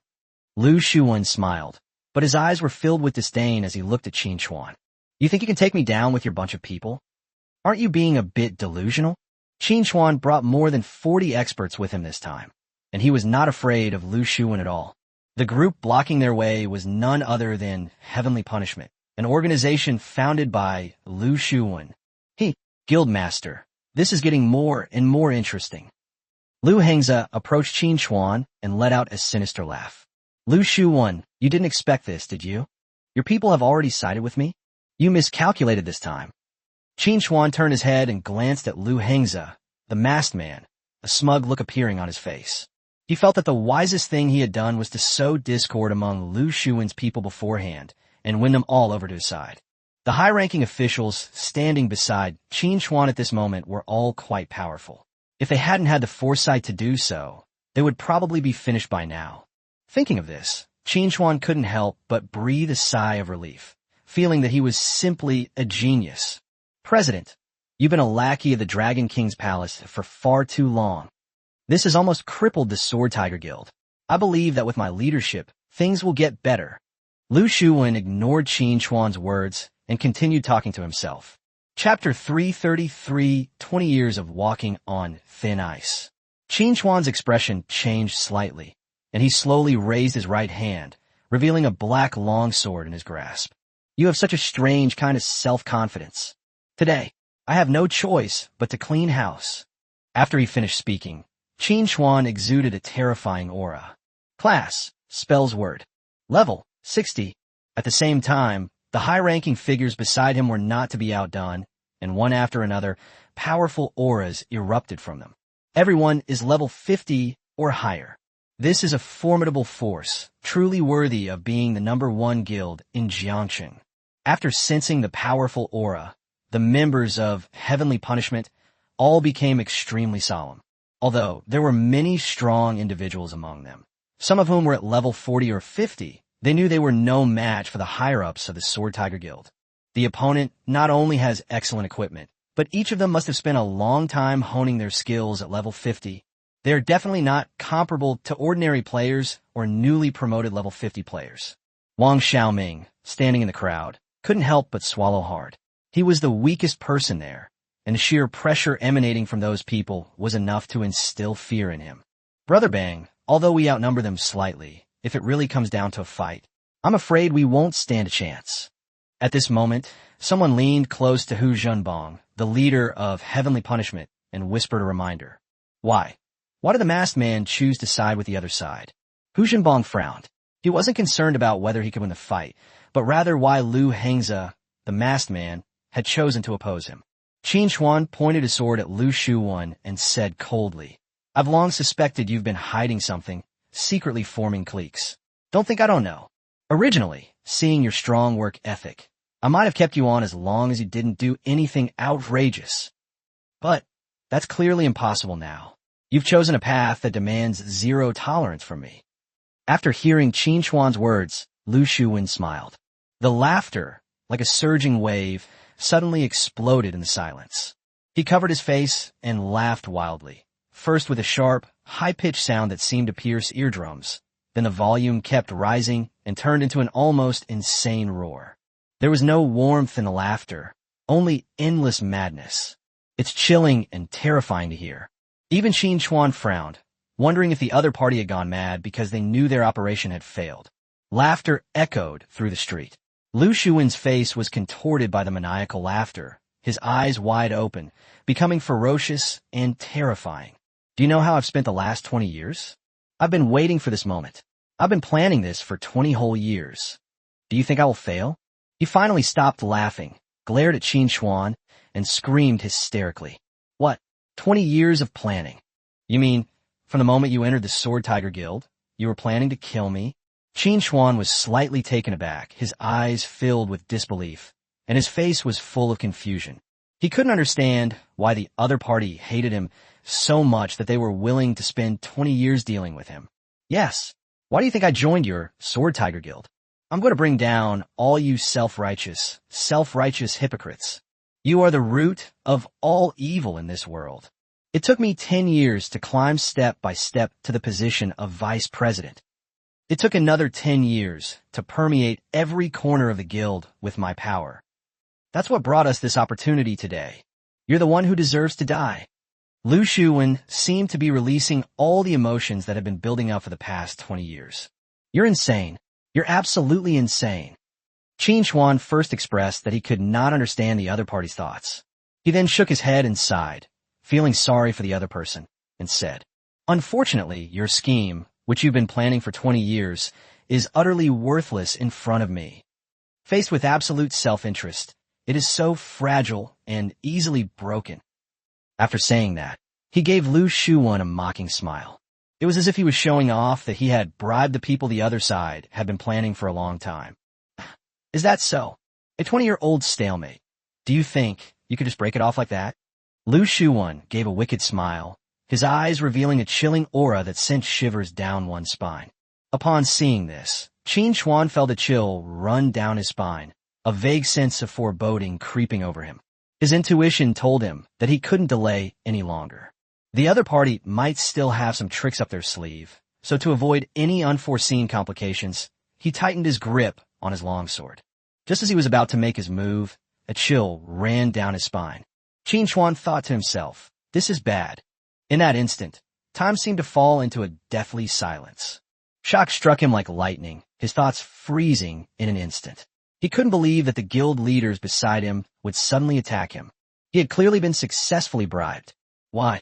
Why did they betray us at the last minute? Could it be that Lu Shuwen promised them some other conditions? One fatal question after another flashed through Qin Chuan's mind. He couldn't understand it. He just couldn't understand it at all. Anger, disappointment, and doubt intertwined and surged within him, his eyes filled with disbelief. Boom! Boom! Several beams of light suddenly appeared, and a loud bang resounded throughout the entire street, making the earth seem to tremble. Faced with a powerful attack from several high-ranking figures, even Qin Chuan, a level 60 expert, couldn't withstand it without enough time to defend himself. A powerful energy surge spread outwards like a surging wave, compressing the air and causing it to hiss sharply. All the surrounding cars were blown away and deformed by the terrifying aftershocks. The guild members present, as well as the Heavenly Punisher, were all knocked back several meters. Their faces were filled with horror. Not only were they shocked by the terrifying power, but they were also stunned by the scene of those people turning against their own side. In an instant, dust flew everywhere, as if the end of the world had arrived. Seeing that the sneak attack had succeeded, the corners of the mouths of the several high-ranking officials couldn't help but turn up slightly. They then withdrew their hands and retreated a distance, waiting for the dust to dissipate. Crack! Bang! Amidst the billowing smoke and dust, the first sound of cracking was heard, followed by an explosion. Lu Shuwen and the others all knew that Qin Chuan's legendary level armor had been broken. As the smoke and dust gradually dissipated, everyone's vision slowly became clearer. Below the giant pit, a disheveled figure was kneeling. The other person was covered in blood, with disheveled hair and tattered clothes, looking completely different from the previous president. Chapter 334: The Sword Tiger Guild Undergoes a Traitement. With a smile on his face, Lu Shuwen slowly walked to the edge of the giant pit and looked down at the other party with a condescending gaze. Slap, slap, slap. The next second, he actually applauded for it. The applause sounded so mocking and grating to Qin Chuan's ears, as expected of the president. Their strength is indeed not to be underestimated. Even if 5 high-ranking officials launched a sneak attack at the same time, they could only severely injure you. Lu Shuwen praised with a smile. At this moment, Lu Hengze, the masked man, also came to Lu Shuwen's side and sighed. Indeed, I really can't imagine what it would be like to confront the president head-on. Wow. Qin Chuan was consumed by rage and spat out another mouthful of blood. His eyes were filled with resentment and unwillingness. Although he had survived the sneak attack, it was not much different from being dead. Because of his current injuries, he was no match for his opponent and didn't even have a chance to escape. Why? Why did you suddenly betray me?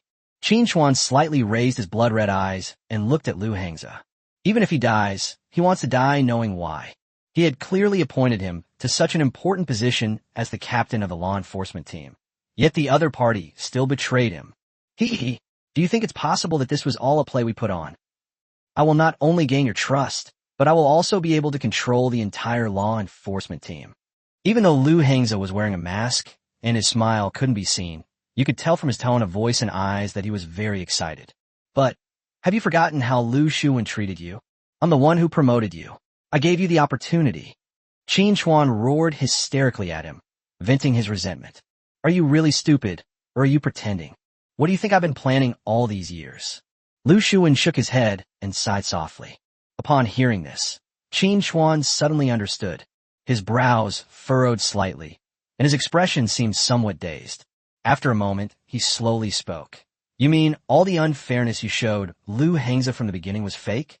That's right, it's all fake. Even the fact that you discovered it was something I deliberately arranged. Everything you see is my arrangement, including their disrespect for your orders. Lu Shuwen grinned, deciding to let the other party die knowing why. At this moment, Qin Chuan finally understood. It turns out that I had fallen into their trap from the very beginning and had been outmaneuvered. Lu Shuwen even deliberately revealed his true colors, allowing himself to divide Lu Shuwen's forces. This will further erode the influence of the Sword Tiger Guild. Now, not only is the law enforcement team under their control, but almost every department is under their control. While it may seem that you're splitting and disintegrating the other party's power, you're actually letting a wolf into the house and completely sidelining yourself. It turns out that all the people I brought with me today were on the other side. One tree cannot make a forest. After figuring everything out, Qin Chuan couldn't help but laugh out loud. Laughter was filled with helplessness and despair. The lofty ambitions of the past had all vanished like bubbles. Aren't you curious about who I am? Lu Shuwen lightly leaped into the giant pit, slowly walked up to Qin Chuan, gazed at him, and asked with a smile. Does it matter? Qin Chuan gave a self-deprecating laugh. After learning the truth, he was disheartened and lost interest in everything. It's not important anymore, but I still want to tell you. I am an orphan from Lujia village. Lu Shuwen squatted down, met the other person's gaze, and spoke calmly. Upon hearing the words Lu family village, Qin Siwen's heart skipped a beat, and his eyes were filled with shock as he looked at Lu Shuwen. You didn't expect that, did you? There are still people alive in Lu family village. More than 20 years ago, I was only a teenager. Was Lujia village wrong? Wrong. The mistake lies in the fact that it's just an ordinary little village. As a being of the lowest caste, it deserves to die. In your eyes, it's nothing. Lu Shuwen's eyes were bloodshot with rage. At this moment, he could no longer suppress his anger. He clenched his right fist and swung it out heavily. Qin Chuan was immediately blasted several meters away. Even after landing, his eyes were still filled with astonishment. He never expected that there would still be survivors in Lu family village, which was massacred overnight. I survived by hiding in a cesspool all night. I knew the world was sick back then, and I secretly vowed to heal it. Lu Shuwen approached Qin Chuan again and stepped on his face. That's none of my business. That was an order from the Dragon King's palace. We, the Sword Tiger Guild, are merely executors. Qin Chuan explained in a strong voice. And haven't you ever thought about the problems of your own Lu family village? There are some things that are not for you to touch. Not only did you dare to refuse to hand them over, but you also tried to spread the news. For the sake of its reputation, the Dragon King Palace naturally could not sit idly by. Qin Chuan added further. In the end, it's because we're from the bottom and don't deserve it. Dragon King's Palace considers itself the ruler of Dragon Xia, wielding absolute power. And you, as its henchman, you must die. After speaking, Lu Shuwen swung his iron fist down. Skill, Skybreaker. This punch seemed to contain the power to pierce the sky, the wind howling and carrying an overwhelming force. Qin Chuan's eyes widened, and he held his breath, sensing the approach of death. Boom! The iron fist landed with a loud thud. After being subjected to a powerful impact, Qin Chuan's body instantly caved in, and even the ground collapsed, with many spiderweb-like cracks appearing around him. The once powerful leader of the Sword Tiger Guild has fallen. Lu Shuwen slowly withdrew his fist, his eyes revealing a firm resolve. Dead. Finally dead. The masked man stood with his arms crossed at the edge of the giant pit, sighing in disbelief. Wang Xiaoming, standing among the crowd of heavenly punishment, was dumbfounded. I thought there would be a bloody battle, but it turned out to be just a show. Brother Lu, what do we do next? After Qin Chuan was dealt with, Hu Jinbong immediately went to Lu Shuwen's side and asked for instructions. Everyone, follow me back to the Sword Tiger Guild headquarters. Lu Shuwen remained expressionless, and, after speaking, jumped out of the giant pit first. To gain complete control of the Sword Tiger Guild, he still needs to get rid of some troublemakers. At the same time, he arranged for all the heavenly punishers behind him to join the guild, giving the guild a major overhaul. Before long, led by Lu Shuwen, the group began their return journey, heading towards the Sword Tiger Guild. Chapter 335 Destroy It. Art is an explosion. An abandoned warehouse in Jiangcheng City. I heard that Su Ming has appeared at the Zhang family's residence, and that he is the mysterious man. Guda Zhuang sat on a pile of miscellaneous items, his expression solemn. Upon hearing this, Qianni frowned and remained silent. No one knew what he was thinking. I suspect Zhao Jinhu was killed by Su Ming. Guda Zhuang pondered for a moment, then continued. Qianni's expression changed slightly when he heard that Su Ming had killed Zhao Jinhu. Whether or not to tell the higher-ups about this is up to you. Goodaj Wang and the others all turned their attention to Qian Yi. Qian Yi pondered for a long time before slowly shaking his head and sighing. Forget it. Not only do we lack solid evidence, but speaking out would only lead to accountability from our superiors and potentially retaliation from Su Ming. Goodaj Wang actually already knew the answer in his heart, but he was just putting on an act to see what the other party meant, since Qian Yi was the organizer of this operation. Qian Yi's answer further convinced him that the other party's relationship with Su Ming was not simple. Oh, right, there's something else I've never understood. Goodaj Wang suddenly remembered something. Qian Yi turned to look at the other person. What is it? Why do we keep living in abandoned warehouses? Is there something you're hiding? As soon as Goodaj Wang said this, the others around him immediately gathered around, and they were also puzzled by the question. Xingyi. Meanwhile, the battle for the Zhang family intensified. The two sides fought fiercely and were evenly matched. Out of the corner of his eye, Su Ming noticed that Fei Shui, who was not far away, was covered in bruises. A pang of heartache shot through my heart. This girl is extremely important to him. That was the person his mother had risked her life to protect. He absolutely wouldn't allow anything to happen to her. With a thought, the hell dragon flapped its wings and immediately flew towards him. Huh, kid?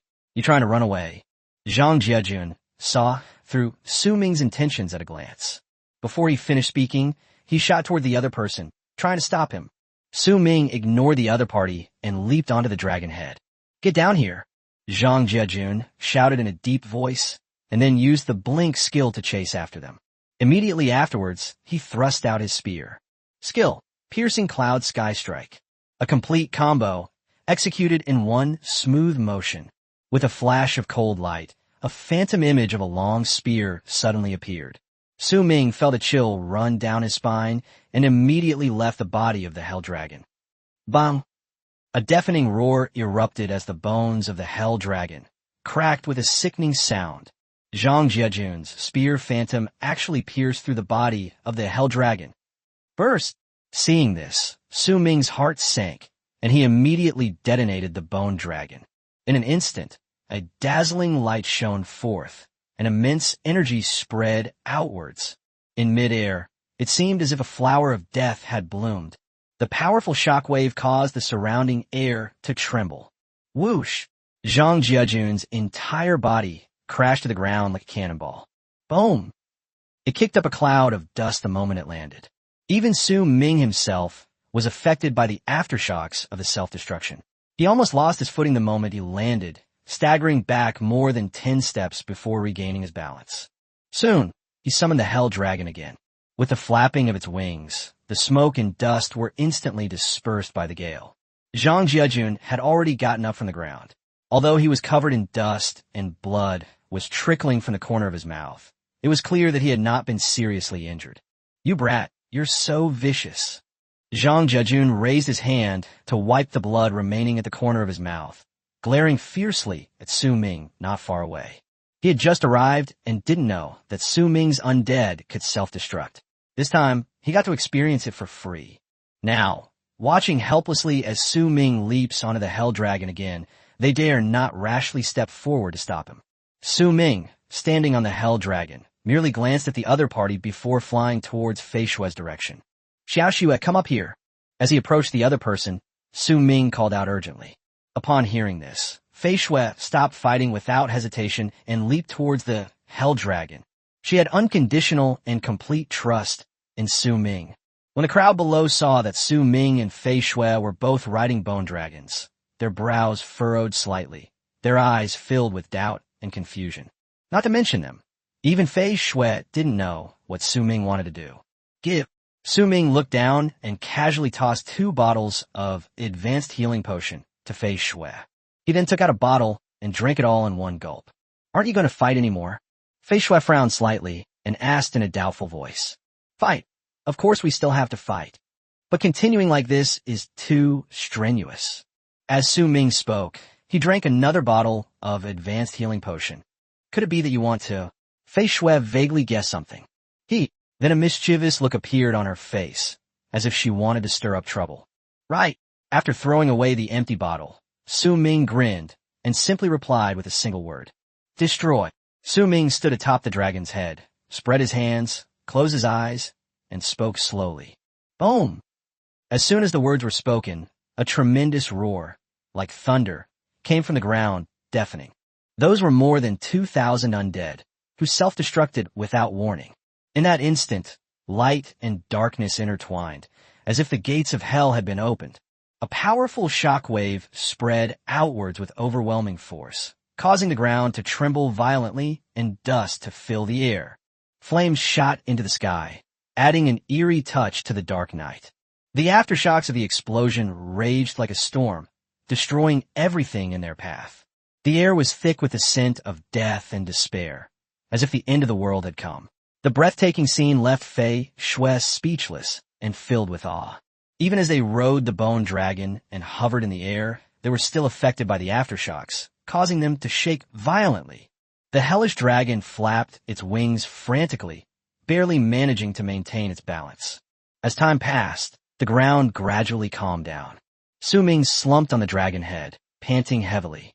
He's been using large-scale, undead bombs frequently today, and just now he detonated more than 2,000 of them at once. The immense mental exertion caused him great physical fatigue. Are you all right?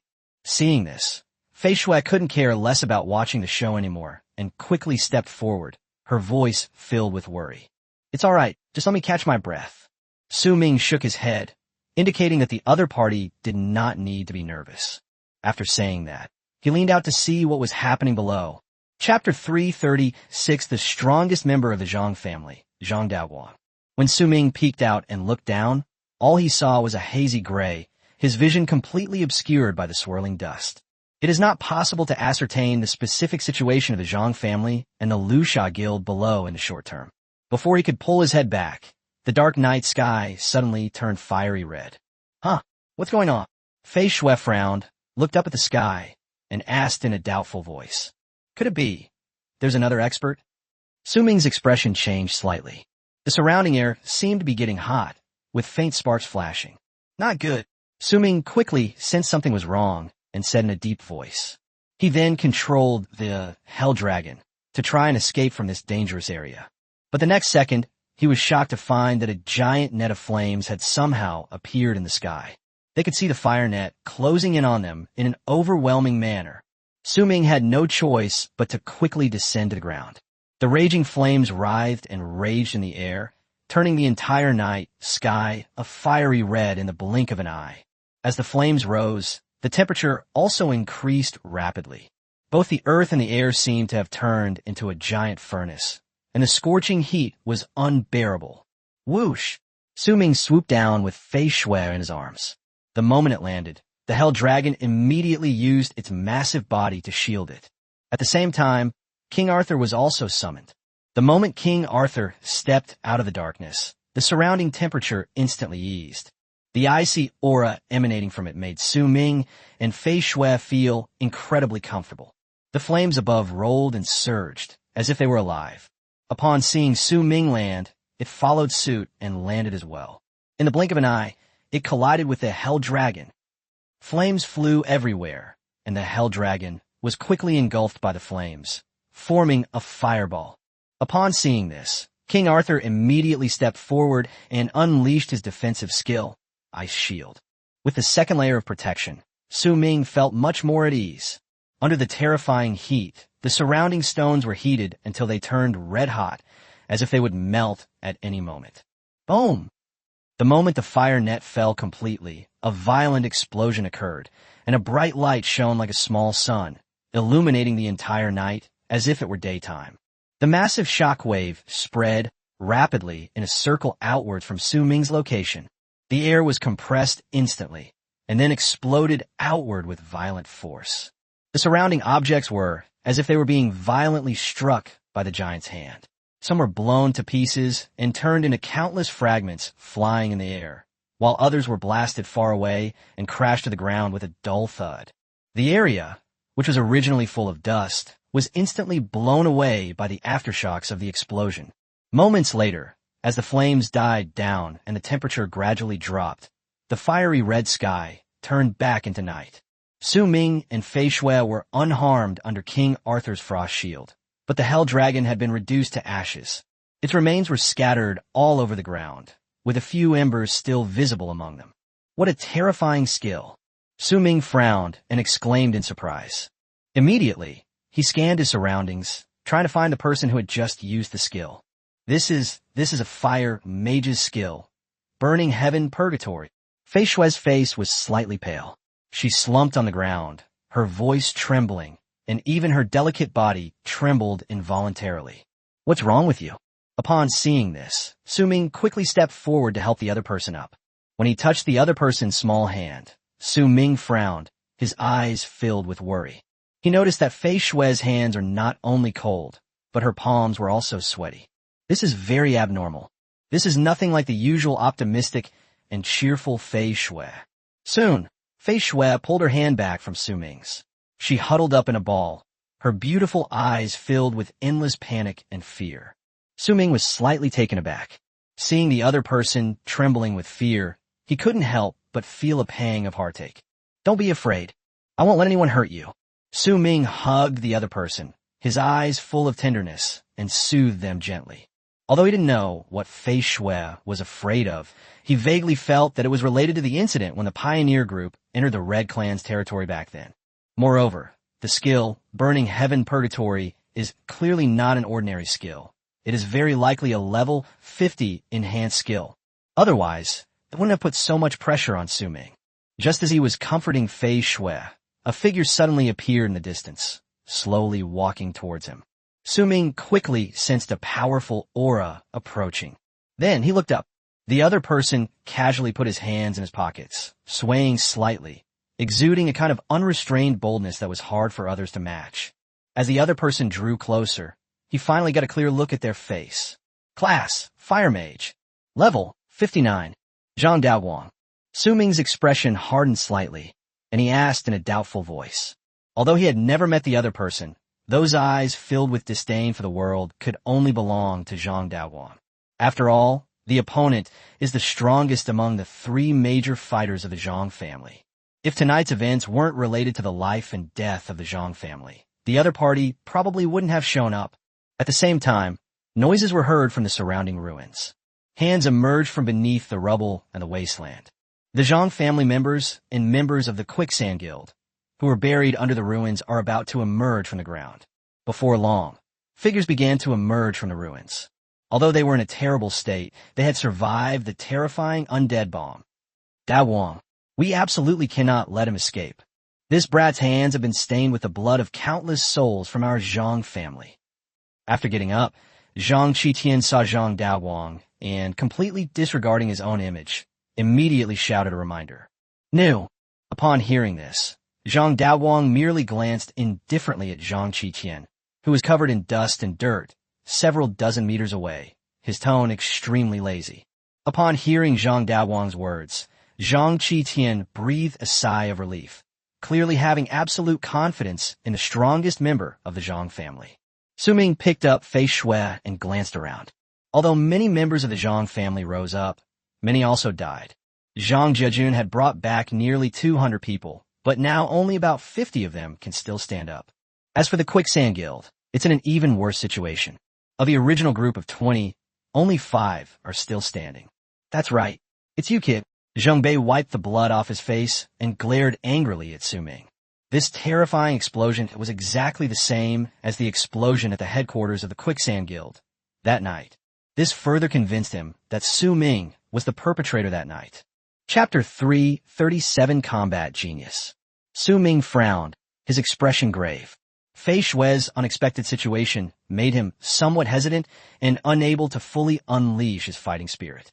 After Zhang Xiong, Zhang Jiajun, and the others got up from the ruins, they began to surround Su Ming again. Although they were all injured by the undead bomb, they were not yet incapacitated. Kid, let's see what you do this time. Zhang Jiajun held a gun in one hand and clutched his chest with the other, gritting his teeth as he spoke to Su Ming. The protective gear on his body faintly emitted a dim light. Upon closer inspection, it becomes clear that the light is emanating from tiny cracks. Heh, do I really have to do it myself to deal with you guys? Su Ming gave a cold laugh. As soon as the words were spoken, The surrounding air seemed to freeze, and dark vortexes suddenly appeared. The undead warriors who had just self-destructed have returned to the battlefield. As the deathly spirits reappeared before them, everyone present held their breath. They all knew that Su Ming could summon undead indefinitely, but when they saw more than 2,000 undead return to the battlefield, they couldn't help but be shocked and felt a strong sense of oppression. We must kill Su Ming, otherwise, we have no chance of winning. Zhang Qitian roared hysterically in Zhang Daowang's direction. Is this kid using these undead to bring a devastating blow to our Zhang family?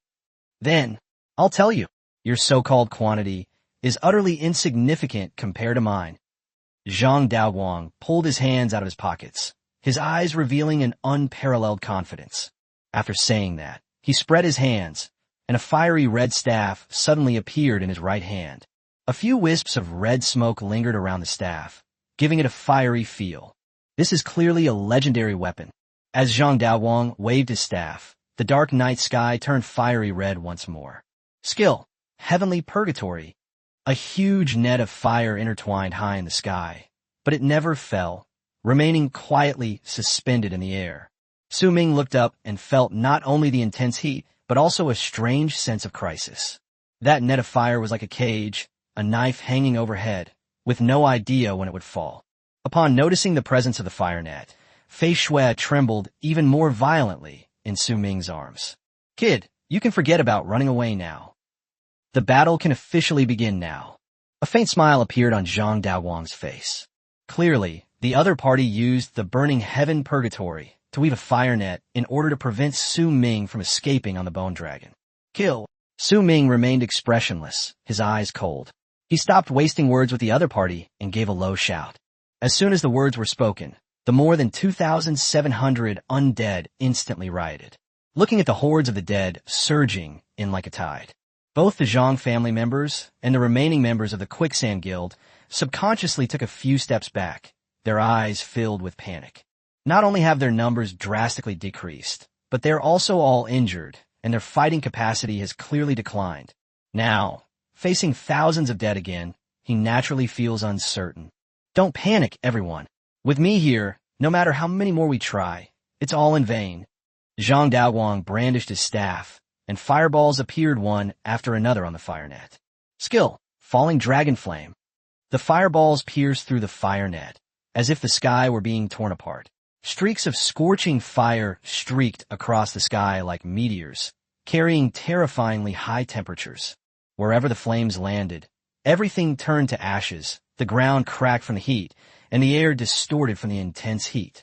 The raging dragon flames, carrying an unstoppable destructive power, frantically devoured Su Ming's undead army.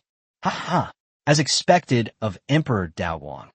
Seeing Su Ming's undead army perish in the flames, Zhang Qitian finally released his long-suppressed frustration.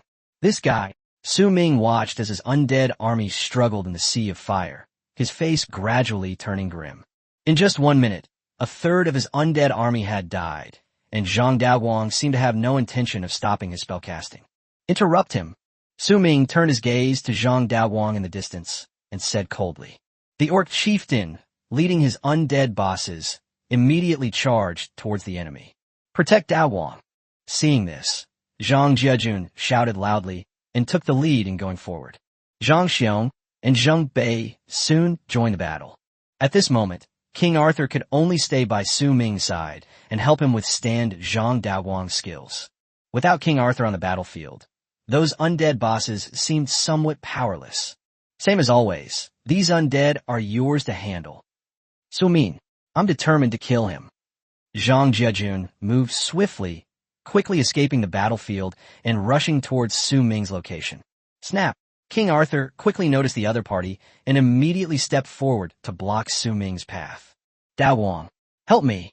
Zhang Jiajun seemed to have anticipated that King Arthur would come stop him. TCH, it's a piece of cake. Zhang Daowang chuckled, a playful glint in his eyes. Without interrupting the casting of Falling Dragon Flame, he actually raised his left hand and launched another skill, Hellfire Dragon Flame, in the direction of King Arthur. What? Upon seeing this, Su Ming's eyes widened involuntarily. He was shocked to see the blazing fire dragon flying towards him with an aura of destruction. He never expected that Zhang Daowang would be so powerful that he could multitask and release two skills at the same time. This is one of the few combat-type geniuses in the entire Dragon Xia Kingdom. Zhang Daowang's Hellfire is far more powerful than Zhang Jiajun's. Seeing the fire dragon so close, Zhang Jiajun used the blink skill to disappear right in front of King Arthur. King Arthur was unable to continue intercepting the dragon, as it had already reached him. Boom! Left with no other option, it could only use the frost shield to defend itself. It was at this moment that Zhang Jiajun seized the opportunity. Holding a long spear, he finally arrived in front of Su Ming. Kid, let's see how you fight me with this burden on your shoulders. Zhang Jiajun seemed to have the other party completely under his control. Su Ming narrowed his eyes slightly. He absolutely could not put Fei Shui on the ground at this moment. Otherwise, given the Zhang family's nature, they would definitely attack him. However, fighting while holding Fei Shui would inevitably be greatly restricted. This gave Zhang Jiajun a golden opportunity. Chapter 338 Su Ming's Crisis. Zhang Jiajun brandished his spear wildly, and Su Ming could only barely dodge. Kid, I must say, you are a terrifying existence, but you are still a bit too arrogant. The Zhang family is not as simple as you think. Zhang Jiajun raised his hand and unleashed a Hellfire attack, then quickly switched directions using Blink. Skill, Piercing Cloud Sky Strike. Before Su Ming could react, a cold glint appeared behind him. Immediately following was a phantom image of a long spear. Zhang Jiajun's shot was aimed at killing the opponent. Su Ming felt a chill run down his spine and knew in his heart that something was wrong. But it was too late to dodge. Boom! A loud bang was heard, hitting him squarely in the back. Under the powerful impact, Su Ming was sent flying backward like a cannonball. He used his own body to shield Fei Shui tightly, preventing her from being harmed. Bang! After flying more than 10 meters, Su Ming crashed heavily into a pile of rubble. At the same time, the undead warrior closest to him instantly exploded. The passive skill, Damage Transfer, is triggered. Cough, cough, cough. Even though half of the damage was transferred, Su Ming still coughed up several mouthfuls of blood. How come this kid is so tough? Zhang Jiajun frowned and muttered to himself. That last strike really hit the opponent. Even if the other party was wearing protective gear, they shouldn't have only suffered minor injuries. Kill him. Su Ming quickly stood up from the pile of rubble and immediately gave orders to the undead around him. In an instant, dozens of undead surrounded it. Unfortunately, with Zhang Daowang's assistance, the undead were quickly stopped by the opponent's falling dragon flame. This gave Zhang Jiajun another chance to get close to Su Ming. Just then, the fiery red sky suddenly brightened. Immediately afterwards, countless tiny green starlight showered down on the earth. Skill, Natural Fluorescence. Everyone present was slightly taken aback. Even Su Ming was no exception. He slowly raised his hand to catch the starlight. However, just as those starlight rays were about to touch him, they seemed to be repelled and bounced away, never managing to land on him.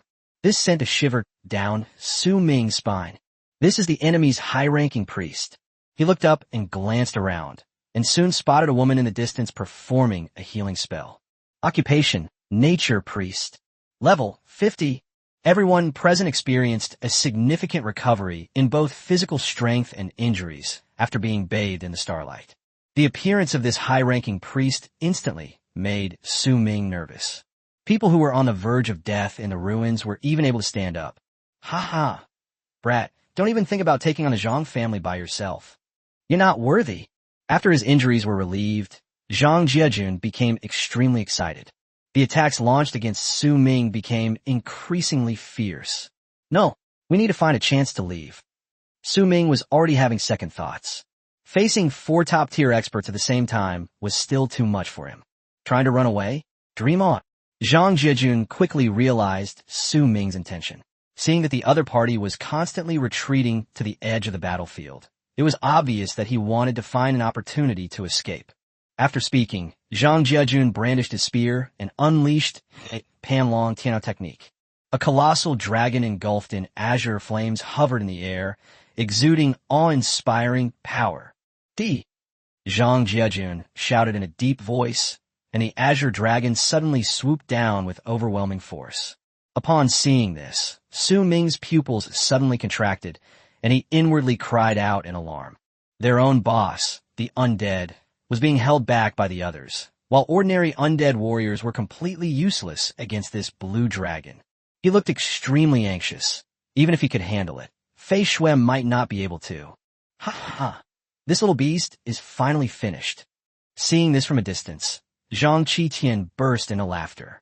Seeing that Su Ming was about to be defeated, he felt an unprecedented sense of pleasure. The great revenge has been achieved, and everyone is delighted. Su Ming had no other choice but to turn his back to the Azure Dragon and do his best to protect Fei Shui. The Zhang family. The feud between us is one of eternal hatred. Seeing that Fei Shui's life was threatened, Su Ming's eyes became bloodshot, and he squeezed out each word through clenched teeth. Ha ha! You're not going to make it today. Zhang Jiajun's smile gradually turned into a maniacal expression of excitement. Boom! The Azure Dragon descended, unleashing an unimaginable power that sent shockwaves spreading outwards, sending earth and rocks flying and dust billowing into the air. This drew the attention of everyone present. Is it over? Zhang Qitian asked, both nervous and curious, constantly craning his neck to look around. Unfortunately, the smoke and dust made it impossible to see the details inside for a while. Before long, the smile on Zhang Jiajun's face gradually disappeared, replaced by solemnity, because he soon discovered that the spirits around him had not disappeared or stopped moving. This is enough to prove that Su Ming is still alive and has not lost his ability to fight. What kind of monster is this kid? Zhang Jiajun frowned, staring coldly at the smoke and dust ahead. That was his full-force attack with astonishing destructive power. Even a level 50 expert wouldn't dare to rashly withstand it with their own body. As the smoke and dust slowly dissipated, everyone's vision gradually became clear. What? When Zhang Jiajun saw what was happening before him, a look of astonishment appeared on his face. Even the others were slightly taken aback. A crystal-clear ice shield appeared where Su Ming was standing. The result is already obvious. It was that icy shield that helped Su Ming block the Cyan Dragon. At this moment, Zhang Jiajun's expression became unusually solemn as he was surprised. The members of the Flowing Sand Guild didn't understand what the ice shield meant, but the people of Jiangcheng City understood it all too well. That's the signature ice attribute of the Yi family of Jiangcheng. I apologize. Young friend Su, our Yi family is late. The wielder of the frost shield was a middle-aged man in his 40s with a full beard and a somewhat simple and honest appearance. Class, Frost Shield Guardian. Level, 58. Ye Lingxi. Zhang Jiajun slowly uttered a name. You Zhang family launched a sneak attack on our Yi family while I was away? You're really something. Yi Lingxi looked up at Zhang Jiajun, and their eyes met.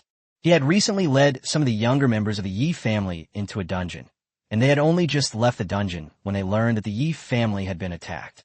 At the same time, he also received the mission to immediately go to the Zhang family to support Su Ming. Fortunately, at the critical moment, they finally made it in time. Chapter 339, A Tale of Two Extremes. Su Ming never expected that the Yi family would appear here. Thank you. He expressed his gratitude to Yi Lingxi. If the other party hadn't appeared in time, the consequences would have been unimaginable.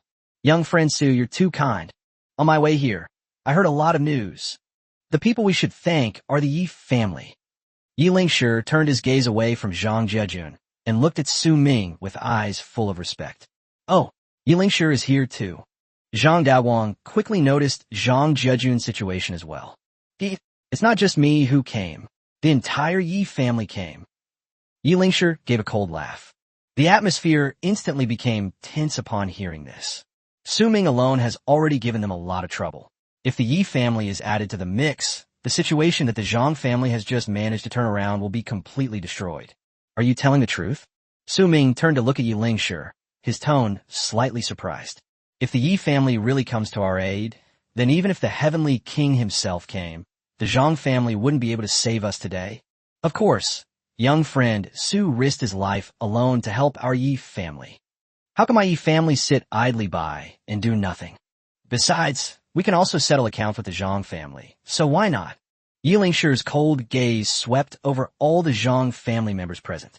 He had long wanted to take action against the Zhang family for what they had been doing recently. Yi Lingshi, I advise your Yi family not to meddle in other people's business. If you are willing to leave, our Zhang family promises that we will never cause trouble for your Yi family again. But if you insist on interfering, don't blame us for being impolite. Our Zhang family is backed by the Mad Lion Guild, and we have a close relationship with Qin Chuan of the Sword Tiger Guild. I advise you to carefully weigh the pros and cons. After learning that the Yi family was going to intervene, Zhang Jiajun appeared calm on the surface, but in reality, he was panicking.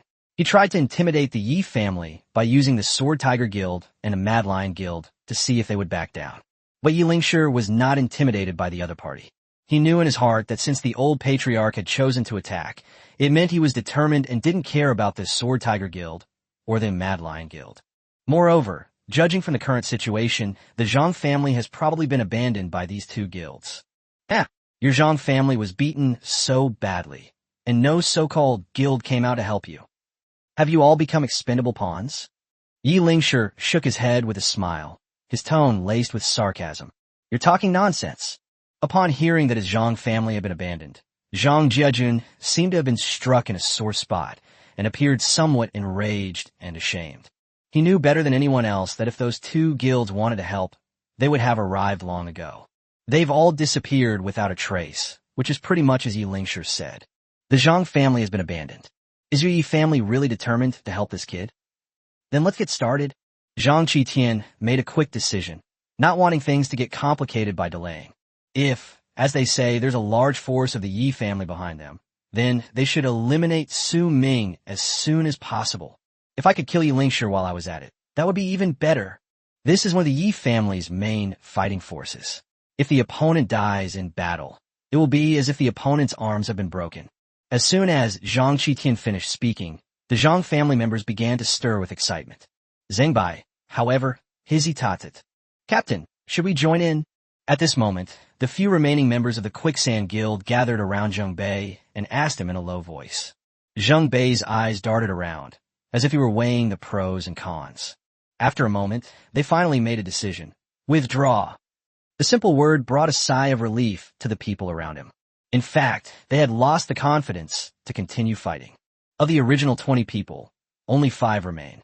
Now that the enemy has gained an extra accomplice, killing Su Ming seems simple, but it is actually harder than climbing to heaven. Brother Zheng Bai, what are you doing? Zhang Xiong noticed something was off about Zheng Bai and the others out of the corner of his eye. He turned around and saw that they were actually leaving the battlefield. He quickly asked them what was wrong, trying to stop them from leaving. Although the Quicksand Guild now only has 5 members left, they're all quite strong, especially Zheng Bai. That was undoubtedly a master. Sorry, it's getting late, and if I don't go home and sleep soon it will be dawn. Zheng Bai glanced back at the other person, smiled apologetically, and then quickened his pace. Watching the 5 figures walk away into the distance, Zhang Xiong's lips twitched involuntarily a few times. Goodness, isn't this excuse a bit too flimsy? This clearly shows they got scared after seeing the Yi family intervene. These useless trash. Cowards. Utterly worthless. Zhang Xiong angrily cursed at the backs of Zheng Bai and the others. Captain, how are we going to explain this to our superiors if we leave? Yes, the higher-ups have made it clear that we need to take down Su Ming. As long as Su Ming isn't defeated, our Quicksand Guild will never be able to hold our heads high. Soon, the members of the Quicksand Guild completely left the Zhang family's battlefield area, and only then did they remember the death order they had received from above. Take down Su Ming? Take down my ass. If you're so capable, call the higher-ups to come and do it themselves. It's easy for you to talk when you're not the one suffering. This kid has already formed an army all by himself. Didn't you see he almost wiped out the entire Zhang family? When Zheng Bai talked about Su Ming, he just shook his head. In particular, the terrifying Undead explosion instantly killed more than half of their companions. Even now, thinking back on it, I still feel lingering fear. If the Yi family hadn't intervened, we could still have a chance. But now that the Yi family has intervened, are we going to risk our lives? If we don't leave now, when the Yi family's main force arrives, none of us will escape. Zheng Bai added angrily. Upon hearing this, Everyone agreed and nodded in support of their captain's statement. Even after the Quicksand Guild left, the battle did not end just because they were gone. The Zhang family quickly launched an attack, and Zhang Daoguang also became serious. Fall! He stopped casting the Falling Dragon Flame spell and instead controlled the fire net in midair to fall to the ground. As the fire net got closer to the ground, the temperature rose sharply.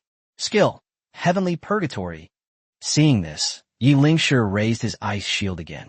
Immediately afterward, a flash of blue light appeared, instantly relieving the intense heat in the surrounding area. What followed was a bone-chilling cold, with countless ice crystals shimmering and spreading out with overwhelming force.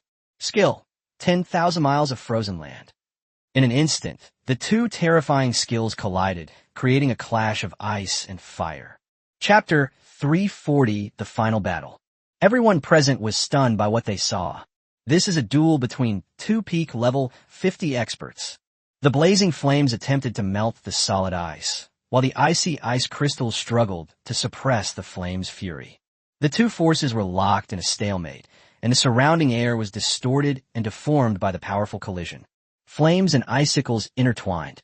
At times, the flames would prevail, sizzling as they baked the ice. At times, the ice would exert its power, freezing the flames until they were on the verge of collapse. Boom! The two skills ultimately resulted in a draw, producing a deafening roar as heat waves and chilling winds swept across the entire arena. Under the terrifying aftershocks, everyone instinctively raised their hands to defend themselves and took 2 steps back. So strong, Su Ming exclaimed in surprise. The burning heaven purgatory that Zhang Daoguang unleashed this time was a level stronger than the one he had released before. It seems that the other party is going all out against Yi Lingshi. What are you all standing there for? Leave Yi Lingshi to me. The other kid is yours to handle. Zhang Daoguang became serious after Yi Lingshi appeared. For a master like Yi Lingshi, someone has to step forward to hold him back, and he is undoubtedly the most suitable candidate. To be precise, he's the only one who can keep the other side in check right now. Although Zhang Xiong and Zhang Jiejun are both quite strong, they're not at their peak right now and are still somewhat lacking. Everyone kills Su Ming. Ever since Zhang Qitian saw Su Ming escape, he had been impatient and his eyes were bloodshot with anger as he shouted loudly. He harbored boundless hatred for Su Ming, vowing not to rest until the other party was dead. The Zhang family has rallied once again. Dozens of members of the Zhang family were menacing, their eyes filled with determination, their spears pointed at Su Ming. However, Su Ming was no pushover. With just a thought, hundreds or even thousands of undead warriors suddenly charged towards the Zhang family. What a troublesome fellow. Zhang Xiong, let's fight our way out. Zhang Jiejun brandished his spear, knocking 2 undead warriors away before roaring angrily. All right, you lead the way. Zhang Xiong nodded in response. When it comes to clearing the way, Zhang Jiejun is the one who should take charge. Although the opponent is a melee mage, he is still a mage. To deal with this horde of undead, the mage suddenly transformed into a powerful sorcerer. That terrifying area of effect skill can maximize damage. The 2 figures, one in front and one behind, quickly carved a bloody path through the undead army. You brat, today we must use your blood to wash away the Zhang family's shame and to pay tribute to our fallen clansmen. Zhang Jiejun's roar burst from his throat, filled with intense resentment and accusation. Upon hearing this, Su Ming remained silent, his cold eyes fixed on the 2 of them. Whoosh! The next second, one after another undead boss appeared in front of them, making it impossible for them to move an inch. King Arthur is also involved this time. It won't be easy for the 2 of them to break through the encirclement of 7 undead bosses. With King Arthur in charge, it became almost impossible. Asshole! Just as Zhang Xiong was about to step forward, King Arthur's greatsword swung down, forcing him to quickly pull his head back. At this moment, they also realized the importance of Zheng Bei of the Lu Sha Guild. The situation is completely different without a top-notch player. They didn't even have a chance to get close to Su Ming. Zhang Xiong, what are you guys doing? Time is running out. Seeing that Su Ming was still standing there unharmed, while Zhang Xiong and Zhang Jiejun were unable to break through the encirclement of the undead, Zhang Qitian couldn't help but anxiously question them. We can't do anything about it. These are no ordinary undead. Zhang Xiong was also helpless.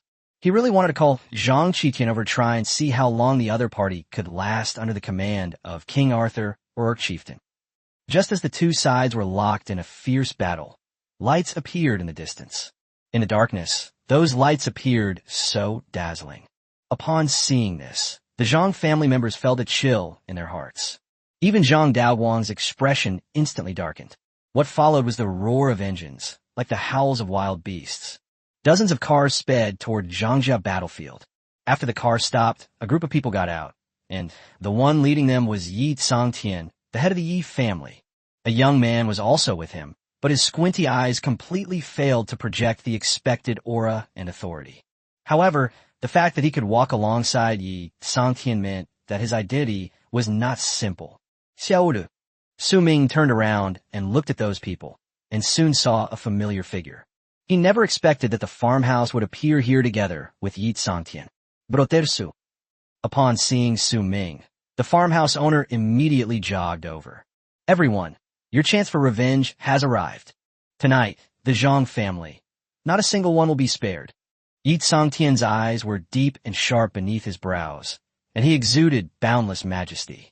Every word he uttered was powerful and resounding, like the sudden ringing of a bell, and it also contained a boundless rage. The hundreds of Yi family members behind him shouted in unison, yes. The sound was as deafening as thunder and as turbulent as ocean waves, stirring up layers of ripples in the air. Their long-suppressed resentment towards the Zhang family is about to be completely unleashed tonight. The sound echoed throughout the land, lingering for a long time, making people's blood boil. With their arrival, the Zhang family members began to panic. Farmers, keep up. Seeing that the Yi family members had already joined the battle, the farmhouse family naturally did not want to fall behind and immediately launched an attack. In an instant, the Yi and Nong families, with more than 200 people, rushed into the battlefield. The previously deadlocked battle situation instantly shifted. We owe a great debt to you tonight, young friend Su. On behalf of the entire Yi family, I express my gratitude to you. After his clansmen launched their attack, Yi Tsangtian quickly approached Su Ming, his attitude having undergone a complete 180-degree change. He used to look down on Su Ming, but now he flatters Su Ming as much as he used to. After all, their strength is undeniable. Seeing the once grand Zhang family mansion reduced to ruins, even if Yi Tsangtian were a fool, he would know whose handiwork this was. He single-handedly stood against the Zhang family. Yi Tsangtian not only couldn't do it, but he also didn't have the courage. You're too kind. Su Ming looked up at Yi Tsangtian and said slowly, young friend Su, you have done our Yi family a great favor. If you ever need anything from our Yi family in the future, please don't hesitate to ask. Upon meeting Su Ming in person, Yi Tsangtian immediately felt the urge to curry favor. I had only heard of him by name and had never met him in person, so I never took him seriously. However, the current situation made it difficult for him to continue to disregard the other party. The sheer number of dead on the battlefield was enough to deeply shock him. Chapter 341. This sentence is returned to you.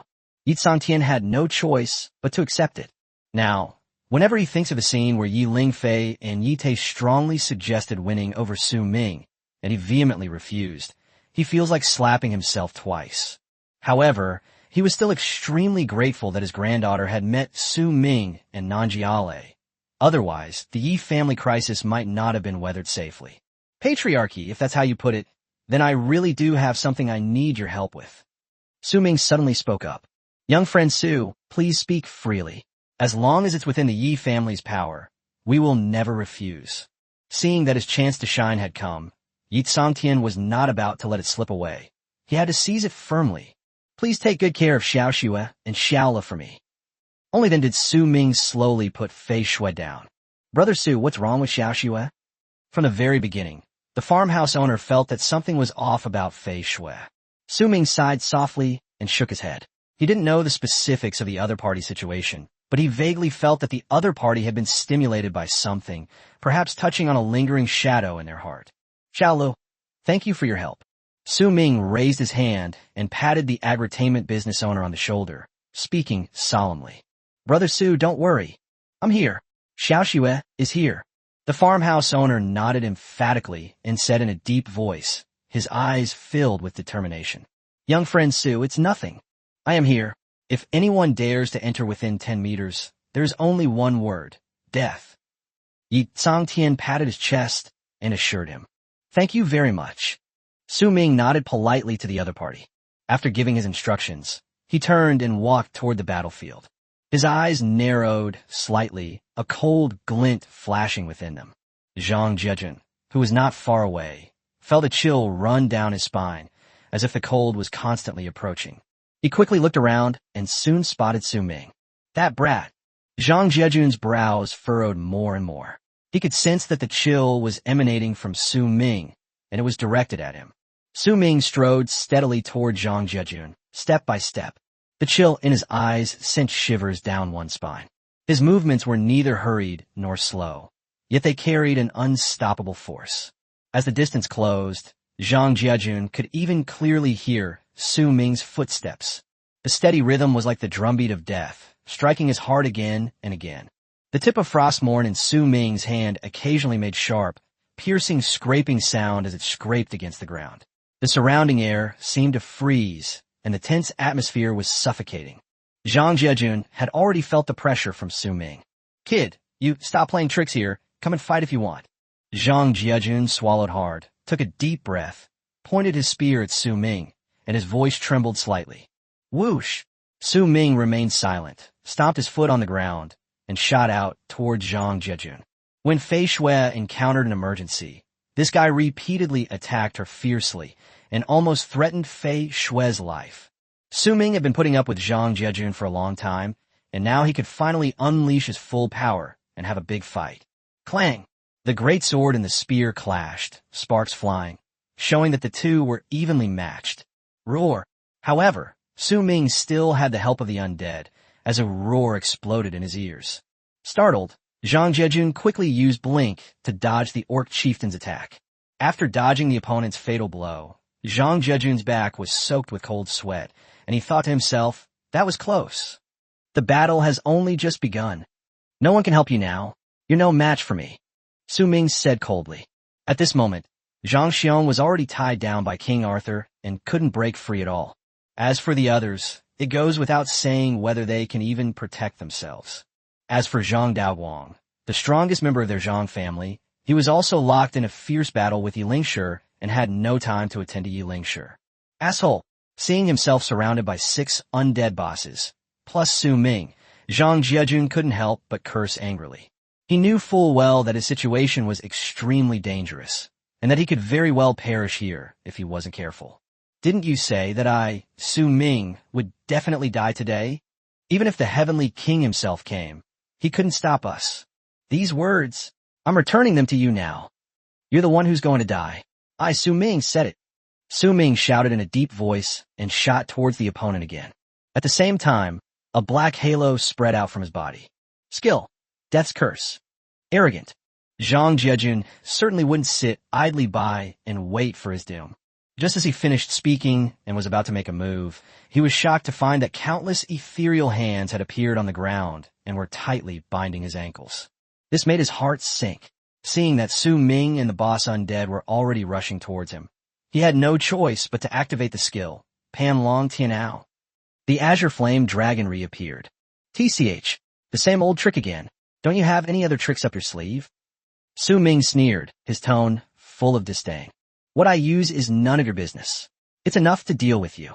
Zhang Jiejun brandished his spear, and a giant blue dragon coiled up from it. The undead bosses that had just pounced on were all knocked back several meters. Su Ming gripped his greatsword tightly and charged forward to meet the attack head-on. You brat, you're asking for it. Zhang Jiejun's expression changed slightly. He hadn't expected the other party to dare to rush over. You're the one who'll die. Su Ming showed no fear in the face of the Azure Dragon's imposing might. He swung his great sword as if to rip open the blue dragon's belly. You're insane. You're a madman. Zhang Jiejun's pupils suddenly contracted. He was utterly astonished by the other party's crazy actions. The Azure Dragon was formed from azure flames. The moment Su Ming swung his greatsword down, although it opened a gash in the dragon's body, The scorching azure flames immediately surrounded Su Ming, as if they wanted to devour him. When the people around saw this scene, they were all slightly stunned. Su Ming's strike was too risky. It was like he was going to die if he didn't succeed. The guest house owner was so nervous, he held his breath, his heart pounding in his chest. They were terrified that Su Ming would be devoured by the blue flames and turn to ashes. Su Ming's expression was solemn. How could he not know the danger of this move? But he had faith in the Frostmourne in his hand. Foolish. Seeing that the other party was about to be engulfed by the blue flames, Zhang Jiejun sneered.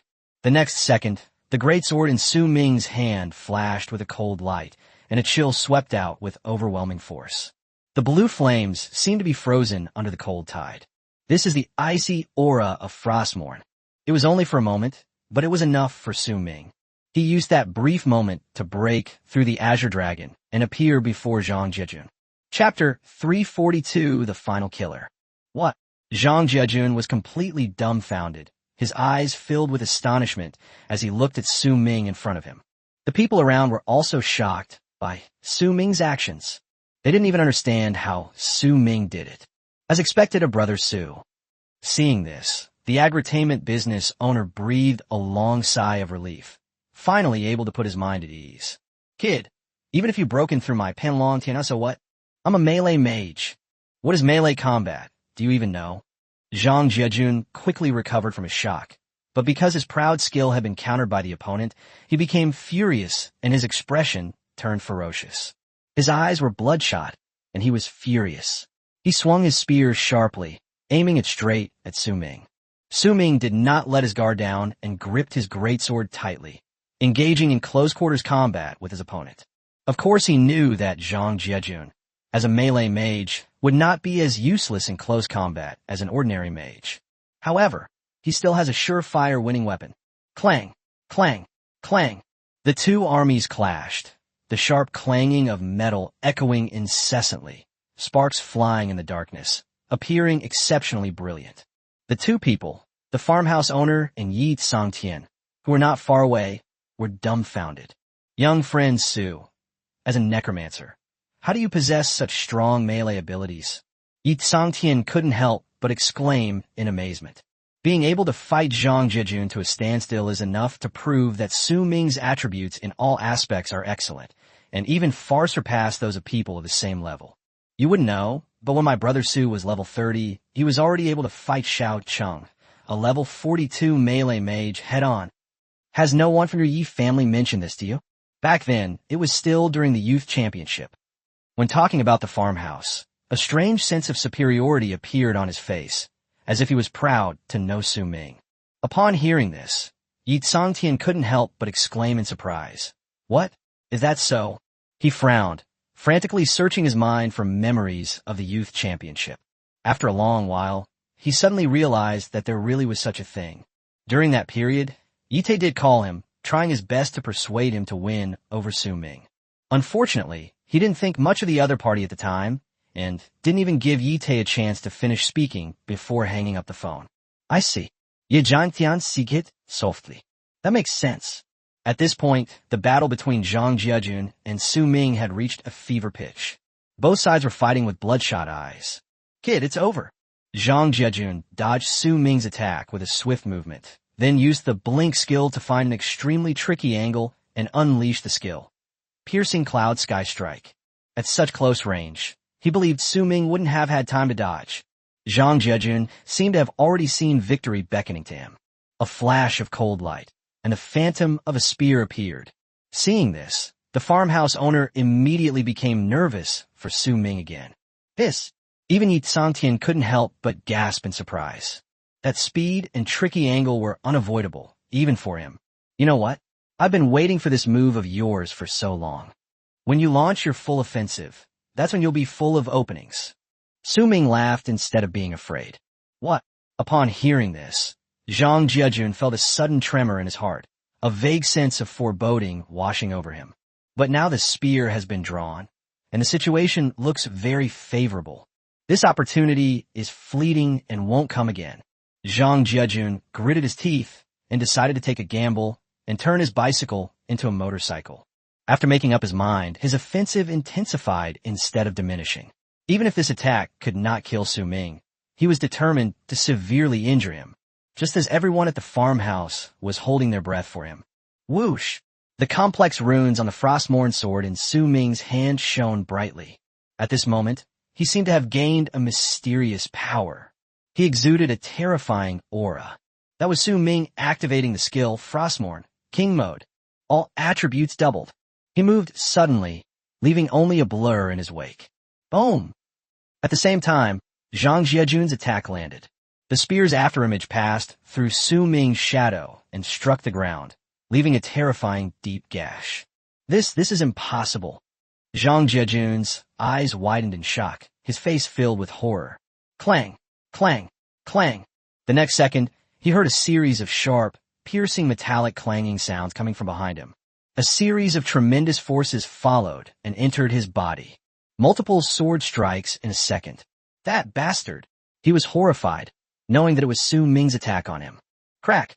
Bang!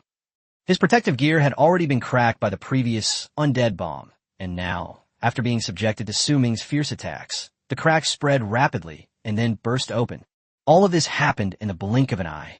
The moment the protective gear shattered, Zhang Jiajun was also sent flying backward. Under the terrifying force, his blood and chi surged, and he even spat out blood in midair. Seeing the blood spray out in an arc, Su Ming narrowed his eyes slightly, slammed his foot on the ground, and shot towards his opponent again. Whoosh!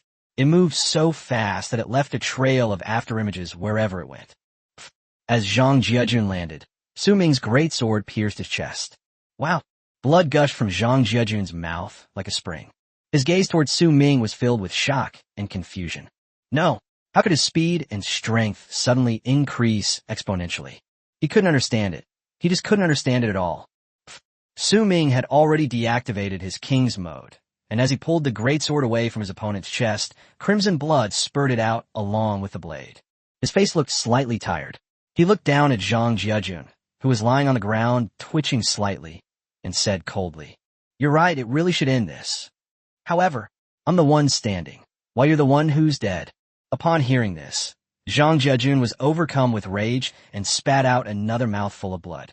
His eyes were filled with intense resentment and bitterness. His mouth was slightly open, as if he wanted to speak. However, his injuries were too severe. Su Ming's attack had extinguished all his chances of survival. In addition, the chilling effect of Frostmourne had already spread throughout his body, continuously causing damage. This made Zhang Jiajun even more miserable. Before long, he kicked his legs and his eyes went blank. One of the Zhang family's top experts has thus perished. Chapter 343, Zhang Daowang's Naked Threat. After dealing with Zhang Jiajun, Su Ming was panting heavily. The cost of King State is just too high.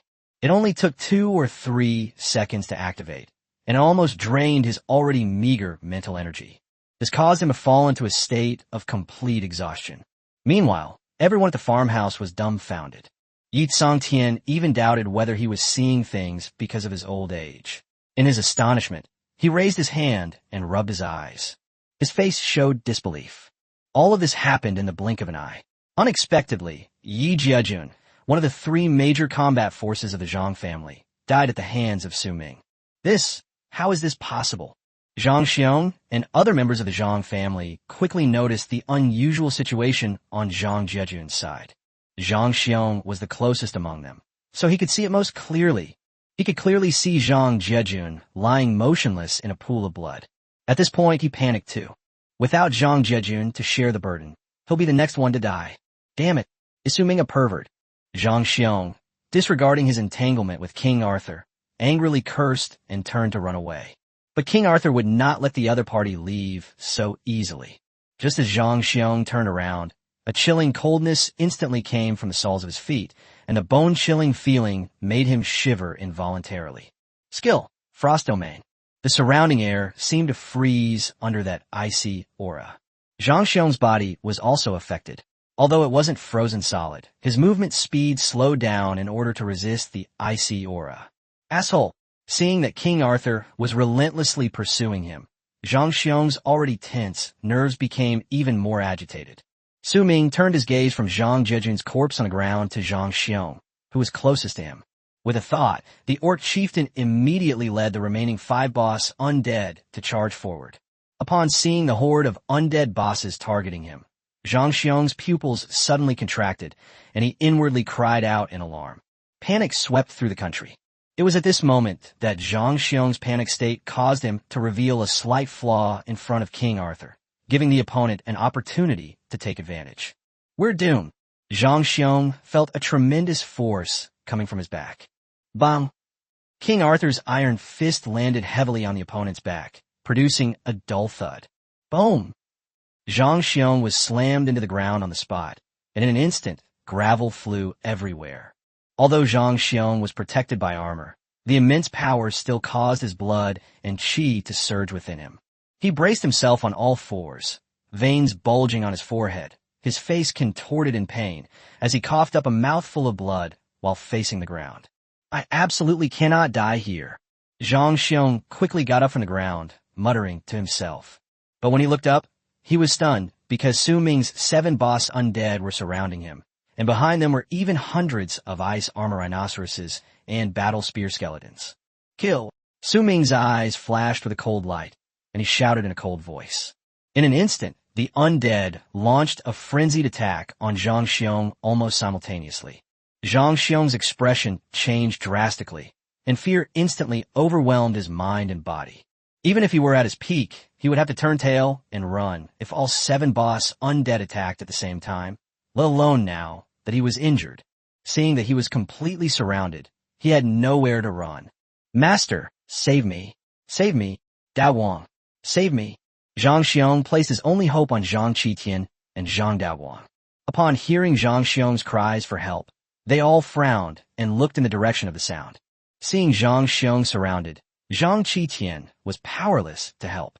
He not only had to fight against Su Ming's ghost, but also deal with the experts from the Yi family.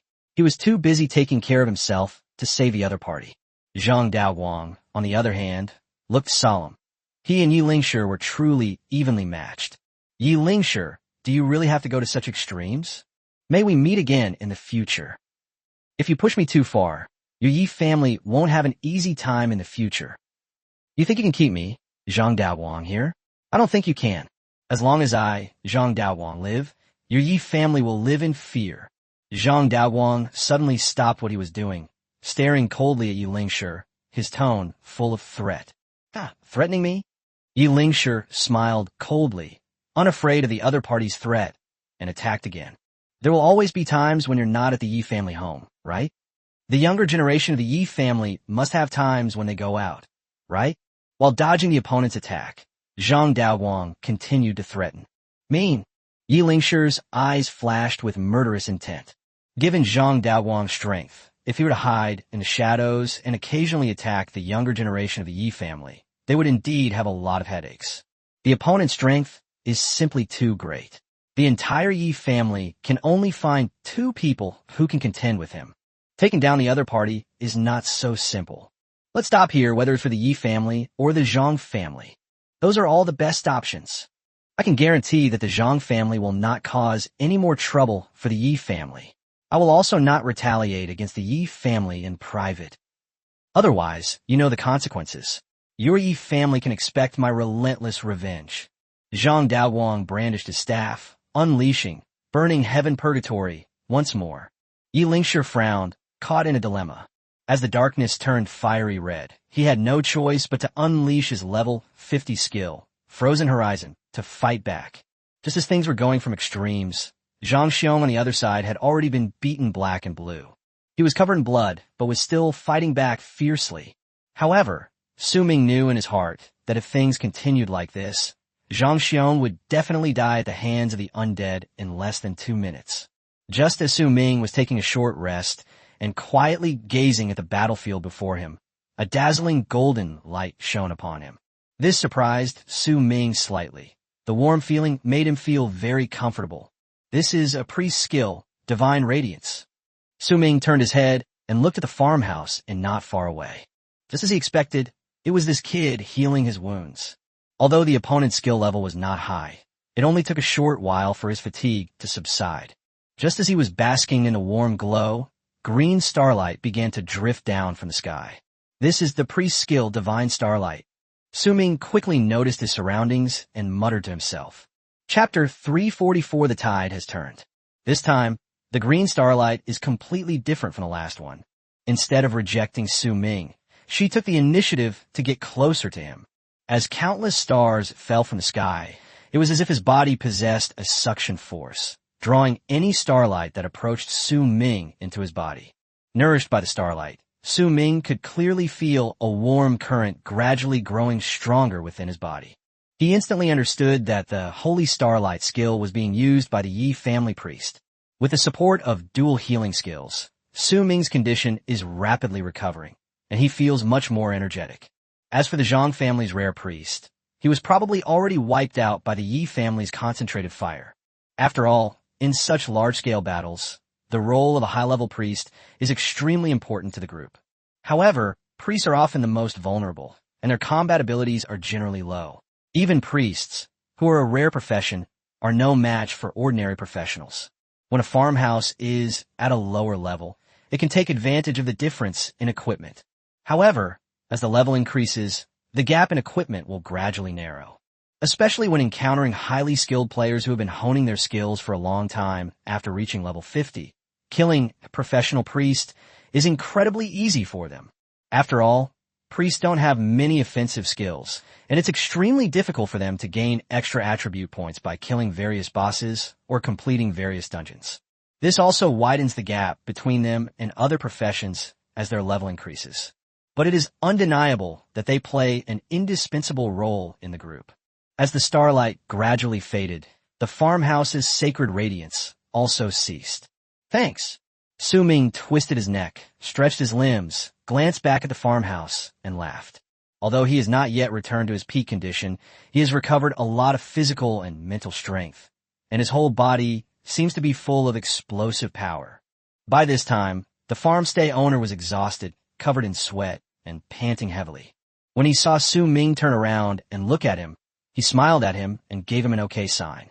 After turning his gaze away from the farmhouse, Su-ming shifted it to Zhang Xiong, who was not far away. The opponent was already at his last gasp, covered in blood, and even his left arm had been cut off.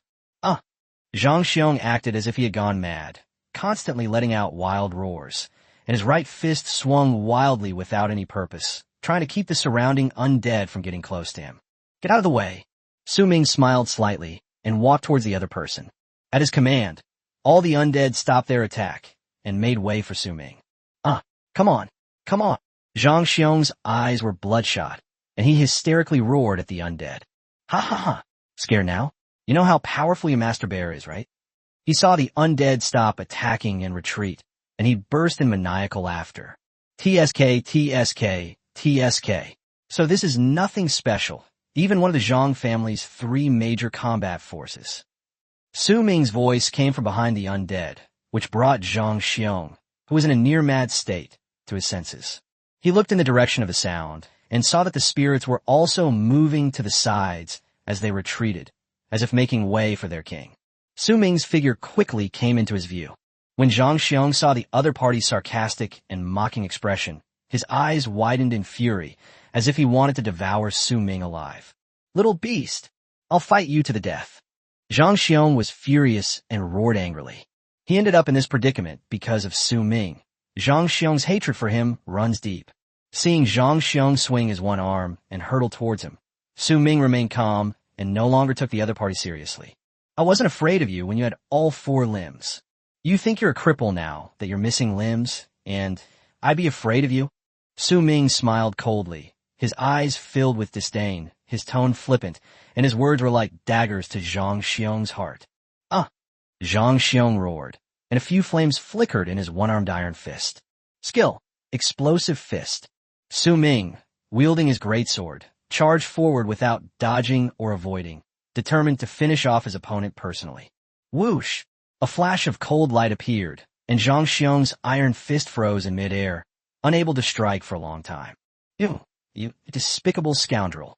Zhang Xiong slowly turned his head to look at his fist, which was frozen in midair, and squeezed out each word through clenched teeth. His eyes were filled with resentment and unwillingness, and he saw his one arm being restrained by countless empty hands. In his current state, he has no way of breaking free from the other party's restraints. However, Su Ming's great sword left a shocking wound on his chest.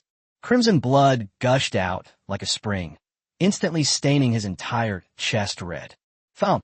The moment those ethereal hands disappeared, Zhang Xiong knelt down on one knee.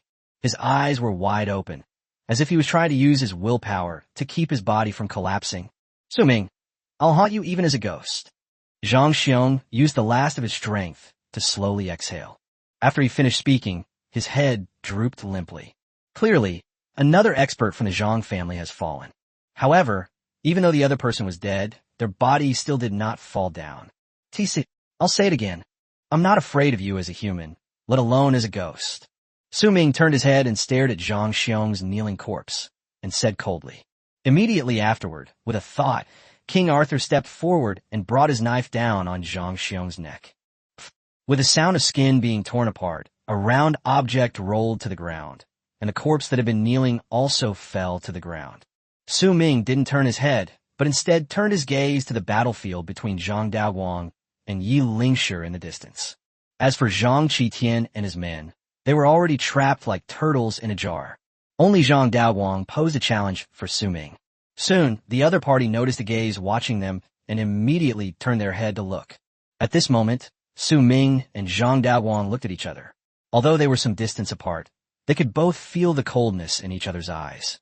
Zhang Daoguang quickly realized that Zhang Xiong had also perished. It was as if a sharp knife had pierced his heart. Anger surged within his chest like magma raging beneath a volcano. The successive deaths of the Zhang family's 3 major combat forces are undoubtedly a fatal blow to the Zhang family. His fists were clenched so tightly that his knuckles turned white, and the fiery red staff in his hand cracked as he gripped it. His lips trembled slightly, but he was too angry to utter a single complete word. His eyes narrowed slightly, and 2 blazing flames erupted from beneath his feet. Using the propulsion of the flames, he soared straight into the sky. Chapter 345, The Tricky Zhang Daoguang. Whether it was Su Ming, Yi Lingshi, or even the other members of the Yi family, they all couldn't help but show astonishment when they saw Zhang Daoguang fly into the sky. After flying to a certain height, Zhang Daoguang looked down at everyone below with a superior gaze. His eyes were filled with endless, chilling, killing intent. You guys, you've really gone too far. I, Zhang Daoguang, will fight you to the death. If you're so capable, then we'll make sure your Yi family has to hide a home from now on. Otherwise, I'll kill them all on sight.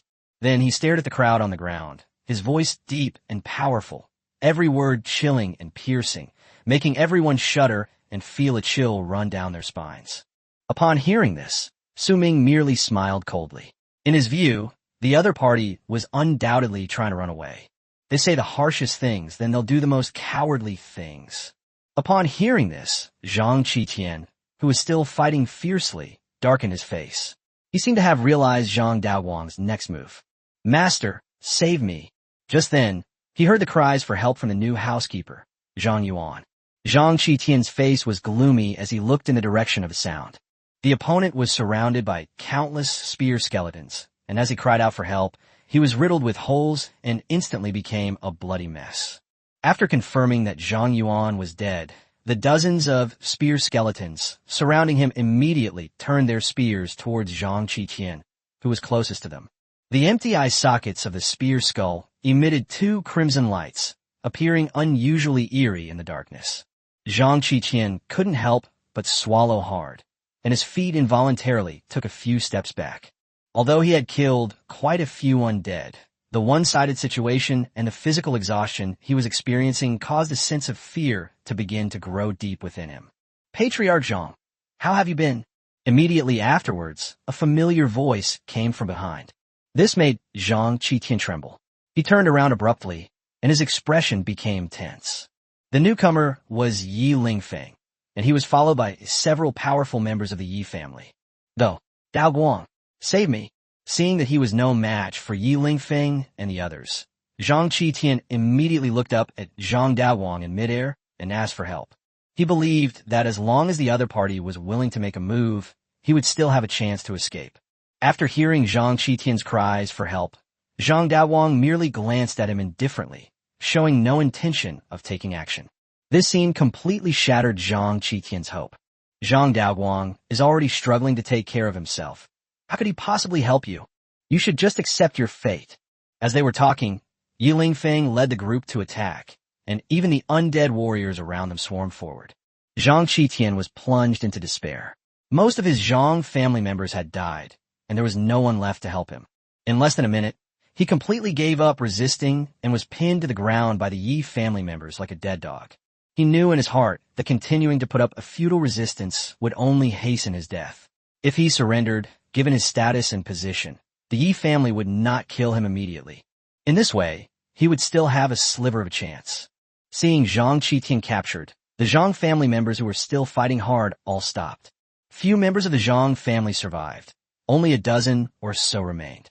They were quickly detained by the Yi family. Patriarch, our Zhang family is truly finished. As those people were brought to Zhang Qitian's side, some of them spoke with despair in their voices, muttering to themselves.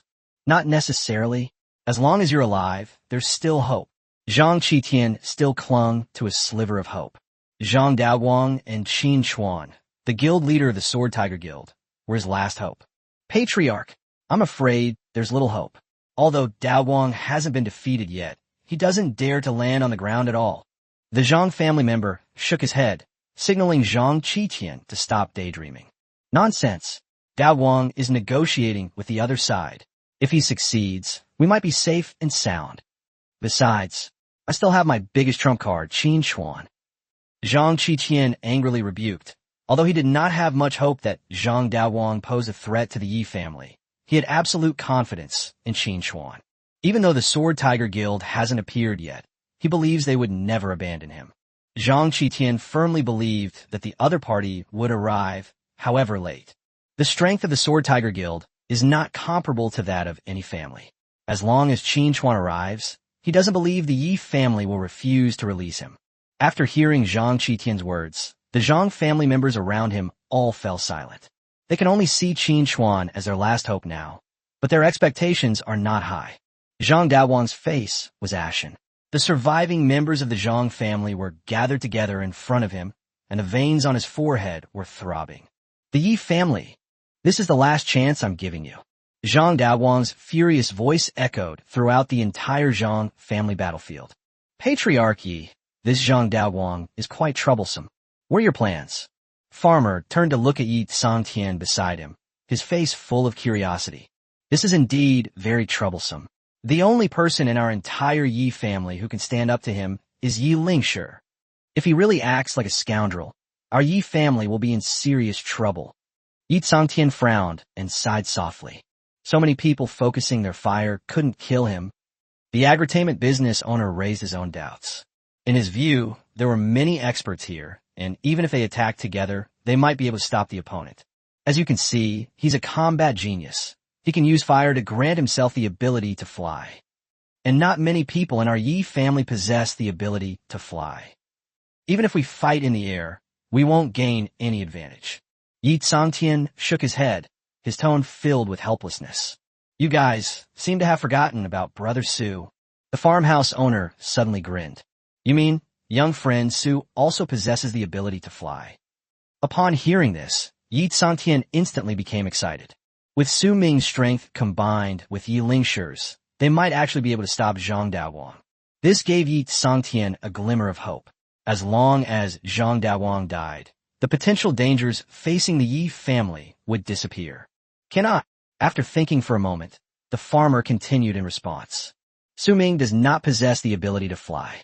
Upon hearing the other party's reply, Yi Tsangtian was immediately speechless. It's as if they're complaining. If you can't fly, then why are you even talking to me about flying? Chapter 346. Have you ever seen a dragon knight? Chase after him. But his spirit can fly. The agritainment business owner added further details. Yi Tsangtian then turned his gaze to the hellish dragon on the battlefield. Level 40. Upon seeing the opponent's level, he held no hope. Even though the opponent was a boss-level undead being, level 40 was no threat to Zhang Daowang. Yi Tsangtian shook his head after reading it.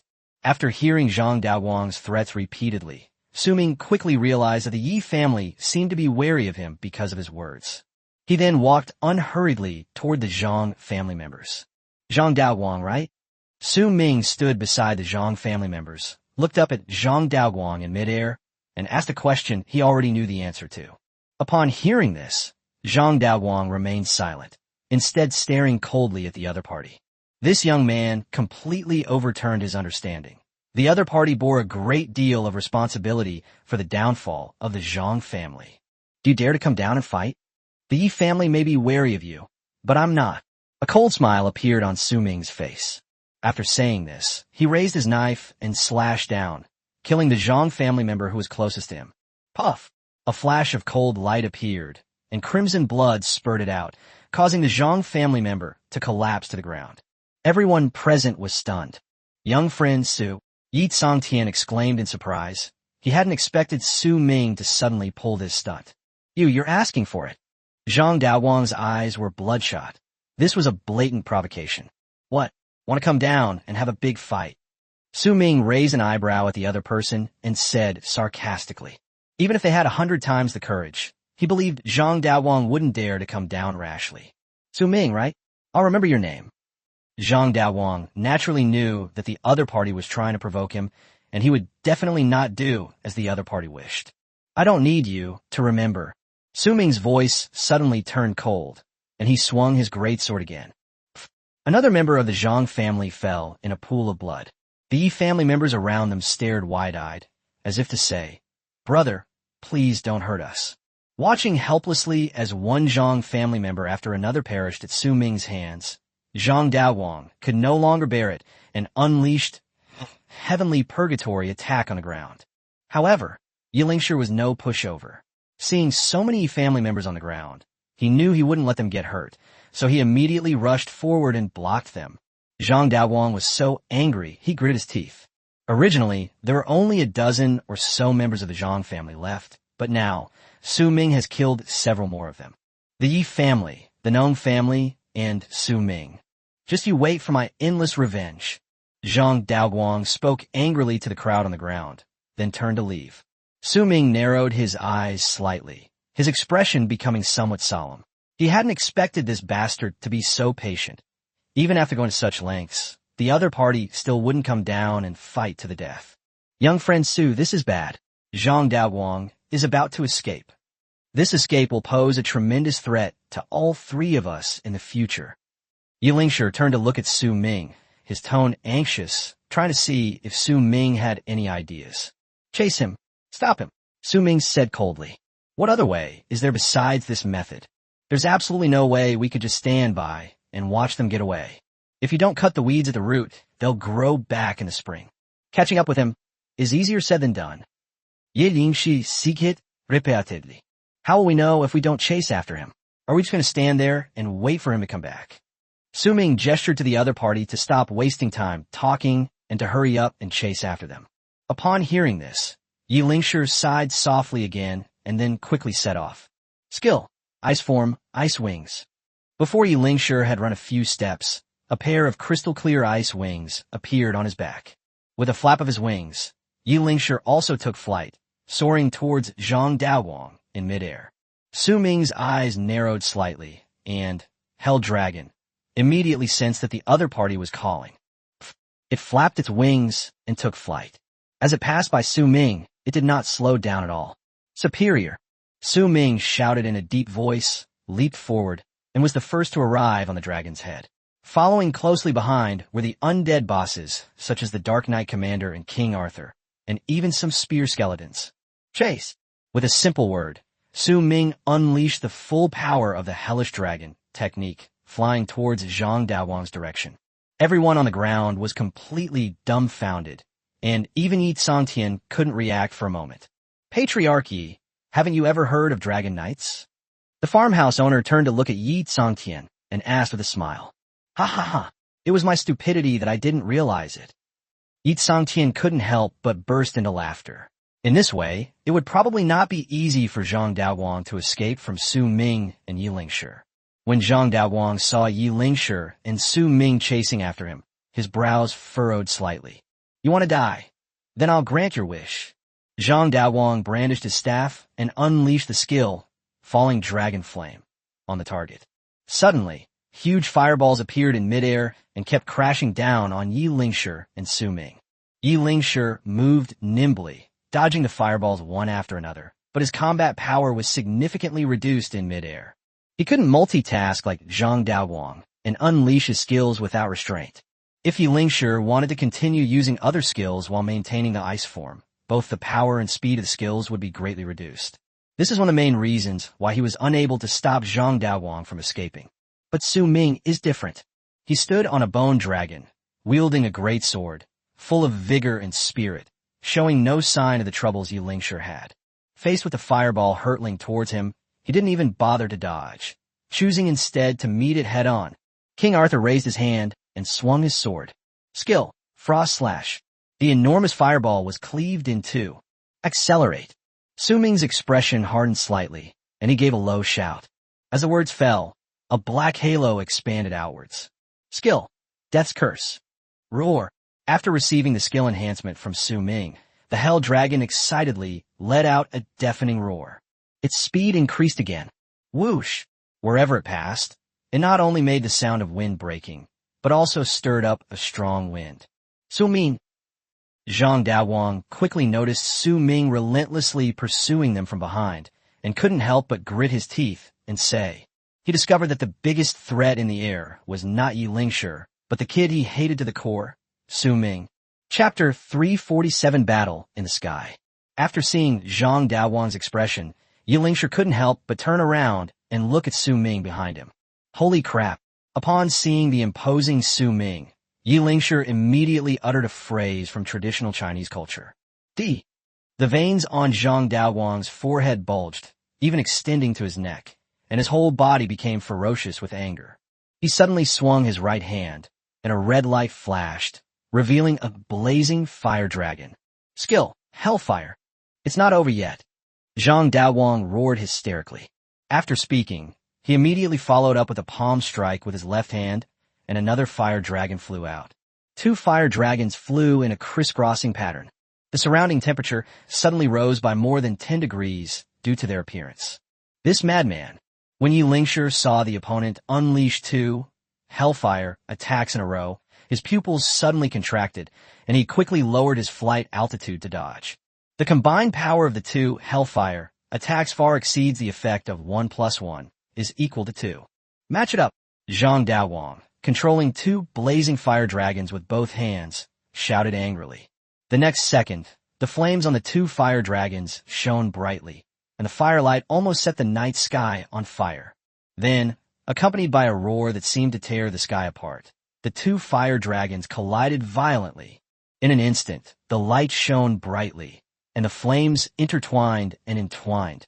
The outlines of the two fire dragons gradually blurred, and in their place emerged a larger and more terrifying fire dragon.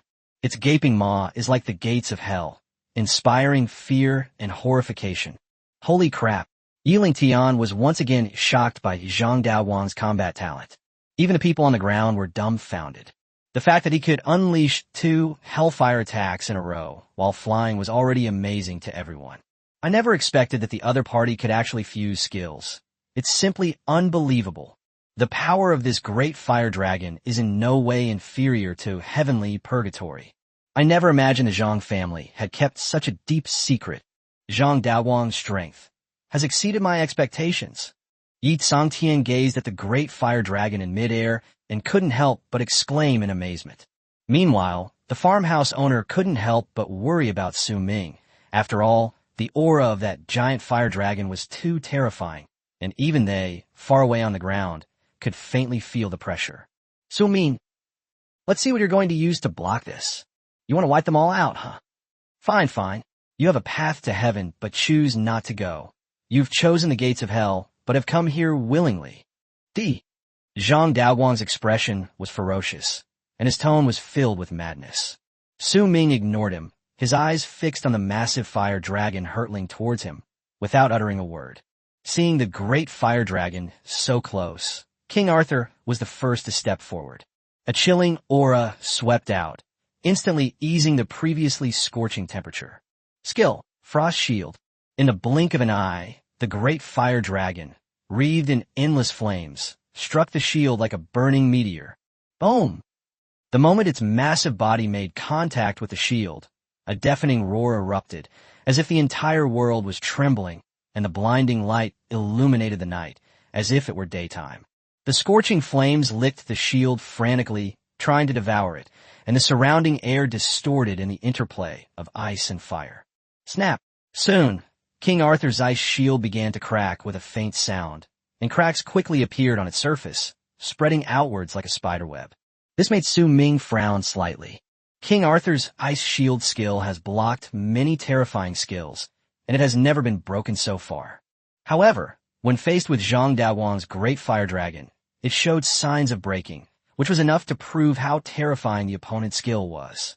The ice shield sizzled under the heat of the flames, and wisps of white mist rose up around it. Su Ming's heart jumped into his throat, seeing that the shield was about to be completely devoured by the fire wolf. Yi Lingshi finally stepped forward at this critical moment. He held an ice shield and faced the fire dragon head-on. "Young friend Su, I'm here to lend you a hand." Yi Lingshi shouted. Upon seeing this, Su Ming was overjoyed. With the other party's help, the crisis he was facing was instantly resolved. "Thank you." Su Ming nodded. Seeing that his trump card had been neutralized by Su Ming and the other man, Zhang Daowang snorted coldly and then fled into the distance without lingering. Trying to run? Dream on. Su Ming quickly realized Zhang Daowang's intention and shouted in a deep voice. Immediately afterwards, he rode the Hell Dragon and chased after again, with Yi Lingshi following closely behind. Although Yi Lingshi's strength is greatly limited, he can still play a significant supporting role. "Your attack is over. Now it's my turn to attack, isn't it?" Su Ming remained expressionless, his voice icy. Upon hearing this, Zhang Daowang's heart skipped a beat, and he couldn't help but turn around to look at Su Ming. The Hell Dragon opened its gaping maw, and in the next second, flames burst forth as enormous fireballs flew out. Damn it! Zhang Daowang's expression hardened slightly. He cursed angrily and quickly controlled his direction to avoid the fireballs. "You think this is the end?" A faint, wicked smile suddenly appeared on Su Ming's expressionless face. Zhang Daowang's brows furrowed more and more, a vague sense of foreboding creeping in. Even Yi Lingshi, who was right behind him, felt a chill run down his spine when he heard Su Ming's words. Whoosh! Whoosh! Whoosh! The spear-wielding skeletons on the back of the Hell Dragon gripped their spears tightly, aimed at Zhang Daowang not far ahead, and then hurled them with a whistling sound as they sliced through the air. Su Ming's attack didn't stop there. The undead bosses also adopted attack stances. Skill, Dark Slash. Skill, Frost Slash. One after another, sword energies that seemed to tear through space burst forth toward the figure not far ahead. Zhang Daowang felt a chill run down his spine and could only keep dodging. He hadn't expected Su Ming to be so troublesome. At this moment, the scene in midair had already formed the image of Su Ming chasing after Zhang Daowang and beating him. The crowd stared in disbelief, marveling at what they saw. Even Zhang Qitian's eyes were filled with disbelief. How is this possible? If he hadn't seen it with his own eyes, he would never have believed that the strongest member of the Zhang family would be chased and beaten by a mere brat. Patriarch Zhang, it seems your Zhang family's fate is sealed. Yi Tsangtian slowly walked to Zhang Qitian's side, his face beaming, and spoke in the tone of a victor. Chapter 348. The tide has turned, and I am utterly disheartened. To Zhang Qitian, Yi Tsangtian's words sounded incredibly ironic. Don't get too cocky. Zhang Qitian's eyes and tone were filled with intense resentment. How can I not be smug? Your Zhang family is about to disappear completely from Jiangcheng City. Yi Tsangtian withdrew his gaze from the battlefield in midair and turned it back to Zhang Qitian. His tone of voice revealed an uncontrollable excitement. As mortal enemies, how could Yi Tsangtian not be excited now that the Zhang family is about to be destroyed? You seem to have forgotten something. Zhang Qitian looked up and met Yi Tsangtian's gaze. He smiled coldly and gave a reminder. Oh, what is it? I am willing to listen to Patriarch Zhang explain in detail. Yi Tsangtian said jokingly. Have you forgotten Qin Xuan from the Sword Tiger Guild? I think patriarchy should know something about our relationship, right? Zhang Qitian still hadn't given up on this last straw. After hearing what the other party said, Yi Tsangtian's expression immediately became serious. When it comes to Qin Chuan of the Sword Tiger Guild, it would be a lie to say that one is not wary. Even with the support of the main families in the capital, the Yi family didn't dare to act rashly against the Zhang family, largely because the Zhang family's relationship with Qin Chuan was unusual. Ha ha! Upon seeing the change in the other person's expression, Zhang Qitian burst out laughing. Clearly, the other party was scared and hesitated. You are the wind, I am the sand, entwined and inseparable. Just as Yi Tsangtian was at his wit's end, his cell phone rang. The ringtone of Patriarch Yi is quite unique. Seeing the other party's wary expression towards Qin Chuan, Zhang Qitian's mood suddenly relaxed, and he even teased Yi Tsangtian about his phone's ringtone. Hello. Yi Tsangtian ignored the other party and answered the phone himself. The Patriarch just received news that something has happened to the Sword Tiger Guild. Something happened? What happened? After hearing what was said on the phone, Yi Tsangtian couldn't help but glance at Zhang Qitian on the ground and eagerly asked. He became nervous, fearing that the Sword Tiger Guild would interfere in the Zhang family's affairs. Given the opponent's strength in Jiangqing City, the Yi family really has no way to fight against them. If Qin Chuan really comes, then Zhang Qitian will definitely not be able to be killed. Ha ha! Did you receive news of the Sword Tiger Guild, this operation? Zhang Qitian quickly guessed what was going on from the other person's expression, and his heart was filled with joy. The report continued over the phone. Their guild leader, Qin Chuan, is dead. What? Is this true? When Yi Tsangtian heard the news of Qin Chuan's death, he couldn't help but become agitated. Seeing this, Zhang Qitian couldn't stop smiling. The information has been confirmed repeatedly and is accurate. It is said that the other party was intercepted and killed on their way to support the Zhang family. The murderer is unknown. The person on the phone continued to explain earnestly. Upon hearing this, Yi Tsangtian remained silent and slowly shifted his gaze to Zhang Qitian. When he saw Zhang Qitian's smug expression, he could no longer suppress the smile on his face. Zhang Qitian was slightly taken aback. He didn't understand what the other person was laughing at and why their laughter was so eerie. Report what just happened loudly again. Yi Tsangtian moved the phone away from his ear and put on speakerphone, then spoke to the person on the other end of the line. Zhang Qitian was completely bewildered, and his brows furrowed slightly. We just received news that Qin Chuan, the guild leader of the Sword Tiger Guild, is dead. The sound coming from Yi Tsangtian's phone was very loud, and everyone around could hear it clearly. The news caused an uproar. No one expected that the leader of the Sword Tiger Guild would fall so suddenly. Qin Chuan's death was like a bolt from the blue for Zhang Qitian. He collapsed to the ground, utterly powerless, his eyes glazed and bewildered, his face filled with disbelief. I was completely stunned. Who was Qin Chuan? A powerful level 60 expert, killed so easily? Zhang Qitian found this result utterly unacceptable. Did you hear that? Did you hear me clearly? Patriarch Zhang?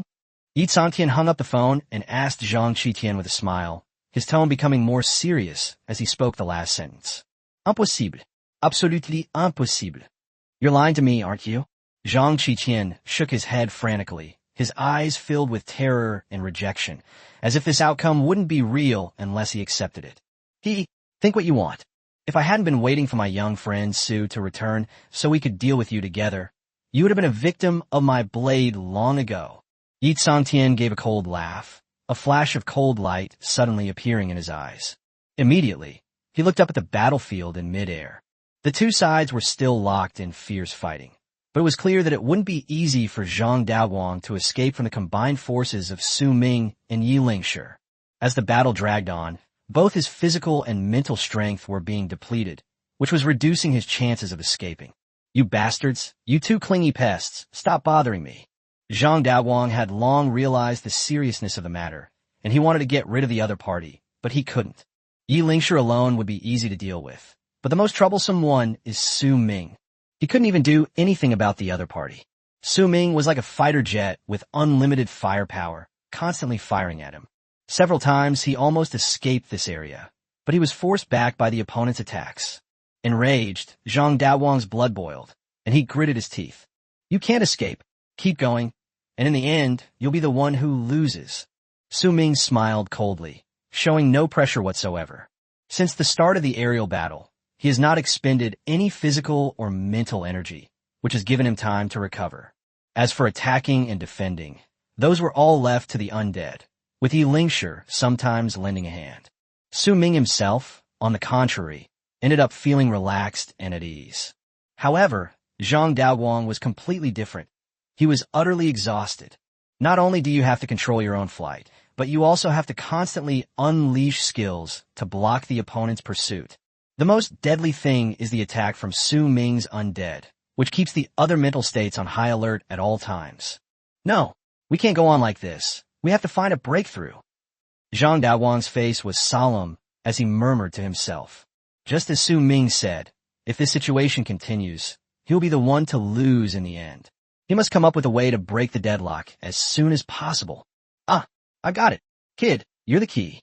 A strange smile suddenly appeared on Zhang Daowang's face.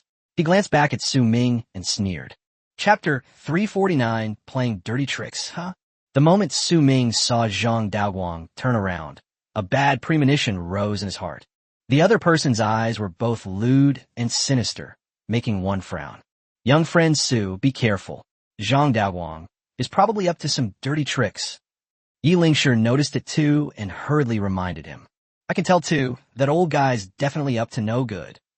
Su Ming nodded, his expression immediately becoming wary. Their eyes were fixed on Zhang Daowang, not missing a single subtle movement from him. Suddenly, Zhang Daowang abruptly changed direction and launched a counterattack against them. This scene surprised both Su Ming and Yi Lingshi, their eyes filled with disbelief. Is this guy looking for death? Su Ming frowned, his tone filled with doubt and confusion. Yi Lingshi remained silent, his eyes fixed on the other person. Ha ha! You brat. Zhang Daowang wore a ferocious smile, his gaze towards Su Ming as if he were looking at some kind of prey, revealing his wildness. Young friend Su, Yi Lingshi exclaimed in surprise and immediately rushed towards Su Ming's location. However, Zhang Daowang seemed to have anticipated that the other party would come to his aid. He brandished his staff and directly unleashed the skill, Burning Heaven Purgatory. This is a level 50 enhanced skill. If Yi Lingshi were on the ground, he would naturally be fearless, but now he is in midair. When he saw the overwhelming flames sweeping towards him, his face turned solemn, and he dared not relax his guard in the slightest. Damn it! Yi Lingshi raised the ice shield in his hand, his face full of resentment. High in the air, facing Zhang Daowang's Burning Heaven Purgatory, he could barely contend with it, but he was unable to extricate himself to help Su Ming. For now, we can only hope that the other party has good luck. Su Ming also noticed Yi Lingshi's predicament out of the corner of his eye. Do you really think you're invincible in the sky? Su Ming's gaze remained fixed on Zhang Daowang as he spoke coldly. He simply didn't believe that the opponent could unleash two high-intensity skills in a row. Ha ha! Zhang Daowang did not answer the other party's question, but continued flying towards Su Ming with a chilling laugh. Want to die? Then come on. Su Ming raised his hand and waved it sharply, and the undead behind him immediately launched an attack. Skills of sword energy and spears were all aimed at the opponent. At such close range, it would be virtually impossible to break through so many skills and spear projectiles. Even if Zhang Daowang wanted to use his skills, it was too late. But the more Su Ming looked, the more something seemed off, because Zhang Daowang's speed hadn't slowed down at all, and even the smile on his face hadn't faded, as if all of this was exactly what he had expected. This made Su Ming even more worried, and he was extremely curious about what the other party was up to. You brat, don't underestimate me.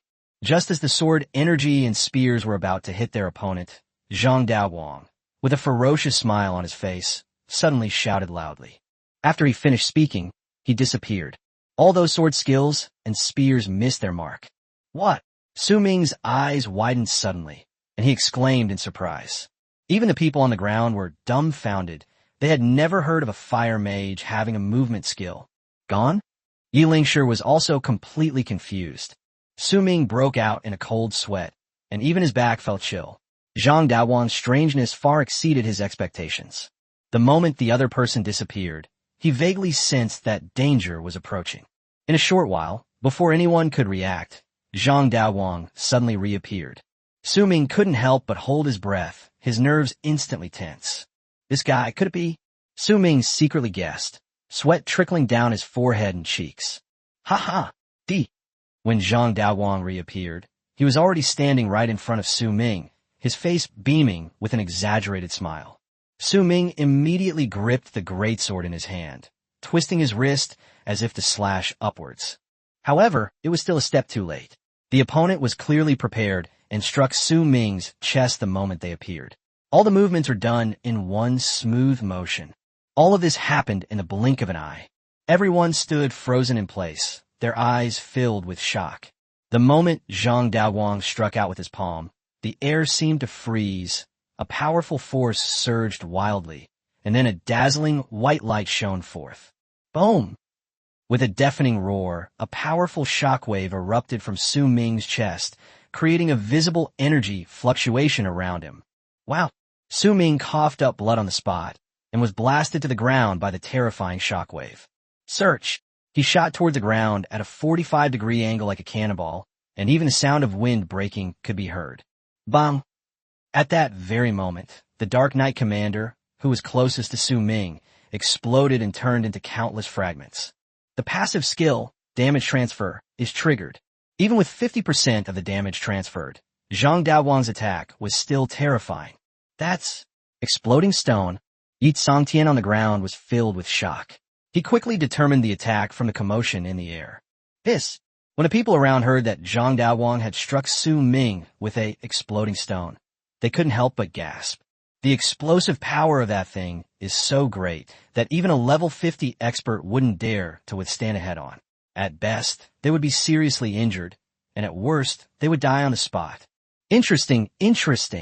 Shining stone plus exploding stone. Are you cheating in front of me? Su Ming suddenly understood everything the moment he hit the ground. Although he coughed up blood, the injury he suffered was not as serious as Zhang Daowang had imagined. The skill, damage transfer, has already reduced half of the damage for him, and his epic level, Rage Armor, has helped him withstand another portion of the damage. To be precise, the actual damage he suffered was only about a quarter of that from the exploding stone. This level of injury is not enough to render him incapable of fighting or to make him lose consciousness. As he fell, his eyes darted around and landed on Zhang Daowang. At this moment, Zhang Daowang was standing in the spot where Su Ming had just been. He wore a wicked smile as he looked down at Su Ming, who was falling, his eyes full of smugness. At this moment, it seemed as if he was the ultimate victor. Huh, you dare to play dirty tricks on me?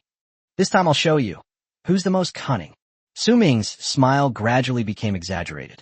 Chapter 350 Catching a Turtle in a Jar. Explode. Su Ming raised his hand and clenched it tightly in the direction of the Hell Dragon, in midair. Skill. Undead Bomb. Boom. Whether it was the Hell Dragon or any other undead boss, they all self-destructed simultaneously without warning, leaving Zhang Daowang no time to react. Several terrifying energies intertwined and entangled, forming distorted beams of light. With a deafening roar that seemed to come from the depths of hell, terrifying energy swept outwards from the location of the Hell Dragon, tearing the air apart and emitting a piercing shriek. Amidst the flashing light, countless bone fragments scattered out like raindrops. Yi Lingshi, who was also in midair, was dumbfounded. He was completely shocked by the two freaks in front of him. They're both lunatics. Amid the terrifying aftershocks, he had no choice but to raise his shield to defend himself. Even the people on the ground were shaken back several steps by the aftershocks. Everyone's face was filled with shock. That's a undead bomb, formed by several undead bosses gathered together. Its power is naturally terrifying. Evildoer. Yi Sangtian only uttered 2 words. Zhang Qiqian, on the other hand, remained surprisingly calm, as if he had already gotten used to it. After all, the Zhang family suffered horrific damage from this explosion tonight. Countless clansmen were blown up before they even got to see Su Ming. As the aftershocks subsided, a figure could be faintly seen falling from the thick smoke towards the ground at the location of the explosion in midair. At the same time, Su Ming had a sudden thought. A black vortex suddenly appeared not far below him. Roar! A massive figure, accompanied by a dragon's roar, flew out of the black vortex. The Hell Dragon, which had just self-destructed, returned to the battlefield. It flapped its wings and cut through the sky like an arrow, its massive body almost turning into a blurry blur of light and shadow as it flew at high speed. Just as Su Ming was about to land, it finally caught up. Whoosh! The Hell Dragon caught Su Ming and flew across the ground, stirring up a gust of wind. Soon, Su Ming returned to the dragon's head. He clutched his aching chest with one hand, while wiping the blood from the corner of his mouth with the other. Chase! His eyes were piercing, and he gave a deep shout. Riding the bone dragon, they flew towards the direction where Zhang Daowang had fallen.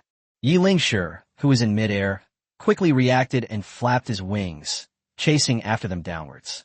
Quick! Don't let him get away. I want to see him alive or dead.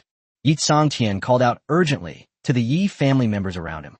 Clearly, the figure that just fell from the billowing smoke was Zhang Daowang. We finally managed to bring the other side down from the sky. We absolutely can't let it get away. Farmers, hunt down Zhang Daowang with all your might. Seeing that the Yi family was running out of resources, how could the agritainment business just stand by and watch? In an instant, everyone sprang into action, rushing towards the spot where Zhang Daowang had fallen. In the darkness, the figures of the crowd moved about frantically like ghosts. Wow, that brat. He deserved to die. Zhang Daowang left a huge crater in the ground. As soon as he climbed out of the crater, he couldn't help but spit out a mouthful of blood. At this moment, his clothes were tattered and his hair was disheveled. He looked extremely disheveled. The undead bomb just exploded so suddenly that it caught him off guard. Perfect. I'll take this opportunity to leave this place, and I'll settle the score with you later. Zhang Daowang stepped out of the giant pit, quickly looked around, and found that he had left the Zhang family's battlefield and landed in a small grove of trees not far away. The intricate and complex trees in the forest gave him a chance to escape. Cough, cough, cough. Zhang Daowang had only taken a few steps when he began to cough violently. I never expected the explosion to be so powerful. Looking at the blood he had coughed up on the ground, he couldn't help but sigh. But that little bastard Su Ming, he probably isn't much better than me, is he? The thought that Su Ming had actually taken a hit from his exploding stone made Zhang Daowang feel much better. Huh? They caught up. Zhang Daowang quickly sensed a powerful aura rapidly approaching. He then dare not linger any longer. With a whoosh, it quickly disappeared into the jungle, seemingly merging with the darkness in an instant, vanishing without a trace. They ran away. 10 seconds later, Yi Lingshi landed in the giant pit. He frowned and kept looking around at his surroundings. He quickly noticed the bloodstains on the ground. Soon, Su Ming arrived above the giant pit aboard the bone dragon. He leaped down, and seeing that Zhang Daowang was no longer there, he immediately took out a barrier stone from his storage ring. Trying to run? Dream on. His expression was cold, and he crushed the stone as he spoke. Snap! As the sound of stones shattering rang out, a black barrier rapidly expanded outward from Su Ming's center. In the blink of an eye, it covered an area of 500 meters in radius. Without Su Ming's dispelling of the barrier, no one can enter or leave the barrier area for 3 days. I didn't expect that young friend Su even has a barrier stone. When Yi Lingshi saw the black barrier pass by him, he was first slightly stunned, and then exclaimed in amazement. He must die. A cold glint flashed in Su Ming's eyes. He had no intention of letting any member of the Zhang family go, especially since the other party was Zhang Daowang, the strongest among them. But this barrier can only seal off a radius of 500 meters. What if he has already run beyond 500 meters? Wouldn't that give him a chance to escape instead? Yi Lingshi looked around, his tone tinged with worry. He was injured, and the time interval between our landings was not long. Most importantly, the trees here are intertwined and the environment is pitch black. He can't run far without making a sound. Su Ming's lips curled up slightly. At this moment, Zhang Daowang was truly like a turtle in a jar for him. Ha ha! Young friend Su is right. Upon hearing Su Ming's analysis, Yi Lingshi burst out laughing. By the way, young friend Su, I saw you were just hit by their exploding stone. Are you really alright? Don't try to tough it out. Why don't you give this Daowang document to me? You rest here. He's injured now, and he's no match for me on the ground. Yi Lingshi gestured to Su Ming not to push himself too hard, as it would be a loss if he developed health problems later. It's all right. Su Ming waved his hand, offering no further explanation. With a slight thought, the undead army suddenly appeared behind him. Yi Lingshi turned his head to look behind the other person and saw countless pairs of scarlet eyes gleaming in the darkness. It made him swallow hard. Chapter 351 got you. Even Yi Lingshi felt a chill run down his spine looking at the dark, overwhelming army of undead. He believed that with such a large number and level of undead, even if he fought Su Ming, he would definitely not gain any advantage. With 2,750 dead souls, finding Zhang Daowang within a 500-meter radius would be a piece of cake. Search! Su Ming remained expressionless and coldly gave the order. As soon as the words were spoken, the undead army behind him quickly dispersed in all directions to conduct a thorough search. Yi Lingshi stood there, completely bewildered. Suddenly, I had a feeling that I was superfluous. There is absolutely no need for him in the search for Zhang Daowang. Meanwhile, 200 meters away, Zhang Daowang leaned against a tree trunk, his brows furrowed and his expression extremely solemn. The moment that black barrier swept past his body, his heart sank. With his knowledge, how could he not know that someone had used the barrier stone? These guys, they really want to wipe them all out. Zhang Daowang's lips trembled slightly with anger, and his teeth were clenched so tightly that they clicked as he squeezed out each word from between his teeth. Soon, they heard a commotion behind them. A rustling sound came from the woods. He looked in the direction of the sound and saw countless pairs of scarlet lights gleaming in the darkness. Undead. Zhang Daowang's face was full of doubt, and his tone revealed disbelief. How is this possible? Could it be that Su Ming has also come after us? He really couldn't believe it. He had hit the other party in the chest with the exploding stone. Logically speaking, even if the other party didn't die, he should have lost the ability to fight. However, the current situation is enough to prove that the other side has not only not lost its ability to fight, but has also caught up with us. Zhang Daowang felt like he was going crazy. After putting in so much effort, not only did they fail to severely damage the opponent, but they also ended up in a desperate situation. His breathing suddenly became rapid. I originally thought it was just Yi Lingshi who had come after us. In such a short time, the other experts from the Yi family must not have arrived yet. Inside the entire barrier, there were only him and Yi Lingshi. He was somewhat confident that he could hold out against the other party until the barrier disappeared, and then find the right opportunity to escape. But the current situation is completely different from what he imagined. With Su Ming and his undead legion joining him, he believed that within minutes he would be exposed. It will definitely be a bloody battle. In his current state, he's clearly doomed. No, I can't die. Zhang Daowang finally felt afraid. As the undead army drew ever closer, Zhang Daowang had nowhere to hide and nowhere to escape. Left with no other choice, he could only fight to the death. Zhang Daowang leaned against the tree trunk, took a deep breath, and then suddenly plunged the staff in his hand into the ground. Whoosh! A six-pointed star, radiating a crimson light, rapidly expanded outwards from Zhang Daowang's center. It stopped when it covered an area of about 10 meters around it. At this moment, the surrounding spirits quickly noticed the abnormality and all turned their gazes toward Zhang Daowang's location. Once they confirmed that the other party was behind the tree trunk, they all raised their weapons and rushed over. Destroy! Zhang Daowang slowly closed his eyes and said coldly, Boom! The six-pointed star array on the ground suddenly burst in a dazzling light, and a blazing pillar of fire shot into the sky. All the undead within the range of the six-pointed star array were instantly burned to ashes. The commotion quickly attracted even more undead. The towering pillar of fire was exceptionally dazzling in the darkness, and could be clearly seen even by Su Ming and Yi Lingshi, who were hundreds of meters away. Found it! Su Ming's lips curled up slightly, and then he leaped up and jumped onto the back of an ice-armored rhinoceros next to him. He then ran wildly towards the direction of the pillar of fire. Young friend Su, wait for me. Seeing this, Yi Lingshi immediately used his skill, Ice Shape, to conjure an ice sculpture of a horse, and followed closely behind. Meanwhile, the Yi family members and farmers who had arrived later finally reached the barrier. What's going on? Someone has released a barrier. That flash of light just now was inside the barrier. When everyone saw the barrier, their brows furrowed, especially when they confirmed that Zhang Daowang was inside it. They became extremely anxious. But the barrier in front of them is not something that can be easily destroyed. Even if they outnumber them, they do not have the ability to break through the barrier. All we can do is stand outside the barrier and watch helplessly. Brother Phone, what do we do? We can't get in.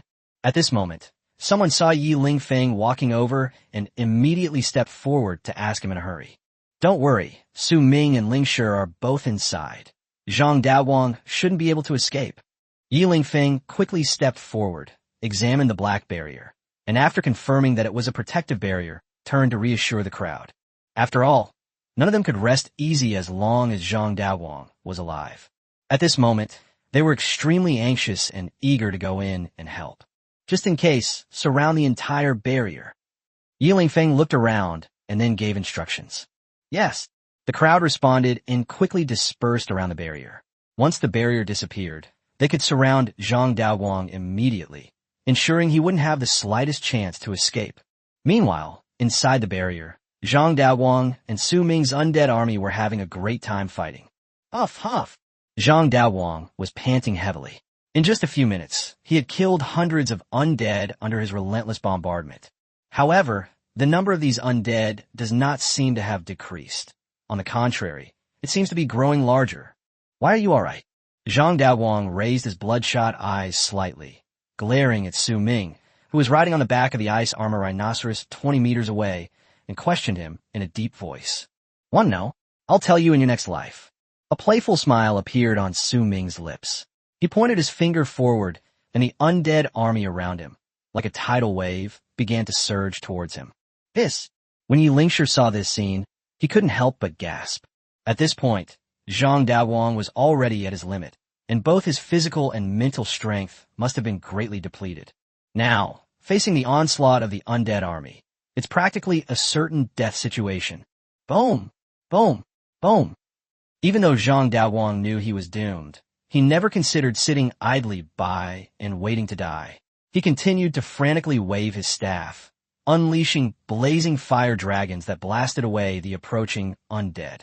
Chapter 352 brings the curtain to a close. With the addition of the undead boss, Zhang Daowang was quickly overwhelmed. Snap! King Arthur braved the scorching flames and arrived in front of Zhang Daowang, reaching out to grab the right hand that was tightly gripping the magic circle, with a sound of bones breaking. Zhang Daowang's eyes widened in horror, and he let out a piercing scream. The staff in his hand fell to the ground with a thud. Having lost his staff and injured his right hand, Zhang Daowang's combat power plummeted once again. King Arthur sheathed his greatsword and delivered 2 powerful punches, leaving Zhang Daowang seeing stars. Under the tutelage of King Arthur's fists, Zhang Daowang quickly lost all fighting ability and was eventually dragged to Su Ming's side like a dead dog. Walk! Seeing that the battle was completely over, Su Ming removed the barrier he had set up. The moment the barrier disappeared, those on the periphery became alert and surrounded it almost simultaneously. Soon, they met Su Ming and his group. When they saw Zhang Daowang, his face bruised and swollen, being carried by King Arthur like a dead dog, everyone was slightly taken aback. That solves it. Yi Lingfeng squeezed out of the crowd, his tone filled with surprise. Su Ming simply nodded to him, gave him a polite smile, and then led Zhang Daowang toward the location of the Zhang family's battlefield. And so, the crowd followed Su Ming in a grand procession back to the Zhang family battlefield. When Yi Tsangtian and the others saw Zhang Daowang being carried, joyful smiles immediately appeared on their faces. With Zhang Daowang captured, the Zhang family was completely finished. The battle between Yi Nong and Zhang San's families has finally come to an end. As Zhang Daowang was thrown in front of Zhang Qitian, dark figures began to move at high speed from some hidden corners outside the Zhang family battlefield. Whether it was Su Ming, Yi Tsangtian, or the others, they all noticed the presence of those dark figures out of the corner of their eyes, but none of them made a move and even maintained an attitude of ignoring them, because they all knew in their hearts that those shadowy figures were basically informants for various forces. The battle fought by the Zhang family tonight has caused such a huge commotion that it has already alarmed all the forces involved. If all parties remain indifferent, then something truly sinister is going on. Patriarch Zhang, what did you say? Yi Tsangtian was in an extremely cheerful mood at this moment. In contrast, Zhang Qitian was the complete opposite. Even Zhang Daowang was defeated, and his Zhang family was utterly finished. All he can do now is silently pray that the Zhang family members who are out on business are alive and well and not discovered, hoping to keep the last flame of the Zhang family alive. The victor is king, the loser is villain. I have nothing to say. You don't need to humiliate me. If you have the guts, give us a quick death. Zhang Qiqian was heartbroken. His last reliance had fallen, and now he asked for nothing more than a quick and painless death. Young friend Su, what do you think should be done? You deserve the most credit for this battle. All these members of the Zhang family are now under your disposal. Yi Tsangtian turned to look at Su Ming, handing over the power of life and death to him. Upon hearing this, Su Ming narrowed his eyes slightly, but he did not refuse. These members of the Zhang family, once in his hands, naturally faced only one fate, death. I want to ask you about someone. Su Ming strode up to Zhang Qiqian, looked down at him, and said coldly. Zhang Qiqian ignored him, keeping his eyes tightly closed as if he hadn't heard a thing. Didn't your Zhang family sell 2/3 of the water of life? I want to know who the person who brought back the water of life was, and where he is now. Su Ming's eyes flashed with murderous intent as he continued to stare at Zhang Qiqian. After hearing what the other person said, Zhang Qiqian only frowned slightly, but did not intend to reply. Seeing that the other party did not speak, Su Ming had a thought. King Arthur, who was standing to the side, stepped forward with his great sword and slashed down, striking a member of the Zhang family. Yeah! The blow didn't kill the opponent outright, but it caused the opponent to scream in agony. Just by listening to those shrill screams, you could tell how much pain the opponent was in. At this moment, Zhang Qiqian finally opened his eyes. He met Su Ming's gaze for only a second, but the other party's icy killing intent made him tremble involuntarily. Puff! Seeing that the other party still wouldn't speak, King Arthur swung his sword again, this time striking another person. Yeah! In an instant, the two people's shrill screams echoed throughout the dark night. Mean! Zhang Daoguang finally recovered and glared fiercely at Su Ming, spitting out 2 words through gritted teeth. Su Ming didn't even glance at Zhang Daoguang. Based on his understanding, the other party usually didn't care about family affairs, so he certainly didn't know about the doctor stealing the water of life. To tell or not to tell, Su Ming leaned slightly closer to Zhang Qiqian, his tone icy cold. Puff. Every second, King Arthur would swing his greatsword once. Soon, apart from Zhang Qiqian, all the members of the Zhang family present screamed in agony. The heart-wrenching screams sent chills down the spines of everyone in the Yi and Nong families around them. If you don't talk, none of you will get away with this. Su Ming straightened up, his eyes filled with coldness. Speak, I'll talk. Zhang Qiqian couldn't stand it any longer. He had originally intended to make Su Ming suffer, but now, none of the Zhang family members were having a good time. If this insignificant piece of information can bring everyone some relief, then it's worth it. King Arthur only stopped moving after hearing that Zhang Qiqian was willing to speak. His name is Zhang Lixing. He's from our Zhang family. Because of his extremely poor talent, he was not suitable for combat, so he was assigned to Jiangxing Hospital. He has always wanted to go back to work for the Zhang family, but given his circumstances, it's simply not suitable for him. I once set a condition for people like them. They can only come back if they meet the condition. That would bring benefits to the family. Upon hearing this, Su Ming's expression grew even colder because the benefit the other party spoke of was stealing his water of life. 1 billion yuan is an astronomical figure for people at the bottom of society. Where is he? Su Ming continued to press on in a cold voice. He's dead. Ever since he brought back the water of life, I've kept him at the Zhang family villa to work for me. He couldn't even withstand your first round of bombardment. I've told you everything you wanted to know. Before Zhang Qiqian could finish speaking, Su Ming had already impatiently swung his greatsword. This one strike will splatter blood 10 paces away. The people around were shocked by Su Ming's sudden action. They killed without hesitation, without the slightest doubt. Asshole! Seeing his patriarch die right before his eyes, Zhang Daoguang was filled with uncontrollable rage. Chapter 353, I want all the loot. Before Zhang Daoguang could finish speaking, Su Ming's eyes flashed with killing intent. He had no patience to listen to their nonsense. He flicked his wrist, and a cold light flashed through the air. Zhang Daoguang's mouth was slightly open, His eyes filled with endless resentment and bitterness, and blood spurted from his neck. He had fantasized countless times about how his life would end, but he never imagined that he would die at the hands of a mere young boy. The instant Zhang Daoguang's body crashed to the ground, the cold light of Su Ming's greatsword flashed in the darkness, and the rest of the Zhang family all died under his sword. The Zhang family has been completely wiped out of Jiangxing City tonight. Yi Tsangtian and the others were all dumbfounded. Su Ming had demonstrated the word ruthless to the fullest extent in front of them. After dealing with those people, Su Ming leisurely put Frostmourne back into his storage ring, then turned to Yi Tsangtian and said in a deep voice, "Patriarchy. It's over." Yes, it's all over."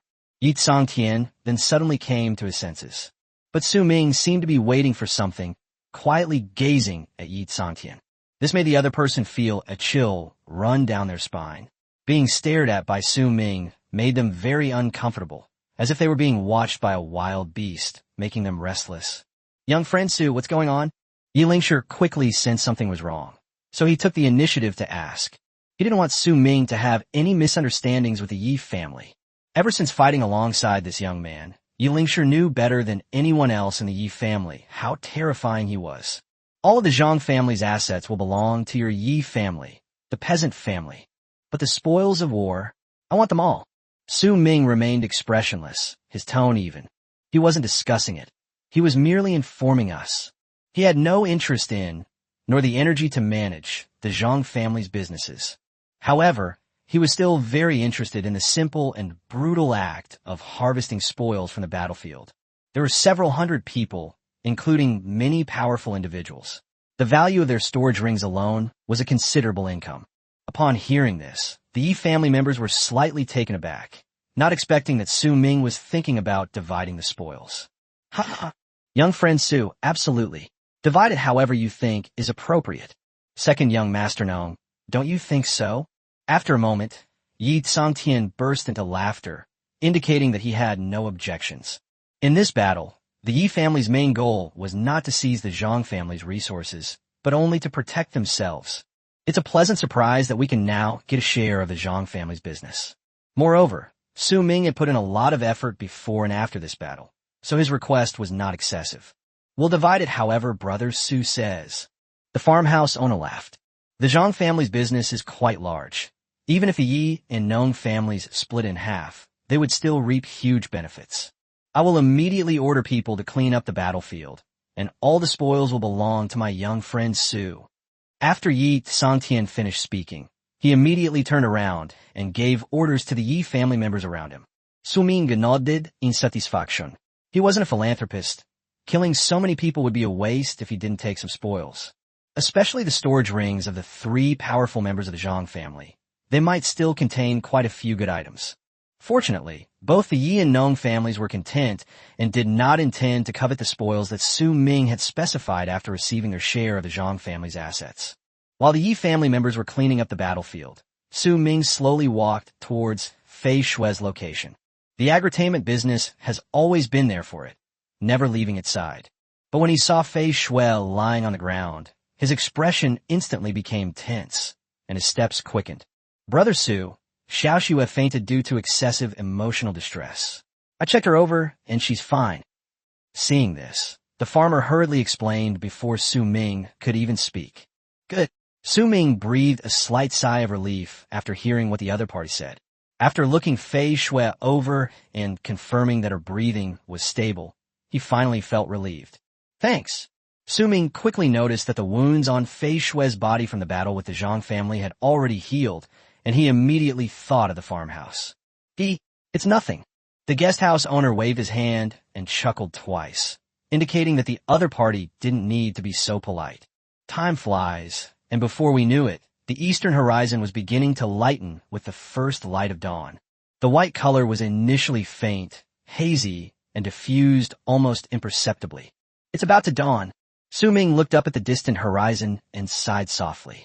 Yes, the agritainment business owner echoed this sentiment. In just one night, the city of Jiangxing was completely transformed. It was as if the stars in the dark night were gradually disappearing into the brightening sky. The darkness quietly receded, leaving only a faint glow. Young friend Su, these are all the storage rings found on the corpses of the Zhang family. A total of 564. At this moment, Yi Tsangtian walked over carrying a simple black plastic bag. While speaking, he handed the plastic bag to Su Ming, indicating that the other party should inspect and accept it. Good. Su Ming didn't stand on ceremony at all and took the plastic bag from his hand. Then, he glanced inside and saw that it was filled with countless storage rings, some of which were stained with bright red blood. After confirming that everything was correct, Su Ming put it into a storage ring. Immediately, he bent down and picked up Fei Shui from the ground. After saying a brief goodbye to Yi Tsangtian, he turned and left. The agritainment business quickly handed over all the remaining cleanup work to the agricultural bank so that it could leave with Su Ming. Young friend Su, if you ever need anything from the Yi family in the future, please don't hesitate to ask. You can come visit Fei Fei at our Yi family home when you have time. As Yi Tsangtian watched Su Ming and the farmhouse walk further and further away, he called out, hoping that the other party would maintain contact with the Yi family in the future. Stop shouting, go far away. You can't hear me. Yi Lingshi suddenly appeared beside the other party and teased him. You brat, don't you know what it means to show goodwill? Yi Tsangtian rolled his eyes at his youngest son, then chuckled and scolded him. Apart from the main family, I haven't seen you curry favor with anyone else. Yi Lingshi shook his head, making a tisk-tisk sound as he teased his father. Su Ming, he's a terrifyingly promising talent. Back then, I missed the opportunity to befriend him because of my arrogance. I absolutely cannot miss this chance. His courage to stand against the Zhang family on his own today is proof of his strength and boldness. I can't even imagine how terrifying he will be after he grows up for another year or two. After this battle, Yi Tsangtian had a very high opinion of Su Ming. But to become such a terrifying being, there is a prerequisite. That is to be alive. A hint of worry suddenly appeared in Yi Lingshi's eyes. These words instantly turned Yi Tsangtian's smiling face serious. Chapter 354 Su Tianxiang must be out of protection now, right? Yi Lingshis Wurzrimindit, Yi Zhangtian. They were all aware of the darkness in this world, and the current Dragon Xia Kingdom was no exception, also shrouded in darkness. Such outstanding talents as Su Ming would not be left unchecked by certain powerful forces. Moreover, the strength he displayed this time was far more amazing than before. If he had only attracted their attention before, now he would earn their serious attention.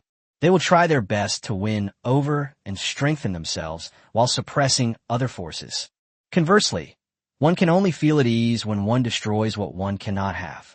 They don't have a chance themselves, and they don't want to give others a chance either. As long as Su Ming is still in Jiangcheng City, we should protect him. Yi Tsangtian's eyes were resolute, his brows furrowed slightly, forming a deep furrow between his eyebrows. His lips were pressed into a straight line, with no curve at the corners of his mouth, showing the solemnity of his decision. It subtly conveyed a sense of resolute determination, like burning one's boats. Those powerful forces will likely plunge our Yi family into crisis once again. Yi Lingshi did not object, but he felt it necessary to remind his father of the crisis that accompanied this choice. If it weren't for him, would my son and I even have the chance to stand here and talk? Yi Tsangtian smiled calmly, showing no fear. Since father has already made his decision, I won't say anything more. As a son, all I can do is offer my full support. Yi Lingshi sighed softly, pretending to be reluctant. We men of the Yi family in Jiangcheng are not cowards. Yi Tsangtian smiled faintly, a hint of pride appearing on his face. As dawn broke through the darkness, a black sedan sped along the road. Brother Su, the news of tonight's battle must have spread to all the factions by now. Furthermore, with Qin Chuan from the Sword Tiger Guild dead, things are bound to get turbulent these next few days. I suggest you stay home as much as possible. The farmstay owner casually suggested this while driving. Su Ming sat in the back row with the unconscious Fei Shui, his gaze fixed on the window. He did not answer her question, but his eyes narrowed slightly upon hearing the news of Qin Chuan's death. After a long while, he finally looked away and shifted his gaze to the rearview mirror inside the car. The farmhouse restaurant can be seen clearly in the rearview mirror. Qin Chuan is dead? Is it the guild leader Qin Chuan? Su Ming pressed for an answer. Yes, you know him? The farmhouse owner nodded, glancing at Su Ming in the rearview mirror with a slightly puzzled tone. I don't know him. Su Ming shook his head, then pressed on. Do you know who killed him? It's still unclear. Reports say it's a mysterious person. The farmhouse owner shrugged, indicating that he didn't know either. Where is Lu Shuwen? Su Ming's first suspect was this vice president. Lu Shuwen? I haven't heard anything about him being in trouble. Nanjiale pondered for a moment before replying. This is really interesting. Upon hearing that Lu Shuwen was safe and sound, Su Ming became even more convinced that the other party had done something wrong. Brotersu? What do you mean? The farmhouses were completely confusing to me. It's nothing later. I might have to go to the Sword Tiger Guild headquarters. Su Ming shook his head, his gaze returning to the window, his tone casual and calm. To the headquarters of the Sword Tiger Guild? Brother Su, what are you doing going to a place like that? The farmhouse owner was slightly taken aback, his face full of questions. With the guild leader Qin Xuan just dead, the headquarters of the Sword Tiger Guild must be in complete chaos right now, right? At this point, Su Ming, who had just wiped out the Zhang family, was still getting involved. Wasn't that just asking for trouble? Should we get involved too? Brother Su, if you really need to go to the Sword Tiger Guild headquarters, I advise you to postpone it for a few days. The agritainment business owner tried his best to persuade him. There are some things. I can't wait. Su Ming glanced at Fei Shui, who was still unconscious. Once she woke up, he could take action. What exactly is wrong with you? The whole city of Jiangsheng has changed drastically. You should at least wait for things to calm down a bit. Everything about the agritainment business is for Su Ming's benefit. Safety is the most important thing. Otherwise, if they were to accidentally get caught up in the troubles of the Sword Tiger Guild, it wouldn't be as simple as dealing with the Zhang family. Qin Xuan was personally appointed by the Dragon King's palace. To be precise, the other party is the key figure used by the Dragon King Palace to control Jiangsheng City. To dare kill Qin Xuan is not just slapping the face of the Dragon King's palace, it's drawing its blood. They certainly couldn't just sit idly by. This is one of the main reasons why the agritainment business strongly advised Su Ming not to get involved in this mess. Once you're suspected, you can't shake it off. Qin Xuan is dead, so Su Tianxiang should be left without anyone to protect him, right? When Su Ming mentioned the name Su Tianxiang, his tone instantly turned icy. The temperature inside the car seemed to drop a few degrees because of his emotional fluctuations. Even the guest house staff felt a chill coming from behind them.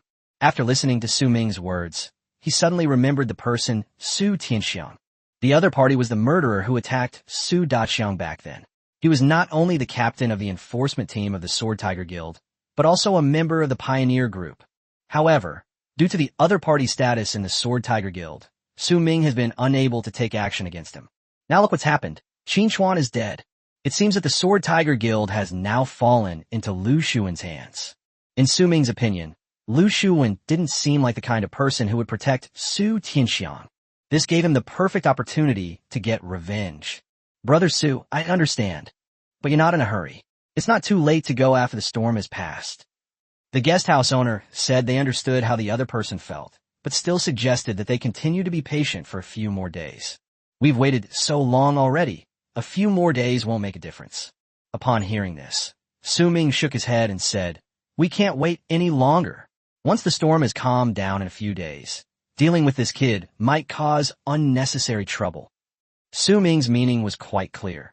He wanted to take advantage of the situation before the storm subsided and get rid of Su Tianxiang. With everyone's attention focused on the Zhang family and Qin Xuan, the life and death of a guild member naturally became less important. All right, since you've made up your mind, Su Ji, I naturally support you. Call me anytime you need me. After listening to the other party's analysis, the agritainment business owner realized that this was indeed an opportunity, so he stopped trying to persuade them. By the way, I heard that the Yi and Nong families suffered considerable casualties. In this intelligence gathering, have you considered the possibility of an internal mole? Su Ming suddenly remembered the Zhang family surprise attack. As far as he knew, someone had clearly tipped off the Zhang family. Otherwise, why would they have waited for the Yi and Nong families to withdraw their defenses before making their move? I'll handle this. The moment the topic of the incident came up, a nameless fire ignited within the agritainment business, because the internal traitor had cost them many of their skilled farmers. Chapter 355. It wasn't that I was careless, I just didn't expect him to be so ruthless. The sky gradually brightened. The car from the agritainment business also arrived at the entrance of Su Ming's villa. After a brief farewell, the two parted ways in haste. Su Ming carried Fei Shui back to the villa's bedroom and carefully placed her on the bed. The other person's eyebrows furrowed and relaxed at times. Fine beads of sweat still seeped from his forehead, and his unconscious body trembled slightly involuntarily. Her small hands gripped Su Ming's clothes tightly, her knuckles turning white, as if she were desperately clinging to the last shred of security. Su Ming looked at her with heartache. He knew that Fei Shui must be stuck in painful memories from 5 years ago at this moment. Suddenly, Fei Shui's lips began to tremble slightly, and she occasionally let out a few indistinct moans from deep in her throat, as if she were being tightly entangled by something terrible and unable to break free. Her eyes darted around rapidly beneath her tightly closed eyelids, occasionally revealing a sliver of white, as if she were seeing a terrifying scene in her dream. Don't be afraid. It's all over now. Su Ming held the other person's small hand tightly and comforted her softly. He dared not leave Fei Shui at this moment and could only silently protect her. Meanwhile, the farmer was driving a black sedan at high speed toward his farmhouse villa. Even though the two villas were not far apart, he still floored the accelerator. It perfectly illustrates what it means to be eager to go home. His eyes were bloodshot, and his expression was extremely gloomy. Sizzle. A sharp, piercing screech of brakes was followed by a pungent, acrid smell of burning. The black sedan stopped precisely at the entrance of the farmhouse villa. Second young master. Upon seeing that the people getting off the bus were from farmhouse, several guards immediately stood up straight and bowed respectfully. Since the agritainment business took full charge of the Yi family support plan, his status in the agritainment family has risen accordingly. Nowadays, the farmer's attitude towards him has changed from past. They are all very respectful and dare not be negligent in the slightest. Where are the farmers now? After getting off the bus, the farmer walked quickly towards the villa, his expression and tone revealing boundless anger. Young master. Young master hasn't left the house yet. The guard was also taken aback by the agritainment business and stammered a bit. In all his years, he had never seen a farmhouse restaurant so angry. To be precise, the farmhouses in the past had no right to express their anger. Bang! The farmhouse pushed open its door with a heavy thud. The commotion at the main gate quickly caught the attention of the steward, Nong Maoshan. Second young master, what's wrong? Nong Maoshan rushed over and asked urgently. The farmer turned to look at the elderly Nong Maoshan, unable to bear venting his anger on him. What a farmer's talent! He tried his best to suppress his anger and lowered his voice. From the other person's expression and bloodshot eyes, Nong Maoshan seemed to have already discerned something. It's only a little past 6 o'clock. It's still early. The young master hasn't gotten up yet. Why don't you go and rest first, second young master, and we can talk about it after you've woken up. It's all for your own good. Nong Maoshan tried to calm the agritainment business owner down and get him in a good mood. Although the other party's status in the farming family has risen, their strength is still somewhat weak if they want to fight against the young master. Moreover, the supporters of the agritainment business are still away fighting the Zhang family and have not yet returned. It would be unwise to rashly start a conflict with the young master now. I want to see my grandfather. The farmhouse owner understood what Nong Maoshan meant, so he wanted to report the matter of the mole to the old patriarch first. However, he was still rejected by Nong Maoshan. Second young master, some things cannot be rushed. Once the facade is torn off, there's no room for maneuver. Nong Maoshan glanced around almost imperceptibly out of the corner of his eye and whispered a reminder. At this time, there were many spies of the young master in the farmhouse villa. Once the farmhouse owner entered the old master's bedroom, then the young master's spies will definitely notify the other party immediately. Even a rabbit will bite when cornered, let alone people. If the young master really does something outrageous, then no one can guarantee that he won't take some extreme actions to protect his own interests. Hateful! The farmer cursed angrily, then turned and left the hall. Seeing that the other party had temporarily given up the idea, Nong Maoshan finally breathed a long sigh of relief. He and the old patriarch had long suspected the mole, but they were still unsure whether it was the peasant family who was behind it. Judging from the farmhouse's recent actions, the other party was clearly there because of the mole. If the farmer really dares to betray the family, then the other party should also have a backup plan. Once the relationship breaks down, it will inevitably be a lose-lose situation. To be on the safe side, we must wait until all the farmers who participated in the battle and have not yet returned arrive. Otherwise, if the young master really gets ruthless, no one can protect the farmhouse, not even the old patriarch. Uncle Xing, after you've finished dealing with the post-war matters, quickly lead everyone back to the farmhouse villa. After returning to his room, the guest house owner immediately dialed the Agricultural Bank of China, his voice filled with anxiety. What's wrong? The agricultural sector was somewhat bewildered. It seems that Nongjia was prepared all along.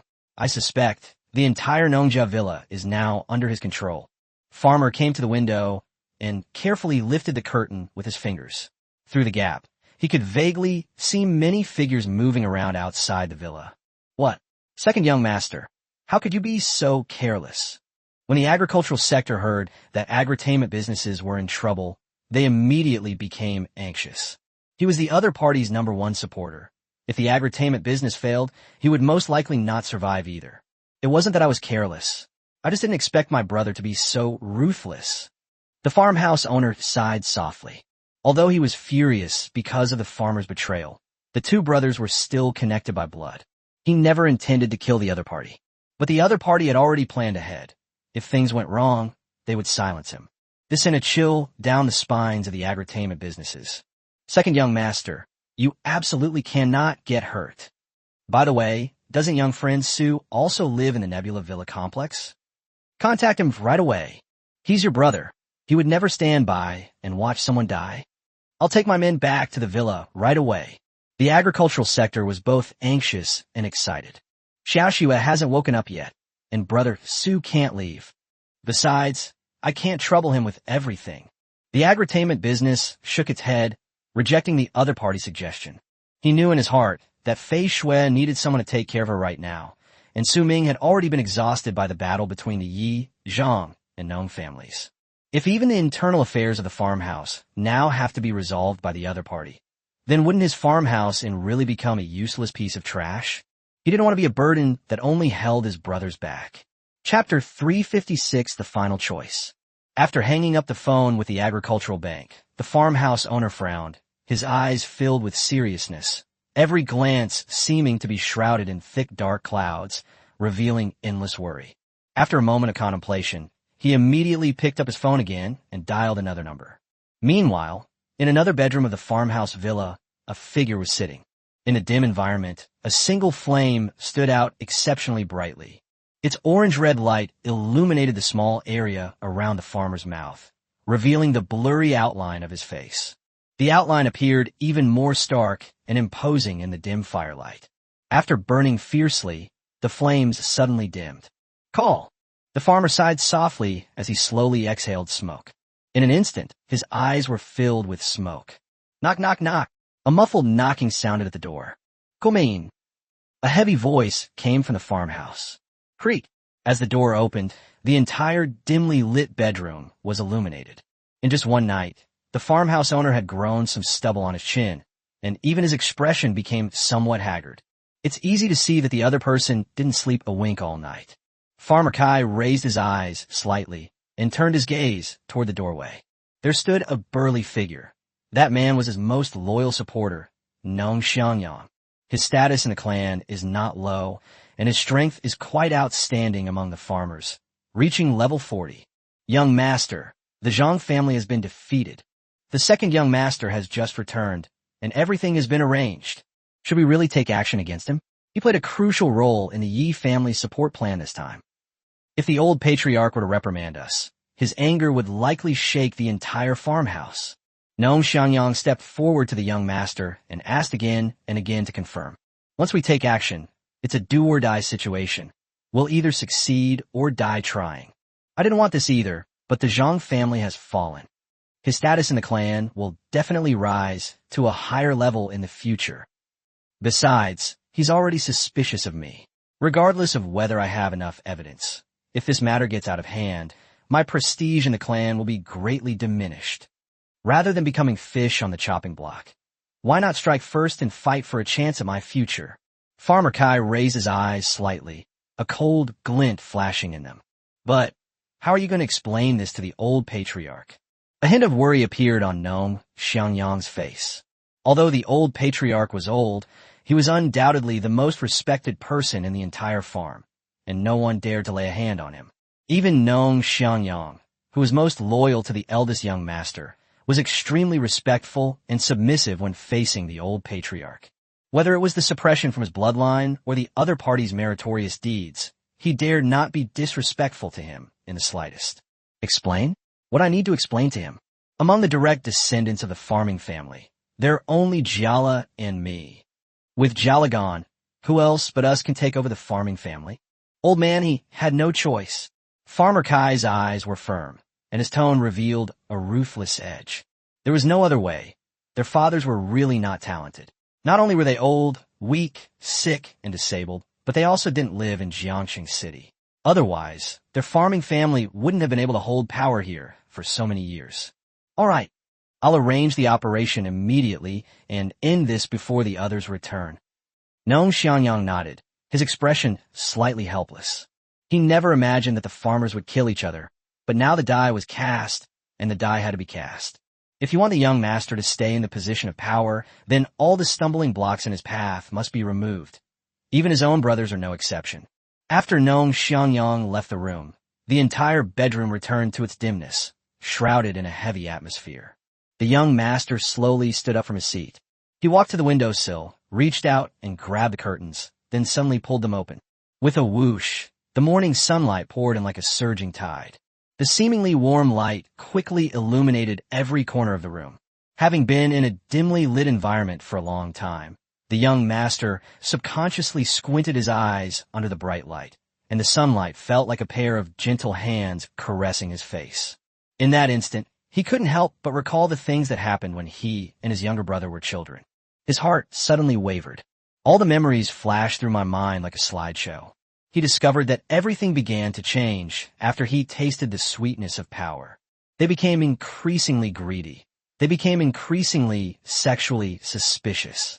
He constantly felt that the agri-tainment business would strip the farmers of their power from him. This led to their relationship becoming increasingly distant and even developing into an adversarial one. What's done is done. Brother, this time I owe you. The young master suddenly opened his eyes in the bright light, his gaze once again filled with determination.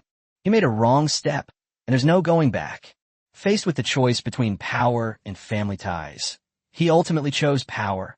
He would rather die than be gradually marginalized in the farmhouse and eventually become a mediocre person. Through the window, he could clearly see his men begin to move. One after another, they poured into the villa. In an instant, the entire farmhouse villa was thrown into chaos. Damn it, what are you doing? The guards at the villa gate, seeing the farmers barging into the villa in such a rude manner, couldn't help but shout angrily. But they were helpless, since the other side had far too many people. How could a mere dozen or so people possibly stop dozens? Brother, sometimes you have to be pragmatic. A farmer nudged the guard in the neck with his elbow, pushing him against the wall, and gave him a half-smile. Are you trying to rebel? You dare to touch the old patriarch? Aren't you afraid of being struck by lightning? The guard's eyes widened in fury as he fiercely questioned him. Don't you dare to label us like that. The old patriarch wouldn't dare touch us even if we had 10 lives. Please do us a favor and don't resist. We don't want to fight you. Our target is only the second young master.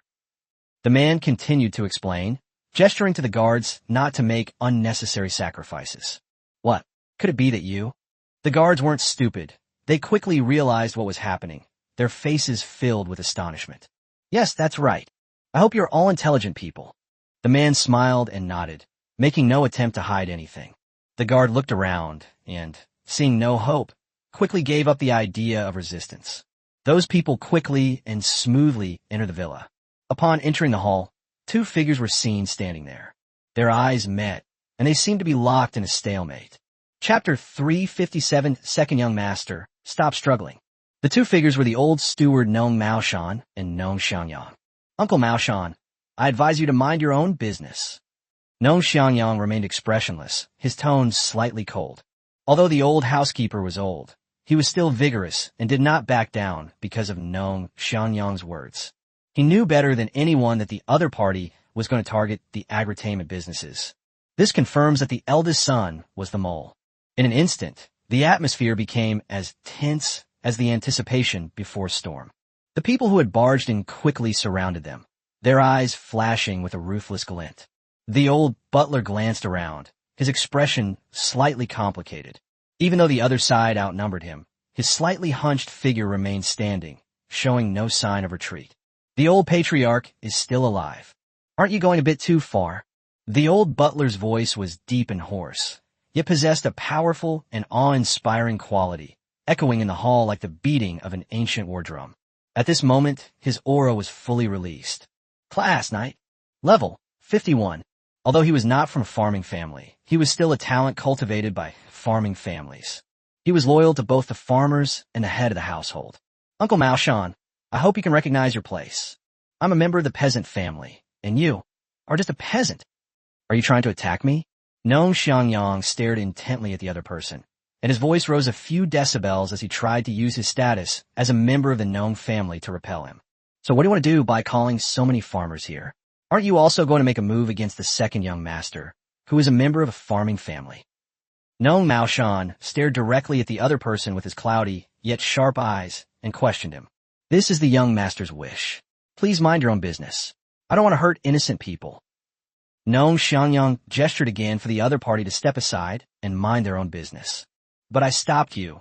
It was the old patriarch's order. Please don't put me in a difficult position. I don't want to hurt innocent people either. The old housekeeper's attitude and stance were very firm. He wanted to prevent the other party from harming the agritainment business. Sorry, you can't stop me. Second young master, you won't make it today. Nong Xiangyang sneered, then raised his hand and waved, and two members of the Nong family, who also exuded a powerful aura, stepped out from the crowd. They're also quite strong, all around level 50. Although they might not be able to defeat the old butler, they are more than capable of stopping him in a short time. Everyone else, follow me. Nong Xiangyang stopped arguing with the old housekeeper in the hall and quickly led the others toward the Nong family's bedroom. How dare you? Do you even dare to disobey the old patriarch's orders? The old butler reached out to stop Nong Xiangyang and the others, but was quickly blocked by the other two. The three of them were locked in combat in an instant. Nong Xiangyang and the others ignored the old housekeeper's words and continued walking briskly toward the bedroom of the farmhouse. The villa was large, but the farmhouse guest house could faintly hear the sounds of fighting coming from the main hall, which made him frown slightly. Big brother is really in a hurry, isn't he? So eager to get rid of me. The agritainment business owner shook his head and said self-deprecatingly. No sooner had he finished speaking than a series of hurried footsteps came from outside the door. Knock, knock, knock. Second young master, are you there? Within seconds, there was a knock on the door, and a familiar voice came from inside. The other party's tone seemed very respectful, but the guest house owner knew that it was just an act. Once he steps forward to open the door, the other party will immediately take him down. Then what awaits him is certain death. Knock, knock, knock. Second young master, are you asleep? Nong Xiangyang asked again, tentatively. They dared not linger at the farmhouse any longer. To survive, they had no choice but to take a gamble. Bang! He immediately chose to escape through the window. His floor was the third floor, which wasn't particularly high or low for a newbie like him. Damn it, trying to run away. Nong Xiangyang never expected that the agritainment business would see through their scheme. After cursing angrily, he immediately took out his weapon and broke down the door. He quickly went to the window and peered down, only to see that the farmhouse owner had gotten up from the ground and was about to run out of the villa. But they had already made preparations. How could they let the other side escape so easily? Those who remained outside immediately gathered around upon hearing the commotion. Within seconds, the farmhouse was surrounded by several figures. Whoosh! Upon seeing this, Nong Xiangyang's lips curled up slightly, and he immediately jumped down from the hole in the windowsill. With his strength, a 3-story building is practically useless. Second young master, stop struggling. You can't escape. After landing, Nong Xiangyang looked up at the farmhouse and said slowly. The farmhouse owner didn't reply, but instead looked around at the people with a flustered expression. He gripped his staff tightly with both hands, pointing it at the crowd as if warning them not to come any closer. However, As a priest, he had no offensive skills at all, and even if he adopted an attack stance, no one took him seriously. Or just obediently die. This is better for everyone.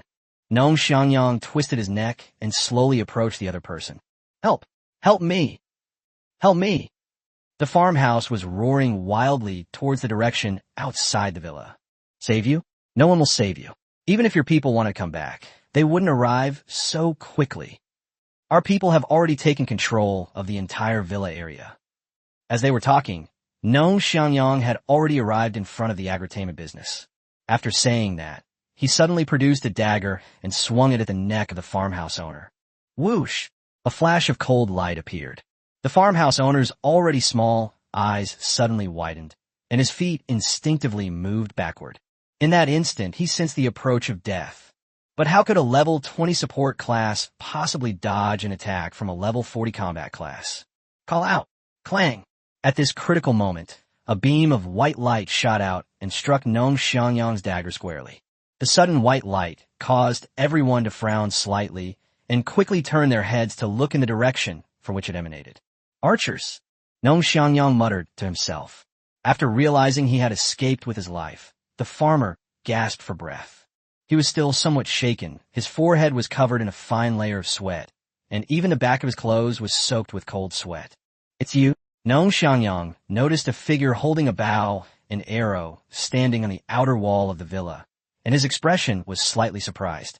Chapter 358 is over. Is everything over?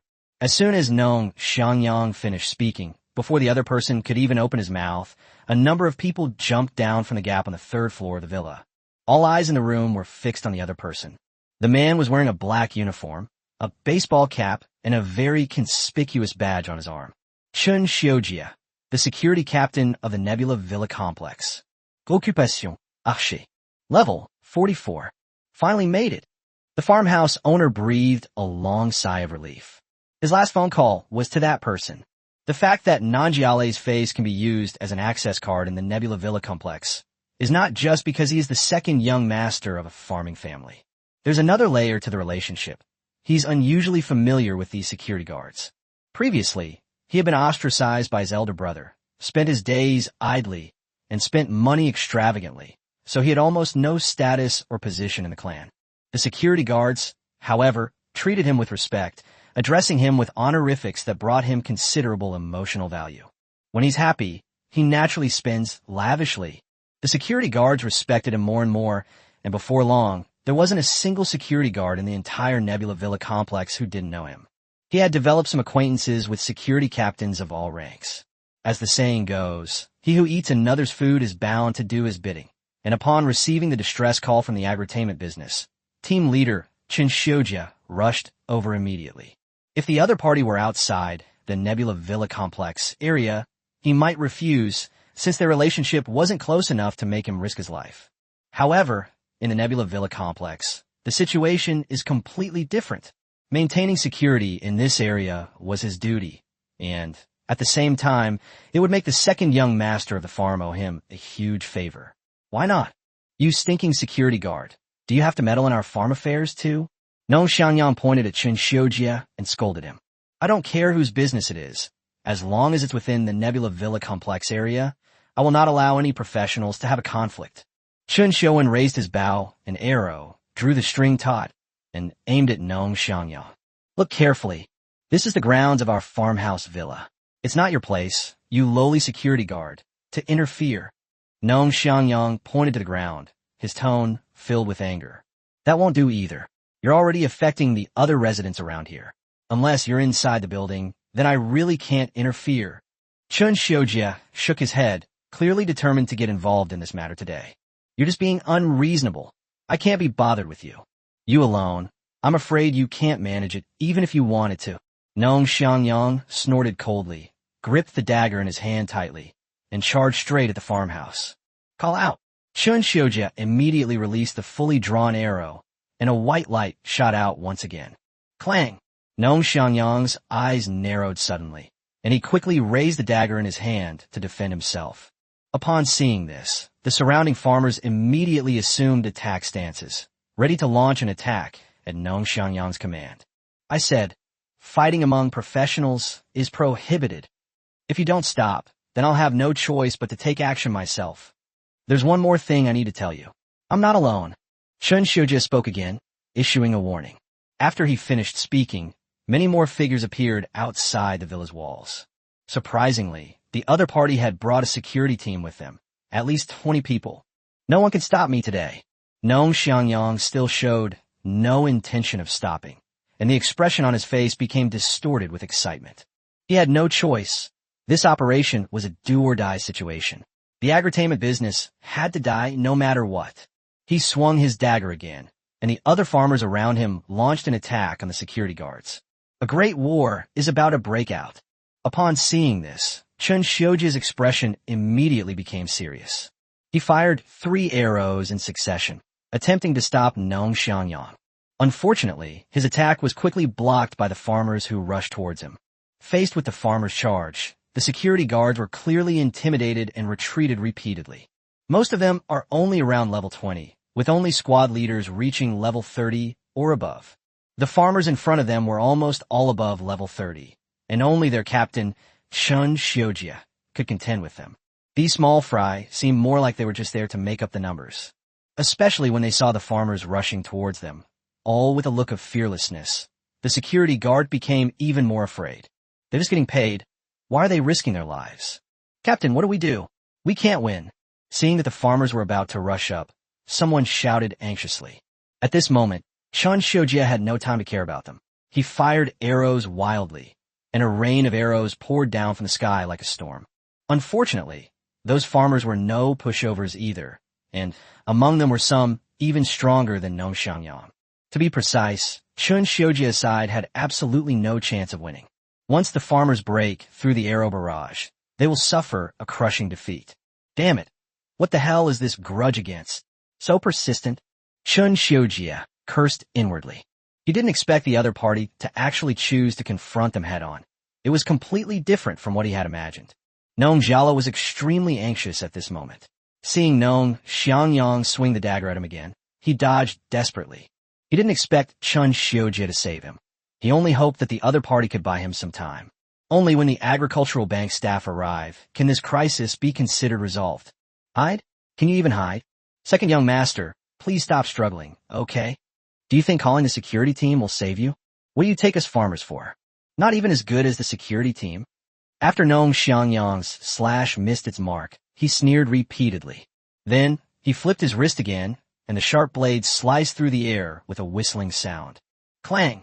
The knife landed heavily on the farmhouse, accompanied by a crisp, piercing metallic sound, and also sparked dazzling sparks. Wow! The protective gear on the farmhouse saved his life, but the immense force also sent him flying several meters away, causing his blood and chi to surge within him. As he flew backward, crimson blood left an arc in the air. Bang! Upon landing, the farmer's face turned red, and the veins on his forehead bulged, revealing an expression of extreme pain. This strike, you won't be so lucky. Nong Xiangyang gripped the dagger tightly and quickly moved closer. This time, he aimed at Nong Jiala's neck and stabbed him hard. It's over. It's all over. A strange excitement shone in Nong Xiangyang's eyes. Chapter 359, Do You Really Think I'm Dead? There was no escape for him at the farmhouse. Cold sweat broke out instantly, and he could clearly feel death approaching. His heart was filled with endless fear and resentment. His eyes were tightly closed with fear, and his body was even trembling slightly. He once thought he was not afraid of death, but when death actually came, he admitted that he panicked and fear spread throughout his body. 1 second, 2 seconds. Several seconds passed, but the pain that should have come did not occur. What happened? The farmer was surprised. Not only did he not feel any pain, but the surroundings suddenly became quiet. It seems the fighting has stopped. A thought flashed through the farmer's mind. Could it be that I'm already dead? Filled with curiosity and doubt, the farmhouse slowly opened its eyes. The gleaming dagger was positioned 2 centimeters from his neck. However, the hand holding the dagger in Nong Xiangyang's hand was grabbed by the other hand. That hand was wrinkled and crisscrossed, seemingly withered, yet it contained unexpected power. When it grabbed Nong Xiangyang's hand, The veins bulged out under the skin like intertwined vines, showing a kind of fierceness and tenacity. Everyone present not only stopped what they were doing, but also turned their gazes toward the other party in unison, their eyes filled with astonishment and awe. Grandpa, Grandpa! Ow! How could you get out of bed? When the farmer saw the man's face clearly, both his expression and tone were filled with astonishment. Have you made enough of a scene? The old patriarch's face was solemn, his eyes filled with majesty, and his gaze swept over everyone present as if it were a tangible thing.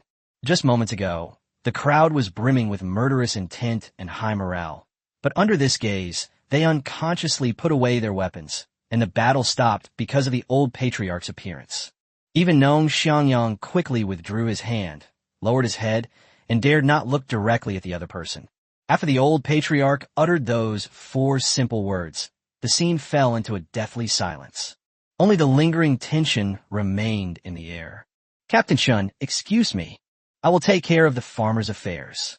Seeing that everyone looked like children who had done something wrong and dared not speak, the old patriarch turned to look at Chun Xiujia. His voice was old but extremely authoritative, and even Chun Xiujia, who did not belong to the farming family, felt a sense of oppression. It wasn't that the other party was particularly strong, but rather that the aura emanating from the old patriarch was enough to inspire respect in them. Not at all. Maintaining security for the Nebula Villa complex is our duty. Patriarch Nong, since you've already spoken, then we will no longer interfere. After hearing what the other party said, Chun Xiujia immediately decided to retreat. As soon as he finished speaking, Chun Xiujia jumped off the wall and left with the security guards. After Chun Xiujia and the others left, the old patriarch turned his attention back to Nong Xiangyang. Do you really think I'm dead? The old patriarch spoke in a very slow tone. Even so, Nong Xiangyang immediately knelt down in front of him with a thud. Master, stop explaining. Come inside. Before the other person could finish speaking, the old patriarch interrupted him and turned to walk towards the villa. Watching his hunchback slowly walk away, Nanjiale felt a pang of heartache. He quickly got up from the ground, disregarding his own injuries, and rushed forward to help him up. The old patriarch paused, turned his head to glance at the farmhouse where blood still lingered at the corner of his mouth, said nothing, and continued walking forward. With the help of the farmhouse owner, the old patriarch sat in the main seat in the hall. He hasn't sat in that position for a very, very long time. If it weren't for the infighting within the farmhouse today, he probably wouldn't have sat down there. Call the eldest young master here, too. The old patriarch looked at the old steward, Nong Maoshan, and gave him instructions. Yes. The old butler nodded in agreement, and then quickly withdrew. Within 2 minutes, the eldest son, Nong Jiatsai, also arrived in the hall. When he saw the old patriarch sitting in the main seat, his expression was slightly surprised. What? You didn't expect I'd regain my mobility, did you? The old patriarch quickly discerned what the farmer was thinking from the changes in the other party's facial expression. Seeing that his little scheme had been exposed, the farmer hurriedly stepped forward and said guiltily, Grandpa, what are you saying? I just hope you're healthy and can lead our family to new heights. In my opinion, you try and take advantage of my bedridden state to get rid of your own brother, aren't you? You probably never dreamed that my body had recovered to the point where I could get out of bed and walk, right? The old patriarch narrowed his eyes slightly and questioned the farmer. No, I didn't. Farmer Kai shook his head repeatedly in denial, acknowledging that the other party's appearance had indeed disrupted his plans. Originally, as long as the old patriarch continued to lie in the bedroom, even if the other party knew what was happening outside, they would be powerless to stop it. Then he could do whatever he wanted, acting first and reporting later. But the current situation has developed in a completely different way for what he planned. The old patriarch was not only able to get out of bed and walk, but also regained his strength. Under these circumstances, it's virtually impossible to shut down agritainment businesses, because none of the people present, whether they were members of the peasant family or not, dared to make a move against the old patriarch. This made the farmers realize that things were really bad. Not only did he fail to shut down the agritainment business, he also completely exposed his betrayal of the farmers. Whether it exists or not, it's not up to you to decide.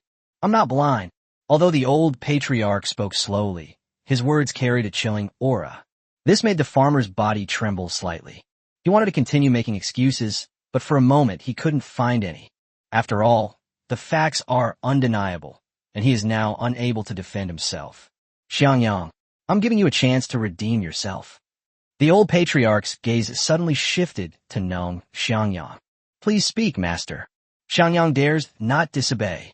Upon hearing the other person call his name, Nong Xiangyang was startled and immediately stepped forward, kneeling before the old patriarch. He knew in his heart that if things succeeded today, he would be a great hero. But if we lose, we'll be a great sinner. Clearly they lost. The old patriarch's prestige in the clan was too high. Even if they could overcome their own psychological barriers and kill the old patriarch as well, they would still be defeated in the end. Because once the old patriarch is killed, the entire farm will be thrown into chaos, and those of them who are involved in the incident will be the first to bleed. Better to kill the innocent than let the guilty go free. None of them will escape. Chapter 360. I am scared. I am terrified. In the farmhouse hall, everyone's eyes were focused on the old patriarch. Even Nong Xiangyang, who was kneeling on the ground, couldn't help but glance up. They were all filled with curiosity about the opportunity to redeem themselves that the old patriarch had mentioned. Gurgle. The young master was so nervous that he kept swallowing, and large beads of sweat slid down his cheeks. He had a vague, ominous premonition. Kill him. The old patriarch's voice, though seemingly aged, was strong and resolute. Upon hearing this, everyone present was stunned, their eyes filled with shock. Patriarch killed him? Killed whom? Although Nong Xiangyang had the answer in his heart, he still couldn't quite believe that this was the old patriarch's intention. So he spoke again, wanting to confirm it once more. Who else do you think could it be? Of course it's the young master you all respect. The old patriarch slowly raised his eyes, fixing his gaze on Nong Jiatsai. When he spoke the last two sentences, his voice involuntarily rose a few decibels. All eyes immediately turned to Nanjiakai. The farmer was completely dumbfounded. His eyes widened, his pupils trembled slightly, and his expression was filled with disbelief. Grandpa wants to kill me? The farmer never imagined that the old patriarch would be so ruthless. Thump! Farmer immediately knelt down, his lips trembling, as if he wanted to say something, but due to excitement and astonishment, he couldn't utter a word for a moment. The farmhouse owner stood to the side, his face also filled with surprise. The old patriarch had always been kind to the farmers, and no one expected him to be so cruel to his own grandson this time. It overturned everyone's perception in an instant. Patriarch, that's the eldest young master. You've carefully nurtured this farming heir for 10 years. Are we really going to kill him? Even now, Nong Xiangyang still finds it hard to accept this fact and tries to persuade the old patriarch to change his mind.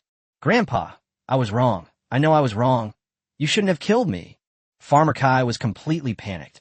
He didn't believe the old patriarch would joke with him like that. Although he would be very upset about being marginalized by his family. As the old saying goes, it's better to live a miserable life than to die a good death. As long as he's alive, he can still find opportunities. After all, he's built up his business over 10 years, and it's not something that can just collapse overnight. But once you die, you really have nothing left. This is your chance to atone for your sins. Are you sure you want to give up? Only by killing him can you prove your loyalty to the peasants. The old patriarch ignored Nong Jiatsai's pleas for mercy and instead turned his gaze away from the other party and towards Nong Xiangyang, who was standing in front of him. He knew that it was not easy for members of the farming family to advance in their careers, and that Nong Xiangyang might not be considered outstanding if he were placed outside. However, he is a rare talent among farmers. It would be such a waste to kill him. This gave the other party a chance to show their determination. Make sure she completely severs her relationship with the young master. Only by making a choice can the old patriarch keep him. I obey. Nong Xiangyang knew he had no other choice, and he understood that the old patriarch was intentionally protecting him. If the agri-tainment business were in charge today, I'm afraid I would be finished here. After saying that, he got up from the ground. Nong Xiangyang remained expressionless, slowly approaching the young master with a dagger in hand. With each step he took, Nong Jiatsai's heart skipped a beat, and his entire body trembled with tension. Grandpa, I won't do it again. I won't do it again. Give me a chance. As death drew ever closer, the farmer, filled with terror, frantically begged for mercy, desperately seeking a glimmer of hope. Chance. What you've done. How can I give you a chance? The old patriarch shook his head helplessly. In that instant, he seemed to have aged more than 10 years. He personally ordered the execution of his own grandson, whom he had carefully nurtured for 10 years. His heart was bleeding. He was extremely reluctant to part with her, and at the same time, he was furious that the other party was so foolish as to take this step. Grandpa, if it's just a matter of your word, the entire farming family would dare not disobey. Please give me a chance. I beg you. I count out to you, sir. At this moment, the farmer was like a stray dog, begging for mercy while desperately kowtowing in the direction of the old head of the household. Bang, bang, bang. A series of dull thuds rang out, and in no time, the other person had broken their forehead, with bright red blood flowing down. The sight weighed heavily on the hearts of everyone present, as most of them were his supporters. Seeing their young master in such a sorry state, they could hardly bear to look at him. However, with the old patriarch sitting in front, even if they felt resentful, they dared not make any rash moves. Farmer Kai's words pierced the old patriarch's heart like a sharp knife, causing him to let out a helpless laugh. What the other party said was indeed true. With just one word from him, the farmer's family would not die. But he can't do that. If you don't die, will the peasant family still be a peasant family? A person who betrays his family for personal gain, what right does he have to lead his farming family to glory? What right does a person who would even harm his own brother in pursuit of profit have to be a farmer? The old master's eyes were bloodshot as he angrily reprimanded the farmer. His eyes were bloodshot and filled with boundless rage. He hated the other party for giving up a promising future and choosing to betray the peasant family, even causing internal strife within the peasant family. Either of these is a major taboo for farmers. Tell me, what? I've been training you for 10 years. What have you actually learned? The old patriarch roared hysterically, his voice hoarse with anger and excitement, and he even stood up from his seat in agitation. He couldn't understand it. He just couldn't understand it at all. I am scared. I am terrified. He saved your life, and you've started to side with him all the time. How can I not be afraid? Ever since he returned from the youth championship, he's been putting constant pressure on me. Moreover, you not only gave him the opportunity to attend the Zhang family banquet, even the Yi family support operations were entirely under his control. Then what am I? How can I not be terrified? He has seriously threatened my position. At this moment, the farmer stopped kowtowing and looked up at the old head of the family, letting out a heart-wrenching roar. It was as if he was venting his dissatisfaction with his actions over this period, releasing pent-up emotions. His face was covered in blood, and his roaring expression looked somewhat ferocious. Chapter 361, The Situation is Set. After venting his anger, the farmer saw that the old man wouldn't back down, so he stood up and glared at him, ready to give up entirely. The hall was deathly silent. The old patriarch narrowed his eyes slightly, but did not rush to speak. Instead, he quietly stared at the other party. Grandpa, why aren't you saying anything? Did I say something wrong? Seeing that the other party remained silent for a long time, the farmer spoke up again to question them. All I can say is, you've misunderstood. From beginning to end, I never thought of letting Xiao Lu replace you. I just want him to assist you in the future. He doesn't have your business acumen, nor your cunning and shrewdness, but he has a vision that surpasses yours. His vision is far superior to yours. In the future, you two brothers will work together to bring the farming family to a higher level. But you were killed by your own damned narrow-mindedness. The old man's eyes were full of disappointment. As he spoke, he couldn't help but shake his head. When he said the last sentence, his tone was filled with disappointment and frustration. After hearing the old patriarch's words, the farmer's lips trembled slightly, and he hesitated several times before speaking, his eyes filled with regret and self-blame. His brows furrowed, as if bound by threads of shame, and his previous righteous indignation vanished, the light in his eyes dimming instantly. How can I give you a chance? Do you know how many people you've betrayed and killed by betraying farmers? No, you have no idea how many people have lost their lives because of your foolish actions. You are no longer worthy to be the heir of the farmer's family, nor are you worthy to call yourself a member of the farmer's family. And you even dared to harm your own brother. You're not even human anymore. If you don't die, it's an outrage against heaven. At the same time, I will also, in the name of the head of the peasant family, seek justice for the peasants you have killed." The old man's eyes had unknowingly become moist, filled with a deep sorrow, as if cut by a knife, the pain of severing family ties. "Xiangyang, what are you waiting for?" His lips trembled slightly, every muscle twitch a sign of inner turmoil. Yet when he spoke, his voice was steady and powerful, each word like a heavy hammer striking a drum, echoing in the silent hall. "Young master, we were really wrong." Nong Xiangyang, holding a dagger, had already arrived in front of Nong Jiatsai. His face was full of difficulty, but the old patriarch was determined to kill him, and no one could change today's outcome. After realizing he had misunderstood his grandfather, Nanjiakai seemed to have accepted life and death. He slowly closed his eyes and whispered, "Let's get started. If you're wrong, you have to admit it." I admit it." As he finished speaking, tears welled up in his eyes. Seeing that Nong Xiangyang was hesitant to act, the old man slowly raised his wrinkled old hand, as if using all his strength, and pointed it at Nong Jiatsai. His hand paused in midair, as if time itself stood still for this difficult choice. In the end, he resolutely swung down, delivering his final verdict on his grandson. A shout of "Kill!" suddenly rang out in the hall. Puff! The dagger in Nong Xiangyang's hand flashed with a cold light and sliced across the young master's neck. In an instant, bright red blood spurted out. The young master faced death with equanimity, without any struggle. Instead, a slight smile appeared on his lips, as if he had found liberation. The moment he collapsed, countless farmers rushed forward to help him up. Everyone looked dejected, and their eyes seemed to have lost their former sparkle. The old patriarch staggered back to his seat. He too was filled with immense grief. But he had no choice. If we want to keep the farmers in check, then the farmers must die.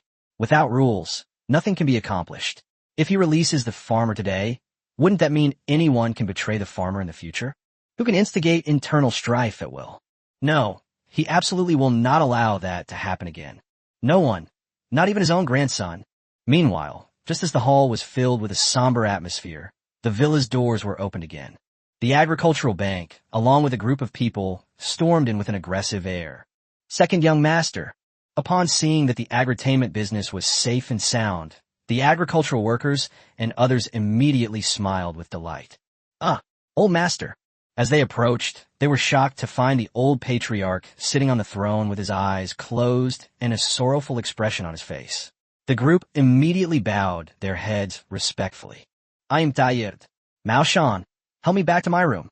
The old patriarch clearly had no interest in what was to come, and was even too lazy to participate. The grief of losing his grandson made him seem to have aged considerably in an instant. "Yes." Upon hearing the call, the old housekeeper rushed forward to help him up. With the departure of the old patriarch, what it meant was clear to everyone present. At this moment, the agritainment business owner slowly walked up to the top, his cold gaze sweeping over everyone. It's as if it's saying, "Anyone who disagrees, stand up." Now that the eldest son is dead, he will naturally take over the resources controlled by the other party. He has finally turned his luck around. The people from the agricultural bank were all completely bewildered, looking utterly confused. It wasn't until they discovered the young master's body that they realized what had happened. Since the old man didn't investigate those involved in today's infighting, I won't pursue the matter either. But I know you're not convinced. And naturally, I won't keep anyone who doesn't submit to me around. So, you should know what to do, right? His confidence instantly returned after the agricultural bank and others arrived. Those people are warriors who have fought their way through the battlefield.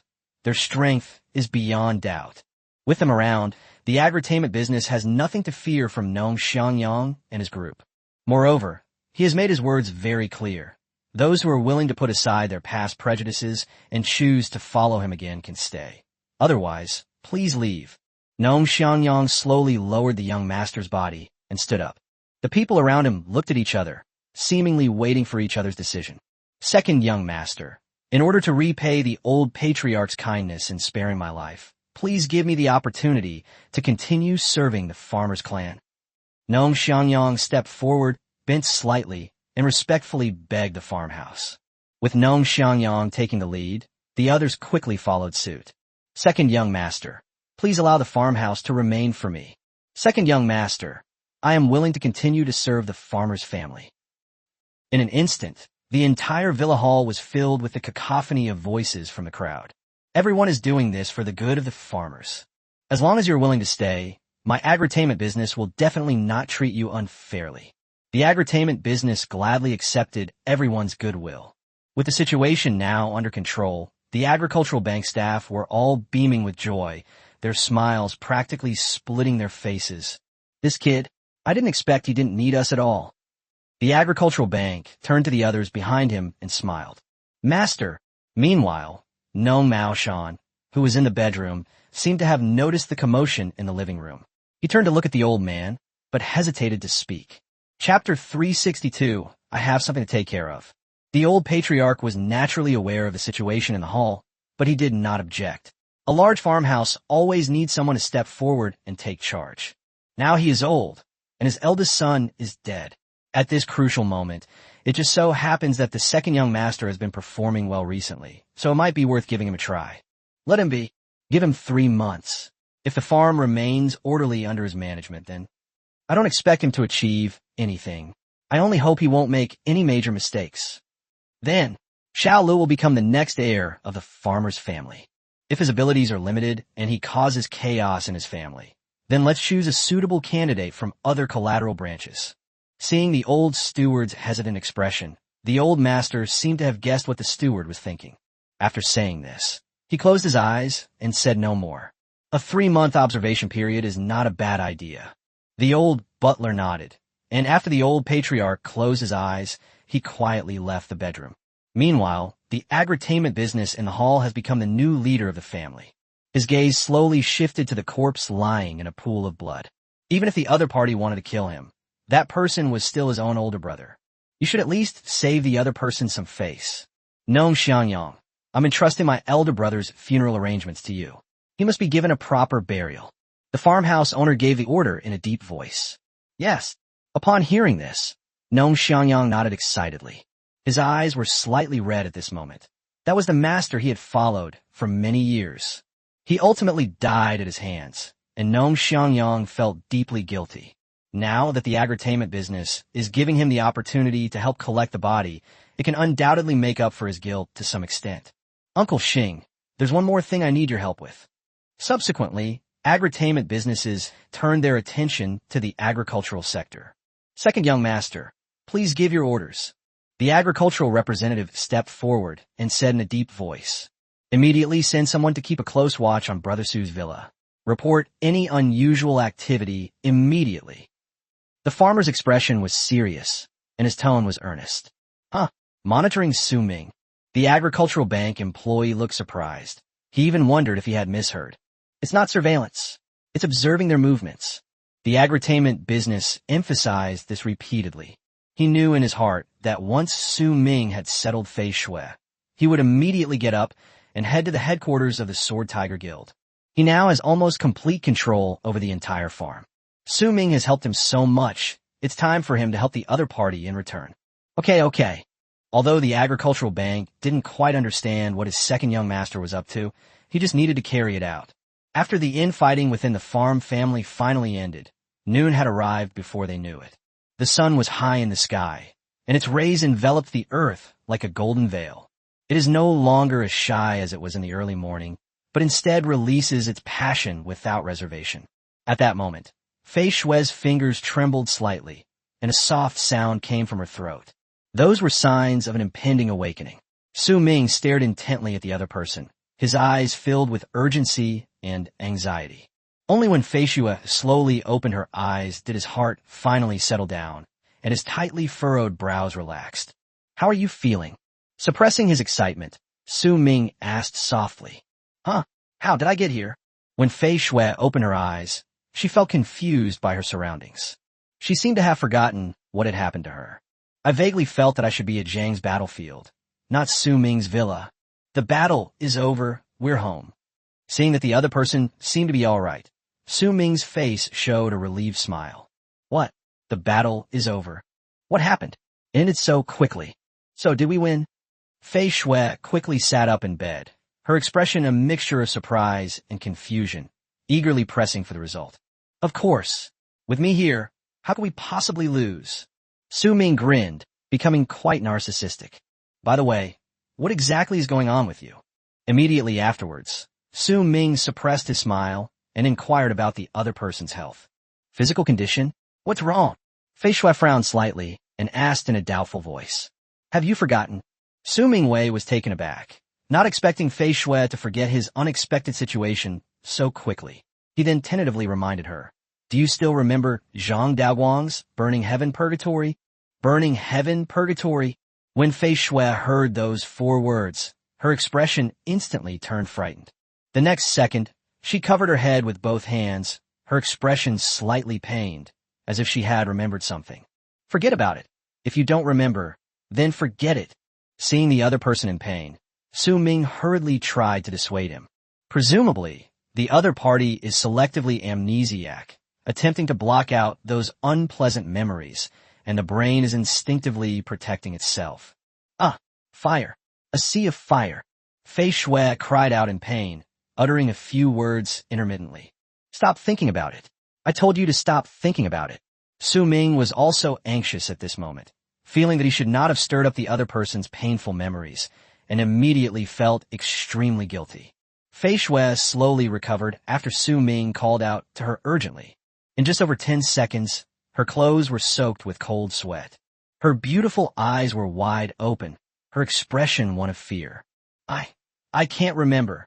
I can only vaguely remember the sea of fire. It was a sea of fire that turned the sky red. Fei Shui turned to look at Su Ming, her voice choked with emotion.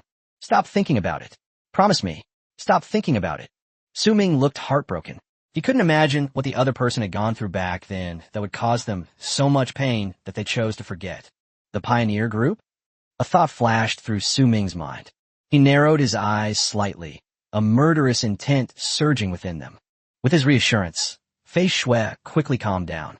By the way, how did you defeat the Zhang family all by yourself after I fell unconscious? After recovering, Fei Shui developed a strong curiosity about the battle between Su Ming and the Zhang family.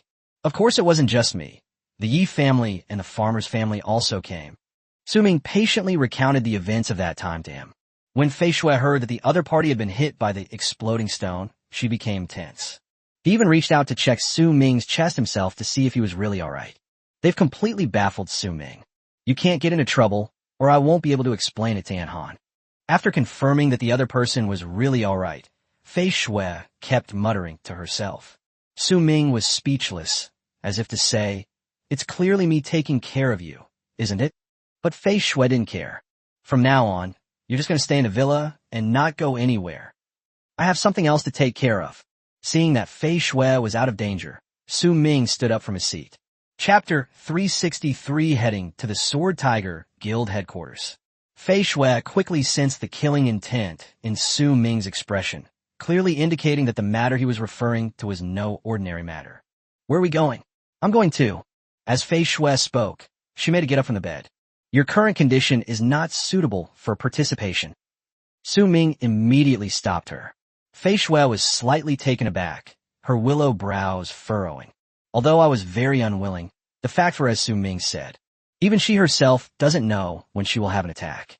If she has another attack during a battle, she will only be a burden to Su Ming. Fei Shui immediately thought of the Zhang family battlefield, realizing that she must have caused Su Ming a lot of trouble.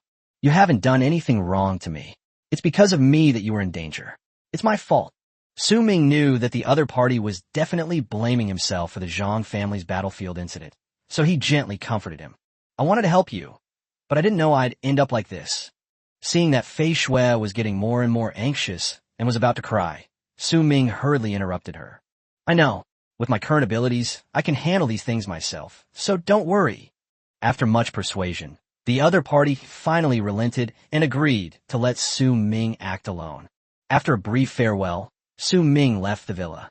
The moment he stepped out the door, a huge black vortex appeared in the sky above the villa. With a dragon's roar, the bone dragon suddenly flew out from it. Its wings flapped, stirring up gusts of wind that made it impossible for the sentries planted by the agricultural bank around Su Ming's villa to open their eyes. When they opened their eyes again, Su Ming had already left the villa riding the bone dragon. You're leaving already? Holy crap. Isn't this even more convenient than driving? The sentries watched Su Ming's figure gradually disappear into the distance, feeling both surprised and envious. Within 2 minutes, the agricultural agent rushed to the farmhouse and reported, "Second young master, there's something going on with Su Ming." According to the sentries, he left on a bone dragon. "All right, gather the men immediately. Let's set off." Upon hearing Su Ming move, the guest house owner immediately stood up from his seat. Let's go. Where are we going?" The agricultural worker was slightly taken aback, looking completely bewildered. "Sword Tiger Guild, headquarters." "It's a farmhouse," the farmer said in a deep voice. "What are we going there for?" the agricultural bank representative asked, puzzled. "Because that's where Brother Su went this time. We have to go help him. We have to put some pressure on the Sword Tiger Guild, no matter what." The farmer looked resolute, but his eyes were too small to fully convey his imposing presence. "Okay, I'll arrange it right away." The agricultural bank representative nodded, understood the general idea, and quickly withdrew. About 5 minutes later, 10 black cars drove out of the farmhouse in succession. The long, uniformed convoy quickly became a scenic sight on the road. Their actions quickly attracted the attention of the Yi family. "You mean the peasants suddenly mobilized a large number of elite experts?" Yi Sangtian suddenly received a phone call, and the message on the other end immediately energized him. Yes, a total of 10 cars were dispatched, along with about 50 people, all of whom were elite members. He continued reporting over the phone. Where are they going? And what are they doing there? Yi Sangtian's expression suddenly turned serious, and his tone became slightly anxious. Now, the Yi and Nong families are like grasshoppers tied to the same rope, and Yi Sangtian naturally doesn't want to see anything happen to the Nong family. And now, at such a special time, the fact that their farming family would rashly send out so many experts clearly indicates that things are not simple. It's not clear yet, but it seems to be heading in the direction of the Sword Tiger Guild. What? Sword Tiger Guild? You guys stay close and report to me immediately if anything happens. When Yi Sangtian heard that the farm was heading towards the Sword Tiger Guild, his heart skipped a beat. Going to the Sword Tiger Guild is a matter of great importance and should not be taken lightly. Ling Shi, Ling Feng. Without a second thought, Yi Sangtian immediately called out to his 2 sons who were still cleaning up the battlefield outside. "What's wrong?" Upon hearing their father's call, Yi Lingshi and Yi Lingfeng quickly ran over. "Quickly, gather your forces immediately and head to the Sword Tiger Guild." Yi Sangtian gave the order urgently. Shall we go and do something at the Sword Tiger Guild?" The 2 brothers, Yi Lingshi and Yi Lingfeng, looked at each other, their faces filled with confusion. Enough with the nonsense. Farmer has gone crazy and led people to the Sword Tiger Guild. Given our relationship with Farmer, how can we just sit idly by? I order you to gather your troops and proceed immediately. Yi Sangtian cut to the chase, urging him anxiously. Yes. After learning that the farmer had already sent people there, the Yi brothers stopped asking questions. They only knew that they couldn't let anything happen to the farmer. Yi Sangtian's heart finally settled down a little after he saw his 2 sons leave the Yi family with their men. Meanwhile, Su Ming stood atop the head of the Hell Dragon, his gaze piercing, and flew straight toward the Sword Tiger Guild. Holy crap, what's that? A bone dragon? Yes, there's still someone standing up there. Could that person be the mysterious figure from Old Town Street? That's so cool. I wish I had a mount like that. More and more people spotted the bone dragon soaring through the sky, their exclamations of amazement echoing endlessly. Su Ming's identity was completely exposed during the battle with the Zhang family.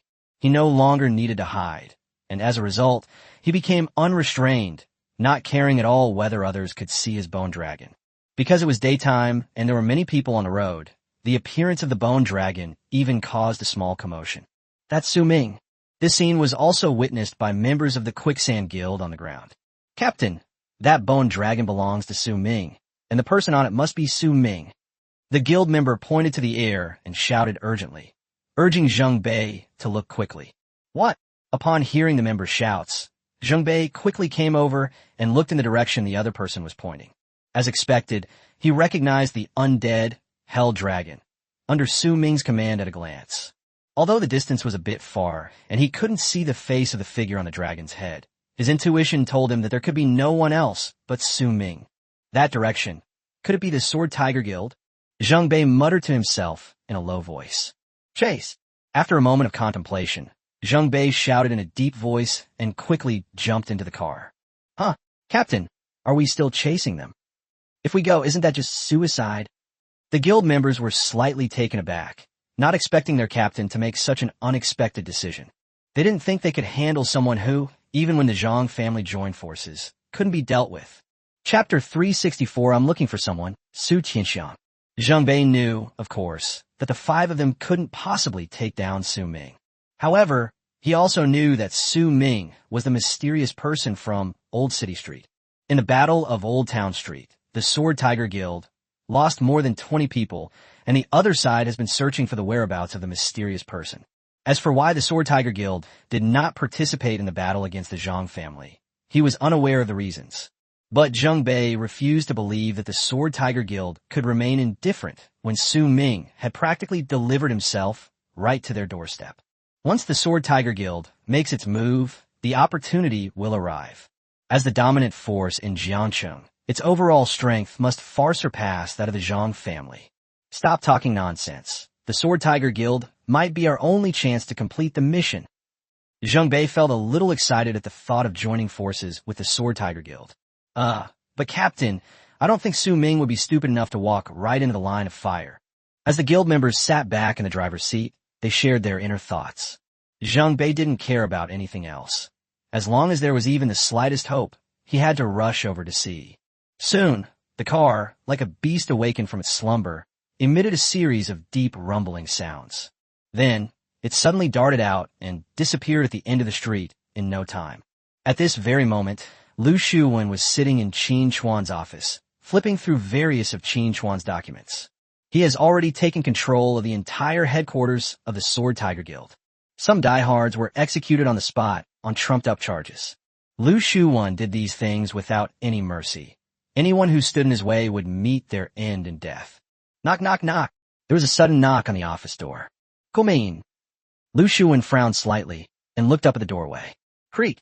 As the door opened, Lu Hengze, his longtime partner, came into view, still wearing a mask. Hee hee. The sinister laughter came with the other person's appearance. What? Have you finished everything I asked you to do? Lu Shuwen put down the documents in his hand and spoke first. It's done. Whether it's headquarters or members outside, we have completely taken control of them. Eliminate all of Qin Chuan's followers, as well as those inflexible diehards. After the masked man finished his report, his sinister laughter echoed through the office once again. Good. Very good. Upon hearing the result, a wicked smile involuntarily appeared on Lu Shuwen's face. This means his plan was a success. He not only eliminated Qin Chuan, but also successfully took over the entire Sword Tiger Guild. However, I just received some news. The masked man continued to add. What news? Lu Shuwen raised an eyebrow at the other person, his tone filled with curiosity. It is said that both the Nongjia and Yejia families have convoys heading towards our headquarters. Whether we are the target is still uncertain. The masked man casually pulled out a chair and sat down. Oh, I don't recall having any conflict with them. When Lu Shuwen heard the news, he showed no fear. Instead, a hint of curiosity arose in his eyes. He now controls the entire Sword Tiger Guild, and his power is the strongest in the entire Jiangcheng city. No matter who comes to cause him trouble, he can handle it calmly. I've done the math, and it should be about time. The masked man glanced at the time and reminded him gently. Heh, I like to see what they're up to. Lu Shuwen gave a cold laugh, then stood up from his seat and left the office. Hee, looks like there's more to the show. Seeing that Lu Shuwen had left the office, the masked man slowly stood up. At the same time, a bone dragon suddenly appeared above the Sword Tiger Guild. He then swooped down, and when he was still more than 10 meters above the ground, Su Ming jumped off the dragon's head. The moment he landed, he also summoned back the Hell Dragon. The enormous bone dragon vanished without a trace in the blink of an eye, leaving those who had just witnessed it swooping down completely bewildered. 1 second, I was amazed by it. The next second, it was gone. They even doubted whether they were seeing things or hallucinating. After landing, Su Ming didn't hesitate at all and headed straight for the headquarters building of the Sword Tiger Guild. However, several security personnel quickly stepped forward and stopped him. What just happened? One of the security guards couldn't resist his curiosity and asked about the bone dragon incident. Does it matter? I'm looking for someone. Su Ming merely glanced at the other party, his tone cold. Looking for someone? Who? When the security guards heard that the other party was looking for someone, they exchanged glances and then continued to ask questions. Su, Tian, Xiang. Su Ming uttered each word slowly and deliberately, his expression turning cold and sinister. The security personnel could even feel the icy chill emanating from the other party, and their feet involuntarily took a few steps back. Captain Su? What do you want of Captain Su? One of the security guards mustered his courage and asked again. Take me to see him, or bring him to see me. Understand. Su Ming did not answer the other party's question, but instead glanced at the security personnel and made his request. The single word, understand, sent a shiver down the spines of the security personnel, as if they were sensing the approach of death. Their intuition told them that this young man was not only murderous, but also extremely violent. She's definitely not someone to mess with. The commotion quickly attracted the attention of the surrounding members of the Sword Tiger Guild. What's up? Guild members gathered around, first glancing at Su Ming, then turning to the security personnel to inquire about the specifics. He was so suspicious that we stopped him. It turned out he was looking for Su Tianxiang, Captain Su. The security personnel recounted the events truthfully, their voices trembling. Oh, you're looking for our Captain Su? What do you want with him? I'm from the enforcement team. When the guild member heard that the other party was looking for their captain, he looked Su Ming up and down again. More and more guild members gathered around, and in no time, more than a dozen people had surrounded them. This kid, he looks kind of familiar. Before Su Ming could reply, a voice came from the crowd, as if someone had recognized Su Ming. Oh, I remember now. This kid is Su Ming. He's a necromancer. The person finally remembered the other person and exclaimed in surprise. Upon hearing this, everyone's gaze towards Su Ming immediately changed. They might not recognize the name Su Ming, but the title necromancer was definitely familiar to them. Chapter 365, Walking into a Trap? The Zhang family's fierce battle last night had already spread throughout Jiangcheng City, and as members of the Sword Tiger Guild, they naturally had heard about it. They might not remember Su Ming, but they knew that a necromancer had fought against half of the Zhang family, which shocked all the forces in Jiangcheng City. They never expected that such a terrifying being would appear before them at this moment. That's right, Su Ming is the necromancer. The necromancer is Su Ming. Soon, someone else realized that over the years, the number of times a necromancer has appeared can be counted on one hand, and in the present world, there is only one such person, Su Ming. After confirming Su Ming's identity, the members of the Sword Tiger Guild involuntarily took a few steps back. His face was filled with vigilance. After all, this was a dangerous person, because they also learned that the mysterious person who participated in the Battle of the Old City was the necromancer who participated in the Zhang family war. And that is Su Ming right in front of us, requesting backup at headquarters. Misterios man Su Ming spotted. One of them immediately pulled out a walkie-talkie and requested assistance. I just want to find someone today, and I don't want to make a big deal out of it. Su Ming's cold gaze swept over everyone. Don't worry. Even if you don't contact our captain will. At this moment, the guild members had already assumed attack stances, attempting to take down Su Ming in one fell swoop. Oh, it really is you. Don't you know that the Sword Tiger Guild is also looking for you? You still dare to walk right into our trap? At the same time, a familiar voice came from behind. Upon hearing this, Su Ming frowned slightly and turned to look. Liuxia Guild. He quickly recognized Zheng Bei. This person had joined forces with Zhang Xiong and Zhang Jiajun during the Zhang family's major battle. However, when the other party arrived at the Yi family's residence, they realized the situation was not good and immediately ran away. He didn't expect the other party to reappear. I thought you had run back to Haiban City. Su Ming's tone carried a hint of disdain. In his eyes, this man was not only a defeated opponent, but also a deserter. I am sorry. I disappointed you. Today I'm joining forces with the Sword Tiger Guild to take you down. Zheng Bei didn't care about Su Ming's attitude towards him. As long as he could complete the mission, that would be a great achievement. After he finished speaking, he raised his hand and waved it, and the 4 guild members behind him immediately surrounded him. At this moment, Su Ming was surrounded by the Sword Tiger Guild in front and the quicksand guild behind. The atmosphere instantly became tense. Inside the headquarters building stood a figure with a furrowed brow and a solemn expression. Even though he knew a battle was about to break out outside, he still had no intention of going out. This person was Su Tianxiang, the one Su Ming was looking for. He wasn't stupid. Su Ming coming to his door at this time meant he probably already knew something and was most likely seeking revenge. Just in case, he chose to avoid it. After all, the other party's growth rate had greatly exceeded his expectations. Thinking back, I used to be able to easily manipulate my opponent with one hand. But now Su Ming doesn't even need to lift a finger. He can already control him. It's true what they say. Comparisons are the thief of joy. Thinking of this, Su Tianxiang couldn't help but let out a long sigh. Isn't this the deputy captain of the enforcement team, Captain Su? What are you doing standing here? Just as he was sighing, Lu Shuwen's voice suddenly came from behind him.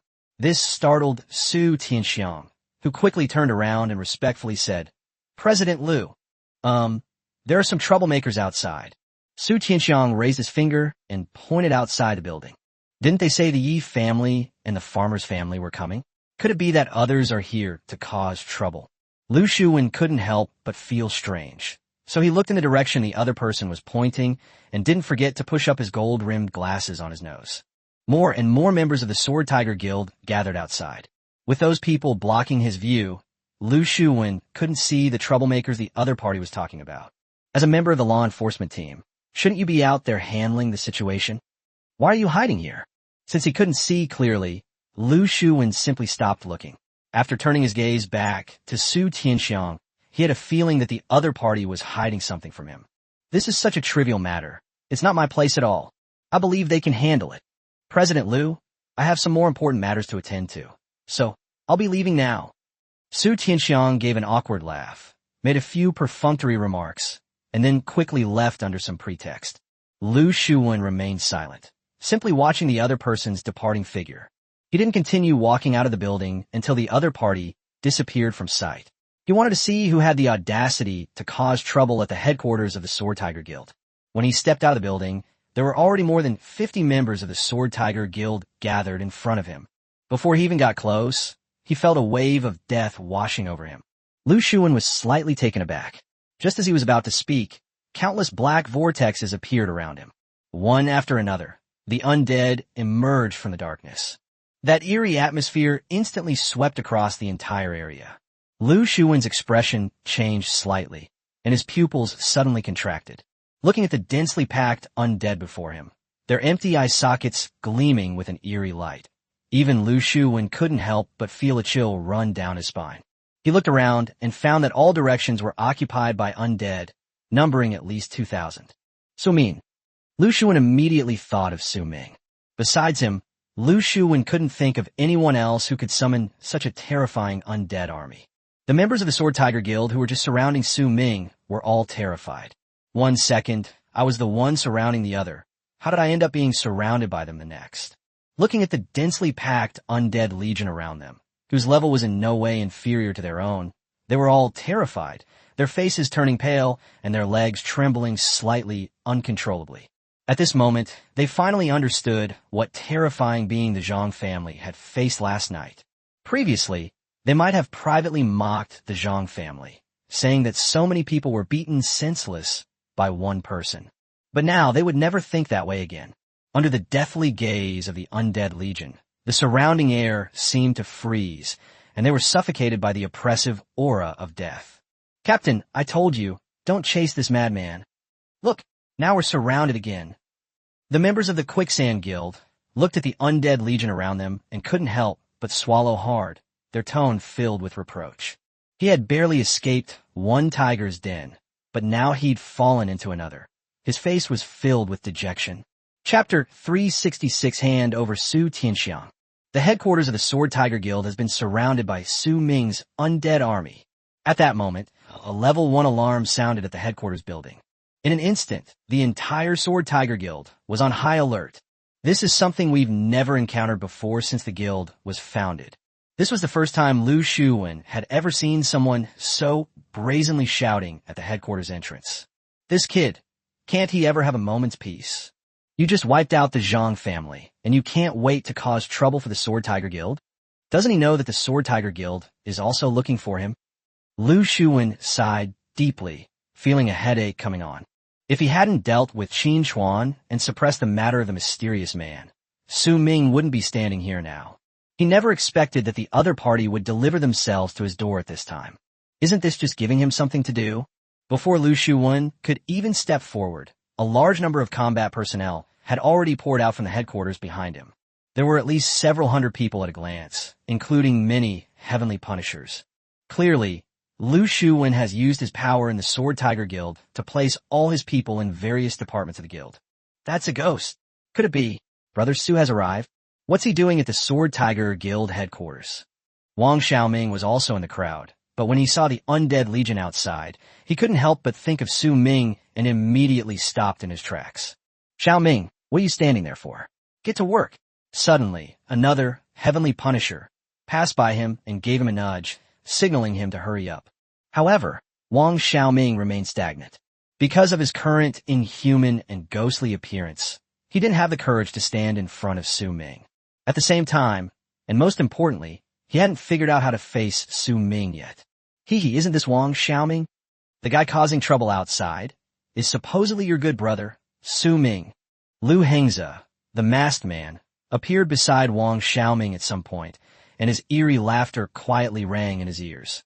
Upon hearing this, Wang Xiaoming's heart skipped a beat.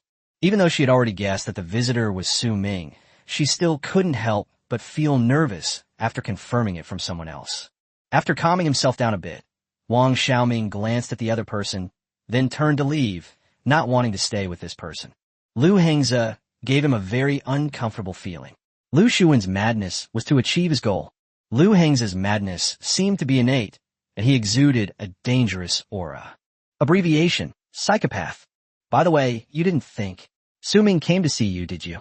Lu Hengze suddenly turned to look at Wang Xiaoming, his tone carrying a hint of amusement. Wang Xiaoming paused, then pulled his foot back after taking a step forward. What do you mean? He turned around and questioned. We're all on the same side. What bad intentions could I possibly have? I was just telling you not to flatter yourself. Your so-called good brothers, how could they possibly care about you? He came to the Sword Tiger Guild headquarters only for his own business. Lu Hengze stepped forward and put his hand on the other person's shoulder, as if the two were good buddies. Stop trying to sow discord. Wang Xiaoming spoke with anger as he shook off the other person's hand that was on his shoulder. I've heard some things about your situation. Lu Hengze didn't care about the other party's attitude and followed as usual, continuing to speak. Wang Xiaoming ignored him and walked to the other side on his own. But today, for some reason, Lu Hengze clung to him like a stubborn plaster. No matter where Wang Xiaoming went, he followed closely behind. As the two of them went back and forth like lovers arguing, the situation outside the headquarters building became increasingly tense. The atmosphere between the two sides is highly charged, and a major battle is about to break out. Lu Shuwen had no choice but to step in and stop it. Young friend Su, his voice quickly rang out from the crowd. Members of the Sword Tiger Guild quickly recognized Lu Shuwen's voice and signaled to make way for him. Lu Shuwen. Su Ming looked in the direction the people had cleared and asked in a questioning voice. At the end of the road, sure enough, there was the man in a suit and tie, with slick back hair and gold-rimmed glasses. That's right, it's Lu Shuwen, known as the suit-wearing thug. The opponent's movements were still the same, never changing. With his left hand in his pocket and his right hand occasionally adjusting the gold-rimmed glasses on his nose, he was slowly walking towards him. Upon seeing Lu Shuwen appear, the guild members present felt reassured and were no longer so fearful in the face of Su Ming's undead army. Ha! Isn't this Vice President Lu? Upon seeing Lu Shuwen, Zheng Bei's face immediately lit up with a joyful smile, and he waved to him in greeting. Upon seeing this, Lu Shuwen simply nodded politely in response. Young friend Su, what should I say to you? Your sudden appearance here has put me in a difficult position. Lu Shuwen approached Su Ming and shook his head with a wry smile. Hand Su Tianxiang over to me, and I'll leave immediately. Without uttering a single wasted word, Su Ming's gaze sharpened, and he went straight to the point, stating his requirements. Su Tianxiang, what do you want with him? Lu Shuwen was slightly taken aback, not expecting that the other party had come with such force just for Su Tianxiang. Does that mean you want to protect him? Su Ming stared directly at Lu Shuwen, his tone gradually turning cold. Heh, I'm not interested in someone like him. However, if we hand him over, wouldn't our Sword Tiger Guild lose all face? Besides, it seems like that guy has someone backing him. So, I can't pay. Lu Shuwen shrugged, bluntly rejecting the other party's request. What if I said I absolutely had to have that person?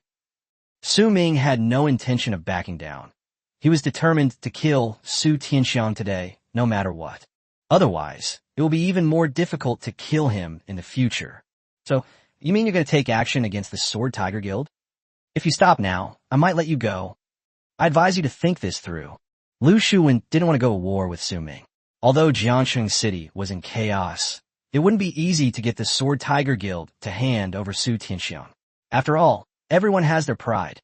Moreover, there are people from the Quicksand Guild here. If we just hand them over to Su Ming casually, it will probably reach the ears of the higher-ups very quickly. Once the Dragon King Palace comes to hold them accountable, Lu Shuwen's painstakingly planned scheme will be ruined. Even though he desperately wanted to win Su Ming over, he absolutely wouldn't allow the other party to ruin his plans.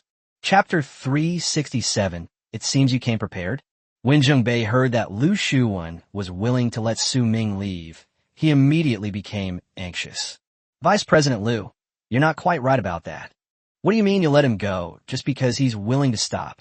He's a mysterious figure. He's an enemy of your Sword Tiger Guild. How could you let him go? We must take him down. With so many members of the prestigious Sword Tiger Guild present, how did Su Ming manage to escape? Even he, an outsider, couldn't stand it anymore. After listening to Zheng Bei's words, Lu Shuwen slowly turned his head expressionlessly, stared at the other party, and said coldly, Are you teaching me how to do things? A few simple words instantly created a tense atmosphere. The air around them seemed to freeze because of his words. No, that's not how it is. Vice President Lu, you've misunderstood. Zheng Bei also sensed the coldness in the other person's eyes and quickly shook his head in denial. This is, after all, the territory of the Sword Tiger Guild, with hundreds of people around here. It would be a lie to say I'm not worried. If you anger the other party, who knows what outrageous things Lu Shuwen might do and then shift the blame to Su Ming. In that case, you would have died for nothing.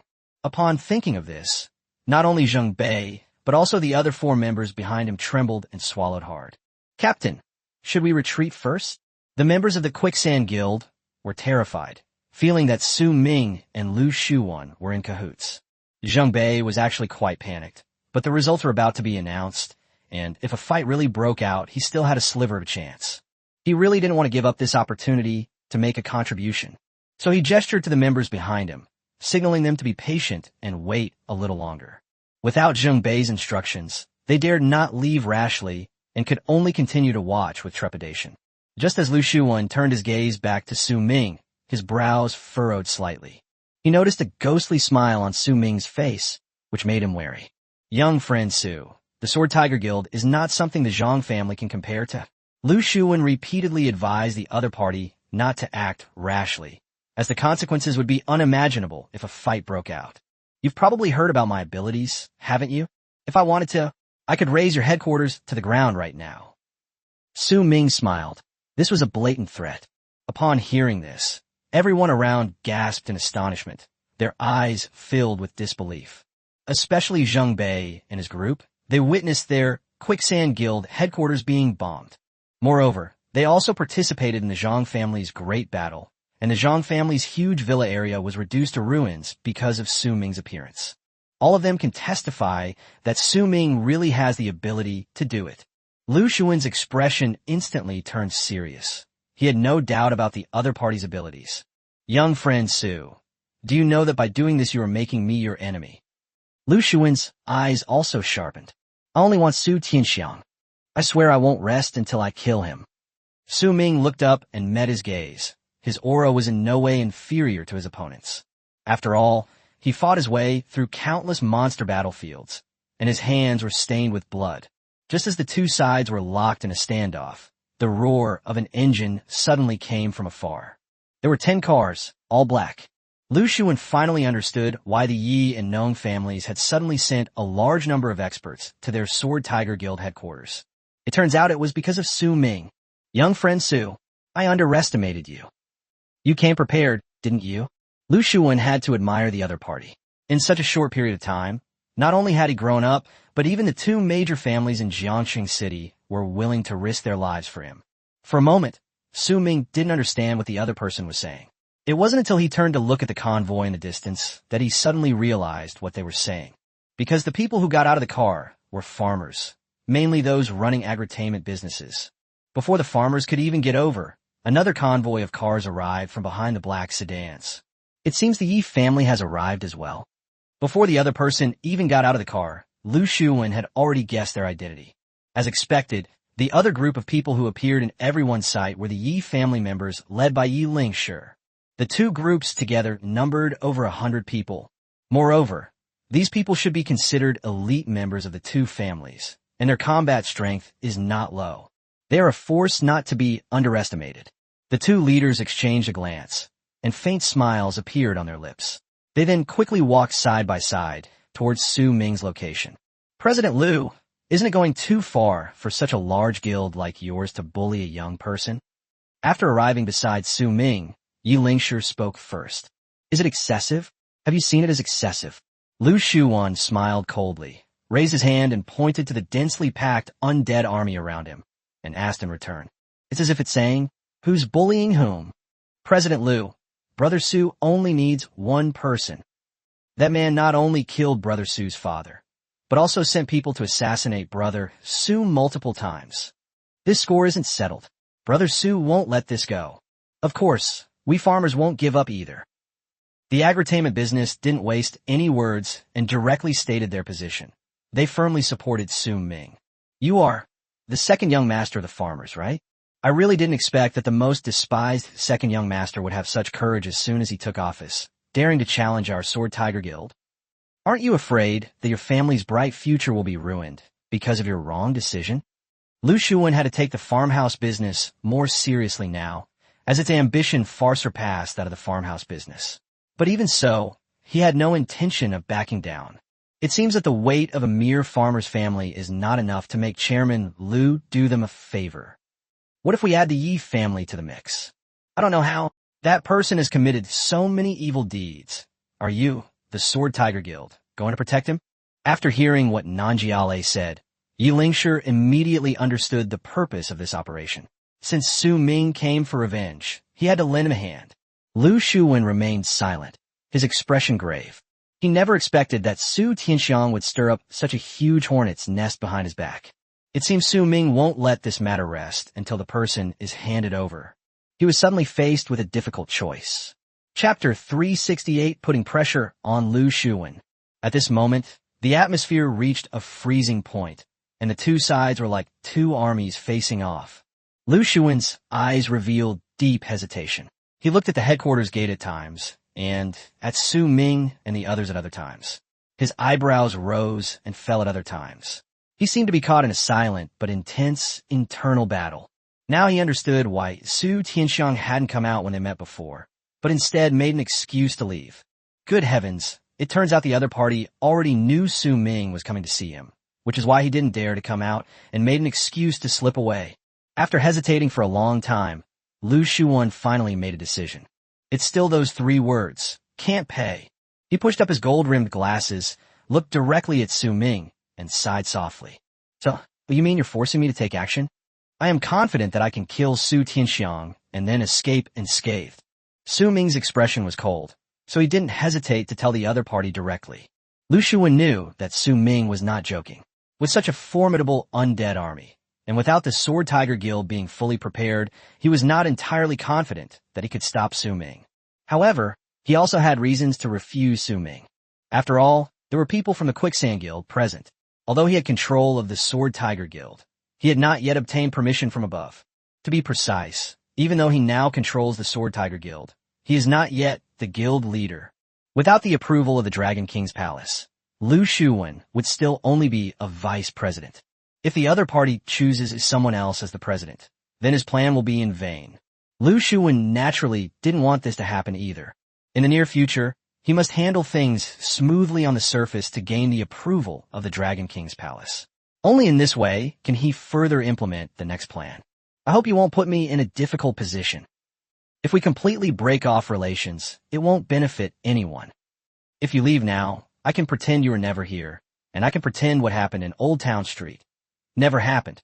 Lu Shuwen narrowed his eyes slightly, his tone low and cold. This was his final concession. Upon hearing that Lu Shuwen could even let go of the matter concerning Old City Street, a look of astonishment appeared on the faces of everyone around. It's easy to see that Lu Shuwen is under a lot of pressure right now. In order to avoid today's conflict, he chose to forgive and forget about Su Ming's past actions. The most shocked person was Zheng Bei. He never expected that the mighty overlord of Jiangsheng would be forced to this point. The Sword Tiger Guild is really lively today. Just as the atmosphere was becoming increasingly tense, a cold voice came from behind the Undead Legion. Everyone turned to look in the direction of the sound. Even Lu Shuwen was curious. Who else could it be? Soon, the person swept past Su Ming's undead army and appeared in everyone's sight. Montaxi. Su Ming frowned slightly. He was quite surprised by this guy's appearance. The new king of the Netherworld Guild? Montaxi. As a know-it-all, Nanjiale immediately recognized the other party's identity. Oh, the rookie king? I didn't expect the second young master to even know people from the Netherworld Guild. Yi Lingshi looked slightly surprised when he heard that the farmhouse owner could accurately state the other party's information. I only know him as a person. The guest house owner shook his head, clearly indicating that he did not know the other party. Upon learning that this person was from the Netherworld Guild, the members of the Sword Tiger Guild present became increasingly solemn. None of them expected that the Netherworld Guild would interfere at this time. Even Lu Shuwen was surprised. Young friend Mo, are you here to watch the excitement? Or to join the fun? Lu Shuwen's gaze was like a sharp blade, piercing straight at his opponent. The Yi and Nong families were already enough of a headache for him, and now with the addition of the Netherworld Guild, is this going to make his head explode? Fortunately, it seems that only one person from the other side came. That's still unclear. It depends on Su Ming. Mo Xie wore a faint, wicked smile, seemingly unafraid of the scene before him. Upon hearing this, Lu Shuwen couldn't help but turn his gaze back to Su Ming. What's the meaning? Su Ming himself was dumbfounded, a hint of confusion showing in his eyes. You really have a bad memory. Didn't I mention this to you last time? Come with me to the seaside secret realm. If you agree, then I will help you put pressure on the Sword Tiger Guild. As he spoke, Mo Xie casually raised his hand, and hundreds of humanoid skeleton warriors appeared behind him, each holding a sword in one hand and a shield in the other. Skeleton soldiers. Level 40. Upon seeing this, Zheng Bei's eyes were filled with astonishment. He never expected that a small city like Jiangsheng would have two undead professionals. Is this some kind of ghost? One undead summoner isn't enough. Why is there also an undead mage? Zheng Bai was secretly surprised. He wasn't very familiar with the power distribution in Jiangsheng City, and naturally, he wasn't familiar with Mo Xie's identity either. He wasn't quite sure about the pressure Mo Xie was talking about. But Lu Shuwen knew all too well.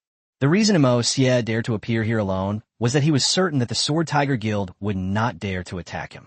He's a national treasure of the Netherworld Guild. During this special period, if Mo Xie were to get into trouble on their Sword Tiger Guild territory, the other party would definitely not let it go. Seeing that Mo Xie's scales had tipped in favor of Su Ming, Lu Shuwen's heart sank, and his expression turned extremely grim. His biggest worry right now is that he'll drag the Netherworld Guild into this too. As long as you can help me get Chairman Lu to hand over Su Tianxiang, everything is negotiable. When Su Ming saw Lu Shuwen's expression change slightly, a smile immediately appeared on his face. However, it seems that President Lu is not under enough pressure right now. I think we could add a little more. Su Ming immediately chose to press his advantage, putting maximum pressure on Lu Shuwen and taking him down in one fell swoop when Lu Shuwen wavered. As he finished speaking, his eyes narrowed slightly. Skill, million heroic spirits. The next second, the surrounding air seemed to freeze, and a strange thick fog rose from the ground, with a ghostly green light flickering in the fog, leaping like will-o'-the-wisps. Skeletons slowly emerged from the mist, their empty eye sockets burning with eerie blue flames, as if gazing from hell. The skeletons appeared even more eerie in the dim light, and they held all sorts of weapons in their hands. Knives, swords, staffs, bows, and arrows. Name: Skeleton Warrior. Level: 50. Chapter 369, Not Enough Pressure? Then bring on some more. As the thick fog gradually dissipated, the outlines of 1,000 skeleton warriors became clear. Everyone present gasped in shock. Even Zheng Bei, who had participated in the Zhang family's great battle, and the Yinong family were all shocked by it. This kid, did he hold back his strength last night? Looking at the thousands of white bones before him, Zheng Bei's face was filled with shock, and he was secretly amazed. And Mo Xie, a necromancer, stood there dumbfounded. What's going on? It took him a lot of effort to summon hundreds of skeleton soldiers. Su Ming not only has a legion of thousands of undead, but now he has even summoned thousands of skeletons. Then what am I? And Mo Xie suddenly felt a sense of inferiority. He stands among others and crushes them in every way. But once he stood next to Su Ming, he felt like a joke. Ha ha! Young friend Su, you have once again overturned my understanding. Lu Shuwen shook his head and smiled bitterly. He realized that he had underestimated Su Ming's strength. Looking around at the 3,000 or 4,000 undead legions, plus the Yi and Nong families, and the treasure in the palm of the Netherworld Guild. At that moment, he admitted that he had chickened out. He had no choice but to accept it. He simply couldn't imagine how many people on his side would die if a real fight broke out. The 3,000 or 4,000 undead legions alone are enough to give ordinary guild members a run for their money. President Liu, I have only one request. Please hand over Su Tianxiang. Su Ming smiled and emphasized again. He knew in his heart that Lu Shuwen had already compromised, and without sufficient preparation, the other party had no confidence to take action. He is now essentially at the gates of the city, and the other side has no choice at all. Young friend Su, you've won. Lu Shuwen pushed up his slipped glasses and replied with a smile. As he watched the pressure from the other party intensify, he not only didn't feel annoyed, but instead became increasingly relaxed, as if this was exactly what he wanted. Go and bring Su Tianxiang here. Lu Shuwen raised his hand and waved it at the guild members beside him. Yes. The men responded and quickly turned and ran towards headquarters. Also, you guys take some men to guard all the entrances and exits of the headquarters. If you spot Su Tianxiang, bring him here immediately. After those people left, Lu Shuwen turned to another group of people and gave them instructions. Those people paused for a moment, their faces filled with confusion. Go. That kid was obviously hiding from the start. He's probably not as honest as he seems. Lu Shuwen casually offered an explanation, as if he had already guessed the other person's thoughts. I obey.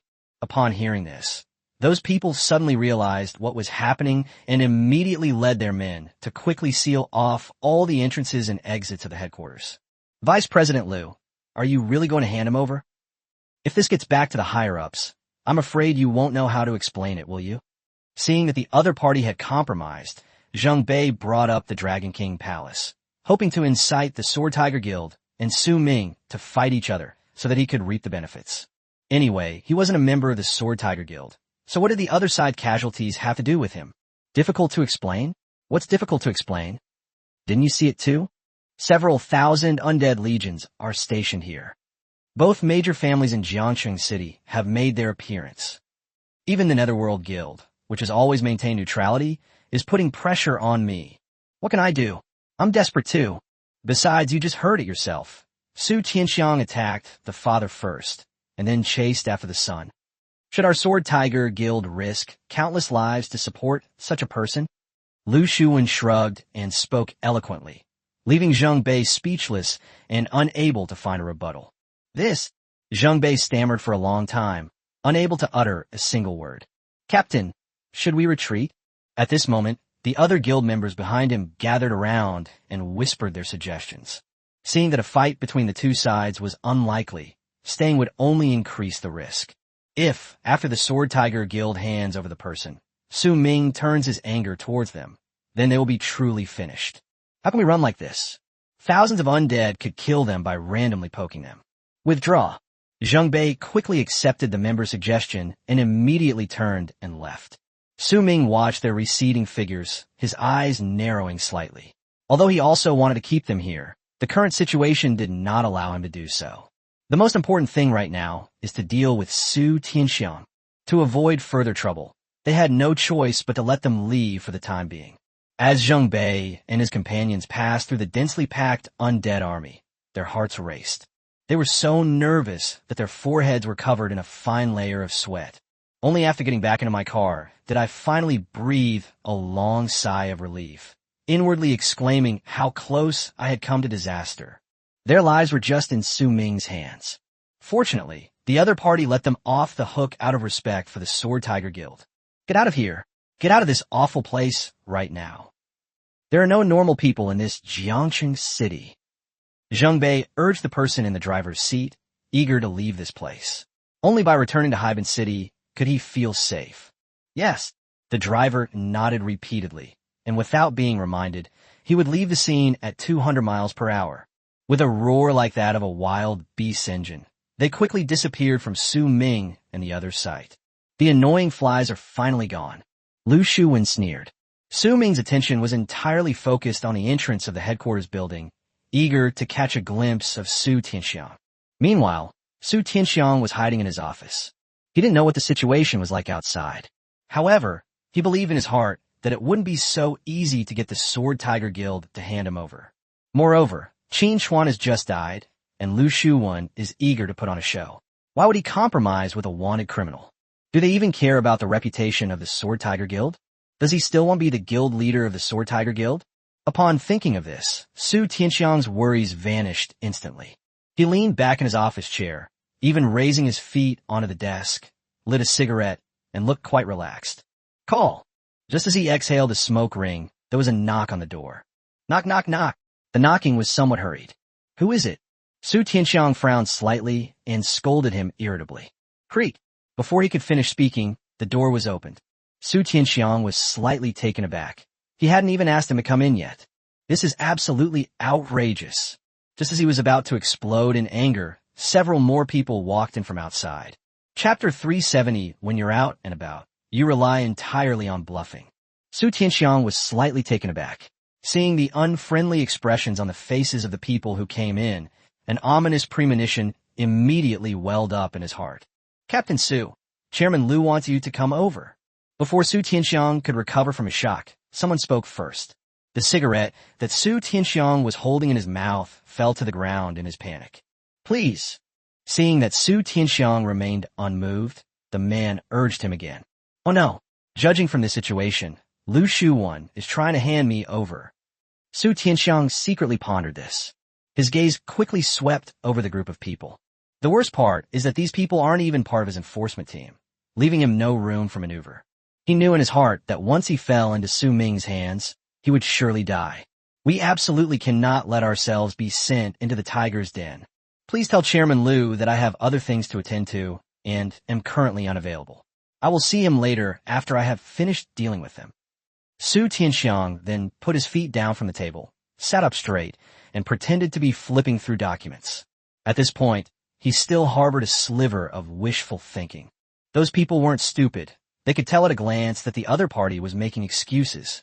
Moreover, they knew all too well what the situation was like outside the headquarters building. Su Tianxiang must be taken away no matter what. Captain Su, please don't make things difficult for us subordinates. Could you please put aside what you're doing and come with us? Those people had serious expressions. Their eyes were fixed on the other person, and their tone was extremely firm, leaving no room for refusal. Su Tianxiang's heart sank, and his brows furrowed. He slowly raised his eyes and looked at the other person. These people are all above level 40, and even the weakest one is stronger than him. If we try to force our way in, we probably won't even be able to escape this office. You guys go ahead. I'll be there in a bit. Su Tianxiang pretended to tidy up the documents on the table, trying to get the other party away first, and then find an opportunity to escape. Captain Su, don't force us to take action. This is Chairman Lu's order. You have to go whether you want to or not. Seeing that Su Tianxiang kept making excuses, the leader of the group simply dropped the pretense and even lowered his voice. These words instantly darkened Su Tianxiang's expression. Have you ever wondered why you're only an elite member even though you're over level 40? But I'm only level 30-something. How can I become the captain of the law enforcement team? Even if I've been demoted, I'm still a vice captain. Su Tianxiang suddenly stood up from his seat and angrily rebuked the people in front of him. Those people were a little stunned by the sudden shout. They looked at each other, and after being reminded by the other, they seemed to have become wary of the powerful backer behind the other. What? Do you really think Lu Shuwen would dare to tell me to die? Listen carefully, he's only the vice president now, not the president yet. Su Tianxiang's eyes widened in anger, instantly exuding a powerful aura. As expected of someone who has long held a high position, he still maintains a firm grip on his aura, even when he is filled with fear. The elite members were completely taken aback. Get out. All of you get out. Seeing that the group was beginning to waver, Su Tianxiang continued to shout angrily. The group hesitated, feeling that what the other person said made a lot of sense. Judging from the fact that the other party rose to the top 2 positions in the law enforcement team at the age of 30-something, there must be someone supporting them behind the scenes. No, Chairman Liu said you have to go down there. Captain Su, you'd better come with us. The leader hesitated for a moment, then quickly made a decision. However, his attitude and tone have changed. Gone was the previous fortitude and determination. In its place came pleading and caution. Hey, you guys have guts. Su Dan Xiang's no. After speaking, he pushed aside the elite members blocking his way and walked out of the office first. He knew in his heart that he had no choice but to leave. These people couldn't be intimidated at all. Even though they were afraid, they still dared not disobey Lu Shuwen's orders. When they saw Su Tianxiang finally leave the office, all the elite members breathed a long sigh of relief, and some even wiped the sweat from their foreheads. Clearly, they were genuinely intimidated by the other party's imposing manner. But the next second, they were stunned, because Su Tianxiang not only left the office, but also closed the door behind him. What's going on? The leader was stunned for a moment, but after realizing what was happening, he rushed forward and tried to open the office door. But no matter how hard he tried, he couldn't get it open. Locked. You bastard. What a fine Su Tianxiang. The leader suddenly realized he had been tricked. Upon hearing this, everyone's expressions changed drastically, and they no longer held back, immediately kicking the door open. Bang! With a loud bang, the door and its frame flew off. The loud commotion startled several female office workers outside the office, turning them pale and panicking. In just a few seconds, Su Tianxiang had already escaped their control. Chase! The leader roared angrily, veins bulging on his forehead, never expecting to be outmaneuvered. If Su Tianxiang escapes, he will have no way to explain it to Lu Shuwen. If you can mess up something this simple, especially at your own headquarters, you might as well be dead. Trying to get me? You guys are still too green. Even if it's your Chairman Liu, it's not acceptable. Su Tianxiang's lips curled into a smug smile, and his words were filled with boundless arrogance. He wasn't worried about the future at all. As long as he could get through this ordeal with the connections he had, he could still rise to prominence in the future. He fled frantically through the headquarters, with the elite members in hot pursuit. Su Tianxiang used the complex terrain of the headquarters to maintain a certain distance from the people behind him. Soon, they chased him all the way to the underground parking lot. Stop chasing me. The person who can catch me hasn't been born yet. Su Tianxiang grinned, leaped toward his car, and jumped directly into the driver's seat through the window. He remained indifferent to the shards of glass scattered all over the ground. Start the car quickly and press the accelerator pedal all the way down. This set of movements was completed in one smooth motion, without any hesitation or delay, and happened in the blink of an eye. When those elite members saw the other party preparing to flee in their car, they frantically used their skills haphazardly. Boom! Boom! A series of loud explosions were accompanied by thick smoke. Unfortunately, Su Tianxiang's driving skills were superb, and he dodged most of the attacks. They failed to stop the other party. Su Tianxiang drove away in his car, the trunk of which was completely wrecked, the smile on his lips even harder to suppress than an AK. Chapter 371, Everyone's Waiting for You. As the elite members watched Su Tianxiang drive away in his car, they knew they were in trouble. In no time, it completely disappeared from their sight. Damn it, something's happened, the leader said angrily. Immediately, he took out his phone and dialed Lu Shuwen's number. Lu Shuwen, who was still waiting at the headquarters entrance, suddenly had his phone vibrate. This life is too long, yet we are stopped at the edge of the world. The moment the bell rang, everyone's eyes turned to it. Lu Shuwen glanced down at the caller ID with a cold expression, then immediately switched to speakerphone. intentionally wanting Su Ming to hear their conversation. President Liu, I am incompetent, and let that Su Tianxiang get away. The moment the call connected, an anxious voice came from the other end. Upon hearing the words, Su Tianxiang ran away. Su Ming's heart sank, and his expression immediately turned even colder. We lost him in the underground parking lot, and he has already driven away. Before Lu Shuwen could speak, the person on the phone continued to add, Good. Upon hearing this, Lu Shuwen remained completely unmoved, both internally and outwardly. After replying with a single word, he hung up the phone. I know you're anxious, but don't rush. Just as Su Ming was about to speak, he spoke first, as if he could see through the other person's thoughts. But seeing that Su Tianxiang was about to run away, how could he not be anxious? Don't worry, everything is under my control. Lu Shuwen gestured for the other party to wait patiently. He had been worried about this happening, which was why he had specifically sent out 2 teams to carry out the operation separately. Surprisingly, it actually came in handy. In this situation, he was able to escape, and he had to admit that the other party was quite capable. Unfortunately, his opponent was Lu Shuwen. Escaping from his clutches completely won't be that easy. Just as Su Tianxiang turned on the car's music, thinking he could make a quick escape, the car was suddenly blasted away by a tremendous force. Bang, bang, bang. The car rolled several times on the ground before finally coming to a stop after crashing heavily into the wall. What's going on? Su Tianxiang was dizzy and disoriented inside the car from the impact, and was also surprised by the sudden attack. I had clearly reached the exit, and was just 1 step away from leaving the headquarters building completely. But it was precisely at this critical juncture that they were attacked. As for those who were just chasing him, he had already shaken them off in this huge parking lot. Who attacked me? Su Tianxiang struggled to crawl half his body out of the mangled car, his eyes bloodshot, and he screamed hysterically. It was as if he was releasing the anger in his heart. Soon, 3 figures appeared in his field of vision. Everyone else's level is still above his. I knew it. It was definitely him. Otherwise, who would drive a car with its trunk smashed up, running towards the exit like it's their life depended on it? One of the bald, burly men walked towards Su Tianxiang with a wicked grin on his face. Damn it, do you even know who I am? How dare you lay a hand on me? I'm the vice captain of the enforcement team. Seeing the other party constantly approaching him, Su Tianxiang panicked and tried to use the same method he had used to deal with the previous group. As he spoke, he struggled to get out of the deformed car as soon as possible, but his feet seemed to be stuck by something, and no matter how hard he tried, he couldn't pull them out. Of course I know who you are. If you weren't Su Tianxiang, the deputy captain of the enforcement team, I really wouldn't dare to make a move against you. The bald, burly man seemed to enjoy this feeling. Every step he took closer brought Su Tianxiang immense pressure. Break!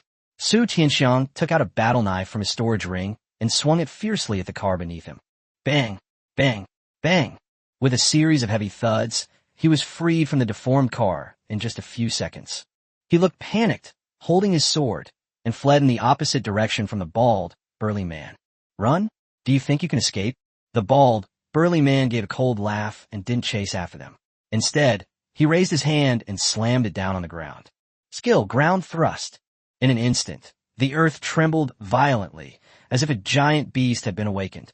As the bald, burly man slammed his hand on the ground in front of him surged up like waves, and the hard soil and rocks instantly turned into sharp spikes. Those thrusts were like long, gleaming spears, stabbing upwards at Su Tianxiang. Don't go too far. Upon seeing this, Su Tianxiang's pupils suddenly contracted, and he quickly leaped up, brandishing his battle sword. It cleaved several ground spikes in half. When the bald, burly man saw that his spikes had been blocked by the opponent, he was not annoyed. Instead, he revealed a meaningful smile. Just as Su Tianxiang thought he had blocked the enemy's attack and was about to land, the bald, burly man's expression changed slightly. The ground began to tremble violently again, and countless sharp spikes burst forth from the ground like arrows released from a bow. Both in quantity and hardness, they are several times greater than before. The top gleamed with a cold, icy light, just like the gaping maw of the earth.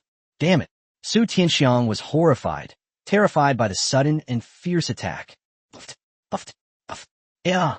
He had nowhere to dodge, not even a chance to swing his sword, as the spikes pierced through his arms, feet, and so on. A piercing scream echoed throughout the parking lot. Crimson blood was spilled all over the ground. Su Tianxiang was suspended in midair by those sharp spikes, his expression twisted and ferocious with pain. Receive. Seeing that his opponent had lost his fighting ability, the bald, burly man withdrew his ground thrust.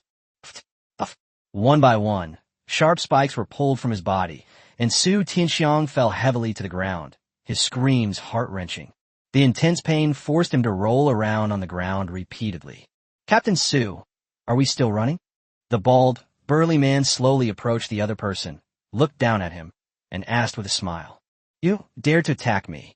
Su Tianxiang's face was deathly pale, his lips trembled slightly, and even his voice was shaking, but his eyes were filled with boundless resentment as he looked at the other person.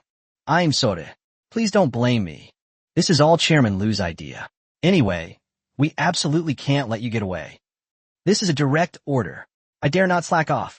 You should come with us. Everyone is waiting for you.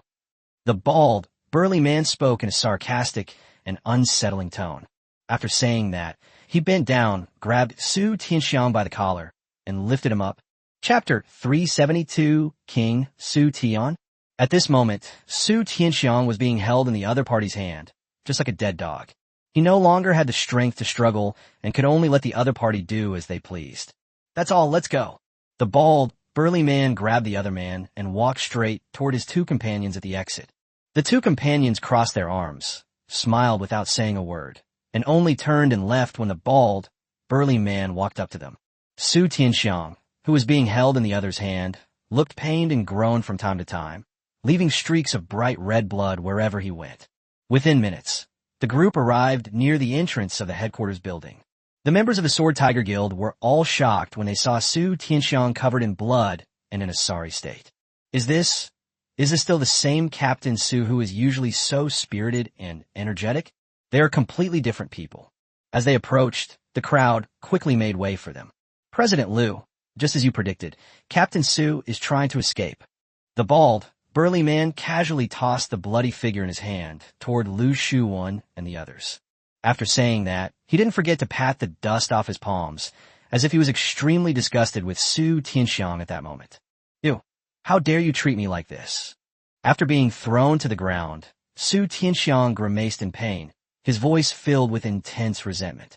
Captain Su, I'm so sorry. You see, we had no choice. In the end, you have made a contribution to our Sword Tiger Guild. Afterwards, I will definitely report the truth to my superiors and ask for your commendation. Lu Shuwen pushed up his gold-rimmed glasses and said insincerely. His words sounded so ironic to Su Tianxiang, so hypocritical. Make them feel disgusted. If you hand me over, what about the reputation of the Sword Tiger Guild? If something happens to me, let's see how you explain it to your superiors. Su Tianxiang struggled to sit up from the ground, his eyes bloodshot, glaring fiercely at Lu Shuwen. As for what happens next, you don't need to worry about it. A wicked smile played on Lu Shuwen's lips. To him, the other person's words were like a fart. Young friend Su, the person is now in your hands. You should leave now. Lu Shuwen turned his gaze away from Su Tianxiang and towards Su Ming, speaking slowly. Of course.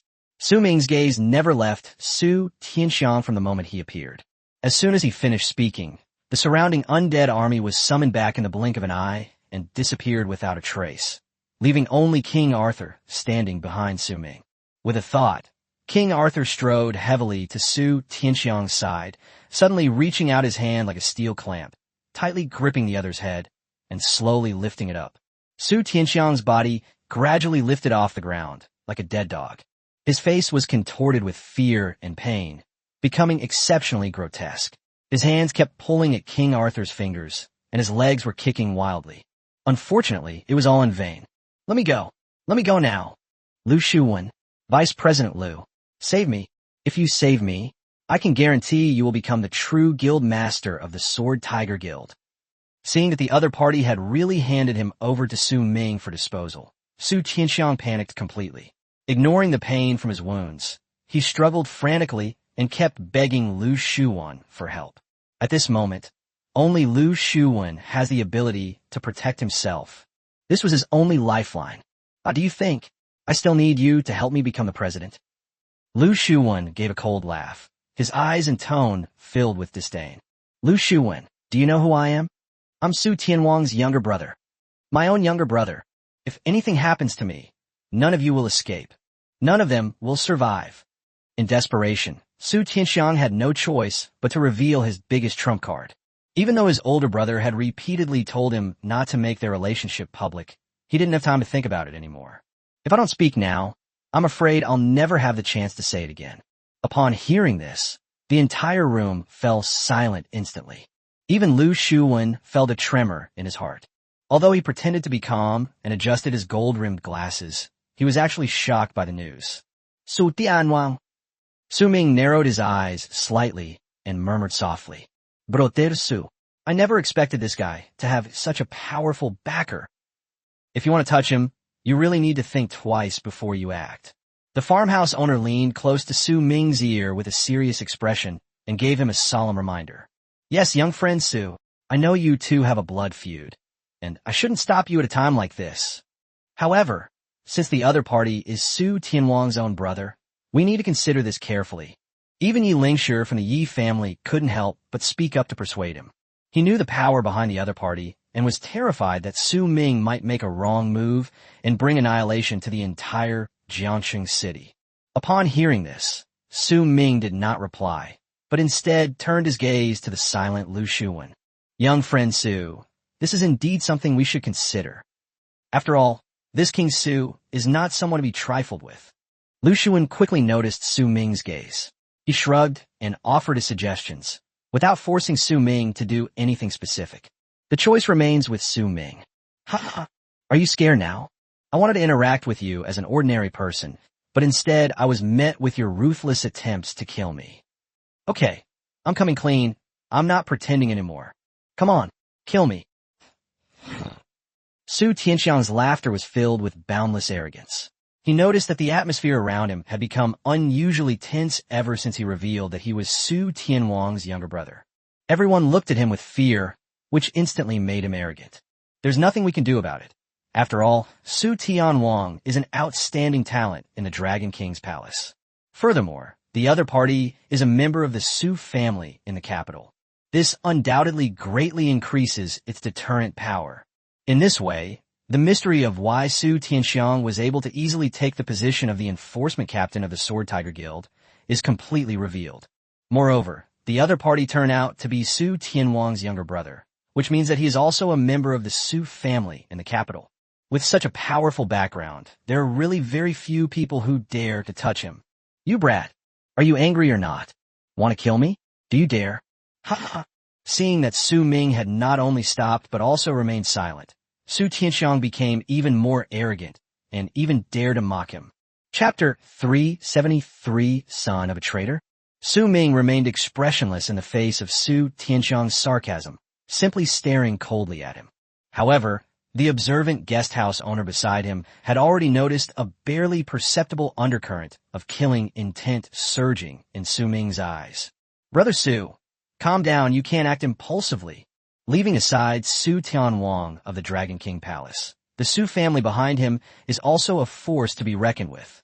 In the capital, it's a behemoth that can rival the Yi and Feng families. The farmhouse owner reached out and tugged at Su Ming's arm, trying his best to persuade him. Even if Su Tianxiang is a marginal figure in the Su family, the other party is still a member of the Su family in the capital and is also the younger brother of Su Tianwang. Once Su Tianxiang is dead, the farmhouse owner believes that those people will definitely not sit idly by. At that time, Jiangxing City will likely be in turmoil once again. You mean, you want me to release him? Su Ming's gaze swept over the people around him. Everyone gave the same answer, nodding in unison. Seeing this, Su Ming remained silent, and no one knew what he was thinking.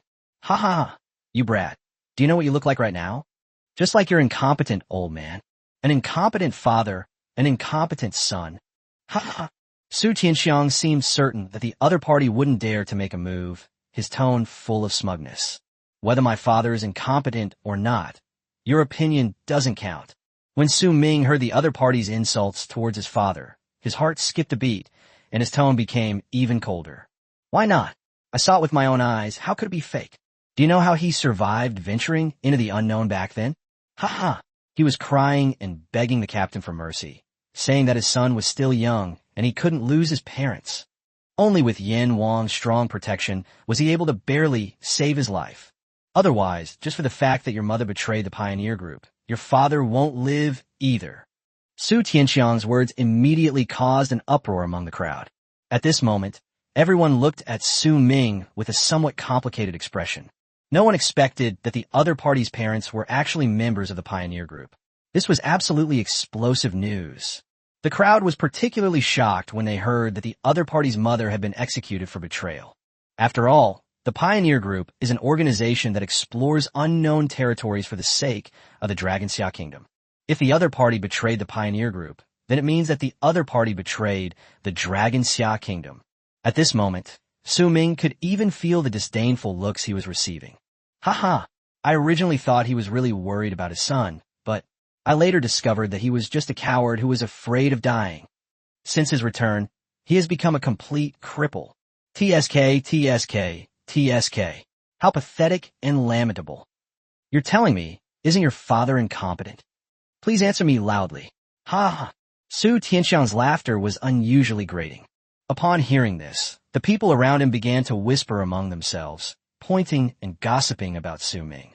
Even among the Yi and Nong families, some people inevitably began to change their opinions of Su Ming. Anyone can talk about Brother Su, but you have no right. Upon noticing subtle murmurs coming from within their group, the agritainment business owner immediately turned around and shouted angrily at them. His eyes were like two sharp swords, quickly sweeping over the crowd. The farmers immediately fell silent, not daring to utter a word. Anyone who dares to speak ill of my young friend Su, I'll twist their head off. Yi Lingshi slowly turned his head to look at the Yi family members behind him. His eyes and tone were filled with a fierce look. The Yi family only escaped their predicament with Su Ming's help, and Yi Lingshi would absolutely not allow anyone in the clan to gossip about his benefactor. If there is, then die. Such a treacherous and ungrateful person is better off without. In an instant, the Yi and Nong families fell silent. Even the sound of breathing seemed to disappear. Is it possible that my father was just trying to prevent me from investigating the truth of what happened back then? He's become a cripple. He can't do anything except keep me from knowing the truth and prevent me from seeking revenge. They just want me to live. Could you do it? What right do you have to say that about him? Su Ming's eyes were bloodshot, and he raised his hand and punched Su Tianxiang hard in the abdomen. Wow. Su Tianxiang's eyes bulged out, and he spat out a mouthful of blood. Su Ming slowly withdrew his fist, his eyes bloodshot, still staring fiercely at Su Tianxiang. He may have thought the same way as the other party before, but the more he came into contact with different levels, the more he understood his father's intentions. He also discovered that his father not only understood him, but also understood the Pioneer Group. If both parents are killed, the other side will certainly not leave any trouble behind. Su Daqiang's actions may seem cowardly and stupid, but it was indeed effective. Not only did it allow him and Su Ming to survive, it also made some people despise him, ignore him, and even forget him. If Su Ming's rise to power hadn't been so strong, those people probably wouldn't have noticed him so quickly. Ha ha.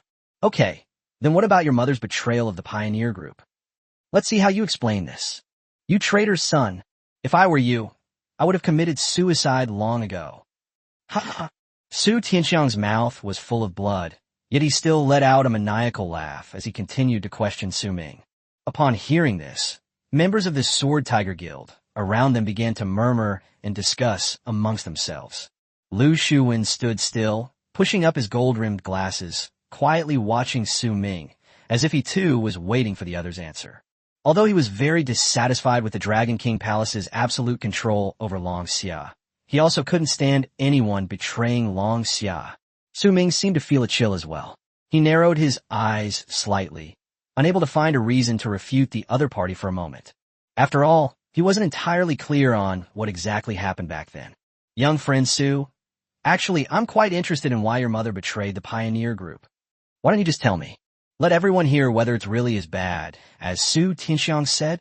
If that's not the case, then can't you prove your innocence yourself? Otherwise, it wouldn't be good to be known as the son of a traitor. Don't you think so? Seeing that Su Ming hadn't replied for a long time, Lu Shuwen couldn't help but urge him on. As he spoke, a wicked smile crept across his lips.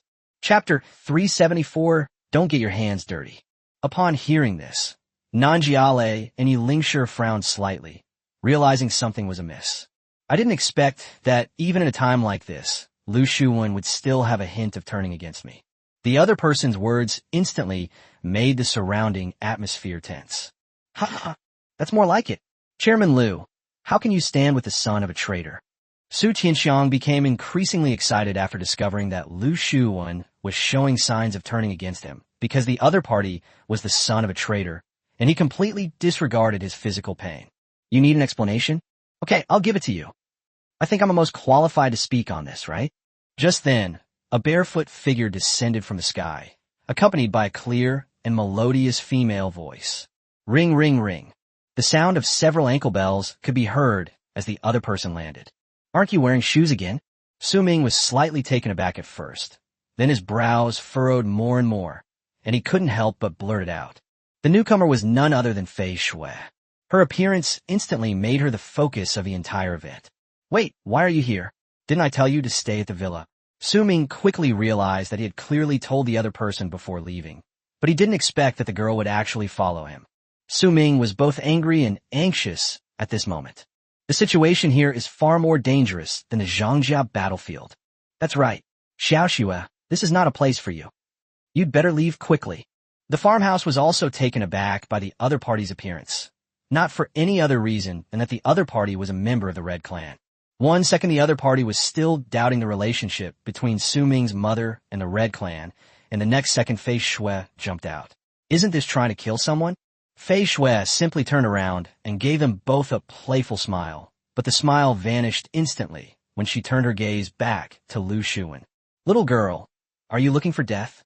A cold glint flashed in Lu Shuwen's eyes, and his tone was icy and piercing. He hadn't expected Fei Shui to dare to appear in front of everyone so rashly. In particular, there was no disguise whatsoever, completely exposing his scarlet eyes. When the people around noticed the other's pupils, they were all amazed. Ha ha! See, a traitor's son is a traitor too. How dare they collude with the Red Clan? Upon discovering that Fei Shui was a member of the Qi clan, Su Tianxiang burst into laughter. In his opinion, it was as if even God was on his side. It seems he wasn't destined to die. I am indeed a member of the Red Clan. I'm also a victim from back then. The pioneer group you mentioned broke into our tribe and slaughtered us without saying a word. This is the great pioneer group you all speak of. That day, the sky was ablaze with fire, turning the entire sky red. Fei Shui's emotions suddenly became agitated. You remembered? Su Ming was slightly taken aback, and his eyes were filled with astonishment as he looked at Fei Shui. Yes, I remember now. Huge nets of fire rained down on our tribe. My parents both perished in the fire, burned to ashes. Whether it's the elderly or children, they don't spare anyone. That night, our tribe was engulfed by piercing screams. The once peaceful and tranquil tribe was instantly transformed into a living hell. I'm so fortunate to have met Aunt Han, who is Su Ming's mother, Han Shuero. She desperately tried to stop those people from slaughtering our tribe. Unfortunately, she doesn't have enough power. At this point, Fei Shui's eyes were already moist. Everyone present listened intently, their expressions revealing surprise. None of them expected that the pioneer group would do something so inhumane. Even Lu Shuwen's brows furrowed slightly. In the end, she used all her strength to barely protect me. That's how she became the traitor you all call her. She died at the hands of her own people. Fei Shui could no longer suppress her grief and indignation. Tears had been welling up in her eyes, and at this moment they finally poured out. Su Ming remained expressionless upon hearing this, but his hands were already clenched into fists, and there was even a cracking sound from his bones. Was she wrong? Fei Shui screamed hysterically at the crowd. Everyone fell silent at that moment. Ha ha! Wrong. Of course she's wrong. Why would she protect a different race? Since he chose to support a foreign race, she deserves to die. She deserved it. Su Tianxiang's maniacal laughter was so grating. In his eyes, all alien races deserve to die. I would recognize you even if you turned to ashes. That day, it was this man, wielding a battle sword, who was the first to charge into our tribe and frantically hack at the children who were playing. When our people stepped forward to stop us, they were labeled a threat by what you call the pioneer group, and an order to eliminate our tribe was issued. I'm going to kill you. Fei Shui raised her hand and pointed at Su Tianxiang, who was being lifted into the air, her body trembling slightly with anger. Xiao Xue, calm down. Upon seeing this, the agritainment business owner immediately stepped forward and stopped the other party. Haha, so what? Any one of the alien races should be eliminated. Su Tianxiang showed no remorse whatsoever. On the contrary, he felt that he had done the right thing. Bang! Before he could finish speaking, a muffled cracking sound rang out, and Su Tianxiang's head was crushed like a watermelon by King Arthur. Crimson blood splattered all around. The scene was too beautiful to describe. Everyone present was stunned, especially the farmhouse owner and Yi Lingshi. Their eyes widened in surprise, their mouths slightly agape, their hearts filled with horror. Let me kill this scum, so you don't get your hands dirty. Su Ming's expression was cold, and his tone was icy. He had been putting up with the other person for a long time, but at this moment, he simply couldn't take it anymore. Since we can no longer tolerate it, then there's no need to tolerate it any longer. Kill. Perhaps even Su Tianxiang didn't expect the other party to suddenly attack him, completely disregarding the power behind him. Slap, slap, slap. At this moment, Lu Shuwen actually started clapping. Young friend Su, you've done something I dare not do. I admire you. Lu Shuwen's words came from the bottom of his heart. From the conversation between Fei Shui and Su Tianxiang, he understood the general idea. He respects the pioneer group for exploring the unknown, but he does not agree that they can indiscriminately kill innocent people. However, given the powerful backing behind Su Tianxiang, he wouldn't dare to take action against him without a perfect plan. Can we go now? Su Ming glanced coldly at the corpse on the ground, as if it were a pile of garbage, and asked in return. Certainly, I respect your mother. She did nothing wrong. So in our eyes, she is not a traitor. As for her, Lu Shuwen readily agreed to let Su Ming leave, but when his gaze fell on Fei Shui, he paused, as if he wanted to say something but couldn't. Chapter 375, Is anyone in the headquarters building? At this moment, the atmosphere at the scene plummeted to freezing point once again. Especially when visiting agritainment businesses, his palms were even sweating. Su Ming knew all too well what Fei Shui meant to him. If Lu Shuwen is unwilling to release the people, then this battle will be inevitable and must be fought. Ha! Don't be nervous. Seeing the atmosphere suddenly become extremely tense, Lu Shuwen immediately smiled. As for her, I can let it go, but only this once. I hope she never appears in front of me again. Otherwise, she'll face the consequences. Lu Shuwen pushed up his glasses and continued to add, especially when he said the last sentence. His expression and tone suddenly turned cold. After all, Fei Shui is a member of the Red Clan, and she had killed some members of the Sword Tiger Guild before. He couldn't just let her go unpunished. This time, he was already being more than generous by letting her leave. Don't worry. Thanks. Su Ming nodded, knowing in his heart that Lu Shuwen was still helping him. President Lu, I'm afraid this is inappropriate. Both Su Ming and the Crimson Clan girl are on our Sword Tiger Guild wanted list. Seeing that Lu Shuwen was about to let the person leave, a guild member stepped forward and whispered a reminder. I'd like to make an announcement. Su Ming has nothing to do with the mysterious person. The mysterious person is someone else.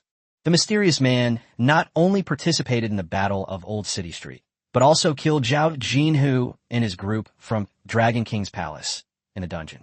Even our guild leader Qin Chuan died at the hands of the mysterious man. These words immediately caused an uproar. Anyone with eyes can see that Lu Shuwen is determined to protect Su Ming, and even went so far as to personally declare that the other party is not a mysterious person. Moreover, his approach was quite clever. He not only saved Su Ming, but also conveniently pinned Qin Chuan's death on a fabricated person. Lu Shuwen's action surprised not only the people at the farmhouse, but even Su Ming himself looked astonished. It seems you have a good relationship with Lu Shuwen too. It seems I went to unnecessary trouble. Mo. Xie shook his head and said with a self-deprecating smile. He couldn't see through either Su Ming or Lu Shuwen. The relationship between the two men was very confusing to him. Sometimes they seemed like enemies, and other times they seemed like friends. As for the Red Clan girl, it's because President Qin Chuan was misled by the Zhang family.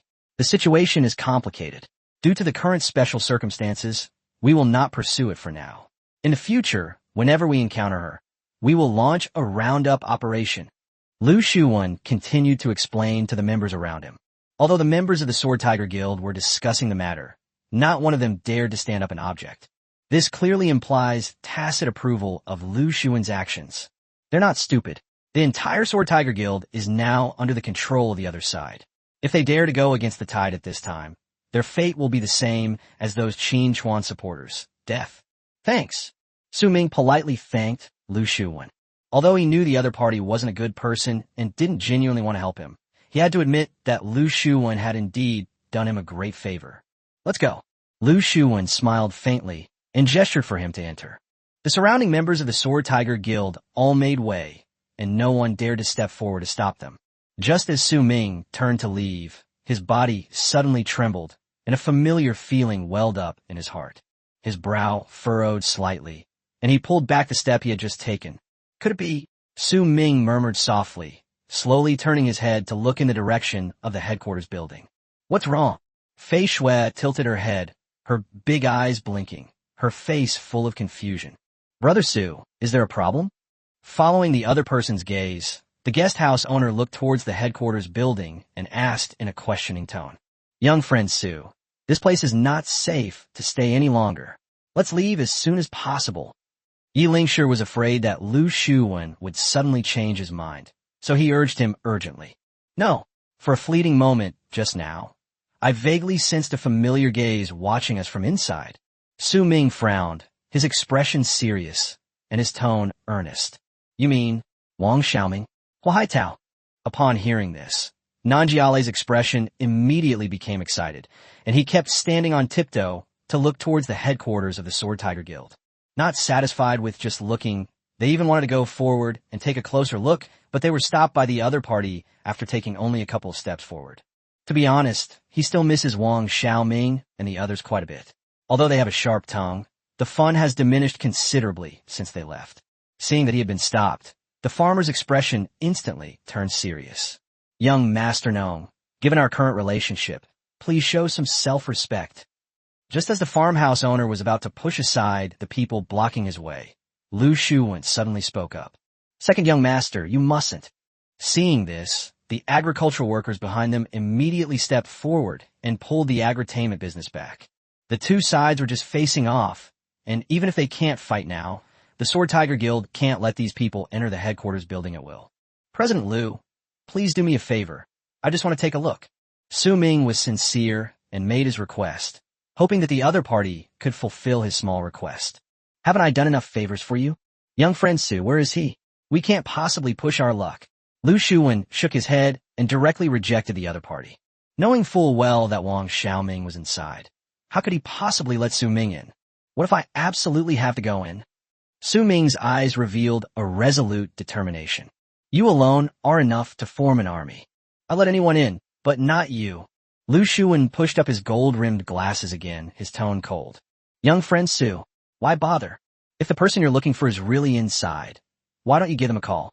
Seeing the atmosphere become tense again, Yi Lingshi broke out in a cold sweat. He realized that this mess was really not a good place to get involved. How about I go in and take a look for you? Mo Xie smiled faintly and walked towards the entrance of the headquarters building. Lu Shuwen merely glanced at the other party and did not step forward to stop him. In his view, Mo Xie simply wanted to end this farce as soon as possible. Soon, the other party circled around the headquarters building. Nothing unusual, and no suspicious persons. Mo Xie shrugged and reported to Su Ming. Could it be just my imagination? But that feeling was just too real. Su Ming frowned. His biggest worry right now was Wang Xiaoming. So, on a whim, he took out his phone again and dialed a number. Chapter 376, I Can Make You Stronger. Su Ming had dialed Wang Xiaoming's number multiple times, but no one answered. Beep, beep, beep. The phone rang again with a waiting tone, and Su Ming and the others involuntarily held their breath, afraid that their breathing would affect the signal. How many years have passed in this world? As Su Ming dialed the number, A pleasant cell phone ringtone came from a corner of the headquarters building. Wang Xiaoming stared blankly at the screen of his phone, oblivious to the ringing. Is that Su Ming? The masked man who had been following him leaned closer. Brother Su, you haven't forgotten me. He's still looking for me. Wang Xiaoming felt an urge to click the answer button. You're overthinking it. You're superfluous. Just because of a phone call, you're here feeling all self-satisfied. Ridiculous, utterly ridiculous. The masked man kept sneering. What nonsense are you spouting? Wang Xiaoming glared at him angrily, not allowing the other party to question the brotherhood between him and Su Ming. Am I talking nonsense? I've noticed. It seems like you haven't figured out the situation. The masked man pulled his head back from where he had just leaned forward, rubbed his chin, and stared at the other man with a half-smile. What exactly are you trying to say? And why are you following me? Wang Xiaoming frowned and questioned him in a deep voice. I want to say you're a stupid person. Su Ming caused your whole family to be killed, and you still think about the good things he did for you. But do you think the other person really considers you a friend? He helped the agritainment business reach level 20 in the shortest amount of time. Did he help you? He helped the Yi family through a life-or-death crisis, but did he help you? He wiped out the entire Zhang family to avenge that girl from the Red Clan. Excuse me, what did he do to help you? The masked man's laughter echoed around him, and his deadly questions were like sharp blades piercing the depths of the other person's heart. Upon hearing this, Wang Xiaoming's pupils trembled slightly, and he became completely dazed. His back slammed heavily against the wall, his eyes glazed over. His phone was still ringing continuously. See? I wasn't wrong, was I? He's now even taken his own revenge, killing Su Tianxiang. Oh, finally nothing to do? That's when he remembered you. And I also heard that he had already found out who killed your parents. But he didn't make any move. So what? You still think too highly of yourself. In their eyes, someone like you, with no status, no background, and no talent, is nothing more than a clown. The masked man reached out and patted the other person's shoulder to show sympathy, as if to tell the other person not to lose heart, that even if Su Ming was gone, he still had him. Actually, I think you're a talented person. You're different from others. I have a way to make you stronger. The masked man leaned close to Wang Xiaoming's ear and lowered his voice. What's the meaning? When Wang Xiaoming heard the words become stronger, his pupils suddenly contracted. At this moment, he understood all too well the importance of strength. Only those with absolute strength have the right to speak. He wanted to escape the lowly status of being from the lower class. Seeing that the other party had become interested, the masked man immediately became excited as well. However, you can't let Lao Lu know about this. As you know, he's a rather inflexible person. If he can't figure something out, he won't do it himself, nor will he want others to do it. Do you understand what I mean? The masked man became more alert at this point, and while speaking, he would occasionally peek out to check his surroundings to prevent anyone from eavesdropping. Upon hearing this, Wang Xiaoming frowned. He had a vague feeling that this matter was not simple and might not be a good thing. I'm following you because I see your potential. You are a talent worth cultivating. If you agree, I can help you reach a whole new level of strength. The masked man's words held immense allure for Wang Xiaoming at that moment. Wang Xiaoming looked down at his phone and couldn't help but swallow. Your enemy is someone from the Dragon King's palace. With your current strength, you wouldn't even have a chance to get close to the opponent, let alone kill them. Accept my invitation, and I will make you a true warrior. What Su Ming, what farmhouse? Who will dare to look down on you then? Seeing that the other person was beginning to waver, the masked man pressed his advantage and kept encouraging him. Wang Xiaoming's mind raced, and after a moment, he seemed to have finally made a decision. Brother Su, one day, I will stand before you again, and I will prove that I am no longer the useless Wang Xiaoming who only dragged the team down. Wang Xiaoming took a deep breath and silently recited in his mind. Immediately afterwards, he pressed the reject button on his phone screen. At this moment, the whole world became quiet. I accept your invitation, and I hope you're telling the truth. Wang Xiaoming looked up at the masked man with a resolute expression. Very good, but this is no small matter, and I need you to prove your resolve. The masked man smiled and nodded, then made his request. Wang Xiaoming hesitated for a moment, but finally nodded. The next second, he took out his phone again and sent a text message to Su Ming. He then showed the contents of the text message to the masked man. Good. That's right. I knew I hadn't misjudged you. After the masked man clearly saw the text message content and the recipient, his eyes and tone were filled with excitement. Meanwhile, outside the headquarters building, Su Ming and Nanjiale were slightly taken aback after hearing their phones being hung up, and then a look of confusion appeared on their faces. Brother Su, why did he hang up on you? What's that kid up to? Doesn't he know how worried we are about him? The guest house owner was somewhat annoyed because the other party hung up the phone. Don't rush. At least, he hung up the phone. That proves he's still alive. Su Ming felt a little excited because the other party had reacted. Soon, he received another text message from the other party. This made Su Ming beam with joy. It seemed that the other party had hung up the phone because it was inconvenient for them, and had even sent him a message. Brother Su, come quick, take a look at what that kid is up to. Upon receiving the message, the agritainment business owner immediately became anxious. Good. Sumi Nadif. But when he opened the text message and saw the contents, the smile on his face froze. Even the farmhouses nearby were stunned. Chapter 377, I hope there will be a day when we meet again. Get out of my world. The few words on the phone screen felt incredibly heavy to Su Ming. His eyes, which were filled with excitement and joy, dimmed instantly. He slowly put down his phone and walked forward without saying a word. At this moment, Su Ming's shoulders slumped limply, and his steps were slow and dragging. Each step seemed to take all his strength, making him look like a walking corpse. He lowered his head slightly. His neck seemed to have lost its support. His head hung there, and his whole body exuded an aura of loss. He seemed to be muttering something to himself. The afterglow of the setting sun shone on him, casting a long shadow on him. The people around him looked at his lonely and listless back, their faces filled with confusion. Is this still the same Su Ming who led thousands of undead, rallied 2 major families, and dared to directly challenge the Sword Tiger Guild? Brother Su. The farmer didn't know how to comfort the other person for a moment, so he could only quickly catch up with them. What's wrong with you? Fei Shui walked beside him, her eyes filled with worry. She had never seen Su Ming so dejected. After Su Ming left, the Yi family and the Nong family also began to evacuate quickly. Mo Xie did not follow. Judging from Su Ming's current state, he knew that no matter what he said, the other party would not listen. Rather than doing that, let's discuss it again on another day. President Liu, it's time for me to go too. Mo Xie smiled calmly and raised his hand to greet Lu Shuwen. Farewell, young friend Mo. Lu Shuwen gave a wicked smile and replied. Soon, the headquarters of the Sword Tiger Guild returned to its usual tranquility. Lu Shuwen looked down coldly at Su Tianxiang's corpse on the ground, remaining silent for a long time, seemingly deep in thought. Old Lu, what should we do with Su Tianxiang's body? At this moment, a high-ranking member of the guild came over and sought the other party's opinion. Wait for the Su family to come and collect it. Lu Shuwen narrowed his eyes slightly, then turned and returned to the headquarters building. Is it over?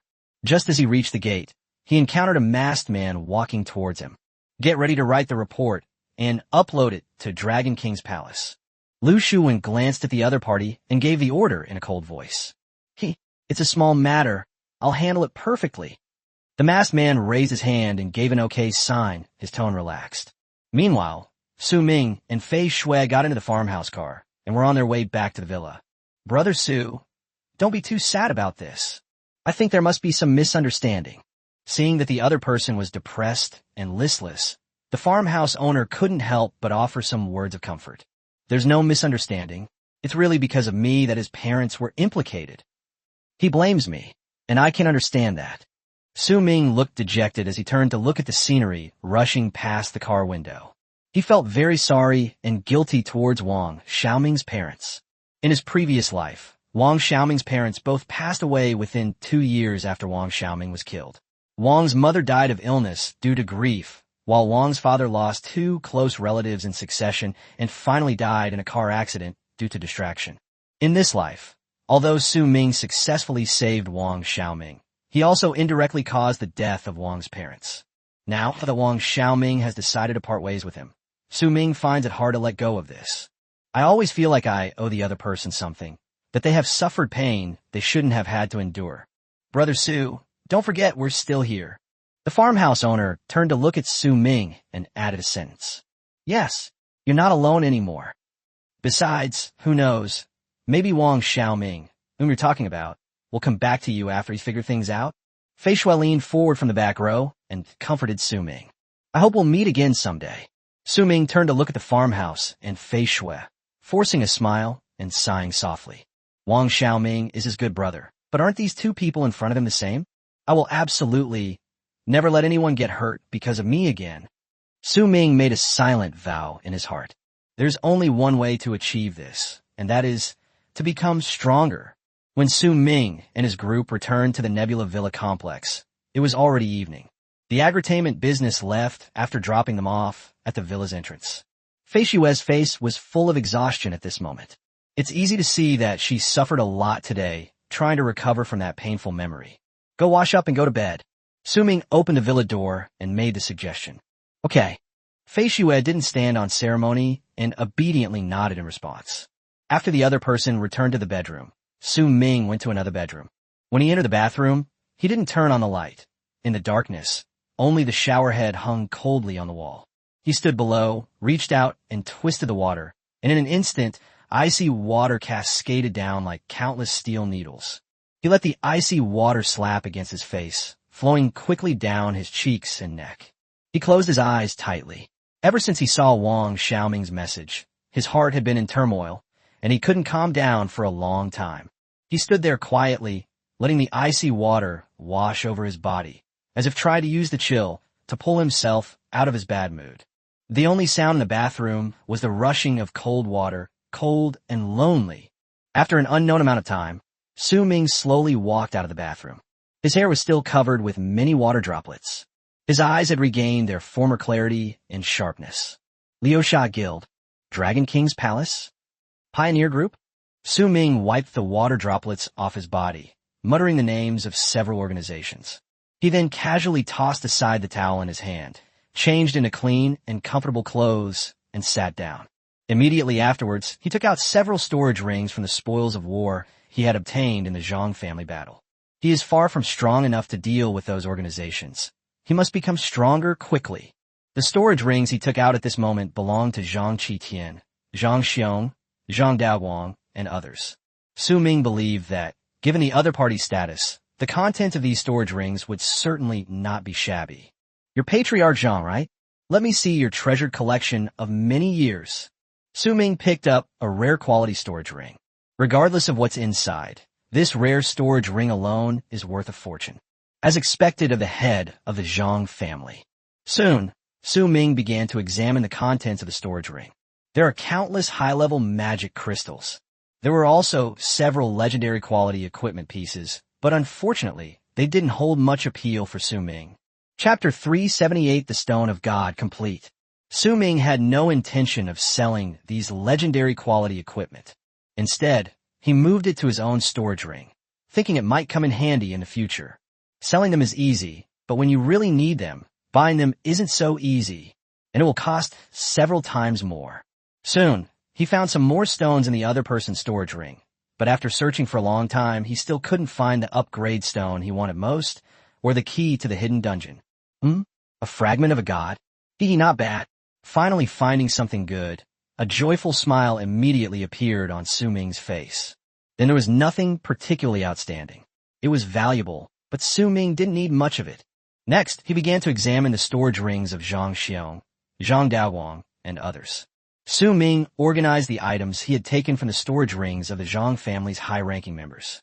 9 pieces of legendary armor, 11 legendary weapons, legendary accessories, 3 pieces, 3 fragments of God, 3 high-quality stones, 4 enhancement stones, 2 exploding stones, 3 shining stones, 9 upgrade stones.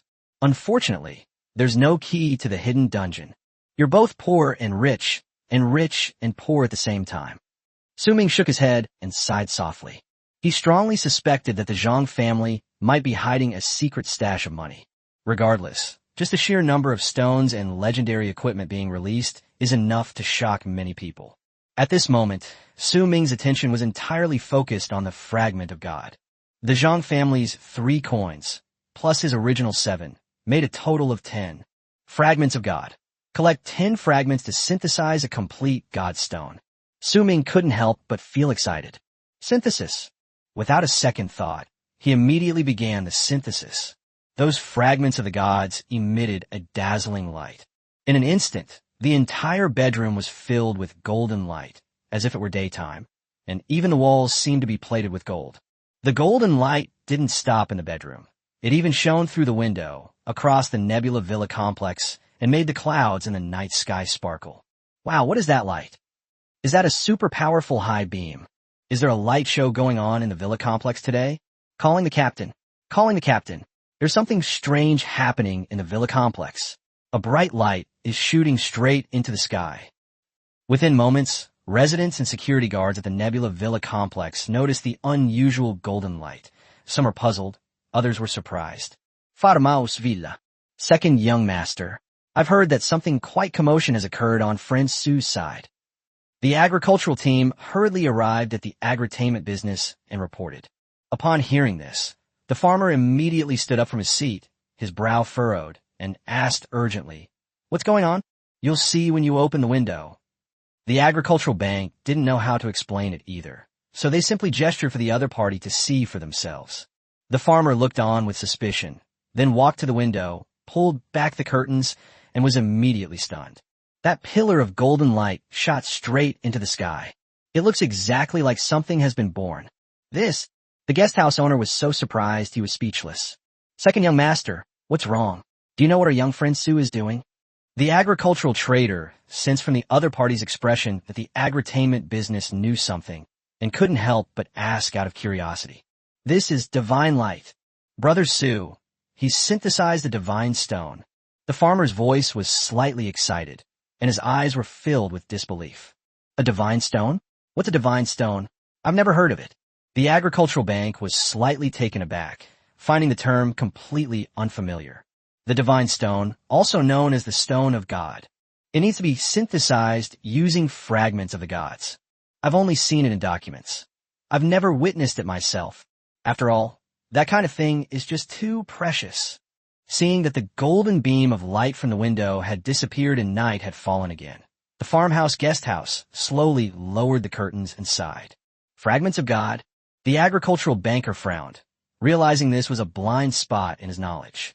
Obtaining fragments of the gods is already extremely difficult, but I never expected Brother Su to have collected so many. Our entire farming family probably doesn't possess more than 3 fragments of the god. The agritainment business owner joked. "Second young master, you make this thing sound so amazing. What exactly is it used for?" The agricultural workers became increasingly curious about the uses of this godstone. It can take the quality of equipment to the next level. When talking about agritainment, his eyes revealed boundless longing. After all, no godstone has ever appeared in the entire Jiangxing city. The quality has been improved even further? Second young master. You mean legendary equipment can be upgraded? The agricultural bank employee couldn't help but exclaim in surprise, his face filled with shock. For someone like him, who is only level 30 or so, legendary equipment is already out of reach. Now he's being told there's an even higher quality. How can anyone live like this? If he hadn't followed Nong Ursheo and been provided with 2 pieces of epic quality, equipment, rare quality would have been the ceiling for someone of his caliber. Yes, above the legendary level, that is the god level. The farmer nodded, his tone slightly excited, his eyes full of longing. My God, does that mean young friend Su is about to possess god-level equipment? The agricultural bank couldn't help but swallow hard. Su Ming is already terrifyingly strong. If he were to acquire god-level equipment, he wouldn't even dare to imagine how much stronger he could become. No, that's not true either. The Godstone also has a success rate. I hope Brother Su succeeds. The farmer sighed softly, silently praying for Su Ming in his heart. If Su Ming succeeds, it means that the opponent will become even stronger. Su Ming's strength is entirely beneficial to their farming family. Both publicly and privately, the agritainment businesses desperately hope that Su Ming will succeed. Meanwhile, Su Ming looked at the stone emitting a faint halo in front of him and nervously swallowed hard. Godstone. 25% chance to successfully upgrade legendary quality to God tier quality. God level. Su Ming's eyes were filled with shock and excitement. However, the success rate is rather disappointing. Only a mere 25%. The success rate is half that of quality stone. Knock, knock, knock. Just then, there was a rapid knocking on the door. Su Ming, what are you up to? Soon after, Fei Shue's voice came through. It seems that the commotion just now caught the other party's attention. Nothing. Su Ming gave a casual, perfunctory reply. He was at a crucial moment right now. Fei Shui was sensible and left after receiving a reply that the other party was all right. With only a 25% success rate, how can we succeed? Su Ming rubbed his hands together, his eyelids trembling slightly, and his brows furrowing involuntarily, feeling somewhat hesitant. Chapter 379, God-Level Equipment. With a determined heart and gritted teeth, Su Ming quickly made his decision. With a thought, the weapon Frostmourne appeared in his hand. At this moment, he held a sword in his right hand and a divine stone in his left, his heart pounding in his chest like a small, out-of-control drum. Before I knew it, a lot of fine sweat had appeared on my forehead due to nervousness. Various thoughts flashed through his mind. One moment, he thought how wonderful it would be if the synthesis was successful, and the next he was afraid that if it failed, the Stone of God would be wasted. Call! Su Ming took a deep breath, trying to calm himself down. But the tension was like a vine, tightly binding him, and he couldn't break free no matter what he did. Never mind. Up, up, down, down, left, right, BA. Su Ming muttered to himself. He knew exactly what this prayer was all about. I tried it once before, and it was guaranteed to work. With everything ready, he no longer hesitated and used the God Stone in his left hand to enhance the Frostmourne in his right hand. Congratulations, your upgrade was successful. Golden light flashed again, no less spectacular than when the God Stone was synthesized. Su Ming's eyes were so bright he couldn't open them. The Nebula Villa complex, which had just returned to calm, was once again stirred up by Su Ming's divine light. Even rural villas are no exception. Ha ha! Brother Su succeeded. Upon witnessing the reappearance of the divine light, the farmer was so excited that he couldn't contain his emotions and burst out laughing. Frostmourne, divine tier. Strength plus 150, Constitution plus 150, Spirit plus 150. Special effects, powerful strike with significant armor penetration, frost aura, chill spreads from wounds, inflicting continuous damage on enemies for a period that cannot be healed. Skills, King State, all attributes doubled. Divine Blessing, gain divine protection for 0.5 seconds. Set bonus, can be used in conjunction with any set bonus. Seeing that he had successfully improved, Su Ming was naturally overjoyed. Looking at the attributes of Frostmourne, he subconsciously swallowed. Not only did the attributes increase by 50%, but it also gained a divine skill called Divine Blessing, although it only lasts for 0.5 seconds. However, Su Ming believed that in those 0.5 seconds, he might be virtually invincible. A true man in 0.5 seconds. At this moment, the blade of Frostmourne was not only surrounded by wisps of icy aura, but also emitted a faint halo, giving people a sacred feeling. As Su Ming Wang held it, he exuded an aura of royalty. He was very fond of the upgraded weapon and extremely satisfied with it. The 3 attribute points alone add up to a whopping 450 points. That's absolutely outrageous. If one does not have sufficient strength, possessing it will surely bring about one's death. After all, the Godstone is extremely precious, and a successfully upgraded God-level weapon is even more precious. That's only a 25% chance. If you're unlucky, even 10 Godstones might not be enough to succeed. He. Su Ming looked at the weapon in his hand, and a maternal smile appeared on his face. Before anyone knew it, he had 6 more enhancement stones in his hand. Now that we have God-tier weapons, what's the point of keeping these enhancement stones? Of course, we should smash it all. Enhancement stone allows for 1 enhancement of equipment with a 50% success rate. If it fails, the stone disappears and the enhancement effect is downgraded. Strengthen. Su Ming used all 6 of his enhancement stones to enhance Frostmourne. Congratulations, you've upgraded to +1. Unfortunately, enhancement level -1. Congratulations, you've upgraded to +1. After 6 attempts at enhancement, With both successes and failures, the final result is Frostmourne, God tier, +2. Aside from all three attributes being increased by 20 points, the special effects and skills remained unchanged. If there is any change, it is the few wisps of icy aura surrounding it. After the successful enhancement, they not only became clearer, but also increased in number. Just by looking at it, you can feel the chill. Good. Su Ming gripped Frostmourne tightly and couldn't help but sigh. Under the influence of those wisps of icy aura, he was like a king from the frozen peak, inspiring awe in all who beheld him. This weapon upgrade not only gave him an extra 210 attribute points, but also granted him the divine skill, Divine Blessing, raising his overall strength to a whole new level. He held Frostmourne and looked at it several times before finally reluctantly putting it into his storage ring. After he lay down on the bed, completely relaxed, a wave of fatigue washed over him. The series of events of the past 2 days had left him physically and mentally exhausted. When he finally relaxed, his eyelids immediately started drooping. Within 2 minutes, he was snoring. That night, Su Ming went to bed early and slept soundly and comfortably. But some people in Jiangxing City can't sleep. Mad Lion Guild, headquarters building. Inside the president's office, President Gao Shengqiang stood in front of the floor-to-ceiling window, a cigarette dangling from his lips. His face was terribly gloomy, and his gaze remained fixed on the starry night view of Jiangxing City outside the window. Several high-ranking members of the guild were standing behind him, including Vice President Lin Yambing. You were the one who advocated cooperating with the Zhang family to destroy the Yi family.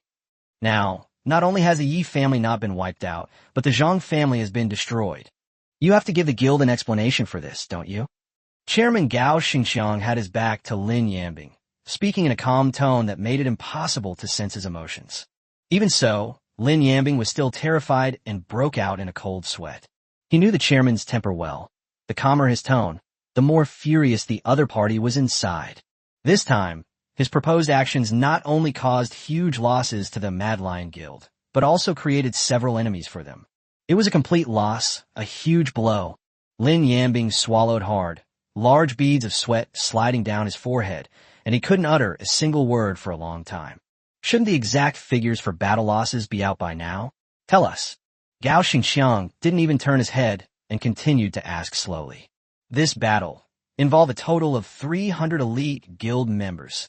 98 wounded, 54 dead. Lin Yambing dared not hide anything and answer truthfully. Not only did we not gain any benefits, we also gave away 54 kills. You're such a good vice president. I don't even want to talk about it.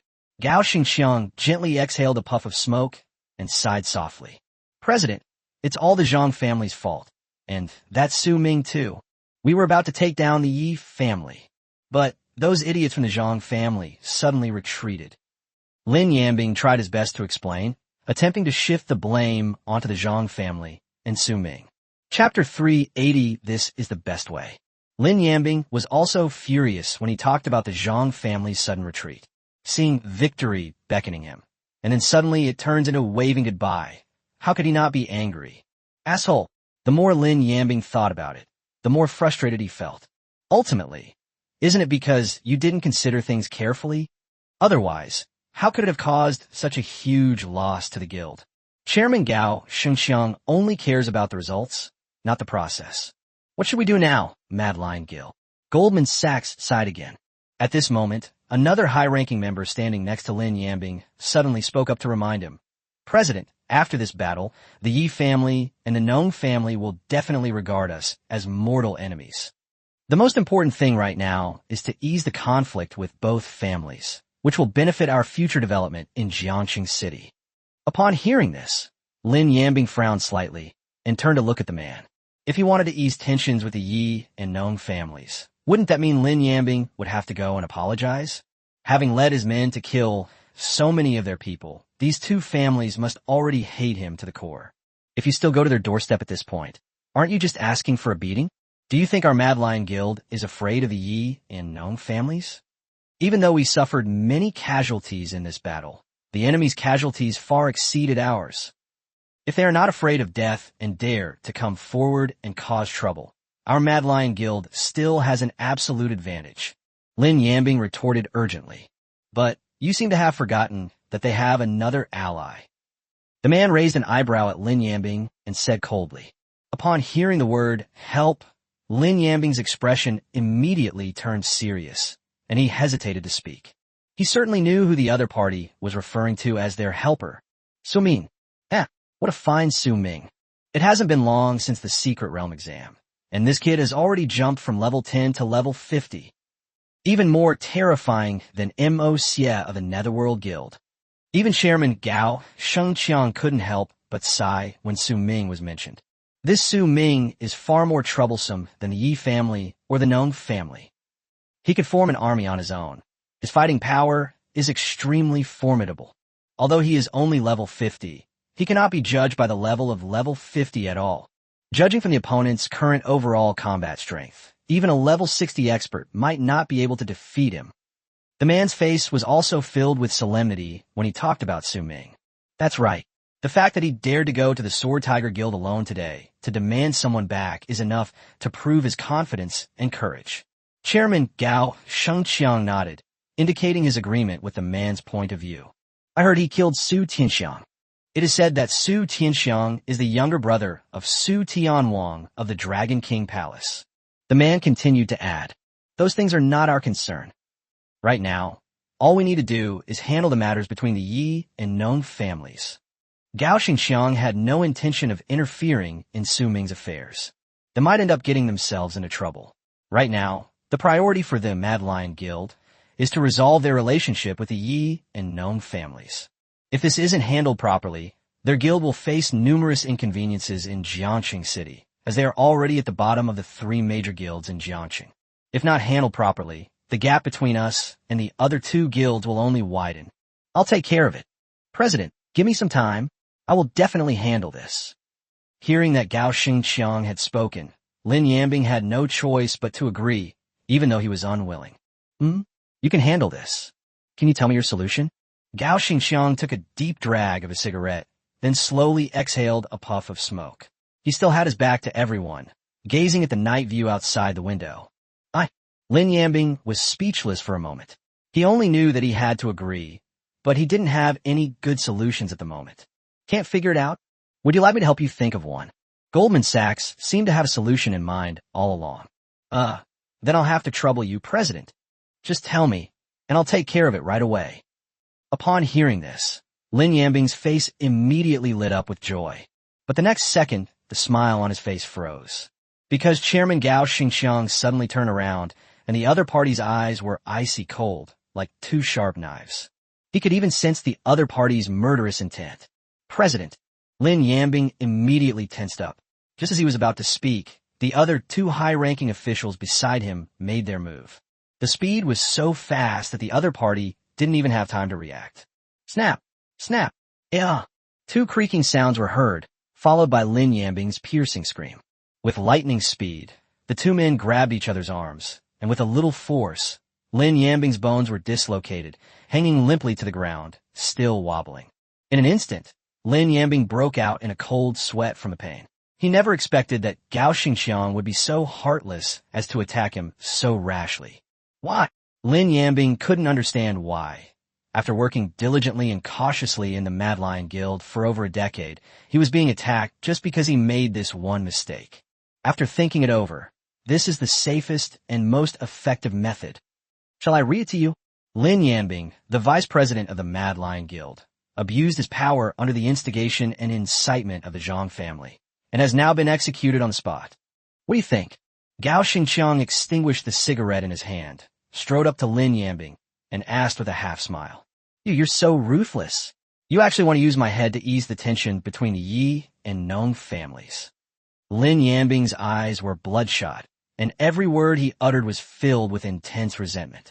Is it not enough for me to cut off the vice president's head to prove the sincerity of our Mad Lion Guild? As the vice president, you shouldn't have so many complaints. Everything is for the good of the guild. What's wrong with you contributing to the guild? Shouldn't it be so? The guild is your home. Its development depends on everyone. Gao Changxing spoke in a calm and unhurried tone, neither happy nor angry, but to Lin Yambing, it sounded like the death knell from the king of hell. You want to kill me? But it's not that easy. Lin Yambing roared angrily and suddenly sprang up. Even though his hands are dislocated and his strength was greatly restricted, he would not sit idly by and wait for death. Class, Go Swordsman. Level, 57. The two people beside him were jolted back 2 steps by the sudden attack. This was Lin Yambing's only chance to escape. Chapter 381. This is etiquette. After breaking free from the two men's grasp, Lin Yambing quickly shot towards the door. Bang! He raised his leg and kicked the door open. Upon seeing this, the two exchanged a glance and then quickly chased after them. Goldman Sachs, however, turned around nonchalantly, facing the floor-to-ceiling window, and continued to gaze at the starry night view outside. It seemed that he had absolute confidence in capturing Lin Yambing and was not worried at all. You've already caused the guild a lot of losses. We can't let you cause any more damage to the headquarters. Repairing it will cost a lot of money. Goldman Sachs lowered his gaze and could clearly see people fleeing rapidly on the ground. It was clear that Lin Yambing had already left the headquarters building and escaped outside. You wanted to stay? Dream on. At this moment, Lin Yambing was still delighted to have escaped the headquarters building. Little did he know, Goldman Sachs had deliberately let him out to prevent damage to the headquarters building. Outside was the grave prepared for the chairman he had always admired. Whoosh, whoosh, whoosh.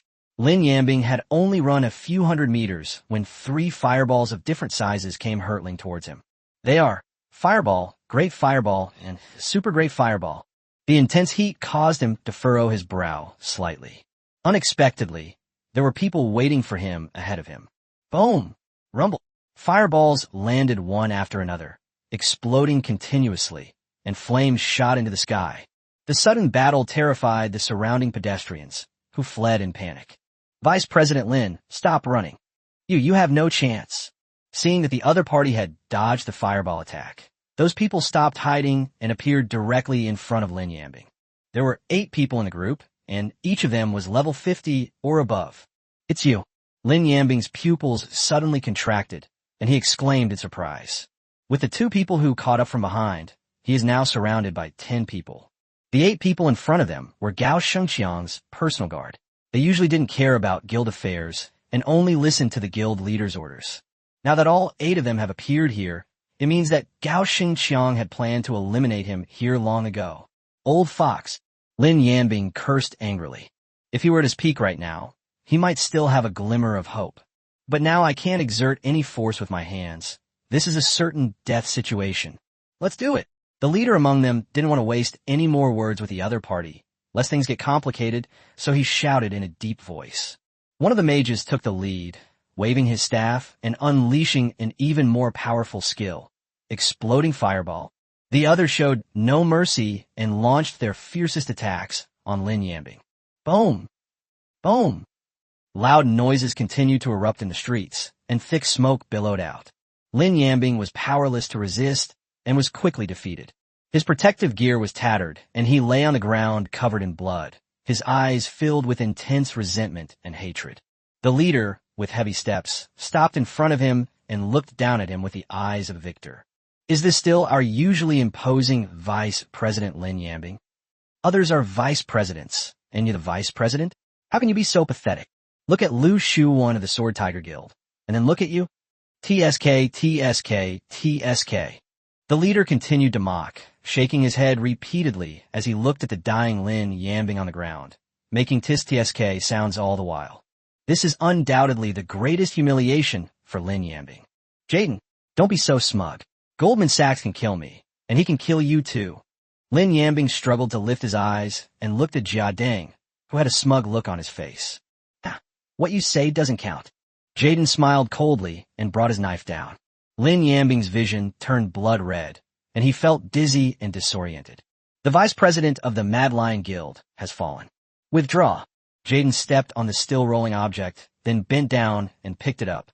Instead of returning to the headquarters building, he turned around, got into a black sedan, and sped off towards the Yi family villa. Everything below was seen by Gao Shengqiang, who was standing in front of the floor-to-ceiling window. Only after Jaden's vehicle disappeared from his sight did a satisfied smile appear on his face. Yi Family Villa. Master, someone from the Mad Lion Guild, has come to visit. Uncle Zhong rushed to Yi Tsangtian and reported back. Oh, who is it? Upon hearing that it was someone from the Mad Lion Guild, Yi Tsangtian's expression instantly darkened. The other party joined forces with the Zhang family to launch an attack on the Yi family. Many members of the Yi family also died at the hands of the other side. Jaden, Uncle Zhong replied. Damn it. How dare they show their face here? Whether it's a fake or real landing, since we're here, we're not leaving. The eldest son, Yi Lingshan, happened to be nearby. Upon hearing that they were from the Mad Lion Guild, he flew into a rage and jumped up from his seat, intending to lead his men to kill Jia Dang. Sit down. Yi Tsangtian gave a cold shout, his voice carrying an imposing aura without anger. They're practically shitting on our heads. How can we tolerate that? Yi Lingshan was indignant. What can we do if we can't tolerate it? Although our Yi family won this battle, we have suffered heavy losses. Are we really going to compete with the Mad Lion Guild again? Yi Tsangtian said in a deep voice. He also hated the other party, but the Yi family at present simply did not have the strength to challenge them. After calming down and thinking it over, Yi Lingshan had to abandon his impulsive idea. After letting out a cold snort, he sat back down in his seat. Let him in. I want to see what they're up to. Yi Tsangtian narrowed his eyes slightly and turned to give instructions to Uncle Zhong. Yes. Uncle Zhong respectfully acknowledged the order and quickly withdrew. Within 2 minutes, he led Jaden into the villa. Elder Yi, it's been a long time. Jaden approached Yi Tsangtian with a smile, carrying a black plastic bag in his hand. Please sit down. I wonder what brings you here so late at night. Out of his own good manners, Yi Tsangtian waved his hand and invited the other party to take a seat. Heh, can't I come if there's nothing wrong? Jaden replied with a smile after sitting down. You just launched an attack on our Yi family, and now you've come here alone. Aren't you afraid of dying? Yi Tsangtian's tone gradually turned cold as he probed. I am scared. Of course I'm scared. But I never act alone. I still have 7 brothers outside. If Patriarch Yi really wants to kill me, it will probably take him some effort. Besides, I'm not here to fight. I'm here on behalf of the Mad Lion Guild to apologize to you. This is etiquette. Despite Yi Tsangtian's probing, Jaden showed no fear and placed the black plastic bag he was carrying on the table after speaking. Chapter 382, Should I Take the Step or Not? From the moment the other party entered the door, Yi Tsangtian and his son developed a strong curiosity about the contents of the black bag. When they saw Jaden place the black bag on the table, their eyes immediately focused on it. Even before the bag was opened, just by placing it on the table, a strong smell of blood wafted out. This caused Yi Tsangtian and the others to frown slightly. If they were not mistaken, this should be a limb. Yi Tsangtian gave Uncle Zhong a wink, and the man immediately understood. Immediately, Uncle Zhong stepped forward and carefully opened the black plastic bag. When the contents were revealed to everyone, they couldn't help but show expressions of astonishment. Lin Yambing? Yi Tsangtian recognized the head in the black bag at a glance. At this moment, Uncle Zhong quickly put the black bag away. Yes, that's right. It's Lin Yambing, the vice president of our Mad Lion Guild. This collaboration between our guild and the Zhang family was entirely his idea. Our guild leader was unaware of it. When the chairman found out about this, he was furious. Our guild leader knows that this battle has inevitably caused irreparable damage to the Yi family, and he is deeply ashamed. This is the sincerity shown by our Mad Lion Guild. We hope that the Yi family and our guild can continue to live in harmony and forgive past grievances. Jaden suddenly stood up from his seat and bowed deeply to Yi Tsangtian, appearing to be full of sincerity. But Yi Tsangtian had seen all sorts of situations, so how could he not know that the other party was acting? Since they even killed Lin Yambing, they naturally had to go all the way with the act. Yi Lingshan's anger did not diminish because of Lin Yambing's death. On the contrary, it intensified. He stood up from his seat, about to rebuke the other party, but was stopped by a look from his father. At this point, the Mad Lion Guild clearly lowered its stance and was trying to curry favor with the Yi family. If we accept this compromise, it will be beneficial for the future development of both parties. If they don't give the other party face and continue to push their luck, although the Mad Lion Guild will have a hard time, the Yi family will certainly not have a comfortable life either. It's no good for anyone. After weighing the pros and cons repeatedly, Yi Sangtian ultimately chose to accept the offer and prioritize the stable development of the Yi family. Patriarch Yi is indeed a man of great wisdom and broad-mindedness. If the Yi family is willing to let bygones be bygones, then how could our leader let you suffer a loss? This is a small token of our president's appreciation as compensation to your Yi family. After seeing Yi Sangtian nod in agreement, Jia Deng smiled and then took out 2 brocade boxes from his storage ring. After opening it, I gently placed it on the table. One contains 2 upgrade stones, and the other contains 3 shining stones. The Mad Lion Guild really went all out this time, taking out 5 stones in one go. Yi Sangtian knew perfectly well that this was simply because their chairman, Gao Xingqiang, was afraid that the Yi family would agree on the surface but then do something underhanded. He was offering these things to calm the Yi family down a bit. Why not take advantage of something that's offered to you? Yi Sangtian didn't stand on ceremony and directly told Uncle Zhong to step forward and accept it. It seems everyone here is a smart person. If Elder Yi has nothing else to say, then I'll take my leave. When Jaden saw that the other party had accepted the stone, he felt relieved. He has completed his mission. I won't see you out, Yi Sangtian said casually. Farewell. Jaden did not linger. After the other party left, Yi Lingshan finally spoke to his father and questioned, Father, are the lives of our clansmen just going to be lost because of these few broken stones? Otherwise what? How do you think we should handle this? Yi Sangtian leaned back in his chair, slowly closed his eyes, and didn't even bother to look at his silly eldest son. We should show our mettle and make sure that none of the members of the Mad Lion Guild who came to our Yi family tonight leave alive. Kill them all. Yi Lingshan clenched his fists, filled with indignation. And then what? Engage in direct combat with the Mad Lion Guild? Yi Sangtian kept his eyes tightly closed and continued to press for answers. Let's fight. Who's afraid of who? We may lose our heads, we may shed our blood, but we will never lose the backbone of the Yi family. Yi Lingshan was full of fighting spirit, and even though he knew that his opponent was stronger than his Yi family, he was not afraid at all. Yi Sangtian was pleased with his eldest son's loyalty and bravery, but he was extremely worried about his mental state. The Yi family must never be handed over to him to lead in the future. Otherwise, you'll be doomed in no time. Take account. How many people from our Yi family are still capable of fighting right now? Yi Sangtian asked slowly. Yi Lingshan frowned slightly and began to secretly make plans in his mind. He calculated the result in less than 2 minutes. Gather all the clansmen scattered throughout Jiangcheng. There are at least 800 who can participate in the battle. Among them, there are approximately 300 elite members. After hearing the other party give such a precise number, Yi Sangtian slowly opened his eyes, turned his gaze to the other party, and said, After all the calculations, there are only about 300 people left who can actually be deployed to fight against the Mad Lion Guild. How dare you? Yi Sangtian sighed softly and shook his head. Although there are as many as 800 people, most of them are of questionable ability and have not yet matured. Sending someone to the battlefield at this time is not much different from sending them to their death. Even though the Mad Lion Guild is the weakest of the 3 major guilds, it still has at least 1,000 elite members. Among them, there are countless experts above level 50, and even some at level 60.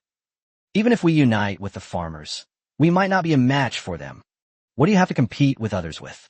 Your head. As Yi Sangtian spoke, he stood up in the old chair and slowly walked towards his bedroom. Upon hearing this, Yi Lingshan was speechless for a moment. Given the overwhelming disparity in strength and numbers, no matter how the battle unfolds, the Yi family will inevitably suffer defeat. Young master, the master is right. This is the best solution now. It's good for everyone. As for revenge, we'll find another opportunity in the future. Seeing that the other person was standing still and seemed to be thinking, Uncle Zhong couldn't help but remind him. The commotion caused by the Zhang family's battle not only shook Jiangcheng, but also caused a stir in the nearby coastal city. In particular, the Quicksand Guild immediately convened an emergency meeting. The makeshift meeting room was packed with people. Seated in the highest seat was their vice president, Zhou Ao. His brows were furrowed, and a deep furrow between them seemed to conceal an unquestionable authority. His eyes narrowed slightly, his gaze sharp as a tangible blade, sweeping over everyone. The atmosphere in the entire conference room became exceptionally heavy because of him. Chapter 383: The Shame of the Quicksand Guild. At this moment, those who were able to sit in this temporary meeting room were all prominent figures in the Lusha Guild. Since learning that Zheng Bei's team had returned empty-handed, Zhou Ao's face had been extremely gloomy. He knew the strength of this squad. The fact that Zheng Bei was able to voluntarily request to evacuate Jiangcheng City means that Su Ming's strength has far exceeded their expectations. Everyone, I'm sure you all know why I've gathered you all together in such a hurry, right? Zhou Ao's deep voice resounded throughout the conference room. Upon hearing this, everyone looked at each other, then nodded to indicate that they understood. Su Ming is the culprit who bombed our headquarters building that day. If it weren't for him, we wouldn't be sitting in this makeshift meeting room right now. Zhou Ao's face was so dark it seemed like it could drip water, and his eyes were filled with barely suppressed rage. After speaking, he suddenly raised his hand and slammed it heavily on the table. Smack! The sound was particularly jarring in the quiet conference room, causing the already shaky table to shake violently and even spilling some tea from the teacup. Seeing this scene only fueled Zhou Ao's already furious anger even more. At this moment, he wished he could grab Su Ming and tear him to pieces. A humiliating disgrace. Absolutely a humiliating disgrace. If Su Ming doesn't die, what face do we have to sit here? Zhou Ao continued his indignant denunciation. Vice President, Su Ming's victory has made him famous throughout Jiang City. Now we have the protection of the Yi and Nong families. I've even heard that the Sword Tiger Guild and the Netherworld Guild are secretly considering forming an alliance with each other. Below, someone stroked their chin and described Su Ming's current situation. If that's true, then even if we wanted to attack him now, it probably wouldn't be easy to succeed. Even a powerful dragon can't suppress a local snake. Someone sighed softly and added, easy to deal with in Jiangcheng.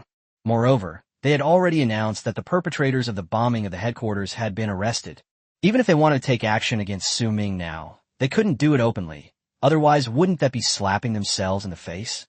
I never imagined that our prestigious Quicksand Guild would be helpless because of a mere kid. Disgrace. If word gets out, won't our Quicksand Guild become a laughingstock? Although Zhou Ao was annoyed, he was also troubled by it. They know who the target is, but they are currently helpless against them. It's infuriating. Vice President, perhaps we don't even need to lift a finger to kill Su Ming. Didn't he kill Su Tianwang's younger brother from the Dragon King's palace? Given their personality, they might not remain indifferent, would they? Then someone else offered their own idea. Upon hearing this, Zhou Ao slightly raised his eyes, but his expression did not change much. After a moment's hesitation, he said, it's hard to say. Su Tianxiang's status in the Su family of the capital is not high. If it weren't for his connection with Su Tianwang, he would be a completely marginal figure. Moreover, it's said that King Su doesn't treat his younger brother well either. Zhou Ao shook his head, not quite sure if the other party would avenge his brother. Vice President, there's really no need to worry too much. Since we're in Jiangcheng, we can't be too conspicuous. So let's wait for him to come out. I refuse to believe that Su Ming will stay in Jiangcheng City forever. Jiangcheng City is only a level 3 city, and the highest level dungeon they have is only level 30. If he wants to continue upgrading, he has no choice but to leave Jiangcheng City. Our Haiban City is not only the closest to Jiangcheng City, but it is also a level 2 city with a level 50 dungeon. I refuse to believe he won't come. Then someone else arrogantly expressed their opinion. But how can you be sure he'll choose our seaside city instance? He's feeling guilty, so for safety's sake, he might choose a more distant option. Soon, some people raise questions. You seem to have forgotten something important. A level 50 secret realm is about to open in our coastal city soon. If you count it now, it hasn't even been a month yet. Do you think Su Ming won't participate? The man gave a cold laugh, his tone filled with unwavering confidence. Zhou Ao remained silent, simply listening quietly to the crowd's discussion. Among the surrounding cities, only their coastal city has a level 50 dungeon, although Su Ming could choose a more distant city. However, the time spent going back and forth, as well as entering the instance, will greatly increase, and there's even a risk of missing the time limit for the secret realm. He thought Su Ming wouldn't gamble with something so important. Now, the only thing they need to determine is whether Su Ming will participate in the level 50 secret realm. As long as the other side participates, regardless of whether Su Ming comes to the instance or not, they will come to Haiban City, which will be their chance to kill Su Ming. Use all your connections. Within 3 days, I need to know whether Su Ming will participate in the level 50 secret realm. If he comes, you're not leaving. This seaside city will be his grave. Every word Zhou Ao uttered was filled with boundless rage, as if he wanted to completely wash away the shame of their quicksand guild. Yes. Upon hearing this, everyone nodded in agreement. Meeting adjourned. After Zhou Ao finished speaking, he turned around and left the temporary meeting room first. His attendant, Feng Guodong, quickly caught up with him. President, how about I send an assassination squad to Jiangshan City to try and assassinate him? Feng Guodong seemed eager to show off, so he moved closer to Zhou Ao and whispered a suggestion. Is something the matter? Zhou Ao merely glanced at the other person sideways, as if he had seen through their little scheme. Guildmaster. Actually, I just wanted to ask if you could arrange a spot for me in this secret realm. Feng Guodong chuckled awkwardly, still feeling a little embarrassed. Then you should save your energy. According to Zheng Bei's intelligence, Su Ming is not someone your assassination team can handle. Besides, you're not worthy of a spot to enter the secret realm. After saying that, Zhou Ao strode away, not even bothering to look at the other person again. Feng Guodong was left standing there bewildered in the wind, his smile freezing on his face. He had worked like a slave for the other party for so many years. All he wanted was to get more opportunities. This secret realm not only happened to open in their coastal city, but Feng Guodong's level also just happened to be right, making a rare opportunity. After all, as the host, the Quicksand Guild had a significant regional advantage and had far more slots than other guilds. Unexpectedly, Zhou Ao not only rejected him outright, but also insulted him. This made Feng Guodong feel that all his years of hard work had been in vain. Chapter 384, I don't have a useless younger brother. News of the battle in Jiangshan was not limited to Haiban City. Even the Flying Dragon Guild in Xinqiang City was discussing it. Ha! Su Ming is quite a good kid. I knew I hadn't misjudged you. Vice President Wen just sat in the president's office, his face full of excitement. Old one, I've seen you try so hard to recruit him into our Flying Dragon Guild, but you still haven't succeeded. The middle-aged man leaning back in the boss's chair is the chairman, Ouyang Feiying. He raised his feet onto the desk, his right hand constantly fiddling with an old-fashioned metal lighter, occasionally opening the metal cap and sliding it a couple of times before immediately closing it again after lighting the flame. It gives people a cynical or irreverent feeling. President, it's all right if we can't get him in. As long as this kid doesn't die young, he might be able to turn the whole of Longxia upside down in the future. As long as we maintain a good relationship with them, we will definitely not suffer losses in the future. When Wenjia spoke of Su Ming, his face was filled with pride and satisfaction, and he also had great confidence in him. Old one, what makes you so sure about him? Don't lose the bet, or you'll ruin our guild. President Ouyang Feiying looked up at the other party and reminded him with a smile. When have I ever misjudged you? Chairman, didn't I have a very accurate assessment of you back then? When Wenjia heard the other party questioning him, he immediately felt a little unconvinced. Back during the youth championship, I suspected that kid was hiding his true strength. Look, just as I expected, he shone brightly in the battle against the Zhang family. Among the level 50 powerhouses, who dares to disagree? Wenjia continued, attempting to prove his keen eye for talent. So, you value this aspect of him, which is why you're so keen to recruit him into the team and have him clear the way for our guild members in this dungeon. Is that right? Ouyang Feiying continued to laugh, revealing the other party's previous intention in entrusting the Netherworld Guild. You little rascal. Upon hearing this, Wenjia pointed at the other person and laughed and scolded. Old one, it still has to be you. Killing 2 birds with 1 stone. Ouyang Feiying didn't care about Wenjia's attitude, as if he had already gotten used to it, and even praised him. If Wenjia's plan succeeds, it will not only make Su Ming owe them, the Flying Dragon Guild, a favor. Moreover, they don't need to worry about their members getting hurt in the dungeon, because Su Ming's strength is undeniable. After all, the number of slots is limited, and the members they send are the top talents in their respective guilds at that level. If even one of them dies, it will be a huge loss for their guild. Most importantly, they don't have to waste their own guild spot because their initial request was for the Netherworld Guild to give up one spot for Su Ming in exchange for protecting Emocia. No matter what, the Flying Dragon Guild is guaranteed to make a profit. Meanwhile, even the capital city was not at peace. The Su family. Knock, knock, knock. Knock, knock, knock. Young master, young master. A rapid knocking sound was accompanied by a deep shout.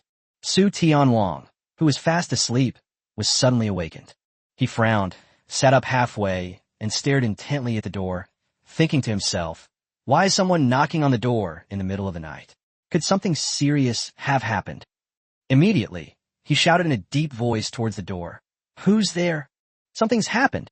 The voice outside the room rose a few decibels. At this moment, King Su also recognized the other party's identity. It was none other than the steward of the Su family. Upon hearing the words something happened, he quickly got up, got out of bed, and opened the door. Creak! As the door opened, a man in his 70s came into view, his face filled with anxiety. Old butler, what is it that makes you so anxious? Something happened? What happened? Could it be that someone is causing trouble at our Su family's residence? Su Tianwang thou wen deeply. Judging from the old steward's expression, he knew that something big must have happened. No. The old butler was so anxious that he started to stutter. It's Tianxiang who's dead. The old butler swallowed hard and continued speaking urgently. What? You're saying my brother is dead? This is impossible. Hasn't he already been transferred to Jiangxing City? Su Tianwang even doubted whether he had misheard. If his younger brother were still in the pioneer group, saying he was dead, he would find it normal. After all, he knew his brother's skill level all too well. However, he had already used his connections to transfer him away from the pioneer group. Jiangxing City was only a level 3 city, and besides, the other party was the executive captain of the strongest guild in the area. When he was suddenly told that he was dead, Su Tianwang found it all rather unbelievable. It's true, the news just came. After verifying through multiple sources, I have confirmed that your younger brother, Tianxiang, has been murdered. And he died right at the entrance of the Sword Tiger Guild headquarters building. Seeing that the other party seemed somewhat skeptical, the old housekeeper tried his best to explain, even taking out his phone. When Su Tianwang saw the picture on the phone screen, he finally believed it. My younger brother really died, and his death was exceptionally gruesome. He didn't even leave behind a complete body. I warned him long ago not to get too close to M.O. Liang from the Pioneer Group. That's it. He must have been hanging out with that guy again, doing who knows what kind of trouble he's gotten himself into. It's better that he's dead. He can even die in Jiangxing City. I don't have such a useless younger brother. Su Tianwang did not feel sad about his brother's death. Instead, he sneered and his eyes flashed with disdain. You don't need to tell me about this kind of thing. Let the clan handle it however they want.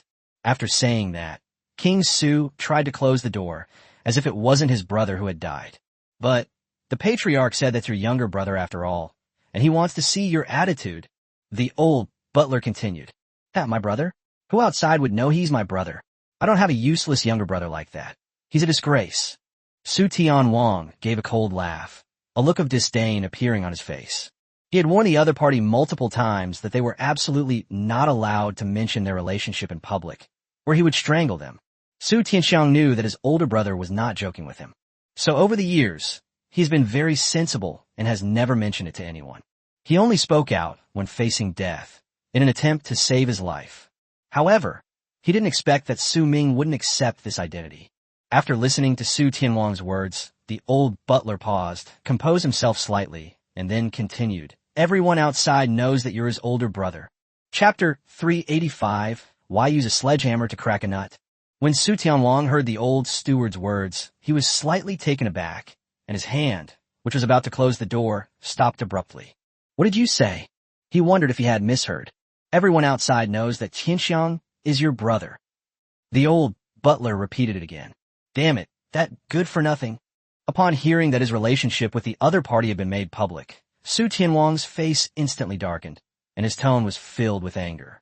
He always felt ashamed to have a useless younger brother, but he never expected that the other party would ignore his words and dare to speak so arrogantly. Good riddance. He deserved to die.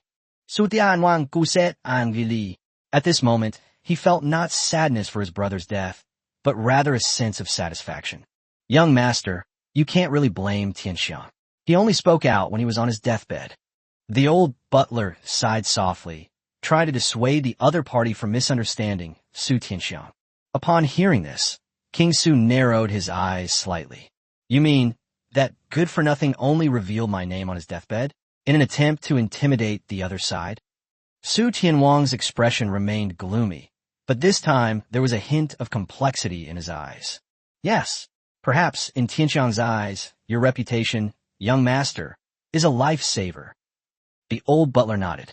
Well, the other party isn't buying it.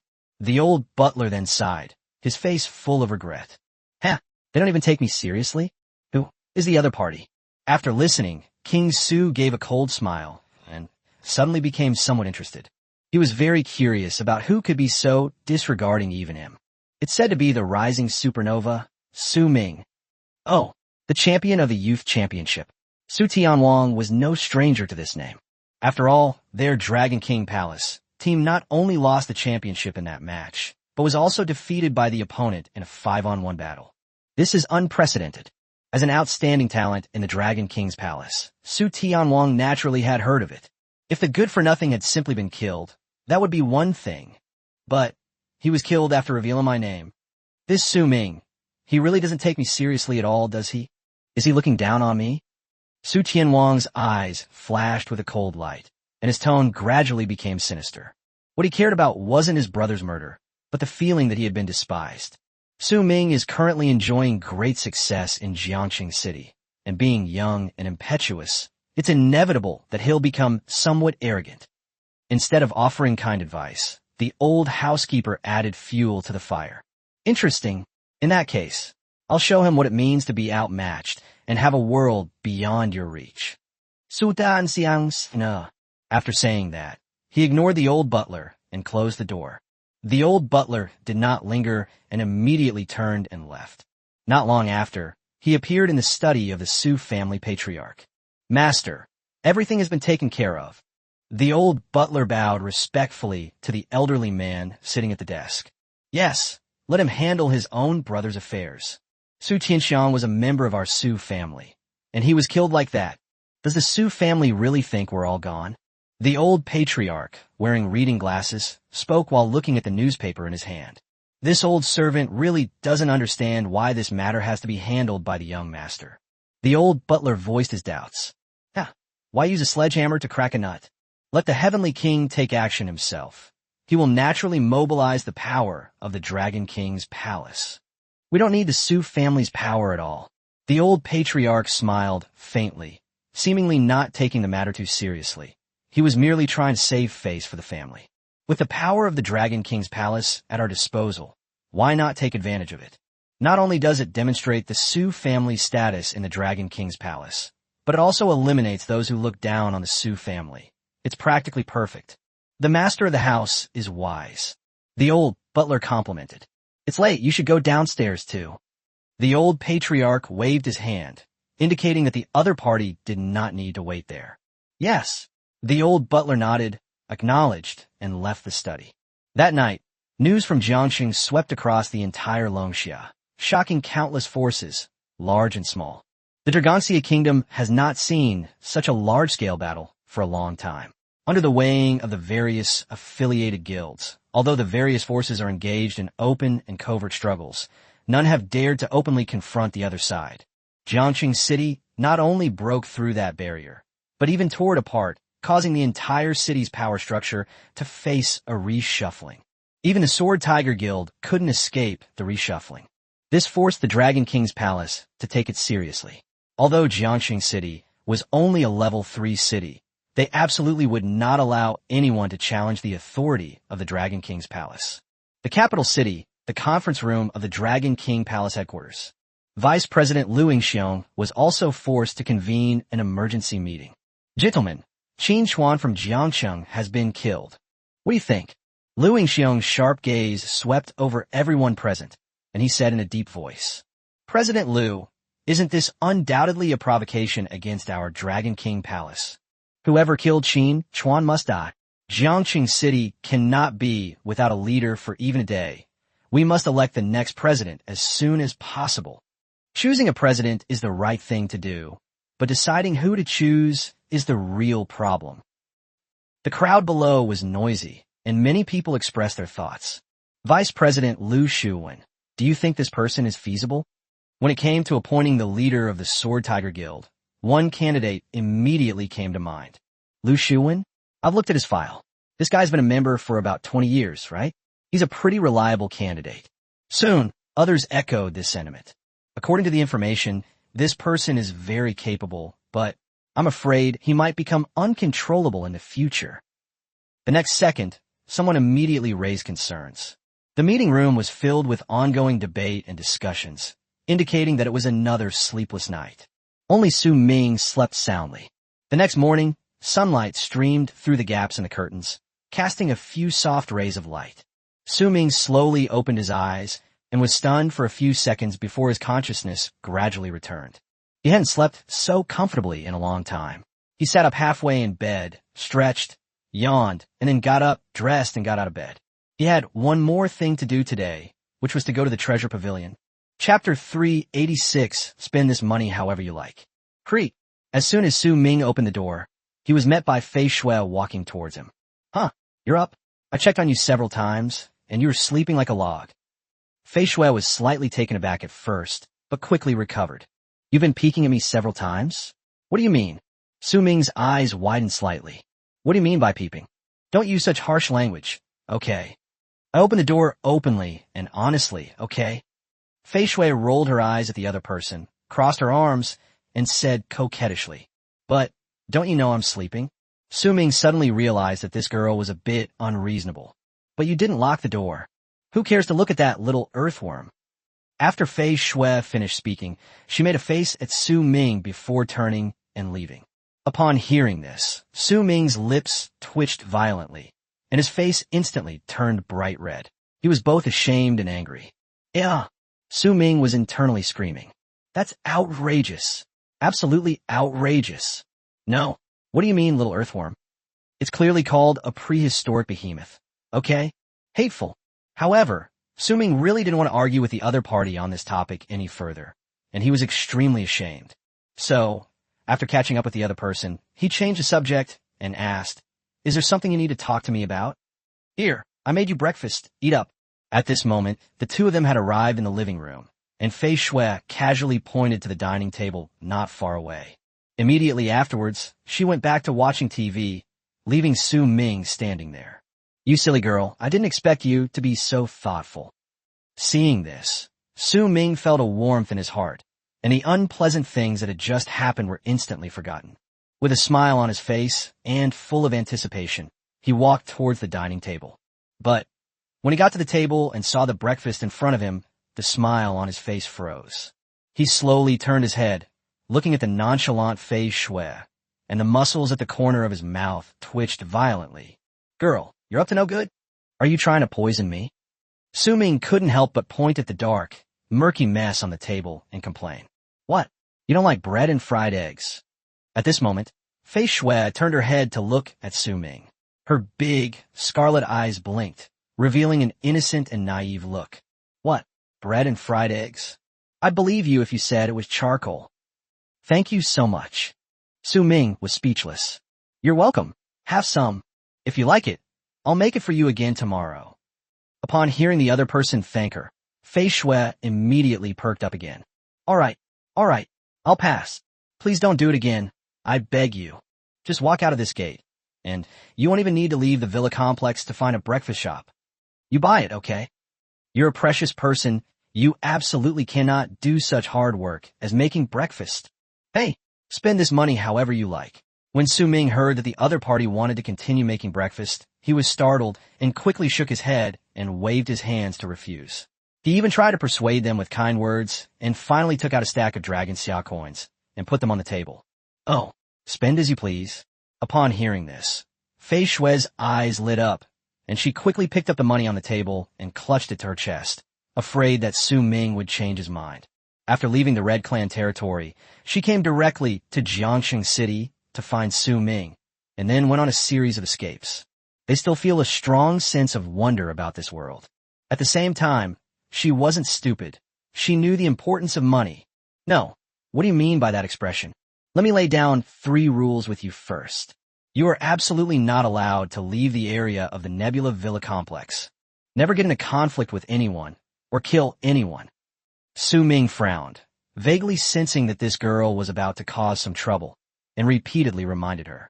Only within the Nebula Villa complex can he feel at ease. Once Fei Shui is exposed to the outside world, that will be something he can no longer control. TCH, what's the use of this money if we can't go out? Upon hearing this, Fei Shui frowned slightly, clearly displeased. As he spoke, he even tried to throw away the banknotes he had been so fond of just a moment ago. What you can find outside, you can find inside the Nebula Villa complex. Just as the other party raised her hand, Su Ming added. Fei Shui's hand holding the banknote froze in mid-air for 2 seconds before she quickly withdrew it. Su Ming was speechless. Should we call this girl silly? Or naive? Such a high-end place, as the Nebula Villa district, must have all the necessary amenities. Everything you could want for eating, drinking, and entertainment. I'm going out for a while. Remember what I said. Su Ming straightened his clothes and turned to leave. Okay, I promise I won't cause you any trouble. By the way, aren't you going to eat breakfast? Fei Shui excitedly assured him, then pointed to the culinary disaster on the table. I can't eat. You eat it yourself. Su Ming felt ashamed and walked straight towards the villa entrance after speaking. When he opened the villa door, he paused again, and after hesitating for a long time, he suddenly walked back. Fei Shui's beautiful eyes were full of doubt until she saw the other person walk towards the dining table. She murmured to herself, I knew you wanted to eat. But the next second, she froze. Because Su Ming didn't eat it, but instead dumped the culinary disaster on the table directly into the trash can before leaving satisfied. As he passed by Fei Shui, he said to her, What are you looking at? I won't give you any even if you throw it away. After saying that, Su Ming strode away. Seeing this, Fei Shui gritted her teeth, clenching both hands into small fists, wishing she could unleash a series of punches on the other party. Damn it, Su Ming is a bastard. After the other person's figure completely disappeared, Fei Shui started drawing circles on the ground. Achoo! Achoo! After leaving the villa, Su Ming sneezed several times in a row. He frowned, vaguely sensing that someone was talking about him behind his back. The reason he threw away the breakfast was mainly because he was afraid that Fei Shui might be a bit careless and might actually eat it. Xiaoru, I need to go out for a bit. Fei Shui will stay at the villa. Could you find someone to look after her? Su Ming had only walked a few steps when he realized he was still uneasy, so he finally called the agri-tainment business. Understood. I'll have someone keep an eye out right away. Where are you going? I'll give you a ride. The guest house owner agreed without hesitation, and upon learning that the guest house owner was going out, he immediately offered to go with him. I need to go to the treasure pavilion. I bet you have a lot of things to do, right? I won't bother you. Su Ming had no intention of troubling the other party. However, the farmhouse had a different idea and insisted on sending him there, making it impossible for Su Ming to refuse.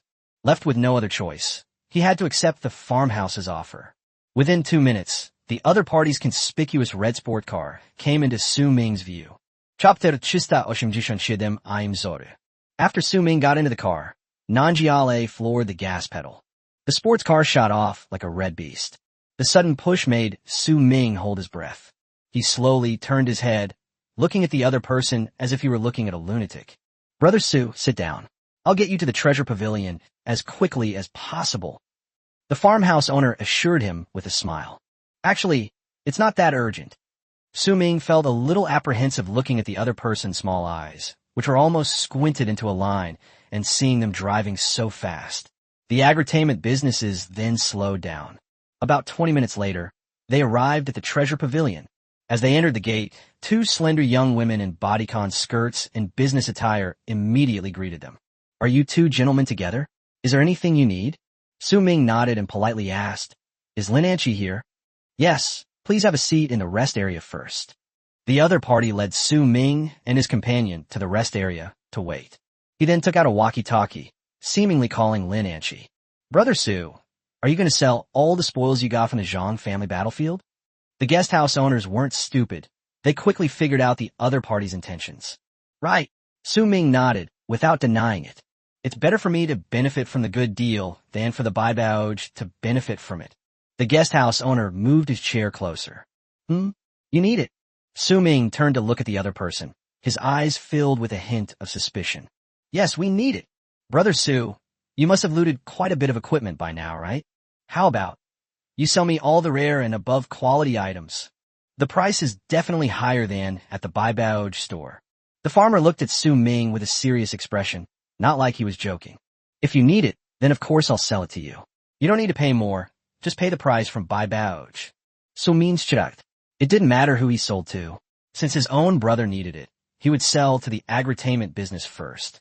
But there are quite a few of them that are of rare quality or higher. Are you sure you want them all? Su Ming added another sentence. I want it all.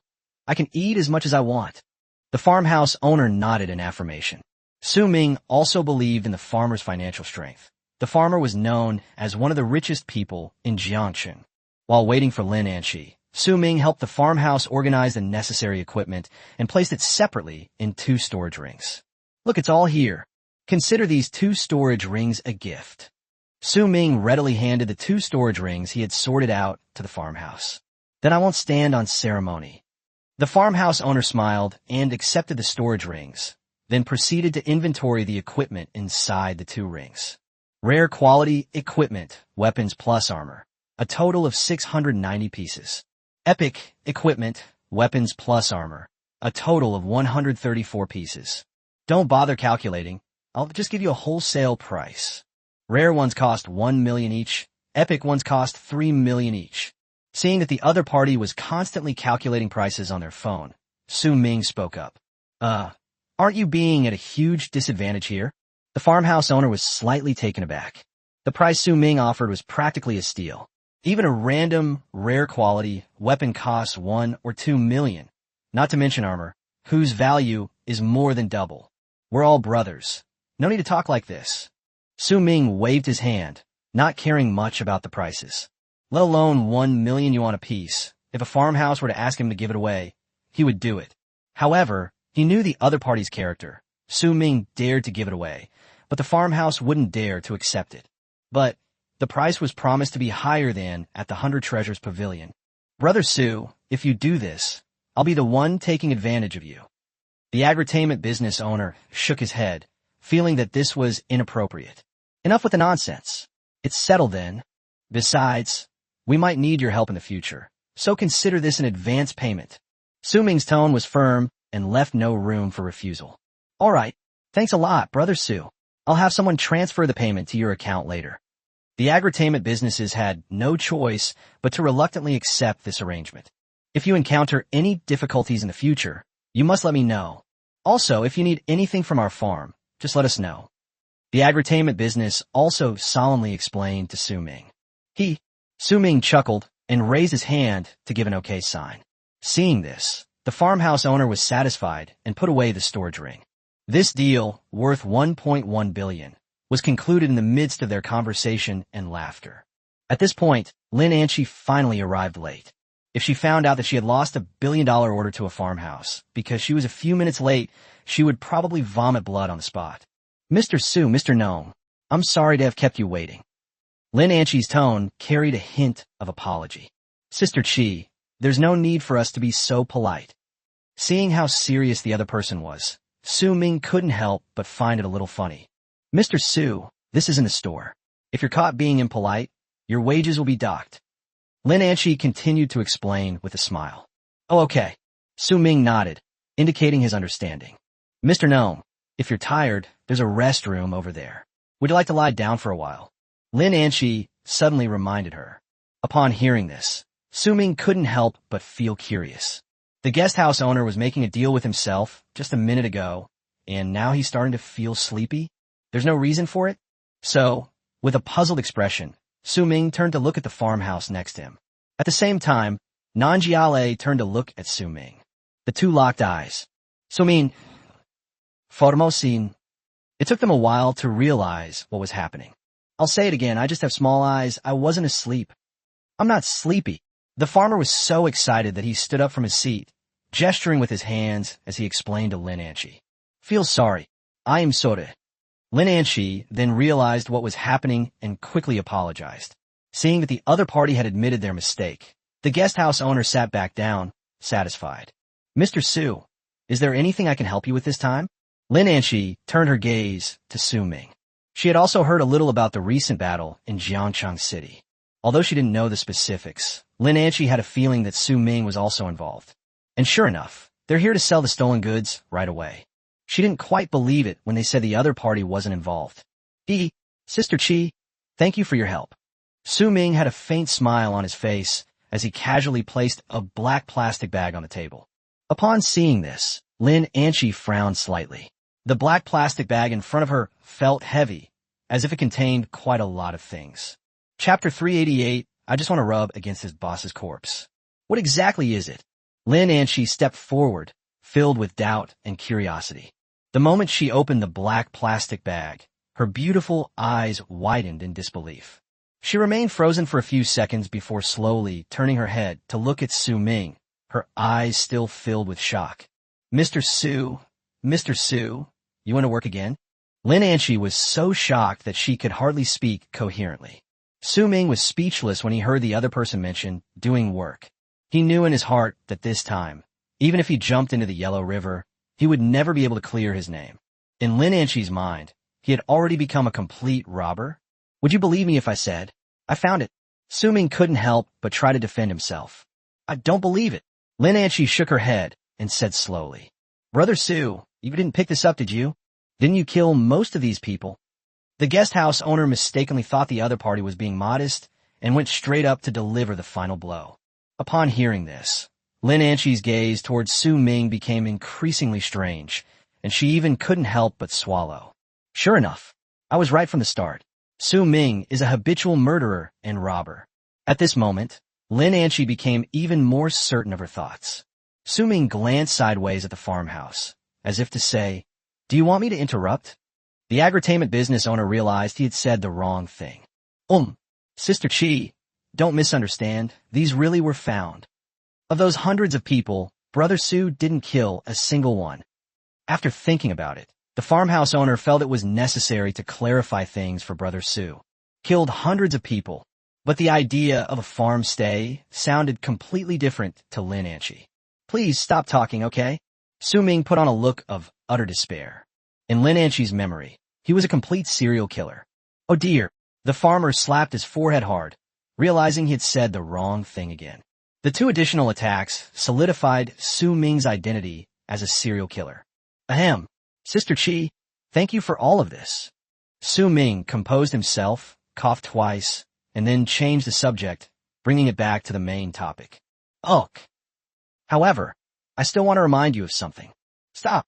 Lin Anchi looked at Su Ming with a hint of worry in her eyes. Well, Su Ming's lips twitched slightly, and he nodded subconsciously. Because there were so many, each storage ring contained a lot of miscellaneous items. Lin Anchi needs to categorize them one by one before calculating the costs.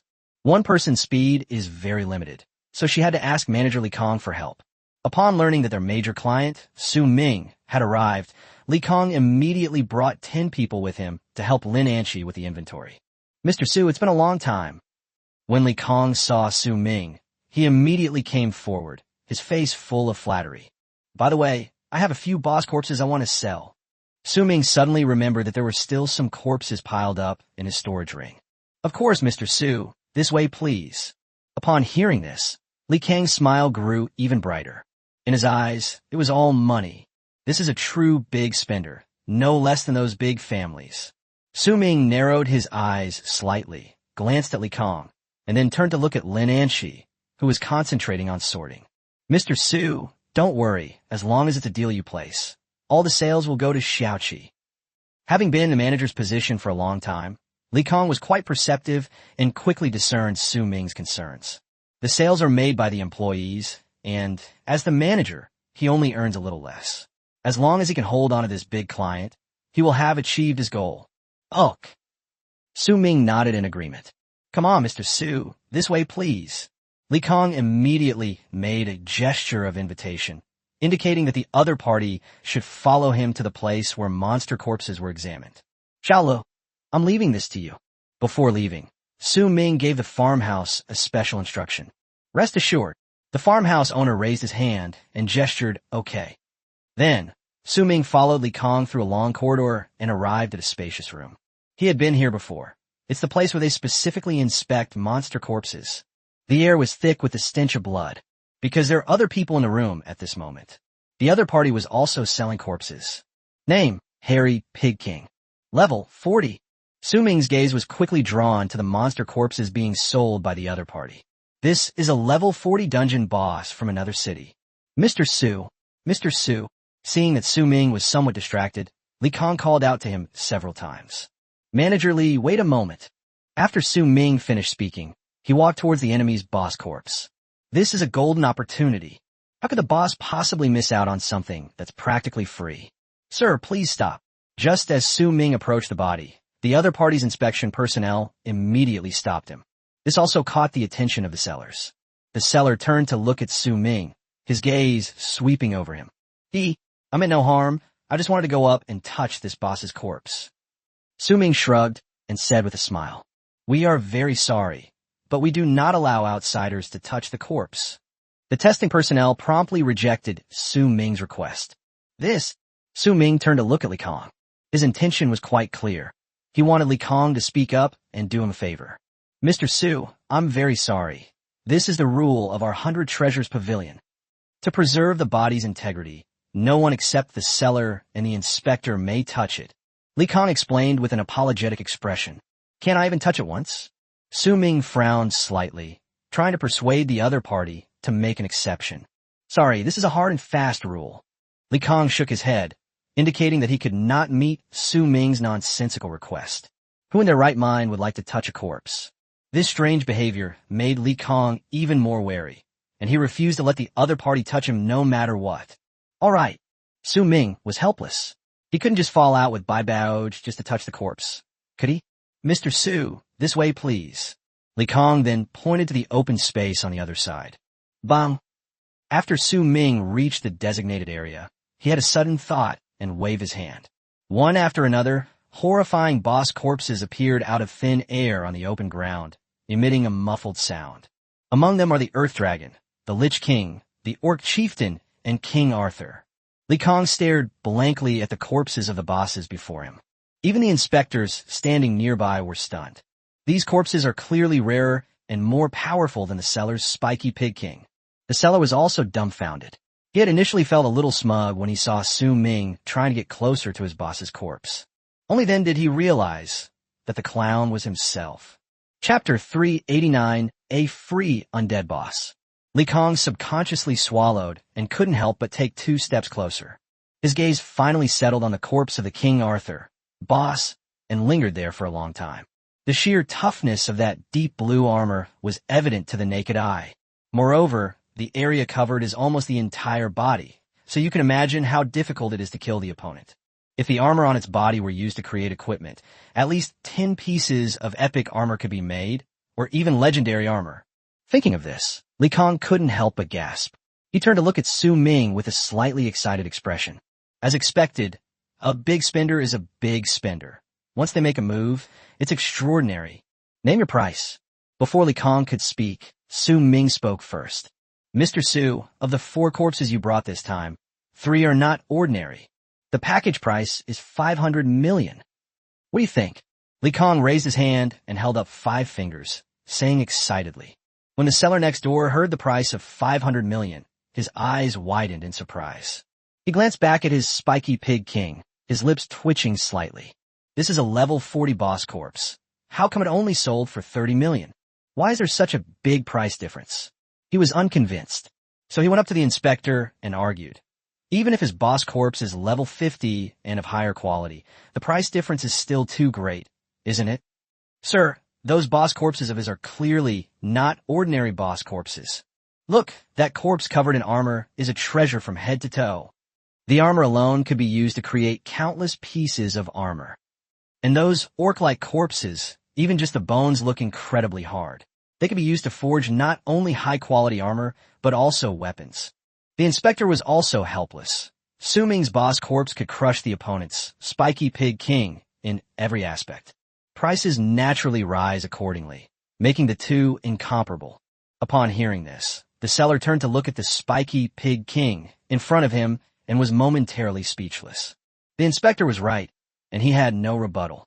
The only outstanding feature of the Spiky Pig King is its spiky hair. Its entire body is covered with sharp, pointed bristles, making it difficult to attack, but that's about all it has to offer. While those burrs can be used to make weapons, they're not very effective at making armor. The value of armor far exceeds that of weapons.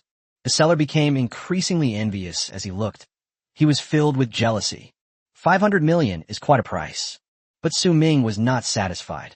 He knew how precious King Arthur was. 800 million. He slowly raised his hand, held up a number to Li Kong, and smiled. When Li Kong heard the other party shout out 800 million, his heart sank, and he immediately fell into deep thought. A price difference of 300 million is no small sum for him. One more request. Su Ming added with a faint smile on his face. What? You added 300 million and it's still not enough? You want to add more demands? Mr. Su, this might not be appropriate. Li Kong was slightly taken aback, not expecting that Su Ming would become so outrageous after not seeing him for many days. This request is simple. Just let me touch that corpse. Su Ming continued to laugh. Li Kang's eyes were full of doubt, wondering why Su Ming was so obsessed with that corpse. Whether the deal goes through or not depends entirely on you. Manager Li. You've probably already figured out the value of this King Arthur boss's corpse. The armor made from this suit, even if it's of the worst quality, is still epic grade. As long as your blacksmiths are good enough, even legendary level blacksmithing is not impossible. By then, its value alone will be more than 500 million, right? Su Ming slowly walked towards the corpse of King Arthur and patted the heavy armor. The dull sound echoed throughout the room. Okay, deal. However, Mr. Su, you must guarantee that you will not tamper with the Spiky Pig King in any way. Li Kong gritted his teeth and finally agreed. After all, the allure of Su Ming's boss corpses was simply too great. 800 million. Worth it. Haha. It's a pleasure doing business with Manager Li. Su Ming grinned. Why not get a boss undead for free? Please. Li Kong took the initiative to make a gesture of invitation. Seeing Su Ming walk towards his boss's corpse, the seller immediately panicked. Wait, what right do you have to get near my boss's corpse? Jealousy can turn a person into a monster, the man shouted. Has the autopsy been completed? After hearing the man shout, Li Kong did not rush to answer, but turned to ask the inspector. Manager Li, the testing is complete, and the price has been agreed upon. Now all that's left is the payment. The inspector reported respectfully. Immediately, transfer the payment.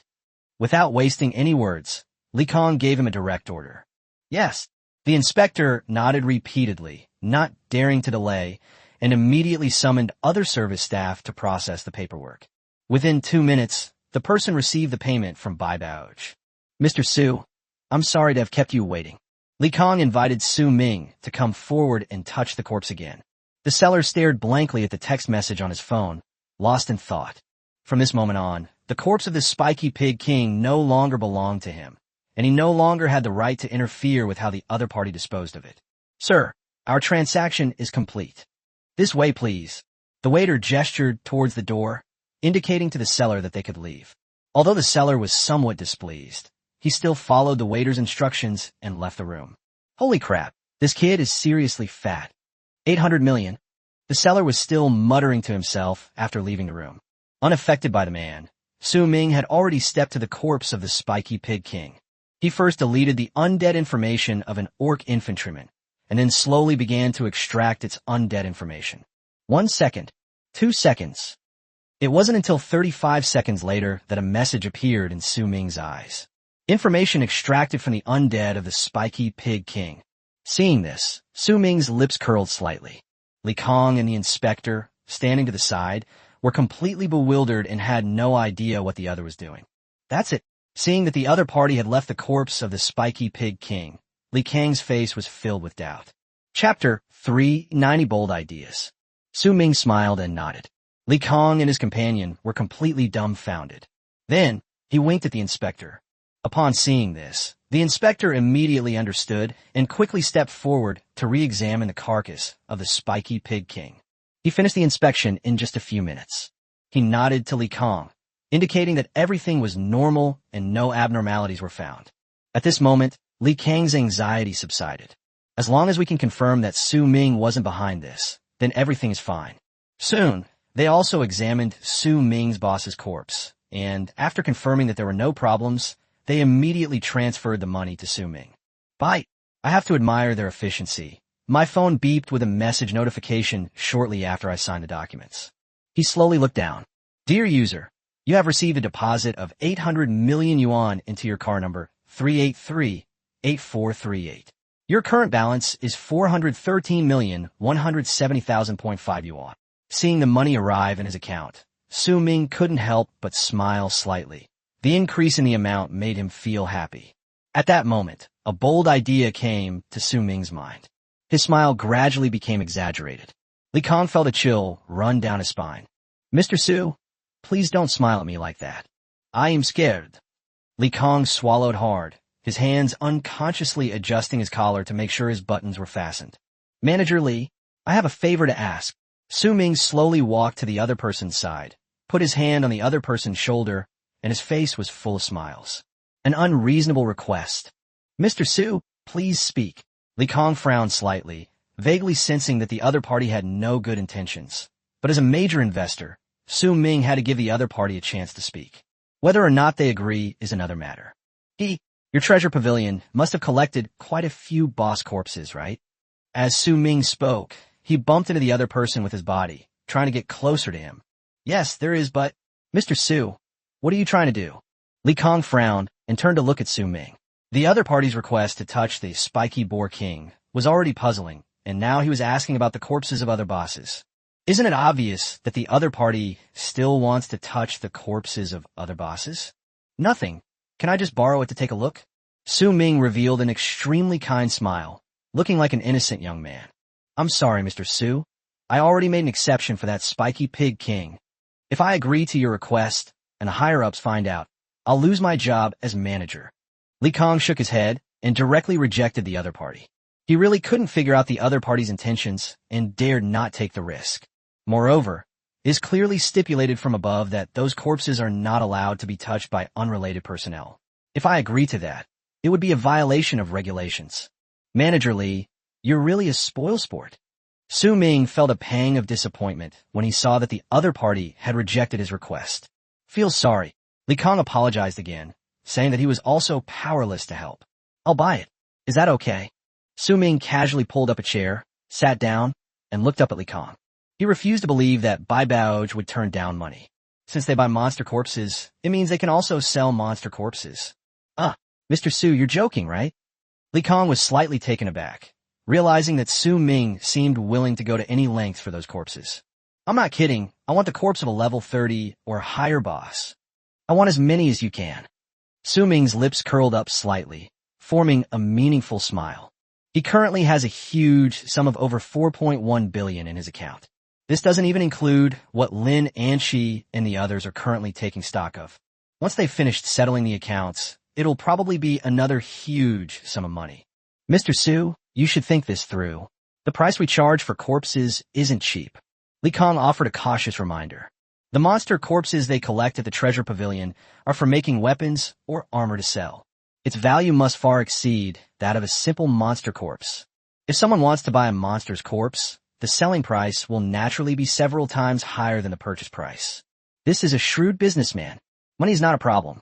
The question is, how many level 30 plus boss corpses does your treasure pavilion currently have? Su Ming remained calm. He wasn't concerned about the money, but rather the number of boss's corpses. The thought of his undead army transforming into a boss undead army filled Su Ming with excitement. In this way, one's overall combat strength will be greatly enhanced. If Mr. Su is not joking, then I will immediately verify the specific situation with the warehouse manager. Li Kong confirmed with Su Ming again. I'm not kidding. Go check it out right away. Su Ming sat in the chair, looking relaxed, and occasionally shook the chair, making it creak. Upon hearing this, Li Kong stopped dawdling and, while contacting the warehouse manager, ordered his men to remove the boss's corpse from the room. The efficiency of this treasure trove was quite fast. In less than 10 minutes, the boss corpse and the corpse of the spiky pig king that Su Ming was selling were taken away by the staff. Even the bloodstains and dirt left on the ground were washed clean, leaving it spotless.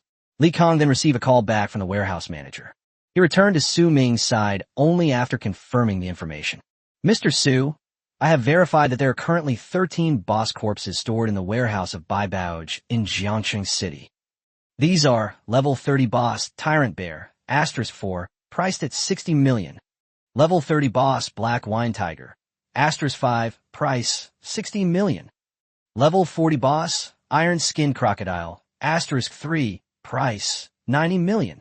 Level 50 boss Silverback Vajra, *1, price 120 million. Package price 930 million. As a longtime customer, I can help you apply for a discount of 10 million. That's 920 million. Li Kong gave Su Ming a detailed report. Upon hearing the other party's offer, Su Ming's lips twitched slightly, and he inwardly cursed them as a swindler. He sold the corpse of the Tyrant Bear before for only 20 million, but now he wants to pay 60 million to buy the corpse of the Tyrant Bear from them. It's a total ripoff. But when he thought about being able to summon 13 more boss Undead, he gritted his teeth and agreed. Nothing is more important to him right now than becoming stronger. Money is merely an external thing.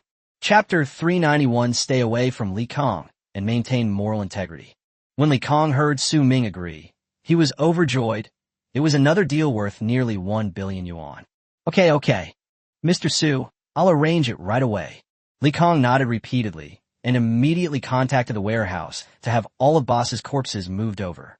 On the other hand, he also arranged for others to handle the formalities for Su Ming. About 10 minutes later, the warehouse sent someone to deliver the storage ring containing the boss's corpse. At the same time, Li Kong also presented a document for Su Ming to sign. Mr. Su, once you sign your name and pay, these 13 boss corpses will all be yours.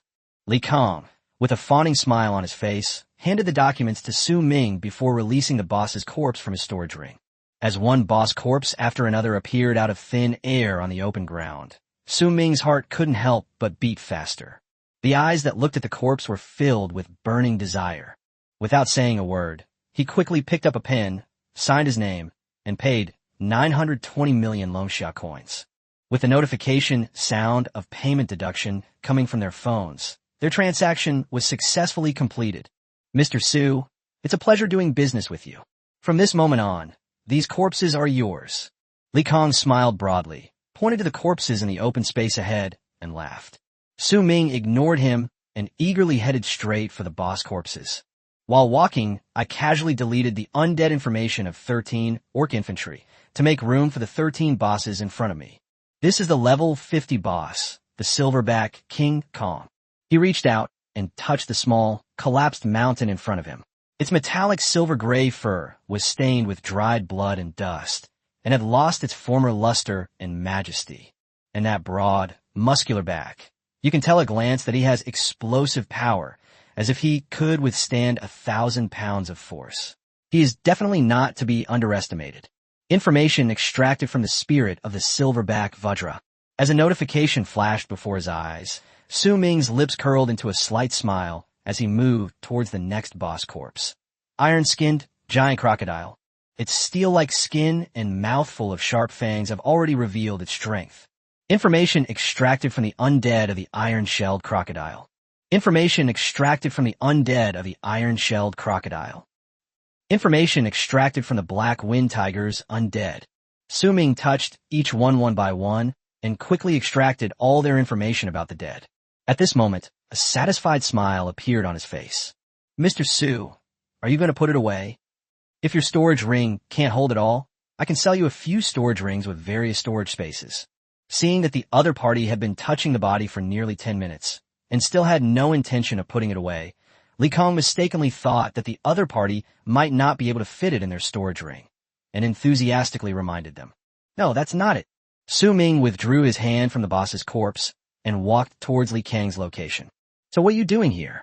Li Kong never understood what the other party was trying to do. I need your help with another transaction. Su Ming stopped and said with a smile, "Oh, another deal? Mr. Su, please tell me." When Li Kong heard that another business opportunity had come his way, he was overjoyed, and his smile returned to its brightness. He really likes big spenders like Su Ming, not only because of the large sums of money involved, but also because of the frequency of their visits. Where can you find such a good person? How much do you think we'd put for these boss corpses as a package deal? Su Ming pointed and said casually. Li Kong looked in the direction the other person was pointing and was completely dumbfounded. No, you have money to burn? Did they come all the way here just to give us money?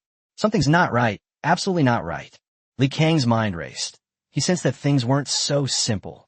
It would be so kind as to give away money like this. Picking up girls? Is it for picking up girls?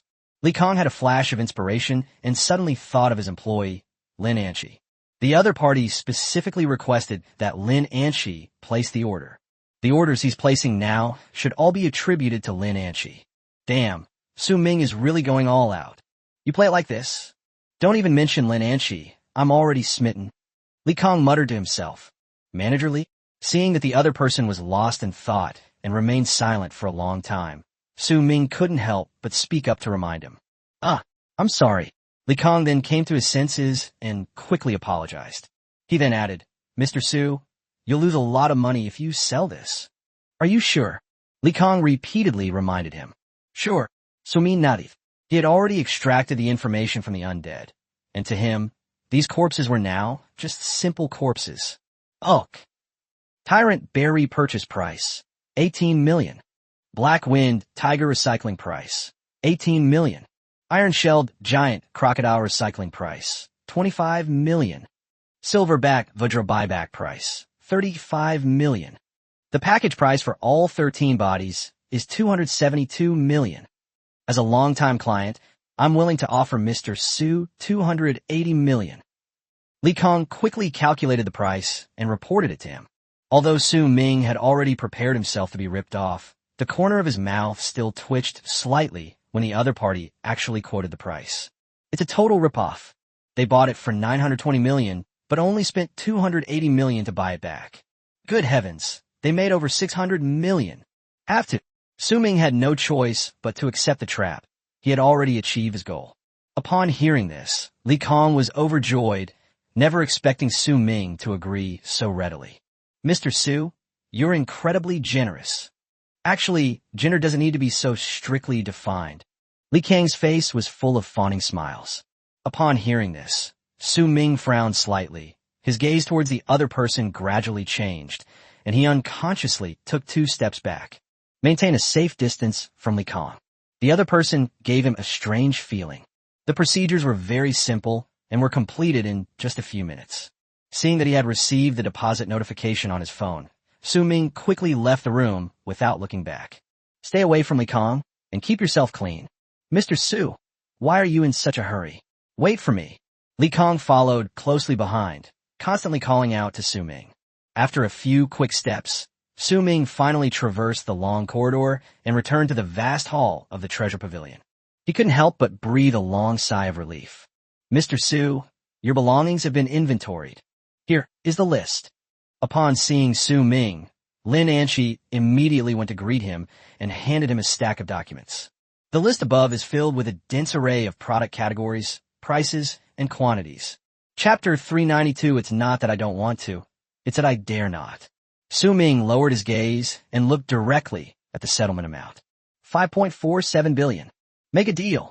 He was satisfied with the price and returned the stack of documents to the other party after speaking. Ugh. Lin Anshi took the document, responded, and went to continue with the follow-up procedures. Mr. Su, why are you in such a hurry? How about coming to my office for a while? Li Kang's voice suddenly came from behind, making Su Ming's scalp tingle. Manager Li, no need. Su Ming waved his hands repeatedly in refusal, feeling he was not worthy of the other party's kindness. Oh, okay. Li Kang's tone was slightly downcast. Mr. Su, if you need anything in the future, please let me know and I'll try my best to get it from headquarters for you. Li Kong pondered for a moment, then added further. He was unwilling to let this big spender slip through his fingers. If Su Ming manages to contact other treasure pavilions in different cities, it will undoubtedly result in a significant loss for them. The corpse, the boss's corpse. Since the other party had already said that, Su Ming didn't stand on ceremony. He definitely needs the boss's corpse, and the more the better. Huh, you want a corpse too? Li Kong even doubted whether he had misheard. Yes, the higher the level, the better. Don't try to save me money. As long as you have the goods, I have the money to buy them. Su Ming's eyes revealed an unparalleled confidence. Of course, I don't want any corpses that I've ever owned. Understand. Su Ming stroked his chin and added another condition. Huh? Mr. Su, are you serious? Li Kong swallowed hard, his eyes filled with disbelief. He had never met anyone like Su Ming before, a veritable money-bringing boy. Mr. Su, all the relevant procedures have been completed. Please check if there are any problems. If not, you could just sign here. We will transfer the payment to your card shortly. Before Su Ming could answer, Lin Anshi suddenly handed him a document. Li Kong turned to look at Lin Anshi, his eyes filled with envy. He realized that this person was definitely not someone he could afford to mess with from now on. Manager Li, what are you doing? Lin Anshi frowned slightly, noticing that Li Kang's gaze towards her was somewhat strange. No, nothing, I just think you're so lucky. Li Kong waved his hand and shook his head repeatedly. Lin Anshi was completely confused, not knowing what the other person was talking about. After receiving the signed documents from Su Ming, he turned and left, too lazy to pay him any attention. I'm not joking. I hope your treasure pavilion can help me get more boss corpses. You definitely won't suffer any losses. After Lin Anshi left, Su Ming nodded again to confirm. Good. I'm relieved to hear Mr. Su say that. Don't even mention level 50. I'll get you the corpse of a level 60 boss. Li Kong was full of confidence. The profits from these boss corpses were simply too high, and it was hard for him not to be tempted. It's like flipping things between two hands, and in the end it all comes back to Bai Baoj. Not only is the boss's corpse not lost, but they also make several times the profit for free. Only a fool would refuse that. Bite. The phone beeped with a notification sound. Su Ming knew in his heart that the money had been credited to his account, but he couldn't help but take out his phone and glance at it. Dear user, a deposit of 5,470,000,000 yuan has been made into your account. Card number 383-8438. Your current balance is 896,170,000 yuan. When Su Ming saw his balance, he was completely unmoved. He was numb. The farmer came over for a look and couldn't help but exclaim, Brother Su, you've struck it rich. The balance of nearly 9 billion yuan is not a small amount for a wealthy agritainment business. I'm afraid it's less than a tenth of what you farmers have, right? Su Ming smiled. Brother Su, how long has it taken you? Our farming family has put in the effort of several generations. The agritainment business owner shook his head and said self-deprecatingly. After saying a brief goodbye to Lin Anshi, they left the Bai Baoj store. However, just as they stepped out the door, a figure blocked their way. Just as the guest house owner was about to reprimand the other party, he stopped abruptly. After all, this is Bai Baoj's territory, and there are probably very few people in the entire Jiangsheng city who would dare to cause trouble at their doorstep. It's you? Su Ming and Nanjiale spoke almost simultaneously. The figure before them was none other than Mo Xie from the Netherworld Guild. It's me. Mo Xie nodded with a faint smile on his face. Su Ming narrowed his eyes slightly, knowing without a doubt why the other party had come to see him. It's nothing more than a matter concerning the hidden realm of Haiban City. He would certainly be willing to go to the secret realm if given the chance, but he had a feeling that the other party's purpose was not so simple. In addition, given the current special circumstances, to be honest, he didn't have much courage to go to Haiban City. He didn't think the Quicksand Guild would let him off the hook. Sending him to the secret realm in Seaside City is like sending him to his death. Su Ming, you promised me. Mo Xie's gaze remained fixed on Su Ming, ignoring the farmhouse restaurant beside him. Wasn't the situation urgent at the time? It was unavoidable, so please don't take it to heart. Su Ming raised his hand and scratched his temple, looking slightly embarrassed. It's not that he doesn't want to go, it's that he's afraid to go. You mean, you're playing me? Mo Xie's smile did not disappear. On the contrary, it was as if he had already guessed that the other party would refuse. Don't say such unpleasant things. Change your request. Su Ming smiled awkwardly, not intending to renege on his promise, but simply asking the other party to change their request. I only have one request. Come with me to the Seaside Secret Realm. A resolute look appeared in Mo's eyes. Hey, as you can see, I'm in the eye of the storm right now. Do you think I dare to step out of Jiangchang City? Su Ming shrugged, putting on an expression that said, I can't do anything about it. I'm also desperate. And why did you insist on dragging me to the seaside secret realm? Do you want me to die? As far as I know, the number of spots for this secret realm is extremely limited. Even your Netherworld Guild probably doesn't have more than a handful of members, right? Su Ming continued to voice his doubts. That's right, there aren't many spots available.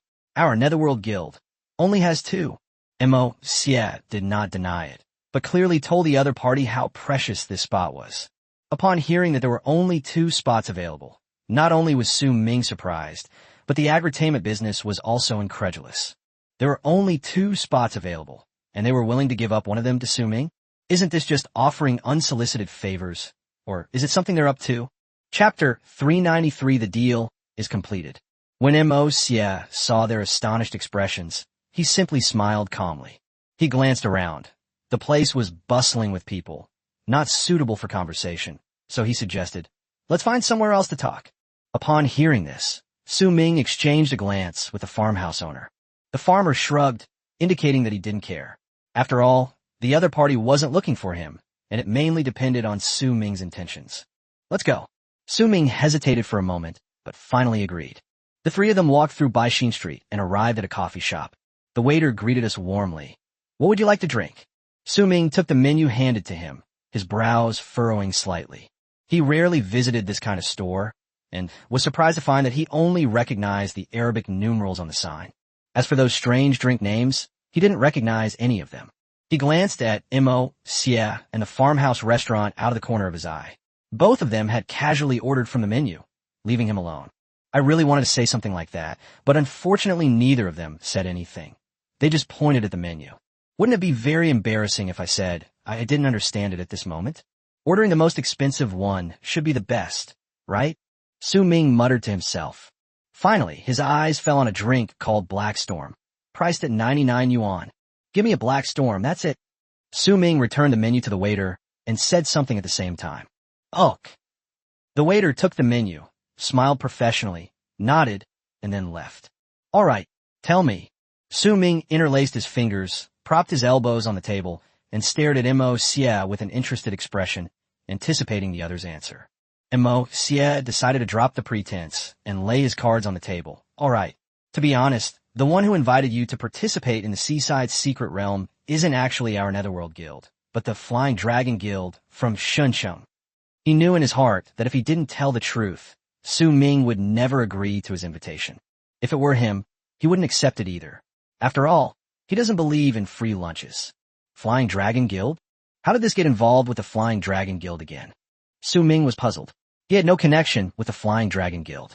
If he had to say there was one, it would be the time he helped them cripple Wu Qing. Perhaps you haven't been paying attention to them. But as far as I know, they pay extra attention to you. Mo Xie continued his narration. Oh, then what is their purpose? Hearing that the other party had been paying attention to him, Su Ming's eyes gradually turned cold. But you can rest assured, I think they don't have any ill intentions towards you at the moment. Otherwise, they wouldn't have invited you to enter the Seaside Secret Realm together.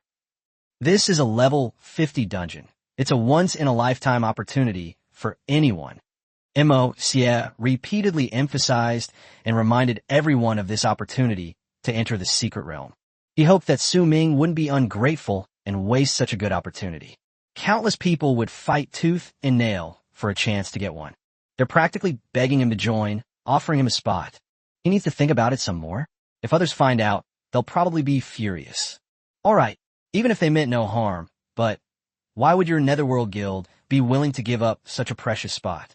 Su Ming's eyes narrowed slightly as he pressed for an answer. It's simple, just protect yourself. Mo Xie made no attempt to conceal anything. This was their ultimate goal. Self-preservation? What do you mean? Su Ming asked doubtfully. This secret realm is different from the previous ones. The detection team has discovered multiple powerful energy fluctuations within it. In other words, this secret realm is far more dangerous than other secret realms. I've mentioned it to you before. There's a level restriction to enter between levels 30 and 50. Even if our Netherworld Guild uses both of our slots, we cannot guarantee that the members who go in will return safely. For safety reasons, we are willing to give up one spot in exchange for someone else's protection. Mo Xie felt he had said enough. If Su Ming still had reservations and was unwilling to accept the invitation, there was probably nothing he could do. Su Ming lowered his hands from the table, leaned back in his seat, and frowned slightly, as if he was thinking. "Excuse me, your drinks are ready." Just then, the waiter brought over 3 drinks, placed them on the table, and then left. Su Ming stared at the dark liquid in front of him, lost in thought. If Mo Xie wasn't lying to him, the other party's Netherworld Guild was simply seeking the protection of the Flying Dragon Guild.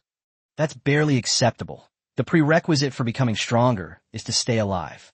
If Mo Xie dies in the secret realm, then their Netherworld Guild will have suffered a double loss.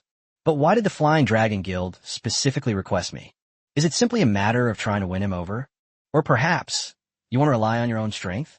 After thinking it over, Su Ming realized that the other party only had these 2 points to offer. "I don't care what you want to do with my power, whether you want to win me over or even frame me. I can ignore all of that for now. But if you want me to participate in the Seaside Secret Realm, you at least need to help me resolve the Quicksand Guild issue first, right?" Su Ming leaned forward, reached for his glass, and took a sip of the black storm he had just ordered.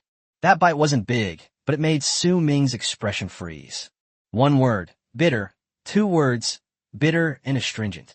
He quickly suppressed his discomfort, outwardly feigning elegance as he slowly put down his cup and leaned back in his seat, though inwardly he was cursing. Mo Xie noticed the subtle changes in his expression, but seeing that the other party had returned to normal, he didn't say anything more. They had already considered the question raised by Su Ming. "Don't worry. As long as you accept our invitation, our Netherworld Guild guarantees your safe entry into the Seaside Secret Realm." Mo Xie nodded and solemnly assured him.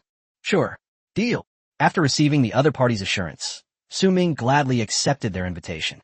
In any case, this opportunity to enter the secret realm is indeed very rare. Now, not only are there people willing to give up their spots for him, but they can also escort him to ensure his safe entry into the secret realm. Wouldn't it be foolish to refuse such a good thing? However, there's still some time before the Seaside Secret Realm opens, isn't there? I don't want to just wait around. Do you understand what I mean? Su Ming fiddled with the spoon in the cup for a moment, then continued in a slow voice. Chapter 394, An Additional Condition. After hearing Su Ming's words, Mo Xie's smile not only didn't disappear, but became even more sinister. He certainly understood what Su Ming meant. They simply wanted to use this free time to enter the dungeon. However, at Su Ming's current level, the Jiangxing City dungeon is no longer suitable for him. So the focus naturally shifts to the nearest Seaside City instance. "No problem. I can take you into the level 50 dungeon in Seaside City. However, I also have a condition." Mo Xie's eyes were bright and calm, giving people a sense of confidence and certainty of victory, as if he felt that his condition was reasonable. Moreover, he believed that Su Ming would not refuse him. "What are the conditions?" Su Ming leaned forward, placed his hands back on the table, and looked at the other person with a slightly curious gaze. "Take me with you.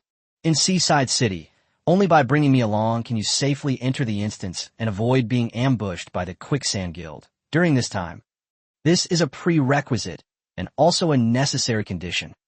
After Mo Xie finished speaking, he picked up the cup in front of him and took a sip. He wasn't in a hurry for Su Ming to give him an answer immediately, because he believed the other party wouldn't refuse. "Oh, are you sure?" Su Ming wasn't sure if the other party could really make the Quicksand Guild so obedient. "Sure." Mo Xie nodded and confirmed again. "Okay, deal." Su Ming readily agreed. The other party's confident expression didn't seem like he was joking. Besides, if something really happened to him, it wouldn't do Mo Xie any good. "It's a pleasure doing business with you." "Well then, see you tomorrow." Seeing that he had achieved his goal, Mo Xie did not intend to linger and stood up from his seat as he spoke. "It's a pleasure doing business with you." Su Ming nodded politely in return. Seeing this, Mo Xie smiled wickedly and then turned and left the coffee shop. After the other person's figure had completely disappeared from sight, the farmer said, "Brother Su, isn't this a bit too risky? It's all right once I enter the secret realm. Then it will be my domain, Even if the people from the Quicksand Guild don't contact me, I'll still go to them. Su Ming remained calm, his tone revealing unparalleled confidence. Among the level 50 powerhouses, he has yet to encounter anyone who can rival him. Although this seaside secret realm will gather the strongest elites among the level 50 powerhouses in the entire Dragon Summer Kingdom, Su Ming still has boundless confidence in his own strength. Putting aside the Undead Legion, there are only 21 undead bosses. He wanted to see how the other party would block it, and what they would use to block it. Okay, but, Brother Su, are you really not afraid they'll cause you trouble if you still dare to go to the beach dungeon at this time? The farmer's expression and tone of voice were filled with worry. In his view, the Quicksand Guild must be racking their brains to kill Su Ming. Every time Su Ming steps out of Jiansheng City, he will face enormous danger. Mo Xie said, he has a way. He finally convinced me to participate in the seaside secret realm, so he probably won't let anything happen to me. Moreover, I need a lot of experience now. Su Ming narrowed his eyes slightly and said in a deep voice. His experience points had long been exhausted, leaving him with only 600,000. Whether he wanted to upgrade his skills or level up the undead boss, he couldn't improve due to insufficient experience. This made him eager to gain experience points. If we can ensure that the seaside secret realm is not affected, then the seaside dungeon is the first choice. Alright, I hope Mo Xie really is that capable. The farmer saw the determination in the other person's eyes and knew that no matter how much he tried to persuade him, it would be useless. He could only pray that everything would go smoothly for Su Ming. By the way, why does this stuff taste so awful? Su Ming changed the subject, pointing to the black storm in front of him. He had been holding back his curiosity while Mo Xie was around, but now that Mo Xie was finally gone, he could no longer contain himself. This is premium black coffee. 10 times more bitter than regular black coffee. Very few people can handle it, but its energizing effect is exceptional. I thought you liked this. Order one of these. The agri-tainment business explained it to them. Alright, here you go. After Su Ming finished speaking, he got up and left his seat. No thanks, I am not worthy of such a treat. When Nanjiale saw the dark liquid in the cup, he couldn't help but shudder. He then quickly got up and followed the other person. The two walked out of the coffee shop and headed straight for Baixin Street. Their car was still in the Baibauj parking lot. Meanwhile, several pairs of eyes peeked out from a dark corner, their gazes fixed intently on Su Ming and the farmhouse. That kid looks like the second young master of a farming family. Someone quickly recognized the agri-tainment business as its identity. The other one looks somewhat familiar, like I've seen him somewhere before, but I can't quite place it. The man continued muttering. That kid is so young, I don't know where he got a bunch of monster corpses from. Did you know? He sold those corpses for 800 million. Holy crap, that's an animal. The man standing at the very back had a face full of jealousy. He was Lin Jie, the seller who previously sold the Spiky Pig King at the 100 Treasures Pavilion. Since he can produce so many boss corpses, it proves that he's not simple either. Wouldn't it be too reckless of us to attack them so rashly? If we run into a tough opponent, we'll be in deep trouble. A girl wearing a baseball cap had worry in her beautiful eyes. She clearly did not agree with her friend's actions against Su Ming and his companion, especially after learning that one of them was a guest house owner. Xiaowei, what are you worried about? He doesn't look very old. Even if he has a powerful background, there's still the influence behind him. As long as we keep things clean, the forces behind him might not be able to find us. Lin Jie didn't want to give up. In his eyes, Su Ming was a big fat sheep. As for agri-tainment businesses, needless to say, they are naturally easy targets. Buy one, get one free. Brother Jie, they're gone. Someone reminded me. Stop talking nonsense. 5 people can't even beat 2 kids. Lin Jie urged everyone on. After saying that, he took the lead and left the dark corner. Xiaowei, Brother Jie is right. There are many of us. We're not afraid. Moreover, if this is successful, you'll never have to worry about the cost of your brother's treatment again. Brother Jie, if it weren't to help you, I wouldn't have taken such a risky approach. This is the fastest way to make money right now. After listening to her companions, Xiaowei bit her lip lightly, but finally took the crucial step. Chapter 395, It's Not a Competition. Why Risk Your Life? Su Ming sped along the road in the farmhouse's conspicuous red sports car. He rested his chin on his right hand, gazing at the scenery rushing past the car window. Out of the corner of my eye, I glanced at the rearview mirror and saw a seemingly old car following closely behind. At first, he didn't notice anything unusual, but as the pace of the agritayment business gradually increased, he was surprised to find that the old car behind him had also sped up. At this point, it finally caught his attention. The farmhouses drive top-of-the-line sports cars that can easily reach speeds of 100 miles per hour. The old sedan behind it looked to be over 20 years old, and it didn't look like a large displacement car at all. If you want to keep up with the farm stays in this situation, you'd have to floor the accelerator, right? It's not like we're in a competition. Why risk our lives? Su Ming slowly lowered his hand from his chin and glanced back at the old car. The guest house owner quickly noticed the other party's unusual behavior and, unable to contain his curiosity, asked in a suspicious voice, "Brother Su, what's wrong? Is there something behind us?" "Accelerate." Su Ming did not answer the question about agritayment, but simply said 2 words. "Huh." The guest house owner was slightly taken aback, not expecting the other party to make such a request. Before leaving home, you were complaining that you were driving too fast, but now you're complaining that you're driving too slow?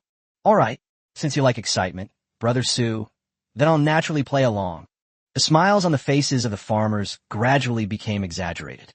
His foot was already itching to press the accelerator. This time, there's finally no need to suppress it anymore. As he floored the accelerator, the engine roared like a beast, and the red sedan shot off like an arrow. The sudden push was even more intense than Su Ming had imagined. To be honest, at that moment, he was also extremely panicked. At this moment, Lin Jie and the others following behind them were dumbfounded. They hadn't expected the agritayment business to accelerate so rapidly, quickly putting a distance of over 100 meters between them. As time ticked by, the distance between their 2 cars continued to increase. Speed up! Speed up! We can't lose them! Seeing himself being left further and further behind, Lin Jie turned to the driver and urged him urgently. "Brother Jie, that's a sports car. How can we possibly catch up with our 20-year-old, dilapidated place?" The driver was also helpless. It wasn't that he didn't want to chase after them, but that he couldn't catch up. Stomp it. Stomp the gas pedal all the way down. As they drove further and further away from the agritayment business, Lin Jie's emotions became increasingly agitated. "I've reached the bottom. I've hit the bottom." The driver responded urgently. However, their sedans accelerated too slowly, making them seem like worlds apart from the sports cars of the farmhouse. There's no harm without comparison. Lin Jie was as anxious as an ant on a hot pan. In his eyes, this was a once-in-a-lifetime opportunity. Once it was gone, it would be gone forever. But no matter how hard they chased, they couldn't catch up with the other. Just as they were about to give up, they were surprised to find that the sports car from the farmhouse had suddenly slowed down again. "Quick, keep up!" Lin Jie's sorrow turned to joy, and he shouted excitedly. The farmer in the sports car was also completely bewildered, not understanding what Su Ming was trying to do, telling him to speed up 1 minute and slow down the next. "Reduce it again." Su Ming stared at the rearview mirror and continued to give instructions to the farmhouse. They had all slowed down to 20 miles per hour, and the dilapidated car behind them showed no sign of overtaking. Instead, it obediently followed behind. This made Su Ming's eyes narrow slightly. It was obvious that the other party was coming for them. Moreover, he lacks tracking skills, and his weaknesses are numerous. "It seems you're not very familiar with the business yet." Su Ming turned his gaze away from the rearview mirror and smiled. The agritayment businesses naturally noticed something amiss. Who would be willing to follow him at 20 miles per hour? Something unusual must be going on. "Brother Su, should we take care of them or shake them off?" The farmhouse owner turned to look at Su Ming, wanting to ask for his opinion. "Let's head to a secluded spot. I want to see if they're from the Quicksand Guild or the Dragon King's Palace. Since they're here, let them all stay." Su Ming braced his head against the car door with his elbow, remaining calm and composed without any sign of tension. "Okay." The farmhouse owner responded and then quickly turned the steering wheel, changing direction. Seeing this, Lin Jie and the others behind them naturally sensed something and continued to follow closely. "Brother Jie," they suddenly swerved and changed direction. "Did they spot us?" The driver's tone carried a hint of worry. It's easy to see that this is the first time he's done something like this. "Maybe we should just forget about it." Xiaowei nervously gripped the hem of her clothes, her heart beginning to waver. "Let it go. How can we possibly let it go? Your brother's medical expenses are so high. How are you going to cover them? Based on the 30 million from the Spiky Pig King, it took us a whole month to barely get a single corpse. After deducting the high entrance fee for the dungeon, how much will be left? Lin Jie's tone was resolute. He was unwilling to give up no matter what. After hearing his words, everyone fell silent. Yes, the entry fee for a level 40 dungeon is a huge expense. 3 million per person, just for their small team of 5, that would require 15 million. So, the 30 million from the Spiky Pig King is reduced to only 15 million. Even if they obtain some magic crystals during this period, it probably wouldn't be much. I am Soda. I dragged everyone down. Xiao Wei felt very guilty, feeling that she had put a lot of pressure on the small team. Her eyes reddened and her voice choked with emotion. That's not what I meant. I deserve to die. Lin Jie slapped himself hard across the face. He belatedly realized that his words had unintentionally hurt the other person. We've been through thick and thin together for so many years. We won't stand idly by when it comes to your situation. Do you understand what I mean? Those two in front are easy targets. If it works, your brother's medical expenses won't be a problem for a while. Lin Jie continued to explain. His words strengthened everyone's resolve. Only Xiao Wei still felt fear in her heart. She desperately wanted to stop everyone, but the thought of her younger brother made her words catch in her throat. Brother Jie, this place is very secluded, perfect for taking action. Seeing the vast wilderness all around, the driver excitedly offered a reminder. All right, let's get started. Lin Jie had been waiting for this moment for a long time. Chapter 396, Try and Outnumber Me. Lin Jie's sudden acceleration quickly attracted the attention of Su Ming and the farmhouse owner. Brother Su, they're coming up. Should we shake them off? The farmhouse owner asked with a smile. With his driving skills, as long as he doesn't want the other party to catch up, the other party will never catch up. No need, let them come up. Su Ming glanced at the rearview mirror and replied calmly. Upon hearing this, the farmhouse driver not only did not accelerate, but instead released the accelerator, intentionally letting the other party overtake him quickly. Within seconds, the other party not only overtook them but also stopped them. Su Ming and the farmhouse owner opened their car doors at almost the same time. The other party got off the car a step earlier than them. The other party consisted of 5 people, 4 men and 1 woman. It's you? Su Ming quickly recognized Lin Jie, who was the leader among them. Brother Su, you two know each other? Farmhouse's already small eyes narrowed even more, and he was shocked to find that he didn't recognize any of the 5 people in front of him. I've seen him before, but I don't know him. Su Ming shook his head and denied it. It's me. Didn't expect that, did you? We'll meet a second time in this way. Lin Jie strode forward, his expression serious. Are you here to kill me, or are you just here to rob me? Su Ming was somewhat curious about the other party's purpose. If you know what's good for you, you too will throw your storage rings over here. Otherwise, don't blame us. Lin Jie raised his hands to his chest and cracked his knuckles. A storage ring? Can you afford it? Su Ming deliberately fiddled with the storage ring on his finger and said with a smile. Judging from what the other party said, this group of people were not there to assassinate him, but rather some people who were after his money. Legendary. When Lin Jie and the others saw Su Ming's unusual storage ring, their eyes all showed astonishment. A legendary storage ring is an extremely expensive item. It's definitely not something an ordinary person can afford. At this point, Lin Jie also had a vague feeling that he might have kicked a hornet's nest. Come on, let me see what you're made of. Su Ming's eyes narrowed slightly, and a black vortex appeared behind him. Then, a ghost covered in thorns emerged. Its body is about the size of 2 elephants, and its barbs have a cold, dark light about them, sharp and pointed. On its head, 2 sets of eerie blue flames burned in the empty eye sockets, flickering from time to time, giving it a sinister and eerie feel. Its appearance seemed to cast a thick shadow of death over the surrounding area. This is the very corpse that Lin Jie sold back then, but now Su Ming has summoned it. The Spiky Pig King Undead. Upon seeing the Spiky Pig King Undead, Lin Jie and the other 4 showed expressions of terror on their faces and instinctively took several steps back. What's going on? Isn't that the Spiky Boar King? In its undead form. Lin Jie couldn't help but swallow hard and exclaimed in surprise. Isumin. A level 50 undead summoner. After seeing the other person's profession and rank, someone finally remembered Su Ming's name. What? Lin Jie was stunned when he heard that the other party was Su Ming, who was level 50. Don't be afraid. There are many of us. Lin Jie forced himself to remain calm and reassured the crowd. You want to outnumber me? Su Ming raised an eyebrow at the other person and grinned. Before the words were even finished, countless black vortexes appeared all around again. One after another, ferocious-looking undead orc infantrymen emerged from the darkness. In the blink of an eye, hundreds of undead had surrounded Lin Jie and his companions. It's all over. Some people looked at the dead around them, their faces filled with despair. Each undead emanated a terrifying aura, inspiring awe and fear in those who beheld them. At this moment, Su Ming also clearly saw the professions and ranks of the other party. Apart from Lin Jie, who is over level 40, everyone else is only around level 30. Moreover, they're all ordinary professions. This lineup is okay for farming jungle monsters, but is it going to be able to deal with Su Ming? That's pure suicide. That's not right. Su Ming's gaze finally settled on Xiao Wei. Class, Dark Sorcerer. Level, 36.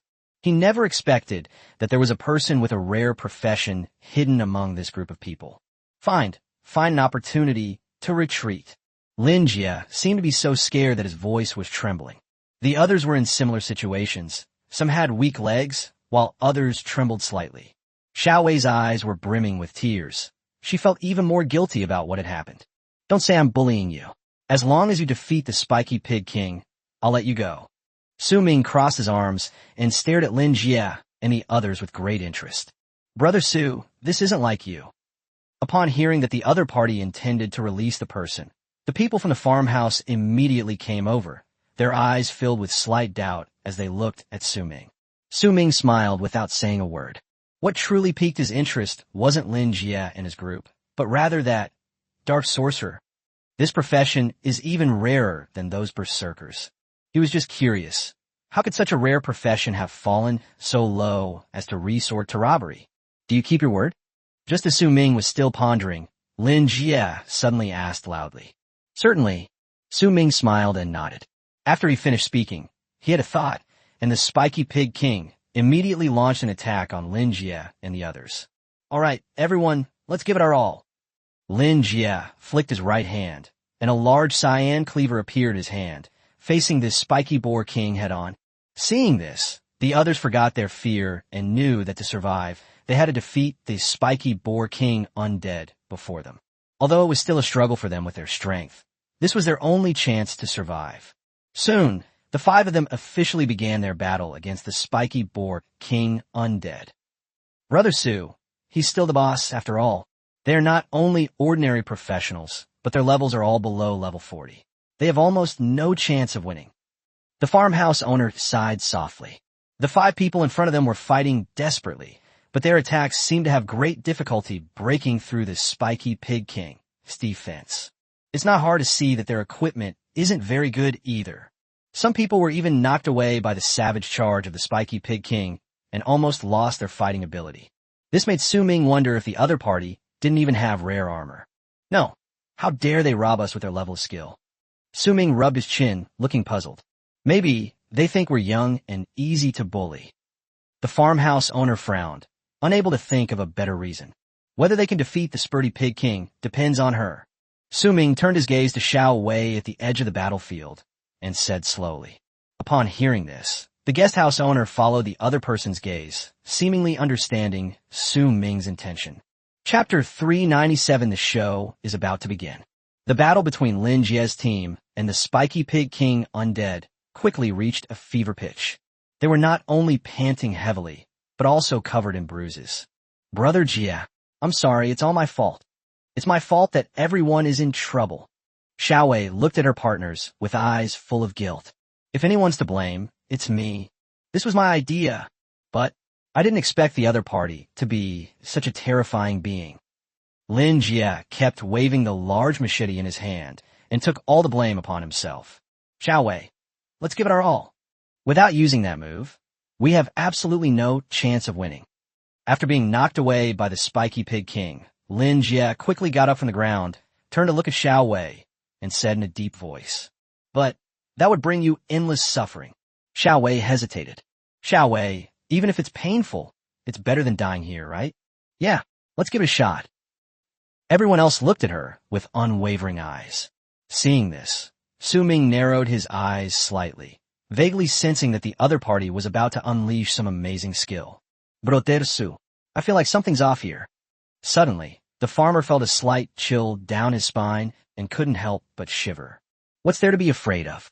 No matter how strange she is, she's only level 36. You can't even make a ripple in front of me. Su Ming's tone remained calm.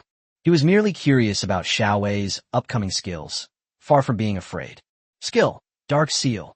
Xiao Wei gripped her magic wand tightly with both hands, and a strange black light was released. The dark energy spread towards its four companions like black tentacles. Yeah. When the dark energy touched Lin Jie and the others, they all let out heart-wrenching screams. Soon, dark energy began to flow into their bodies on its own. Lin Jie and the others' bodies seemed to be convulsing wildly from the pain, and even their eyes rolled back. Su Ming and Nanjiale were dumbfounded. What exactly is going on?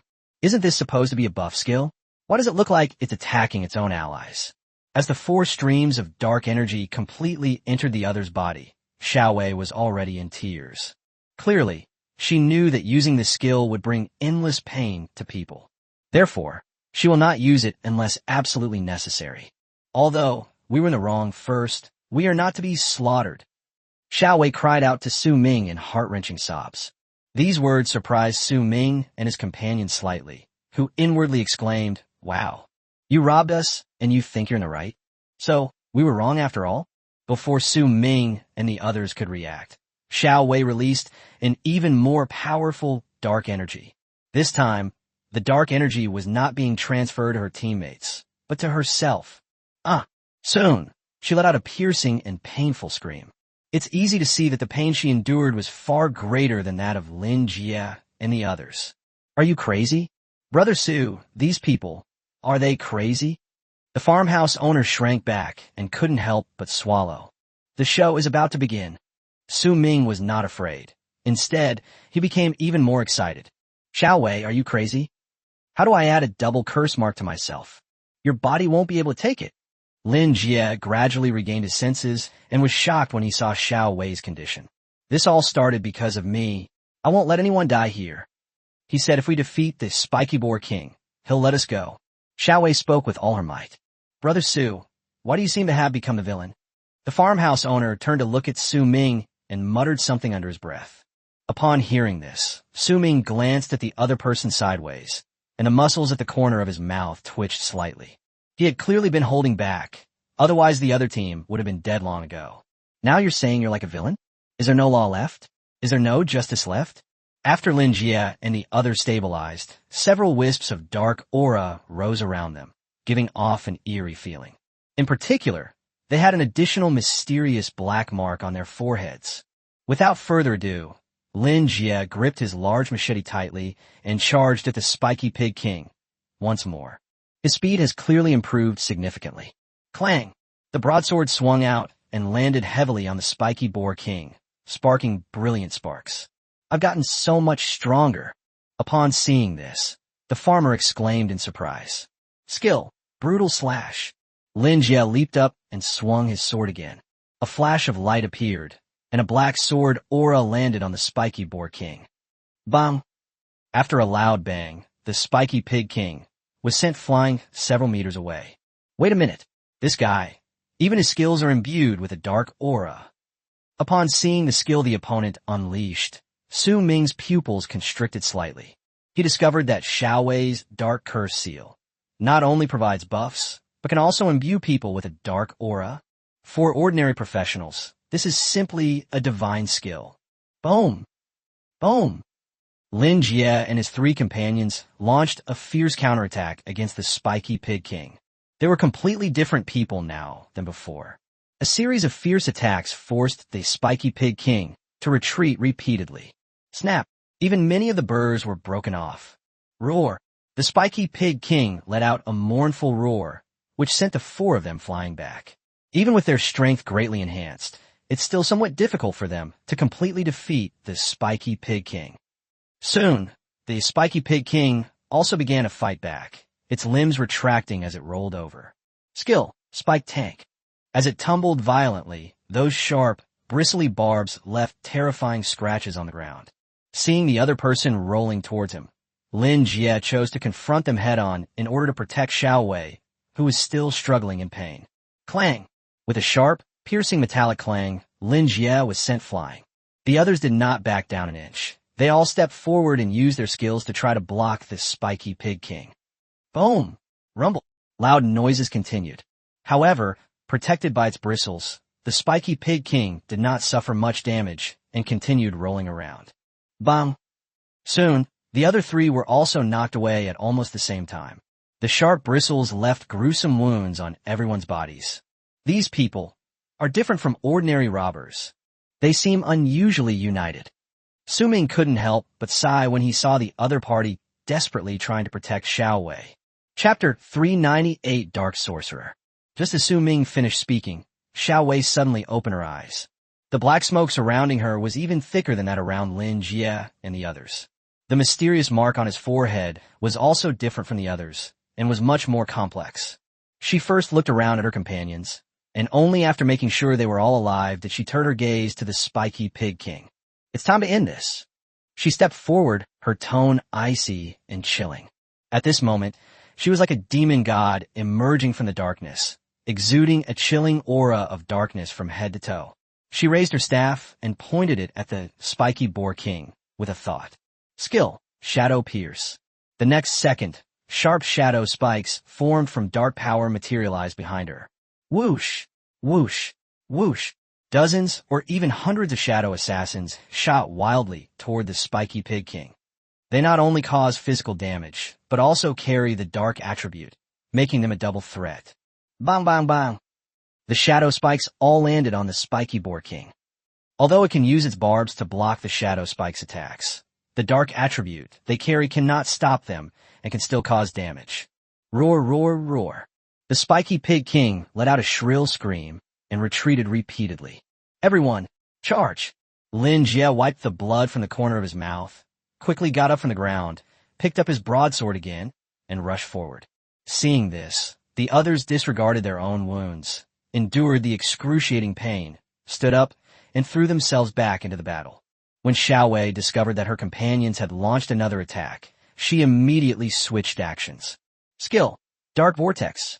She created a dark vortex at the feet of the spiky boar king, which not only continuously damaged it with dark power, but also greatly restricted the spiky boar king's movements.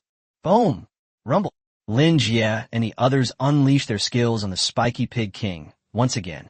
Su-Ming could sense that the spiky pig king was about to die. However, Lin Jie and his companions will also face their greatest crisis yet, the final, desperate attack of the spiky pig king before its death. Roar! The spiky pig king roared repeatedly.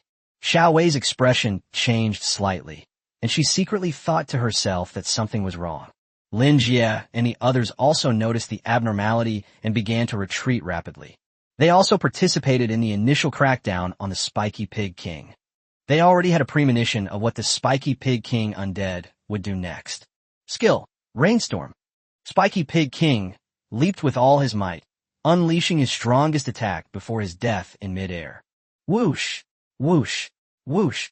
One after another, extremely sharp barbs shot towards Lin Jie and his group of 5. Too many items, too wide a scope. They had no way to avoid it. The only thing they could do was block all the barbs that were being shot at them.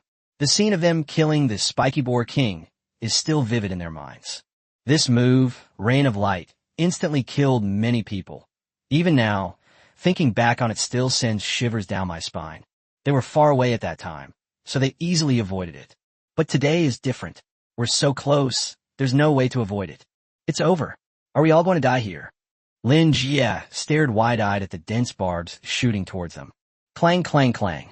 Puff! In the blink of an eye, the barbs were already in front of them.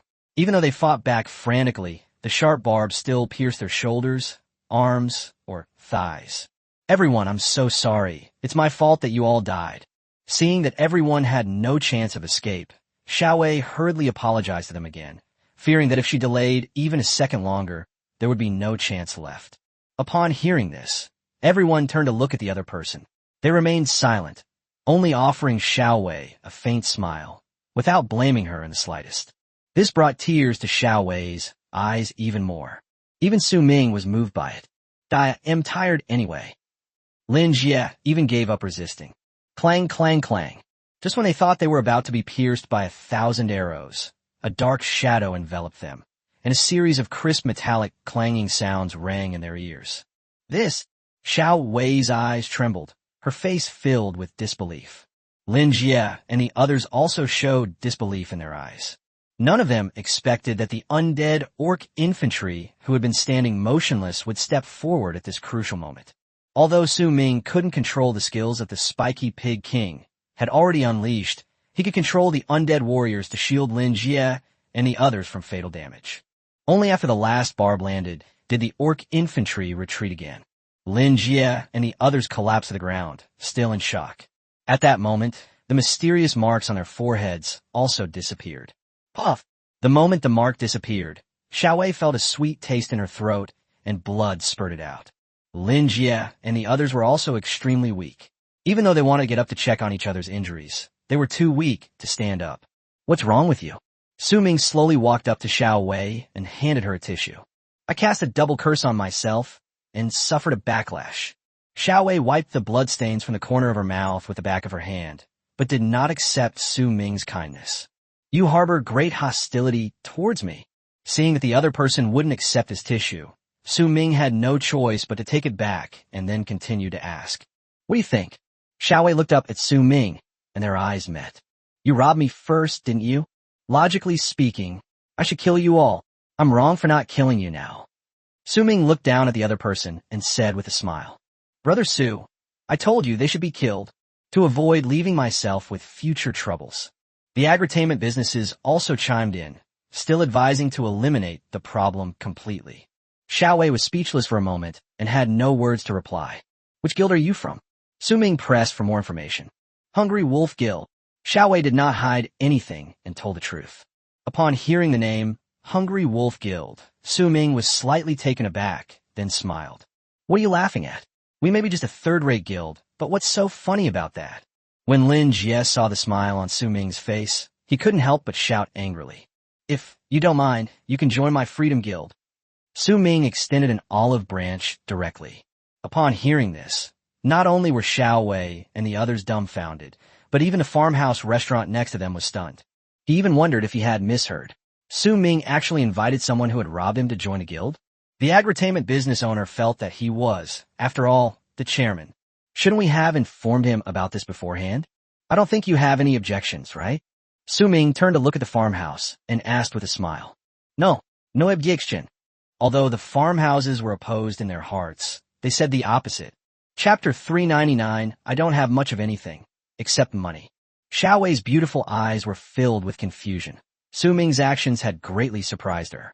She turned to look at Lin Jie, seemingly seeking his opinion. However, Lin Jie was also completely bewildered. Who would be a good person to bring their enemy into their guild? Something's fishy. There's definitely something fishy going on. Lin Jie dragged his battered body to Xiao Wei's side. He looked directly at Su Ming and asked in a deep voice, What exactly do you want? Although he knew that he and his people were like ants in front of Su Ming, it did not mean that they were cowards who could be bullied at will. Don't you guys not have a guild? I tried to recruit her into the guild, so what? Su Ming shrugged, not feeling that he had done anything wrong. Who said we don't have a guild? We are the Hungry Wolf Guild. Lin Jie suspected that Su Ming might be hard of hearing, since Xiao Wei had just said it. What's the difference between that and not having a guild at all? Su Ming asked with a smile. You're insulting our Hungry Wolf Guild. Lin Jie was so angry that he gritted his teeth. He believed that a man could be killed, but not humiliated. President Fan Tao, right? I've already killed him. The Hungry Wolf Guild was never a good guild to begin with, so there's nothing wrong with you switching guilds. Su Ming said with a nonchalant expression. What? The student council president is dead. When Lin Jie and the others heard that Fan Tao was dead, a look of astonishment immediately appeared on their faces.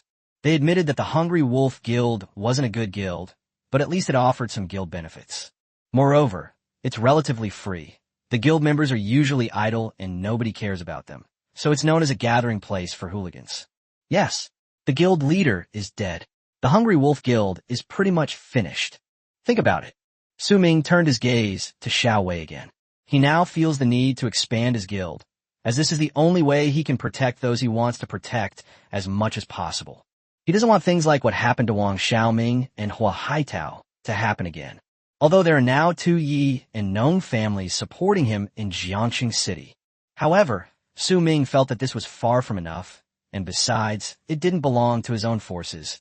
At most, it was an ally. What he needs now is a power that he can control, and the micro-enterprise in front of him is exactly the talent he needs. Ever since witnessing the opponent's battle, his desire to win him over has grown stronger. The opponent is only level 36, and their equipment is average. The power it unleashes should not be underestimated. Su Ming believed that if the opponent could grow to level 50 or above and be equipped with excellent gear, then he will surely be able to occupy a place among the strong in Jiangxing City in the future. Moreover, judging from their behavior just now, they seem to value friendship quite a bit. Su Ming was quite satisfied with this. Don't you mind that we were about to rob you again? Unable to contain her curiosity, Xiao Wei asked. Su Ming didn't seem like a bad person to her. If that's your question, then I'm quite curious. Why would you want to rob someone? Based on your experience, they seem to be beginners. Su Ming raised an eyebrow at the other party. The fact that they were following each other was enough to confirm it. If I remember correctly, your companion just sold tens of millions worth of monster corpses at the treasure pavilion. As he spoke, Su Ming turned his gaze to Lin Jie. Yes, that's right. Lin Jie did not deny that the carcass of the spiky pig king was indeed sold for 30 million. They're not short of money, are they? Do they really think we're easy to bully? Su Ming frowned slightly, quite curious about their motives. Who says we don't need money? We do need money. Lin Jie said urgently. In order to make money, their team spent most of their time in dungeons, which meant they didn't even know their guild leader had died. To be precise, it's me who's short of money, not them. They were all doing this to help me raise money. As Xiao Wei spoke, she lowered her head, feeling ashamed. You need money? To buy equipment. But your equipment doesn't look good at all. Su Ming became increasingly curious. No, I did it to get medical treatment for my younger brother. My brother was severely injured in a dungeon raid and has been unable to recover. Just keeping him alive now costs nearly 100,000 yuan a day. Xiao Wei's voice choked with emotion, revealing her helplessness. Lin Jie and the others remained silent at this moment. Then you're very lucky. You've made a lot of great friends. Join my guild, and your problems will cease to be problems. After listening to the conversation, Su Ming became even more convinced that he had not misjudged the person. While speaking, he even extended his hand to invite him a second time. Are you telling the truth? What do you need me to do? Xiao Wei's pupils twitched slightly. She hadn't expected Su Ming to be willing to help her solve her money problem, but she also knew that he must have some ulterior motive. Unnecessary. Su Ming smiled calmly. To Xiao Wei and the others, those 3 simple words sounded so unreal. Impossible. You're that kind of person. If Su Ming made a request, Lin Jie would think it was reasonable. But when he heard that the other party didn't need anything, he started to question it. I don't have much of anything. Except money. Su Ming turned to look at Lin Jie. Lin Jie. Yes, speaking of money, he had seen it before. The other party casually threw out a few monster corpses in the treasure pavilion and sold them for nearly 1 billion. He really does seem like someone who doesn't care about money. Even if you don't want to join our free guild, that's fine. I admire you. I'm willing to help you. With your career, once you develop, you'll never be short of money. As Su Ming spoke, he took out his phone, opened the transfer page, and then handed the phone to Xiao Wei. Enter your card number. Su Ming gestured for the other party to do it themselves. Xiao Wei was completely bewildered, half believing and half doubting. But she really needed money. She's willing to give it a try. Lin Jie and the others were also shocked by this scene, and they all looked at Su Ming with suspicious eyes. Xiao Wei quickly entered her card number. Xiao Wei. After taking the phone, Su Ming glanced at the information on it and looked up to confirm with the other party. Yes, my name is Xiao Wei. Xiao Wei nodded. Good. Su Ming smiled and nodded. At this moment, the atmosphere around them seemed to become tense. Everyone was curious whether Su Ming would really transfer money to them, and how much he would transfer. Bye. Soon, Xiao Wei's phone beeped with a message notification. Lin Jie and the others quickly focused their attention on the other party, eager to know the amount transferred. It's been shared.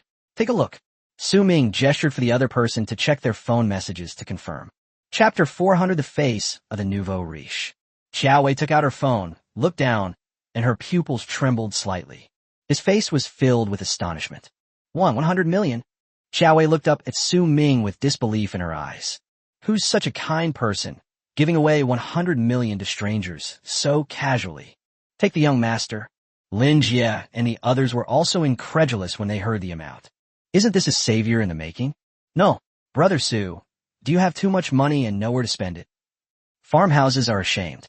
He noticed that Su Ming was different from before. He now resembled a nouveau riche. They always spend in the hundreds of millions. Even this wealthy and respected young master of a farming family couldn't stand it anymore. 100 million might not mean much to Su Ming, but for Xiao Wei, who desperately needed money, it was a lifeline like a lifeline. You said your brother's daily medical expenses are nearly 100,000 yuan? That's correct, isn't it? If you calculate it that way, it's nearly 3 million a month. More than 30 million a year. This 100 million is enough to relieve you of 3 years of worries. And you can use this time to improve your skills as quickly as possible. Su Ming said with a smile. I've even made plans for Xiao Wei. With the strength of the Dark Sorcerer, once they grow stronger, making money will be a piece of cake. Xiao Wei was simply burdened by her younger brother's exorbitant medical expenses. Are you sure? You really want to lend me this 100 million? Xiao Wei felt like she was dreaming and couldn't quite believe it. Although Su Ming did not specify whether it was a gift or a loan, Xiao Wei still emphasized the word loan. This made Su Ming feel very comfortable, as it proved that the other party was not someone who liked to take advantage of others. Consider this a donation from me. You don't need to pay it back. Whether you join our free guild or not is entirely voluntary. No one will force you. After all, what we value most is freedom. After Su Ming finished speaking, he didn't linger any longer and turned to walk towards the red sports car. The moment he turned around, all the surrounding spirits were summoned back and vanished without a trace, as if they had never existed. Xiao Wei watched Su Ming's receding figure, her heart filled with excitement. Wait a moment. At this moment, she could no longer contain herself, quickly stood up from the ground, and called out to him. Is there something else? Su Ming stopped in his tracks, but didn't turn around. He simply asked a question casually. At this moment, the corners of his mouth turned up slightly, which he couldn't suppress. Upon seeing this, the farmer innkeeper thought to himself, how cunning. I'd like to join your guild, but I have one condition. Xiao Wei didn't feel a sense of belonging to the Hungry Wolf Guild, and with the guild leader dead, there was even less reason for her to stay. Changing guilds was inevitable, and now that I've met Su Ming, it's a good choice. For no other reason than that the other party was willing to give her 100 million yuan to solve her current predicament for no reason. That was enough for her to follow him. Explain. After hearing the answer he wanted, Su Ming turned to look at Xiao Wei. Please let my friends join me. Xiao Wei then took the opportunity to make her own request.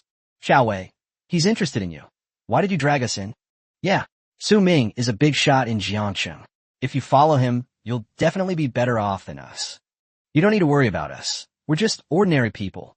Why make things difficult for him? Lin Jie and the others, fearing they might hinder the other's future, urged Xiao Wei to prioritize her own prospects and not worry about them. What's the point of me going if you guys aren't going? The Hungry Wolf Guild was never a good place to begin with. Now that we're changing guilds, everyone needs to stick together. Xiao Wei was very firm and made her point clearly. If Su Ming didn't agree, she wouldn't join. If you didn't bring them along, I would actually look down on you. Welcome to the team. Su Ming smiled kindly at everyone and began to speak. Xiao Wei was overjoyed upon hearing this. Lin Jie and the others looked at each other in surprise, not expecting that Su Ming would be willing to accept them. As the old saying goes, no fight, no friendship. I hope you won't hold a grudge against me. Seeing that Lin Jie and the others had not yet expressed their opinions, Su Ming added another sentence. Su Ming, Lin Jie, am convinced. I apologize for our previous foolish behavior. The fact that someone capable of stirring up Jiangxing City was willing to lower himself to invite them and not hold grudges excited Lin Jie. As he finished speaking, he bowed deeply in Su Ming's direction. The others behind him followed suit, and at that moment, they all admired Su Ming from the bottom of their hearts. Xiao Wei burst into tears of joy and finally bowed to Su Ming. "You're too kind.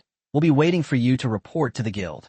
After saying that, Su Ming walked straight to the sports car, with the farmhouse guest house following closely behind. With a beast-like roar of its engine, the conspicuous red sports car quickly disappeared from their sight. At this moment, Xiao Wei's eyes were filled with longing and hope. "Xiao Wei, since Su Ming doesn't mind us, we'll naturally play along to the end. Let's go. Let's join the free guild." After Lin Jie straightened up, his tone was filled with excitement. "This seems to be a new guild." Someone pointed this out after checking some information. "A new guild. That's even better. Perhaps this is where we begin." Xiao Wei was not disappointed because the other party was a new guild. On the contrary, it made her calm heart even more restless. For some reason, her desire to become stronger suddenly surged after meeting Su Ming. So if it's a new guild, it has the support of the Yi and Nong families. Its power is definitely stronger than the Hungry Wolf Guild, right? Soon, someone else offered their own idea. "That's right. Besides, he's very strong. He's only level 50, but he didn't even have to lift a finger to deal with our team." At this point, a strange light appeared in Xiao Wei's beautiful eyes. This is a huge gamble. A gamble on whether Su Ming can truly rise to prominence. Just as Xiao Wei said, "This may be our new starting point. I'll take the bet." Lin Jie reiterated his stance, his tone unwavering, and his voice rose several decibels as he spoke the last sentence. "Me too." Everyone expressed their agreement. Meanwhile, the farmhouse owner drove his sports car back onto the road leading to the Nebula Villa complex. "Brother Su, why did you suddenly decide to recruit people for the guild?" The farmhouse owner glanced at Su Ming in the passenger seat every now and then and asked in a suspicious tone.